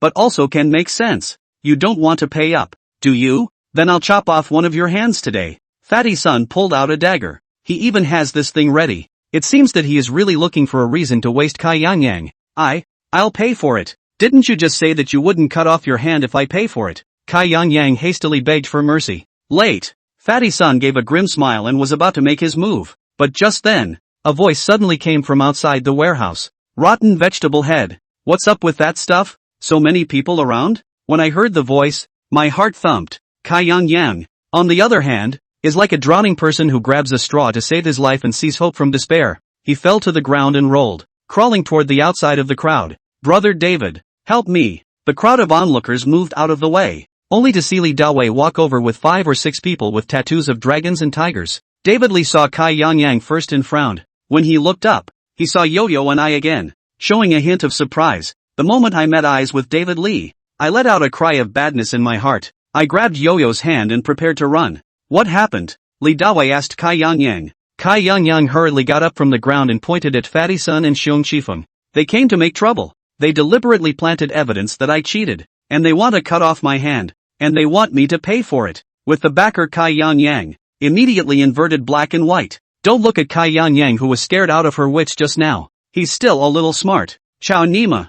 Rotten vegetable head. Your own cheating was broken up by me in public. How dare you talk nonsense? Fatty Sun was infuriated by Kai Yang and cursed. Li Dawei glanced at Fatty Sun and didn't bother with him. He gave a wicked grin and suddenly pointed at me. Hey, it's not just the two of them, right? There's that guy too, right? I know. He's a hustler. I looked at Li Dawei's eyes fixed on me. I knew that I could not leave easily. Li Dawei dragged me into the water without asking, presumably looking for this excuse to make a move on me. This David Lee. I am really speechless to him. I obviously didn't offend him. At best, he drove him through a matter once. Why is he holding on to me? I mentally cursed the bad luck while thinking of ways to get out, and Kai Yang at this time to rely on David Lee to save him. What David Lee says is what it is. He didn't recognize me at all. I didn't even talk to Fatty Sun or Xiong Qifeng just now either. He then identified me as being in league with Fatty Sun and the others. Right. And him. They're in this together. Chapter 156 Dilemmas. The thing about luck is that sometimes it's really indefinable. If I knew that I would run into Li Dawei here, then I would have said hello to the monkey and asked him to find some people to come with me. Or, say hello to the young family and ask them to arrange some people. Now that Li Dawei was Shun Ershao's man, the Zhang family would surely be happy to do away with Li Dawei. Unfortunately, I didn't know I would meet David Lee. Today, because of the quarrel with the old man in Rongmen, he really gambled and didn't let anyone follow me. This is also a matter of luck. If I didn't quarrel with him, or if I spoke politely, I think he wouldn't have stopped sending people to follow me. If I hadn't quarreled with him, or spoken politely, I don't think he would have refused to send someone to follow me. There's glorious gates following me, whether it's for sure Qigong's sake or for Monkey's face. I think they shouldn't be able to stand by and watch me get. As it was, I had to figure out how to get out of it on my own. I started looking for Zhao Bin in the crowd. Good thing. I said hello to Zhao Bin when I came and asked him to come too. With him around, I think we should have no problem running away, right? He did say that he could fight several of them alone. Just as I glanced toward the crowd, Yo-Yo stepped in front of me. She pointed at Kai Yang and scolded loudly. What are you babbling about? We don't know them at all. Kai Yang couldn't refute Yao Yao's words and could only look at Li Dawei. Look at his confused eyes. I think he can't figure out why Li Dawei has to say that we are with Fatty Sun. David Lee smiled at Yo-Yo. When I say you're all in this together, you're all in this together. Yeah, you're all in this together. Kai Yang didn't care and responded in a hurry. He is now relying on David Lee to save his life. And I guess David Lee is willing to let him eat feces. Li Dawei, you spit with blood. Did you purposely pull Zhang Peng and I down? Yao Yao gritted her teeth and looked at Li Dawei viciously. Li Dawei didn't refute Yao Yao's words. Instead he looked at Yao Yao with a grim smile on his face. Yao Yao huffed and puffed and still wanted to argue with Li Dawei. I pulled Yo-Yo behind me and shook my head at her. At this time, there is no need to quarrel with Li Dawei. Li Dawei is bound to catch me and Yao Yao today. I might as well see what the reaction is from Fatty Sun's side. If both of them can fight each other, Yao Yao and I still have a chance to take advantage of the chaos and slip away. I glanced toward Fatty Sun. His face was very ugly as he shouted at Li Dawei. Li Dawei, what do you mean? It's not your turn to make decisions here. Li Dawei didn't put Fatty Sun in his eyes and said disdainfully, whether or not I can make the call here, you can ask Yang Grove. In the future, I will be responsible for all the security under Boss Yang's property. You fart. Fatty Sun cursed. Let's not talk about whether or not you care about Yang Grove's property. This place is not under Yang Lin's name. So what? Li Dawei arrogantly glanced at Fatty Sun. Fatty Sun's face was red. He yelled at some of the security at farmhouse. You guys get them out of here. But the few strong men glanced toward Fatty Sun and then toward Li Dawei, hesitating and not daring to go forward. David Lee sneered and spoke to the man who looked like the head of security. Your name is Big Head, right? Do you recognize me? The one called Big Head nodded subconsciously. Li Dawei continued. Knowing me, take it easy on yourself. Don't meddle in things you shouldn't. Kai Yang is at least your little boss. What is this fatty? How dare he also dictate here? Right. What kind of a thing is he? He's not from here and you guys dare to listen to him? Besides, he says he's Huang Shujun's cousin. So he is? You guys have no brains. From now on, anyone who says he's anyone can come to our farmhouse and cheat us out of food and drink. Do we need to keep this place open? With a backer Kai Yang, suddenly arrogant, the security guards were even more afraid to move. I didn't expect things to take such a turn for the worse. Now, It's Fatty Sun's turn to blanch and look horrified. I secretly said a bad look in my heart. Want to watch Sun Fatty and Li Dawei fight? My plan to take advantage of the chaos and sneak away can't be realized.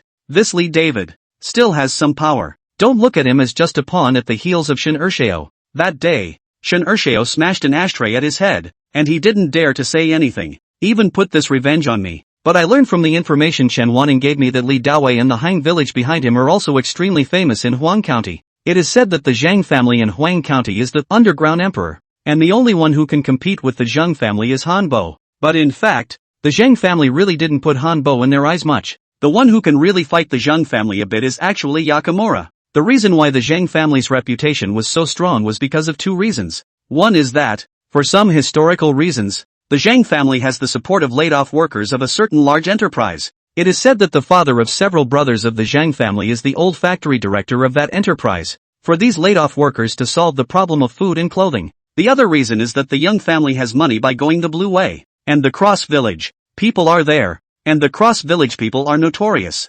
Yakamura is not yak for nothing, but they don't have the money. It is apt to describe Hanchuan as poor mountains produce unruly people. The people of Yakamura also try to take the blue way, but they don't understand it again. Other businesses, they're even less likely. Therefore, the horizontal village in the eyes of the people of Huang County, at most, only gangsters and hooligans stream. Now, they should be counted as hitching a ride on the Shin family line. I analyzed it when I saw the information Chen Wanting gave me. The Shin family is obviously much more powerful than the Zhang family, but for many years has not been able to eat the Zhang family. It is because the Zhang family is very popular in the region. Those who support the Zhang family are also united. To deal with such a Zhang family, you have to find a group that is also united and has the courage to fight in charge. Yakamura, no doubt, is a great choice. I have to say, Shin Ershao, this move is very good, but I have had my doubts. It should be impossible for someone as smart as Tian to not think of this chess move. How did he choose to work with Hanbo over Yakamura?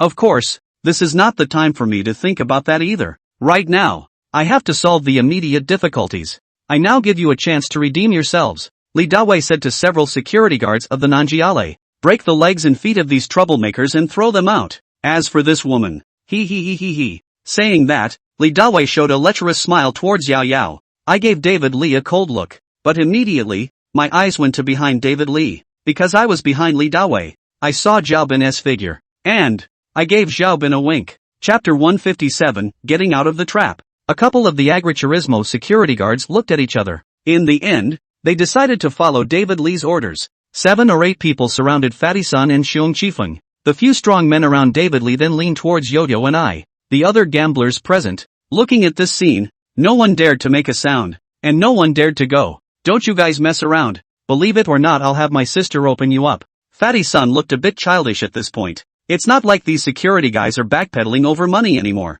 They were forced to take advantage of David Li's lewdness. Given the choice between money and personal safety, they naturally chose the latter. Again, Yo-Yo is a bit naive. She yelled towards David Li. Li Dawei, if you dare to touch me in Zhangpang, Sister Wanting and Brother Tian won't let you go. Her words only drew a laugh from David Li. If Li Dawei was afraid of Chen Wanting and Tian, he wouldn't have insisted on putting me and Yao Yao in Fatty-san's gang. Furthermore, Li Dawei himself was Shin Ershao's man. He is naturally hostile to Tian. I looked at David Li's men coming toward me and was not afraid, because I saw Zhao Bin move too. He silently walked behind David Li, and used the butterfly knife that he had taken from David Li in the first place, and pressed it against David Li's throat. The wink I just gave Zhao Bin was to let Zhao Bin capture the thief first. Zhou Bin, read it. But I guess he would have gotten it even if I hadn't given him a hint. The day he escaped from Han Bo's villa, he used the same trick. Keep them still, Zhao Bin said in a low voice in Li Dawei's ear. David Li saw the knife on his neck and felt the glint of cold light from it.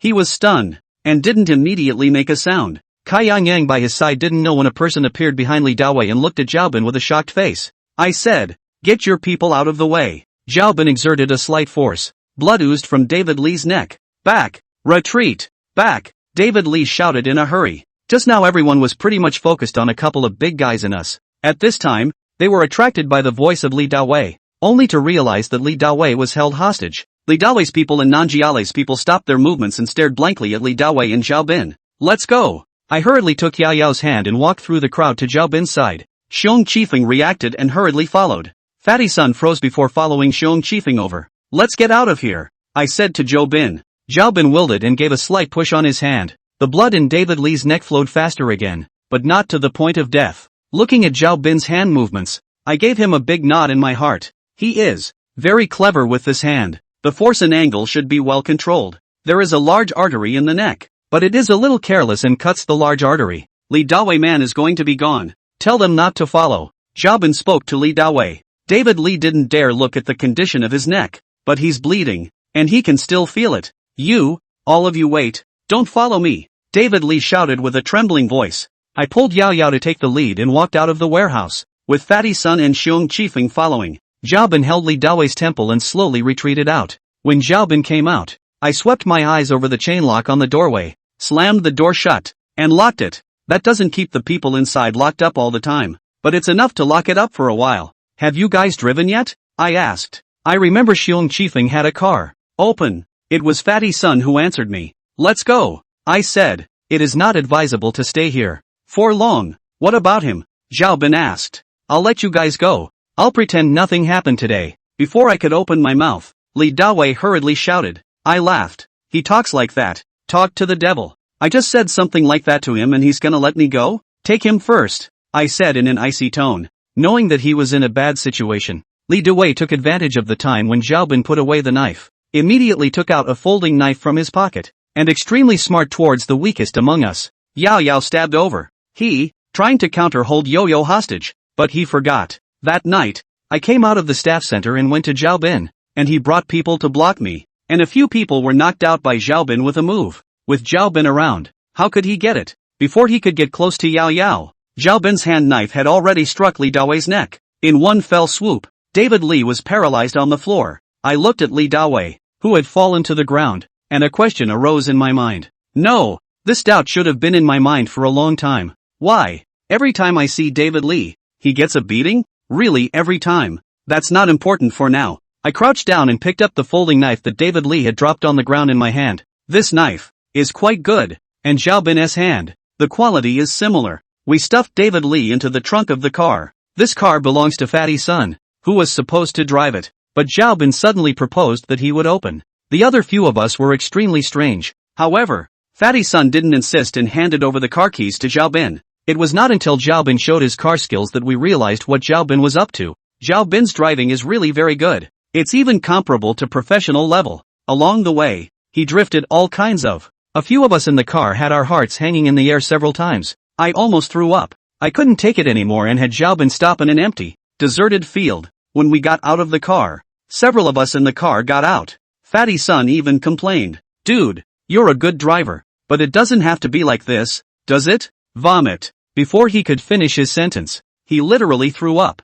Zhao Bin didn't say anything. He opened the trunk and carried out David Li. At this point, Li Dawei had already passed out. It should be more than just because he was knocked out by Zhao Bin. And, on his body and face, there were bruises and purple patches, and there were also a lot of places that were cracked and bleeding. Looking at Li Dawei's appearance, Fatty Sun didn't throw up. He gave Zhao Bin a thumbs up and said cheerfully, Brother, bull. Zhao Bin was not complacent with Fatty Sun's praise. He silently lit a cigarette and asked, Is this man still to be taken? I shook my head. What for? I can't do something criminal because of him. I don't want blood on my hands. Just leave him here, I said lightly. But the next moment, I suddenly exploded. Grass. While shouting, I also kicked hard at David Li. It is hard to solve my heart hate just now without kicking him. My actions caused a few other people to stagger. I asked curiously, What's wrong? No, it's nothing. It's fine. Xiong Qifeng spoke up. He then kicked hard at David Li as well. Well, it was pretty good. Then, Fatty Sun also added a kick. Zhao Bin also silently kicked a foot. Well, then, I'll kick it too, Yo-Yo said timidly, but she put her foot down the hardest. Each of us gave Li David a kick, not caring what Li David now a situation. After the kick, the five of us looked at each other and smiled, before getting in the car and getting ready to leave. This time, Zhao Bin didn't grab the car and returned the car keys to Fatty Sun. Fatty Sun drove not yet 10 meters and suddenly stopped the car. You guys wait for me. After saying that, Fatty Sun hurriedly got out of the car and ran all the way to the back of the car. We thought he had to pee, but after a short while, I saw in the rearview mirror, he took a pile of clothes and shoes in his hands and came back, threw into the trunk, and then got into the car and drove with a happy face. Those clothes and shoes seemed to be from David Lee. This son Fatty. Chapter 158 Fatty Son. It was nearing evening when we returned to downtown Yellow County. Fatty Son proposed to go for a dinner. He seemed quite curious about me. I was equally intrigued by him. I told Yo-Yo to go back first. There are some things I don't want Yao Yao to know yet, because I don't want Shen Wanting and Tian to be too aware of my actions. Yao Yao seemed a bit reluctant to leave, but she nodded her head obediently and left. Before leaving, she even told me to go back early. Instead, the four of us found a bistro and ordered something random. Xiang Qifeng, as the middleman, introduced Fatty Son and me to each other. He briefly described my relationship with him and his relationship with Fatty Son. As I expected, Fatty Son was really only there to catch Kai Lily's 1,000 that day. The purpose is to create some trouble for Kai Lily. Bear Kiffin did happen to be on that inning. I naturally coincide. Later, Fatty Son specifically looked for Xiang Qifeng, and the two of them spread the word.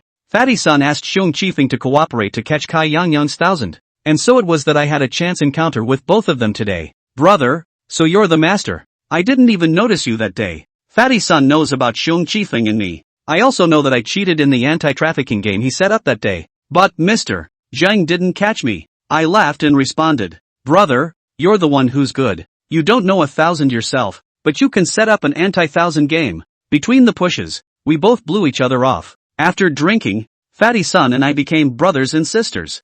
I'm engaging in all this crookedness because I don't understand the 1,000. And it's not mainly because I'm anti-1,000. It's that woman Kai Lily who is just too much. That's why I wanted to teach her a lesson. To take it out on my sister. Why did you set her up? I asked a question knowingly. Because today's stomping has failed. It's hard enough for me to try to start from Kai Yangyang's side. So I shifted my thinking in time. Perhaps one could make use of Youngwood's main house? They, it seems, do not get along. Fatty Son smothered a mouthful of wine, paused, and said, Brother, I'm not going to lie. My sister is Yang Lin's wife. Do you know Yang Lin? I nodded symbolically. I know, the famous big boss of Huang County. Aha, that's right, but do you know how he got his start? I shook my head. Fatty Son lit another cigarette and said, Grass tramp. He used to gamble and lose all his properties. He also owed a bunch of debts. Then he chased my cousin like a dog. He also divorced his original wife. He joined my cousin's family, and only then did he turn over a new leaf. Oh, this is not in the information Shen Wanting gave me. I also raised questions. I heard that Yang Lin did not turn over by taking over will enter the brewery and make the brewery up? Bull asterisk. If it weren't for my cousin's family, he'd have the money to take over Shogun Brewery? What? Did your cousin's family give him the money to buy the Shogun distillery? I always suspected before that it was the Shin family that gave money to Yang Lin. Yes, it was my cousin's family that gave the money, but the most important reason is not the money. Rather, it's the fact that Yang Grove hooked up with the Shin family line through my cousin's family. The Shen family? Is it that Shin family in Dengzhou?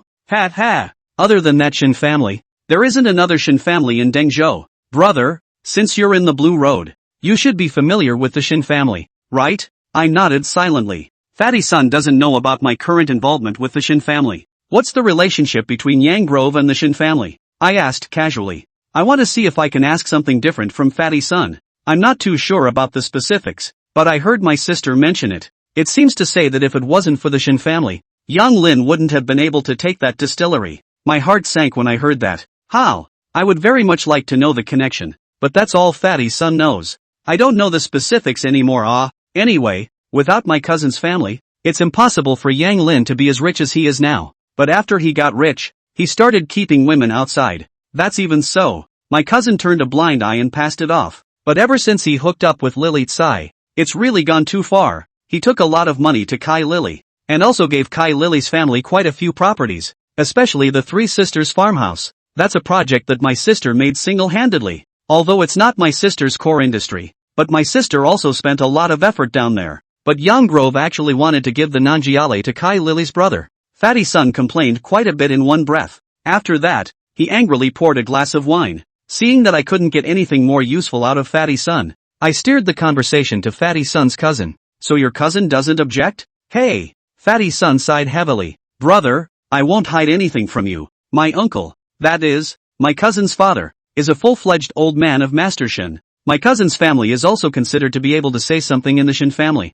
So even if they pull the strings for Yang Lin, they can still suppress him. But in recent years, there have been some changes in the Shin family. Old Master Shin doesn't care about things anymore. And Yang Grove defected to second young Master Shin. With second young Master Shin backing him up, Yang Lin has become more and more domineering. Now he doesn't even give face to my uncle. A few days ago, Yang Lin asked my cousin for the three sisters Nanjiale, and even got Shin Ersheo to open up to my sister. My cousin naturally couldn't fight against Shin Ersheo, so she could only bite the bullet and let Kai Yang Yang go as a small boss. But my sister can't swallow this breath either. That's why I helped my sister to teach that Kai Yang Yang kid a lesson. It would be best if I could remove his arms and legs. I didn't realize that he'd hooked up with Hung Village's Li Dawei. Hey, don't talk about it. If it wasn't for you, brother, I wouldn't have been able to fight back, and I might still be there. Brother, I won't say anything. I'll drink to that. Fatty Sun downed another glass of wine. I gave it a token shallow taste. In his heart, he had a clearer understanding of the pattern of Huang County and the Shin family.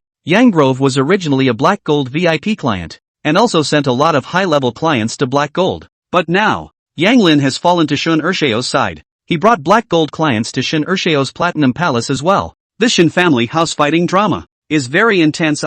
It doesn't have much to do with me though. I just want to know what I want to know. Of course, if later on I know that the Shin family has something to do with my father's death, I can make use of this complicated relationship of the Shin family. And now, I do think that I can make good use of Yang Lin's wife, that is, son Fatty's cousin. Just as I was pondering how to utilize Yang Lin's wife, Fatty Sun suddenly said to me, "Bro, are you interested in 1,000 poplar groves? Make a big buck?" Chapter 159, I'm a success? I took a shallow sip of wine, both thinking for a while and pretending to think for a while. Although today's failure to go to the Nanjiale to step on the spot caused my original plan to set up a trap from Kai Yang Yang to go down the drain. But I met Fatty Sun. It's amazing that he has such a relationship with Youngwood. From the information Shen Wanting gave me, I didn't realize that the relationship between Yang Lin and his wife was now so frosty. I hadn't thought of setting up a trap from Youngwood's wife before, but right now, I think there's a good chance. I got a sense of the dark side of the world. Besides, I was thinking in my mind about how to take advantage of Youngwood's wife. Fatty Sun as Yang Lin's brother-in-law threw me an olive branch. It's really stepping through the shoes. I didn't agree to Fatty Sun in a hurry, although I was begging for his advice. But I still need to make a difficult face on the surface. I don't want anyone to know what I'm really up to. Brother, you also said that Yang Lin is a person of the Shin family. You're asking me to go to 1,000 Shin family members? This is not to go to Too Old to Move Earth? I am a hustler. But in front of the Shin family, the behemoth of the Blue Road, I am really insignificant. You're asking me to go 1,000 Yang Grove. A bit of an ant to shake a tree, aren't you? Fatty Sun frowned at my words. He pondered for a moment. Brother, since I dared to say this to you, I naturally have something to rely on. Don't worry, I will definitely go and inform my sister. At that time, she will fully support us. I raised my eyebrows and asked, didn't you say that Yang Grove defected to Shin Ersheo? Your sister doesn't dare to confront Shin Ersheo either? This, Fatty Sun was speechless. After a short while before answering, it is not impossible to fight against Shin Ersheo,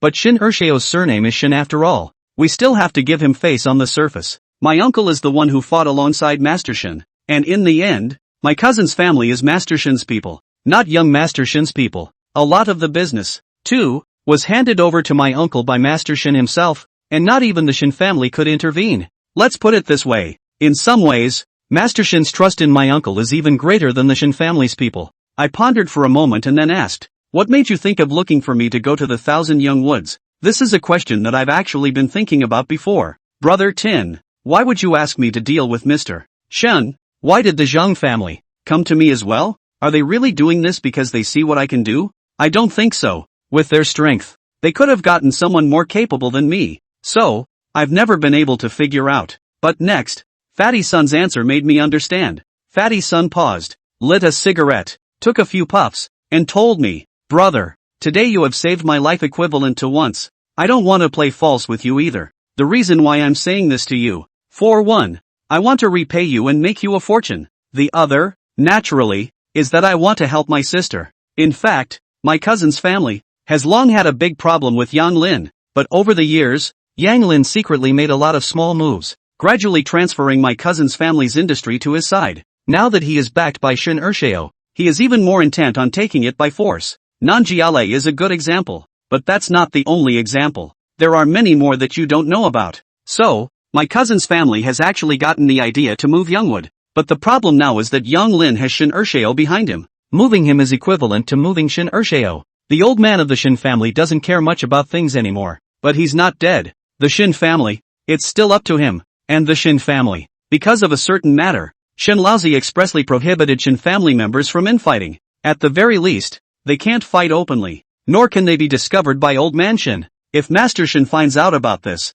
he'll be subject to the family law if it's light, or expelled from the Shin family if it's heavy. I'm looking for you. 1. Because you're a hustler. 2. Because you're not the Shin family's hustler. In Dengzhou, almost famous name of the cheaters, but almost all of them are on the roster of the Shin family. That is to say, the capable swindlers in Dengzhou are all people from the Shin family. If it wasn't for the Shin family's people, it would be impossible to hang around in Dengzhou. That is to say, the people of the Shin family, whether they are the first line, or the collateral branches, or vassals like my cousin's family, cannot use the Dengzhou hustlers against their own family members. And you, brother, have the skills and are not on the Shin family's roster right now. That's why I'm telling you this. And I, to put it badly, have been a distant relative of my cousin S family. I'm also not someone inside the Shin family system. So, I can go with you on this. So, I'm in authority. That should be the reason why Tian asked me to deal with Shin Ursheo. And, I thought of a reason that goes even deeper.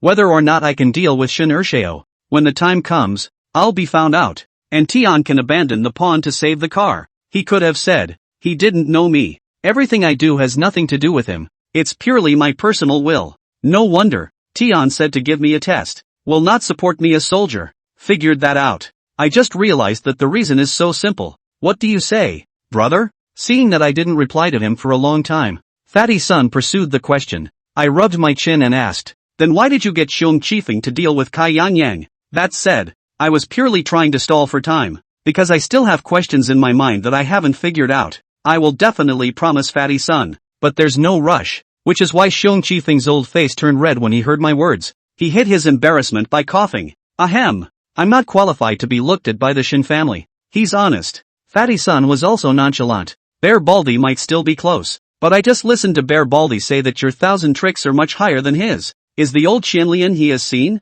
The highest Qianlian skill, may even be higher than Shin family's Uncle Kuan? When Xiong Qifeng introduced me to Fatty Sun just now, he did brag about me like this. May I see your cousin first? Even if you want 1,000 poplar groves, it is also necessary to rely on your cousin to organize a game. Relying on us alone, it definitely won't work. I don't think we even have the qualifications to be at the same table with Yan Lin, right? That's for sure. Fatty Sun readily responded. If you're willing to do the job, I'll set up a meeting between you and my cousin. Okay, then let's meet your cousin first. See what she says. With that, Fatty Sun and I finalized this. At the same time, I began to calculate in my mind how this thing should go. If I really want 1,000 poplar trees, I definitely can't get on the board, because Youngwood has recognized me. He knows I'm one of Tango's guys. So, this is something I still have to think about. After eating, Zhao Bin and I separated from Fatty Sun and Xiong Qifeng. I would have gone back to my place by myself, but before he could separate from Zhao Bin, Monkey called. I'm a done deal. I didn't react for a moment and was a bit baffled. What came true? I've become a Kuei too. Dingzhou's great Kuei 2 is done. Good. Let's meet up then. It's still Zhao Bin's place. Chapter 160 Problems. Brother Zhang, I really admire you too much. As soon as they met, the monkey was excited. What's wrong? I have some questions. You guessed it alright. Tao Lei really went to look for Big Kuei 2 too. He also went last night. He was carried on a stretcher. He also wanted to go to Big Kuei 2 to sell his misery. But I got there first. Tao Lei didn't realize I'd given Big Kuei Tao 2 million. Big Kuei Tao had already supported me to become the head of Huang County. Big Kuei 2 didn't even see Tao Lei. Aha! I am not surprised by this. In the face of sufficient benefits, people will choose benefits. With the monkey business settled, I can let go of things next. Monkey, I'm helping you to take the position of quester because I have something I want you to do for me. I said to the monkey with extreme solemnity. There are some things that must be made clear in advance. Even if I were to utilize the monkey, telling him ahead of time is not the same as him knowing after the fact. No problem. Go ahead. Before I could say what was going on, Monkey readily agreed. Here's the thing. I'll be doing some innings back there. It might offend some people. At that time, I need you to bring wrong sex people to help me stand up. Hey! Monkey showed his teeth and grinned. His face relaxed. No problem. I've figured it out too. What Rongmen rules are not rules. It's all bull ***** in front of money. All these years I've honestly been an old Rong. paying tribute when I should have paid tribute, and I'm still only able to be a bottom 5 bells. But the people above me all eat and drink well. Especially this time I went to see the big Kuei too. His extravagant life really make me not willing. You helped me get this position. The money I used was also given to me by you. I remember this favor. If you need anything in the future, I will definitely help you. I raised an eyebrow at Monkey's words and flirted with him. Why? By the sound of your voice, you still want to be the great quartermaster. The monkey gave a silly laugh. He. That's something I wouldn't dare to think about right now. Not to mention that my current ability isn't enough to be a great Kuei too. Even if I had that ability, I wouldn't dare to think about it. I looked at the monkey, who though his mouth said he didn't dare think about it, but I clearly saw the ding-dong fire of ambition in his eyes. One more thing. Don't think I'm being realistic, bro. I just think it's so easy to get money working with you. I can't wait to help you out more. Bro, you could make me more money. The monkeys were very sincere in this statement, and I don't see a false color in his eyes. Indeed, interest, always the basis of cooperation. And then, after listening to Monkey talk some more about his trip to Dengzhou to meet the great Kuei Tao, we parted. Monkey was going to invite me and Zhao Bin to a dinner, but we both just ate, and we didn't go. Monkey then took it upon himself to gather the wingmen for a celebration. After I returned to my place, Fatty Sun called me and said he had an appointment with his cousin Huang Shujun tomorrow. I agreed to go to the appointment. The next day, Fatty Sun picked me up in his car. I asked Fatty Sun to also pick up Xiaobin. After the Nangjia incident, I hated having Xiaobin near me at all times. This world, tomorrow and the accident, really do not know which will come first. Fatty Sun's cousin is not in Huang County, but in downtown Dengzhou. He took us to a tea store in Densu. This tea store is very big, 2 floors in total. Each floor is over 1,000 square feet. The first floor is very richly decorated. The display cabinets are filled with different types of tea. Prices also vary. I've probably scanned it and can't believe I've never seen any tea under 10,000 a pound. The second floor is elegantly decorated. Quite a few rooms apart. Each room is a tea room. There were hardly any customers in the store when we arrived. Fatty Sun took us to a very large tea room on the second floor. The tea room has a large, naturally molded slab tea table that is 4 or 5 meters long and more than a meter wide. There was a woman sitting at the main seat of the tea table. It should be Fatty Sun's cousin, Huang Shujun. Before, I hadn't paid special attention to the information about Huang Shujun and the information Chen Wanting had given me, but after Fatty Sun called me yesterday, I made it a point to look at the information. There isn't much content, but when I saw the picture of Huang Shujun, I thought that young Lin was really pretty good. Let's not even talk about what Huang Shujun looks like in the photo. Just look at the immediate future. She was about 5 feet 5 inches or so.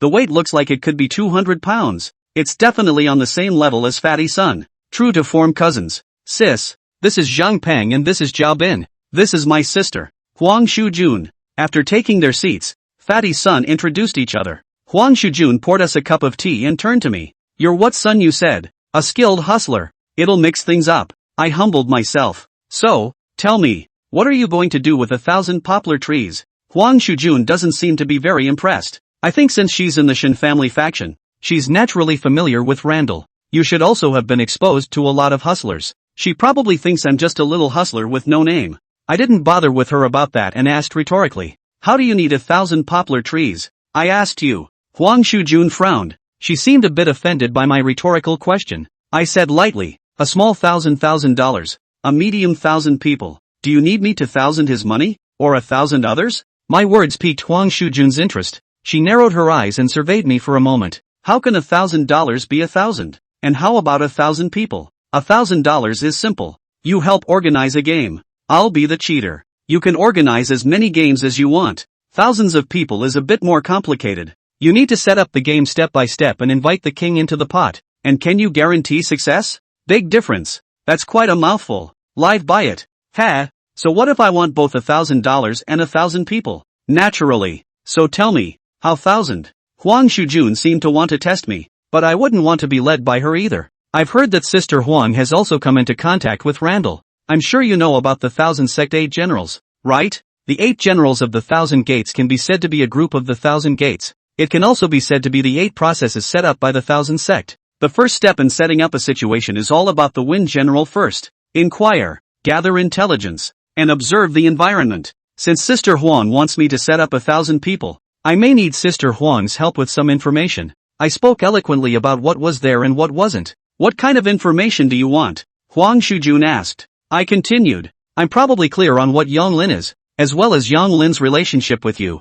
Sister Huang. After Sun told me about this last night, I had a preliminary idea. Now that Yang Grove has found Shin Ershao as a backer, I want to use this as a breakthrough first. Make a gap between them. But before we do that, there are some things I want to know. These things are vital to the subsequent layout. I looked confident, as if I had this whole Thousand Youngwoods thing down pat. Huang Shujun couldn't help but ask, what is it? First of all, I want to know how deep Yang Grove's relationship with the Shin family is. I've heard that Yang Grove is the Shin family's white glove, and the Will Enter distillery is Yang Grove's main industry. Do you know, Sister Huang, how Yang Lin got his hands on this distillery? Chapter 161 Answers to Questions. There was a twinge of nervousness in me when I asked the question. Last night, I learned from Fatty Sun that Huang Shujun might know about Yang Lin and Will Enter Brewery, and I had the intention of asking Huang Shujun this question. I also put a special code on this question. What does this have to do with 1,000 poplar groves? Huang Sukwan has a problem with my question. This is normal,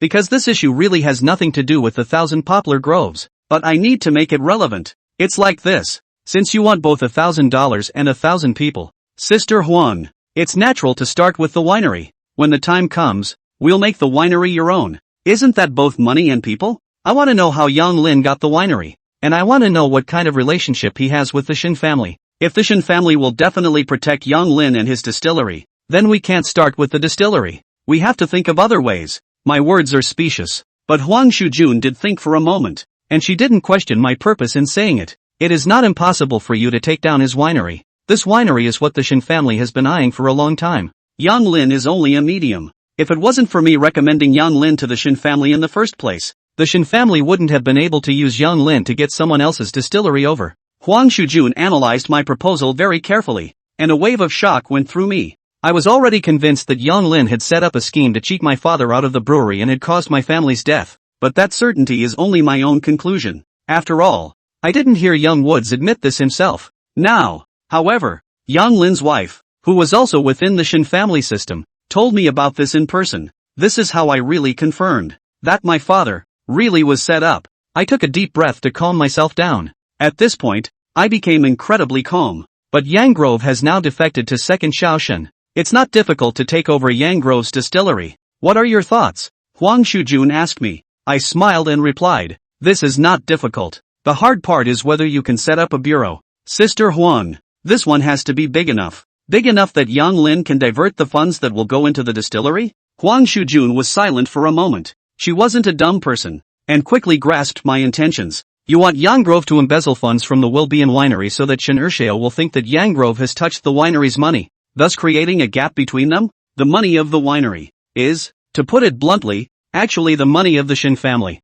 Yang Lin seems to be the owner of the Will Enter Brewery, and seems to be a famous tycoon in Huang County, but does he really have that much money? And no, his money, too, belongs to the Shin family. It's just that the Shin family's money can't be seen in the light of day. The Shin family needs to let their own money see the light of day, and they need someone to hold it for them before it goes from black to white. Poplar Forest plays exactly that role. Similarly, the Huang family, into which Yang Lin has joined, serves this purpose. I learned from the information given to me by Chen Wanting that Yang Lin had in fact privately used the winery's money quite a number of times and in considerable amounts. Tin can always use that to get Young Woods killed. He also moved to get Youngwood. It's just that he wants to use me to get Yang Lin killed. Although I was used by him, I was happy to do so. Not bad. Right now Yang Grove's biggest dependence is Shin Ershao. If he doesn't have the support of Shin Ershao, is he still the current Yang Grove? I gave Huang Shujun the general direction of the layout. After all, Huang Shujun was married to Yang Lin, and she knew Yang Lin's virtues.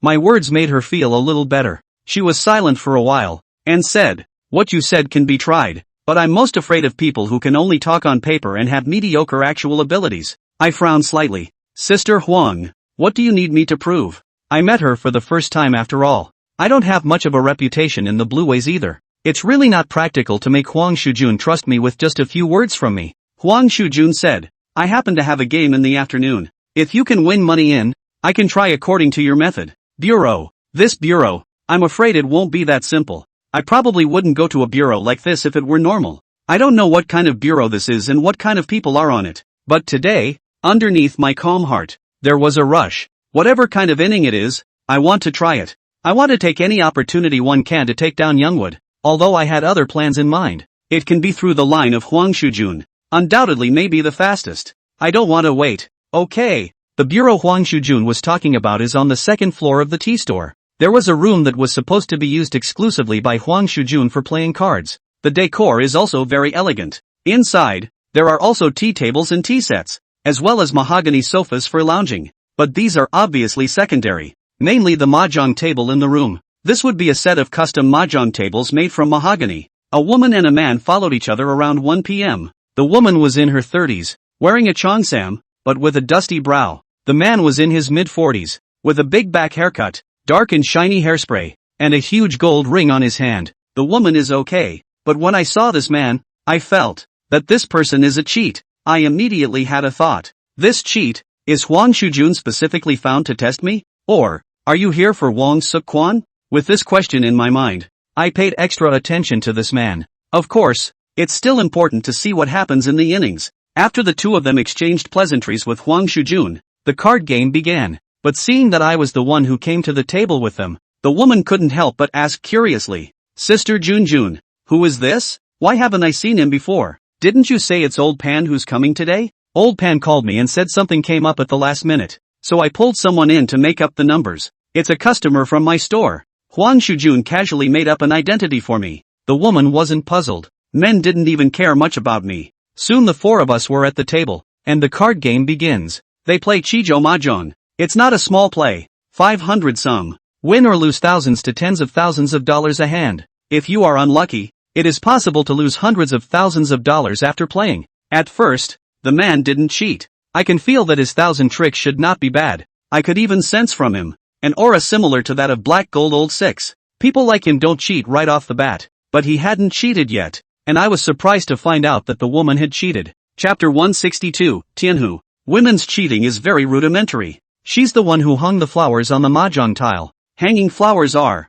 in fact, underwelding. Making a mark on a poker card is generally called underwelding. Marking mahjong is called hanging flower, or fishy. But the woman was not skillful in hanging the flowers. She had applied the hanging flower cream to her long hair beforehand. After touching a card, she would run her fingers through her hair. The action, it looked like she was just scratching her head. But in reality, she was applying the hanging flower cream to the crevices of her nails. She then applies the hangnail paste from her fingernail crevices to the mahjong tiles. If it's a real hustler doing the routine, usually after a round of cards you can hang all the cards after the watts, because not every card actually needs a hanging flower. A real hustler, after putting some important cards on the watts, can have judgment on the cards that are not on the watts, but not this woman. She hung each card with a flower, and it took her almost 2 laps to hang the flowers. In 2 laps, she managed to avoid a couple of discharges by hanging flowers. By and large, she still wins money using this method. I don't really put much stock in her though. There are so many ways I'm going to deal with her cheating ways. My main focus was still on the man. Through the conversation between the three of them, I learned that this man seems to be called Lao Wu. This made me even more suspicious in my heart. Was this Old 5, and Black Gold's Old 6, really related? Maybe there is. Maybe not. But it doesn't have much to do with me now. All I care about is whether he'll cheat. After 4 rounds, Old 5 hadn't started to cheat. He didn't move, and I didn't move for a while. Still, I won some money, because I basically know the woman's code word for hanging flowers. I win more than I lose using the flowers. She hangs. The oldest 5 should have seen the marks made by the women as well, and he lost very little. The one who lost the most money was naturally Huang Shujun, and the woman who hung the flowers lost her money after 2 laps. The woman's face was a little less than pretty when she lost her money. Huang Shujun hadn't changed much. Old 5 seems to be a little curious about me because I win money too. Nice poker game. Bro, I haven't seen you play a few times today, he asked casually. Shouldn't have come out. I can see the mahjong tiles hanging flower. He may be somewhat skeptical, but not certain. Luck, I replied back and didn't explain too much. But then, he finally started to make a move. First, in the starting capture phase, everyone else touches 13, he touches 15, 1 card more than the dealer. This isn't a big phase for him anymore. He just drew 2 more cards, putting the useful ones on the counter and the useless ones back at the end of the pile. Secondly, he uses the woman's hanging flower during the catching single stage and also catches the bottom sheet. That is, when it's his turn to draw a card, he knows that the card he's drawing is useless, and he doesn't want that card. Instead, he exchanged the 2 cards at the bottom of the pile with cards he didn't want in his deck. This in and out. Equivalently, He was actually drawing 3 cards during the draw singles phase. His movements were so quick that Huang Shujun and the woman couldn't even notice. So much so that the man touched himself with 2 big ones. These 2 hands, straight up, cost me not only the money I won, but also lost a lot of money backwards. After winning those 2 big ones,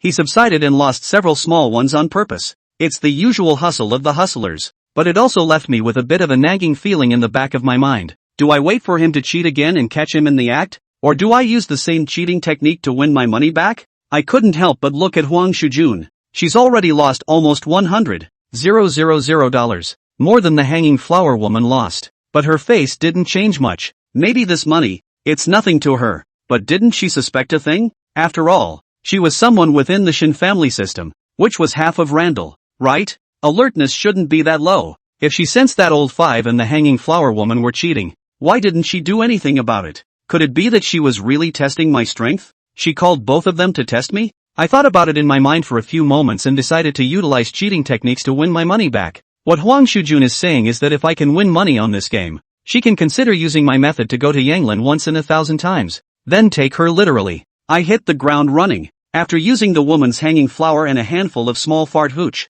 the sitting began. During the yardage phase, I have the cards I need hidden under my hand and it's yard to a fixed position. Then I'll roll the dice. Dice are regular dice, but with my skill, I can already roll any number of points I want. After drawing the cards, I made a point of looking at old 5. Naturally, I wanted to see if he saw anything different. Seeing as he looked natural, he didn't notice me much. It should be gone. I didn't use very advanced cheating techniques. It is just 3 simple techniques, namely, the heaven and the earth in the palm of your hand, the deep and the void, and 1 throw of the river. But simple is as simple does. And I move fast. Fast forward to the point where old 5's eyes didn't pick up on my movements. Since I'm the dealer, I start with 14 cards. I put the 14 cards in order. There was an exclamation of surprise. Yikes, I think I'm wooing. The dealer's starting hand of is a huzzah. The probability of a skyhook is 1 in 330,000. Many people play mahjong for their entire lives without cheating,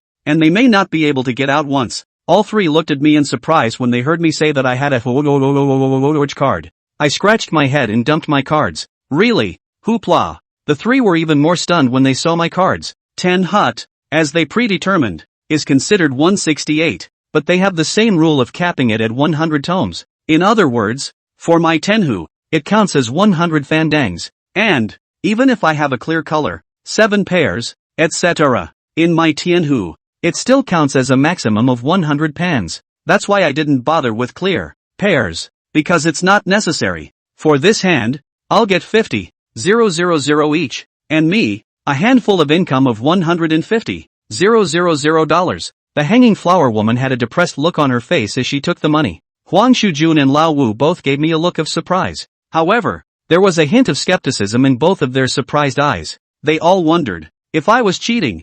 Huang Shujun is aware that I may be cheating, just she does not know I am cheating or rely on luck. Old 5 may not know I'll cheat, but he suspects I'm cheating, but he has no proof. Moreover, after Huang Shujun glanced at me, she also glanced towards old 5. She wants to make sure old 5 knows I'm cheating, right? I naturally subsided after drawing a hand that big. There's no way I'm going to go ho wajay in a row. This is the basic quality of being a hustler. After losing 50,000 a handful of times, old 5 was not happy. He's going to start cheating again. But this time, I wasn't going to do what he wanted. The next thing I want to do is not only to win the money, but also to make the old 5 cheat not to be able to do so. Chapter 163, Breaking the 1,000. Old 5 tried the trick of touching 15 and touching 2 for 1 again. I wasn't able to stop him from doing it, unless I grab 1,000 and catch him red-handed. But I've decided not to catch him by the 1,000. So, I'm going to keep him from drawing the card he wants when draws 2. Because on the mahjong tile, a woman hung the flower.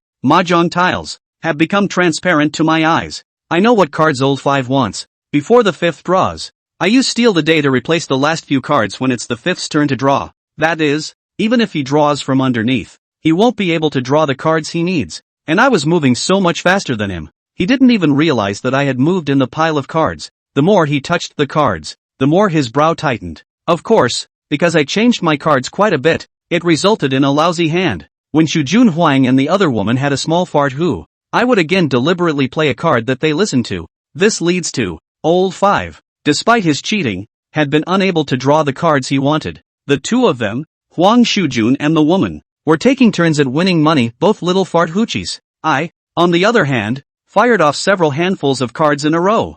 Yikes, looks like that skyhook just took all the luck out of it. Why does it keep starting to fire? I said with a fake out. You just won all our money in one hand. I've won so many hands now, but it's still less than a fraction of yours. I've lost a lot of money. The woman picked up the conversation. Her tone was full of acid. Old Five was silent. His frown intensified. Suddenly, a new handful of him upgraded his cheating maneuvers. Starting with a draw, he began to increase the difficulty. From touching 15 cards, we switched to touching 17 cards, and during the draw singleton phase, he went from drawing 2 for 1, to drawing 2 for 2. And, he's not simply touching 2 for 2, he starts by looking at a certain card in the pile. The card, which could be in the middle of the pile, at the end of the pile, or right at the front of the pile. He had 2 cards hidden in his hand as he reached for them. One of them was to replace the card he was looking at. The other one, still going for the 2 cards under the front head. His cheating maneuver this time was essentially the same as before.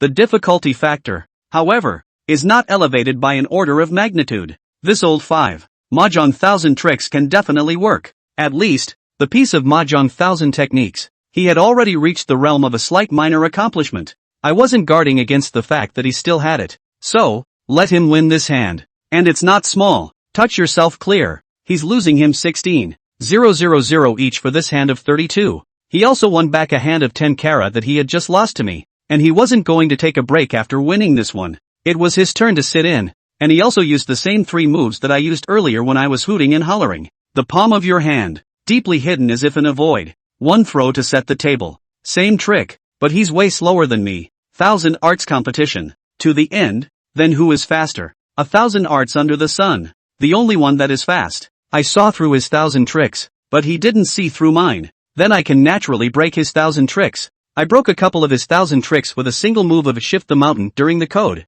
The so-called shifting of the mountain and the mountain is to change the position of a stack of cards without anyone realizing it. On the Mahjong table, there are a total of 4 piles of cards. Old 5 stacked the cards he needed in order. As long as the dice are rolled to the number of points you need, you can touch the cards you have coded. But all I had to do was to pull out 2 of his cards, put them at the end of the pile with a speed invisible to the naked eye, and then push the pile to close the gap between the 2 cards. And I had completed the removal of the mountain and the mountain. Old 5 didn't realize I moved his cards. The other 2 were even less likely to find out. A look of shock and skepticism crosses Old 5's face as he turns over the 13 card hand plus 1 dealer card for a total of 14 cards. Shocked because he didn't touch the cards he had coded. If you doubt it, there are 2. 1. He wondered if he had made a mistake somewhere when he struck. Immediately, though, he dismissed the idea. He still has some confidence in his own 1000 skills. 2. He suspects the cards have been tampered with. He looked up suddenly, toward me. I,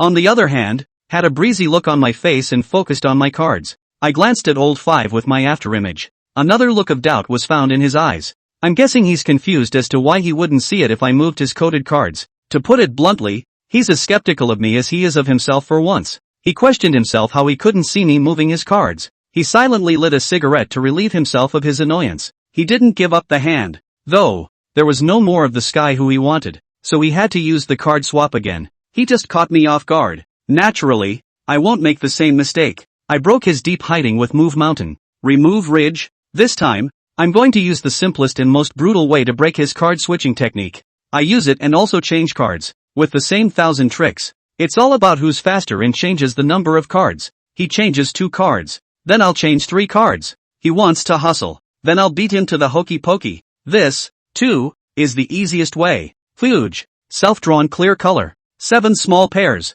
I spread the cards upside down. This handful, 64 tomatoes. I'll get 32,000 each. I scored a total of 96,000. Looking at my cards, Old 5 froze. The cigarette in his hand was nothing but ash, and he didn't know to flick it. Now, he couldn't even think of not suspecting me, and I wasn't going to hide it. Here Huang Shujun is the master. Her purpose was to test my 1000 tricks. Then naturally I'll show her what I'm made of. Besides, if this old man is really the one she sent to test me, then I suppose he can already testify to my strength? You're so lucky? The woman had hustled, but she had lost more and won less. And, moreover, the losses had been in large sums and the wins in small ones. After losing this one to me, She lost almost 200,000 in total. Of course, Huang Shujun lost more. But what Huang Shujun lost had nothing to do with her. And she already didn't look too good after losing her own money. After complaining about one thing, she popped up with another. You're not cheating, are you? This, naturally, was said to me. I didn't overreact to his words. I was cheating, but those present couldn't even notice. I was calm and collected and said, "Look, that's the only 2 big hands I've made today. It's the truth. I did lose a couple of little fart hoochies on purpose today. In terms of losses, I also lose more than I win. But women seem to be a bit of a sore loser." She then said to Huang Shujun, "Sister Junjun, I heard that the Taza especially likes fishing. When playing cards, he will lose some on purpose. It looks like they lose quite a lot, but they actually still win money. Don't you think so? Are you looking for this person to be clean?" Chapter 164, The End of the Game. There's a word for that. Finger pointing. The woman appeared to be talking about me, but she was actually slapping Huang Shujun in the face. I'd be fine if I hadn't cheated. If I had cheated, then I was brought to the table by Huang Sukwan, and the place belongs to Huang Sukwan.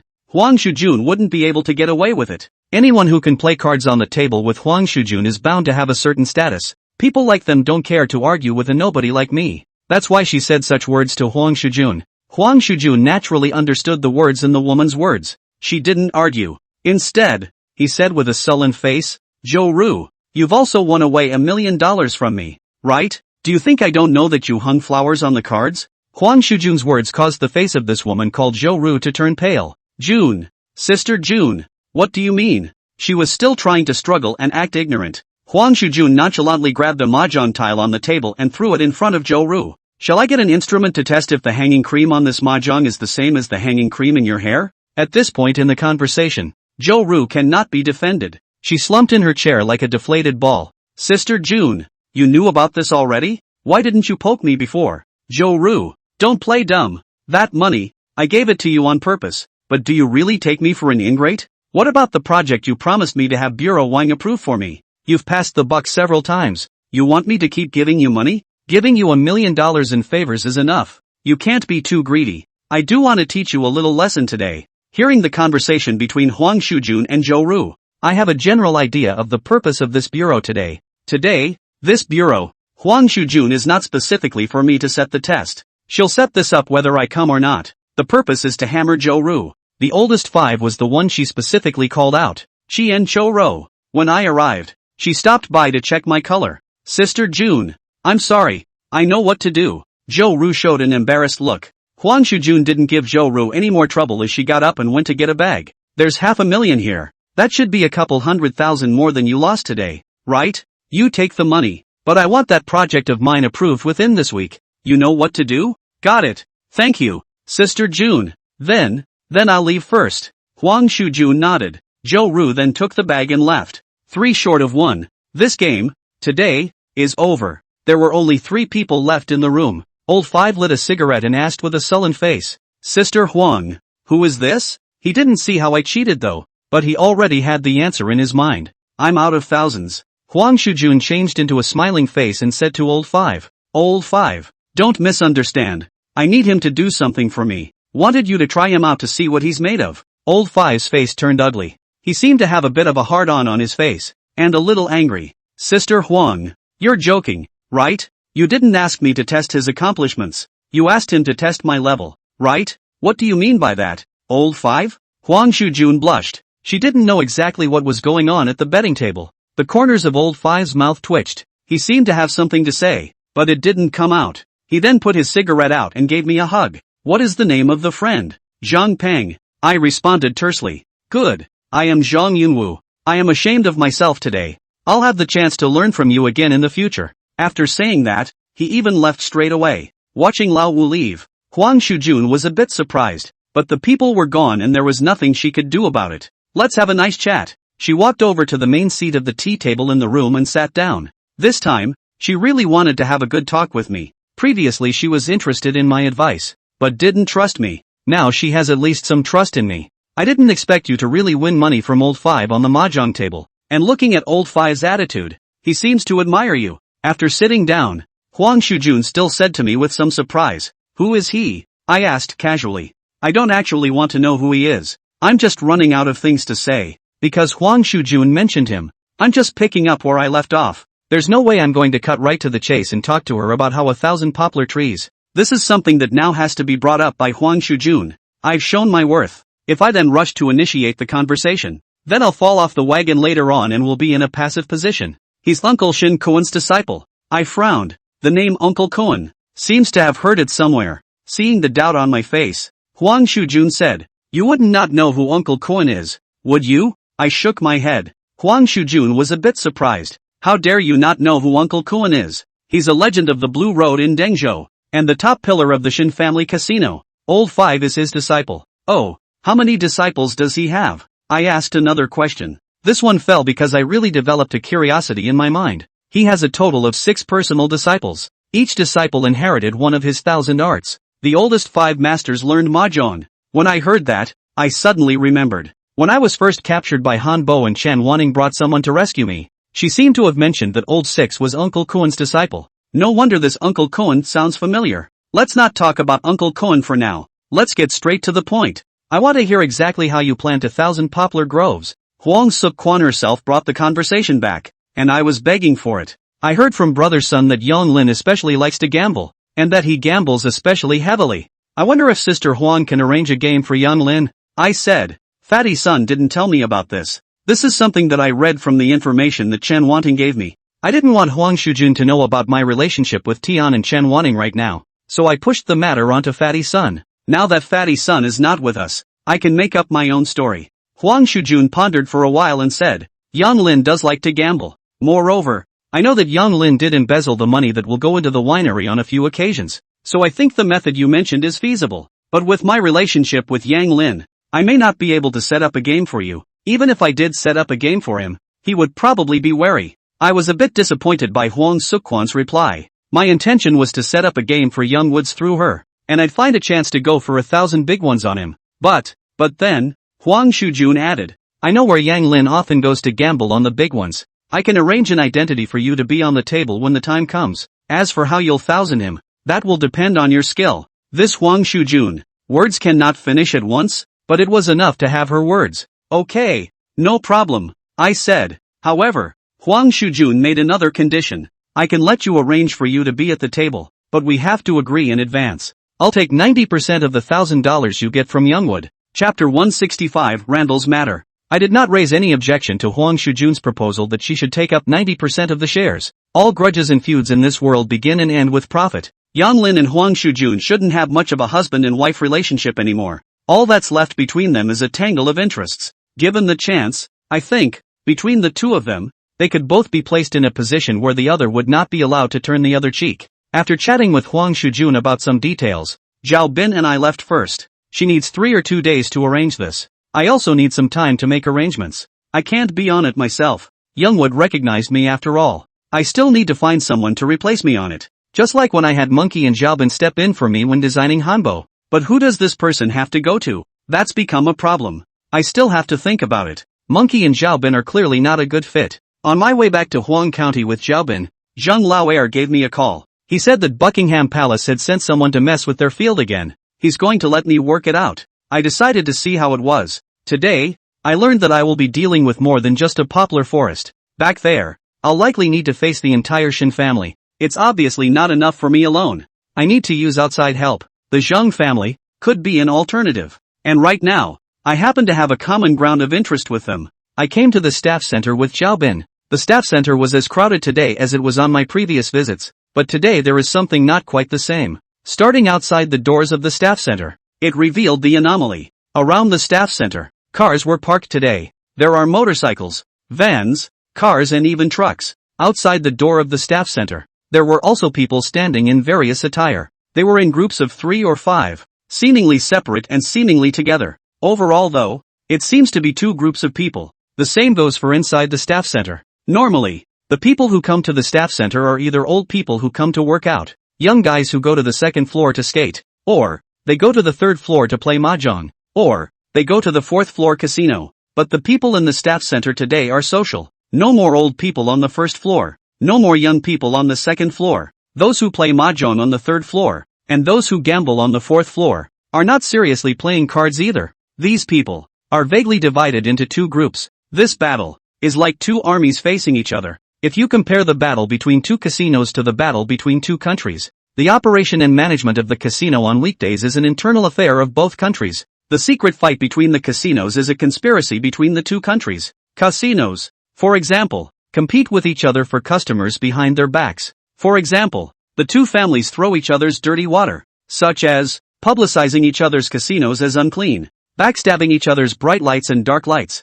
etc. The war between the two casinos is of two kinds. One that is simply a firefight. It's going to come down to who has more people on both sides. It's like comparing the strength of the two countries' armies. There are more people in the Shin family, perhaps, than in the Zheng family. But it is impossible for the Shin family to send so many people to the Zheng family's territory to cause trouble. If they dare to cause a fight scene with hundreds or even thousands of people, not to mention the Zheng family, even if the hand and eye of the Shin family don't want to mix, Randall is, after all, parochial. Mob behavior is even more to be clamped down on. It's the rules of the game. No, I should say that this has been the bottom line of the game. No one, no matter who they are, is allowed to break that line. Anyone who dares to break this bottom line will die. Whether you're in the blue lane, the black lane, or any other lane. These jugglers, they do something out of the ordinary. Maybe someone will bail them out. But if they do something that affects harmony and stability, no one can protect them.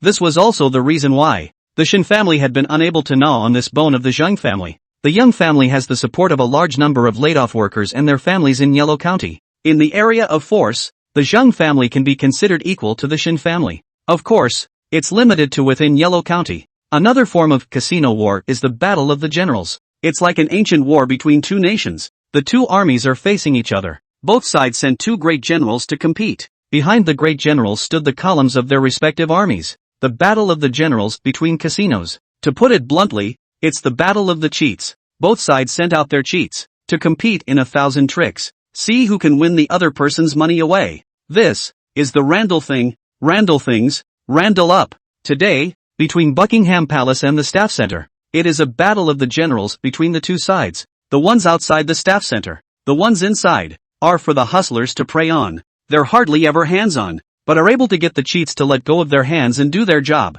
When Zhao Bin and I arrived on the 4th floor of the Staff Center, there were a lot of people gathered in front of a blackjack table. Zhao Bin and I managed to squeeze in. Only one person was seated at the blackjack table. The man was about 40 years old, wearing a blue shirt and black suit pants. The face is white and shady. He wore no gold or silver, only a string of beads of small leaf rosewood on his left wrist. This guy, I've seen before, on the innings of Youngwood and Hershey. It was brought here by Shin Ersheo. Across from him stood several lotuses, as well as what appeared to be dark-lighted figures, and Elder Young. At this moment, Zhang Laoer's face was frowning and cloudy, because what was in front of the middle-aged man had already piled up a lot of chips. When I saw young Laoer, he also happened to see me. He signaled me over with his eyes. I then walked over to him and asked, "What's the situation? The fourth brother mentioned it to you before. They declared war on us the day the Platinum Palace opened. This man has already come here once. Took 10,000 to play blackjack. Took 5 million last time. This time it's already won 5 million. See, he has no intention of wanting to stop." I looked up at the ceiling and the nearby pillars. There's a lot of surveillance laid out on it. True, as Zhang Laosher told me the other day, the shortcoming of their Zhang family is the lack of strong hustlers. Usually they catch 1,000, all on ultra-high-definition surveillance equipment. I've observed the surveillance equipment in their yard and it's really all very advanced. With all your surveillance, you couldn't catch him cheating? Zhang Laoer smiled bitterly. What did I call you for if I could catch him by the 1,000? I fell silent and stopped making small talk with Elder Zhang, focusing all my attention on the middle-aged man. The start of a new handful. The middle-aged man pressed $1 million up. If it weren't for the fact that the limit on this table is 1 million, I think he could have pushed all the chips on the table. On this hand, the middle-aged man got a bright 9. He didn't bother rubbing another dark card like a regular gambler. He flipped his cards straight up. 10 points. Want cards. A 19-point hand. He even wants more cards. Wow. There was an audible gasp from the onlookers. There is no way a normal person would want a card if they got 19 points. He, however, is no ordinary man. The dealer dealt the cards covered to the middle-aged man. The middle-aged man didn't directly show his cards this time. He lifted the edge of the card and looked at it, then covered it up again. Only then did he lift the card. A 2 of hearts. Blackjack. Chapter 166. There are levels in any profession or skill. For example, There are skilled workers who are apprentices, low-level workers, mid-level workers, and high-level workers. In the various sects of the Jianghu, there are also ranks. For example, in the Rome clan, the realm of thievery arts is divided according to the fact that the bell of thievery does not ring. 1 bell, 2 bells, 3 bells. And what is the classification of a hustler in Thousand Gates? The fourth master mentions something to me. A cheater who is just starting out is a first glimpse of what to expect. This kind of person can be considered a hustler, and basically can already be in the general population, making a living. Among the people I met, Xiong Qifeng counts as one. Those who are more skilled in a particular thousand techniques are slightly more accomplished. They can basically rely on this thousand tricks to make a living in the blue way. Among the people I met, Old 6 and Old 5 count as one. One of these two is good at dice and the other is good at mahjong. And this man in front of me, I think he can be considered to have made it to the top of the ladder with his thousand tricks. At the very least, he should be considered to have made it to the top with his poker thousand tricks. Dengji, that is to say, one or a few thousand tricks, has reached the level of proficiency. In the Randall's way, those who have reached the level of proficiency in 1,000 arts can be guests of honor wherever they go. The middle-aged man dared to ask for a card at 19 points and actually got it too. No one with a brain in their head would think he's had a stroke of luck. He must have cheated. But the average person can't see how he's cheating. Zhang's dozen or so high-definition surveillance devices are aimed at him, and all of them can't capture him cheating. However, I have found some ends. But the position and angle I'm standing at is so poor that I can't really see the whole picture. I'd like to take another look. The best place to be is of course next to a middle-aged man. Of course, that's not very realistic. There was no one around him. Not even his companions stood by him. The next best position would have to be that of the Dutchman. Since Elder Zhang called me here, he naturally wants me to make a move. I think I still have a chance to take a closer look, but now is not the time. Because right now, the front of the stage isn't coming down. That hand isn't over yet. Although the middle-aged man is going to get to blackjack, but the dealer turns over 2 cards with only 13 points. If he asks for cards and also gets blackjack, then he can still win. The banker wins if the banker and the player are on the same point, but by luck alone, his chances of getting a blackjack are too small. This inning, it's not a game of luck anymore. There were so many lotuses standing next to me, I think they were all replaced. The ladder standing in front of the stage now was no longer as simple as a ladder. He should still be the dark light of the young family. This hand, he was going to cheat, too. Crap. I saw the Dutchman start his hand and shouted out, "How?" Zhang Laoer wanted to ask me what's wrong, but before he could say anything, the middle-aged man already flew out a chip, hitting the dealer's wrist. The Dutchman ate the pain and his hand shook. He dropped a card up his sleeve. What? You can't afford to lose such a big game? And you're still cheating? Doesn't the Zhang family claim to be fair and impartial? The middle-aged man flirted and slowly lit a cigarette. Elder Zhan was also quick on his feet and stepped forward to kick the Lotus officer, and accidentally knocked over the boot, scattering the cards. Useless thing. Can't even deal a card right. Zhang Laoer spoke viciously towards the latter. Then he said towards the middle-aged man again, "Sorry, just now the latter accidentally scratched a few extra cards out of his card boot. That hand just now counted as your win." These words of Zhang Laoer appeared to be addressed to the middle-aged man, but they were actually addressed to the onlookers. He counts experience. At this time, the middle-aged man nailed the latter's cheating tactics, but the muggles on the sidelines didn't actually see what was happening, so he had to obfuscate. As for those who see what's going on, are they still muggles? That's cheating. The casino's customers are muggles, not hustlers. The middle-aged man didn't hold on to this point. Who came to win, not to catch 1,000. What? Boss Zhang, is there another ladder to come? The middle-aged man provoked towards Elder Zhang. Zhang Laoer looked at the middle-aged man intently, gritted his teeth, and the veins on his forehead bulged. "I'll do it." I paused and walked over to the ladder's seat. Zhang Laoer then relaxed a bit. "May I?" he asked with some uncertainty. He doesn't trust me 100%, and I don't care. "Not bad," I blurted out, then looked at the middle-aged man. He was looking at me too. "It's you?" He seems to remember me. I smile in response. "Aren't you one of his size people?" "No, I heard that you're Zhou Yaotian's man." I shook my head. "I'm nobody's man. I work for whoever pays me, right, Boss Zhang?" I didn't mean anything by that, and I was just making a casual remark to perfume the middle-aged man.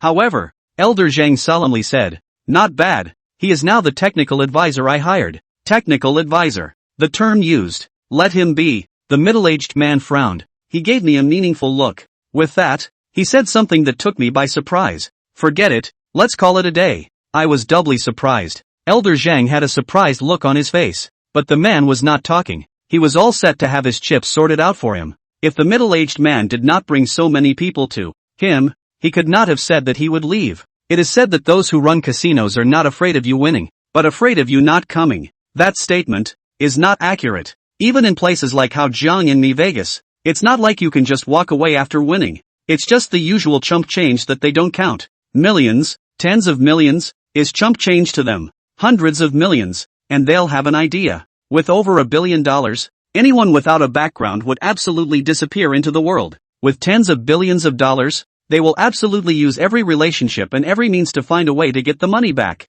There's no way any casino is going to let anyone take their money away. It's just the size of the casino that determines their tolerance. This is also, before a hustler makes a game, he must calculate whether the winnings will be safe to leave. As well, how many thousands is a reasonable range? In a field like Zhang's, $1 million is basically a dividing line. Obviously, they sent someone to follow Monkey and Xiaobin after they came and screwed away $1 million last time. If it was 5 million, they would definitely take on people with no background. $5 million in this day and age is an astronomical sum for the average person. The middle-aged man had gotten away with more than $10 million in the Zhang family before and after. How could Zhang Laoer let him go just like that? Elder Zhang gave a look towards the crowd. Immediately, people gathered around. However, the people brought by the middle-aged man were not vegetarians either, and immediately stepped forward and fought. What? Boss Zhang, you can't afford to lose? You can't leave even after winning? The middle-aged man flirted. This left Elder Zhang somewhat speechless. I was beside Elder Zhang and pondered for a while. This matter ends here. I could have left it alone. People are leaving, not betting with me. Zhang Laoer can't say anything about me. Still, I decided to take a gamble with this middle-aged man. Uncle Kuan's disciple. Nothing more than that. He doesn't dare to bet with me? It seems that the rumored Uncle Kuan is nothing more than a person whose name doesn't live up to it. My sudden comment made the middle-aged man glare at me. Chapter 167, Changing Shadow Hands. I want to take a gamble with middle-aged men for 2 reasons. 1. I haven't seen how he just cheated. I'm looking for an understanding. For another, I want to show myself in front of Elder Young. I'm not one to show off my skills, but the way Elder Zhang looked at me just now, it was obvious that he didn't trust me very much. I want to gain more support from the Zhang family in the later layout, and I must make him trust me very much. So, I still have to show my strength. As for why I said the middle-aged man was Uncle Kuan's disciple, that's just my guess. Huan Shujun said that Uncle Shinjakuan had 6 personal disciples. Every pro-disciple is brilliant at one of the 1,000 arts. Old 5 and Old 6 are good at mahjong and dice respectively. The middle-aged man in front of me is good at poker, and he's also Shun Ershao's man. Then I provoked him a little. Look at the middle-aged man's reaction. I think my guess should be right. What did you say, kid? The middle-aged man questioned me. I stared into the middle-aged man's eyes and said, You, afraid of me? What are you? Can you make me afraid of you? The middle-aged man said with a stiff upper lip, but I saw a subtle dodge in his eyes. Is he really afraid of me? I don't understand why he thinks that way,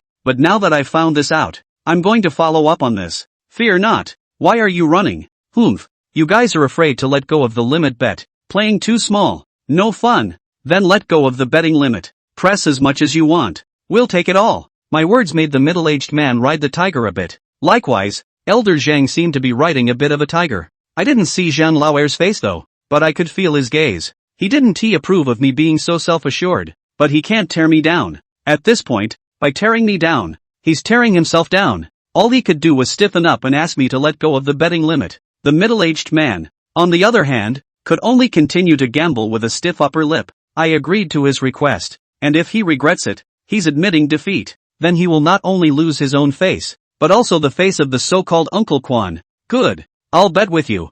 I have a total of $7 million here. One hand down. Do you dare to take it? 7 million. Is a lot. Zhang Laoer couldn't even resist pulling on my arm. Asked me in a whisper. Do you have any confidence? I didn't want to get entangled in this kind of issue with Zhang Laoer, and coldly replied back to him. The loss is on me. Zhang Laoer blushed at my words. He was a little embarrassed. But he didn't continue to say anything to me either. I had 8 new decks of cards brought in. There were shufflers on the table, but I didn't use them. I started by handing the middle-aged man my cards so he could check them. The middle-aged man spread the cards out, made sure there was no problem, and pushed them back to me. I then divided the 8 decks of cards into 2. This is the new card. The gaps between the cards are almost non-existent. Normally, when we shuffle the cards, we need to bend the cards and then one by one. We hand the cards over to be inserted, and I placed the 2 copies of the cards on the table and brought them together with a stiff hand. The cards are also interspersed with each other. This move is called thousand leaves together in the thousand sect.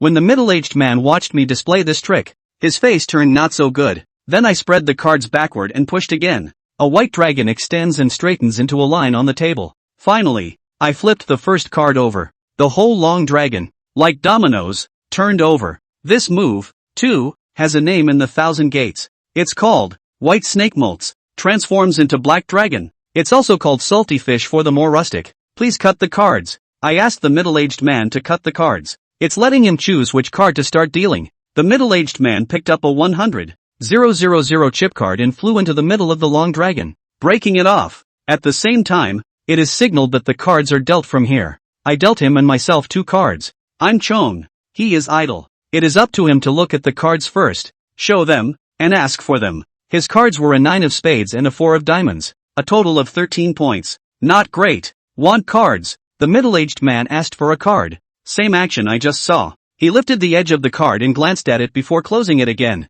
It was finally spread out. An 8 of hearts. Blackjack. It's 21 point again. Whoa. The onlookers let out another gasp. Now, even those muggles know that middle-aged men cheat. How can anyone put a handle on being blackjack? But while they knew, they weren't sure how he cheated. One can only marvel at his blackjack. Zheng Laoer was also anxious when he saw that the man was blackjacking again. He couldn't help but walk over to me. Okay? I glanced at him. Didn't say yes to him. Instead, I spread my cards. 1 jack of spades, 1 ace of spades. A, in blackjack, can be counted as 11. That means I'm also blackjack. Same point. Dealer wins. Who? The crowd of onlookers gasped again. Zheng Laoer was also relieved. The middle-aged man, on the other hand, looked at me with an incredulous face. No way. How can 2 of your cards be blackjack? I saw it very clearly. There's no way 2 cards can form a blackjack where I cut them. I smiled. How is it impossible? You can draw an 8 and make a 3-card blackjack. How come I can't touch a blackjack? I still remember that the card I dealt you was a piece de resistance. You. The middle-aged man choked on my words. Immediately, after pondering for a while, he said, You see it? Look out. Changing shadow hands? I exposed his cheating ways. Changing shadow hands, to put it bluntly, is a kind of thousand tricks for changing cards. His tactics are said to be brilliant, but they're not really that brilliant. He just switched the cards that were dealt to him. But to say it's not brilliant is to say it's very brilliant. He changed cards very quickly, so fast that, with all the surveillance equipment on him, he didn't find out how he was cheating. So fast that you can't even see the shadow of 1,000. Hence the name Shadow Shifter. I also noticed some details because I was standing directly across from him. The natural time for him to change the cards was when he lifted the edge of the deck to take a look and close it again. But where did he get his cards? I wasn't quite sure, because he made several small moves before switching cards. These little gestures are all designed to come and confuse people, and he made every little move realistic. Realistic too. The eyes of the cheater. All these actions of his could be the action of taking the card. If I were to stand next to him, I might be able to determine exactly where his cards are hidden, but I'm a croupier away from him now. It's true that you can't be percentage sure down the line. If it's confirmed, I'll just grab him by the 1,000. But it's easy for him to shift his cards away if he's not sure. For now, it's just a matter of winning him first. The middle-aged man was exposed to my cheating tactics. The faces showed a shocked and desperate look. He murmured, How can? With that, he asked toward me, How did you see it? And how did you change the cards? There's no way the cards dealt out of the pile are blackjack. Chapter 168, Beginning of the Layout. How did I change the cards? I changed my cards before they were dealt. I purposely flipped a white dragon out after shuffling the cards, just to make the middle-aged man memorize the cards. 8 decks with a total of 416 cards. Maybe middle-aged men can't remember all the cards and their sequences, but with his strength, intercepting a section to memorize the sequence of cards and the order in which they were dealt, it's definitely possible. But I was after he cut the cards. At the break, swapped AJ in. As for the 2 cards, naturally, I had hidden them when I shuffled them. Am I obligated to tell you? King or queen? The loser was the middle-aged man who had no business asking me questions. I didn't bother to bull ****** him. The middle-aged man gave me an exasperated and resigned look. Alright, I'll get back what happened today. He left this statement and left angrily. In the gambling hall, most of the people left angrily at once, and as I was leaving the crowd, I noticed one person giving me a sinister look. The man had bandages on his arms, on his head, Surprisingly, it's David Lee. I didn't bother with him, turned around and found Elder Zhang. He was all smiles at this point. Originally, he would have lost at least $7 million, but I won that money back. He was naturally pleased. It's surprising that your 1,000 tricks are really that good. That man I've investigated. He is the third disciple of Uncle Koan of the Shin family. What he is best at is poker.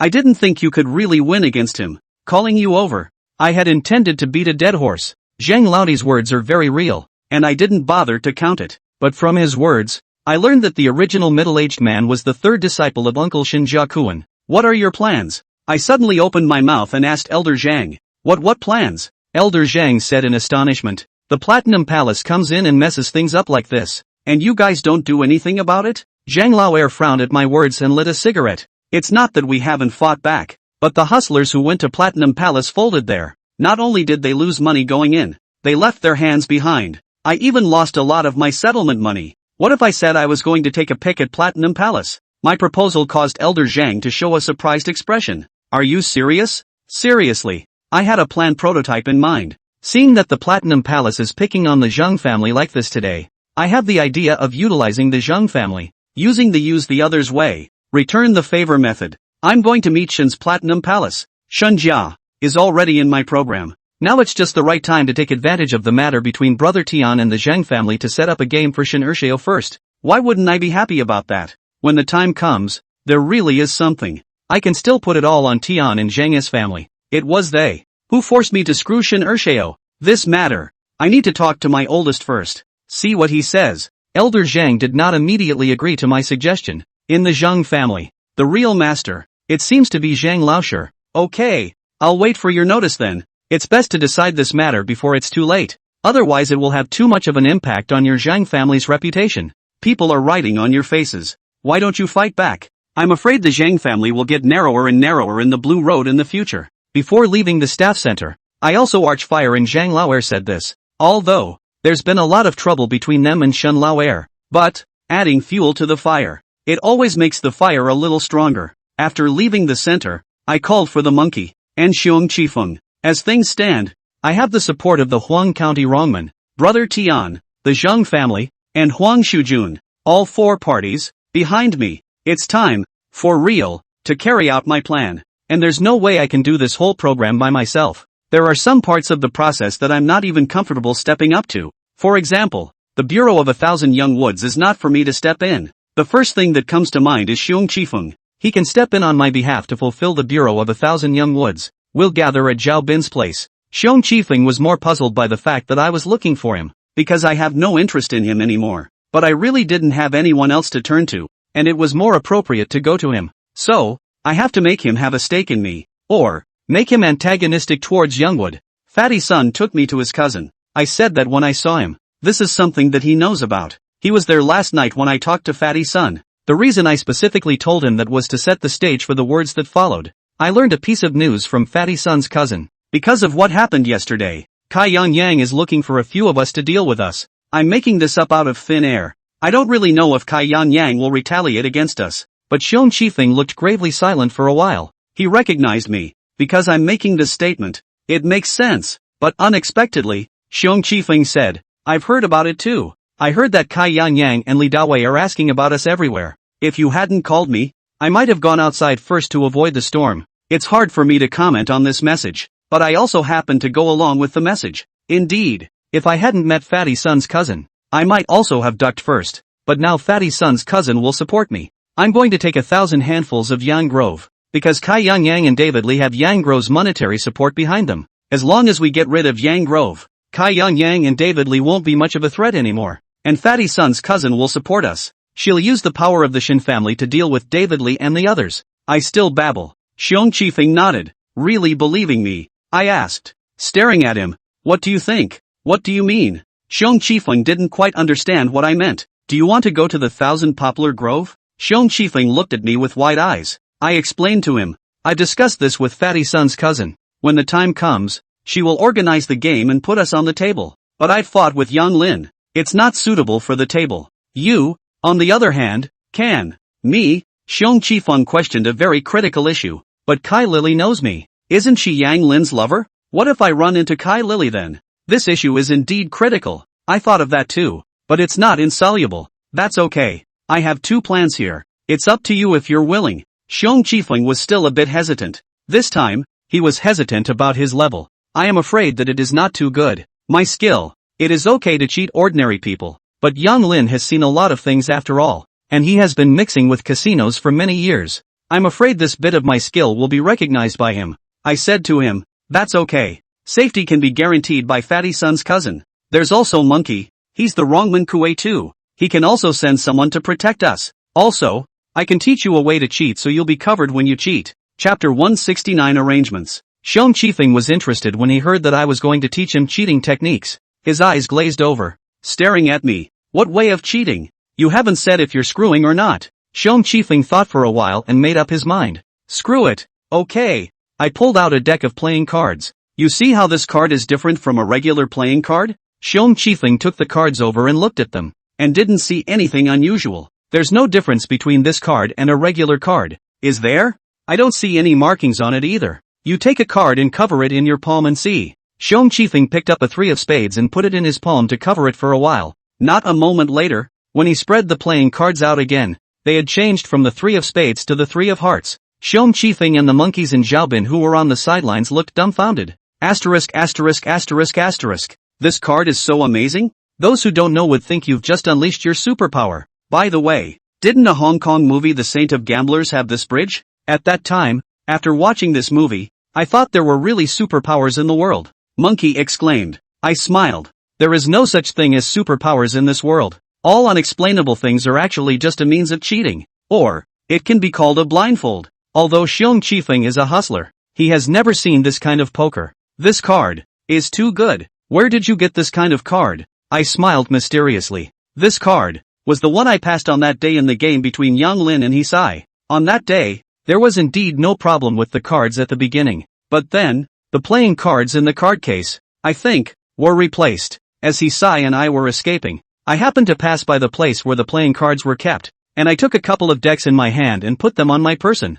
I didn't really want to explain to them where the card came from. You don't have to worry about this one. You try covering this card again after dipping it in cold water. Xiong Qifeng poured cold water over his hands and covered his cards again. This time, the 3 of spades slowly turned into the 3 of clubs. It didn't exactly get better. Though, the suit is somewhat stuck between the 3 of spades and the 3 of clubs. I explained. These playing cards, when they get cold or hot, will have 2 suits. However, it's best to touch the ice water with your hand first if it gets cold. Ordinary cold water may not work very well, like what you just tried. So, it's best to ask for a glass of cold or hot water first when changing cards, preferably water with ice cubes in it. Hot water gets cold easily. If you cover the card, the action is too obvious. That's why it's best not to use a change point that turns hot. After turning the cards over smoothly, I studied what to do with the card. I told Xiong Qifeng about my experience with this type of poker. You can get a deck of cards and study how to get better. I don't have many cards like that here.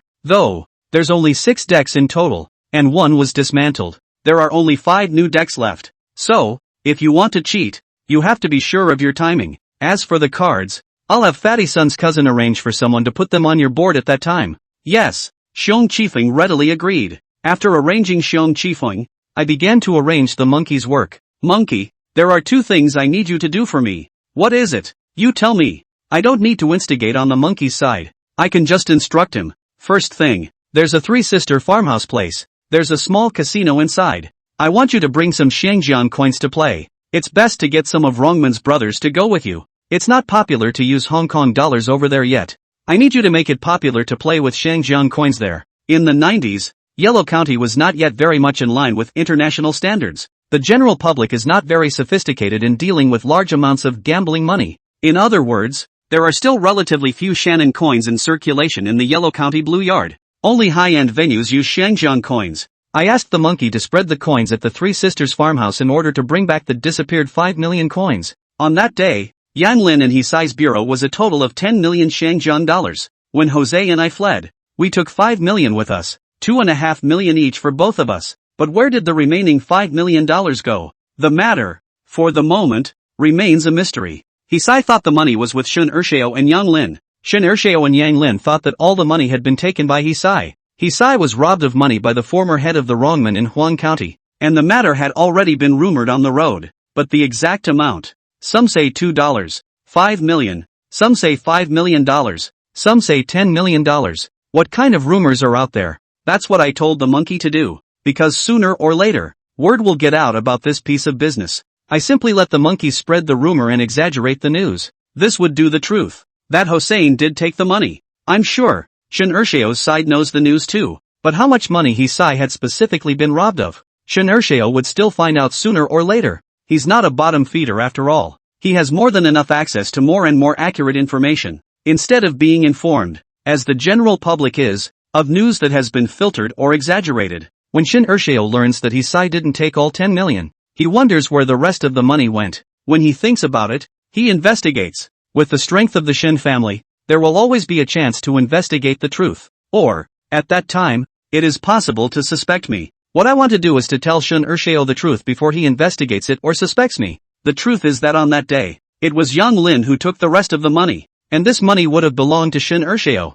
I want Shin Urshao to know that Yang Lin stole his money. There is one thing that is absurd to say, but is actually quite normal. That is, Yang Lin and Shin Urshao don't really have much money. Yang Grove, known as the top 5 richest men in Huang County, has a lot of scenery. How could he not have money? Quite simply, he's really just a puppet. He's the Shin family's white glove. The Will Progress Brewery looks like it's under Yang Lin's name, but the actual owner is the Shin family. Youngwood looks like a big boss. In reality, he is just a senior wage earner. And Shin Urshao is indeed the Shin family's honorable second young master, but he's not yet in charge. After all, he also didn't hold the financial power of the Shin family. At the moment, mastering the financial power of the Shin family is the third aunt of the Shin family, Zhou Yaotian. These, I all learned from the information Chen Wanting gave me. Now that I can lay out my plan, Chen Wanting is actually acting as my Wind General. She gave me most of the information I needed. Of course, behind her is Brother Sky. I can also say that Tin acted as my Wind General. And, I know from Chen Wanting's profile, Shin Urshao came to Huang County to open the Platinum Palace at his own expense, and put all his own personal money into it. As for why Shin Urshao want to spend his own personal money to do the Platinum Palace, seems to involve the Shin family house fight. Chen Wanting gave me information is also not clear. In short, Shin Urshao is actually very short of money. He chose to support Yang Lin for the same purpose of diverting funds from the brewery. However, if Yang Grove had embezzled the funds from and had stolen his $5 million, what will he do to Youngwood? This is one of the elements that I set up to separate Yang Lin and Shin Urshao. Monkey, the second thing I want you to do for me is to return my 5 million Shangzheng coins to Yang Lin. Chapter 170 Failure to set up a scheme? 2 days later, everything is ready. In the past 2 days, Huang Shujun and Zhang Laoshi called me, and we met to talk about some details. The innings against Youngwood and Platinum Palace are all planned. Monkey's side also methodically began his innings against Kai Yangyang, Denzhou, a private club. Zhao Bin and I were the first to arrive, pretended to be 2 waiters. However, we both wore masks to prevent us from being recognized by Youngwood, nor did it not serve as a direct service person, more like porter-like attendants. This bureau arranged by Huang Shujun is a high-level bureau within the Shin family system. She set Xiong Qifeng up with the name of some high-ranking nephew.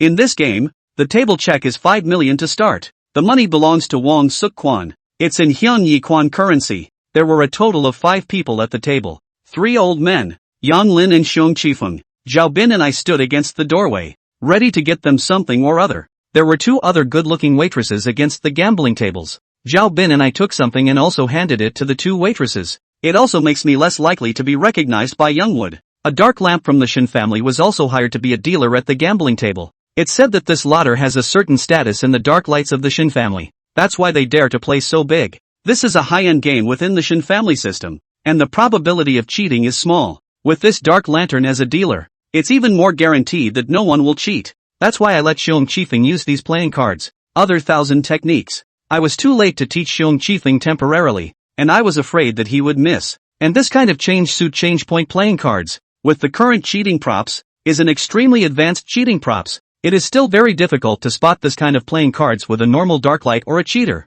Of course, at first, Bear Strange Peak didn't use this kind of playing card. When the right time comes I will go and change the cards on the table. But to verify that the Hoff can see through this poker anomaly, while they were getting new cards, I switched to a deck of variants poker up. I was relieved that this Dutchman didn't notice anything different. The card game began uneventfully. There's not much to win or lose. Wait for a little while after that. Xiong Qifeng asked for a glass of ice water. I went and got him a glass of water filled with ice and gave it to the waitress to deliver. At the same time, I replaced a deck of variant point playing cards on the table. But at this point, the unexpected happened. Lily Tsai is here. She even gave me a special look as she entered. It made my mind tighten. But it's a good thing I'm wearing a mask. And this private club has a high standard of grooming for its employees. Not only do I have to wear formal attire, I have to apply hair wax. It makes me a little different than usual. Kai Lily glanced at me before passing on as well. However, she knew Xiong Qifeng. As she walked over to the gambling table and sat down next to Yang Lin,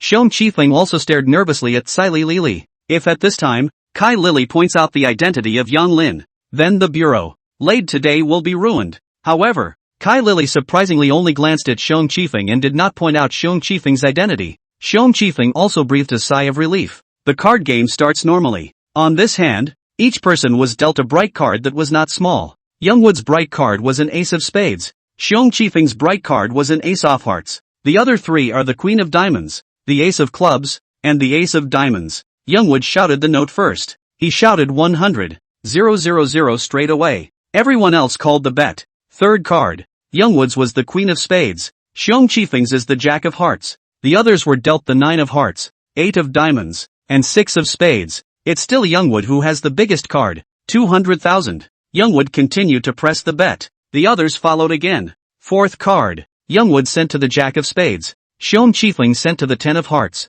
The other three were dealt the queen of clubs, the 8 of hearts, and the 6 of hearts. At this point, the Q pair is the largest and he does the talking. 500,000. The other four looked at their cards and all called. By this time, the pool had a bet of 4 or so million. The fifth card. Youngwood posted to the 10 of spades. He was dealt a spade flush. Xiong Qifeng was dealt the queen of hearts. His row was a flush of hearts. The other three were dealt another 9 of diamonds, 2 of clubs, and 4 of diamonds respectively. These three were dealt Q and 9 double pairs, 8 pairs, and 6 pairs. Xiong Qifeng has the biggest hand. Stud. He pressed all his money. Youngwood hesitated. But in the end, it's all money down the drain. The single pair folded. The double pair looked at their cards again and studded up as well. I'm 9 gourds. I don't believe you're a flush. The man was the first to show his cards. Xiong Qifeng picked up the ice water next to him and took a sip, rubbing his cards together. Then the last card was spread out. K of hearts. Sorry, mine's a flush. The person who got the gourd. Looking at Xiong Qifeng's card, his face turned iron blue. But then, Youngwood suddenly lit up the deck. Ha ha ha. Sorry, I also have a flush. And a spade flush at that. My hand. It's mine to win. Everyone at the table looked at the cards on the table in surprise. This card is also too coincidental. These people are all from the Shin family. What does the Shin family do? It's in the Randall business. They naturally felt that something was wrong with the card. Young, you're not cheating, are you? The man with the gourd said with a serious face. Yang Grove compensated with a smile and said, Elder Zhang, you're joking, isn't Mr. Shen-san here? He can't tell if there's cheating or not. The man with the gourd card glanced at the dealer. The latter shook his head, indicating that he didn't see it. But then, the person whose card had just been an 8 pair, but was actually 3 8s, suddenly spoke up. Xiao Yang, you've gone too far. Yang Lin's face froze as he looked at the man and asked, Elder Lu, what do you mean by that? The man known as Elder Lu said, there's something wrong with this card. Youngwood's face went from wool stiff to panicked. Elder Lu, what's wrong with this card? And this card? It's not mine either. It's provided by Wang Lao's clubhouse. When the remaining one heard this, he instantly became furious. Youngwood, what do you mean? Yang Lin didn't dare to talk back to the man, and hurriedly explained. Elder Wang, I didn't mean anything else. It was Elder Lu who said there was something wrong with the card. I just said that in passing. At this time, the one named Lu Lao picked up Yang Lin's K of spades and put it in his palm to cover it. The K of spades became the K of hearts. Yang, you have nothing to say, do you? Yang Lin looked at Lu Lao dumbfounded. How did he not expect that Lu Lao had broken through the mystery of this variable point poker? He got up in a hurry and pointed at Xiong Qifeng, and then at Zhao Bin and I in the doorway. Elder Lu, listen to me. He is this cheat. He's the one who tampered with this card, and those two at the door. They're all in on it together. Turns out, he recognized us and just pretended not to know us. Chapter 171 Second Program. I've told Xiong Qifeng about 2 sets of options. The first set is a case of Lily Tsai not showing up. Yelena doesn't know Xiong Qifeng. As long as Lily Tsai doesn't show up, odds are there's no problem. But if Lily Tsai shows up, our bureau will really be ruined. And the second set That's where Lily Tsai comes in. After our discussion, we finally chose to implement the second package, which is what's happening now. These two wearing masks are Zhou Yaotian's men. You guys take off the masks. Third uncles, these people have set up a game with Huang Shujun, and have come to specialize in $1,000 of my money. Yang Lin angrily rushed over to Zhao Bin and me, trying to take the masks off our faces, but a couple of security officers rushed into the room and pinned Youngwood to the floor. The man named Wang Lao stepped forward. Young Woods, do you have any idea what kind of stuff you're talking about? Let's not talk about the fact that you're pointing at my people here and calling them cheaters. You're the one who cheated in one today. And you said they were Zhou Yaotian's men. And then you said they were Huang Shujun's men? Are you out of your mind? How could the Huang family be involved with Zhou Yaotian? Wang Lao cursed Yang Lin loudly. He didn't seem to be from Qilu, and his words were peppered with a Shanghai accent. Yang Lin seems to have been scolded by Wang Lao. It was then that he realized something was wrong. No, he muttered under his breath. Elder Wang looked at Yang Lin's disoriented appearance and a thoughtful look appeared in his eyes. He glanced toward me and Zhao Bin first. Then he looked at Xiong Qifeng again. He said, you are a hustler? Xiong Qifeng's lips trembled. His face filled with fear. I was asked to come by Boss Yang. His words caused young Woods to suddenly storm out. Chao Nima, it was clearly you who came to me. Said those two things were going to cheat and screw me. Let me counter-cheat a hand. Youngwood paused in mid-sentence. He realized he couldn't talk like that. Elder Lu, Elder Zhang, and Elder Wang. Their faces sank. This is my second program. I had Xiong Qifeng make a special trip to see Lily Kai. Through Lily Tsai, we told Yang Lin that we were going to cheat. And Xiong Qifeng also gave Yang Lin a proposal. It can be anti-thousand. Xiong Qifeng would get to the gambling table through Huang Shujun's connections. At that time, even if something happened, Yang Lin could put the blame on Huang Shujun. If nothing happens, he'll make a killing. This is what Youngwood was thinking at the time. Only he did not expect that he and Xiong Qifeng cheating was really nailed. And Youngwood, surprisingly, puts all the blame on him. Zhang Lao said, Yang Lin, do you mean that you really cheated? Yang Lin's words just now had been spoken and were difficult to take back. He could only forcefully defend himself. Elder Zhang, it's not like that. It's not that I know him. He wasn't someone I asked to come to this bureau either. Was he? He's someone Huang Shujun found. Zhang Lao snapped. Yang Lin, you're really out of your mind. Just now you said that he had gone to you. Now you say you don't recognize him? The three of us old guys don't have Alzheimer's. Do you really think the three of us are little cuties? Indeed. In this kind of emergency, Yang Lin has spoken a little forward and backward. This matter was completely out of his expectation. And what he didn't expect even more is that Lu Lao, among these three people, has already stood on our side. Yang Grove. This kind of playing card, it's the latest development of the Thousand Martial Sect, right? It's said to still be in the testing stage and hasn't begun to be used or sold to the public. You said it was them who cheated. How did they get this kind of playing cards? I've heard that Mr. Shin has been very close to the Thousand Martial Arts sect lately. And you, rumor has it, have defected to Shin Urshao's side. This kind of card, if you didn't bring it to the table, who else could it be? Lu Lao briefly explained the origin of the deck of cards. Yang Lin has basically been convicted of a capital offense, and this Lu Lao is the person who Huang Shujun has arranged. He's also the one who actually brought us here. It's a piece of my second plan, because with ordinary Thousand Poplar Woods money, the returns won't be great and there are risks. Now this is the package that is more appropriate. After listening to Lu Lao's explanation, the other two didn't want to listen to Yang Lin's defense anymore. Zhang Lao said, Yang Lin, the rules of the Shin family. One can thousand others, but you can't thousand your own people. Speak for yourself. What kind of punishment do you want to receive? Or will you be sent directly to the Shin family's hall of punishment? Seeing that the three people had a strong attitude, Yang Lin knew that he could no longer argue. Can only first this loss today? Broken teeth into the stomach to swallow in.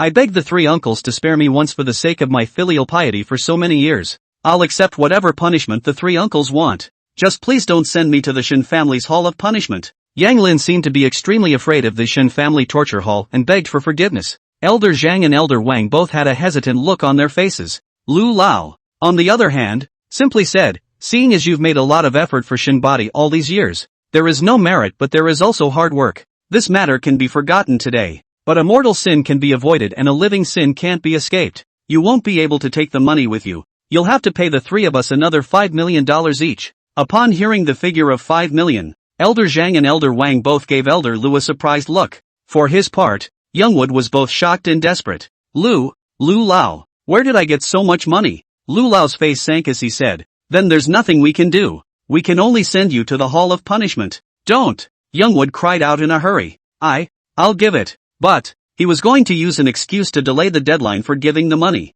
But Lu Lao directly broke his back. Yang Lin, don't say you don't have money. For so many years, you've been in charge of General Jean Brewery. I don't believe you haven't raked in the oil into your own pockets. If you can't give this money today, you'll go to the torture chamber. Yang Grove's face turned pale, and after he paused, he gritted his teeth and said, I'll give it. There was really no way for him to resist. It was because these three people were equivalent to the Shin family's elder level. All of them followed the Shin family's old man all the way. Each of these three men had blocked swords and spears for the Shin family's old man. They, at times, were even above the young masters and young ladies of the Shin family. That's why I asked Huang Shujun to arrange such a bureau. Using these three people to deal with Yang Lin can be said to be killing a chicken with a bull knife. Of course, the only one who really bought through was Lu Lao. The other two were just used. These two elders were not foolish people. The two of them had already looked at Lu Lao with a look tinged with suspicion when he stepped forward to point out the origin of the playing cards. Only, when Lu Lao said that he was going to ask Yang Lin to get 5 million out for each of them,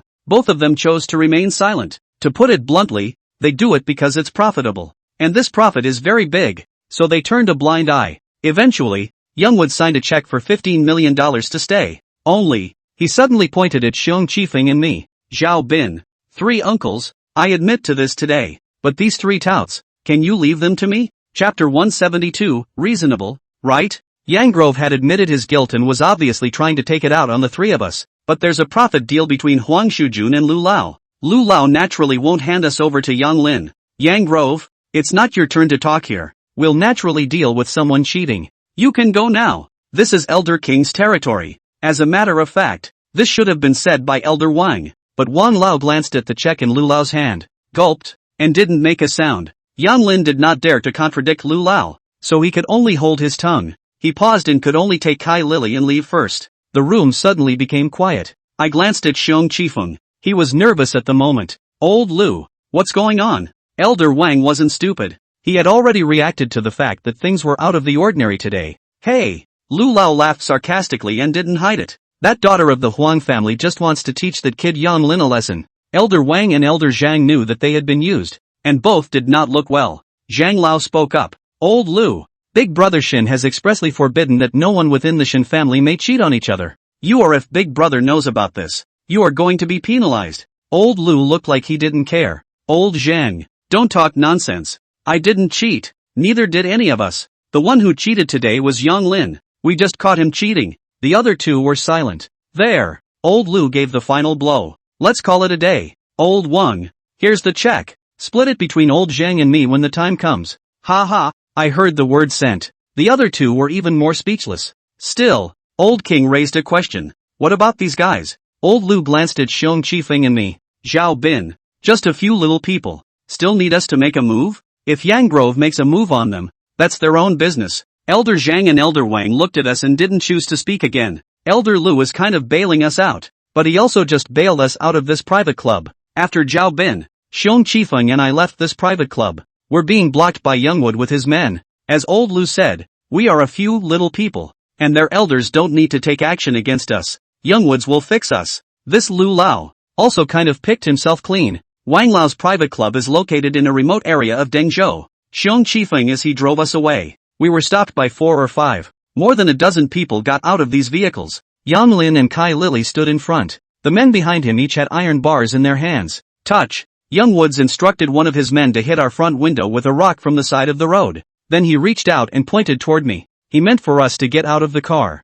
Zhao Bin and I looked at each other and chose to get out of the car. Kid, come over here and let's talk. Youngwood hooked his hand at me again. I didn't flinch and walked up to him. Zhao Bin followed on my side. Xiong Qifeng was a little afraid, but as things stood, he could only follow me. Kid, do I have a grudge against you? After I stood in front of Youngwood, he suddenly asked. The words made my heart skip a beat. Vengeance is certainly there. I shook my head. No, you at me twice, I said with a flat face. The first time, but Kai Lily brought me into the game. How can you say that it was me who thousanded you? This time, it was your wife who approached me and asked me to come to 1,000 you. I didn't want to reveal my immediate purpose. So, I put the blame directly on Kai Lily and Huang Shujun. Youngwood realized that what I had said was indeed true. He was baffled. Humph. No matter what. You kid has pitted me twice. Today, you have to leave something behind. Stuff? What stuff? Yang Lin revealed a grim smile as he turned his head and asked Kai Lily.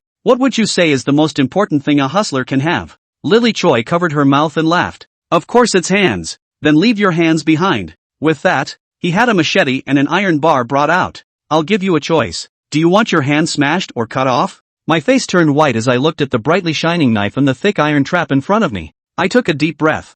I'm just a little person. I'm also being used by someone's. Why do you have to do this to me? Looking at my cringing appearance, Yang Lin's smile became even more sinister. It doesn't matter if you're being used or not. Since you've thousand me, you have to die. If you don't choose, I'll choose a way for you to die. After saying that, he was ready to have someone make a move on me. Wait, I suddenly shouted. Since I can't escape this today, I have a question for you. What's the problem? I heard Huang Shujun say that you will enter the distillery from someone else thousand over. I'm rather curious. How did you thousand over? My question caused Youngwood to look skeptical. Why do you ask? I'm a hustler. I'm just curious as to how you managed to cheat your way into such a large drinking establishment. Ha! You're not qualified to know. Youngwood wasn't about to tell me the truth. And I gave up trying to trap him again. Yanglin doesn't want to bowl ***** with me anymore. He was about to arrange for someone to make a move on me. I took a step back. At that moment, there was a sudden roar of a motorcycle nearby. Monkey led 30 or 40 men to surround the people of Youngwood. Youngwoods looked around and showed a panicked look. But soon, he came back to his senses and immediately shouted at his men. Go get him first. He tried to tackle me and hold me hostage. Good thing. I have Zhao Bin by my side. Before Yang Lin's men could do anything, he had already grabbed his body in front of me. He kicked the thug next to Youngwood and grabbed him again. Yang Lin tried to catch me, but was tackled by Zhao Bin instead. That's the importance of having a great firebrand around the cheater. Youngwoods was captured and his men were outnumbered by ours, so they had to surrender their weapons. The monkeys naturally are also arranged by me. Although Huang Shujun will let Lu Lao protect us, but I simply don't trust people I don't know. It has also been proven that Lu Lao he only cares about his own interests. He's got the profits, so he doesn't care if we little people live or die. Situation reversed. Just now, Yang Lin pointed a knife and an iron bar at me. Now it's my turn to point my knife and crowbar at Youngwood. You just wanted my hand. Now I want yours. Payback for payback. That makes sense, doesn't it? Chapter 173, The Truth. As soon as I finished my words, Monkey had the good sense to have someone hold Youngwoods down on the ground. Youngwood's men are being controlled by Monkey's men. There are so many more people on our side than theirs that they don't dare to resist. These people were just paid by Youngwood. There was no need to fight for a small salary. Yang Lin's lover, Kai Lily, was shivering on the sidelines and didn't even dare to squeak. Youngwood, meanwhile, was on the ground, cowed. Do you want money? I can give you money. Let's just consider our affair as a write-off. At this time, there was nothing he could do but beg for mercy. I laughed coldly inside, my face icy. Let him go? Wipe the slate clean? I looked at him like he was dead. Did you spare me when I begged you for forgiveness just now? My words rendered Yang Lin speechless. At the same time, his face was as white as death. He thought he was dead today. But my next words restored his hope. But I might also consider sparing you. Tell me, what do you want?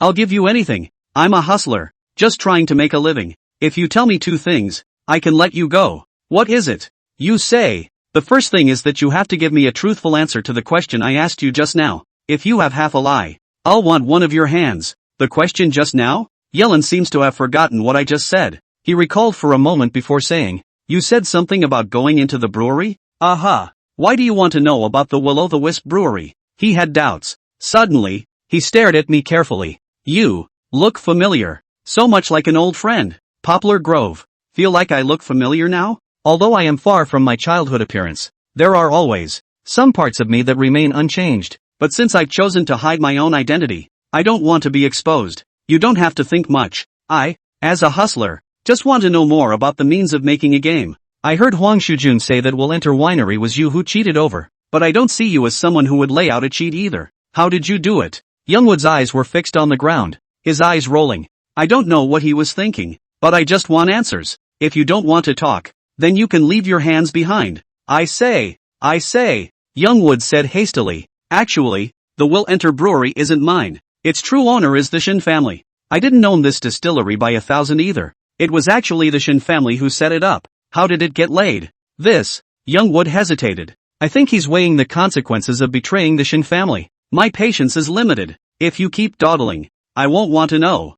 I put pressure on him. No, I said. It was the Shin family that found me in the first place. They wanted one more way to bring the casino money to light. And they looked at the Will Enter winery. They wanted to raise the price of the wine. Then left hand to right hand. Let the money see the light of day. Hey, how much does a bottle of wine cost? A few dollars costs tops. But they raise the price of the wine to several $100s. And even thousands. They're not afraid that no one will buy the wine. They're the biggest distributors themselves. Of course, after they buy the wine, there are plenty of other ways to recapitalize that wine into money. But I'm not in that loop. How they subsequently operate I don't know. What Younger Wood said is nonsense. I suspect he's trying to fool me. I went cold. I don't want to hear all of this. I just want to know the process of laying out your 1,000 breweries. The distillery. Oh, the distillery. They got me to approach the then owner of the distillery, and got me to take him to the gambling tables. In the beginning, I just took him to play some runners and landlords and all that. It all came in small amounts too. Later, I started taking him to play deep fry and pokies. He even let him win some money on purpose in the early days. Isn't that how every gambler gets addicted to gambling? He then gambled more and lost more and more. Then Shin's family asked me to introduce a moneylender. He owes a lot of loan sharks again. But what really bankrupted him was the last bet. Shin's family asked me to introduce him to a hustler and teach him some 1,000 tricks. He thinks he can win back all the money he lost before with his 1,000 tricks. So he mortgaged the distillery. Loaned out $1 million. Hey, that's $1 million in 8 years. At that time, even 10,000 yuan households were few and far between. What's the concept of $1 million?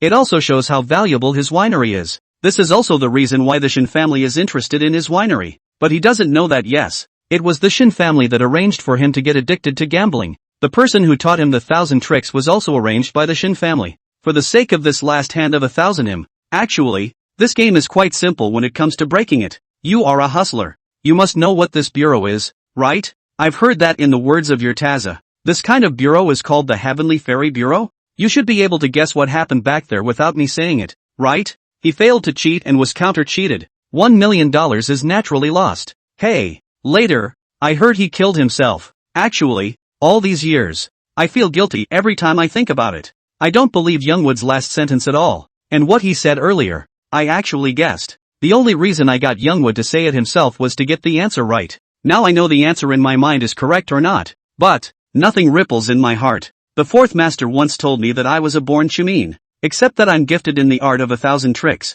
There's another reason. He said, I'm a man of few feelings. Being a hustler is not allowed to be sentient. To become a top hustler, you first need to chop love. And because I was born with little emotion, I already had the foundation to be a top hustler. But why am I still obsessed with finding out if and how my father was set up? Answers? Actually, I don't know. Really don't know. The happiest days of my life were, of course, when I followed the fourth master. Follow him, set up, sometimes break others. It's a process that makes me happy. And after the fourth master died, I was lost. I don't know where to go, what to do. But back in Huang County, from the time I set up Wang Chang, I seem to have found that little bit of joy again. Setting up, pleasure for Hanbo added to it. The process of going to find out if my father was set up. I enjoyed it. I want to, perhaps. I'm only doing it now because I'm trying to find a reason. 1. I guess, that would allow myself to go and set someone up. Right. Youngwood suddenly glanced toward me. I heard that he also has a son.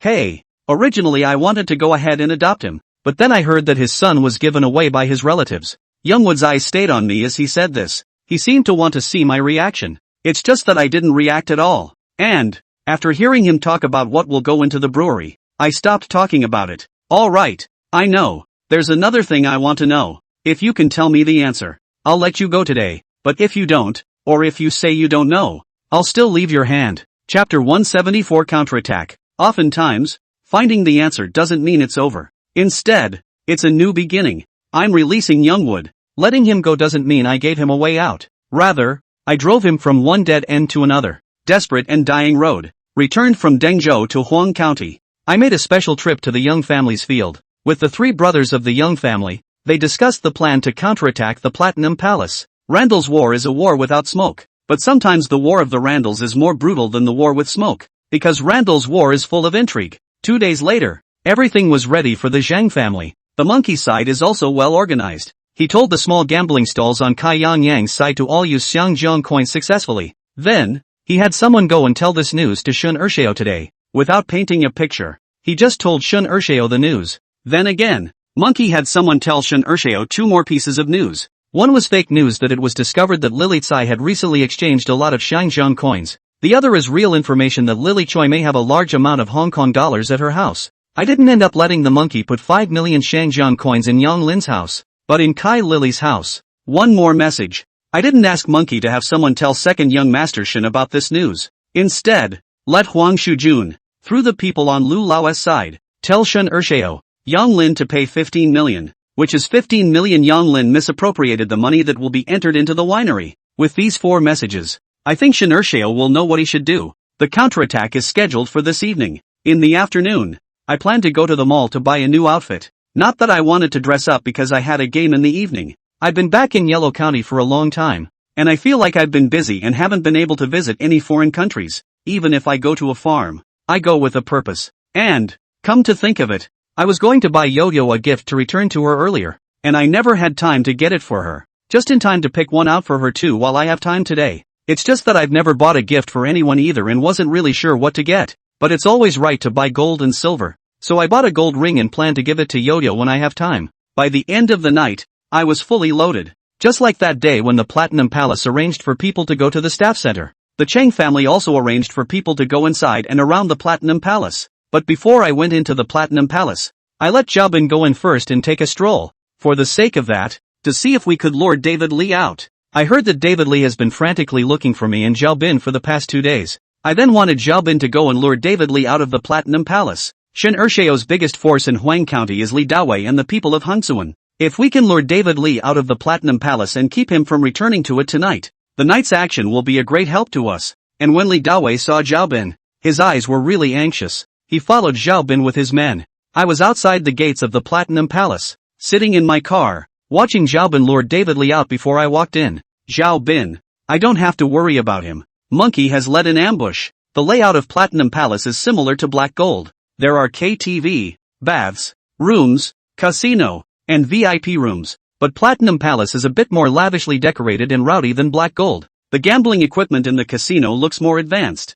One of the other little details I noticed. All of the black and gold gambling brands seem to come from the Bao Union. The gambling paraphernalia in that private clubhouse of Wang's also appears to have come from the Bao Union. And all the gambling equipment in the Platinum Palace comes from the Chibu Monastery. Black Gold's temporary hiatus has caused the original Black Gold guests to flock to Platinum Palace. The original Black and Gold heyday situation was transferred to Buckingham Palace. The casino was packed. I found a blackjack table, sat down, and played like a regular gambler. It's just that when I entered Buckingham Palace, someone had been watching me for a long time. Lao San was the first to arrive at the table I was at. I could see that he looked very nervous. He stared at me while he made a phone call. I don't know who he's calling, but I sat quietly at the table and played my cards normally. There is no cheating, and the pressure is also small. Luck is not bad, and it is surprising to win some money. After a while of time, Shun Ershio appeared. He was accompanied by a man and a woman. The man was slightly older, about 40 years old, with a stoic look, rubbing a string of rosewood beads in his hand. The woman was in her 20s, holding a small folding fan in her hand, wearing a cheongsam that showed off her front and back figure. Temperament is also very outstanding. When they appeared, along with Lao San, their eyes were directed toward me. Shun Ershio's eyes were very gloomy. I met him twice. It's the first time he's ever looked me in the eye. Of course, Shun Ershio was followed by some thugs, but he didn't let anyone get to me. Because, there's no one behind me though, but there were quite a few people following me from afar. These people, they're all from the Zheng family. For a while, I seemed to be a center of attention on a small scale. I didn't feel any pressure as I felt the eyes from all directions. I remained calm and played my cards. See, I won some money, but the pressure was not very big. Shun Ershio didn't let anyone make a move. 10 minutes passed. 20 minutes passed. 30 minutes passed. I still haven't acted. Shun Ershio seemed to have lost his patience and took a man and a woman to the rest area to sit down. But his gaze remained fixed on me.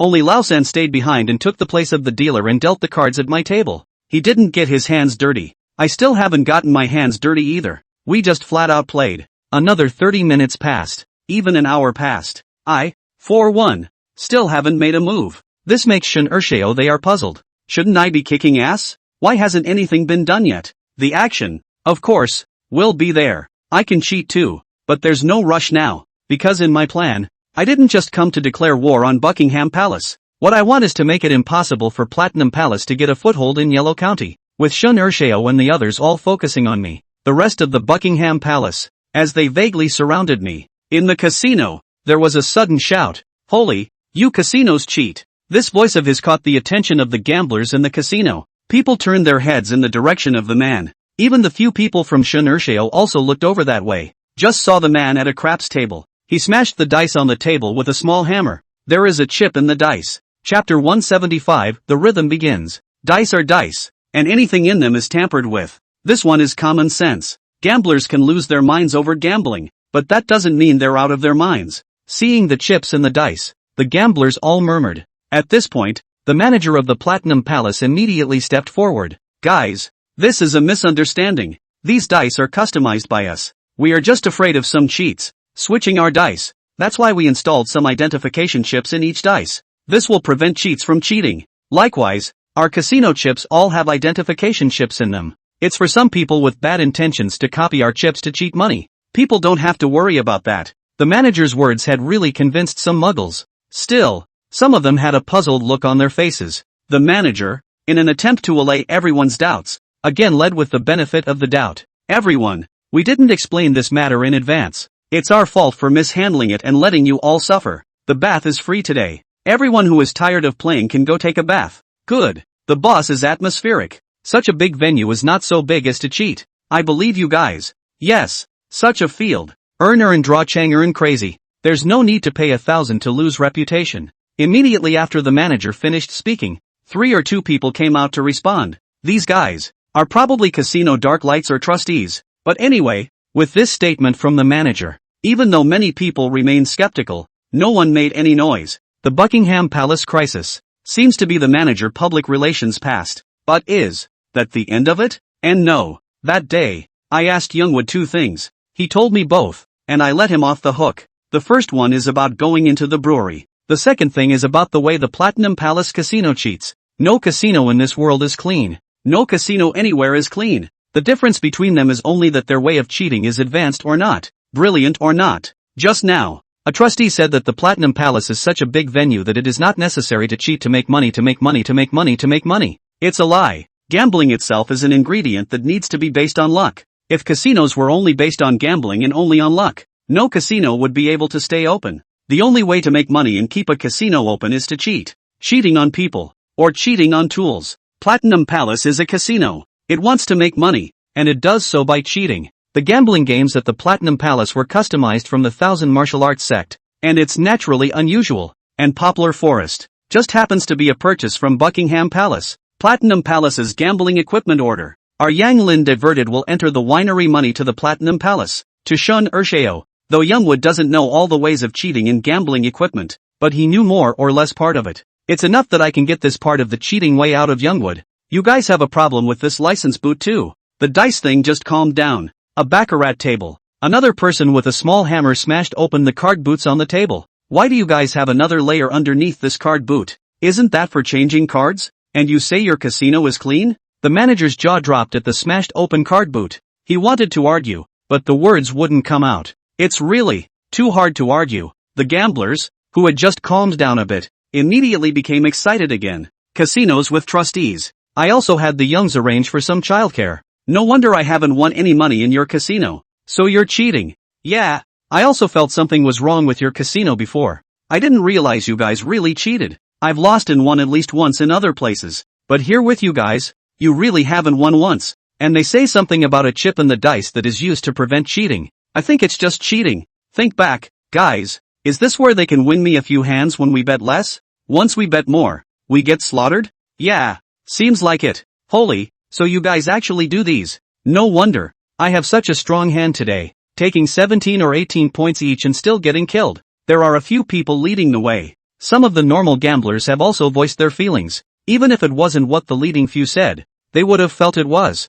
This is the power of the human cloud. Shun Urshao sat in the rest area. His face had become ugly to the extreme. He knew that someone was up to something. He gave the casino manager a wink. The casino manager received Shin Urshao's hint and immediately greeted the casino security to take down the few people who were leading the disturbance, especially the two who destroyed the betting equipment. But how could these two have come alone? A number of people were already blocking the front of the two as casino security rushed towards them, and both of them shouted, "You guys, I broke up their cheating trick and they're about to make a move on me. Yeah, they're too dark here too. Do you guys still want to kill people?" The righteous indignation of the two men aroused the empathy of the gamblers. The people around them were rooting for them. That's just it. You casinos are cheating, not to mention trying to put your hands on people? You guys are just being unreasonable. Yeah, you guys have to give a. Is there any king's law left? The casino manager sees the big picture and has a dilemma. He also didn't dare to continue greeting people to do it. He could only glance towards Shin Urshao with difficulty. At this time, the people arranged by the Zheng family continued to raise a ruckus. I lost money in your normal even. I can only recognize my own bad luck. But I'm not convinced that you're cheating us by such means. You guys have to give an account. Right. At least you have to pay us back the money we lost. Pay up. Pay up. Someone led the way. And the gamblers responded. The casino manager was sweating profusely and he kept wiping his forehead with a handkerchief. Seeing that the casino manager couldn't suppress this scene anymore, Shin Urshao could only stand out personally. Guys, I'm the owner of this casino. All of you are smart people. Something like this happened in the casino today. It's obvious that someone is messing with us. I can assure you all, our casino is absolutely fair and impartial. There will be no dirty tricks. We will definitely investigate what happened today. Give you all an explanation. Shin Urshao spoke righteously. He was, after all, the son of the Shin family, and his aura was not comparable to ordinary people. His words immediately made the crowd stop criticizing for the time being. But if I'm just going to let Shin Urshao get away with a paragraph, I've wasted my time arranging this. Even if I think I can stop here. The Zheng family was also unwilling to let go of such an opportunity. Another person stood out and shouted towards Shin Urshao. What are you? What do you say? You casinos cheat. Of course you say that. You think we're cuties. Ha! Now we've caught you in the act. How dare you shift the blame to someone else? This person's words caused Shin Urshao's veins to ripple. If there weren't so many people around right now, he probably would have wanted to kill that person immediately. Chapter 176. What's the most important thing about running a casino? Is it funding? Is it contacts? Is it manpower? Is it background? Neither. The most important thing about running a casino is reputation. If a casino runs out of credibility, it will eventually not survive. If I just come to Buckingham Palace and win them some money, for Buckingham Palace, it was bruising at best. I want the life of Buckingham Palace. Or rather, I'm trying to hit Shin Urshao. It's not about whether or not there's a gap between me and Shin Urshao. Only because, his name is Shin. It's the Shin family. As for Shin Urshao now, he didn't even dare to bring up his identity as a son of the Shin family. The Shin family is well known in Dengzhou. It doesn't matter if you're a blue roader, a casino mixer, or a regular gambler. Anyone who had been involved with gambling almost knew the Shin family. It was also because of this that Shin Urshao didn't dare to reveal his identity. Because in this case now, the credibility of the casino is at stake. He only has to dare to say he's the second son of the Shin family. Then even his Shin family will be questioned. It may not affect the roots of the Shin family, but it would also make the Shin family a target for a while. Don't look at the Shin family in Dengzhou as a dominant family, but the people who are staring at the Shin family. There are also many people. Shin Urshao, he is self-aware. He held back from pressing people with his status. However, the matter of someone making a scene was probably no longer what made second young Master Shin the most furious. Among the uproarious people, of who the hell are you? It put Shin Urshao on the verge of an outbreak. He wanted to lighten up and couldn't say so.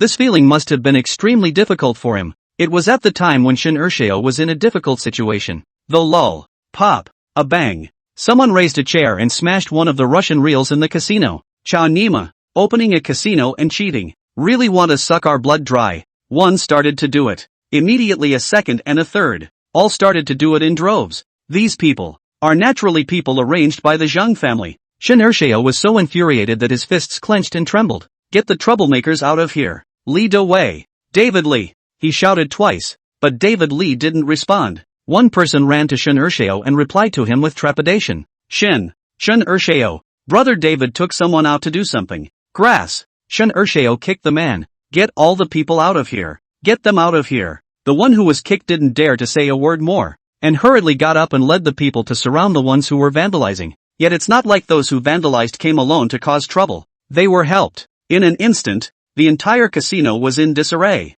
The two gangs fought. Regular gamblers fled the casino. Cheating, group fights, Buckingham Palace, almost closed. Chow Nima, wasn't it you who messed things up? Shun Ershao was not stupid. He quickly locked his eyes on me and charged towards me. A crowd immediately appeared around me, surrounding me and shielding me from the human wall. I slowly got up and walked over to Shun Ershao with an innocent look on my face. Boss Shun, what are you talking about? I'm just here to gamble. Bet? Yeah, you want to bet, right? Have you brought enough money? I don't admit some small-time gamblers here now. Shun Ershao was already furious. He looked around at the mess and knew that it had been set up, or rather by me. Where is the person who has no intention of pointing out their cheating tactics? All here to deliberately cause trouble. Lao San heard that Shun Ershao wanted to bet with me and went to pull Shun Ershao. He wanted Shun Ershao to calm down. But at this time, where did Shun Ershao calm down? Stop it, all of you. He roared to vent his anger. The gamblers have run out. He would only increase his own attrition by letting his hands continue.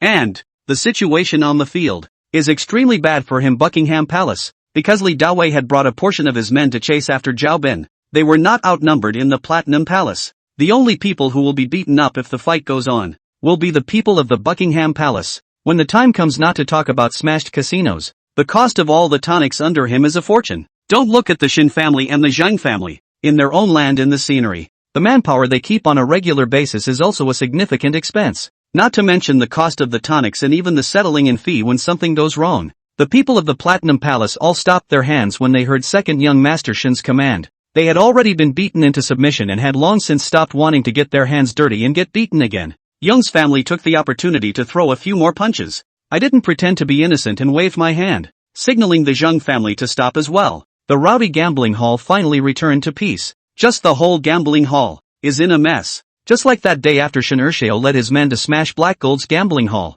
I had 2 tin boxes brought out. Here's $10 million. Is that enough to come to your bet? The money. It's from the Young family. That day I won back $7 million for the Zhang family and earned their trust. That's why they dared to give me $10 million to come to the Platinum Palace to kick the bucket. Shun Ershao sneered. Fine. Since you're here to give away money, I'll make it happen. How do you want to bet? I scanned the people around Shun Ershao. Lao San is my underling. Not to be feared. What caught my attention the most was the man and woman that Shun Ershao brought with him today. I can see that these two people should also be cheaters. Moreover, these two gave me the impression that their level of millinery was not below Lao San's. But as it is, I can only soldier on. I shrugged. It doesn't matter what you bet. But I'm taking cash out. You have to come up with cash too, right? Shun Ershao gave me an angry look. You're afraid I won't be able to deliver? I smiled. I'm really afraid that he won't have the money to cash in on his. It's true that the Shin family is rich, but it doesn't mean Shun Ershao is rich. I learned from the information Chen Wanning gave me that Shun Ershao had already emptied his personal savings by opening this Platinum Palace. There was also quite a bit of money that was diverted from the will into brewery. All the profits from the Platinum Palace these days are also going to fill the holes in the Will-O-the-Wisp distillery. Shun Ershao still may not be able to get so much cash. That's right. I'm afraid you don't have any money. Since I'm betting with cash, you naturally have to take out cash as well. In case I win at that time and you can't get the money, what if you renege on the debt? I said honestly. Grass. Shun Ershao was furious. My sentence is comparable to the what are you that someone scolded Shun Ershao just now. He was the second youngest member of the Shin family. I went so far as to say he couldn't even come up with $10 million. It did manage to make him blow a gasket. But the truth is, Shun Ershao really didn't confront me on this issue either. He picked up his cell phone and made a call that didn't seem to go through. He then made another call. Getting through. Where are the younglings? His cell phone wasn't on speakerphone. But with my ears, I could faintly hear voices on the other side of the phone. It seems that Youngwood others have run away. Chapter 177, The Gambling Game Begins. I had someone pass on 4 messages to Shun Ershao related to Yang Lin. I also had a message delivered to Youngwood. I had someone tell Yang Lin that Shun Ershao knew about his embezzlement of $15 million. And when Shun Ershao sent someone to find Yang Lin, I had someone notify Yang Lin in the first place. This is not a chance for me to give Youngwood a chance to run away out of kindness. I just think that if Yang Lin was just grabbed by Shun Ershao like this, he would have ended up with his arms and legs broken or thrown into some lake in Huang County at most. In my opinion, such a punishment for Yang Lin is still too light. I'm going to make Shun Ershao reach the ultimate disgust for Yang Lin. I'm going to keep Youngwood on the run. Terrified. I want him to be captured by Shun Ershao after he has tasted the pain of defection, and then feel the ultimate despair and helplessness. And now, Shun Ershao's disgust for Yang Lin had reached a high point. I'm going to bet him $10 million in cash and he can't get it out. He Tangshan family's second youngest. Man can't take $10 million. People like him sometimes value face above all else. I'm now the equivalent of slapping him. Shin Ershao was unable to move money from Yang Lin's side, and could only think of another way with a sullen face. I saw him ponder for a while, then clench his teeth, and finally, as if he had made some extremely important decision, he once again picked up his cell phone and dialed a number. Send me $10 million in cash in 15 minutes. I can give you the Platinum Palace. And I can quit Yellow County. This time, I didn't hear a voice on the phone. Shin Ershao's conversation with the man was also short, but Shin Ershao's face turned a little better. I don't know who Shin Ershao is trading with, but the deal seems to be working. And the thing Shin Ershao traded for was the Platinum Palace. A Buckingham Palace that can no longer function. Shin Ershao's this little abacus is playing quite well. But what surprised me was that the person who sent the money over was Chen Wanting. 15 minutes, 1 second no more, 1 second no less. Shin Ershao seemed to have calculated the time. No, I should say Tian.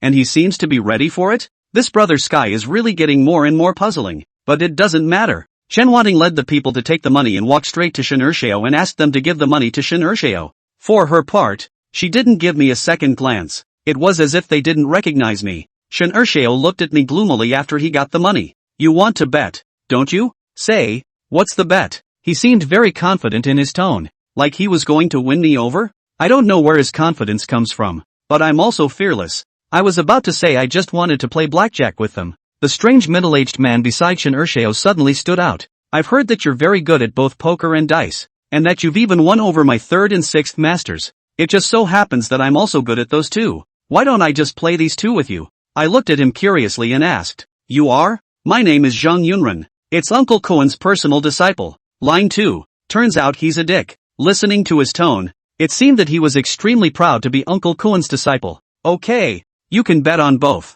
But what if it's a tie when you bet on both? Then wait for the tie. The second one sounded very confident. The meaning of his words seemed as if a tie was unlikely. Okay, but since it's a bet, we have to agree on the stakes. Let's say $5 million a hand. Let's say it's a tie. Could be. But before I bet, I have a question. The second paused. Not really a question. Just wanted to ask for confirmation. My third senior brother said that he saw you use a kind of 1,000 tricks that he couldn't even understand by looking at it. It's the one at the gambling table between Yang Lin and Hisai that day. The one you used. You just checked the cards. The one who shuffled and dealt were not you. But you were able to control the order of the cards. What you used. Was it the imperfect cheating method? When I heard Lao Er's words, I was shocked. This dick. He obviously wasn't there that day. How did he know my cheating technique? I was frowning in thought. He seemed to read what was going on in my mind. I heard my senior brother describe it, as well as watched the surveillance video of your betting license. From there, I guessed it. I see. But the fact that he was able to guess my cheating maneuver based on the security camera footage alone is already extremely impressive. At least, he's seen a lot. Surprisingly, he even knows the imperfect cheat method. This kind of cheating method, general cheater can really do not know. More cannot see through. I instantly took this man seriously. I didn't answer the second's words, but the second one looked at me before actually talking to himself. The imperfect cheating method is rather a brilliant means of cheating. But it's called imperfect, so it naturally has great flaws. There are very few people who still bother to practice this kind of cheating technique these days.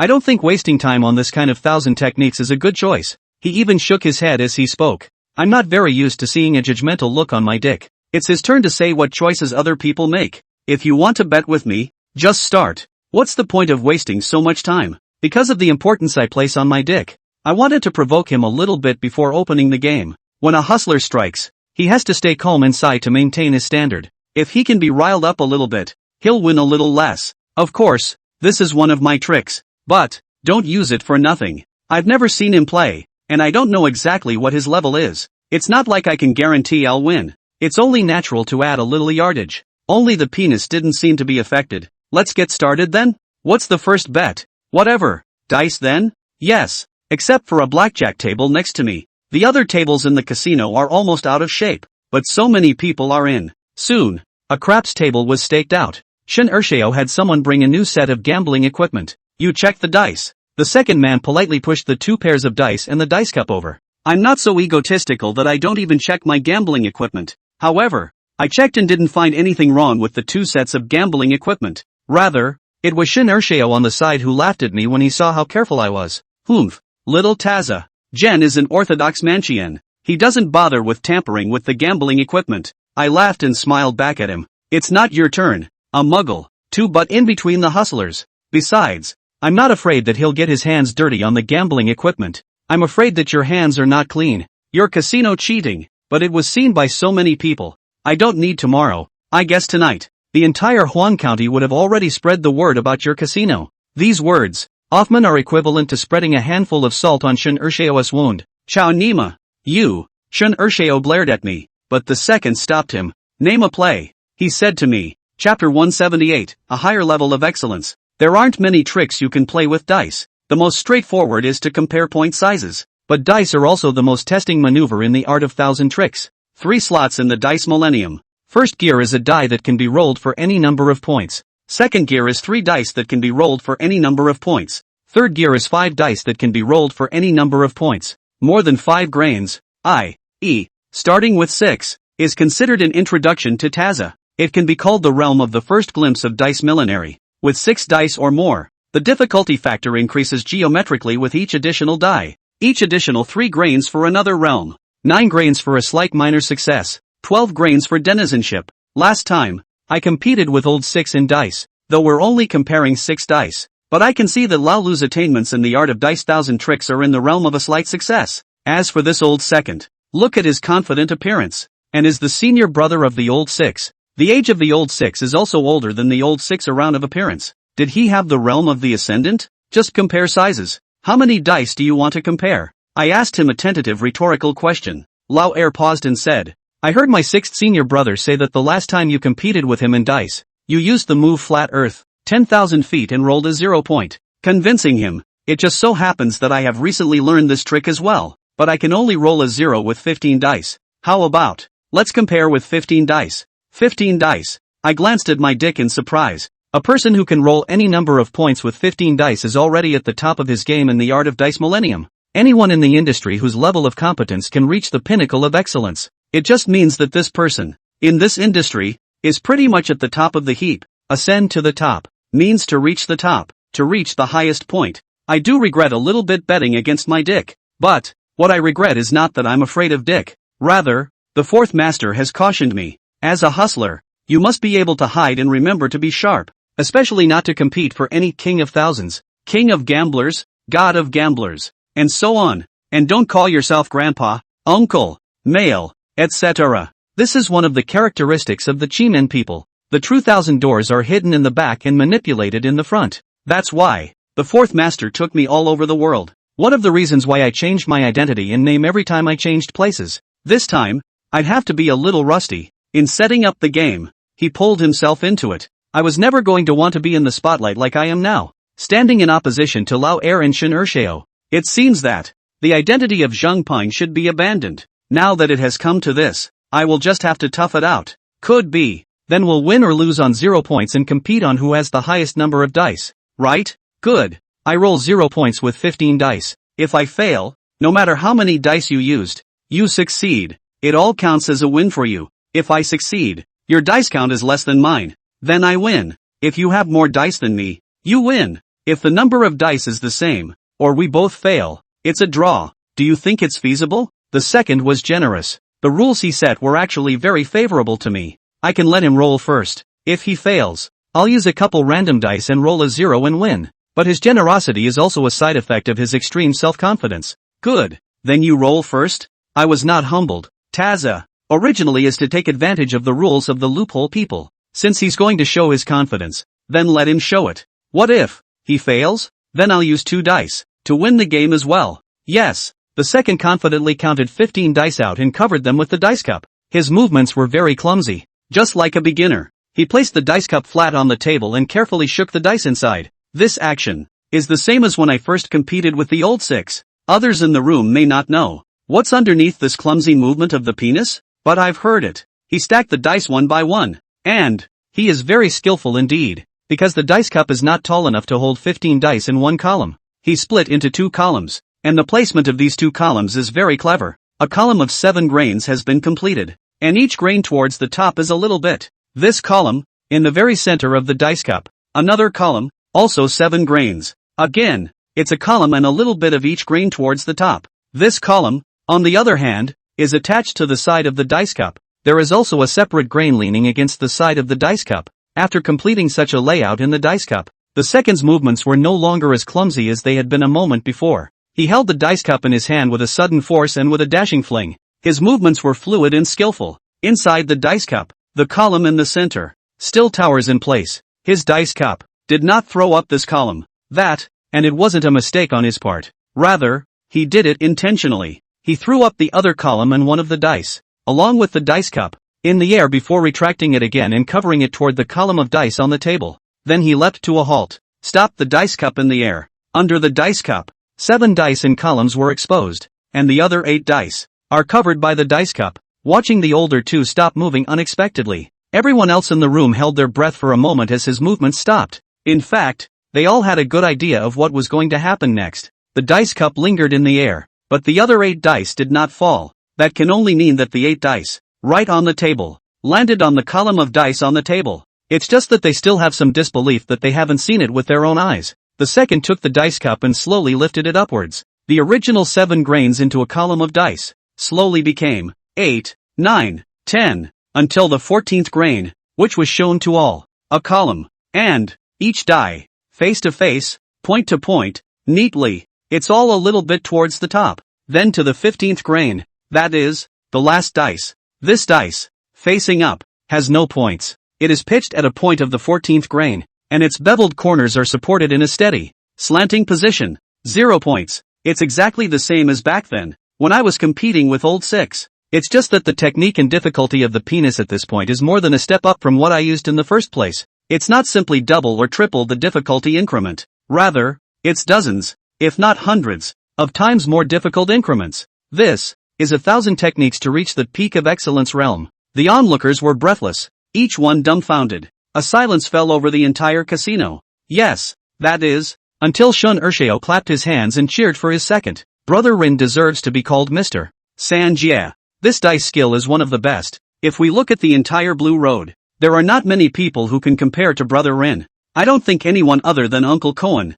and the King of Dice of Guangdong East can be as good as Brother Rin. Shin Urshio called out a good word, and the rest of the Platinum Palace applauded. 1,000 times worn. A horse's ass is not worn. Lao Er looked at his own masterpiece, and heard Shin Urshio take the lead in applauding him. He couldn't help but reveal a hint of a smug smile, but the next moment, he put on a light-hearted demeanor and made a pleased gesture to me. Your turn. Chapter 179, 3 Flowers Gathering. Everyone in the room had their eyes on me. The people from the Platinum Palace were wearing the same winning look as Shin Urshio, as well as a look of waiting for me to lose. The Zhang family, on the other hand, was filled with worry. Even if these people are muggles, but the dick is truly amazing with this one. Even a layman looking at knows there's a trick in there. But there were 2 people with expressions that made me wonder. One is Chen Wanting. After she came in and handed the money to Shin Urshio, she stood and watched quietly. She didn't pay any special attention to me either. By now, she wasn't overly focused on me. I'm not narcissistic.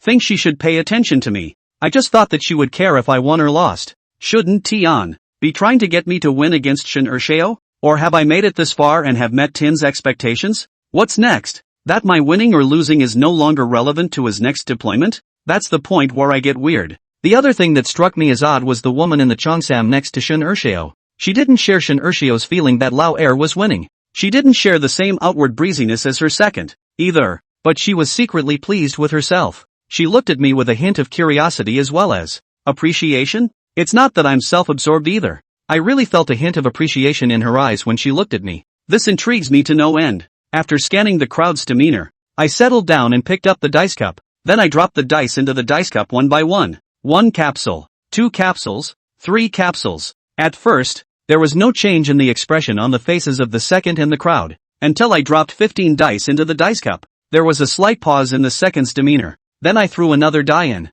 16 dice, 1 grain more than the second. That's when the second's look became unnatural. Shin Urshio also revealed a hint of worry. Still, he spoke with a stiff upper lip. Kid, don't be ungrateful. I didn't bother with him. With a flip of my hand, I started shaking the dice in the air. I'll be flat on my back. With 15 dice, raise a flat 10,000 feet, and I will use 16 capsules and it's no problem. However, I don't want to use the flat earth, since I've chosen to win the top of the heat penis. Then I'll simply use 1,000 techniques that will convince him completely to win. He said he could only control 15 dice. This, I believe he did not lie. If he can control more than 15 dice, I think he'll just bring it up. With 15 dice, it's the ascendancy realm alright, but it's only just getting to the summit level. Not to say that there is a higher realm above ascension. In the art of craps alone, Deng Feng Mu also has to be divided into 15, 16, 17, 3 levels. The second one can only control 15 grains. Then I'll defeat him with 1,000 arts that he can't accomplish in his current realm. I swung the dice cup around in the air. I didn't have fancy moves either. It's no different than a regular dealer shaking dice. The path is simple. Anything, after reaching the extreme, returns to the original. The same is true of the 1,000 arts. The techniques of all the thousands of techniques above the summit are all the same. Flatlands maneuver looks like a newbie just playing craps. The 1,000 tricks I'm using now are similar to a normal person shaking dice. During my dice shaking, it was literally an insider's view and an outsider's view. Everyone else in the room looked at me with disdain or suspicion. They just thought I was moving, no different than a normal person. But they don't want to think about the fact that the movements of the penis just now were still extremely clumsy. Only the oldest two and the Cheongsam woman watched my movements, and their color changed. They should see. No, I should say, hear, how the dice in my dice cup are shifting. I finished shaking the dice in the air and then went down a lever. Finally, I held the dice cup in my hand against the tabletop lever, so that the dice in the dice cup namely stopped. I then slowly lifted the dice cup. My dice, not as much as my dick, were a column. With my dice, I formed 3 columns, 5 dice per column. The sides between the columns, pasted together in a triangle. Each column is neatly organized, a little bit towards the top, with the dice cup lifted. The crowd also saw that the last die of the 3 pillars under the dice cup, like the top die of the second one, was also standing diagonally. But that's not the end of it. I took a total of 16 dice, 5 dice per column. 3 columns is only 15 grains. There's one more grain to go, and that's what makes it the most exciting. That one die, sandwiched between 3 slanted dice. It also stands diagonally. That means that my 16 dice in a 3-column position are also 0 points. When those present saw the dice I rolled, one was surprised beyond belief. They were dumbfounded. And, surprised, his mouth opened even wider than it had after he had just seen his cock throw a column. Another brief moment of silence came over the casino. Soon, though, the silence was broken by the second. He exclaimed after a brief moment of surprise.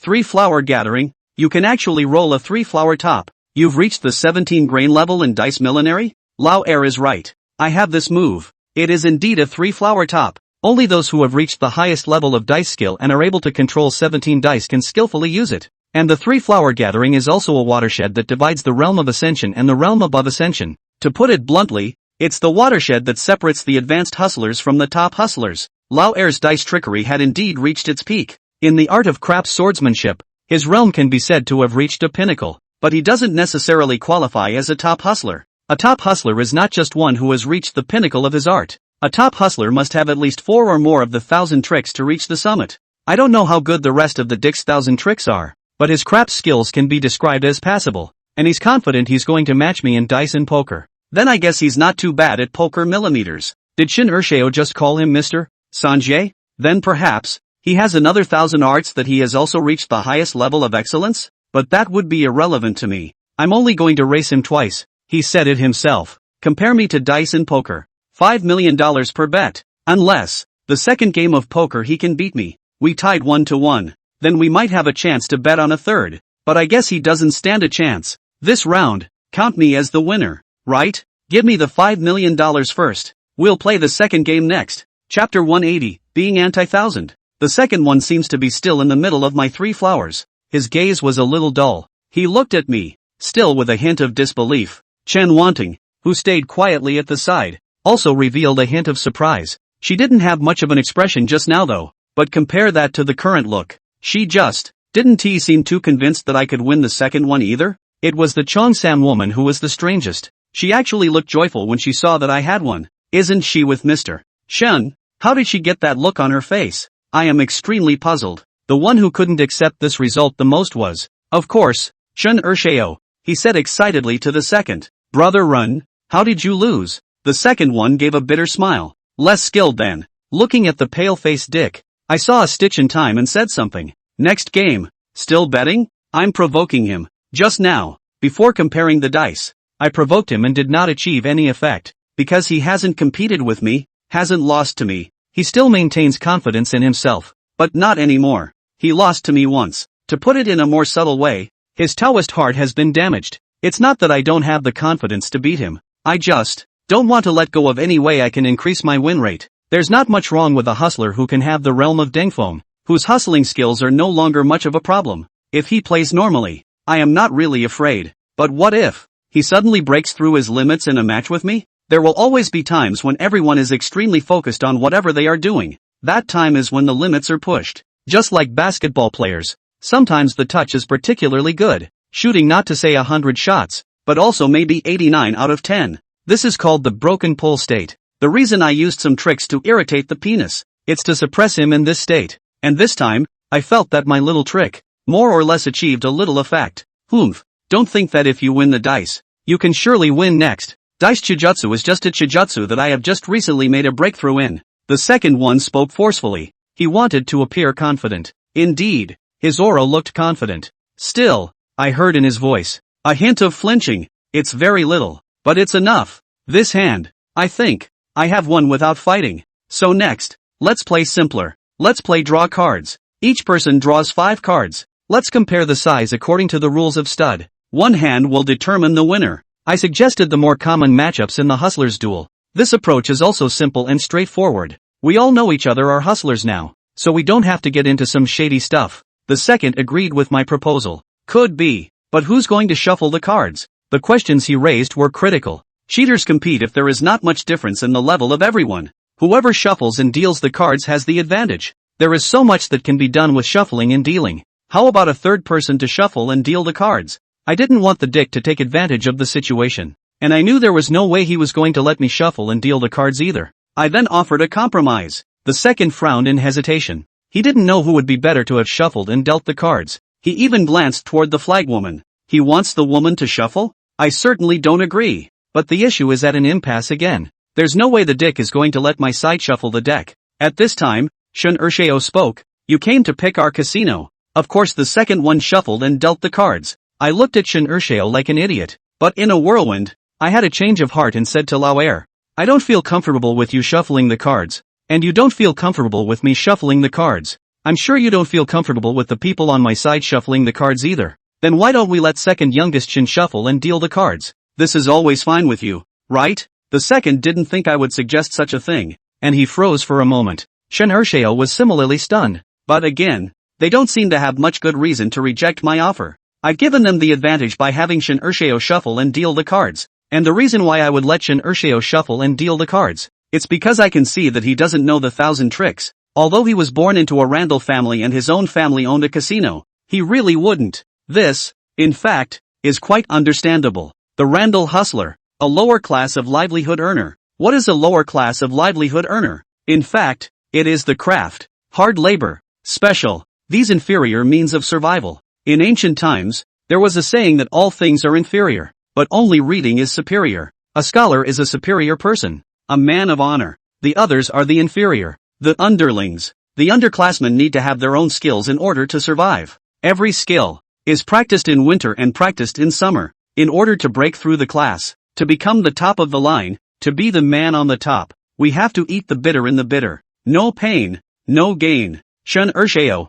as a second generation, naturally does not have to suffer. He doesn't have to practice 1,000 tricks. Therefore, it was a normal thing that Shun Ershao might know 1,000, but he didn't know how to do it. Lao Er and Shun Ershao exchanged a glance, and Lao Er even nodded to Shun Ershao. Only then did Shun Ershao listen to his second and agree to my suggestion. Good, then the second youngest will shuffle and deal the cards. The second said. Shun Ershao didn't seem too happy about being a dealer, but the second spoke, and he didn't refute it. He unwrapped a new deck of playing cards and placed them on the table. It doesn't matter if it's a new license or an old one. The first thing that happens after the amount of money wagered on the pair reaches a high number is that the cards are checked by the person who is at the table, because it is licensed by a third party. It was also the only chance that my dick and I would be able to touch the cards before they were dealt. That is to say, this is the only chance for me and my dick to cheat. You check your cards first. I'd like to see your imperfect cheating method. Junior pushed the cards in front of me. He wanted me to check my cards first.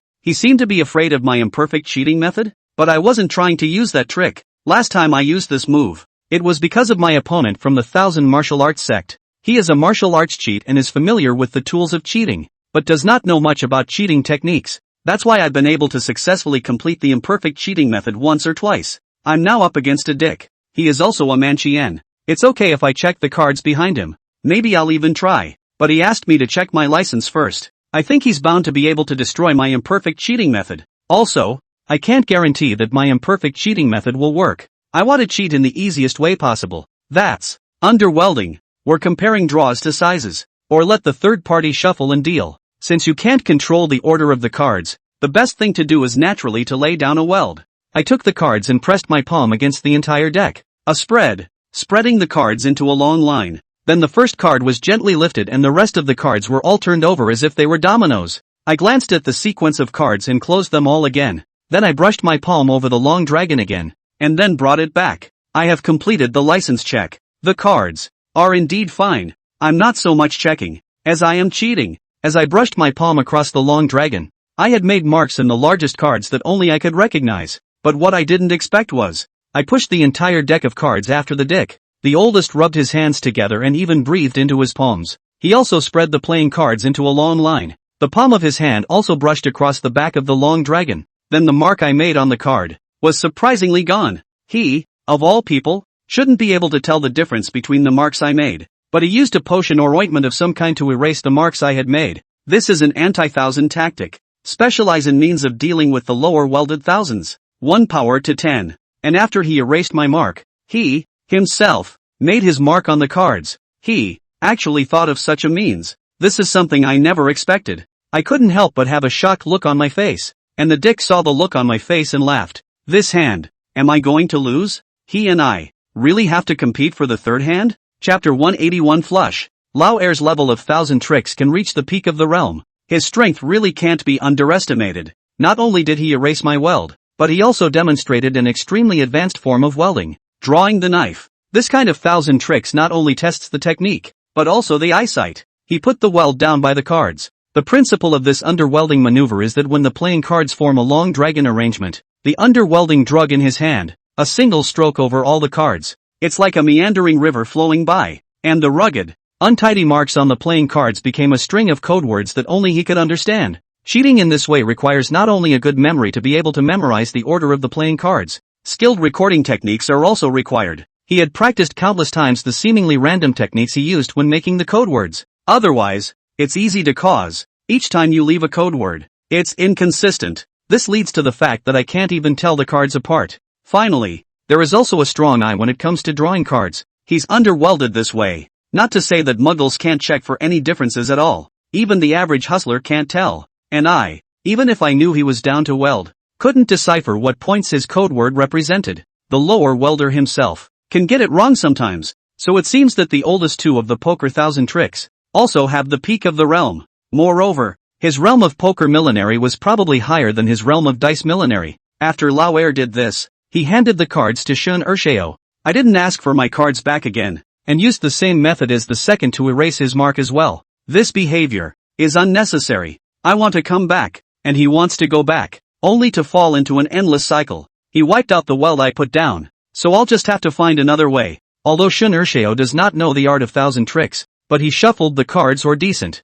He shuffled the cards and spread a long dragon as well. Let me and my dick draw our own cards. You were the first to check the cards just now, so I'll be the first to draw them. The hustler has a lot of heart in addition to 1000 tricks. I did a little trick with the second one. He did his tricks on me, too. I'm just now reacting to why he said he wanted me to check my license first. He wasn't trying to sabotage my imperfect cheating method. Maybe there's an idea for that too. But this is by no means the main idea. Competition between hustlers. If there is not much difference between the levels of the two, then whoever shuffles and deals the cards holds the initiative. It can be preempted. But if it's shuffled by a third person, then whoever post-checks the cards holds the initiative. It can be backed up, as it was just now. I checked the cards first. He checks them later. He erased all my marks. He himself went down to the weld. The battle between me and him began when the cards were examined. I have to admit, on that front, I've lost slightly, but it's done and there's nothing I can do about it. The second lost a hand and stopped pretending to be humble.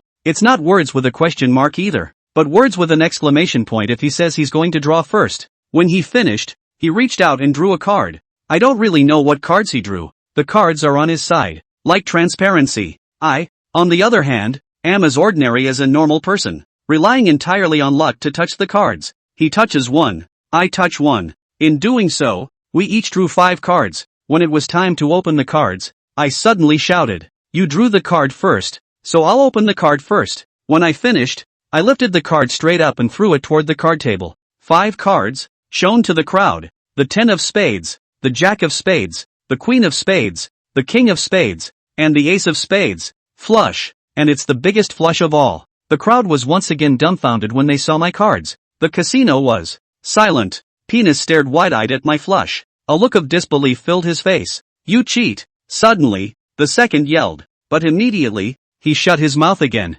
because he realized he shouldn't have said such a thing. As a hustler, not out of 1,000. That is still called a hustler? This game of ours is no longer an ordinary gambling game, but 1,000 games. Of course, he could have called me out on my cheating maneuvers. That's what it is. He caught me cheating. Then count it. I lost. But can he catch my 1,000? He doesn't even know how I cheat. I looked at him and sneered. I was cheating, but catching a cheat to catch a thief. Tell me instead, how did I cheat? At this time, I may be arrogant in the eyes of onlookers. It's as if I told someone, "Come over and hit me." Yet the person couldn't get through and could only grit his teeth and watch me. The second one now looks like that man who can't get through. He was angry and annoyed at the same time. But there's nothing to be done about it. Because, first of all, he lost. Secondly, he doesn't know how I cheat. And he lost for a very stifling reason. I don't need to see what his 5 cards are. I also know that those 5 cards are also a spade flush and are also 10, J, Q, K, and A. However, Randall's rule is that if there is a duplicate card at the table, the person who shows the card afterward is judged to have cheated and lost. Unless, of course, evidence of cheating by the person who showed his cards first can be caught. Take this one of ours. For example, I'm a spade flush 10, J, Q, K, A. The second also has a spade flush 10, J, Q, K, A. So, I'll show my cards first. If the second man shows his card again, he will be judged to have cheated. Unless he can catch my 1,000. The second used a little trick to erase my welding, but he did not realize that it also made him lift a stone and hit his own feet. The one who had the same demeanor as Lao Er was also Shinurshio. He was angry in addition to being angry and annoyed. His face had been filled with rage. And he's not the one I'm betting against. He's not a hustler either. He had no shame after losing a bet. Chao Nima, you must have cheated. Brother Run, you nailed his cheating tactics. I'm going to chop off his hand today. It is no wonder that Shinurshio was so angry. After all, the second one lost 2 games. Shinurshio was going to lose $10 million.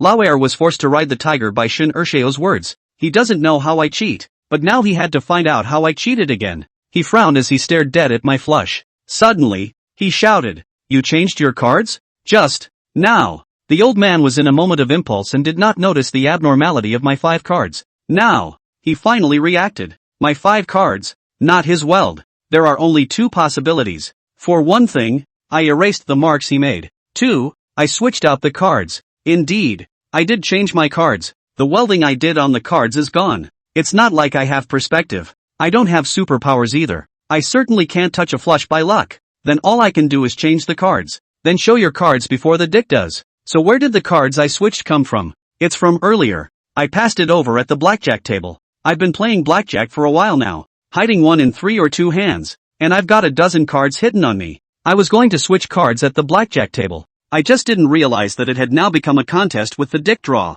But the playing cards at Buckingham Palace are uniform. The cards on the blackjack table are the same cards we have on the table right now. The only thing that made a difference was that the cards I hid down didn't have the markings made by the dick. Of course, I'm not going to admit that I switched cards. It's still the same thing. Catching 1,000 and catching the loot. Either you catch my stolen goods, or shut your mouth. Chapter 182. Once again, my words suffocated the oldest 2. On the side, Shinurshio became even more unusually annoyed. Jen, you're sure he changed his cards, right? That's right. He must have changed his cards. Good. I'm going to search you. If I find out you have cards hidden on you, I'll cut off your hands today. Shinurshio rushed at me and said aggressively. I sneered. What if we don't search? My words caused Shinurshio to pause.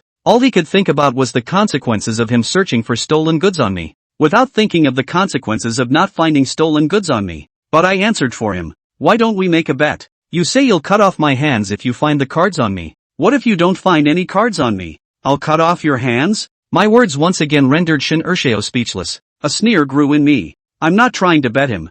I'm betting that he won't dare to bet me. What is his status as the second youngest master of the Shin family? What am I? In his Shin Urshio's eyes. What makes my hands compare with his hands of 1,000 gold? Sure enough, when Shin Urshio heard my words, he became even more furious. Chow Nima, what are you? Can your hands compare to mine? Since you don't dare to bet with your hand, let's bet with another $10 million. I just won $10 million with my hands. So, my hands are worth $10 million, right? Let's just bet. If I have any hidden cards on me, that makes sense to me. Shin Urshio also froze. He probably didn't know how to reply to my words for a while. However, I didn't stop there, and I added to his anger. What? The second youngest member of the Shin family can't even take $10 million? Oh, right. The $10 million you lost just now. It seems like it was also borrowed from someone, right? That was very snarky of me. If this moment, this scene, is in some TV show, or some novel, then I might be the villains. It's the vicious villains who don't know any better. It's true that I'm not a nice person either. I also deliberately provoked Shin Urshio. I want him to remember that I humiliated him today. And that's just the beginning. It's the beginning of his Shin family. Chow Nima. Shin Urshio was annoyed. Suddenly, he picked up a chair and slammed it into me. I have thousands of calculations, but I forgot that Shin Urshio is a temperamental person.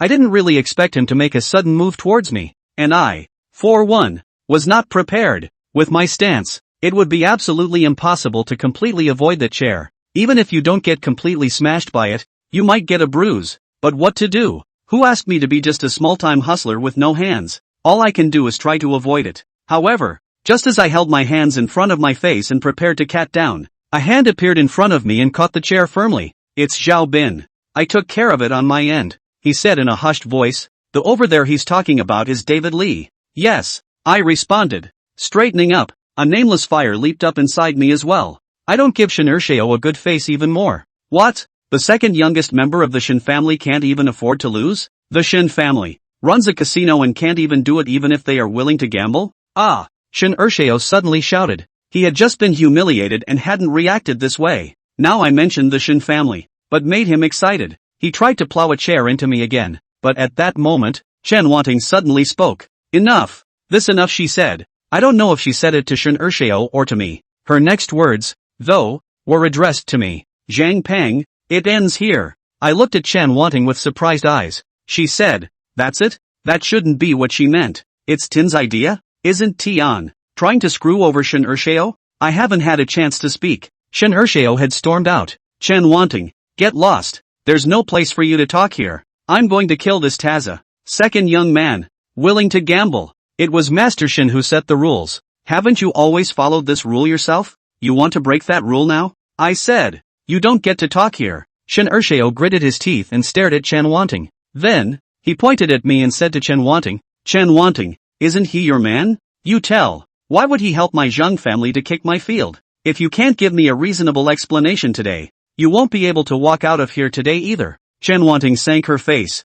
Second young master. He's not one of mine. He was only working at Black Gold before, and the last time you came to Black Gold to ask for someone, he was forced out by you a long time ago. I heard that he's already defected to the Zhang family. When she spoke, her face did not change, and she kept her eyes on Shin Urshio, not even looking at me, as if what she said was all true. Shin Urshio sneered, since you said he's not one of yours, and he also rebelled against Black Gold and defected to the Zhang family, then what business is it of yours if he's dead or alive? Don't forget, you're a member of the Shin family. These words left Chen Wanting speechless. I glanced at Chen Wanting, though she tried desperately to disassociate herself from me, but she just said something to stop me, so she must have been trying to protect me. But now, Zhao Bin have returned. I'm sure the monkeys are waiting with their men. I then had no worries. Second youngest Shun. Is your Shin family all unreasonable? I know the word Shin family is the second youngest Shin scales. That is why I have specifically emphasized these two words. Chow Nima. Say that again. Sure enough, when Shin Urshio heard me slandering the Shin family, he rose up again and picked up a chair to smash me again. But Zhao Bin was in front of me, and he didn't make a move in the end. I smiled. If you want to cut off my hand, you have to have a reason. If you say I have hidden cards on my body, you can come and search. If I really have hidden cards on me, I'll go and wash them myself and put them on the table for you to cut. But if I don't have any cards on me, I don't need your hand to pay for it. You'll just lose $10 million to me. For once, I'm not betting on him daring, just simply trying to trick him into agreeing to the bet, then win him $10 million.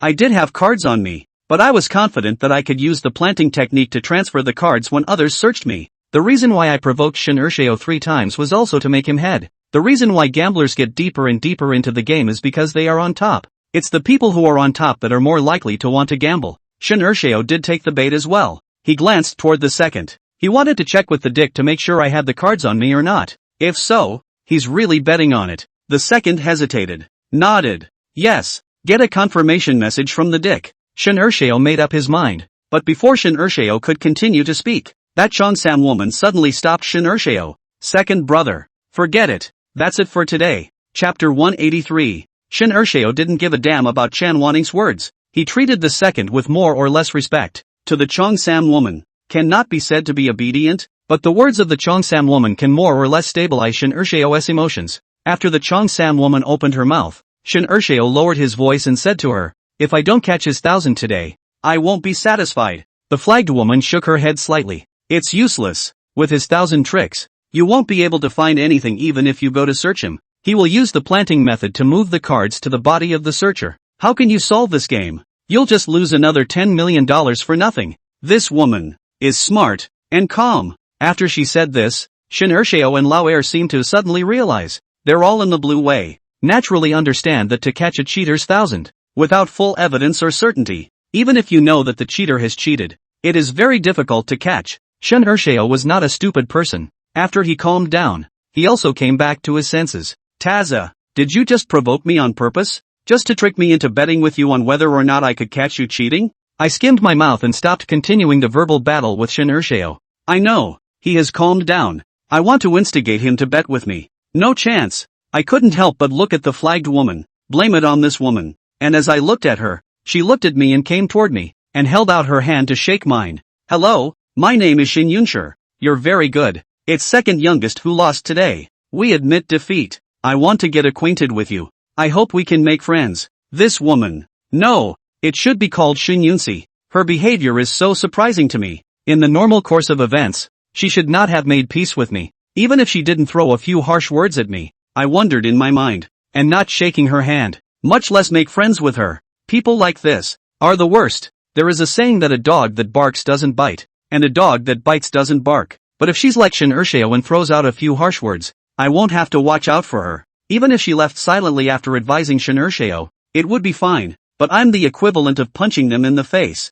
And she's smiling and wants to be my friend? There's no telling what kind of tactics people like that might pull behind their backs. As does Tengo. What's more, this woman, her last name is Shin? Forget about making friends. I just hope that you guys won't find trouble with me in the future. After all, I am also following orders. I blame others for everything I did today. Although it's not very useful, Shin Urshio will still find me if he wants to seek revenge. But it can more or less keep him from going to great lengths. After all, the current me is not enough to fight against the entire Shin family. Shin Yunsi wasn't embarrassed that I didn't shake her hand. Of course, she didn't continue to tangle with me. She took her hand back naturally, and smiled. Then, she turned around, exchanged a glance with Shin Urshio, and led the way to leave first. Although Shin Urshio was very reluctant, but still followed Shin Yunsi. Chen Wanning glanced at me after Shin Urshio and the others left and left as well. Calm has finally returned to Buckingham Palace after a night of strife. It was just a mess inside the casino. My mission for the day is complete, because I'm surrounded by the young family. As soon as I finished on my side, Zhang Laoshi called me and asked me to go to them. I took Xiaobin, and the $10 million I won, plus the $10 million of the principal, for a total of $20 million in cash to the office at the staff center. In the office of the staff center, Boss Zhang, Elder Zhang, and Elder Zhang are all there. They had the same seats as last time. When I entered the office, Elder Zhang couldn't wait for someone to put a few money boxes away. He opened it and couldn't help but laugh aloud at the amount of cash that filled it. Ha ha ha, this time it's kind of gotten back from Platinum Palace with interest. Zhang Laoshi also smiled, only he didn't have the same as Zhang Laoshi, who only had those $20 million in his eyes. On the contrary, Zhang Boss still has an unsmiling face. He's a lot like Zhao Bin in that respect. Zhao Bin is usually also an unsmiling look, as if everyone owes him money. But Boss Zhang and Zhao Bin are still different. Zhao Bin's lack of a smile is a result of his personality. Boss Zhang really doesn't seem to be able to laugh, or rather, his face itself was stiff. Have a seat. Zhang Laoshi politely asked Zhao Bin and I to sit down, and made us a pot of tea. This tea still seems to be the first time I met Zhang Laoshi, and he made tea for us. Your layout is very good. The making of the game was also very successful, but I didn't expect you to win against Zhang Yunrun of the Shin family. Zhang Laoshi's tone was tinged with surprise. It's okay. Is he famous? I asked casually. You don't know who you're betting against today? I don't know. I heard it's some kind of Uncle Quin's disciple? Zhang Laoshi looked at me with surprised eyes. You don't even know Uncle Quin, do you? I've heard of it. I heard it's the Shin family's Dark Lantern expert? Zhang Laoshi held his forehead. It seems like you really don't even know who Uncle Quin is. Are you really one of the Thousand Sect? I looked at Zhang Laoshi curiously. He continued. Uncle Quin is a legend in the Blue Road of Dengzhou. Rumor has it that he has reached the state of perfection in his 1,000 tricks. Zhang Yunrun is his second disciple, and his skills are also extremely powerful. He's been famous for a long time. I didn't expect Shin to bring Zhang Yunrun here today. Uncle Quan and his disciples are members of the Shin family, but are not actually under the orders of the Shin family. The only person who can make them do something is that old man of the Shin family. Shin old man. Doesn't he have the ability to call them? Unless Shin old man's nod, or Uncle Quin's nod. It is reasonable that Uncle Quin's third disciple can help Shin Ershao, but it's surprising that Uncle Quin's second disciple, Zhang Yunrun, can come too. As far as I know, Zhang Yunrun shouldn't be able to help Elder Shin. Zhang Laoshi's words piqued my curiosity. I've now made the Shin family my imaginary enemy. I naturally wanted to know more about the Shin family. Why wouldn't Zhang Yunrun help Shin heir? I asked. But Zhang Laoshi, the treacherous man, only said half of the words. This is something within their Shin family. I've only heard about it, so how would I know the exact reason? Despite his words, but I look at his look, and think he must know something, just deliberately not tell me. I felt disgusted by him, but I didn't want to appear too eager. There are some things I want to know. There is always a way to know, and there's no rush. Elder Zhang also changed the topic. Let's talk about Platinum Palace. P.S. Ask for a 5-star review. Bye. Chapter 184. Buckingham Palace is basically ruined. What's the point of talking about Buckingham Palace anymore? Although, at first Zhang Laoshi and I said that if I could get rid of Shin Ershao, he would give me the Platinum Palace. But that kind of talk didn't even register with me. Not to say I believe in Zhang Laoshi. Even if he did give me the Platinum Palace, I wouldn't want it. What else is going on at Platinum Palace? I'm trying to pretend that I understand. After this incident, it's unlikely that Shin Laoer will stay in Huang County any longer. He is also powerless to deal with our Zhang family anymore. Naturally, his Platinum Palace won't be able to open anymore. I'm going to disk over the Platinum Palace and hand it over to you to take care of. Isn't it just right for second young Master Shin to leave Huang County? There's no one to fight with your Zhang family's field. Wouldn't it be good for you to be a dominant force in Huang County in the future? Zhang Laoshi smiled and shook his head. You don't understand. In any industry, it's not possible, and it can't be dominated by one family, not to mention others. In Dengzhou, besides the Shin family, there are quite a few other forces that are staring at the meat in my Zhang family's mouth. Even outside of Dengzhou, there are forces in other places. There are also those who want to come to Huang County to get a piece of the pie. It's not opponents I want. It's controllable opponents. The reason why I want you to take care of the Platinum Palace, it's to make others think that in the Blue Road of Huang County, there are already others besides my Zhang family who are stealing food from our Zhang family. That way, other people feel like there's already a fight for the Yellow County Randall. And they're not going to step in too easily, because the cake is just so big. With more people involved in the fight, the benefits will be less. Otherwise, a Shin family today, a Zhao family tomorrow. We can't afford such waves of enemies. I understand Zhang Laoshi's meaning. His move,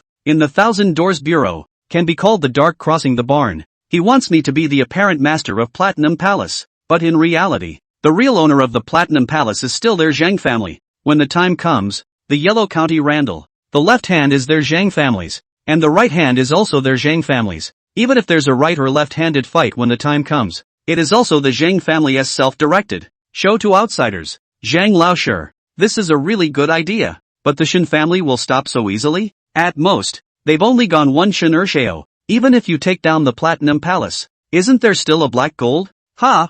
Zhang Laoshi suddenly revealed a wry smile. Since you mentioned black gold, I happen to ask you. Aren't you one of Black Gold's people? Now, I can dish over the Platinum Palace and hand it over to you. When the time comes, the bulk of the benefits will be for you as well. So, Black Gold and Platinum Palace, how do you choose? Zhang Laosher's question was asked abruptly. It's also very abrupt. I don't know why he brought this up. Seems like I'm being asked to choose one or the other, but actually, I wouldn't pick any of them. I'm mixed up in the blue way alright, but I wouldn't really touch a casino. However, I didn't think of how to answer Zhang Laosher's question for a while, so I pushed the question back at him. What do you mean? Don't get it? I heard that the boss behind Black Gold also thinks highly of you? If you were to choose a side between Black Gold and my Zhang family, which side are you going to choose? Somehow, I feel like this question from Zhang Laosher is like a trap. I gave a small, meaningful smile. If I have to choose, then I'll choose whichever side gives the most. My answer made Zhang Laosher pause. A smile followed. Don't worry, I won't treat you badly. Not only will I give you the Platinum Palace to take care of, I'll give you $5 million for the $10 million you earned back this time. I raised an eyebrow. Zhang Laodi does have gusto. $5 million. That's really not a small number. There's a process to follow for the handover of the Platinum Palace. And as for Black Gold, you don't have to go back. You can't go back either. You picked on Platinum Palace today. Do you think second young Master Shin will still let you stay in Black Gold? Zhang Laosher's words were right. Normally, I'm unlikely to go back to Black Gold. It's just that I'm not even thinking about taking over Buckingham Palace. But there's no way I'm going to reject Zhang Laosher outright. People like him. I am afraid that he will destroy the unobtainable. As Zhang Laosher said, tonight I picked the Platinum Palace, and I picked Shin Ershao. There's no way I'm staying in Black Gold any longer. It's not even possible to stay in Yellow County anymore. I'm ready to leave Yellow County. But before I leave, I don't want any more surprises. Indeed, Black Gold I might not really be able to stay. That I hope the Zhang family will take care of me more when the time comes. Zhang Laosher smiled and poured me a cup of tea again. I could tell by his demeanor that he was confident. He probably felt that holding me, he first offered me a huge benefit to tempt me. Another nod to the fact that I'm in a situation where there's no other way out. In Huang County, I really have no place to go except to defect to his Zhang family. But it may not have occurred to him that I still have the option of leaving Yellow County. Zhang Laosher raised his teacup and honored me. Then I'll substitute tea for wine, and wish us good cooperation in the future. I raised my teacup as well and clinked it with him. After taking a sip, I suddenly asked, "This tea is quite good. What kind of tea is it?" "Ha, it's a 50-year-old Panjang from Yunnan. 50 years of old Banshee. As I recall, I drank the same 50-year-old Banjang at Tim's. Is this a coincidence?" After talking with Zhang Laosher, Zhao Bin and I left the staff center with 5 million in cash. Just as he stepped out of the door of the staff center, Monkey leaned in with his men. I was afraid of accidents, so I asked Monkey to wait near the staff center with his men. "Monkey, here's $5 million. Take 3 million and go. Distribute it to your brothers in Rongmen." Hearing my words, the monkey was shocked. 3 million? This is too much, right? We didn't put in much effort to help you out today. I should. The brothers have worked hard too, but I might need to use the brothers from the Rong sect later on. So, I may still need to work hard for them at that time. This money counted as me giving it to them in advance. The monkey was silent for a moment, then nodded fiercely. "Brothers, I won't say anything else. I'll take this money. Don't worry, I didn't do anything today. I won't take a single penny and will distribute it all to the brothers. I will also truthfully tell them who gave them this money." Monkey speaks with some emotion. That's why I gave him so much money for the purpose. Though today my plans seem to have come to a successful conclusion, but I always had a bad feeling about it. Shin Ershao should not be the kind of person who will easily give up. I have to defend myself against him. That's why I need the back of the Rongman to be able to keep working for me. Although I sat for Monkey as Kuei Tao, he is equivalent to owing me a favor. In the near future, he'll do as I say. But there comes a time when this thing called favors runs out. Only the benefits are eternal. Zhao Bin, for the remaining 2 million, you take 500,000, and another 50 for Xiong Chifeng and Fatty Sun for me. The same. Zhao Bin is my fire general. I must also give him enough benefits. With the 2 recent strikes by Zhao Bin, I can already see the value of Zhao Bin. As for Xiong Chifeng and Fatty Sun, they helped me out too. The 1,000 young woods won. Since I didn't really rake in any money, the 2 of them didn't get a cut. So, that's kind of what I'm giving them to make up for it. Okay. Zhao Bin did not refuse, readily accepted the dividend approach. A total of $4 million went out, and I still have 1 million left, plus my previous savings. I've got over $1 million. When I think about when I first came to Yellow County, I only had $5 and 5 dollars on me and couldn't even afford to stay in a hotel and had to sleep on a park bench. And now, is really not what it used to be. I can't help but feel it inside. But I guess it's time for me to leave Yellow County. I was planning when to leave Yellow County when my cell phone rang. Tin called me. I just came out of the staff center and he called me. What a coincidence. Chapter 185. I have not been in Black Gold for many days. It seems a little more depressed than before. There's no more of the usual gates. 6th floor office. Tin and Chanwanting are both there. As that day, I met Tin for the first time. Chanwanting sat in the main seat making tea. Tin sat in the side seat. I took the guest seat. Chanwanting handed me a celadone cup that had been scalded with hot water, poured me a cup of tea. I cowed out with my fingers and took a sip from the end. Good job this time. Tin smiled and praised me.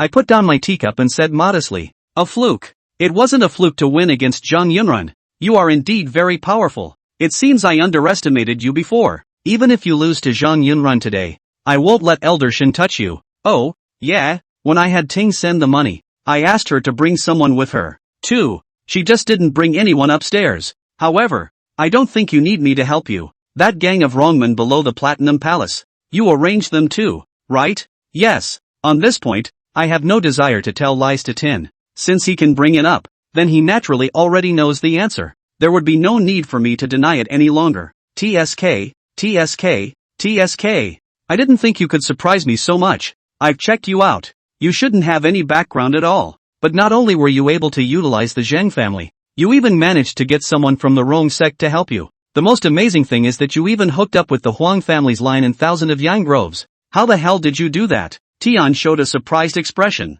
He was genuinely surprised. But I'm also surprised. Brother Tian, you wouldn't have sent someone to follow me, would you? How do you know all about it? I'm also curious. Why he knows everything about me. I asked myself. What I was doing was fairly covert. Would you believe me if I said I guessed? Tin looks like he's joking with me. And not. I look at him and I really can't see through him somehow. Tin smiled when he saw the slight frown on my face. You don't have to think so much. I didn't send anyone to follow you. A lot of things. There are actually clues to speculate on. I'll ask around for information based on those clues, and I'll know the whole story. He made it sound easy. Yet there will be a sense that it seems to be saying that my layout is full of holes. This is extremely upsetting to me. I'm a results-oriented person. How you do it, I don't care. But the result is that you did it just fine. As I said before, this is considered a test for you. Now, you passed the test. I will, as promised, hand over Black Gold to you to take care of. Tin mentioned Black Gold,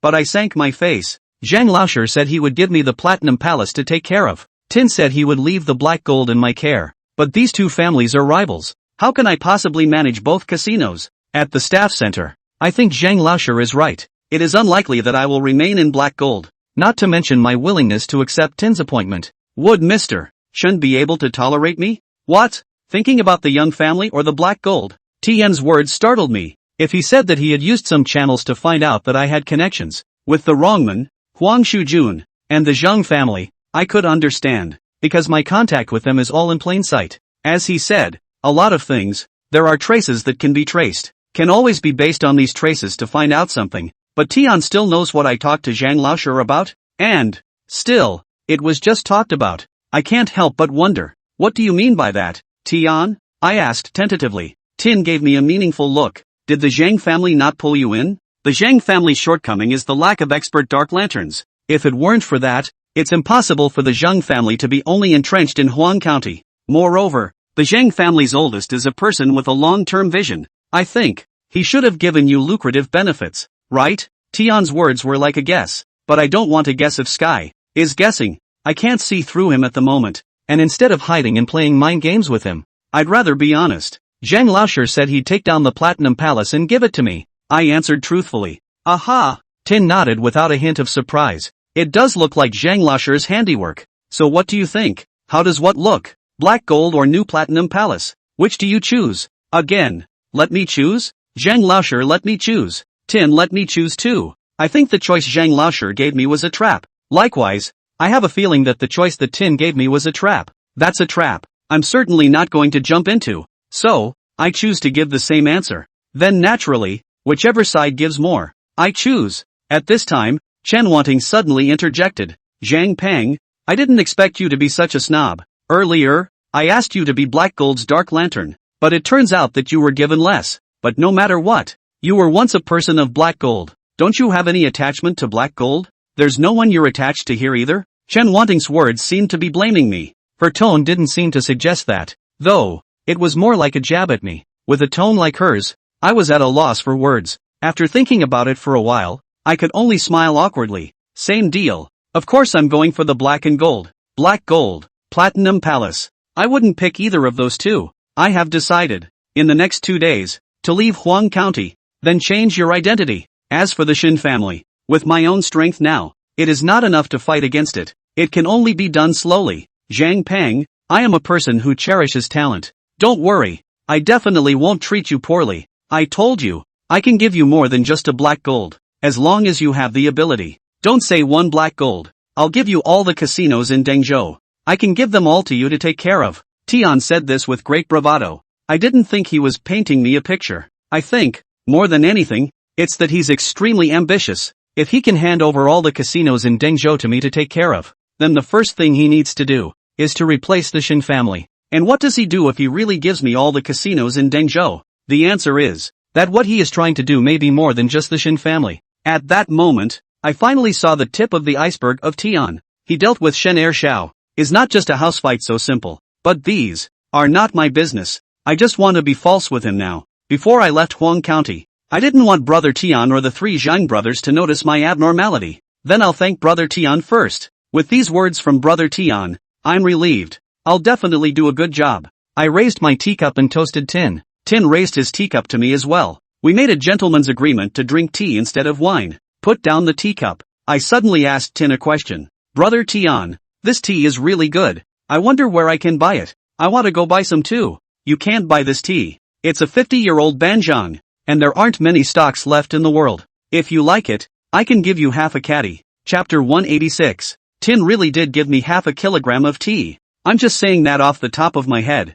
I didn't realize he took it seriously. Yes, I'm in the honeymoon phase with him. Naturally, he would act like he was being nice to me. It's like the relationship between a boss and an employee in the workplace. When an employee is valuable and can create benefits for the company, the boss treats this employee more than a relative, more than a brother. He will grant this employee some favors. The employee is given a sense of knowing and gratitude. For that matter, to keep this employee, this behavior, or practice, in the 1,000 doors, it's called the Bureau of Benevolence. In ancient royalty, on the other hand, it was a form of imperial art. I haven't seen all the way through Tian as a person though, but I know more or less about human nature. The so-called good is only for the moment, because for him, there is use value. When I have no use for him, or when he has a greater good to choose from, he'll dump me immediately. That's human nature. Therefore, the tea, I accept, but his love I do not accept. And this tea, I can't drink it. I'm not really a tea drinker.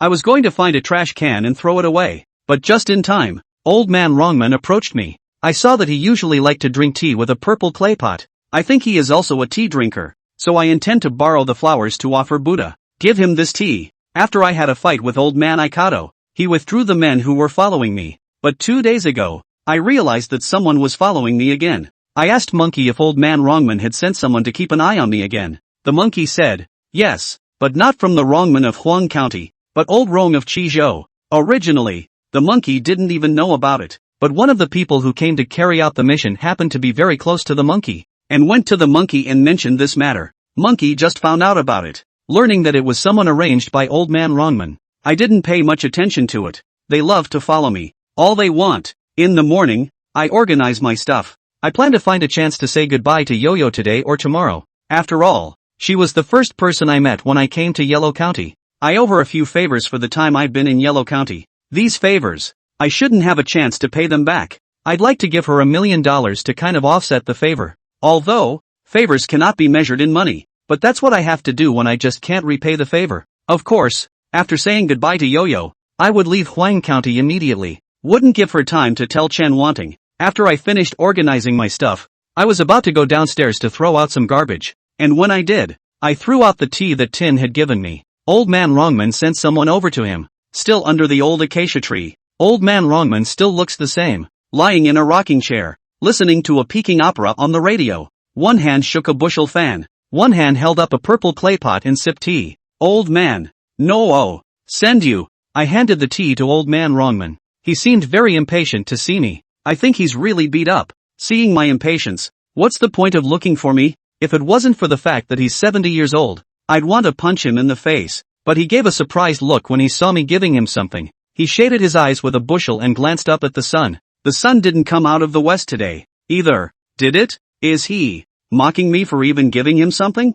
I don't spoil him either. Forget it if you don't want it. I withdrew my outstretched hand. The old man looked puzzled. What the hell? Tea? Oh, I don't drink all kinds of tea. If you want to honor me with something, at least send something good. Besides, look at your stingy behavior. This is all the tea you're giving me? Tea is indeed not much. Half a pound, also wrapped in just a piece of paper. Looks even less. But this old man not only looks beat up, even his speech is beat up. I'm honoring him? I'm just trying to give him what's going to be thrown away as trash. I pulled a face instantly. Old man, don't give your face away. Hey, my violent temper. Old man Wrongman instantly got up, looking like he wanted to fight with me. I took a quick step back. It's not that I can't beat him. To quote what Xiaobin once said to me, one of me can beat 10 like old man Wrongman. I backed up, just afraid that I didn't even touch this little old man. And what if he deliberately fell and blackmailed me? I'm a hustler. If I'm blackmailed by him like this, how humiliating it must be to tell the world. There's a special game called the Old Curbside Game in the Thousand Doors. What do you mean? Old curb appeal? Some elderly people, or people who are just disabled or injured, go to the side of the road and intentionally hit someone or a car and then fall down themselves, saying they were hit. At this point, a few onlookers will suddenly appear, pointing at the hit man and testifying that it was the hit man who hit the person. As soon as there's a crowd, those real passers-by will gather around too. Unknown to them, they will be induced by the witnesses to believe that the person who hit the person really hit the person. Then, the person who was hit will ask for compensation. Witnesses will also be clamoring for compensation. Unknown passers-by, with a strong sense of justice, will demand compensation for the hit while blaming the hit person. It's the old curb game. Some ruthless people will purposely injure and maim themselves by going to the side of the road to set up. The most common, of course, are still mostly the elderly. So it's not that I'm afraid of old man Wrongman. It's because I'm afraid he'll screw me over so much. Old man, stand there if you have something to say. Don't you come over. If you come over, I'll leave. Old man Wrongman glared at me viciously, let out a big breath, pulled a small bench and sat down, and pointed to another small bench, signaling me to sit down. I pulled over the small bench and sat down. Kid, don't you run around for the next 2 days. Remember what you promised me. I pondered. This old man wants me to help him go on a bet. At the time, it was said to be 2 months or less. It's about time now, and I happen to be leaving Yellow County. I was about to agree with him, but suddenly, I was blessed with a heart that said to him, then you must have someone keep an eye on me. Maybe I'll run away. Humph. If you dare to run, I'll break your legs. Old man Wrongman huffed. I ignored his words. This old man's temper.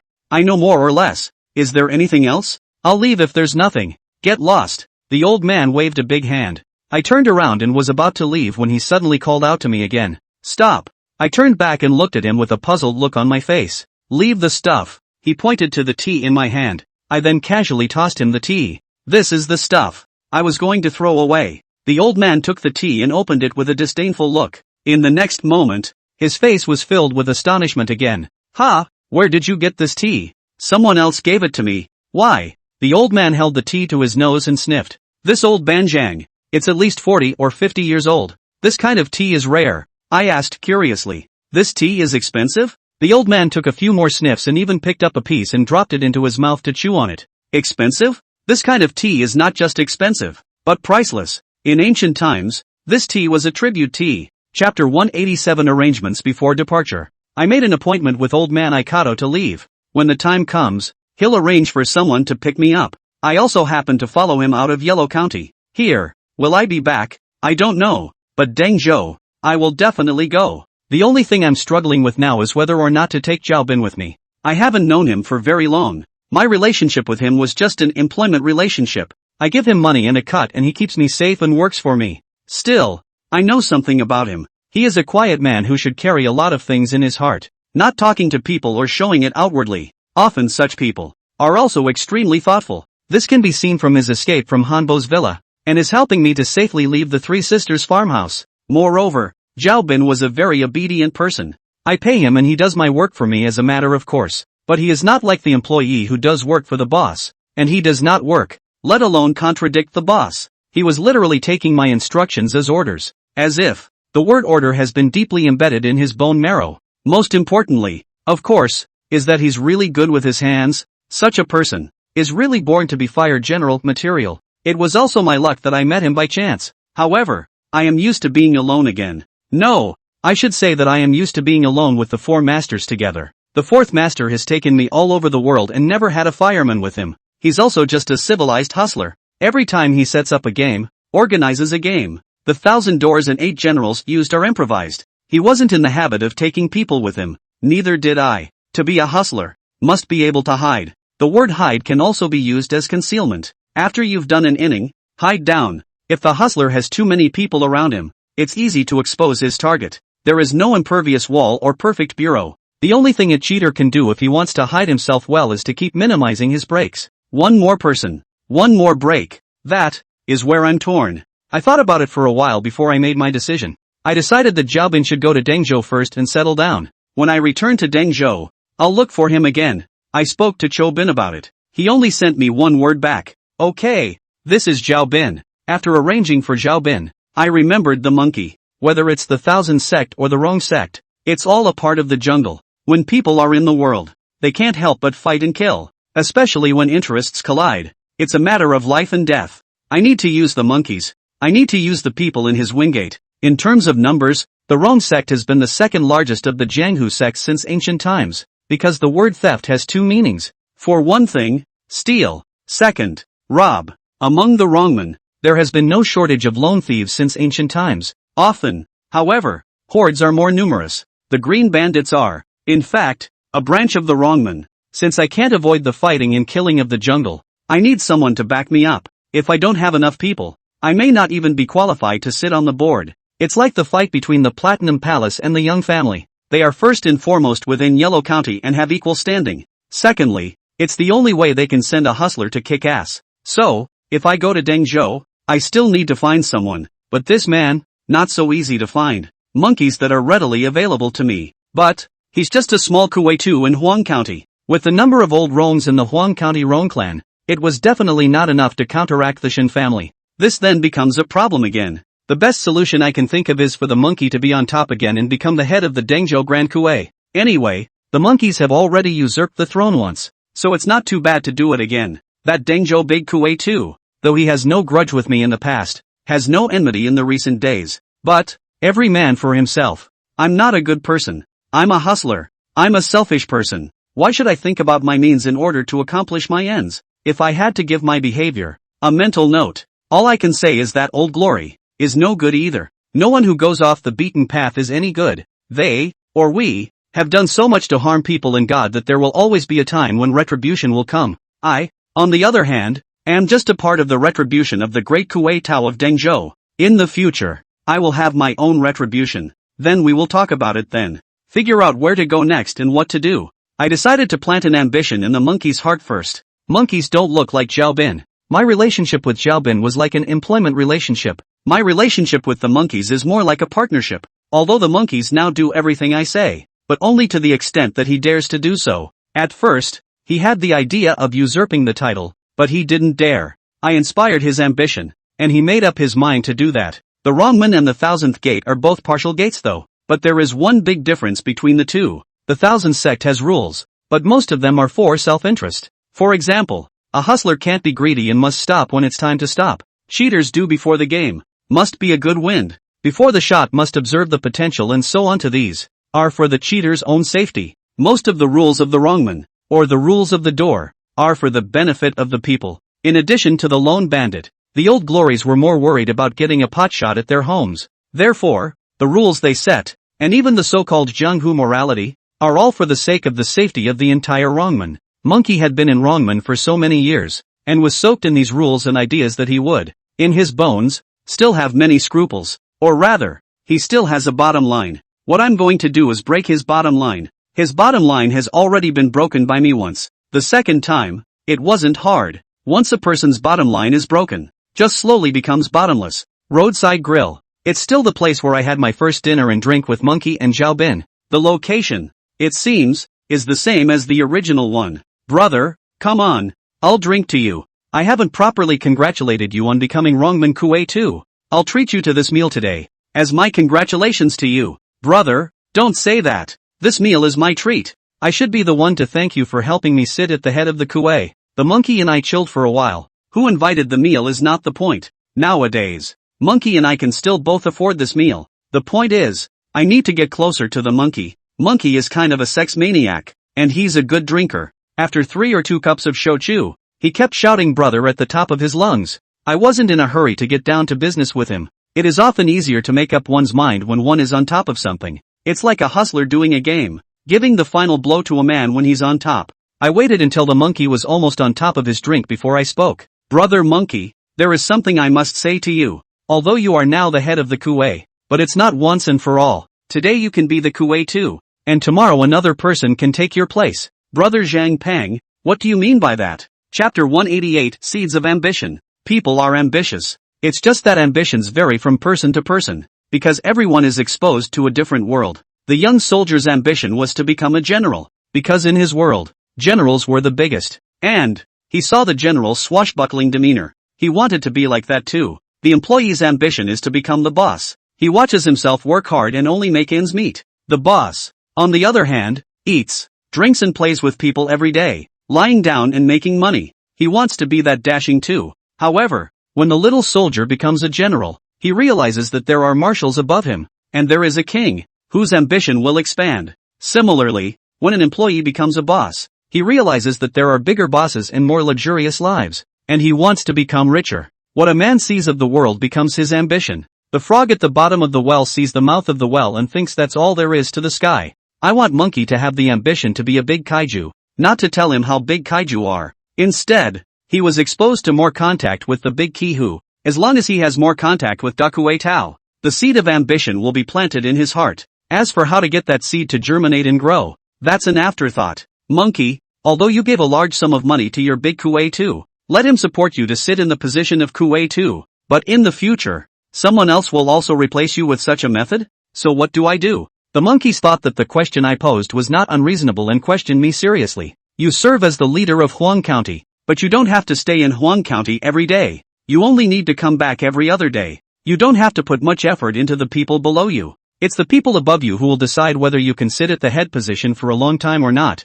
Therefore, you must manage your relationship with your Grand Kue too, your former leader. His thievery skills are not as good as yours, but why did he manage to hold the leader's position for so long? It's because he had a good relationship with your big Kue too, and he was even a sworn brother to your big Kue too. If you have the ability, you can also worship your big Kue too. Then you'll have even less need to worry about the people below you disobeying you. The monkey listened to me and pondered for a moment. You have a point. You remind me of the mayor of my old town. I've heard that he just spends 360 days out of 365 a year in the county. He just saddles up for the people above him. He didn't care about the town's affairs. He just ordered the people below him to do things. So, what you mean is, let me go to Dengzhou and saddle the Grand Kue too with the task. Just let the people below me handle the Huang County Rongman. Is that what you mean? Monkey is a one-track-minded master. I was worried that if I didn't say it bluntly enough, he'd spin it. I didn't realize that he had cited it and figured it out for himself. It's kinda nice. I saved myself a lot of effort. Exactly. That's pretty much what it is. You're a quester now, and you don't really need to take people out to pick fruit. You can spend more energy on building relationships with your big Kue too. In the future, won't the position of Huang County Rongman's leader always be yours? If you have a good relationship with your big Kue Tao, maybe if he retires in the future, he can even recommend you to be the big Kue too. I wasn't in a hurry to urge Monkey to fight for the position of Grand Quartermaster right away, and he certainly doesn't have the credentials now, but I did mention, eat a little bit to kind of leave an idea in the monkey's mind. Of course, the monkey, who had just been made Kue too, had not yet entertained the idea of being a great Kue too. He scratched his head. Forget about the big key too. I'm not qualified yet. Monkeys are pretty self-aware. There's always hope. What if it comes true?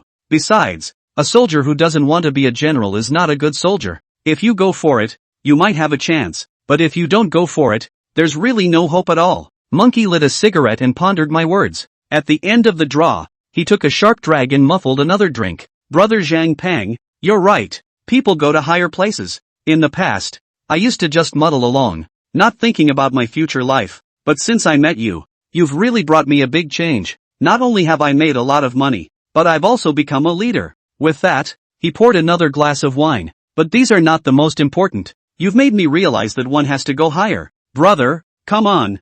I'll drink to you. If you need me in the future, just let me know. I'm moving my family to Dengzhou. I'll work for Big Chief from now on. I don't want to be a big boss, but when I'm old, I'll have something to look forward to when I'm a serving lion. Monkeys are still good at fooling. Ah no. Brainwashing? Lulling? Forget it. It doesn't matter. Anyway, under my guidance, the monkey was enlightened. He also made a decision. I, on the other hand, planted the seed of ambition in the monkey's heart. It also counts. Planting one. No, counting Zhao Bin. 2 seeds in Dengzhou. After a few days, I will temporarily leave Huang County first. When I return, that's when these 2 seeds will germinate and grow. The next day, I woke up after I sobered up and it was noon. Since I drank too late last night, I got a room at the hotel where Zhao Bin was staying and stayed there, not returning to Yao Yao's place. I'm going to make an appointment to say goodbye to Yo-Yo before she goes to work. It's just that I called her and didn't answer, and I didn't text her back. And, when I went back to Yo-Yo's place, I found that she wasn't there either. At this usual time she should still be sleeping or just getting up. I feel strange. I went back to Black Gold to find her, but she's still not there. By the time the Black and Gold nightclub was about to go to work in the afternoon, she hadn't shown up either. I have a bad feeling in my heart. And, I'm in a bit of a hurry. After tonight, I may not get to see her for a while. Old man Rongman told me that tonight, or tomorrow morning, he would send for me. I'd like to ask Chan Yuan Ting. The fact that I'm leaving is something that no one knows about at the moment, except for old man Rongman. Even for Monkey and Zhaobin, I only arranged their work and didn't tell them about me leaving. So, I'm not worried about Chen Wanning being suspicious of me. Just as I was going to Chen Wanning's office, I happened to run into Wang Qian. As far as I remember, I don't seem to have seen Wang Qian for a long time. She saw me and showed a hint of surprise, but immediately, she averted her eyes, and I were on the wrong side of the road. I wanted to say hello to her, but I didn't expect her to ignore me, and I didn't care. I have nothing more to do with Wang Qian, and in the future, perhaps I won't see her again. But before I could take a few steps, Wang Qian suddenly called out to me from behind. Zhang Peng. What? You went to see Sister Wanting? Aha. She's not in Black Gold today. She isn't there either? Then do you know where Yo-Yo went? Hearing my question, Wang Qian silently glanced at me. There seemed to be a hint of loss in her eyes. I don't know. She returned. Oh, I responded. Immediately, she suddenly added, do you like Yao Yao? I paused, wondering why she would ask such a question. Seeing my silence, Wang Qian added, do you think Yao Yao likes you too? Chapter 189 Farewell, 1. I was puzzled by Wang Qian's words. Between Yo-Yo and me, it's only a favor relationship. I do think Yao Yao is a good person. She's pretty and has a good personality, but not to the point of like or not. I don't know why Wang Qian said that, and I didn't care. If I really can't find Yao Yao, I'm going to leave the $1 million at home, leave her a note, and leave first. Because, Rongman old man in the afternoons let a person to bring me a message. Said the night is going to leave Huang County. Perhaps this is the end of my love affair with Yao Yao. I think it's pretty good too. She and I would have met in passing. If you can't see it, you can't see it. But just as I was about to go back to my place and put down the bank card with $1 million in it and leave, Yo-Yo called me. Zhang Peng, you're looking for me? Aha. Anything? Something's up. I have something I want to say to you in person. Yeah, it's just as well I have something I want to say to you. Where are you? In Black Gold. In that case, why don't we go to a bistro? I happen to not have had dinner yet. It's been a long time since I've eaten a mappa tofu from the bistro. I'm craving it. Okay. With that, Yo-Yo and I had a date at the fly shop in the neighborhood.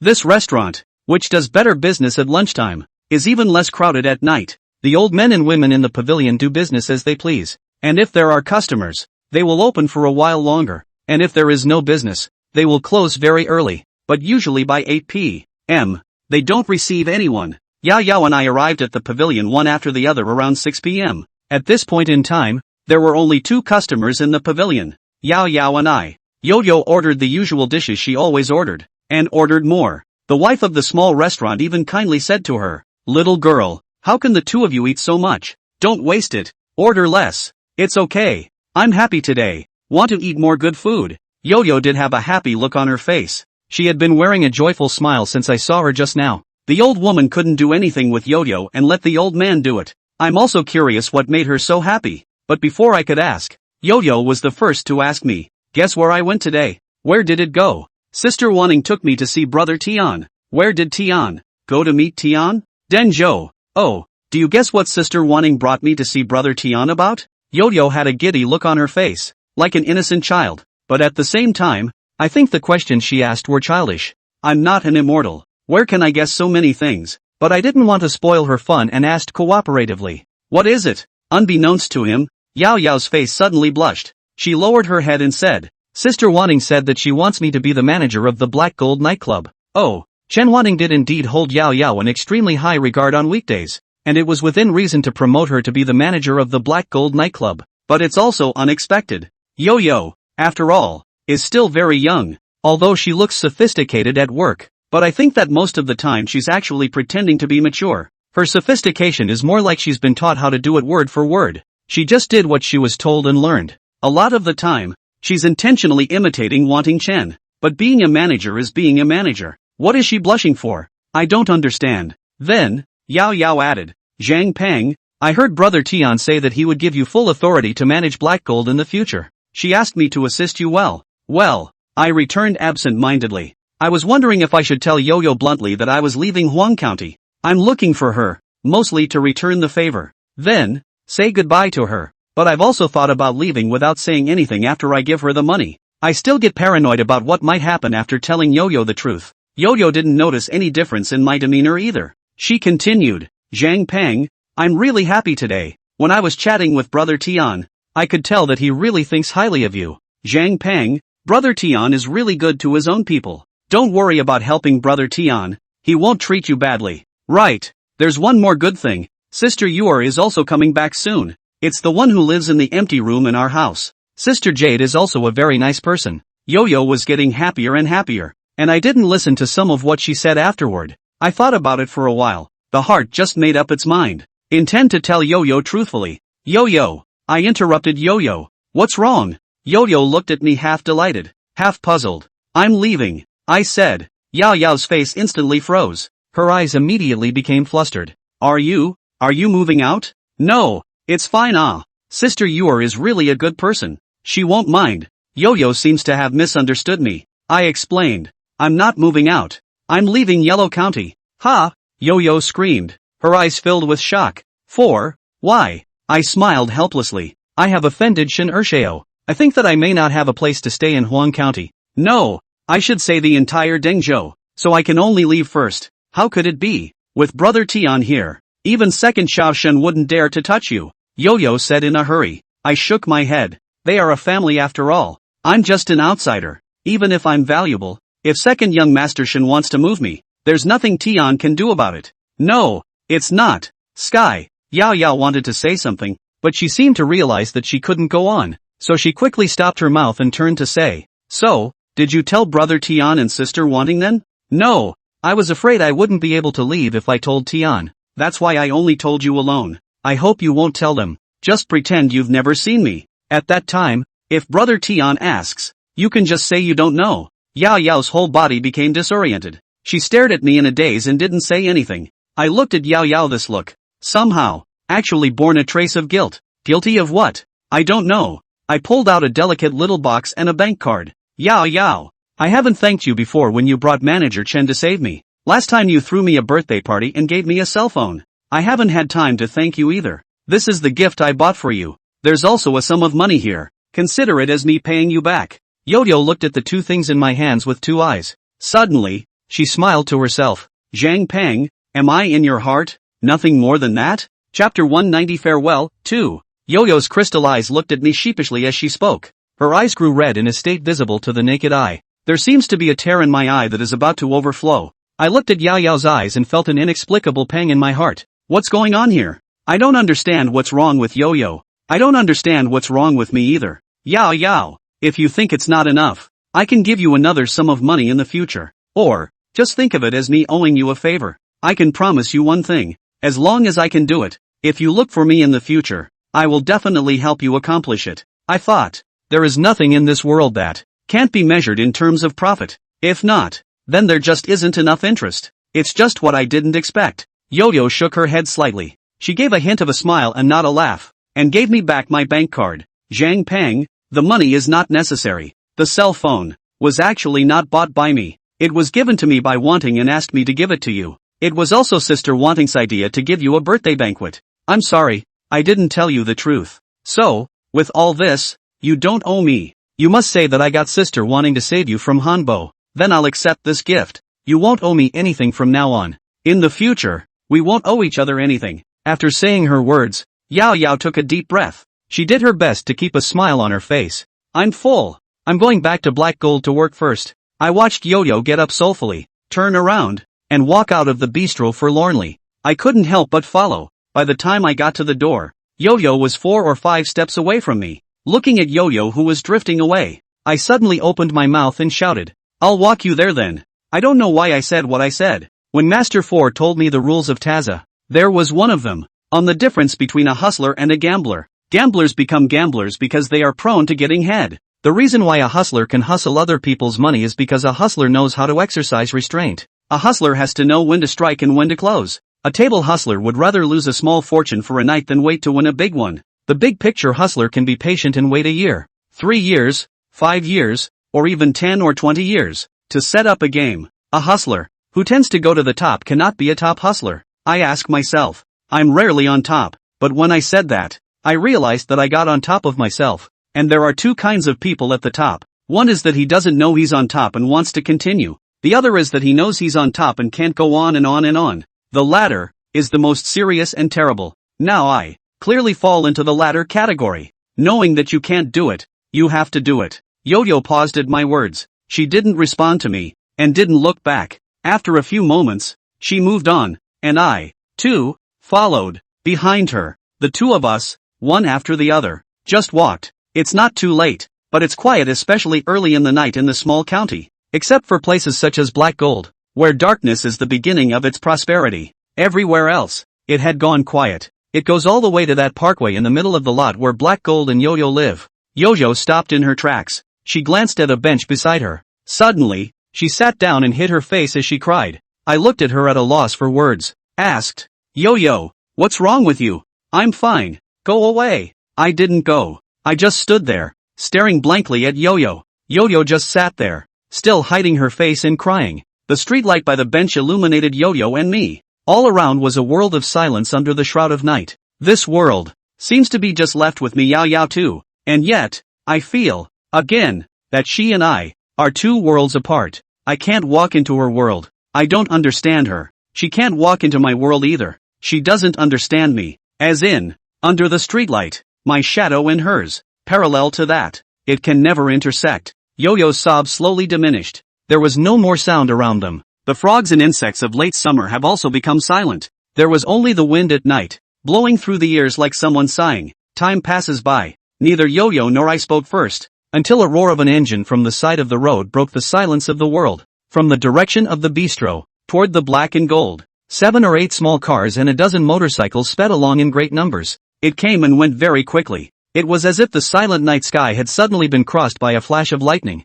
followed by a clap of thunder. After the thunder, the world became quiet again. I moved my lips, and after all, I was the one who spoke first. Yo-Yo. I wanted to tell her, I'll go first then, but the words reached my throat and I swallowed them. Because, the moment I vocalized, I saw Yo-Yo. Her body suddenly trembled, like a frightened kitten, worried that I would hurt her. I paused for another moment. For a moment, the air seemed to coalesce. The quiet had turned into dead silence. But there are things that need to be said. However, as I was about to continue, the roar of the engine came again. This time, it was coming from the direction of Black Gold. The convoy that had just sped past turned back. My heart skipped a beat as a couple of small cars pulled up to the curb ahead of me. A bad feeling came over me. Go! I pulled Yo-Yo's up and tried to run. Yo-Yo froze for a moment. She hadn't reacted yet. Still, she stood up woodenly. Unfortunately, before Yo-Yo and I could start running, those motorcycles, over the flower beds, rushed in from the curb, surround me and Yo-Yo. The motorcycle's harsh high beams hit Yo-Yo and me in the face. It makes us unable to open our eyes. I covered it with my hand and squinted into an opening. This opening was certainly not for Yo-Yo and I to escape. It's for people to walk in. In the gloom set off by the motorcycle lights, Shin Ershio slowly walked over with his men. He was followed by David Lee, who was covered in gauze, and a bunch of burly guys in black suits. The motorcycles, on the other hand, were filled with variously dressed socialites. In this moment, I can't help but feel a twinge of fear in my heart. I've calculated that Shin Urshio won't stop. That's why I chose to leave Yellow County for the time being. I never believed that Tian and the three Zhang brothers could keep me, even if they really want to bail. Out do I let they find someone to follow me around the clock? I'm in the blue way, not the black way. Moreover, I don't believe that brother Tian and the Zhang family can always protect me. I just have a temporary use for them right now. When they have something more valuable than me, they are bound to give me up. It's better to trust them than to trust myself. It's just that I didn't expect that Shin Urshio would move so quickly. And, how did he know I was here? I'm sure no one followed me except the wingmen. Cheat, I said I want your hand. Chapter 191, Backstabbing. In the backlight, I saw Shin Urshio with a malicious and cold smile on his face. Today, he is sure to waste my hand. This game is even harder to solve than the time Hanbo took me. I, for one, could hardly get away. But I don't want to give up on this either. I glanced around. I have hope now. And that's old man Wingate. He should still have people following me. Today, he's taking me away to help him go on a bet. He shouldn't let others waste me. But the people of Rongman, are they in time to save me? I can't put all my hopes on the wingmen either. Under desperate circumstances, the one thing I can still think of is Zhao Bin. I put my hands in my pockets and blindly pressed Zhao Bin's phone from memory. Answer the phone. It is impossible. Shin Urshio is not a little cute. There is no way he can look at me shaking people. I can only hope that Zhao Bin, seeing that I called him but didn't say anything and hearing my voice here, will be able to rush over. That's something I'm sure Zhao Bin can react to. I sensed in him that he had a sense of crisis and the ability to detect and counter-detect. My concern is still whether he'll come in time to make it, as well as, can he alone save me from Shin Urshio? So many people. He said he could fight 10 of them on his own. More won't work. On top of that, I ran my hand over a folding knife in my pocket. This knife was smuggled from David Lee on the day we went to the Three Sisters Nongjia. I'm always going to have to find a way to help myself, even against so many people. My struggle seems so futile, but fight back and maybe there's a silver lining. If you don't resist,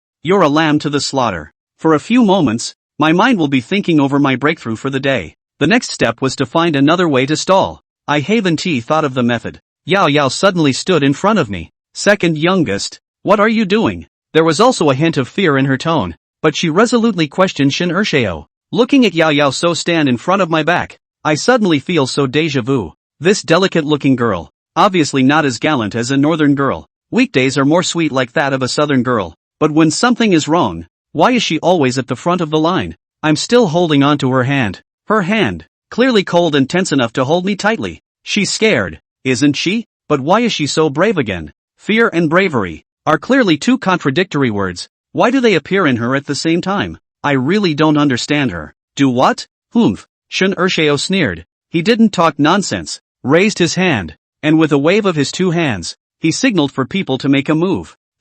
Didn't he give me a chance to stall at all? At that moment, Yao Yao suddenly scattered my hand and opened her arms, blocking in front of me. Aggressively, he said to Shin Urshio, Urshio, Zhengpeng is someone that Brother Tian has his eye on. Brother Tian has already handed over black gold to Zhengpeng to take care of. If you touch him, Brother Tian won't let you go. Shin Urshio laughed at Yao Yao's words. It's mockery. Zhou Yao Tian. He's just a backslider of my Shin family. What qualifications does he have to not let me go? Tian,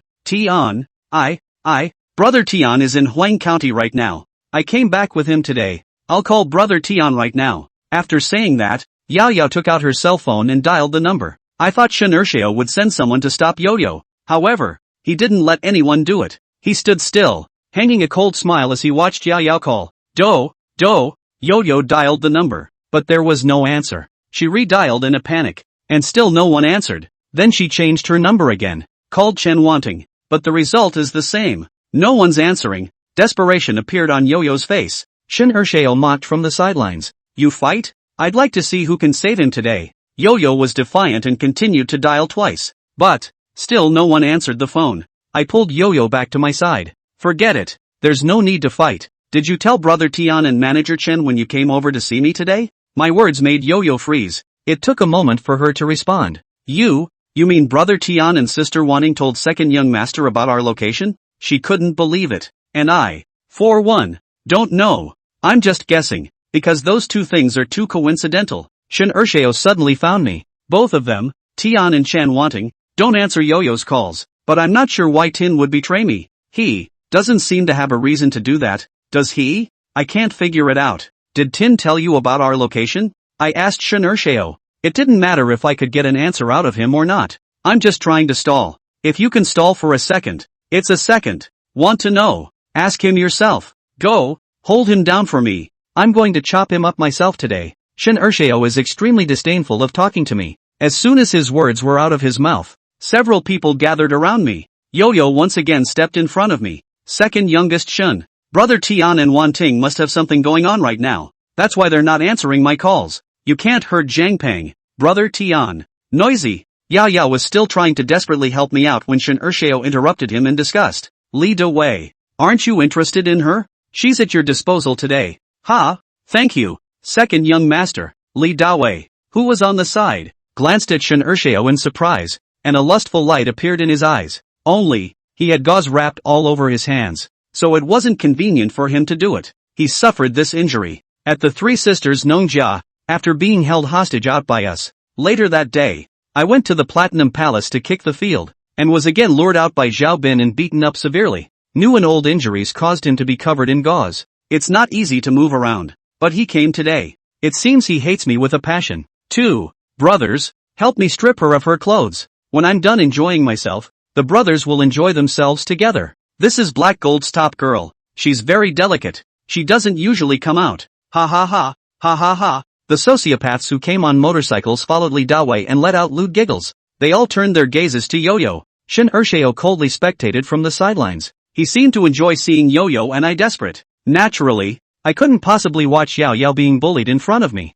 Second young master Shin. The person you're looking for is me. You let Yao go. Ha! Who are you to negotiate with me? His words left me speechless. Indeed, I'm in no position to negotiate with him now. All I can do now is stall for time. Stalling for Yo-Yo. Second young master Shin. Don't you want to chop my hands? Then come and chop them instead. Oh, I didn't realize that you're quite sentimental for a small-time hustler. What? Are you in love with this little cousin? Although I hate Zhou Yaotian, but his grasp of human nature really have a hand. No one is perfect. Everyone has a weakness. Your little Taz's weakness turns out to be women. Then, I'll fulfill you. You guys hold this little hustler down first. David Lee, go this little cousin. I want this little hustler to watch his woman get ed. Ha ha ha. Chapter 192. I've never been so angry, and I've never beaten myself up so much. Why did I ask Yo-Yo out when I could have just left Huang County? If something really happened to Yo-Yo today, then I am the source of the crime. I knew Shin Ursheo wouldn't stop,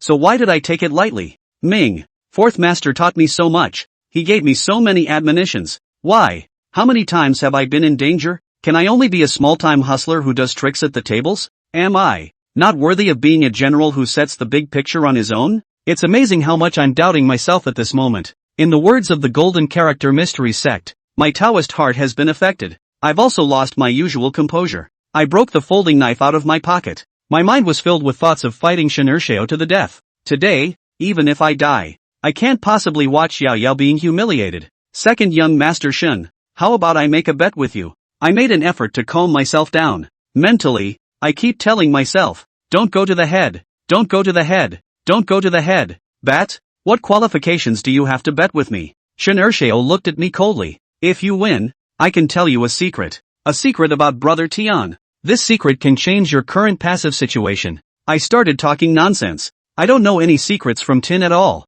What I'm going to do is still stall for time. Although, I believe that it's better to rely on others than to rely on yourself. But now, I have to rely on others. I prayed in my heart that old man Rongman would hurry up and have someone come over. I prayed, and Xiao Bin hurried over. And my believing words are also the soft underbelly of Shin Ursheo. I don't know how the Shin family's family feud is going, though, but I'm sure that in the Shin family's family feud, Shin Ursheo was compared to Tian. Shin Ursheo was definitely at a disadvantage. If he had a chance to bring down Tian, he would never let this opportunity pass. As expected, Shin Ursheo became interested in my words. Great, tell me about it then. I said, you bet with me. If I lose, I'll naturally tell you the secret. If I win, you let us go. TSK, TSK, TSK. You're a hustler. I'm not falling for your tricks. I don't stand a chance of winning a bet with you. I'd better arrest you and ask you slowly. I'll cut off your hands first. If you don't tell me, I'll cut off your legs. If you still won't talk, I'll break your ribs. I believe that there will always be a time for you to talk. At this time, Shin Ursheo has the upper hand, and will not go to the head. And he is not stupid. Knows to avoid the shortcomings. Surprisingly did not agree to my conditions. Tell you what then? You let us go. I'll tell you Tion's secret. Ha ha ha. Shin Ursheo suddenly burst out laughing. Are you naive or stupid? I just said, after I cut off your hand, I have ways to make you tell me. Why should I let you go? I said, you're not qualified to negotiate with me. Then you let Yo-Yo go. I'll tell you the secret. I'll admit whatever you want to do to me after that. Otherwise, even if I die, I won't tell you the secret. I took step after step back. Let Yao Yao go, is my bottom line. But suddenly, Shin Ursheo's smile became maniacal. Ha ha ha. I don't care about Zhou Yaotian's secrets. Do you know what I've paid to deal with you today? Ha ha ha. Today I must chop off your hands. I said at the Platinum Palace that I would cut off your hands. So I must cut off your hands. Little Taza. I really didn't think that you really care so much about this little cousin. Ha ha ha. A little Taza with a little cousin is a perfect match. But today, I'm going to watch your little cousin get ed hard. I want to see you desperate. I've miscalculated again. I still underestimated Shin Ursheo's determination to cut off my hand. Looking at his near-crazy expression, I knew that he was going to waste me today, no matter what. I took a deep breath, the hand in his pocket, gripped the knife tightly, my eyes, dead set on Shin Ursheo. The only chance of survival in this bureau today is Shin Ursheo. I can only have hope if I put a knife to Shin Ursheo's neck. Ah, you go away. Yo-Yo let out a scream as she was grabbed by the arm and shook off the man's hand as hard as she could. I didn't even look at Yo-Yo. At this time, I went to help Yao Yao. Useless. We'll both just get arrested together. I have to take Shin Ursheo down before I can do that. With a buildup of power on my feet, I prepared to rush to Shin Ursheo as fast as I could, taking advantage of the people on the opposite side of the room. But just then, a crisp sound came from not far away. Stop. Yes, Chan Yuan Ting, coming from the direction of the Black Gold. Chen Wanting brought a group of Black Gold security with her and walked along the park path. I had taken a step forward, but stopped hard. The moment Yao Yao saw Chen Wanting, she cried tears of joy and ran towards her with all her might, grabbing Chen Wanting's arm with all her might. Sister Wanting, you're here, said Yo-Yo, crying harder. Sister Wanting, help Zhang Pang. Shin Ursheo wants to cut Zhang Pang's hand. She cried with the joy of seeing hope after the robbery, but more anxious. She's worried about me. When she saw Chen Wanting arrive, the first thing she thought of was not herself, but me. However, looking at Chen Wanting's grave expression, and Shin Ursheo's fearless look, I think that things won't be so simple. Only to hear Shin Ursheo say to Chen Wanting in a cold voice, Chen Wanting, what do you mean? Chen Wanting replied indifferently, I'll take Yao Yao away. Yao Yao's eyes froze for a moment when she heard Chen Wanting's words. Immediately, she pulled Chen Wanting's hand. Sister Wanting, and Zhang Pang. Before Chen Wanting could open her mouth to reply to Yao Yao's words, Shin Ursheo grabbed the opportunity to say, Chen Wanting, don't forget what Zhou Yaotian promised me. What do you mean by coming over now? Zhou Yaotian is going back on his word? Second young master, I told you, I'm just here to take Yao Yao away. She has nothing to do with this matter. The person you're looking for isn't her either. Chan Yuan Ting's words make it very clear. Yao Yao's eyes, from being filled with hope and joy when she saw Chen Wanting, became dull and then turned into disbelief. What do you mean by that? Sister Wanting. Chen Wanting didn't answer Yao Yao's question. She silently pulled Yo-Yo behind her. Shin Ursheo revealed an unwilling sneer. Good, good, good. You can take her. Now. You can off too. Without saying a word, Chen Wanting pulled Yao Yao and was about to leave. But Yo-Yo made a strong tug on Chen Wanting. Sister Wanting. You can't leave. Zhang Peng is still here. Stop it. Come with me. Chen Wanting had a sullen face and didn't show Yao Yao any mercy at all. I'm not leaving. If Zhang Peng doesn't leave here today, I won't leave either. After saying that, she shook off Chen Wanting and ran back to me with determination. Get her back. Chen Wanting's tone was icy cold as she drank to the security personnel around her. Yao Yao grabbed my hand tightly and shouted at Chen Wanting. Why? Sister Wanting, today, didn't you and brother Tian still tell me that they think very highly of Zhang Peng, to give black gold to him to manage, and to cultivate him well in the future? Why? You want to hand Zhang Peng over to second young master Shin now? Why are you turning your backs on him? Chapter 193, Saving the Day. I'm curious too. Why did Tin suddenly choose to abandon me? 2 days ago, didn't he just give me a big picture with a smile on his face? Including today, when he talked to Yao Yao, he should also show that he thinks very highly of me. This is evident in Yo-Yo's feedback today. So what on earth could have caused Tian to make such a big transformation in just a few hours? Shin Ursheo said. He paid a great price? What is the cost of this? That's what I'm curious about. I was curious, but not surprised. Tien gave up on me. For no other reason than the greater good. He is so ambitious that he is always the one whose interests are paramount. Just how big is this interest to make him help Shen Ershao against me? Chen Wanting didn't answer Yao Yao's question. It was a question that seemed to become difficult for her to answer. I can tell she's really good to Yo-Yo. Otherwise, she wouldn't have come specifically to take Yao Yao away. Take her away. Chen Wanting once again ordered black gold security. A few tall men, also ignoring Yao Yao's extreme struggle, forcefully separated Yao Yao and me, and pulled Yao Yao to Chen Wanting's side by force. I, on the other hand, stationed myself in place and watched as Yo-Yo was pulled over. My intention was for Yo-Yo to get out of here safely. Chen Wanting can take her away, is also good, but I, including Chen Wanting, had underestimated Yao Yao's determination to stay with me. As Yao Yao was pulled to Chen Wanting's side, she violently broke free, and then, she knelt down at Chen Wanting's feet, clasped her hands around Chen Wanting's legs, and begged, "Sister Wanting, I beg you, you help Zhang Peng. Didn't you tell me to get along with Zhang Peng? Let me persuade Zhang Peng to work well for Brother Tian? He's promised me he'll be loyal to Brother Tin. He's such a good swindler. He'll definitely be able to help Brother Tin do well in the future." Yo-Yo lied. She's never said anything to me that would make me work well for Tin. I never promised her that I would work for Tian if I did, either. But I also learned a message from Yo-Yo's passage. Chen Wanting, or rather, Tian, intends to let Yo-Yo get close to me. They want to use Yo-Yo to keep me on a leash. Only, Yao Yao didn't do exactly what they said. It turned out that Tin had started setting up a trap for me long ago. In the Thousand Doors, the game he set up is a kind of color game, called the Gentle Country Game. Only, the inning, it wasn't finished, but it also had an effect. They used Yo-Yo to tell Shen Ershao my exact location. This is fatal to me. A ball of anger suddenly rose in my heart and I said towards Chen Wanting, "Manager Chen,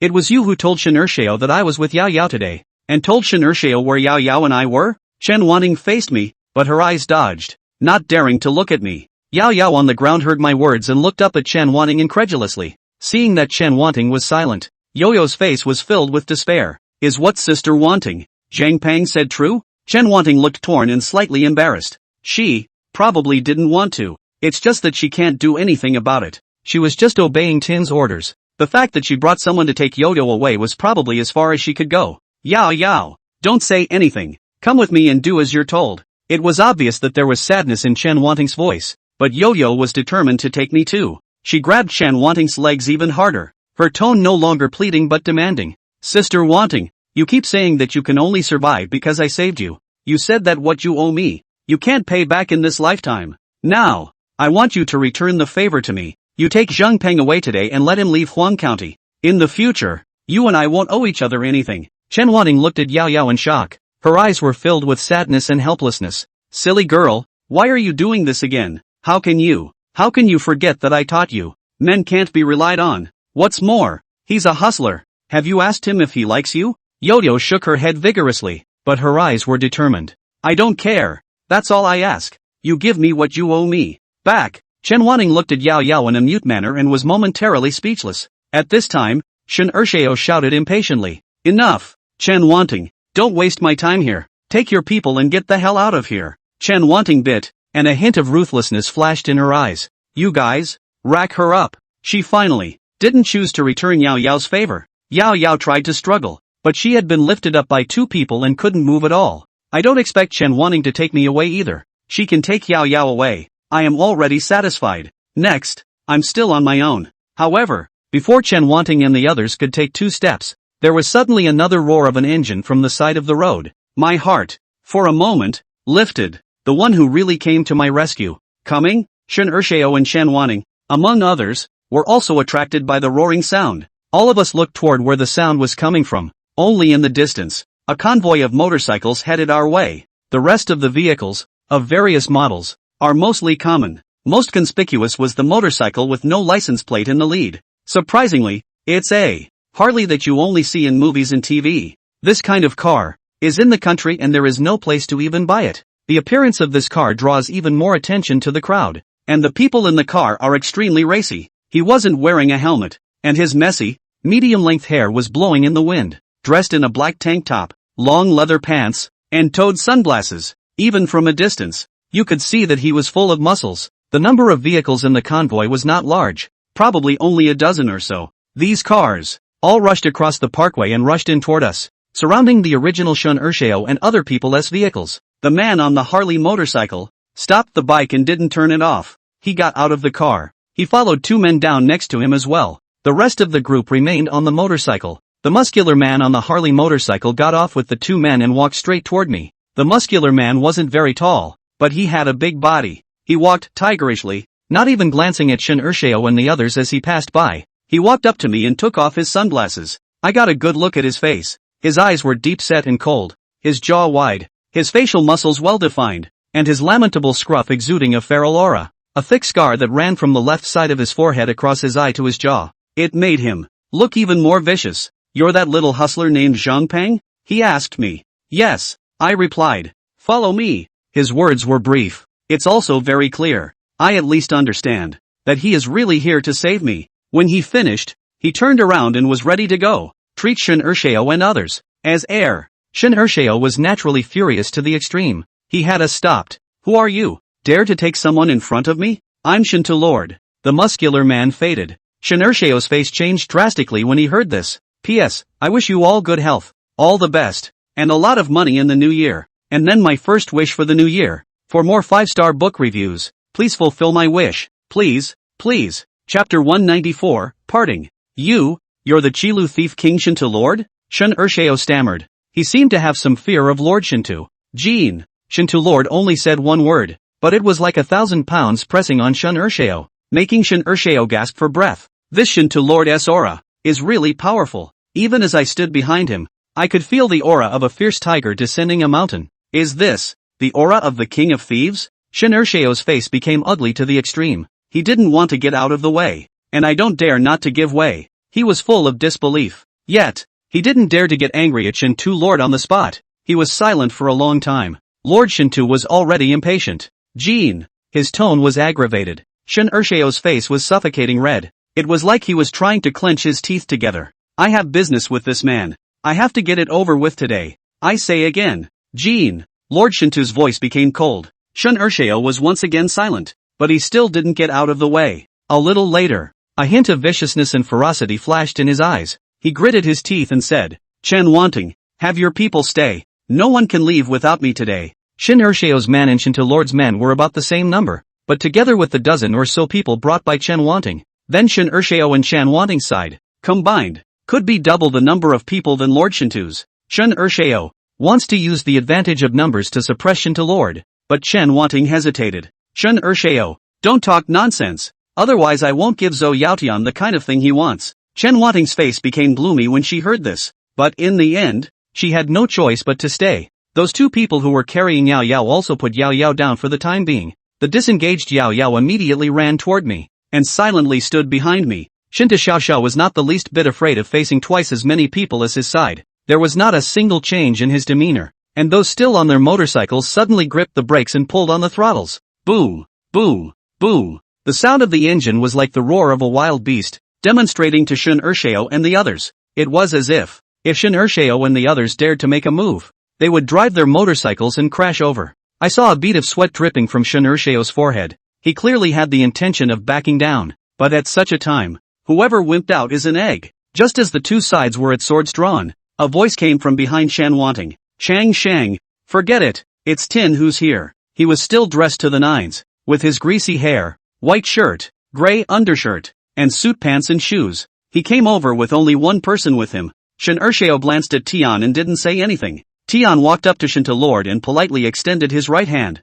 wanting to shake Shinto Lord's hand. "Hello, Mr. Shinto. I've heard a lot about you. I'm Zhou Yaotian from the Shin family." Lord Shinto glanced at Tian and didn't say anything, nor did he reach out. It seems that in the eyes of Shinto Lord, Tian is not qualified to shake hands with him. Tian didn't feel embarrassed and withdrew his hand. "Mr. Shinto, our family's penis has some conflicts with him, but Mr. Shinto wants to take the person away, so we naturally have to sell Mr. Shinto face." In front of Shinto Lord, Brother Tian also had to be low-key. "Are you done talking? Finish talking and get out of my way." Lord Shinto didn't give Tian and Shun Ursheo the slightest bit of face. Shun Ursheo might have been used to being a bully in Dengzhou. Where had he been treated like this? He was close to writing no on his face, but he still had sense and didn't act out again. Tin also shook his head at him to get out of the way. In the end, Shen Ershio had no choice but to make way. And at this moment, Chen Wanting suddenly shouted, "Yao Yao, are you going to go with him?"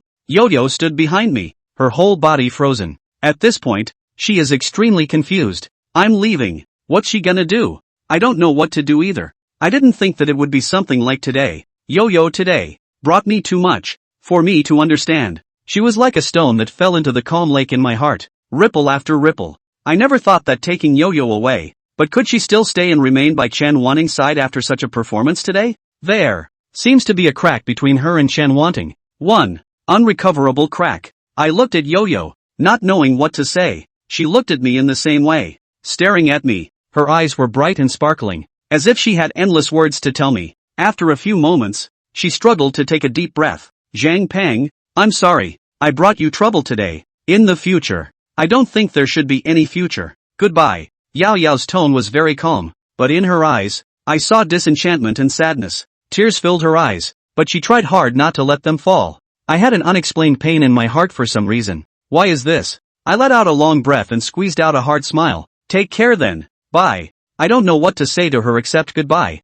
She and I, after all, are not of the same world. I'm not sure when I'll meet you again. After saying that, I turned around, followed behind Shinto Lord, passed through the crowd, and rubbed shoulders with Shen Ershio. Shen Ershio lowered his head, his face gloomy, his body was trembling slightly. I can clearly feel that he is desperately restraining his anger from exploding. I ignored him, but today's events are on my mind. However, without taking a few steps, I suddenly heard an angry roar from Shen Ershio. Chao Nima, you! Before I could react, I saw a figure suddenly flash by my side, tackling me to the ground. Then I heard a loud bang that shattered the silence of the world. Thump! I fell to the ground and saw that it was Chobin who tackled me down. At the same time, I also saw that Shen Ershio was holding a sprayer in his hand. This spray is familiar to me. Hossein, who had used it, pointed it at me. And now, this spray came into the hands of Shen Ershio. Perhaps it was when Hisai and I escaped that day.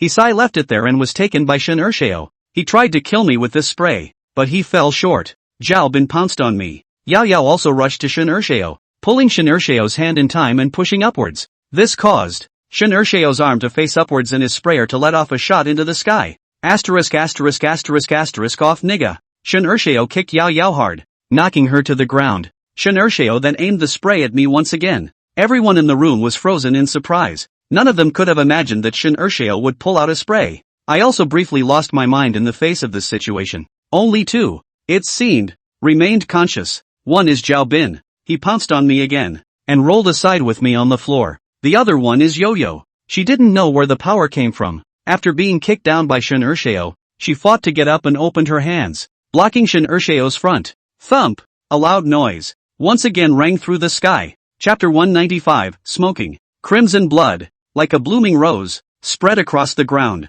The Yao Yao after the loud noise turned into a withered leaf and floated down in the picturesque red. The world suddenly became silent. Everything around them seemed to fall silent. The people surrounding Yao Yao seemed to have stopped breathing. There's no sound. Until Chen Wanting screamed loudly. Yo-Yo! She lost control of herself and rushed over, picking up Yao Yao who had fallen to the ground. My eyes suddenly went hazy, and vaguely, I saw Yao Yao's hand raise and drop. I closed my eyes, squeezed the coverings out of my eyes, and opened them again. This time, I can see clearly. Yao Yao is in Chen Wanting's arms, and is no longer alive. My heart, it hurts like a needle. A wave of hatred and killing intent rose in my heart. I looked over at Shen Ershio. At this moment, Shen Ershio, looking at the blood in Yao Yao, was dumbfounded. He's evil, he's wild, he's arrogant, he's temperamental, but he remains biologically human. This, I believe, is the first time he has killed someone with his own hands. He,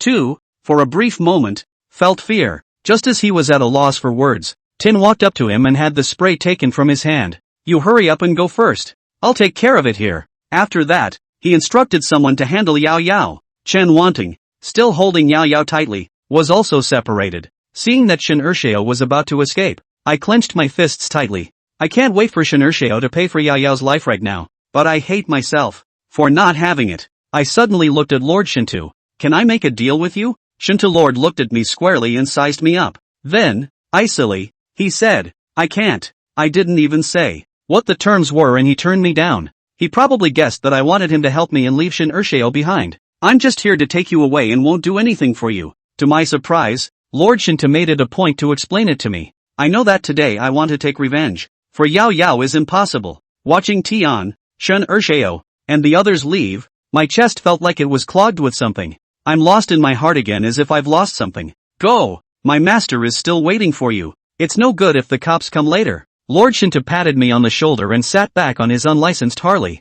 I took one last look at the crimson, gathered my thoughts together, and followed suit. Old Man Rongman's house is not far from where Yao Yao and I live. It belongs to an urban village. Most of the buildings inside are self-built. There are high-rises and bungalows. Yellow County in the late 90s had quite a few more of these places downtown. The old man's home was a bungalow with a yard. It's a good size, just a little run down. When I came with Shinta Lord, Old Man Rongman was waiting for us in the courtyard. Unexpectedly, there were also old men and women from the bistro. When she saw me, the old woman rushed forward to ask me, "Young man, are you and Yao Yao okay? Just now, a group of people came to our store as if they were looking for you guys. We were afraid that something might happen to you guys, so we rushed here to find Old Stubborn Stone. It turns out that Shin Ursheo went to the bistro to look for us first, realized that we were no longer there, and caught up with us. The fact that Old Man Rongman was able to get Shinta Lord to come to my rescue so quickly was also partly because the old man and woman from the small pavilion had tipped him off.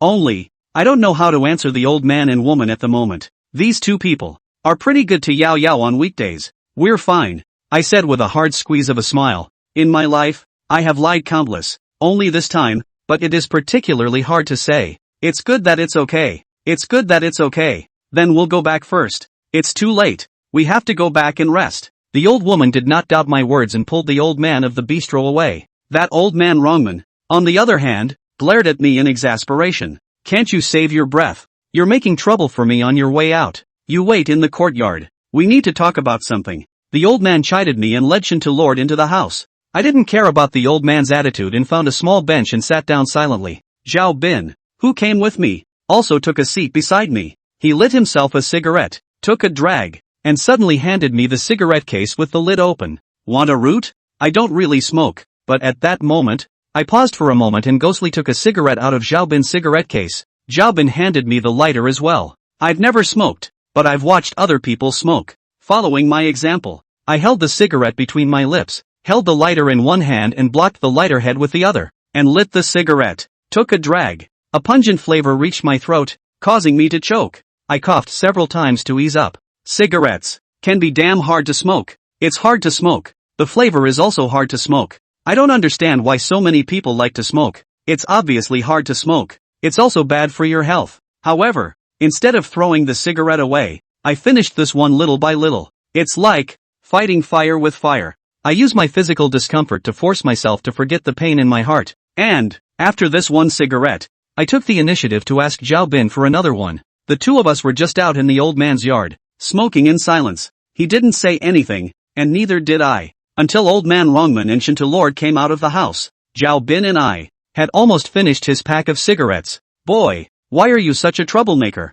As soon as I went out the door, Old Man Rongman came at me with a cleaver of curses. I think it was Shinta Lord who told him what happened. I glanced toward him, ignoring him in the slightest. When the old man saw me with such an attitude, he jumped up and said, "Brat, you're a spoilsport. How much trouble have you brought to my Rongsek since I met you?" When I heard the word broomstick, I felt a sudden burst of anger in my heart for no reason. How many years have passed since I heard those 3 words? These 3 words are the same words that I used to use as a child, when I was adopted by my aunt's family and they used to beat me up. I was already irritated inside. Plus he brought back bad memories. I sneered at the old man. "And it wasn't the fact that you stole from me first and had designs on me that got you in trouble? What is this called? Karma." The old man was so angry with me that he blew a gasket. He copied the broom from the doorway and tried to beat me up.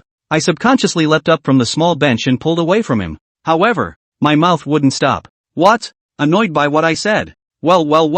The old man was so angry with me that he was speechless. "You'd better go and win the bet for me this time, or else I'll have your ass," I sneered. The old man also stopped pestering me. "Go!" He spoke towards Lord Shintu, taking me and Zhao Bin, who happened to be there, along with me. They traveled to their Rongseks once every 3 years event. Plucked Star Conference. Chapter 196, 2 or 3 things in the train. 1. This is a green train to Dian, and their destination was Mount Tai. the first of the 5 mountains, known as the first mountain under heaven. The Rong Sect Star-Picking Conference was the biggest event that took place once every 3 years in the Rong Sect. At that time, the top Old Glory from all over the world will gather in Taishan. On Shi Qigong and Shintu Lord's side, they naturally brought along the top Old Rong of Qilu. They had purposely chosen the green train for their trip, because, not only is he going to participate in the Star-Picking Conference, but he is also going to pick fruit on this train. The tickets for Zhao Bin and I were bought for us by Shintu Lord.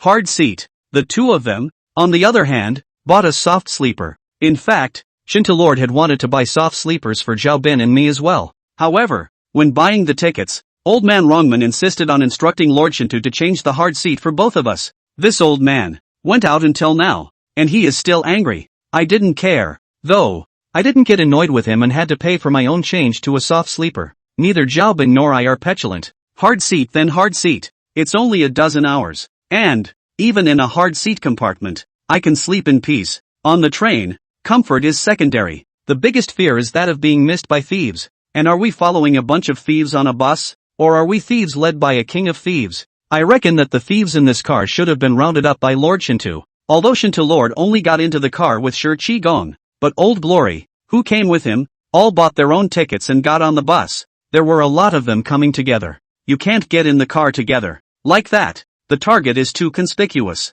They were also scattered and situated in various compartments. People who ride together can't tell who is Lao Rong. When I got in the car, I closed my eyes and thought a lot. About the Shin family. About Shin Ershao. About Tien. About Yo-Yo. About everything that happened today. About everything that's happened since I've been back in Yellow County. About. I will come. Thinking about it, I drifted off to sleep, until he was awakened by the cacophony of voices and shouts from the wagon. Beer, drink mineral water, peanuts and melon seeds and 8-ball porridge, beetle nut cigarette lighter. I bought 2 packs of cigarettes, and a lighter. I just finished Zhao Bin cigarettes and I returned a pack to him, and went with him to the smoking place in the compartment and smoked 2 cigarettes. The first time I smoked, it was tough, but smoking, got used to it. And what I'm smoking right now is not cigarettes. It's a hard wound to get over. They say cigarettes are addictive. But is it the cigarettes themselves that are addictive? Or the heartaches, bitterness, annoyances, and sorrows of life? I don't get it. All I know is that when I smoke now, the pungent flavor eases the pain in my heart. After smoking and returning to my seat, I couldn't sleep either, solely looking up at all the people of all shapes and sizes in the car. I've been on the green train many times before. Take the hard seat too. Look at the people in the car too. Also know, and have found, Old Glory in the car. But this time, I was on the bus with a bunch of Old Glory and got to know individually which ones were Old Glory. Because of my preconceived notions, I see them in a much more thorough light. Previously, I only saw the process of Old Glory taking away someone's belongings, but I didn't notice that there were a plethora of other actions they took before that process. Most of the Old Glories on the train were committed in groups. It's like the saying that there are 8 generals in 1,000 gates. Wrongmen, too, have their own positions. Too much I don't know, but I heard the 4th master mention it to me. Wrongman seems to be called 9 hands of Wrongman. They are look, sweat, change, catch, hide, block, push, take off and remove. It means roughly, watching hands, observing whether or not there is money or something of value on another person and where it is hidden. Sweaty hands, similar to the Old Glory underworld, marking on others. One is to give the takeover a target, and the other is to tell the other Old Glory gangs that this person is being targeted by them first. So don't come and break the rules. Changers, people who lay hands on money or things to steal. Receiver, a person who picks up and transfers money or things from the changing hands. Hidden hand, a person who temporarily hides money or things. Blocker, sometimes the subject realizes early and acts as a passerby to block the subject's pursuit, or to divert the subject's attention. Pusher, the equivalent of a fire general in Chimen, sometimes meets a difficult one and solves it by force. Offhand, someone who observes the general environment and develops an escape route. Excluder, a person who, if he steals something, sells it for money. Although I had heard of these wrongman dashes before, I hadn't really touched them. I didn't visualize their M.O. either. But this time, I watched their workflow carefully. They began by identifying a goal. It's a middle-aged fat guy, wearing a lapel-striped t-shirt, suit pants and shoes, t-shirt tucked into pants, belt exposed, and a big belly, holding a bulging briefcase. Looks like a businessman who travels north and south. Normally, a person like that should hide his money in his bag. His briefcase, too, was bulging, but not actually. The man Who hid the money inside his pants? Not simply in your pocket. Instead, in his pants, he sewed a quick cloth. He had the money sewn in. He did both with the briefcase as a blindfold. Hide the money inside your pants again. Plus, it's sewn up. It can be described as, well, a triple guarantee. However, the Taoist is 1 foot tall. The devil is 10 feet tall. He's shrewd, and the old glories are shrewder than he is. I saw the lookout hand pinpoint where he hid the money. Sweaty hands marked the spot. The blocker was a fine-looking woman, and deliberately went to the man to chat for a while, to attract his attention.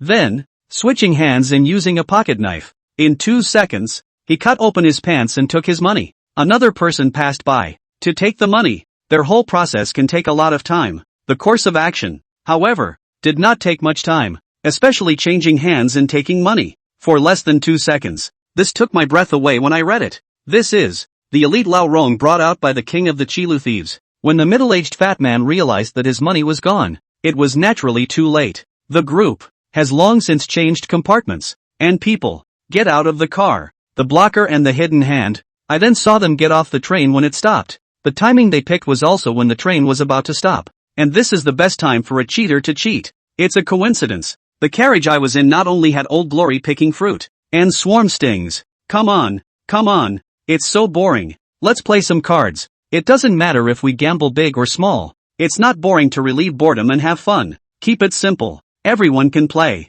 Someone took out a deck of playing cards and drew 3 cards out. Place it on the small table in front of your seat. With this shout from him, people immediately surrounded him. Chapter 197, 2 or 3 things in the train. 2. There are 8 side branches of the Thousand Doors Yang School: Jin, Pai, Hanging, Kai, Commentary, Tuan, Tuning, and Lu. The Thousand Sect of Yin, on the other hand, has 8 side branches: Bee, Swallow, Hemp, Sparrow, Hung, Gu, Block, and Young. The touts in the car belong to the Bee sect of the Yin school. What is a bee door? This needs to be interpreted literally first. Bee means bee of bees. When bees act, they do so in groups. The same goes for the bee cheaters. They usually come out in a group together. A group of 1,001, or a few, and some Jianghu people, also called the bee characters sect, the wind sect. That is to say, this group of hustlers crime, like the wind, come and go quickly. By the time the person being scammed realizes it, they've already run away. That's why the hustler in this compartment chose to act when the train was about to stop. The person who shouts can be called the queen bee. Those who immediately surrounded it were then small bees. No more stupid muggle in the world would go gambling with a stranger in a place like this. But people have a group effect. When the queen bee is surrounded by people, they get curious and will go for the ride. And when they saw how easy it was for the queen bee to set up the game, there were a lot of loopholes. And they also saw people winning money. They, out of greed, fell for it. Like this bureau in the wagon. After the queen bee took 4 or 5 swarmers for a few tricks, one after another a few passengers came along. They bet 50 cents apiece and won a few hands. Once more people win, more people fall for it. Such was the case with a woman holding a baby sitting with the queen bee. She is also the main target of the swarming bees. She was sitting next to the queen bee and against the window, and across from the queen bee, a fellow traveler sat. Next to that accomplice, there sat a young man wearing glasses and looking like a college student. Students are not their goal, because students won't have much money. And the woman holding the baby had a case card and some medicine showing. One of the baby's eyes, which she was holding, also had gauze taped over it. Such a person may have a cure even if he has no money on him. The word Yin can be interpreted as sinister and without bottom line. A Yin faction hustler doesn't care what the other side is. Poor, sick, disabled, weak, they all cheat. This, then, is my surrogate swarm bee mentality guess. It's also what Thousand Door Winds will do. The job description Ofa Chikato and an Iman watcher is more or less the same. They are the ones who observe who has money on them to cheat or steal. A professional wind general or lookout has a poisonous eye. I also just made a rough guess. Really need to get the wind will done and go chat with the women to get information. Maybe they have already done this step and I just didn't see it. The queen bee's gamble is simple. He took 3 cards out. 1 king, 2 kings. 3 cards were placed on a small table between the car seats. He used both hands to switch the order of the 3 cards back and forth. Then the player bets. Guess which one is the king and you win. This way. Normally, it is simple to win. The women felt the same way after looking at a few handfuls. And the queen bee kept whispering in her ear. Oops, I'm kind of being charitable today. Am I going to lose everything today? You guys play less. Play less. I don't even have enough to pay. The queen bee's words amounted to a constant nudge to the women. Finally, the woman took out $1 and bet it too. The result certainly won. The woman who won $1 had a joyful smile on her face. She bet another $1 up without hesitation. She still won. Then she bet another $2 on it. The $2 from or won anyway. It doesn't matter if you lose. Then she still won. She then bet $4. So much so that after she won 5 in a row, she had won $16. She was overjoyed. This next hand, though, she didn't bet $16 on it. Instead, I bet $8 on it. But at that point, the queen bee switched cards faster and faster. Fast forward to the point where many muggles can't tell which one is the king. A few hands before, everyone was betting almost cleanly. Indeed, they won too. It's just that they all bet very little. 50 cents and $1. For the most part, there are only swarms of bees, dozens and hundreds of presses. Even if a few, like women, doubled their bets after a winning streak, there weren't many. And this one, no more clear press together. Some of them pressed the first, some the second, and some the third. All by luck. Women pressed on the third one. Lost. The king is on the second sheet. And the second one with the most pressure is the cluster of peaks. Most of the real passengers who just won money lost money on this one. There are those who lost all the money they just won. There are those who have leftovers on their hands. Like women. There are those who want to continue. There are also those who want to stop playing. At that moment, one of the bees shouted, "Dude, slow down. How are we supposed to see so well so fast? That sounds ridiculous. It's a fair bet. What makes the dealer move slower and let the player win? But where the dealer moves slowly, what's the difference between that and giving away money?" Unfortunately, it wasn't a fair bet. His words are less ridiculous. It's just acting. Okay, I'll slow down a bit then. But I can't slow down too much. Otherwise it's not just giving you guys money. You guys press less too. With that said, the queen bee did slow her movements down. He was going at this speed, just about as fast as one could see. Those who were about to leave went back to betting. Another clear side bet. Everyone saw that he put the king on the second card, and that's when the queen bee really struck. It's all down, right? I'm going to open it. As he spoke, he stretched one of his hands across the countertop while obscuring the second and third cards from view, and the other hand switched the position of those two cards. However, is that the end of it? And no, there's not a lot of money on the table. Except for the little bees, the others were 50 cents, $1, and the most they've ever laid down was a dozen or so. Taking out the bets placed by the little bees, there may not be a total of $50 on it. How can they send out so many people for these tens of dollars? They were targeting the woman who had taken her child to the doctor. Of course, women do not take the bait voluntarily. They're still missing a hook. This hook is the one across from the queen bee. His, the women's, and the students' viewpoints were just right to see the queen bee switching the order of cards after the others had finished betting. The man held down the third card with one hand before opening the deck. Wait, I haven't placed any bets yet. With that, he used his other hand to pull a few $100 bills out of his pocket and press them all on top of the third card. When he finished, he gave a pained look. Oops, I don't have enough money. Can you guys lend me some money? I'll pay you back later with interest. The man was speaking to women and students. It may look like they are borrowing money, but it's really a means of enticing them to place a bet. Oops, you can't place a bet. I've already said just now that the buy-in is set. What do you mean by placing a bet now? And placing such a big bet? The queen bee acted like she was in a hurry and tried to keep him from betting. But the man balked. You can bet before the cards are dealt. Can't you afford to play? No.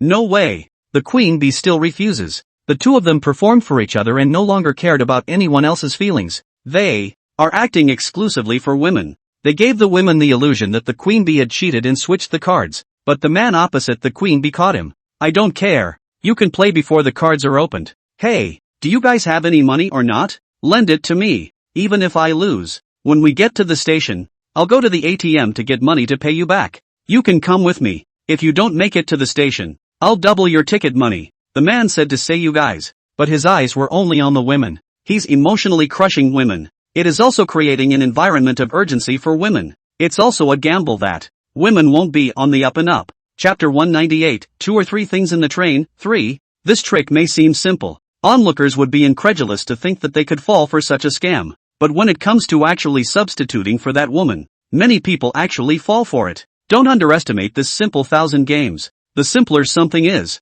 the more people fall for it. The simpler something is, the less the setup person puts into it isn't necessarily less. Swarming bees in action. Though simple and brutal, but they don't use a lot of 1,000 gates and 8 generals. The queen bee is the positive general. The man who finds women and targets them is the wind general. A swarm of bees acting in a play is actually luring the bystanders into the game, and it is mentioning the general. The man across from the queen bee, provoking women to place bets, is the anti-general. It was by this group that the woman, after being seduced and provoked, produced a roll of money wrapped in a handkerchief. Money says no more, no less, about a couple thousand. In this day and age, a couple $1,000, quite a bit. The swarm of bees saw the money and their eyes glistened. For them, if they can cheat this money, they have not wasted this drama. Only the women were up to their necks by now and didn't notice the eyes of the group around him. The only sanity she has left is probably only half taken out. I'll get off on my own. I'm not lending it to you, the woman said. But how could the swarming bees let her keep the money? One of the guidelines of the 1,000 Doors of Een faction is to squeeze every last penny out of their victims.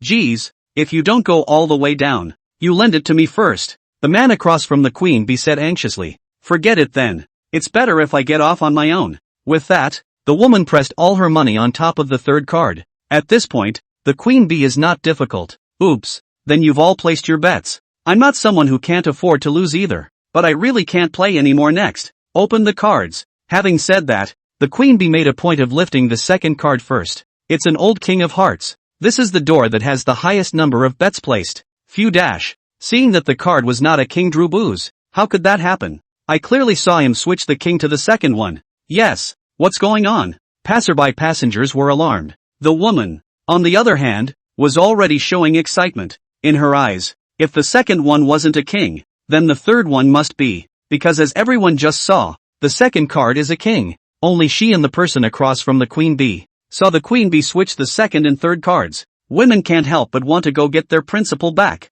But the next moment, her face froze. The queen bee flipped over the third card. It's a king of spades, and the first one, that's the big king. The crowd was shocked, but they lose small amounts of money. 50 cents, $1, even $10 is within their reach. So, even if they felt doubt, no one spoke up, but not the woman. I don't know what this money means to her. Her expression, from initial joy, became stiff and desperate. 2 lines of tears, falling from her eyes, crossed her cheeks, just as the train's speed slowly came to a halt. When the swarm of bees has finished stinging a person and is about to leave, the woman hissed in desperation as she held her child in one hand and grabbed the queen bee with the other. Are you cheating? Are you cheating? The queen bee has already been cheated out of her money, so where will she give the women a good look? Spread out. You don't lose money. If you lose money, you say others cheat. He shrugged the women off with one hand, not wanting to stop there. The woman grabbed the queen bee by the scruff of the neck again. I beg you, please give me back my money. It's the money for my child's treatment. Impatient, the queen bee tried to shake the woman's hand again, but this time, the women's grip was tighter, and the queen bee couldn't shake the women off at all. The two just pulled at it, women howling up. The whole carriage looked over. Even the people in the next compartment looked over. Only, these people who were watching, each one of them looked indifferent. There's stoned, there's finger pointing, others say the woman deserved it. I was on the sidelines and cold. I've never been one to sympathize with the misery of gamblers, whatever their reason for being at the table, whether they lost by luck, or being lost by 1,000. The moment they sit down at the table, they've lost to greed. However, the world is never short of people who are in the mood to do something. To put it nicely, it's called people with a sense of justice. You guys cheated. I saw it. You switched the cards just now when you pressed your hand on top of them. Sitting across from the women, the young man, who looked like a college student, suddenly stood up and shouted, "Scumbag, what are you talking about?" The person who was told to change the cards pointed at the youth and cursed. The youth took a step back. He swallowed and said shakily, "You must have changed your cards. You must have more cards on you." A flicker of concern flashed in the eyes of the card changer as he glanced at the queen bee. For his part, there was a flash of viciousness in the eyes of the king bee, who glared at his accomplice and kicked the woman away from him with a vicious kick. The woman was kicked down, but with her child still in her hands, she could only shield the child as she fell to the ground on her back. The infant cried out. It was at this point that the crowd gathered to watch moved slightly. At least, they no longer coldly look at and mock women, but those who came out to help the women, except for the youth, remained unavailable. The train has stopped. The queen bee was about to leave with her associates. The hot-blooded young man, who had no idea what he was thinking, ran up to the group of people and stopped them with an open hand. "You cannot leave. Things are not made clear. You lied to people." At that moment, I saw behind the youth, A bee quietly pulled out a short knife. Only the queen bee gave him a look that signaled him to put the short sword back.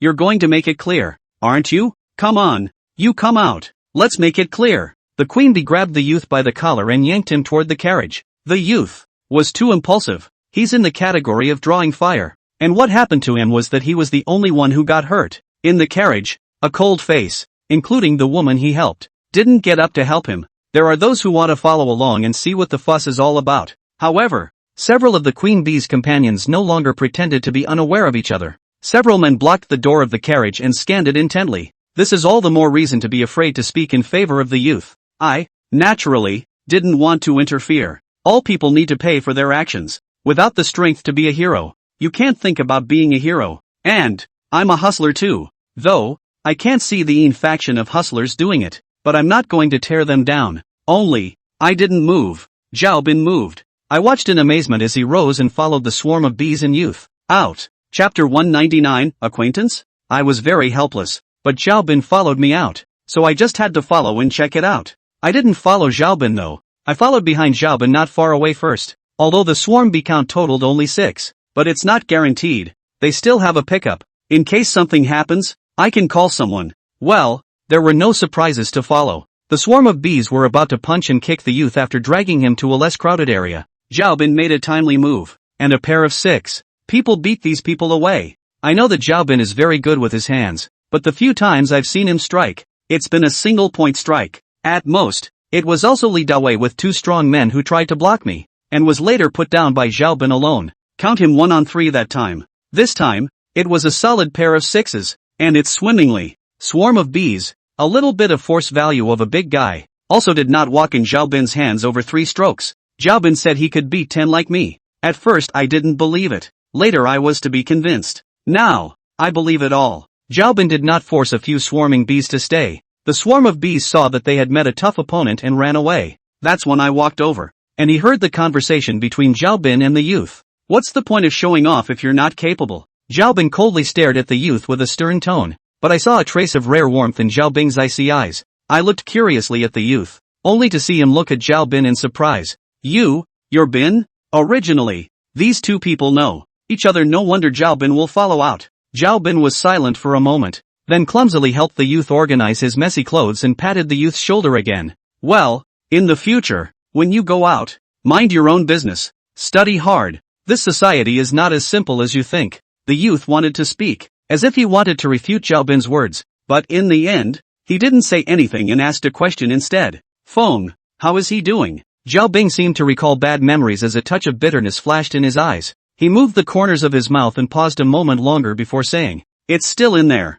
When the youth heard this, his eyes suddenly reddened and teardrops fell. Brother Feng obviously did what he did to punish the wicked. Why should he be punished? A flash of indignation surfaced on Zhao Bin's face. He did not answer the youth's words. Instead, he said solemnly, "What are you crying about? That's all you've got? And you wanted to be a hero just now? Net shame for your brother." The youth hastily wiped the tears off his face. Only then did Zhao Bin's tone ease up. "Don't think about it so much. No matter what, the class president has always made a mistake. You go back and tell your family so that they, including you, don't take this matter to heart. Alright, you take these. Be careful to hide it well so that no one else sees it. There are a lot of thieves on the train." While saying that, Zhao Bin took a bunch of money out and gave it to the youth. Not much, maybe a couple $1,000s. The youth, however, waved his hand. "Brother Zhao Bin, no need. You and Brother Feng and the others gave us a lot before. I can't take any more. Cut the crap. Take it."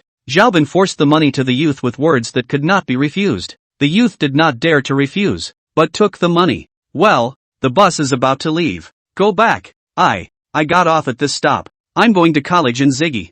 Zhao Bin paused and glanced at the signage. As it turns out, this is the Zizu station. The big station. Train stops are also longer. Aha! Go ahead then. Zhao Bin waved his hand at the youth. The youth hesitated for a while and asked Zhao Bin for a contact information before leaving. Looking at the youth's back as he left, Zhao Bin lit a cigarette. "He's the brother of my comrade in arms," Zhao Bin said to me. "Aha." I responded without asking any more questions. I've probably already guessed who he is. His agility, his orthodox moves, his gunshot wounds, and his follow orders attitude. He hadn't said anything before, and I hadn't bothered to ask. Everyone has their own privacy and stories. The day he's willing to talk to me, he'll naturally do so. What happened on the train was just a hiccup. This little episode came to an end as the train continued on its way. The woman who had been scammed out of her money did not reappear in her seat. Supposedly, she went to the passenger police. As for what follows, no one knows and no one cares. In this world, people cheat and get cheated every day. After a few more hours of driving, we finally arrived in Dayan. As we exited the station, a line of luxury automobiles pulled up to the curb and an imposing man led the way to greet us. No, it was to greet old man Rongman and Lord Shintu. Seeing this scene, I really realized that this old man, but the hallowed Rongman theft saint, Shintu Lord, who was respectfully following the old man, was the king of thieves in the hall of Chilu. In the past, the old man of Rongman kept a key cutting and lock repairing stall, like an ordinary old man, completely unable to link with Rongman's saint of thieves. But now, for a change, he was cynical. With his hands behind his back, he walked ahead, his face unchanged in the face of the others' deference. It's a real man of the world style. Zhao Bin and I followed them to a private lodge near Taishan. Here, they say it's a private lodge, but it's not too much of a stretch to say it's a resort. It is nestled in the hills by Mount Tai, surrounded by a large fruit grove. Near the fruit grove is a village. In the middle of the fruit forest is a place that is not a hotel, but rather a hotel. A 12-story building, except for the first 2 floors, which appeared to be offices. The rest of the floor, and the layout of the hotel are consistent. What is even more exaggerated is that the facilities in this seemingly deep forest place are extremely advanced. Except for a straight road that passes through this private lodge, there is also a large open space. It's said, it's a tarmac. In addition to the 12-story building, there are a few scattered buildings. It's all modern buildings, not the self-built kind in the countryside. There are buildings in these buildings that specialize in eating. There's also one dedicated to entertainment. There are bathhouses and casinos. I've traveled extensively with the fourth master for many years, and I've seen the world. To say that it's dedicated to business, places like this, or places more upscale than this, I've been there, but private mountain villages have such a scale, I really is the first time to see. By the time we arrived at the site, a number of people had already been there first. Hundreds of small cars had been parked in the parking lot of the lodge. There are still many people sightseeing on the road.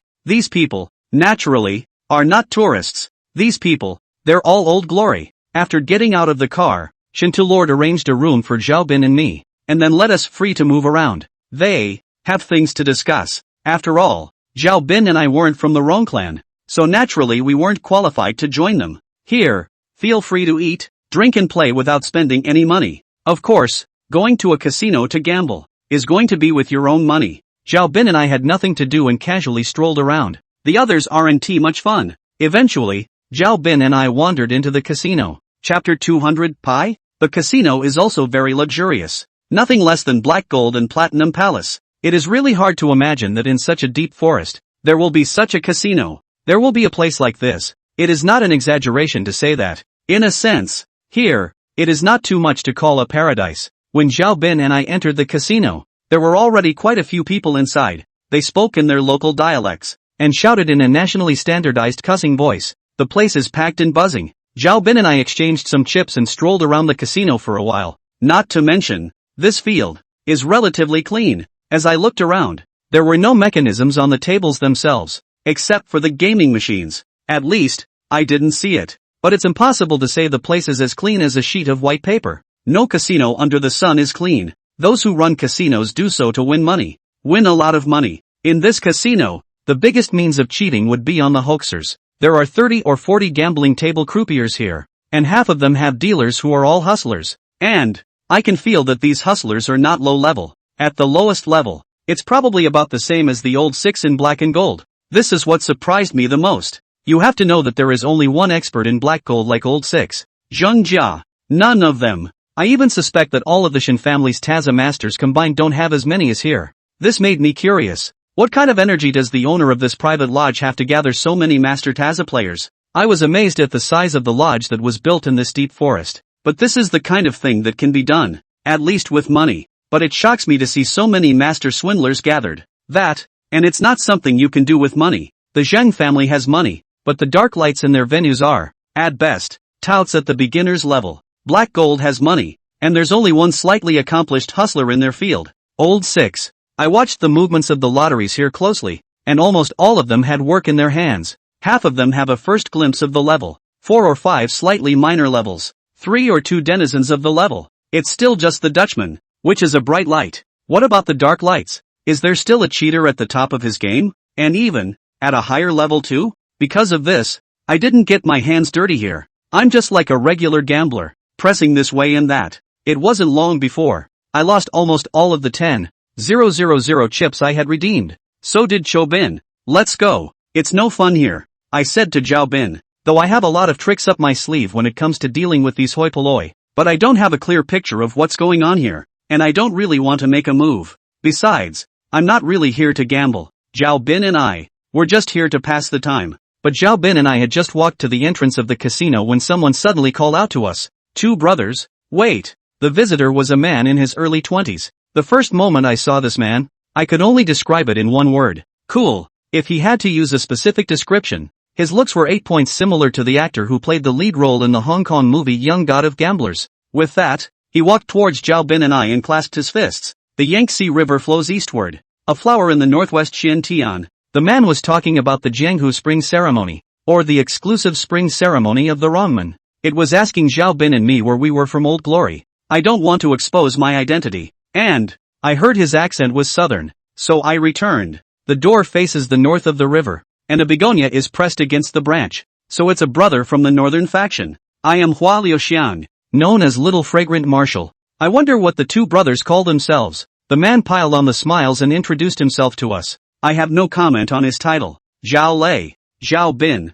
Zhao Bin and I each called out our names, and I used a new name and identity. Hello 2 Zhao brothers. Hua Liuxiang once again said goodbye towards us, but I look at him with an unkind feeling. I nodded without moving. Hua Liuxiang took a sneaky look inside the casino, and then furtively pulled Zhao Bin and I to an unoccupied corner. 2 brothers, did you lose money just now? He kept his voice low for fear of being overheard. Zhao Bin and I were both baffled. Still, he nodded in tandem with him. Want to flip the script? He added. Zhao Bin and I looked at each other. I replied back. We lost all our capital. I didn't really want to keep going on with this guy. He does look decent, but he doesn't look like a good person at first glance. Never mind. I've got the money. You guys just have to play along with me. How do you play the match? I couldn't help but ask curiously. Hua Liuxian looked around for a while, feeling that this place was crowded and unsafe, so she pulled Zhao Bin and I out of the casino again, to a truly deserted place. You see, he took out his cell phone. This cell phone looks like a cell phone, but since he dared to take it out and show it to me, there's naturally something in it. It can't help but remind me of the tools the 1,000 Musketeers used to cheat when they went to Black Gold to cause trouble. Poker sensors. I can't help but be curious about Flower Stay. This is the Rongmen banquet. What's he doing here as a hustler? Is it possible that, like me, is here to help people cheat or catch them? But then again, he seems to be familiar with Iman Shunde. I'm telling you guys, this thing is awesome. It can detect the points of playing cards. When we do so, Hua Liuxiang explained to Zhao Bin and me the usage of the poker detector and the process of us working together to cheat. It's the same process as when a few of the Chibu monks were cheating at Black Gold. I don't know if there's anyone in this casino who can see through that kind of trickery. I didn't really want to take that chance with him. Forget it. There's no such thing as a free pie. Hey, wait. Hua Liuxiang hurriedly stopped us. You guys don't have to worry about it. You guys don't have to pay for it anyway. It's not like you guys have anything to lose. The money is mine if you lose. And if you win, I'll split it in half with you too. What do you think? If it really went according to Hua Liuxiang, it was really a pie in the sky. But there is no such thing as a traitor or a thief. This man, who seeks us out, is nothing more than a tool for us to use as a tool. In case something goes wrong, he can put all the blame on us? He's treating us like kaiju. I sneered in my mind. No, I said sternly. When Hua Liuxiang saw that I refused again, her face turned sour. But immediately afterward, I added, there are 3 of us. You pay for the capital, and if we win, we'll split it equally between the 3 of us. I acted extremely greedy. Since he wants to treat us as kaiju, I would like to see how high his Taoism is. If he really wants to sell us both when he gets caught, then we'll see who sells who when the time comes. Chapter 201, Selling Out. When Hua Liuxiang saw that I agreed, she immediately smiled with a wide-eyed smile. He repeatedly explained the cheating process to both of us, fearing that we didn't understand the process and exposed ourselves. I thought he was a veteran because he was so cautious, but when he took us to change our chips and tried to waltz in with us, I hastily pulled him back. The 3 of us are just going to go in together? Or what? He asked me a rhetorical question. I had the urge to spray old blood. Is this man not a simple batch? If we go in together like this, won't you think it's too conspicuous? When the casino sees us win, won't they suspect us? Ah yes, yes, yes. Hua Liuxiang slapped his forehead. You have a point. I forgot about that. This way, we'll go in separately. Come on, come on. Each of you take 10,000 chips. You guys go in first. This guy is really a naive batch. But he's naive. But he's still a little careful. He purposely let me and Zhao Bin go in first because he was afraid that Zhao Bin and I would roll up his money and run away. Right? I didn't care about that and went in with Zhao Bin. I took a seat at a blackjack table first. Then Zhao Bin and Hua Liuxiang came over one after another and sat behind me. Hua Liuxiang sat at the tailgate. And he handed me the poker detector. It's up to me to scan the playing cards for points. To be honest, Flower Liuxiang, this person, is really not very suitable to be a hustler, because he was, well, too bright. As soon as he sat down there, he became the center of attention. The women in the arena unconsciously look his way. Some of the other women came directly to our table. And even when there were no more seats left, they stood near the flowers to stay and watch. Some were even bold enough to strike up a conversation with him directly. Not only females, but males look over as well. Of course, most of the males, their eyes looking at Hua Liuxiang are with jealousy and hostility. But then again, this bureau, with his bright appearance, happened to be a very good wingman. I'm the one who operates the poker detector. There is no stolen goods on him. Just look for my code word, so that even if the dark lights in the casino noticed him, it wouldn't be too much of a problem. For a while, he was also out of the limelight. Not only a beautiful woman pouring up to talk to him, but also good luck, a variety of winnings. Hua Liuxiang seemed to be enjoying the moment. He was completely oblivious to the fact that more and more people were already noticing him, not the kind of attention that had just been paid to his appearance. Instead, pay attention to his cards, or perhaps, in the back of his mind, he was never worried about catching 1,000, because the cheating tool is not on him. As Hua Liuxiang won more and more money, more and more dark lights came to his attention, and he still looks like he doesn't even know it. It's times like these that it's time to call it quits, and he didn't look like he wanted to quit at all. Really a naive batch, but I didn't bother to remind him. I knew that I was the most dangerous person to blame for what happened. But I'd like to see if the dark lights here can tell how we're cheating or not. According to my observation just now, the highest level, among the lotteries, should be the denizen. If that's all there is at the top, then there's nothing to worry too much about. But they still have dark lights. I haven't seen dark lights' hand movements to assess their level. I wouldn't know if they could find out we were cheating or not. And the reason why I want to explore the level of dark lights here, idea is actually very simple. You're here, you've got to get some money to go. My original plan was to come here the day before I left here and get some money to go. It's the kind of place I probably wouldn't come back to a second time. In that case, there's no need to keep fish, just get a fortune to go. Hua Liuxiang offered me a chance to probe, and I took it in stride. The dark lights of the casino came and went, and none of them noticed the way we were cheating. This can only mean that this casino is full of masters, but not really particularly good ones. Of course, there's another reason. That is, Chibuman, the cheating tool, is indeed advanced as well. Just when I thought, so much for this casino. A silver-haired old man with a few people quietly appeared not far from us. He didn't come close to us either, so we just watched Flower Reunion from afar for a while. After he didn't realize that Hua Liuxiang was cheating, he looked at the others in the audience. When my afterglow met with this old man, I could feel that the level of this old man's 1,000 tricks was definitely higher than that of all the bright lights and dark lights in the arena. And he, too, seemed to have realized what was going on, and led the way toward us. I quickly put away my cell phone and replaced it on the counter. Two little friends, could you move over for a moment? He straight up named me and Hana Liuxiang. I thumped in my heart, thinking that I had been discovered by this old man. He didn't name Zhao Bin though. Moreover, there were several women sitting in the audience, besides the three of us, and he did not suspect it. Hua Liuxiang did not change his face. What? I'm having a good time? That old man had a gentle face. All of you are of the same wrong sect. There are some things that it would be bad for everyone's face if we talk about them. What do you mean? Get it straight. Hua Liuxiang's face was not a good one. He had sunk down. You really want me to say it on the spot? The old man continued to downplay the situation. What unseemly things can't you say? Have something to say. Hua Liuxiang's words caused the old man to freeze. These words make people feel that the person who was messing up is the old man, and Hua Liuxiang is the one who is interrogating. Also because of these words, the old man's light face became a bit ugly. He didn't save face for Hua Xiang either. You two are cheating. What are you talking about? What's the matter? I won some money and you're slandering me for cheating? Are you guys unable to afford to lose? Hua Liuxiang acted extremely indignant. Don't say that he is a naive person, but his acting skills are good. The set of antagonism is also played quite smoothly. Quite a few people were now infected by his acting and pointed their fingers at the casino. They also all think it's the casino that can't afford to lose. The old man could no longer hold back and huffed. You don't have to argue. The two of you cheated. He should have used the poker detector and signaled you, telling you to take the cards or not to take the cards anymore. Him? Hua Liuxiang suddenly pointed at me. I don't even know him. You're saying he gave me a sign? Can't you make up a decent excuse? Sure enough, once something happens, flowers stay fragrant to me to sell. If Zhao Bin hadn't been named, we'd both have been sold by him. Humph. The old man grunted coldly. There's no point in talking more. We'll search and you'll see. Fine. You can search me, but I'll make it clear to you.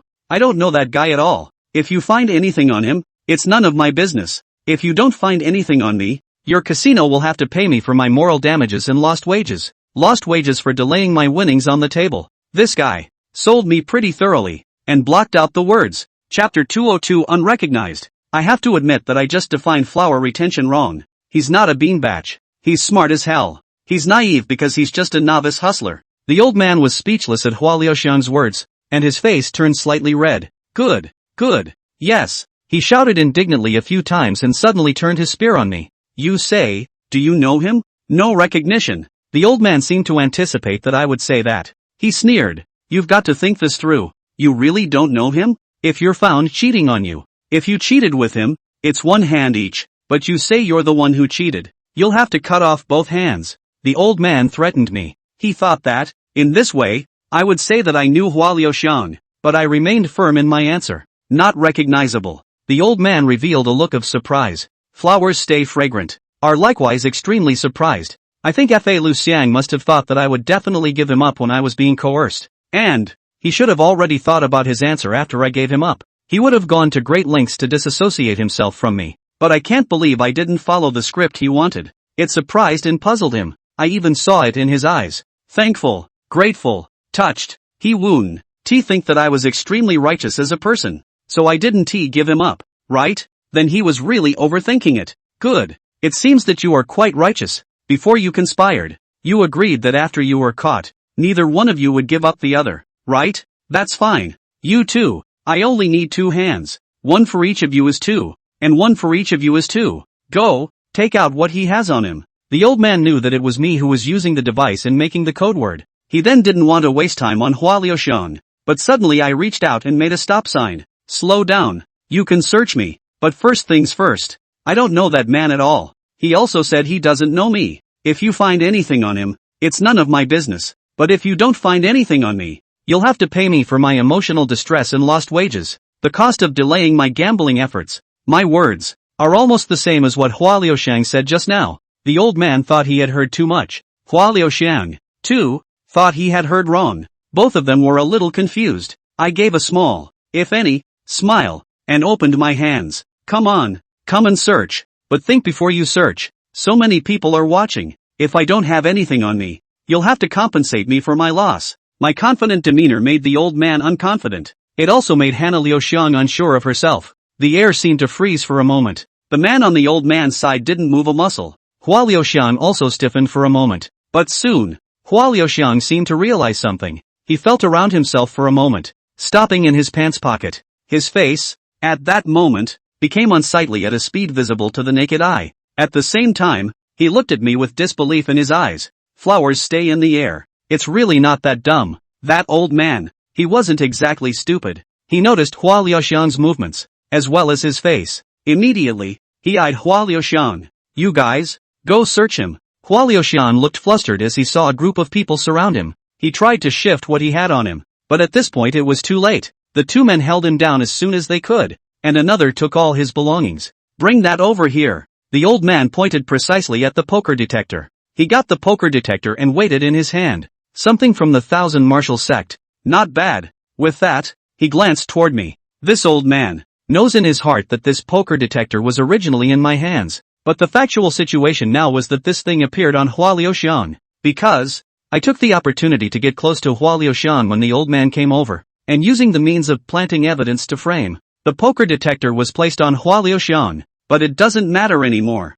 For the old man, all he had to do was find out who was cheating. Hua Liuxiang face pale. At this time he can't say anything. Come on, let's go somewhere else to talk. The old man didn't get rough here, but gave enough face to Hua Liuxiang. This is not quite like the other casinos. Perhaps the people who are here today are the elite of the Rongmen. Who knows what background these elites have? Hua Liuxiang didn't tie his hands. He withdrew a few steps and waved his hand. This thing isn't mine. Someone else planted it on me. All of them here are Old Glory. And there are not a few who have this skill. The old man revealed an impish smile. So tell me instead, who put something on you? He even glanced toward me as he spoke. This old man, bad as hell. Just now, I and Hua Liuxiang did not know each other. And he now wants to tie me and Hua Liuxiang together again. Hua Liuxiang was also extremely shameless as he pointed at me and yelled, "It's him! It's him! It's him! He must have put this thing on me. Why would he put this on you?" The old man asked again. Just now, Hua Liuxiang and I treated each other as if we didn't know each other and disliked him with the same words. It seems that he is holding a grudge. He's going to catch me and Flora together. I thought Hua Liuxiang's next words would be to confess me and say that I was his accomplice. But what I didn't expect was that Hua Liuxiang's eyes rolled back in his head and his hands were spread out, looking like he was waiting to die. How do I know why he put this on me? Forget it. That's it. I'll go with you guys. Hua Liuxiang's words surprised the old man. I was similarly a bit surprised, but the matter had come to a head, and there was nothing the old man could do about it. He could only look at me grimly and then at Hua Liuxiang. Take it away. Several people surrounded Hua Liuxiang and tried to make a move on him. He withdrew his hand in an arrogant manner. I'll walk myself. After saying that, he looked at me meaningfully and even gave me an odd smile before following the old man's people away. Things came to an end. The casino people really didn't give me any more trouble. The onlookers dispersed. Zhao Ben and I didn't remain in the casino. There is no point in staying any longer. The people in this casino are afraid that they will be watching me all the time. And I've given up on the idea of getting money in this casino. That old man was very powerful just now. I didn't see him make a move, but the average hustler, even if I didn't see them make a move, I could tell if they were a hustler or not by some of the features they had on them. But this old man, I surprisingly did not see too many characteristics. In addition to the beginning, when he was not far away to observe Hua Liuxiang and me, that kind of eagle-like eyes, I can see that he must be an extremely high level of cheaters. He came up to us as surprisingly as a regular old man. I can't judge the level of such a person. So, I don't want to rush out. Chapter 203, The Little Meeting of the Picking of the Stars. The Wrong Sex Star Picking Conference officially began 3 days later, and before the star picking meeting, there was a star picking meeting. The star picking mini-meeting was not specially organized by the Rongmen. It is not a specific name. Rather, it's based on the star picking conference spin-off, a hodgepodge of various forms. It is a gathering of old glories from all over the sky. It is a technology exchange and information exchange conference between the top old glory. It is a party for old glory's leisure time. It is Rongmen, a large-scale sale of stolen goods. In addition to Lao Rong, here come many rich merchants, collectors, Taba people. There are those at home and those abroad. Lao Rong can be more than just a petty thief. The real top old glories are no longer interested in money. It's hard for them to get a lot of money anywhere else but the banks. But the same cannot be said for antique paintings, jewelry and diamonds. It was the first time I had seen a Wingate event, and it was the biggest event in Wingate. It's kind of grown on me. In the past 2 days, Old Man Rongmen and Lord Shinto didn't come looking for me, only urging me not to run around. Zhao Bin and I just wandered around blindly. The casino is out of the way. The one we went to the most was the Rongmen's Stolen Goods Convention. No, I should say the auction and the exhibition of exotic treasures. A special building was set aside in the lodge to display the stolen goods and to auction them off. It also made me realize that Rongmen is also a rich sect. Previously I thought that only the Thousand Sect could be considered to be really rich, and the other sects were all earning hard money. There is a saying in the Jianghu, called, Jianghu bias door 9008, into the 1,000 door most can hair. The meaning of this sentence is that there are thousands of Jianghu sects, and Thousand Sect is the most profitable. The Thousand Sect is the richest of the major Jianghu sects since ancient times. A little young school hustler like me is already the lowest of the low in the Thousand Sect. Even those who took the blue way to open casinos were only lower middle class people in the Thousand Sect. The truly wealthy giants of the Thousand Sect were the chief faction of the 6 great factions of the Thousand Sect. Chipotle cheats. There is another common name for them: adulterers. In the olden days, when there was a distinction between the poor and the lowly, there was a distinction between the professions of soldiers, peasants, workers and merchants. The social status of merchants is only higher than that of slaves and untouchables. In the eyes of the world, there is not much difference between a businessman and a pariah. What's this for? There are actually two reasons for this.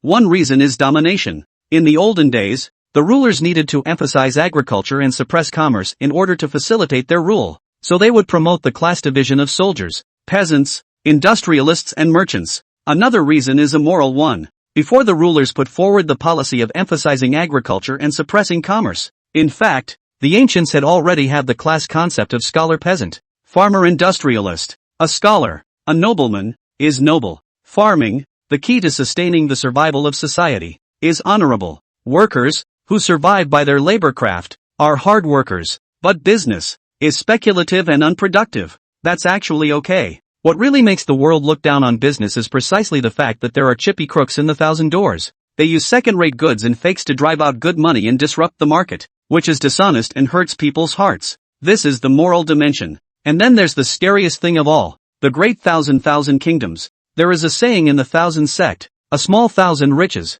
a medium thousand people, and a large thousand countries. The so-called Shao Qian Xianzai is a small Taza like me who earns his living by craftsmanship. The middle thousands of people are talking about cheating people by making a game of it, and the chippy crooks cheating people by stealing, substituting, faking, and cutting corners on things. The great thousand nations, on the other hand, have two meanings. One refers to the two sects of heaven and earth of the thousand gates, who used to scheme to plot against a nation. The other, still, refers to the treacherous merchants of the chippas. They will take advantage of natural and man-made disasters to hoard, make huge profits and make money from national tragedies. There are also some treacherous businessmen who will even take advantage of, and even more so, take the initiative to provoke wars and make war fortunes. Such crooked businessmen, who rely on the country to make a fortune, are no longer harming people, but the country, that is, the thousands of countries. What's more, when the wealth of certain crooked merchants reaches a certain level, they may also hold the state government.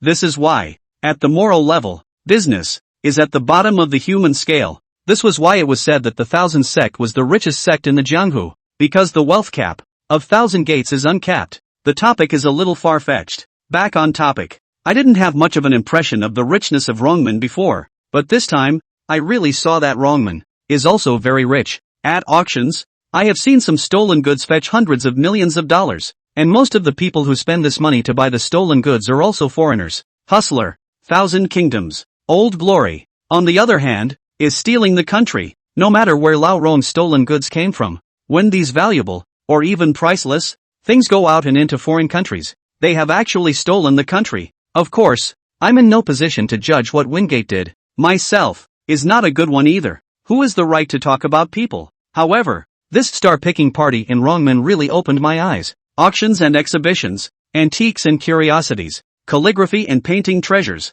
dazzling. Just looking at the objects and watching the auction. Xiao Bin and I watched for 2 days. The lodge is also getting crowded. The first day we were here, there were a lot of people, but there were only like 300 or 400 people in the whole lodge. By the third day there were already 2,000 or 3,000. 2/3 of them were old glory from Glorygate. The remaining 1/3 came to participate in the auction. These 2,000 to 3,000 people, naturally, didn't just come in. Xiao Bin and I were let in by Rongman, Saint of Thieves and King of Thieves, so it was easy for us to get in. But everyone else, whether it's Old Glory or the buyers, is carefully selected. They all seem to need something called a star picker to get in. Moreover, the entire mountain villa, inside and outside, appeared to be loose, but it was actually heavily guarded. What they are guarding against is naturally not thieves or burglars. What they are defending against is the White Way. With so many thieves, plus so much stolen goods, if the White Way comes, won't Rongman be wiped out?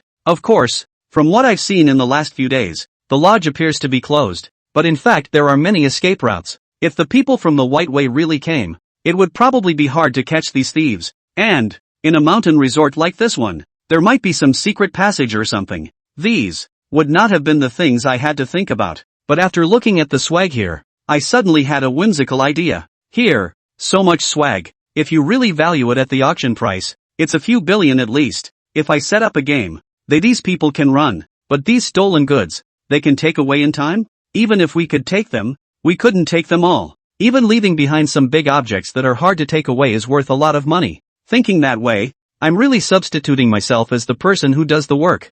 It's a big picture and there are so many things to take into account. If you really want to do this bureau right, you still have to have a foolproof plan to do it. Of course, there's no way I'm actually going to do the bureau. Not to mention, I don't have the strength right now. Even if I did have the strength, I wouldn't dare to do it. This is something that offends the entire Rong clan. In case the east window comes to light, I could be hunted down by the entire Rong clan. But let's see. Still works. While I was looking at the treasures in the auction and thinking about how to do this game, I was suddenly bumped into by someone. When I looked back to get a glimpse of who had bumped into me, I was surrounded by no one but Zhao Bin. And then, suddenly, a group of people rushed towards me and surrounded me. Kid, you have a lot of guts. Daring to steal during the star-picking assembly. I was flabbergasted. Chapter 204, Returning My Way. Zhao Bin and I were surrounded by 7 or 8 people. They were dressed in security uniforms with electric batons in their hands, and one of them was holding a contraption that resembled a handheld game console. Without saying a word,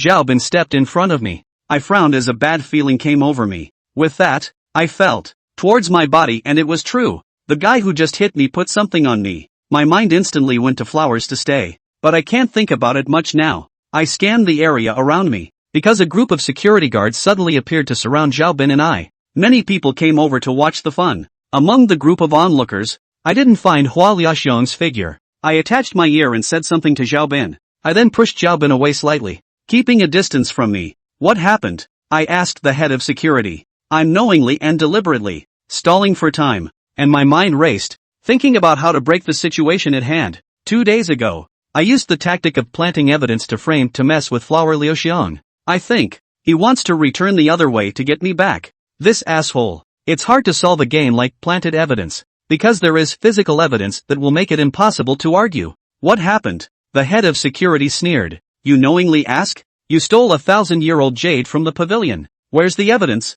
The proof is in you. The head of security stared at the instruments on his body and spoke. I think there must be a tracking device or something on that so-called 1,000-year-old jade. The instrument in the security chief's hand is the locator. This is the place where the world's top old glories gather. It can be said that the people here are the least safe place to be, but is also the safest place in the world. It's the place where there is no fear of theft. That's a statement that may seem contradictory, but the spear and the shield, they are always interdependent. Just like the sky has sun and moon, the Tao has yin and yang. The place with the most thieves is also the place with the most advanced level of burglary prevention. Otherwise, with objects worth billions of dollars here, to have something stolen, wouldn't this Wrongman star-picking conference become a joke? Did you guys see me steal anything? What makes you say that the stuff is on me? A dead duck's mouth. This is all old glory here. We don't need to be explicit, do we? You didn't steal the stuff, but you're taking over. Of course the stuff is on you. Let's search the stuff out. I'll see if you still dare to be tough.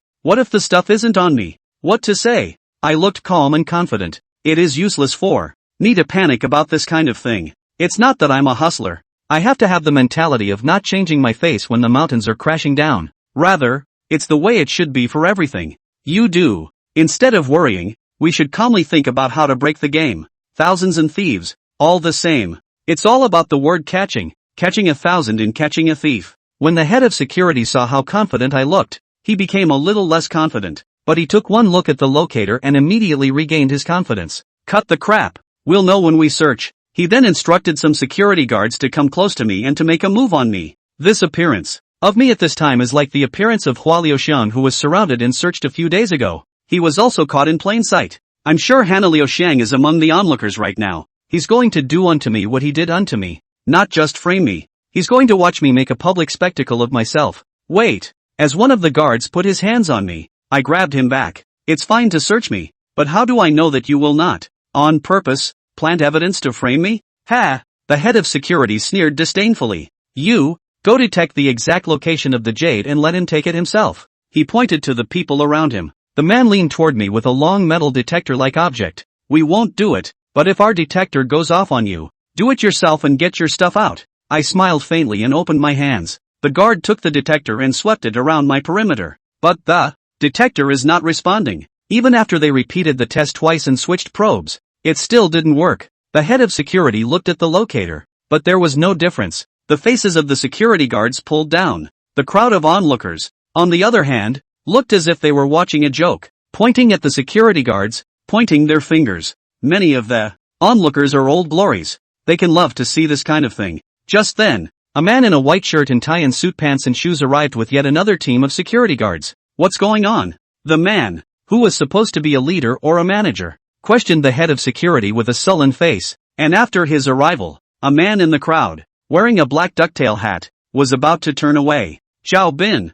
I had just shouted out. And Zhao Bin had already leaped out. He, faster than me, spotted the man. What I just whispered in his ear was for him to pay attention to the crowd and find out about Hannah Liusheng. The one wearing the black duck-tongued hat, seeing Zhao Bin rushing towards him, realized that something was wrong and tried to run away. But his speed was too much slower than Zhao Bin's. No, I should say that Zhao Bin's speed was too fast. He was close enough to the man in 2 or 3 seconds and had pounced on him before the man could even take a step, and pounced on him. The duck-tongue cap fell to the ground, revealing a handsome face. Sure enough, it's Flower Stay. Hey, what are you doing? Hit someone, hit someone. Hua Liuxian was pinned to the ground, yelling. Ignoring him in the slightest, Zhao Bin yanked him up and snapped him backhanded, escorting him to me. He didn't have the slightest resistance in front of Zhao Bin. I was quite surprised to see Hua Liuxiang's hands intact. He should have been punished that day. But this isn't the time for me to think about that either. I'm going to prove my innocence now. You guys said the guy who stole the stuff, I think it was him,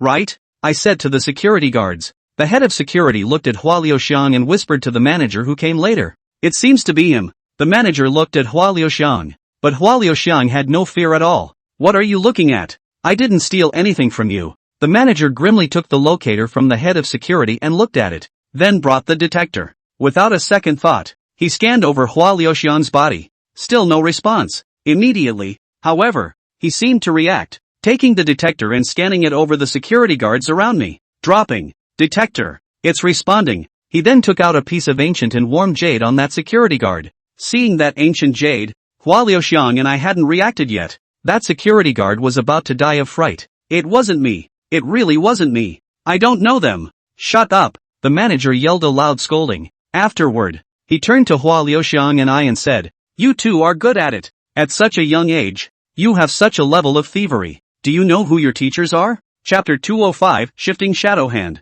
The people who come to the star-picking conference are basically buyers. Except for Old Glory. It's not too much of a stretch for the security manager to mistake me for Old Glory. Moreover, the reason why he mistook me for Lao Ron was because he had sensed that I had transferred the jade on me to a security guard. Just now, when one of the security guards came over to make a move to search me, I grabbed his hand with my backhand, and I had already transferred the jade on my body to that security guard. Can in public, will be something? God unknowingly put others on the body. In the security manager's view, non-high theft skills are not possible. It is already a very high level of theft, which can be stolen or released, and which can be stolen and released with ease. The famous teacher is able to have such a thieving art. The security manager thinks that I have a famous teacher of wrongman, and it is understandable. But what I use is not thievery, but 1,000 tricks, and it's an upgraded version of the planting technique. Shifting hands. There are too many masters of Old Glory here, and I'm really afraid of being seen as a horse's footsteps, so I have no choice but to use this trick. This move was also evolved from Rongman's wonderful hands, empty hands. Since ancient times, Qi and Rong has been a family. If I use the 1,000 arts as a thieving art, it is not impossible to pretend that I am a person of the Rong clan. It's just that there's no way I'm going to admit that I used a stealing technique, much less say that I stole something. I just want to clear me name and get out of here on the down low. Here is the land of the old honors. I am a cheater. Really inappropriate to show the wind. As for this Hua Liuxiang, whether he is cut with a knife or a knife, it is none of my business. But before I could say anything, Hua Liuxiang snatched the first words. What stolen art is not stolen art. And what master? What are you talking about? What's it got to do with me if your stuff was stolen? This person of Hua Liuxiang has a way of pretending to be a fool. How dare you deny it? The actions you took to steal the ancient jade were all captured by our surveillance equipment. You first cut a slit in the security glass cover, then wrapped a transparent thread around the ancient jade, and finally pulled it away when no one was looking. The head of security shouted at Hua Liuxiang. Hua Liuxiang heard this and her eyes rolled. Suddenly he laughed. And let's not talk about the fact that I didn't steal the stuff. You said that your stuff was covered with an anti-theft cover and had a hole scratched in it. It seems that your anti-theft glass is not anti-theft. Furthermore, you don't send someone to watch over such an important thing? What's the matter? The person who looks after the stuff is useless? How can you stand by and let someone steal something? Hua Liuxiang's voice was loud. Everyone around us could hear it. His behavior is not like shirking the suspicion, but like flaunting his power. There's a lot of old glory here. These old glories wouldn't dare and couldn't steal from this arena. But he flower retainer dared. And did. Besides, he doesn't have any loot on him yet. Isn't this saying to all the old glories, am I good, little master? The faces of the venue's security guards turned furious. The security manager's face was more like the sky before a storm, covered in clouds. I mentally cursed the flowers stayed in my heart. At this time, provoking others? I was really afraid that he would drag me down with him. Sure enough, the security manager's eyes were filled with murderous rage. Do you really think that just because you have a little bit of skill, you can think that there's no one else? Good. Since you guys didn't report your masters, don't blame me for being impolite. Let's do it. Let's waste their claws. I'll tell you guys, this isn't the star-picking convention, but it's still a place for the Roan clan to buy and sell. It's not for you few brats to show off. The security manager's voice was also loud. His words, too, are not only said to Hua Liuxiang, count me too. He was speaking not only to me, Flower Liuxiang, and me, but also to the other old glory present. He wants to make an example of us by killing our hands in public. He was going to let all the old glory present know what would happen if they messed up here. Wait. Hua Liuxiang and I spoke almost simultaneously. Then we both looked at each other again. I didn't want him to talk anymore, so I quickly gave Xiaobin a wink. Xiaobin understood, and grabbed Hua Liuxiang's hand with a firm grip. Aha! You lighten up. Hua Liuxiang was in pain and begged for mercy, and it was difficult for him to speak next. So I said, I wasn't the one who stole it. Besides, I helped you guys catch the guy. It's none of my business here, is it? I'm trying to reason with the security manager. It's really none of my business. It's purely Fa Liuxiang trying to get back at me. I didn't know that the security manager wouldn't listen to me. Humph, wrongman 9 hands, breaking your arm to survive. This kind of trick. You also want to come and swindle me? You don't need to act with me here either. You have nothing to do with him, so why did he give you what he stole? That's a very unreasonable statement from the security manager. I tried to reason with him, but he was unreasonable. What he said is similar to a student being bullied in school and the teacher giving each of them 50 slaps on the back, and saying to the bullied student, a slap on the wrist is not enough. If you're not right, why should anyone else hit you? No, the security manager is a bigger asshole than that teacher. He is not asking any questions. He wants to sentence me and Fa Liuxiang to death. He wants to abolish us. Or maybe he was just trying to save their own face and made sure to make an example of them in front of so many people. My face sank instantly. What? Are you going to put me on a trumped-up charge? So many people here can all see it. Just now, you guys didn't find anything on me. I'm saying this very loudly so that everyone in the room can hear it. Let them comment. The security manager, however, had a thick skin and said, we are all wrongmen. Who wouldn't know this trick of yours? You've done nothing more than using the trick of stealing and hiding something on someone else. I sneered. You mean you didn't see that I put something on your people? All of you wrongman brothers present, you didn't see it either? I would like to ask all of you present, the things on his body, did I transfer them over? That's a rather clever question on my part. I didn't say if they had seen me transfer that jade. If I asked that, then it would be difficult for them to answer. Whether they answered with their mouths or silently in their minds. Answer that you saw it? That's a word against my will. I practically switched to shifting against the security guard's sleeve, which was barely visible to anyone outside. At least, the vast majority of people don't see it. Answer me if you didn't see it? They are all old glory. They rely on their hands as well as their eyes. By answering that they didn't see it, they are admitting in disguise that their eyesight is not good. Who would say they can't? So, I avoided such questions by having them answer yes or no. Of course, the vast majority of people don't answer my questions with their mouths. What do they have to do with whether or not I've been wronged? But the forest is full of birds. There's a lot of people and everything. There was no shortage of good people among the onlookers. They like to watch the fun and enjoy arching the fire. And then there are the brainless holier-than-thou people. They can't stand to see the weak being bullied. In their eyes, it doesn't matter if the underdog is wrong or not. Whoever is weak is justified. It was obvious that I was weak compared to a group of tough security guards. So, very quickly I had people responding to me. Nah, there was nothing on him in the first place. Right, what do you all mean by that? You're wrongly accusing people to show us nah.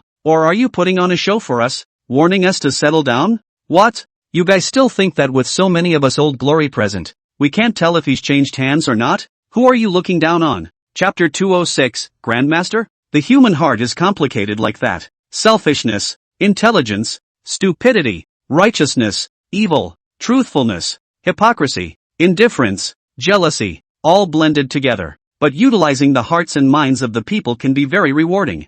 Utilizing the hearts and minds is one of the means of the thousand gates. Right now, for example, I'm utilizing the hearts and minds of the people in the room to get them on my side, which amounts to gaining the power of the crowd. Of course, I would have been innocent. They're on my side. They're on the side of justice. The security manager on the evil side of the fence was grimacing as he was being questioned by so many people. On the side, Hua Liaoxian's expression was very odd. His eyes widened and he looked around in a circle with an incredulous expression. Then at me. But this guy, he's got a bad taste in his mouth. By this point, he was still trying to be bad.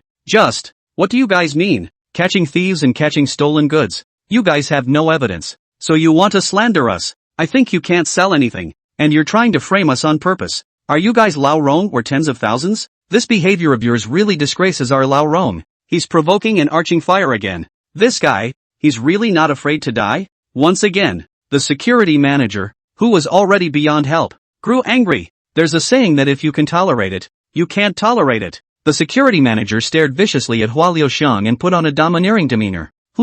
Whether or not I have wronged you guys know in your own hearts. We, as the organizers of this star-picking auction, haven't bothered to do the tactic of planting evidence on people. When we say you guys stole something, you guys stole something. With that, he scammed the people around him again. You guys believe it or not. Today, He Shangqian, have put my words here. They stole something. We're going to punish them in public. Hearing the security manager identify himself, the onlookers immediately turned off their fire. There were also whispers. Is he the wind catcher He Shangqian?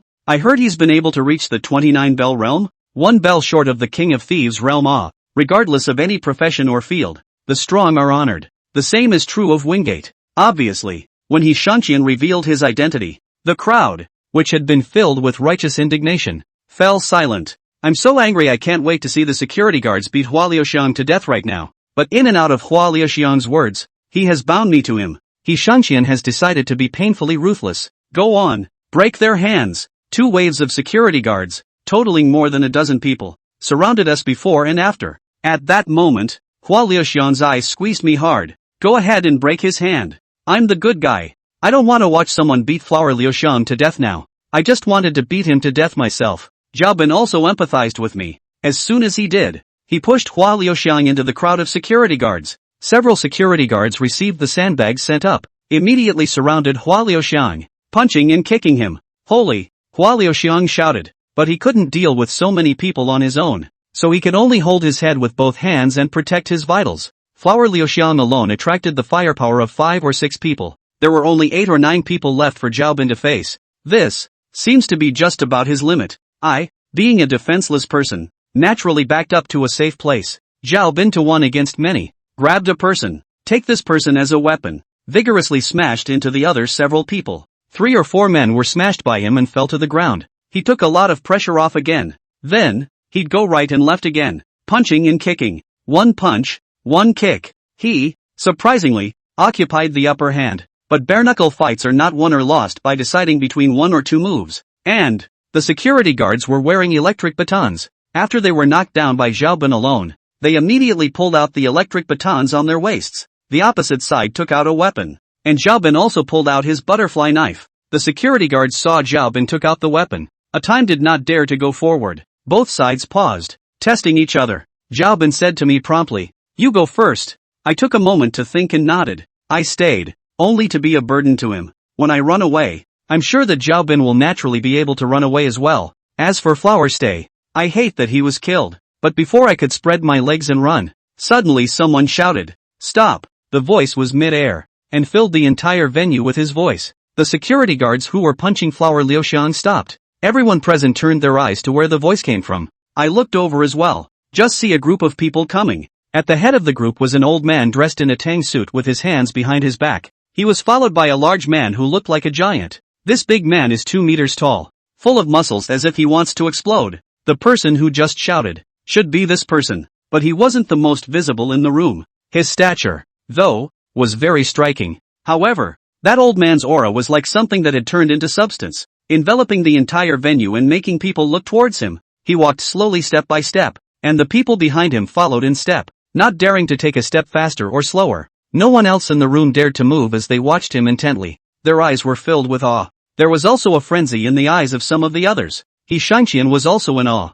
When the old man approached and stopped, He Shangqian respectfully stepped forward. Standing straight, he bowed his head and shouted, "Master Chu." The old man did not respond to He Shangqian, who had a solemn face, but at that moment, Hua Liusheng suddenly ran towards the old man. "Grandpa, I've been beaten." He ran and cried at the same time. Upon reaching the old man, he flung himself to his knees and grabbed the old man's calf. "Oh Grandmaster, you must do right by me." Hearing Hua Liusheng address the old man in such a manner, everyone revealed a shocked expression, and He Shangqian, who was not far from Hua Liusheng, suddenly turned pale. His eyes widened in disbelief as he looked at Hua Liusheng. I also looked at Hua Liusheng. However, what I saw was that although he was hugging the old man's calf and making a show of hiding his face and crying, he stole a glance at He Shangqian, and, with a devious smile, "Looks like the bad guy is up to something again." Sure enough, he went on to say to the old man, "Grandmaster, they wrongly accused me of stealing and wanted to beat me to death. If you hadn't come in time, I wouldn't have seen you. Grandmaster, look, my body is now covered in wounds, from being beaten by them just now." The old man sank his face and stared coldly at He Shangqian.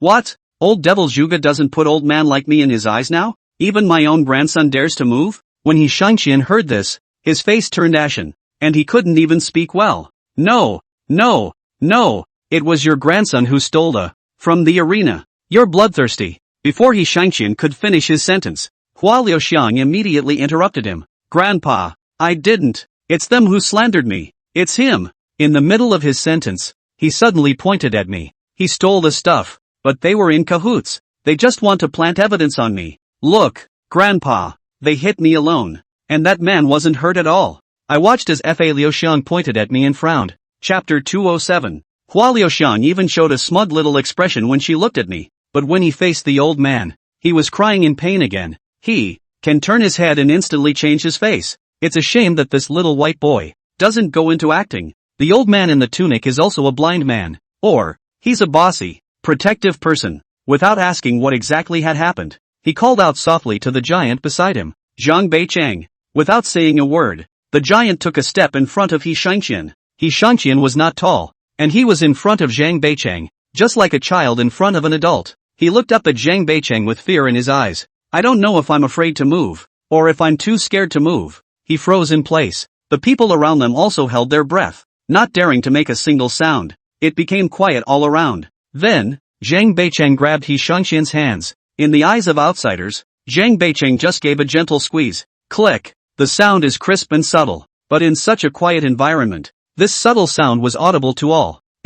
Immediately after that, He Shangqian let out a heartrending scream. His hand folded. It's also ruined. It's not just the physical pain, it's the mental pain. His nickname seems to be the wind catcher. How can you catch wind with a broken hand? Lao Rong is just like a taza. A broken hand is equivalent to no life at all. The crowd was silent as they looked at He Shangqian's miserable state. Some people gloat. Some feel sorry for it. There were people with sympathy on their faces, but none dared to speak. Even those people who were overflowing with motherly hearts didn't dare to accuse Zhang Beicheng and the old man in the tang suit of a single word. In front of the absolute strength, fake Virgin Mary, is not dare to pretend. And them, he hit me just now, too, and almost broke my arm. Hua Liusheng pointed at me again, and then at Zhao Bin. This time, however, Zhang Beicheng did not move. He glanced toward the old man in the tang suit. The old man in the tang suit also didn't let Zhang Beicheng come and move us directly. He even frowned and chided Hua Liusheng.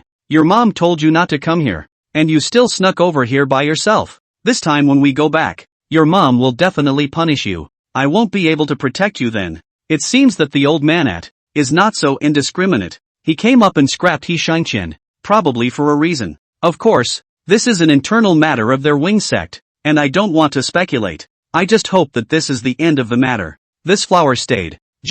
I don't want to bother with him. After all, his background was too powerful. This old man in a tang suit, it is estimated that he is one of the 3 saints of the Rongmen. His surname is Chu? That's the southern shoe stealer saint. Such a character is not something that I, as I am now, can afford to offend. However, I don't want to bother with Fa Liusheng, and he wasn't going to leave me alone. He is now relying on the presence of his backer, and he has a strong intention of killing me. "Grandpa, go back to my mom and punish me however she wants. I'll admit it, but these 2 guys have bullied me more than once. Last time, they even deliberately planted me to cheat at the star-picking casino. If I hadn't been smart enough to run away, my hands would have been chopped off. When the old man in the tang suit heard Hua Liuxiang's words, a trace of anger suddenly hung on his face. You went to the casino?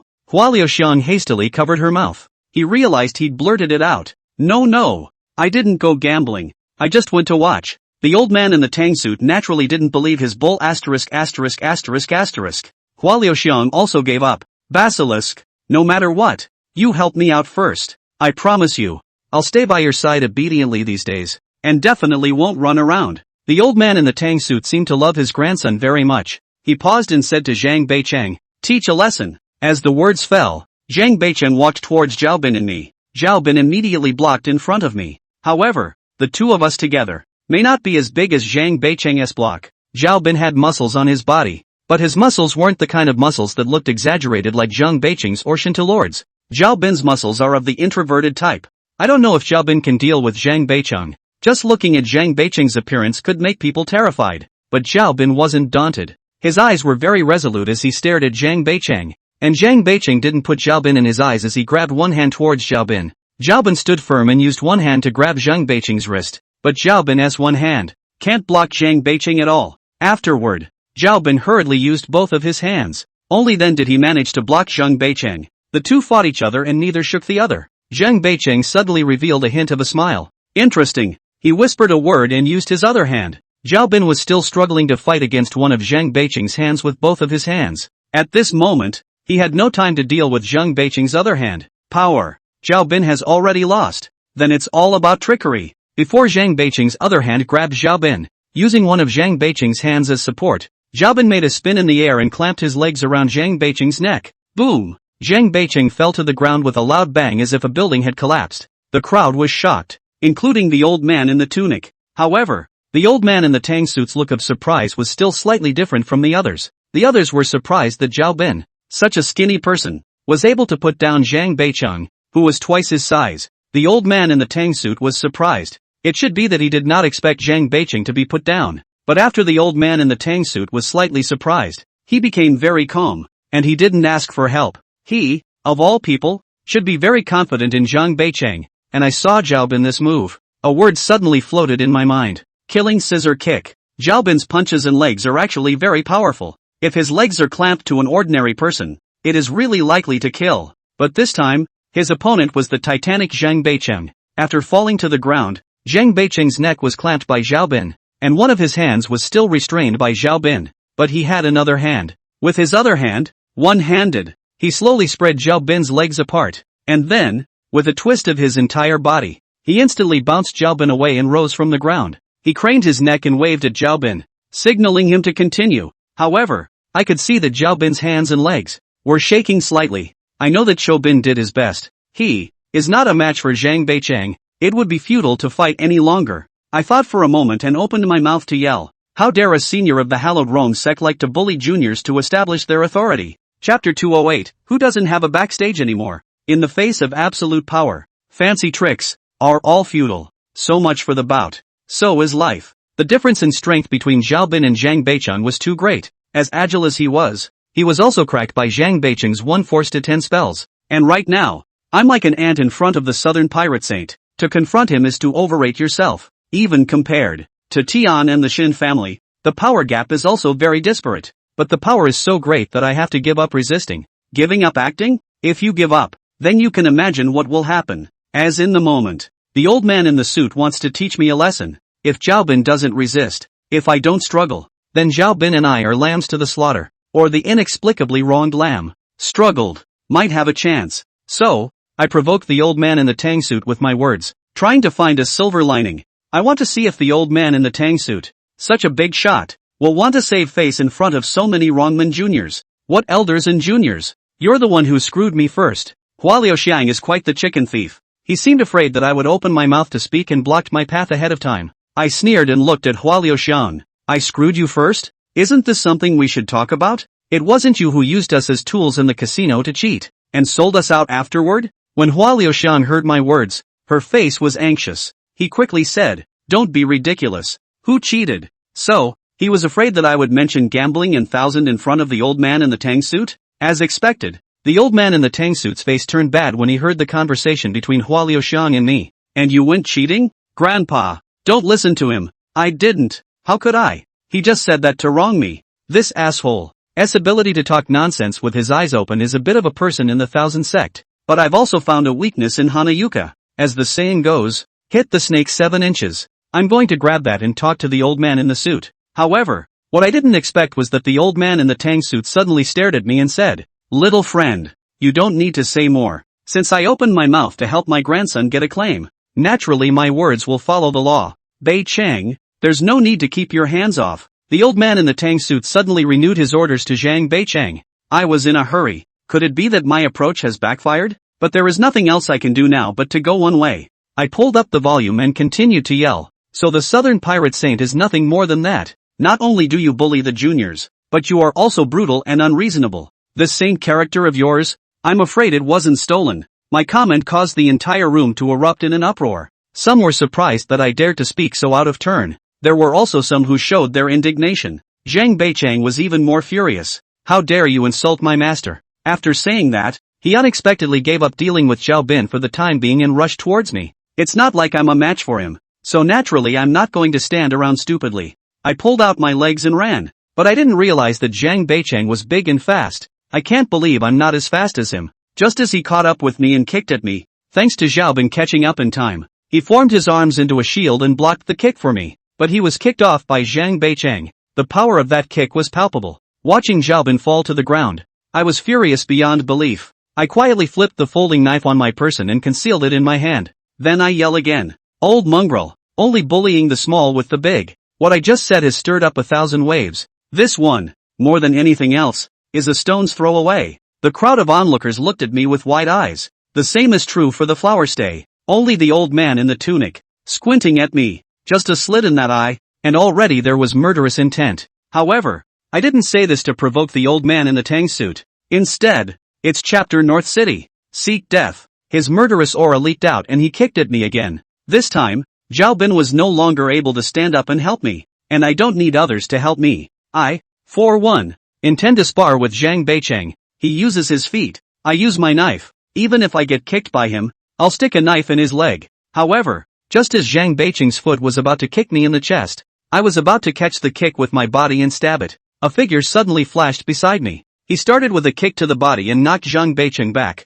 Zhang Beichang took 3 steps back, stood firmly, and fixed his eyes. Lord Shintu. He pressed his voice to whisper. I turned my head to look, and by my side, there was already Shintu Lord standing, and he glanced at my hand. I immediately put the knife away. Then a voice came. Ha ha ha, old Harry. That's a good name for you. It's a good name. Shoo old bastard. You're really shameless. Bullying a newborn. Once again, the crowd turned their eyes. I saw that the old man of Rongman also came with a group of people. At this time, old man Rongman changed his usual clothes and wore a white Chinese cloth coat. His appearance was also tidied up. A change from his usual unkempt appearance. His temperament is very different from the past days. As for the crowd of Old Glory, the eyes that gazed at him were similarly tinged with reverence and fervor. That's when I remembered that this old man, for S sake, is also one of the 3 saints of Rongman. It's the old man Rongman's fault. He always looks like a disrespectful old man. I really can't associate him with the Saint of Thieves. Seeing his current appearance, as well as the aura he brings, I realized that I am also a person with a backstage. Old stubborn rock, you want to mind my business? When Old Man Shu saw Old Man Sure, he questioned with a sullen face. Old Man Stone walked towards me and got in front of me. He didn't give Old Man Shu a good look either. You touch my people and say I can't mind your business? Once Old Man Sure said this, everyone present turned their gazes to me. Hua Liuxiang was even more open-mouthed and wide-eyed. Old Man Chu, on the other hand, frowned. You old thing, didn't you stop taking disciples? Old Man Sure scoffed. Who said he was my disciple? Old Man Chu's brows tightened even more. After pondering for a moment, he said, let's go. With Old Man Sure standing behind me, no, in front of me, Old Man Chu is no longer going to continue to lecture me. That's, when it comes to equal power and strength, it's time to be reasonable. Reason. Only those with power are qualified to speak. Old Man Chu is aware that he has no reason. He naturally cannot make a move against me.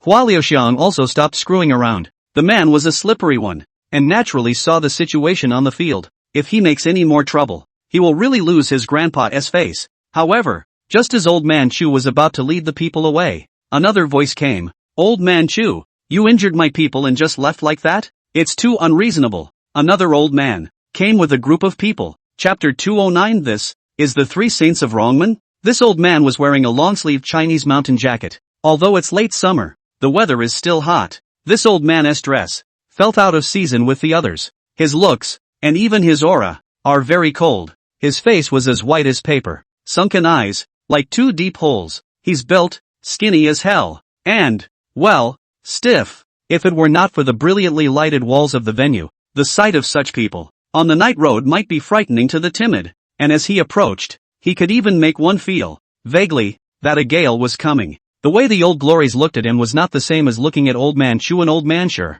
They looked at Chu and Sure with reverence in their eyes, and they look at this old man with awe, or even, some disgust and disdain in their eyes. When Old Man Chu saw him, the corner of his mouth even revealed a sneer. Juga, old ghost, you're still alive? South Chu and North Stone thousands of hands, finding the dragon and splitting the gold Juga Ho. It seems that this old man is the remaining saint of the Three Saints of Rongmen Juga Ho. Today, here, the Three Saints of the Rongmen, all present. This also meant that the Rong Sect's star-picking conference had officially kicked off. Had, Old Man Chu, if you're not dead, how could I die? Old Man Chu, you injured my people. How do you settle this account? Old Man Juga's voice was hoarse and shrill, ghost-like. Humph. Old Man Chu snorted coldly. Your man? If I remember correctly, this person is the disciple of my indisputable third disciple, right? Old Man Chu pointed at He Shangqian, who was paralyzed on the ground. This person is actually the disciple grandson of Old Man Chu, which is surprising, but then again,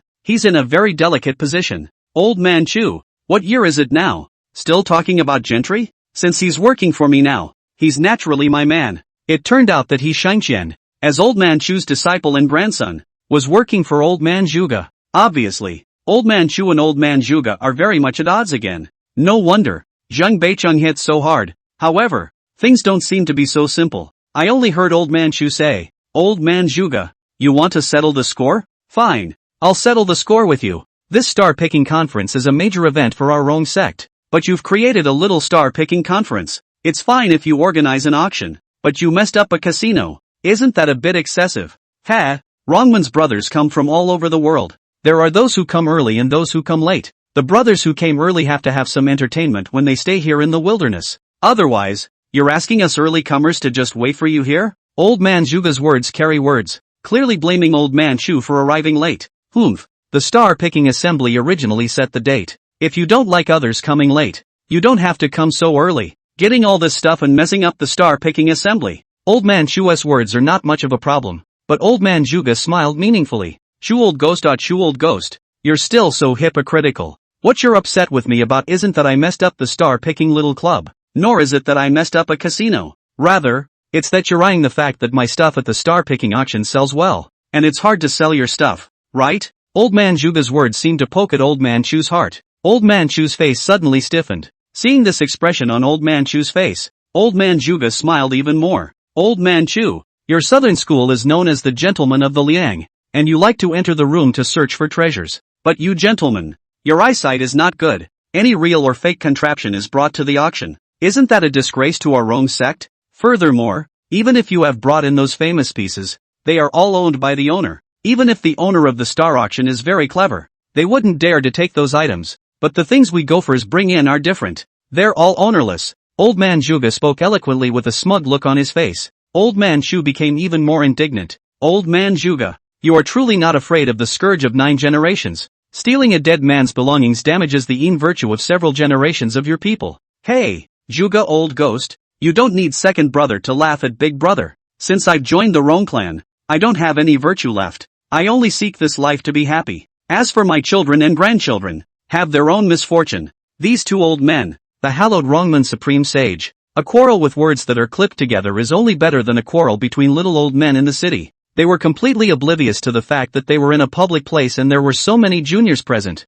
It can only be said that what is holy and what is divine is just name-calling. At the end of the day, it's all human, too. Compared to these two, sure old man on the sidelines watching Juga, Chu two people quarrel with interest, calm and relaxed, but more holy look. But, this old man, in normal times, is just like that. Old ghost Juga, you are still so selfish. I don't know how you'll feel when you become a dumpling and someone comes to steal your burial goods. What you'll feel in the spring. Ha ha ha. Born as nothing, returned as dust. The long sleep is covered with layers of earth, where there is no innocence. When the lamp dies, I have enjoyed the wealth and riches of my life, so why should I bring them into my coffin? Old man Juga is kinda looking at it. This also left Old Man Chu with no answer. Good. Yes, Old Man Chu said indignantly. Old man Juga, since you think so, then I wish you death but not death. With that, he turned around and was about to leave. But Old Man Juga did not want to let Old Man Chu off the hook. Old Man Chu, you've pulled some of this with me. Are you trying to renege on your debt? Old Man Chu paused and turned his head. What do I owe you? You hurt my man's account. Old Man Chu laughed coldly and returned with a disdainful and overbearing voice. If you want to settle the score with me, just come. After saying that, he left with his people without looking back. However, Old Man Juga stared at Old Man Chu's back and shouted, Old Man Chu, just now, did someone say that you were brutal and unreasonable? It seems that people were really right. I think you really have no face. I'm the one who just called Old Man Chu unreasonable. Only, this Juga old man is so childish. Being able to take advantage of a mouthpiece is not in the least bit subtle. Old Man Chu may have been infuriated by Old Man Juga. He paused before moving on. Hey! Seeing that Old Man Chu seemed to be exasperated, Old Man Juga also smiled smugly and happily. It's true, is childish. This, the three saints of Rongmen? I wondered in my mind, how one is more for old age than the other. When Old Man Chu's figure was far away, Old Man Juga even walked over to Old Man Sure and said a bad word about Old Man Chu. Old brother Sure, do you think this Old Man Chu is being unreasonable? Chapter 210, Star Picking Assembly. These three old men are, to put it mildly, childish. It's not childish to say the least, and all of them are ghostly. Old Man Juga and Old Man Chu conversed with extreme mockery and bad language, but when it comes to Old Man Sure, he seems to be very respectful. Respect, of course, not real respect. It's just that these three old men, although the same Rongmen, and for the three saints of Rongmen, but they have different factions, and they don't deal with each other. There must be a deep gap between Old Man Juga and Old Man Chu. Between Old Man Sure and Old Man Chu, the relationship is definitely not good either. Old Man Juga's relationship with Old Man Sure, I guess it's not great, but it must be better than his relationship with Old Man Chu. That's why Old Man Juga made a goodwill gesture to Old Man Sure. I think he is trying to join forces with Old Man Sure and ostracize Old Man Chu together. The enemy of the enemy is a friend. Well, only, Old Man Sure didn't seem to want to befriend Old Man Juga. Humph, you're not a thing either. Old Man Sure's words caused Old Man Juga to freeze. Old Man Sure didn't pay any more attention to Old Man Juga and turned his head away. Let the Old Man Juga stand still, not knowing whether to go or stay. This farce is finally over. I followed Old Man Sure back to his hotel room. You brat, can you save me the trouble? If I hadn't happened to be there this time, you would have been wasted. I shrugged with an innocent look on my face. What's it got to do with me? It's that grandson of the old bastard who planted me on purpose. I don't want to be stubborn with Old Man Sure after all. He saved me today. I intentionally called Old Man Chu old bastard. In fact, similar to Old Man Juga's mind, attacking Old Man Stone's enemies, in order to curry favor with Old Man Stone.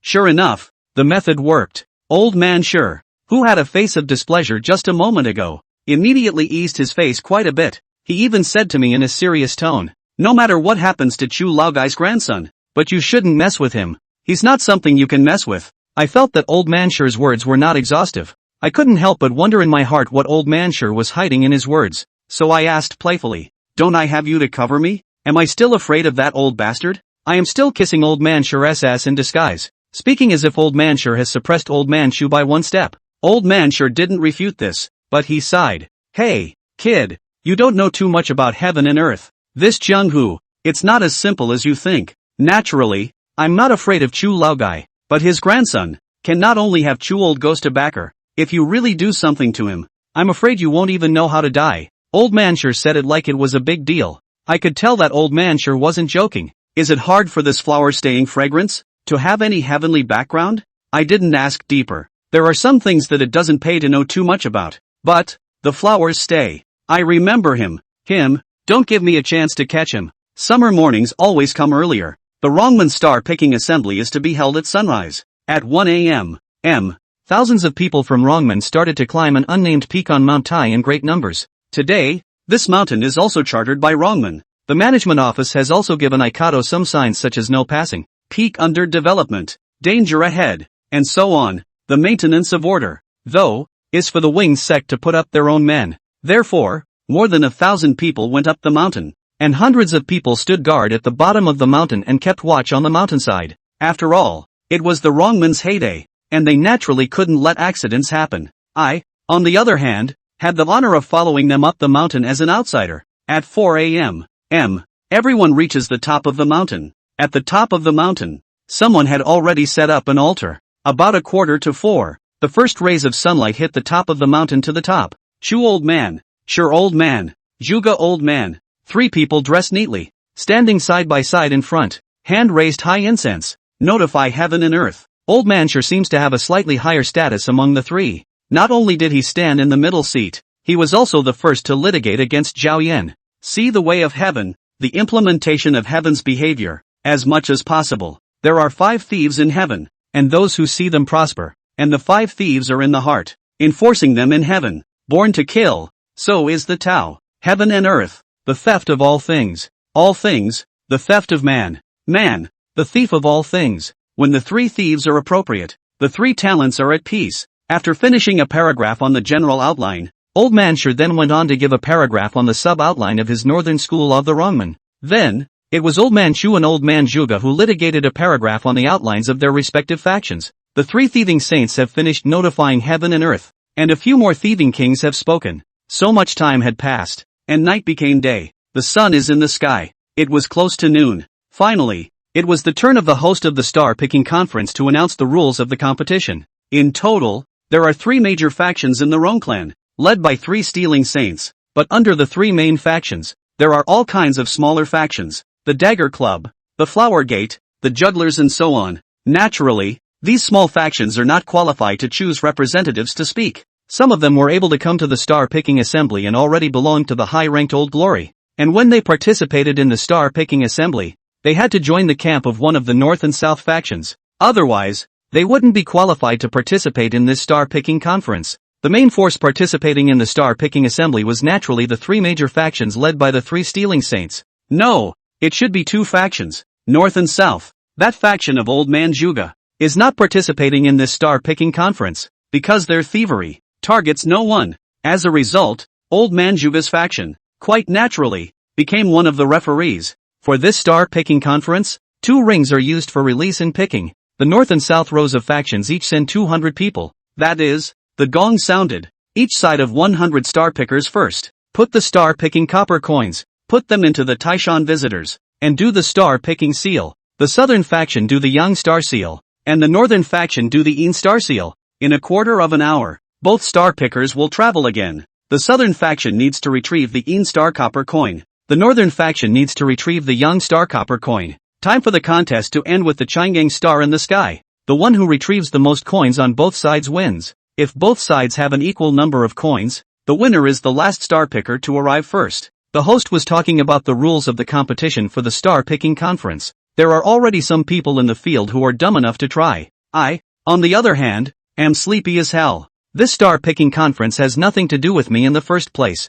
I don't care who wins or loses either. It's just that Old Man sure said that he wants to bet with someone. Just during the star-picking conference, I just had to follow him. I'll wait for the bet to start then. And just as I was getting sleepy, someone suddenly tapped me on the back. I turned my head and saw the face that was both handsome and a wave of disgust grew in me at the sight of that face. What for? I didn't take it well. Chapter 211, Flowers Stay Fragrant. If it wasn't for the fact that there were too many people here, I would even have the heart to push Hua Liuxian off the top of the mountain. But to be honest, I can't see through Hannah Luca anymore. There's obviously a grudge between me and him. I'm not giving him the benefit of the doubt right now either. But he had no skin in the game to talk to me. Hey, brother, let's just say that we don't know each other without a fight. Let's just let bygones be bygones. Let's make friends. He really surprised me with that statement. I have a grudge against him, though it's not a life and death grudge. And yet it's impossible to be friends. This man has a bad heart. I suspected that he was going to do something bad to me again. I hastily took 2 steps away from him and said in a cold voice, "Get out." I've been rather unkind to him, but he stuck it on like a dog's paw. Brother, don't. Look, even though there's a bit of a misunderstanding between us, but I'm the one who gets hurt every time. That time in the casino, I was the one who ended up being captured and almost had my hand chopped off by them. At the star auction, I was the one who got beaten up. Look, I still have a lot of bruises on my back right now. Saying that, Hua Liuxiang actually turned his back towards me and lifted up his clothes. I did see that too.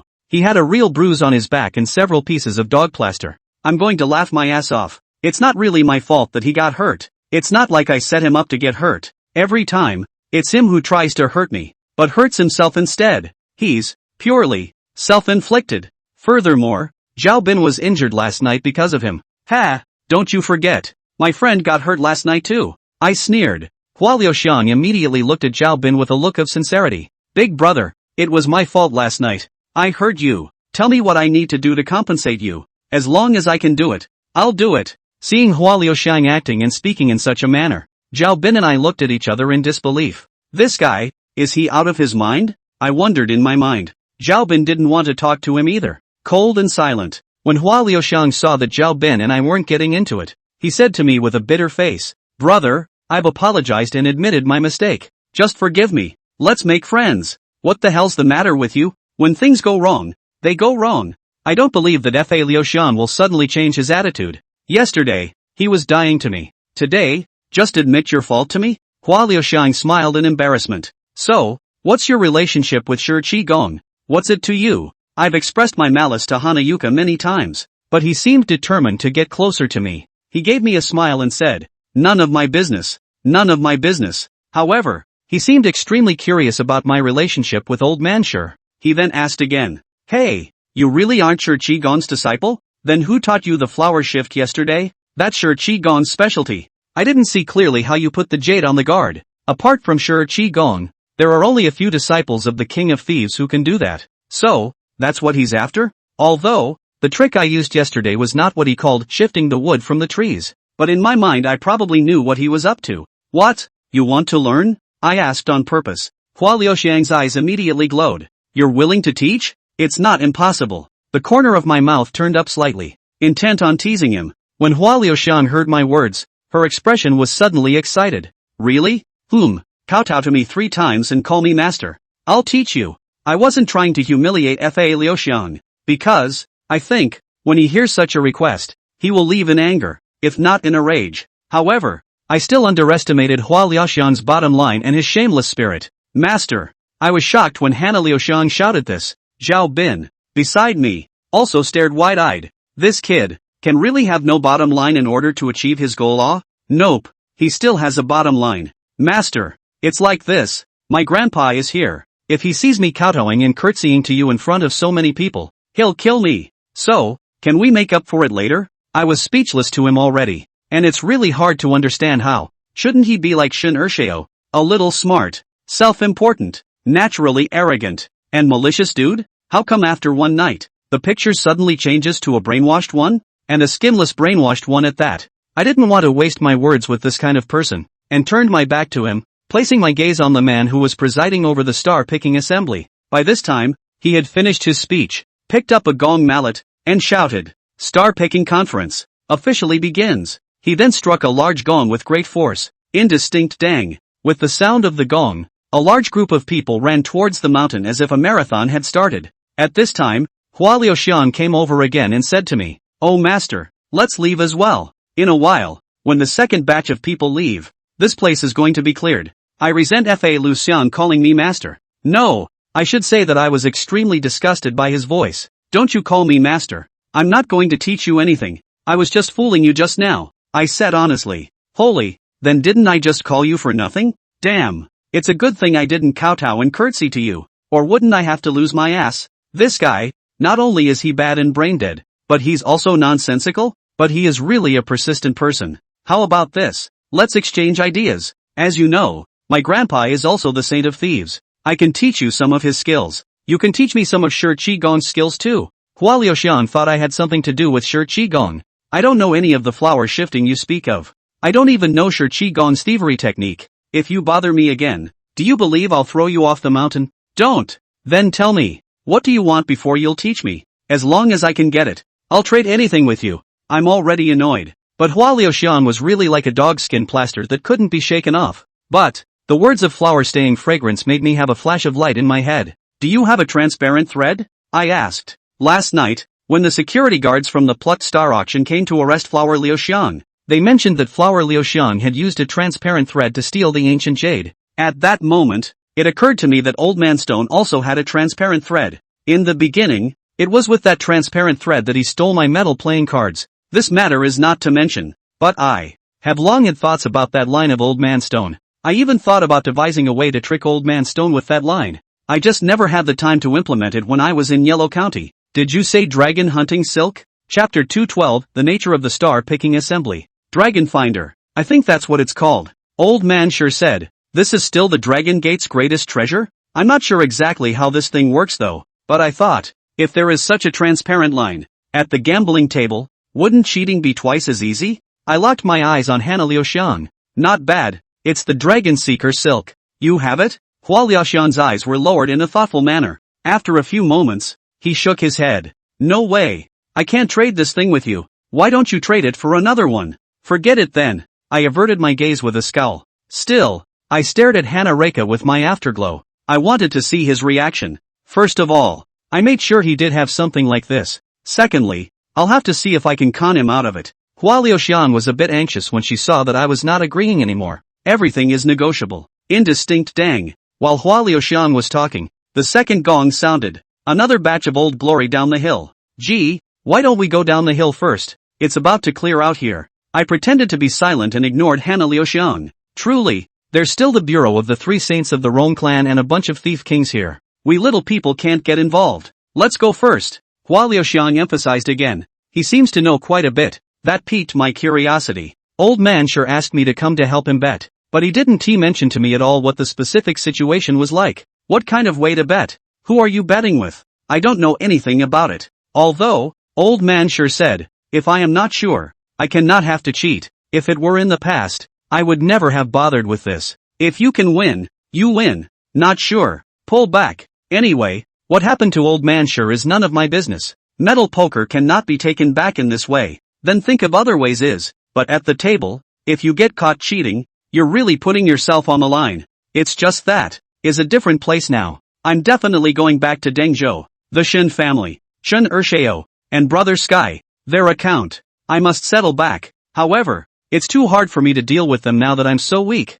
I don't even have the capital to get on a table with them. Capital, not just money, and people. I need someone to back me up, and Wingate is a great choice. I can find a way to get the monkey to the top again and become the head of Dengzhou. But this, not to mention the time and effort it takes, it wasn't necessarily, yet, able to counter the power of the Shin family. It would be different if there was support from the King of Thieves of Zilu. That would be different. So, I want to help Old Man sure win the bet. But Old Man sure said that if I help him win the bet, he will not only return the playing cards to me, he would also promise me a condition. I happen to exchange this. Let the King of Thieves of Qilu stand for my trip to Dengzhou. But this awful old man, he won't tell me anything. Just as well, I'll rely on myself for some information. You say there's a game here later? What kind of game? I asked Flower Retention seemingly offhandedly. It's just a few of them old guys having a bet. Of course the bets aren't about money, but about objects and turf. Ha ha. You think this star-picking conference is a competition of thievery within the Rong sect? It's only a peaceful solution to the North and South factions' competition for territory. Hua Liuxiang stopped mid-sentence. He rolled his eyes at me. This kid is a little smart and quick to react, but a little stupid. To put it nicely, it's the city. What I ask, what I don't ask, what I can say, what I can't say, he tells himself. As for the fundamental purpose of the star-picking conference, I really didn't know that there was such a layer. When Hua Liuxiang mentioned this, I was enlightened. Rongmen is a group-oriented Jianghu sect, and is also very concerned about the succession of masters. Lone thieves are always in the minority. This can lead to the fact that Old Glory, from different teams, is extremely prone to conflict. There have been many large-scale wars in the history of Rongmen. As a result, either both sides lose or the White Way is wiped out. In order to avoid such a situation from happening again, Rongmen has set up many rules. Land division is an article. Another important point is that if two Old Glory teams have their sights set on a target at the same time, whoever marks the target first will strike first,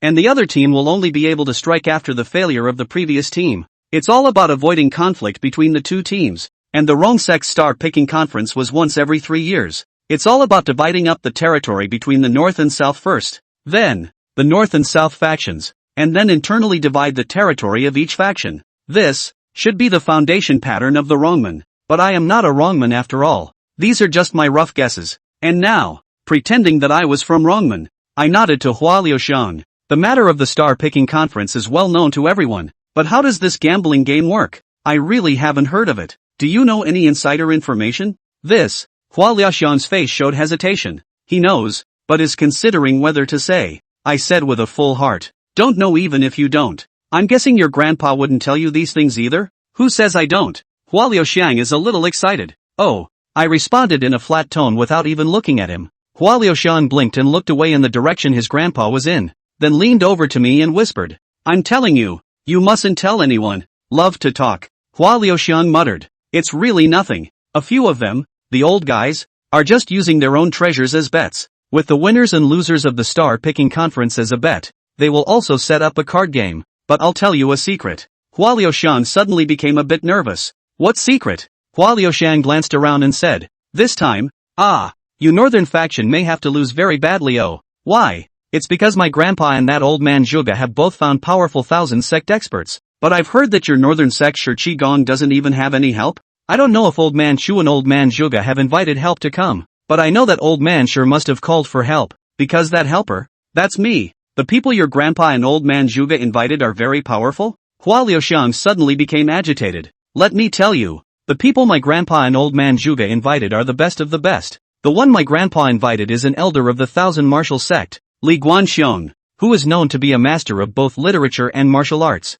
The one that old man Zhuge invited is known as the Thousand Kings of Longyu, Sun Daoping. Oh, are they good? Hua Liuxiang's eyes widened, but immediately, he returned to his usual self. Also, you're not from Thousand Gates. You don't know. They're a big name in the Thousand Sect Blue Dao. It's said that they've all reached the fusion realm. The fusion realm? You may not understand. Let me put it to you this way. It's equivalent to being on the same level as the king of thieves of the Rong sect. Hua Liuxiang rattled off 1,000 doors to me. I'm curious. Isn't this kid from Rongmen? How come he's so familiar with the Thousand sect? Moreover, look at his state. Why is he more excited when he mentions the people of the Thousand sect than he is when he mentions the people and things of the Rong sect? At this point, the people of Rongmen really started to clean up the loafers. Let's go ahead. This place is cleared. Let's go down the hill and have a good chat. Hua Liuxiang pulled me. I ignored Hana Liuxiang. Because, Lord Shinta came over to see me. Chapter 213, The Greatest Treasure. Wager.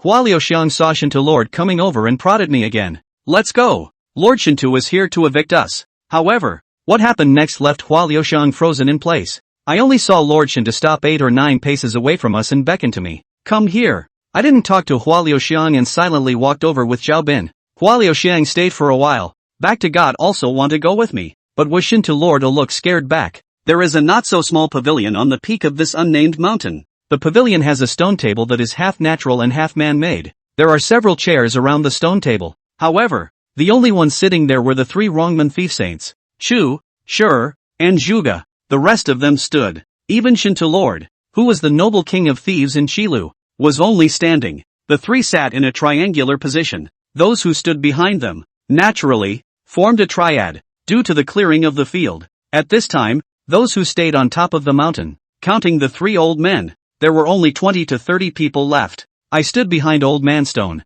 The betting game they were talking about started with betting against the North and South factions, which faction would win this star-picking conference. Old Man Chu spoke first. Elder Shur, last time at the star-picking assembly, you lost 2 treasures to me. This time, what are you going to take out for a bet? Old Man Shur, this first game, the game of fishing for the moon. I want my 100 refined sword back. Old Man Chu, hey, I knew it. You're bound to want those 2 items back. Then what are you going to bet with me on the 100 refinement blade? Take that dragon-seeking silk you still have left? Old Man Shur, dragon-seeking silk is naturally used to bet with you on dragon-seeking silk. In this game, I'll bet with you on the stolen metatarsal seal. Stealing the seal of metatarsal? Steal the seal of metatarsal. Zhuge and Chu both exclaimed at the same time. This stuff may not be worth the paper it's written on to outsiders, but to the people of Rongmen, it's priceless. I've heard the 4th master mention that Rongmen's stolen seal is the ancient equivalent of Rongmen's jade seal of state. He who holds the seal of the thieves and metatarsals can order the world to old glory. It was only later that the Rongmen factions came together, especially after coming out of the faction of Green Bandits. The seal of the thieves and metatarsals became a decoration. Although it is just a decoration, it is still a totem in the minds of many old honors. Old Man Chu shouted. Old Man Shur, are you crazy? You're gambling with me on the plantar seal of thievery? Aren't you afraid that your master in the Nine Springs will know about this and scold you for being an unfilial disciple? Hey, Old Man Stone smiled. Old Man Chu, I have you to thank for this. Letting me draw Dengzhou for 3 years as a prison. During these 3 years, I have also figured it out. A lifetime of money and wealth is empty. A lifetime of fame and fortune is empty. And a single thought is endless. This kind of thing is only a fame and fortune thing in the first place. Nowadays. Wrong, man. No one will recognize it as the main thing. What difference does it make if I have it or not? If you like it, I'll gamble with you on it. You can win it if you're capable. Old Man Chu frowned and pondered for a while, and said, Old man, sure. You're quite thoughtful. Okay, let's bet. At this time, Old Man Zhuge interjected. Hey, the thieving plantar seal. I want it too. But since old brother sure dared to take the thief plantar seal as a bet, he must have come prepared. It seems like I'm not blessed to get it. Old Man Chu, why don't I bet with you again? I'll also bet that old brother sure's northern school can win. What do you think? Humph. Old Man Chu sneered. Old Ghost Zhuge. As you said, Old Ghost sure came prepared. I've already taken one thing out. And why should I risk gambling with you again? I won't take your bet. Old brother Zhuge was not angry at Old Man Chu's rejection, but only pulled the corners of his mouth. It seems that this star-picking conference is still mainly a gambling game between the North and South factions, and Old Man Zhuge is more like a fly swatter on the sidelines. The betting table is full, and he is not qualified to add to it. Or, the people at the table won't let him play the side, and he has no business betting on it. Then for the second game, the game of picking stars, I want you to bet on breaking 10,000 locks. This time, it was Old Man Chu's turn to set the bet. This bet of theirs is amazing. It's not the person who sets the bet who says, what do I have and what do I have to take? Instead, they want the other party to come up with something to bet on and then come up with another thing themselves that they can make the other party think is of equal value. The breaking 10,000 locks are chicken ribs in my place though, but this thing is also the inherited treasure of your southern school. Tell me, what are you going to bet with me? Water avoiding beads. Water avoiding beads? This time, it was again Old Man Sure and Old Man Zhuge's turn to be shocked. Avoiding water beads. Fourth Master also told me some rumors about it. This baby, as the name suggests, can avoid water. This treasure, it is said, can produce trace amounts of oxygen when exposed to water. In ancient times, there were old glory burglars who would first hide in a large water tank in the owner's house if they were exposed. These old glory, generally, have practiced closed air gong. The longest a human can hold their breath is just over 20 minutes. With the available water avoidance beads, along with the closed breath technique, it is said that you can hold your breath in the water for more than a day. I don't know if this rumor is true or not, but Rungman does have such a treasure. There is also a wild legend. Lianshan 108 generals in the Zhongshan is relying on this treasure, with the nickname of White Stripes in the Waves. Later, Zhang Shun gave the water-avoiding beads to Shi Qian, the flea on the drum, who was also one of the 108 generals, and Shi Qian was originally from Rongmen. After Shi Qian's death, this treasure became the Rongmen. Hey, all the things you beamers have are for entry. This water-avoiding bead was originally useless to me, but this bead originally belonged to my Shi family. It was stolen by you people from the southern school. Today, it's good for me to let it return to its rightful owner. I'll bet with you. Old Man Shi also agreed. The stakes for this second game were set. Ha ha ha. I didn't expect that your stakes would be so high this time. The plantar stealing seal and the water avoidance pearl are both the greatest treasures of your sects. You guys even took them both out to gamble. Old Man Zhuge on the side smiled grimly. Old Man Shi and Old Man Chu bet against him and he has nothing to do with him at all. He could have easily laughed while standing and talking. Old Man Chu, however, was not used to seeing Old Man Zhuge in this manner. What? Do you want to get involved or not? This round, I can promise to bet with you. Oh, if it were on a normal day, I would have bet with you. Last time at the Star Picking Assembly, you competed with Elder Brother Shi in 3 games, and you won too. The only thing you lost was this game of star picking. You can see that your kung fu was slightly inferior to Brother Shi. But today you dare to bet on the water-avoiding pearl. I'm sure you've either broken through or you have another way to win. It's too risky to bet with you. Old Man Zhuge is extremely chicken. He also eyed the treasures of Shi and Chu, but he was extremely cautious. As per previous experience, in the first round, it was clear that Old Man Chu had a better chance of winning, but he thought that if Old Man Shi dared to take out the stolen metatarsal seal to bet, he must have a sure way to win. So he went to find Old Man Chu to bet. It's a pity that Old Man Chu is not a fool, and rejected him directly. In the second game, it was the same. Obviously, Old Man Chu has a big chance of losing, and Old Man Chu provoked him to bet, but he did not bet. So next, On to the third game. Old Man Stone said. Chapter 214, Two Dragons Playing with Pearls? Hey.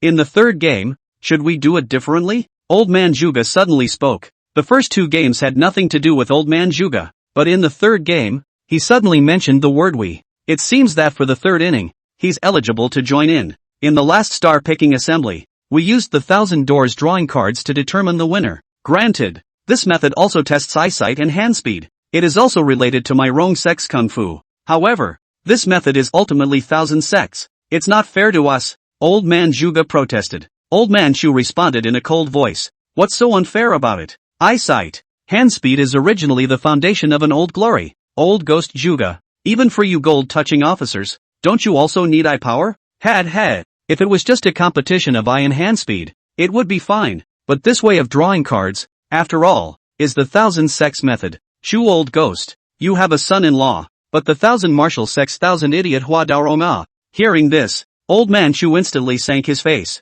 What do you mean, Old Man Juga? Old Man Juga sneered, then turned to Old Man Sure. Elder Brother Sure. Last time at the star-picking conference, were you wondering why your cards, after flopping, suddenly changed points? Old Man Stone frowned without speaking. He does know that he's been thousand. He just doesn't know how. I got curious too. What kind of thousand tricks can you do and still change your opponent's cards? Is it really like in the movie The Gambler, with superpowers? Of course, I don't believe this argument. Old Man Juga continued. He. What Old Man Shu was using at that time should have been developed by the Thousand Martial Arts Sect 3 years ago. A kind of card called temperature-controlled variable playing cards. This kind of card, after being rubbed in the palm, can change color in change points. It was only 3 years ago that this technology was still immature and was still in the experimental stage. It's not until now that this kind of playing card was officially introduced. Old Man Shu's face had gotten worse and worse. He said in a deep voice, you also said that this kind of playing card is only introduced now. So how did I use this kind of card to cheat 3 years ago? Moreover, it's not like I moved anyone else's cards. How do you change the points of a playing card? Ha! Old Man Juga smiled. That's where your old Chu Ghost is brilliant. You were the one who first made the playing card better. Then you deliberately let Old Man Sure catch that card. When the temperature came down, that card naturally changed back to its original points. I see. I was enlightened. Regarding the use of temperature-controlled variable point playing cards, I've researched it, but haven't delved into it. After all, I'm a Manchien, not a Wuchien. I don't use these playing cards much, but Old Man Juga's statement kind of opened my eyes. Of course, Old Man Shu wouldn't admit that.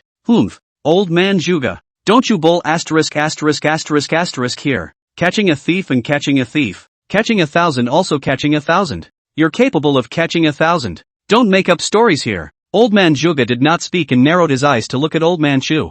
At this time, Old Man Sure spoke. Indeed, catching 1,000 to catch stolen goods. Since we didn't catch Old Man Shu's 1,000 at that time, there's no point in talking more. Old Man Juga arched his hand to Old Man Sure. It's still Elder Brother Sure who is atmospheric. Since Elder Brother Sure said so, I'll admit it. But we can't play like that this time. Though, the Thousand Martial Sect specializes in researching out thousand props. 3 years have passed. Who knows what brilliant things they have come up with again. It was only after 3 years that I stumbled upon the existence of such playing cards. After asking around, I realized that the Thousand Martial Arts Sect had researched this kind of thing 3 years ago. From there, I deduced Old Man Chu's cheating methods. With things having come to this, Old Man Chu did not refute Old Man Juga's words, but he didn't mention it either. So tell me, what are you going to do for the third game?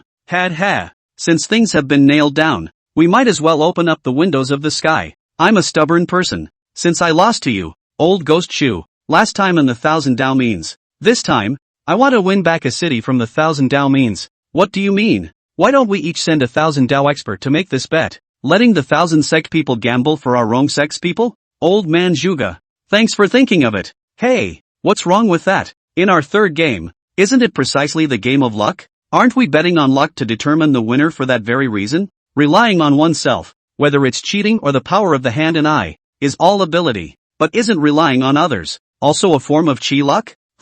It doesn't matter to me. You ask Old Ghost Sure if he agrees. Old Man Shu and Old Man Juga asked a question and answered a question. It seemed normal, but I heard a hint of something fishy in it. The conversation between these two people is a bit like the two dragons playing with pearls game of the 1,000 doors. The two dragons naturally refer to Old Man Shu and Old Man Juga. The beads will speak for themselves. Old Man Sure wasn't a fool either. he didn't immediately agree to the duo. Ha, did you two prepare for this, and brought 1,000 Dao masters with you? I don't have that kind of preparation. If you want to gamble, you guys gamble. I won't participate. Old man sure said this. Old man Juga hurriedly said, alas, old brother sure, since you don't agree, just pretend I didn't say anything. Then, tell me, in what way shall we compare this third game? He advised. Old man Chu, on the other hand, was sarcastic. Old man sure, aren't you known as the world's #1 in eyesight and the world's #1 in hand speed? What? A mere Randall cheat makes you afraid. Sure enough, these two are singing a duet. Moreover, these two knew Old Man Sure's temperament extremely well. Old Man Sure is more short-tempered and can't be irritated by people. Who says I'm afraid of the little hustler? Isn't it just gambling? Who's afraid? But you all had prepared in advance and I didn't. That's not fair. Old Man Chu and Old Man Juga looked at each other. Old Man Juga said, then, old brother Sure, what is your high opinion? Old Man Sure said, it's fine to bet, but you have to bring out double. It turns out that this old man, Stone, dug a pit here. He is deliberately showing weakness. In the Bureau of 1,000 Gates, this approach of his is, retreating to advance, backhanding a knife. Old Man Chu and Old Man Juga looked at each other again. Afterward, Old Man Juga said, since old brother Sure has said so, I will naturally go along with what old brother Sure wants. Old Man Chu go, what do you say? Humph, whatever, then it's settled. I'll make my bets with the Tanzanite stone and the fixed silver disc. What do you two think? Then I'll use the dragon-seeking silk and the Qiankuan treasure bag. Old Man Juga and Old Man Chu both produced two treasures. Old Man Sure pondered for a moment and said, then I'll offer the dragon-seeking silk. After saying that, the three of them each took out their own treasures. When Old Man Sure took out that dragon-seeking silk, he also had someone bring a basin of water in a large white porcelain bowl. The dragon search wire is in the air, colorless and invisible, but put into the water, but turned into a silver thin line, when really magical. It's the first time I've seen it, too. I have to say, the world is a big place. In addition to the dragon-seeking silk, Old Man Sure also took out a side of seals and an irregular, key-looking object. Old Man Juga also took out his two treasures, a small stone that looked like jade, not jade, and gold, not gold. One is something like a compass. When it came time for Old Man Chu to get his things, he took out 4 wooden boxes, 2 of the boxes, containing a bead and a strange-looking bag. Then, when he opened the other 2 boxes, inside, it was empty. Chapter 215, Pit Grandpa's Grandchildren. Everyone in the room froze at the sight of the 2 empty boxes. Here were all the great men of the Rong clan, and there wasn't a single foolish person here. First of all, as one of the 3 saints of Rongman, Old Man Chu could not possibly tease the crowd with 2 empty boxes. Secondly, on such an important occasion, it was unlikely that Old Man Chu's people would have gotten the box wrong or missed something inside. That leaves only one possibility. The contents were stolen. Immediately afterward, a look of disbelief appeared on the faces of the crowd. Stolen stuff? Stolen? Who would believe it when you tell? Everyone looked at Old Man Chu. In that instant, I saw that Old Man Chu's face, at a speed visible to the naked eye, turned red all of a sudden. Seeing Old Man Chu in this state, the ones who were happiest, and who laughed out loud, were Old Man Sure and Old Man Juga. The others have wanted to laugh, but none of them dared to laugh. Old Man Sure's smile was quite subtle. He did not laugh out loud. Old Man Juga is a different story. He laughed out loud, laughing with extreme recklessness. Ha ha ha ha ha ha ha. Chu old ghost, what's the matter? You've been catching eagles all your life, and in the end, you've been pecked by an eagle? Ha ha ha ha ha ha ha ha. Old Man Chu was already a bit shaken by his anger. He gritted his teeth and bowed his head in silence for a moment. He then said to Zhang Beicheng beside him, go get Liu Xiang for me. Old Man Chu had just finished speaking when a voice suddenly came from a place not close nor far from the pavilion. Ka-ching! It was the sound of a branch snapping. The voice was not loud. But who were the people present? But they are all the top experts of Rongman. Lao Rong, in addition to practicing eye and hand speed, is also to practice ear strength. As the saying goes, the eyes are open and the ears are open. Before Old Glory got down to business, it was to be on constant alert that it would not be discovered. I, on the other hand, have naturally practiced my ears in order to practice my dice swinging skills. Almost everyone present looked toward the sound coming out, only to see a silhouette leaping down above a large tree, fleeing in a hurry. Without saying a word, Zhang Beicheng was like an arrow off the string, rushing towards the man. It's really hard for me to imagine. Chapter North City is so big and so fast, but after seeing it for myself, I was even more amazed beyond belief. It only took a moment for the man to be captured, And like being carried like a chicken, he was carried back by Zhang Beicheng. This person is none other than Hualio Xiang. Seeing Hualio Xiang, old man Chu sank his face and said, "Bring the stuff over here." Grandpa. I'll just borrow it for 2 days. Play for 2 days. I'll give it back to you right here. Hualio Xiang playfully pulled out a short knife with an ancient style and placed it on the stone table. Then he put his hand in a white porcelain bowl filled with water. A thin silver thread appeared in the water. Ha ha ha, old ghost Chu. It seems that you have a successor. This grandson of yours is so capable that he doesn't even know that something has been stolen? It seems that the blue is better than the blue. And the waves of the Yangtze River push forward the waves of the past. Old man Zhuge appeared to be praising old man Chu, but the tone is full of sarcasm. The waves of the Yangtze River push forward the waves of the past, and the waves of the past die on the beach. Old man Chu had an iron face and didn't dislike old man Zhuge back. On such an important occasion, such a thing happened. Really lose face. Take him back and lock him up. No matter how much old man Chu favored this grandson of his, he could no longer spoil him. Today, this grandson, really made him lose great face. Grandpa, don't. Your business is important. Finish these games first. You can punish me any way you want when you get back. If you send me away now, what if I run away? Wouldn't you be even more angry then? Old man Chu's eyes widened as he glanced at Hualio Xiang. I have to say that Hualio Xiang's words are quite reasonable. This makes old man Chu somewhat speechless and helpless. I looked at the tone of Hualio Xiang's look, and I doubt that he was intentionally discovered and caught. But no matter what, his behavior has made old man Chu lose face. Grandmaster, it's getting late. You just leave me alone. You do your job first. Let's talk about our family matters at home. Don't let outsiders see the joke. Hualio Xiang's cheek is really thick. I really can't imagine that he could even say such a thing. The face of their family has been lost to him. Old man Chu, are you still competing? Old man Zhuge was on the side, saying as if he was watching a joke. Old man Chu grunted and stopped keeping his energy on Hualio Xiang. Hualio Xiang got the tacit approval of being able to stay here and breathed a sigh of relief. He also gave me a sneaky look. The 3 old men's treasures are on the table. This is the equivalent of Randall's capitalization on the table. Then let's begin. As old man Chu's words fell,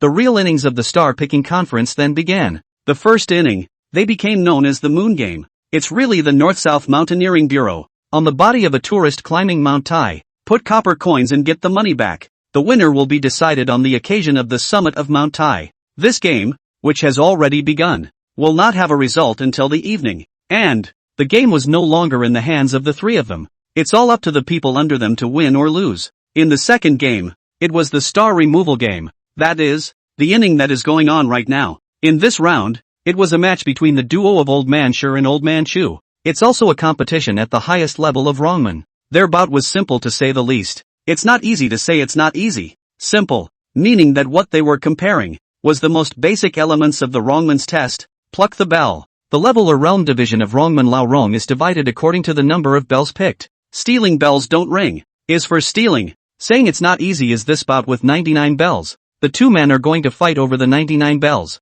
The one who has more and doesn't ring is the winner. Ordinary Old Glory. It is extremely difficult to pick 10 bells without ringing. As for Old Man Shi and Old Man Chu, each of them had to pick 44 or 45 bells. As you can imagine, it's difficult. Their third game is called the Game of Chi. Old Glory steals, and it's all about luck. For example, before the burglary, it is clear that you have stepped on the spot and calculated the time when the owner's family will return. But the owner's family happened to be back at the time of the theft. That's just bad luck. Chi luck is actually something extremely important in any industry or field. As the saying goes, 1 life, 2 fortunes, 3 feng shui, 4 accumulation of yin virtue and 5 reading. When a person is born, whether he is rich or poor, God has already predetermined it. The poor have to change their fate, or class. The only things you can rely on are luck, feng shui, doing good deeds, and reading. Luck, at the top of the list. The Thousand Sect, 4-1, has a special golden character sect that studies this path, or, rather, practicing deception on this path. And gambling, too, is most dependent on luck, except for cheating. So, this star-picking convention at Wrongman include gambling as a competition. Relying on luck is called gambling. It's just that, as they compare, they change their minds. Surprisingly, the people of the Thousand Sect had been allowed to participate in their game of Chi this time. The situation of Chi is left aside for the moment. Currently, it is the time when the Bureau of Star Removal is about to begin. Someone had already set up the competition site. The two Old Man Sure and Old Man Chu had also taken their positions. Just before the bout began, Old Man Chu suddenly said, "Old Man Sure, this game, we alone add another bet. Can you promise?" Chapter 216, The Bureau of Plucking Stars. The arrangement of the Star Removal Bureau begins with two stakes 1 man high, and at the peak of the mountain, at one of the tallest trees, between the 2 points are two thin lines that are not parallel. Instead, they slowly intersect from the beginning to the end, at the highest point of the tree, intersecting together, and the two lines, from low to high, seemed like a ladder that didn't go into the sky. It's just that this stairway to heaven is gradually narrowing on both sides. It also symbolizes the road to heaven. Not good. The star of heaven. Not good to pick on the two thin wires. On the other hand, there were 44 bells hanging from each. At the point where the two lines intersect, there is a separate bell. This bell is what will ultimately decide the winner. And under the bells, there were stakes of varying heights. It's kind of like the 7-star plum blossom pile formation that martial artists use to practice martial arts. It seems that the Old Glory competition is about footwork. In addition to eye and hand speed, it is also a synthesis of the northern and southern schools of Rongmen. The most important thing about Lao Rong of the northern school, known as Master Buddha, is his kung fu in his hands. Nanpai Lao Rong is known as the gentleman on the beam, and his wall climbing skills must be passed. Otherwise, how can you be a gentleman of Liangshan if you cannot even get into the wall? It is rumored that many Rongmen masters, and the flying wall kung fu, from the site laid out for this competition it seems, that the real Old Glory competition is actually not divided into north and south. Eyes, hands, and feet are more than enough, including the summit of Mount Tai. Fishing for the Moon Bureau is also the same. Alone to say that hiking Mount Tai is already a test of the strength of the work of the feet. There is also a test of eye and hand work involved. The two of them, Old Man Sure and Old Man Chu, were already standing at the starting point. They were waiting for the gong to ring. Just before the gong sounded, Old Man Chu wanted to raise his bet. Old Man Sure frowned and thought for a moment and shook his head. "Old Man Chu, you have too much heart. Last time at the star picking assembly, you cheated me by cheating and made me seal myself in Dengzhou for 3 years. I don't believe that you don't have the certainty to dare to raise your bet. Are you trying to pull some trick again?" He, Old Man Sure. Aren't you extremely confident in your techniques? What? Are you afraid? Old Man Sure's frown tightened even more. I'm not sure why Old Man Chu offered to raise the stakes even as the contest was approaching. Is he really trying to raise the stakes? Or are you trying to deliberately make Old Man Sure think more? Or are you simply trying to provoke Old Man Sure? A high-level duel, whether it's Old Glory,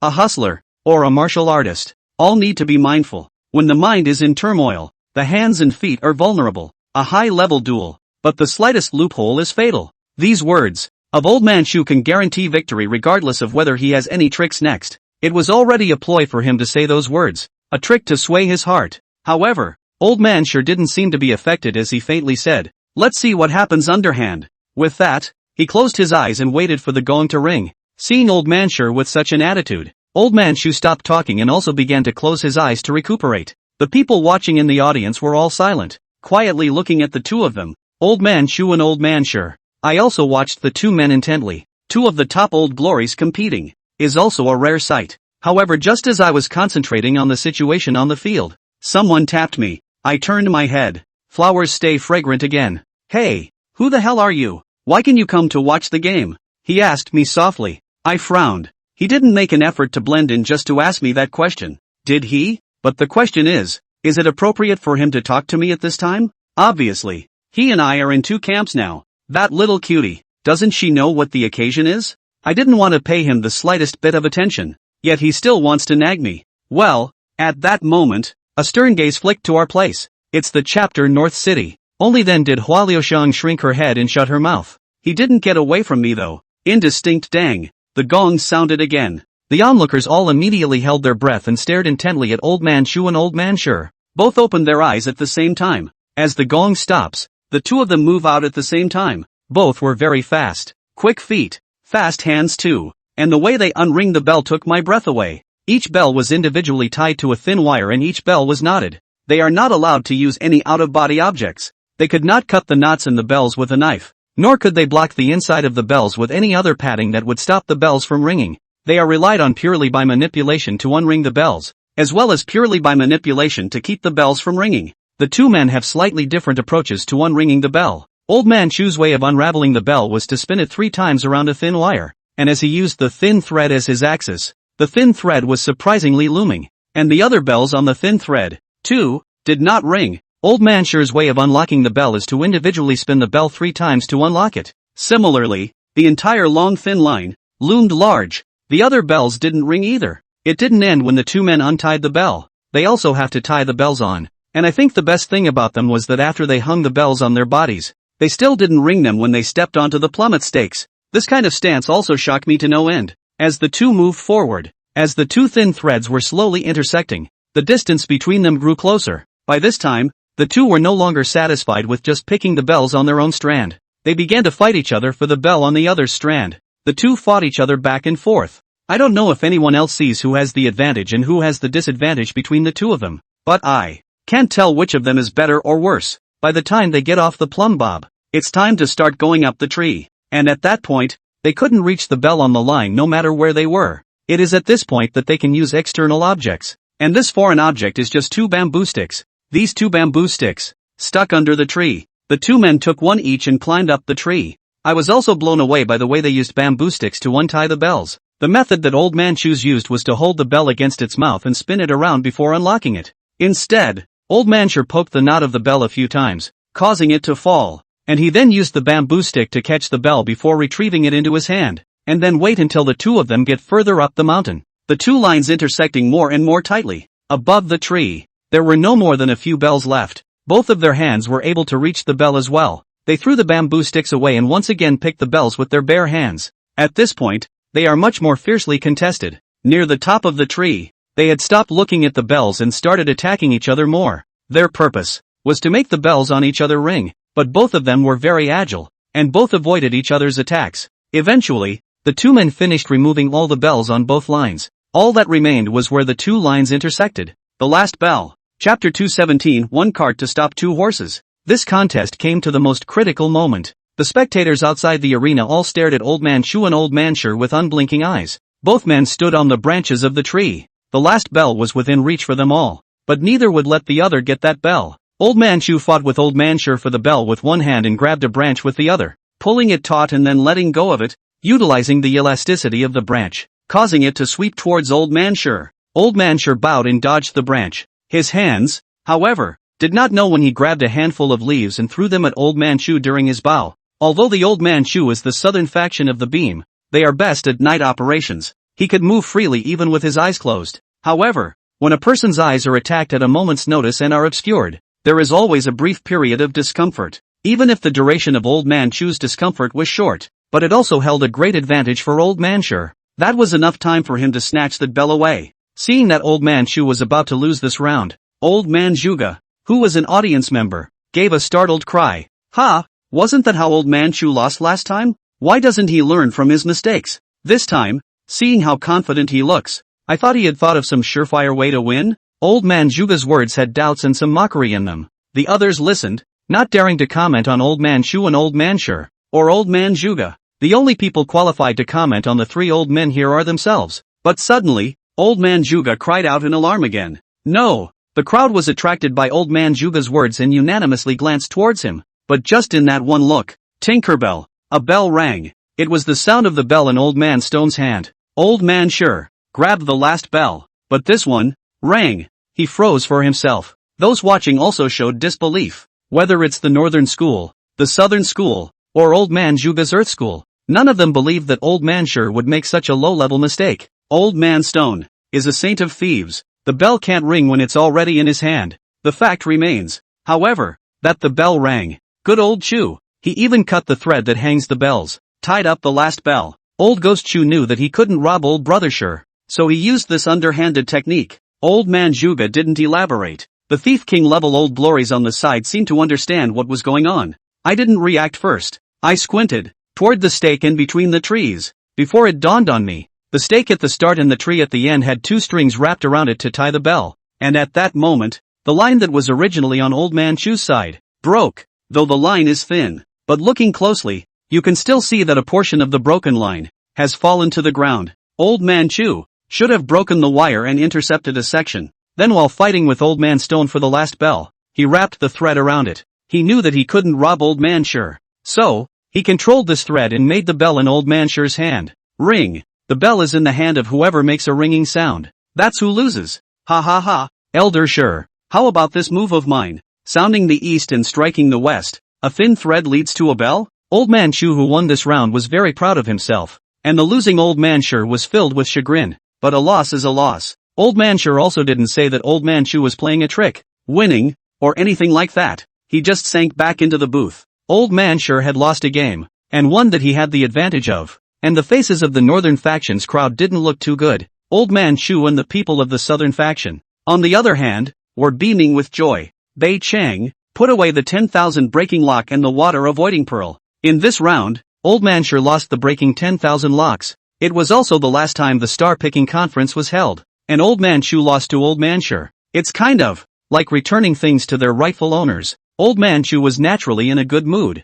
Old Man sure, how about it? Although my hand speed loses you by one step, I do have a way to win you. Old Man Chu, who had won the competition, still wanted to fight for a mouthful. This time, Old Man sure wasn't silent anymore. It's just one win. There are 2 more to go. It's not certain who will have the last laugh. Ha ha, Elder sure. Then we'll see. Humph. Old Man sure had a depressed look on his face, parted his face, took out his own purple clay pot and drank tea. Old Man Zhuge, on the other hand, had a smile on his face as he stepped forward and said, "Both of you, then let's start the third game, shall we?" The previous round had nothing to do with Old Man Zhuge, so he was naturally able to maintain a relaxed expression. He also seemed confident facing the third inning, a look of determination. "I'm all right with that. Just ask Old Man sure if he wants to take a break. I'm afraid he'll be in a worse mood if he loses 2 games in a row." Old Man Chu flirted with Old Man sure. Old Man sure immediately disliked him. "Who says I'm bound to lose 2 games in a row?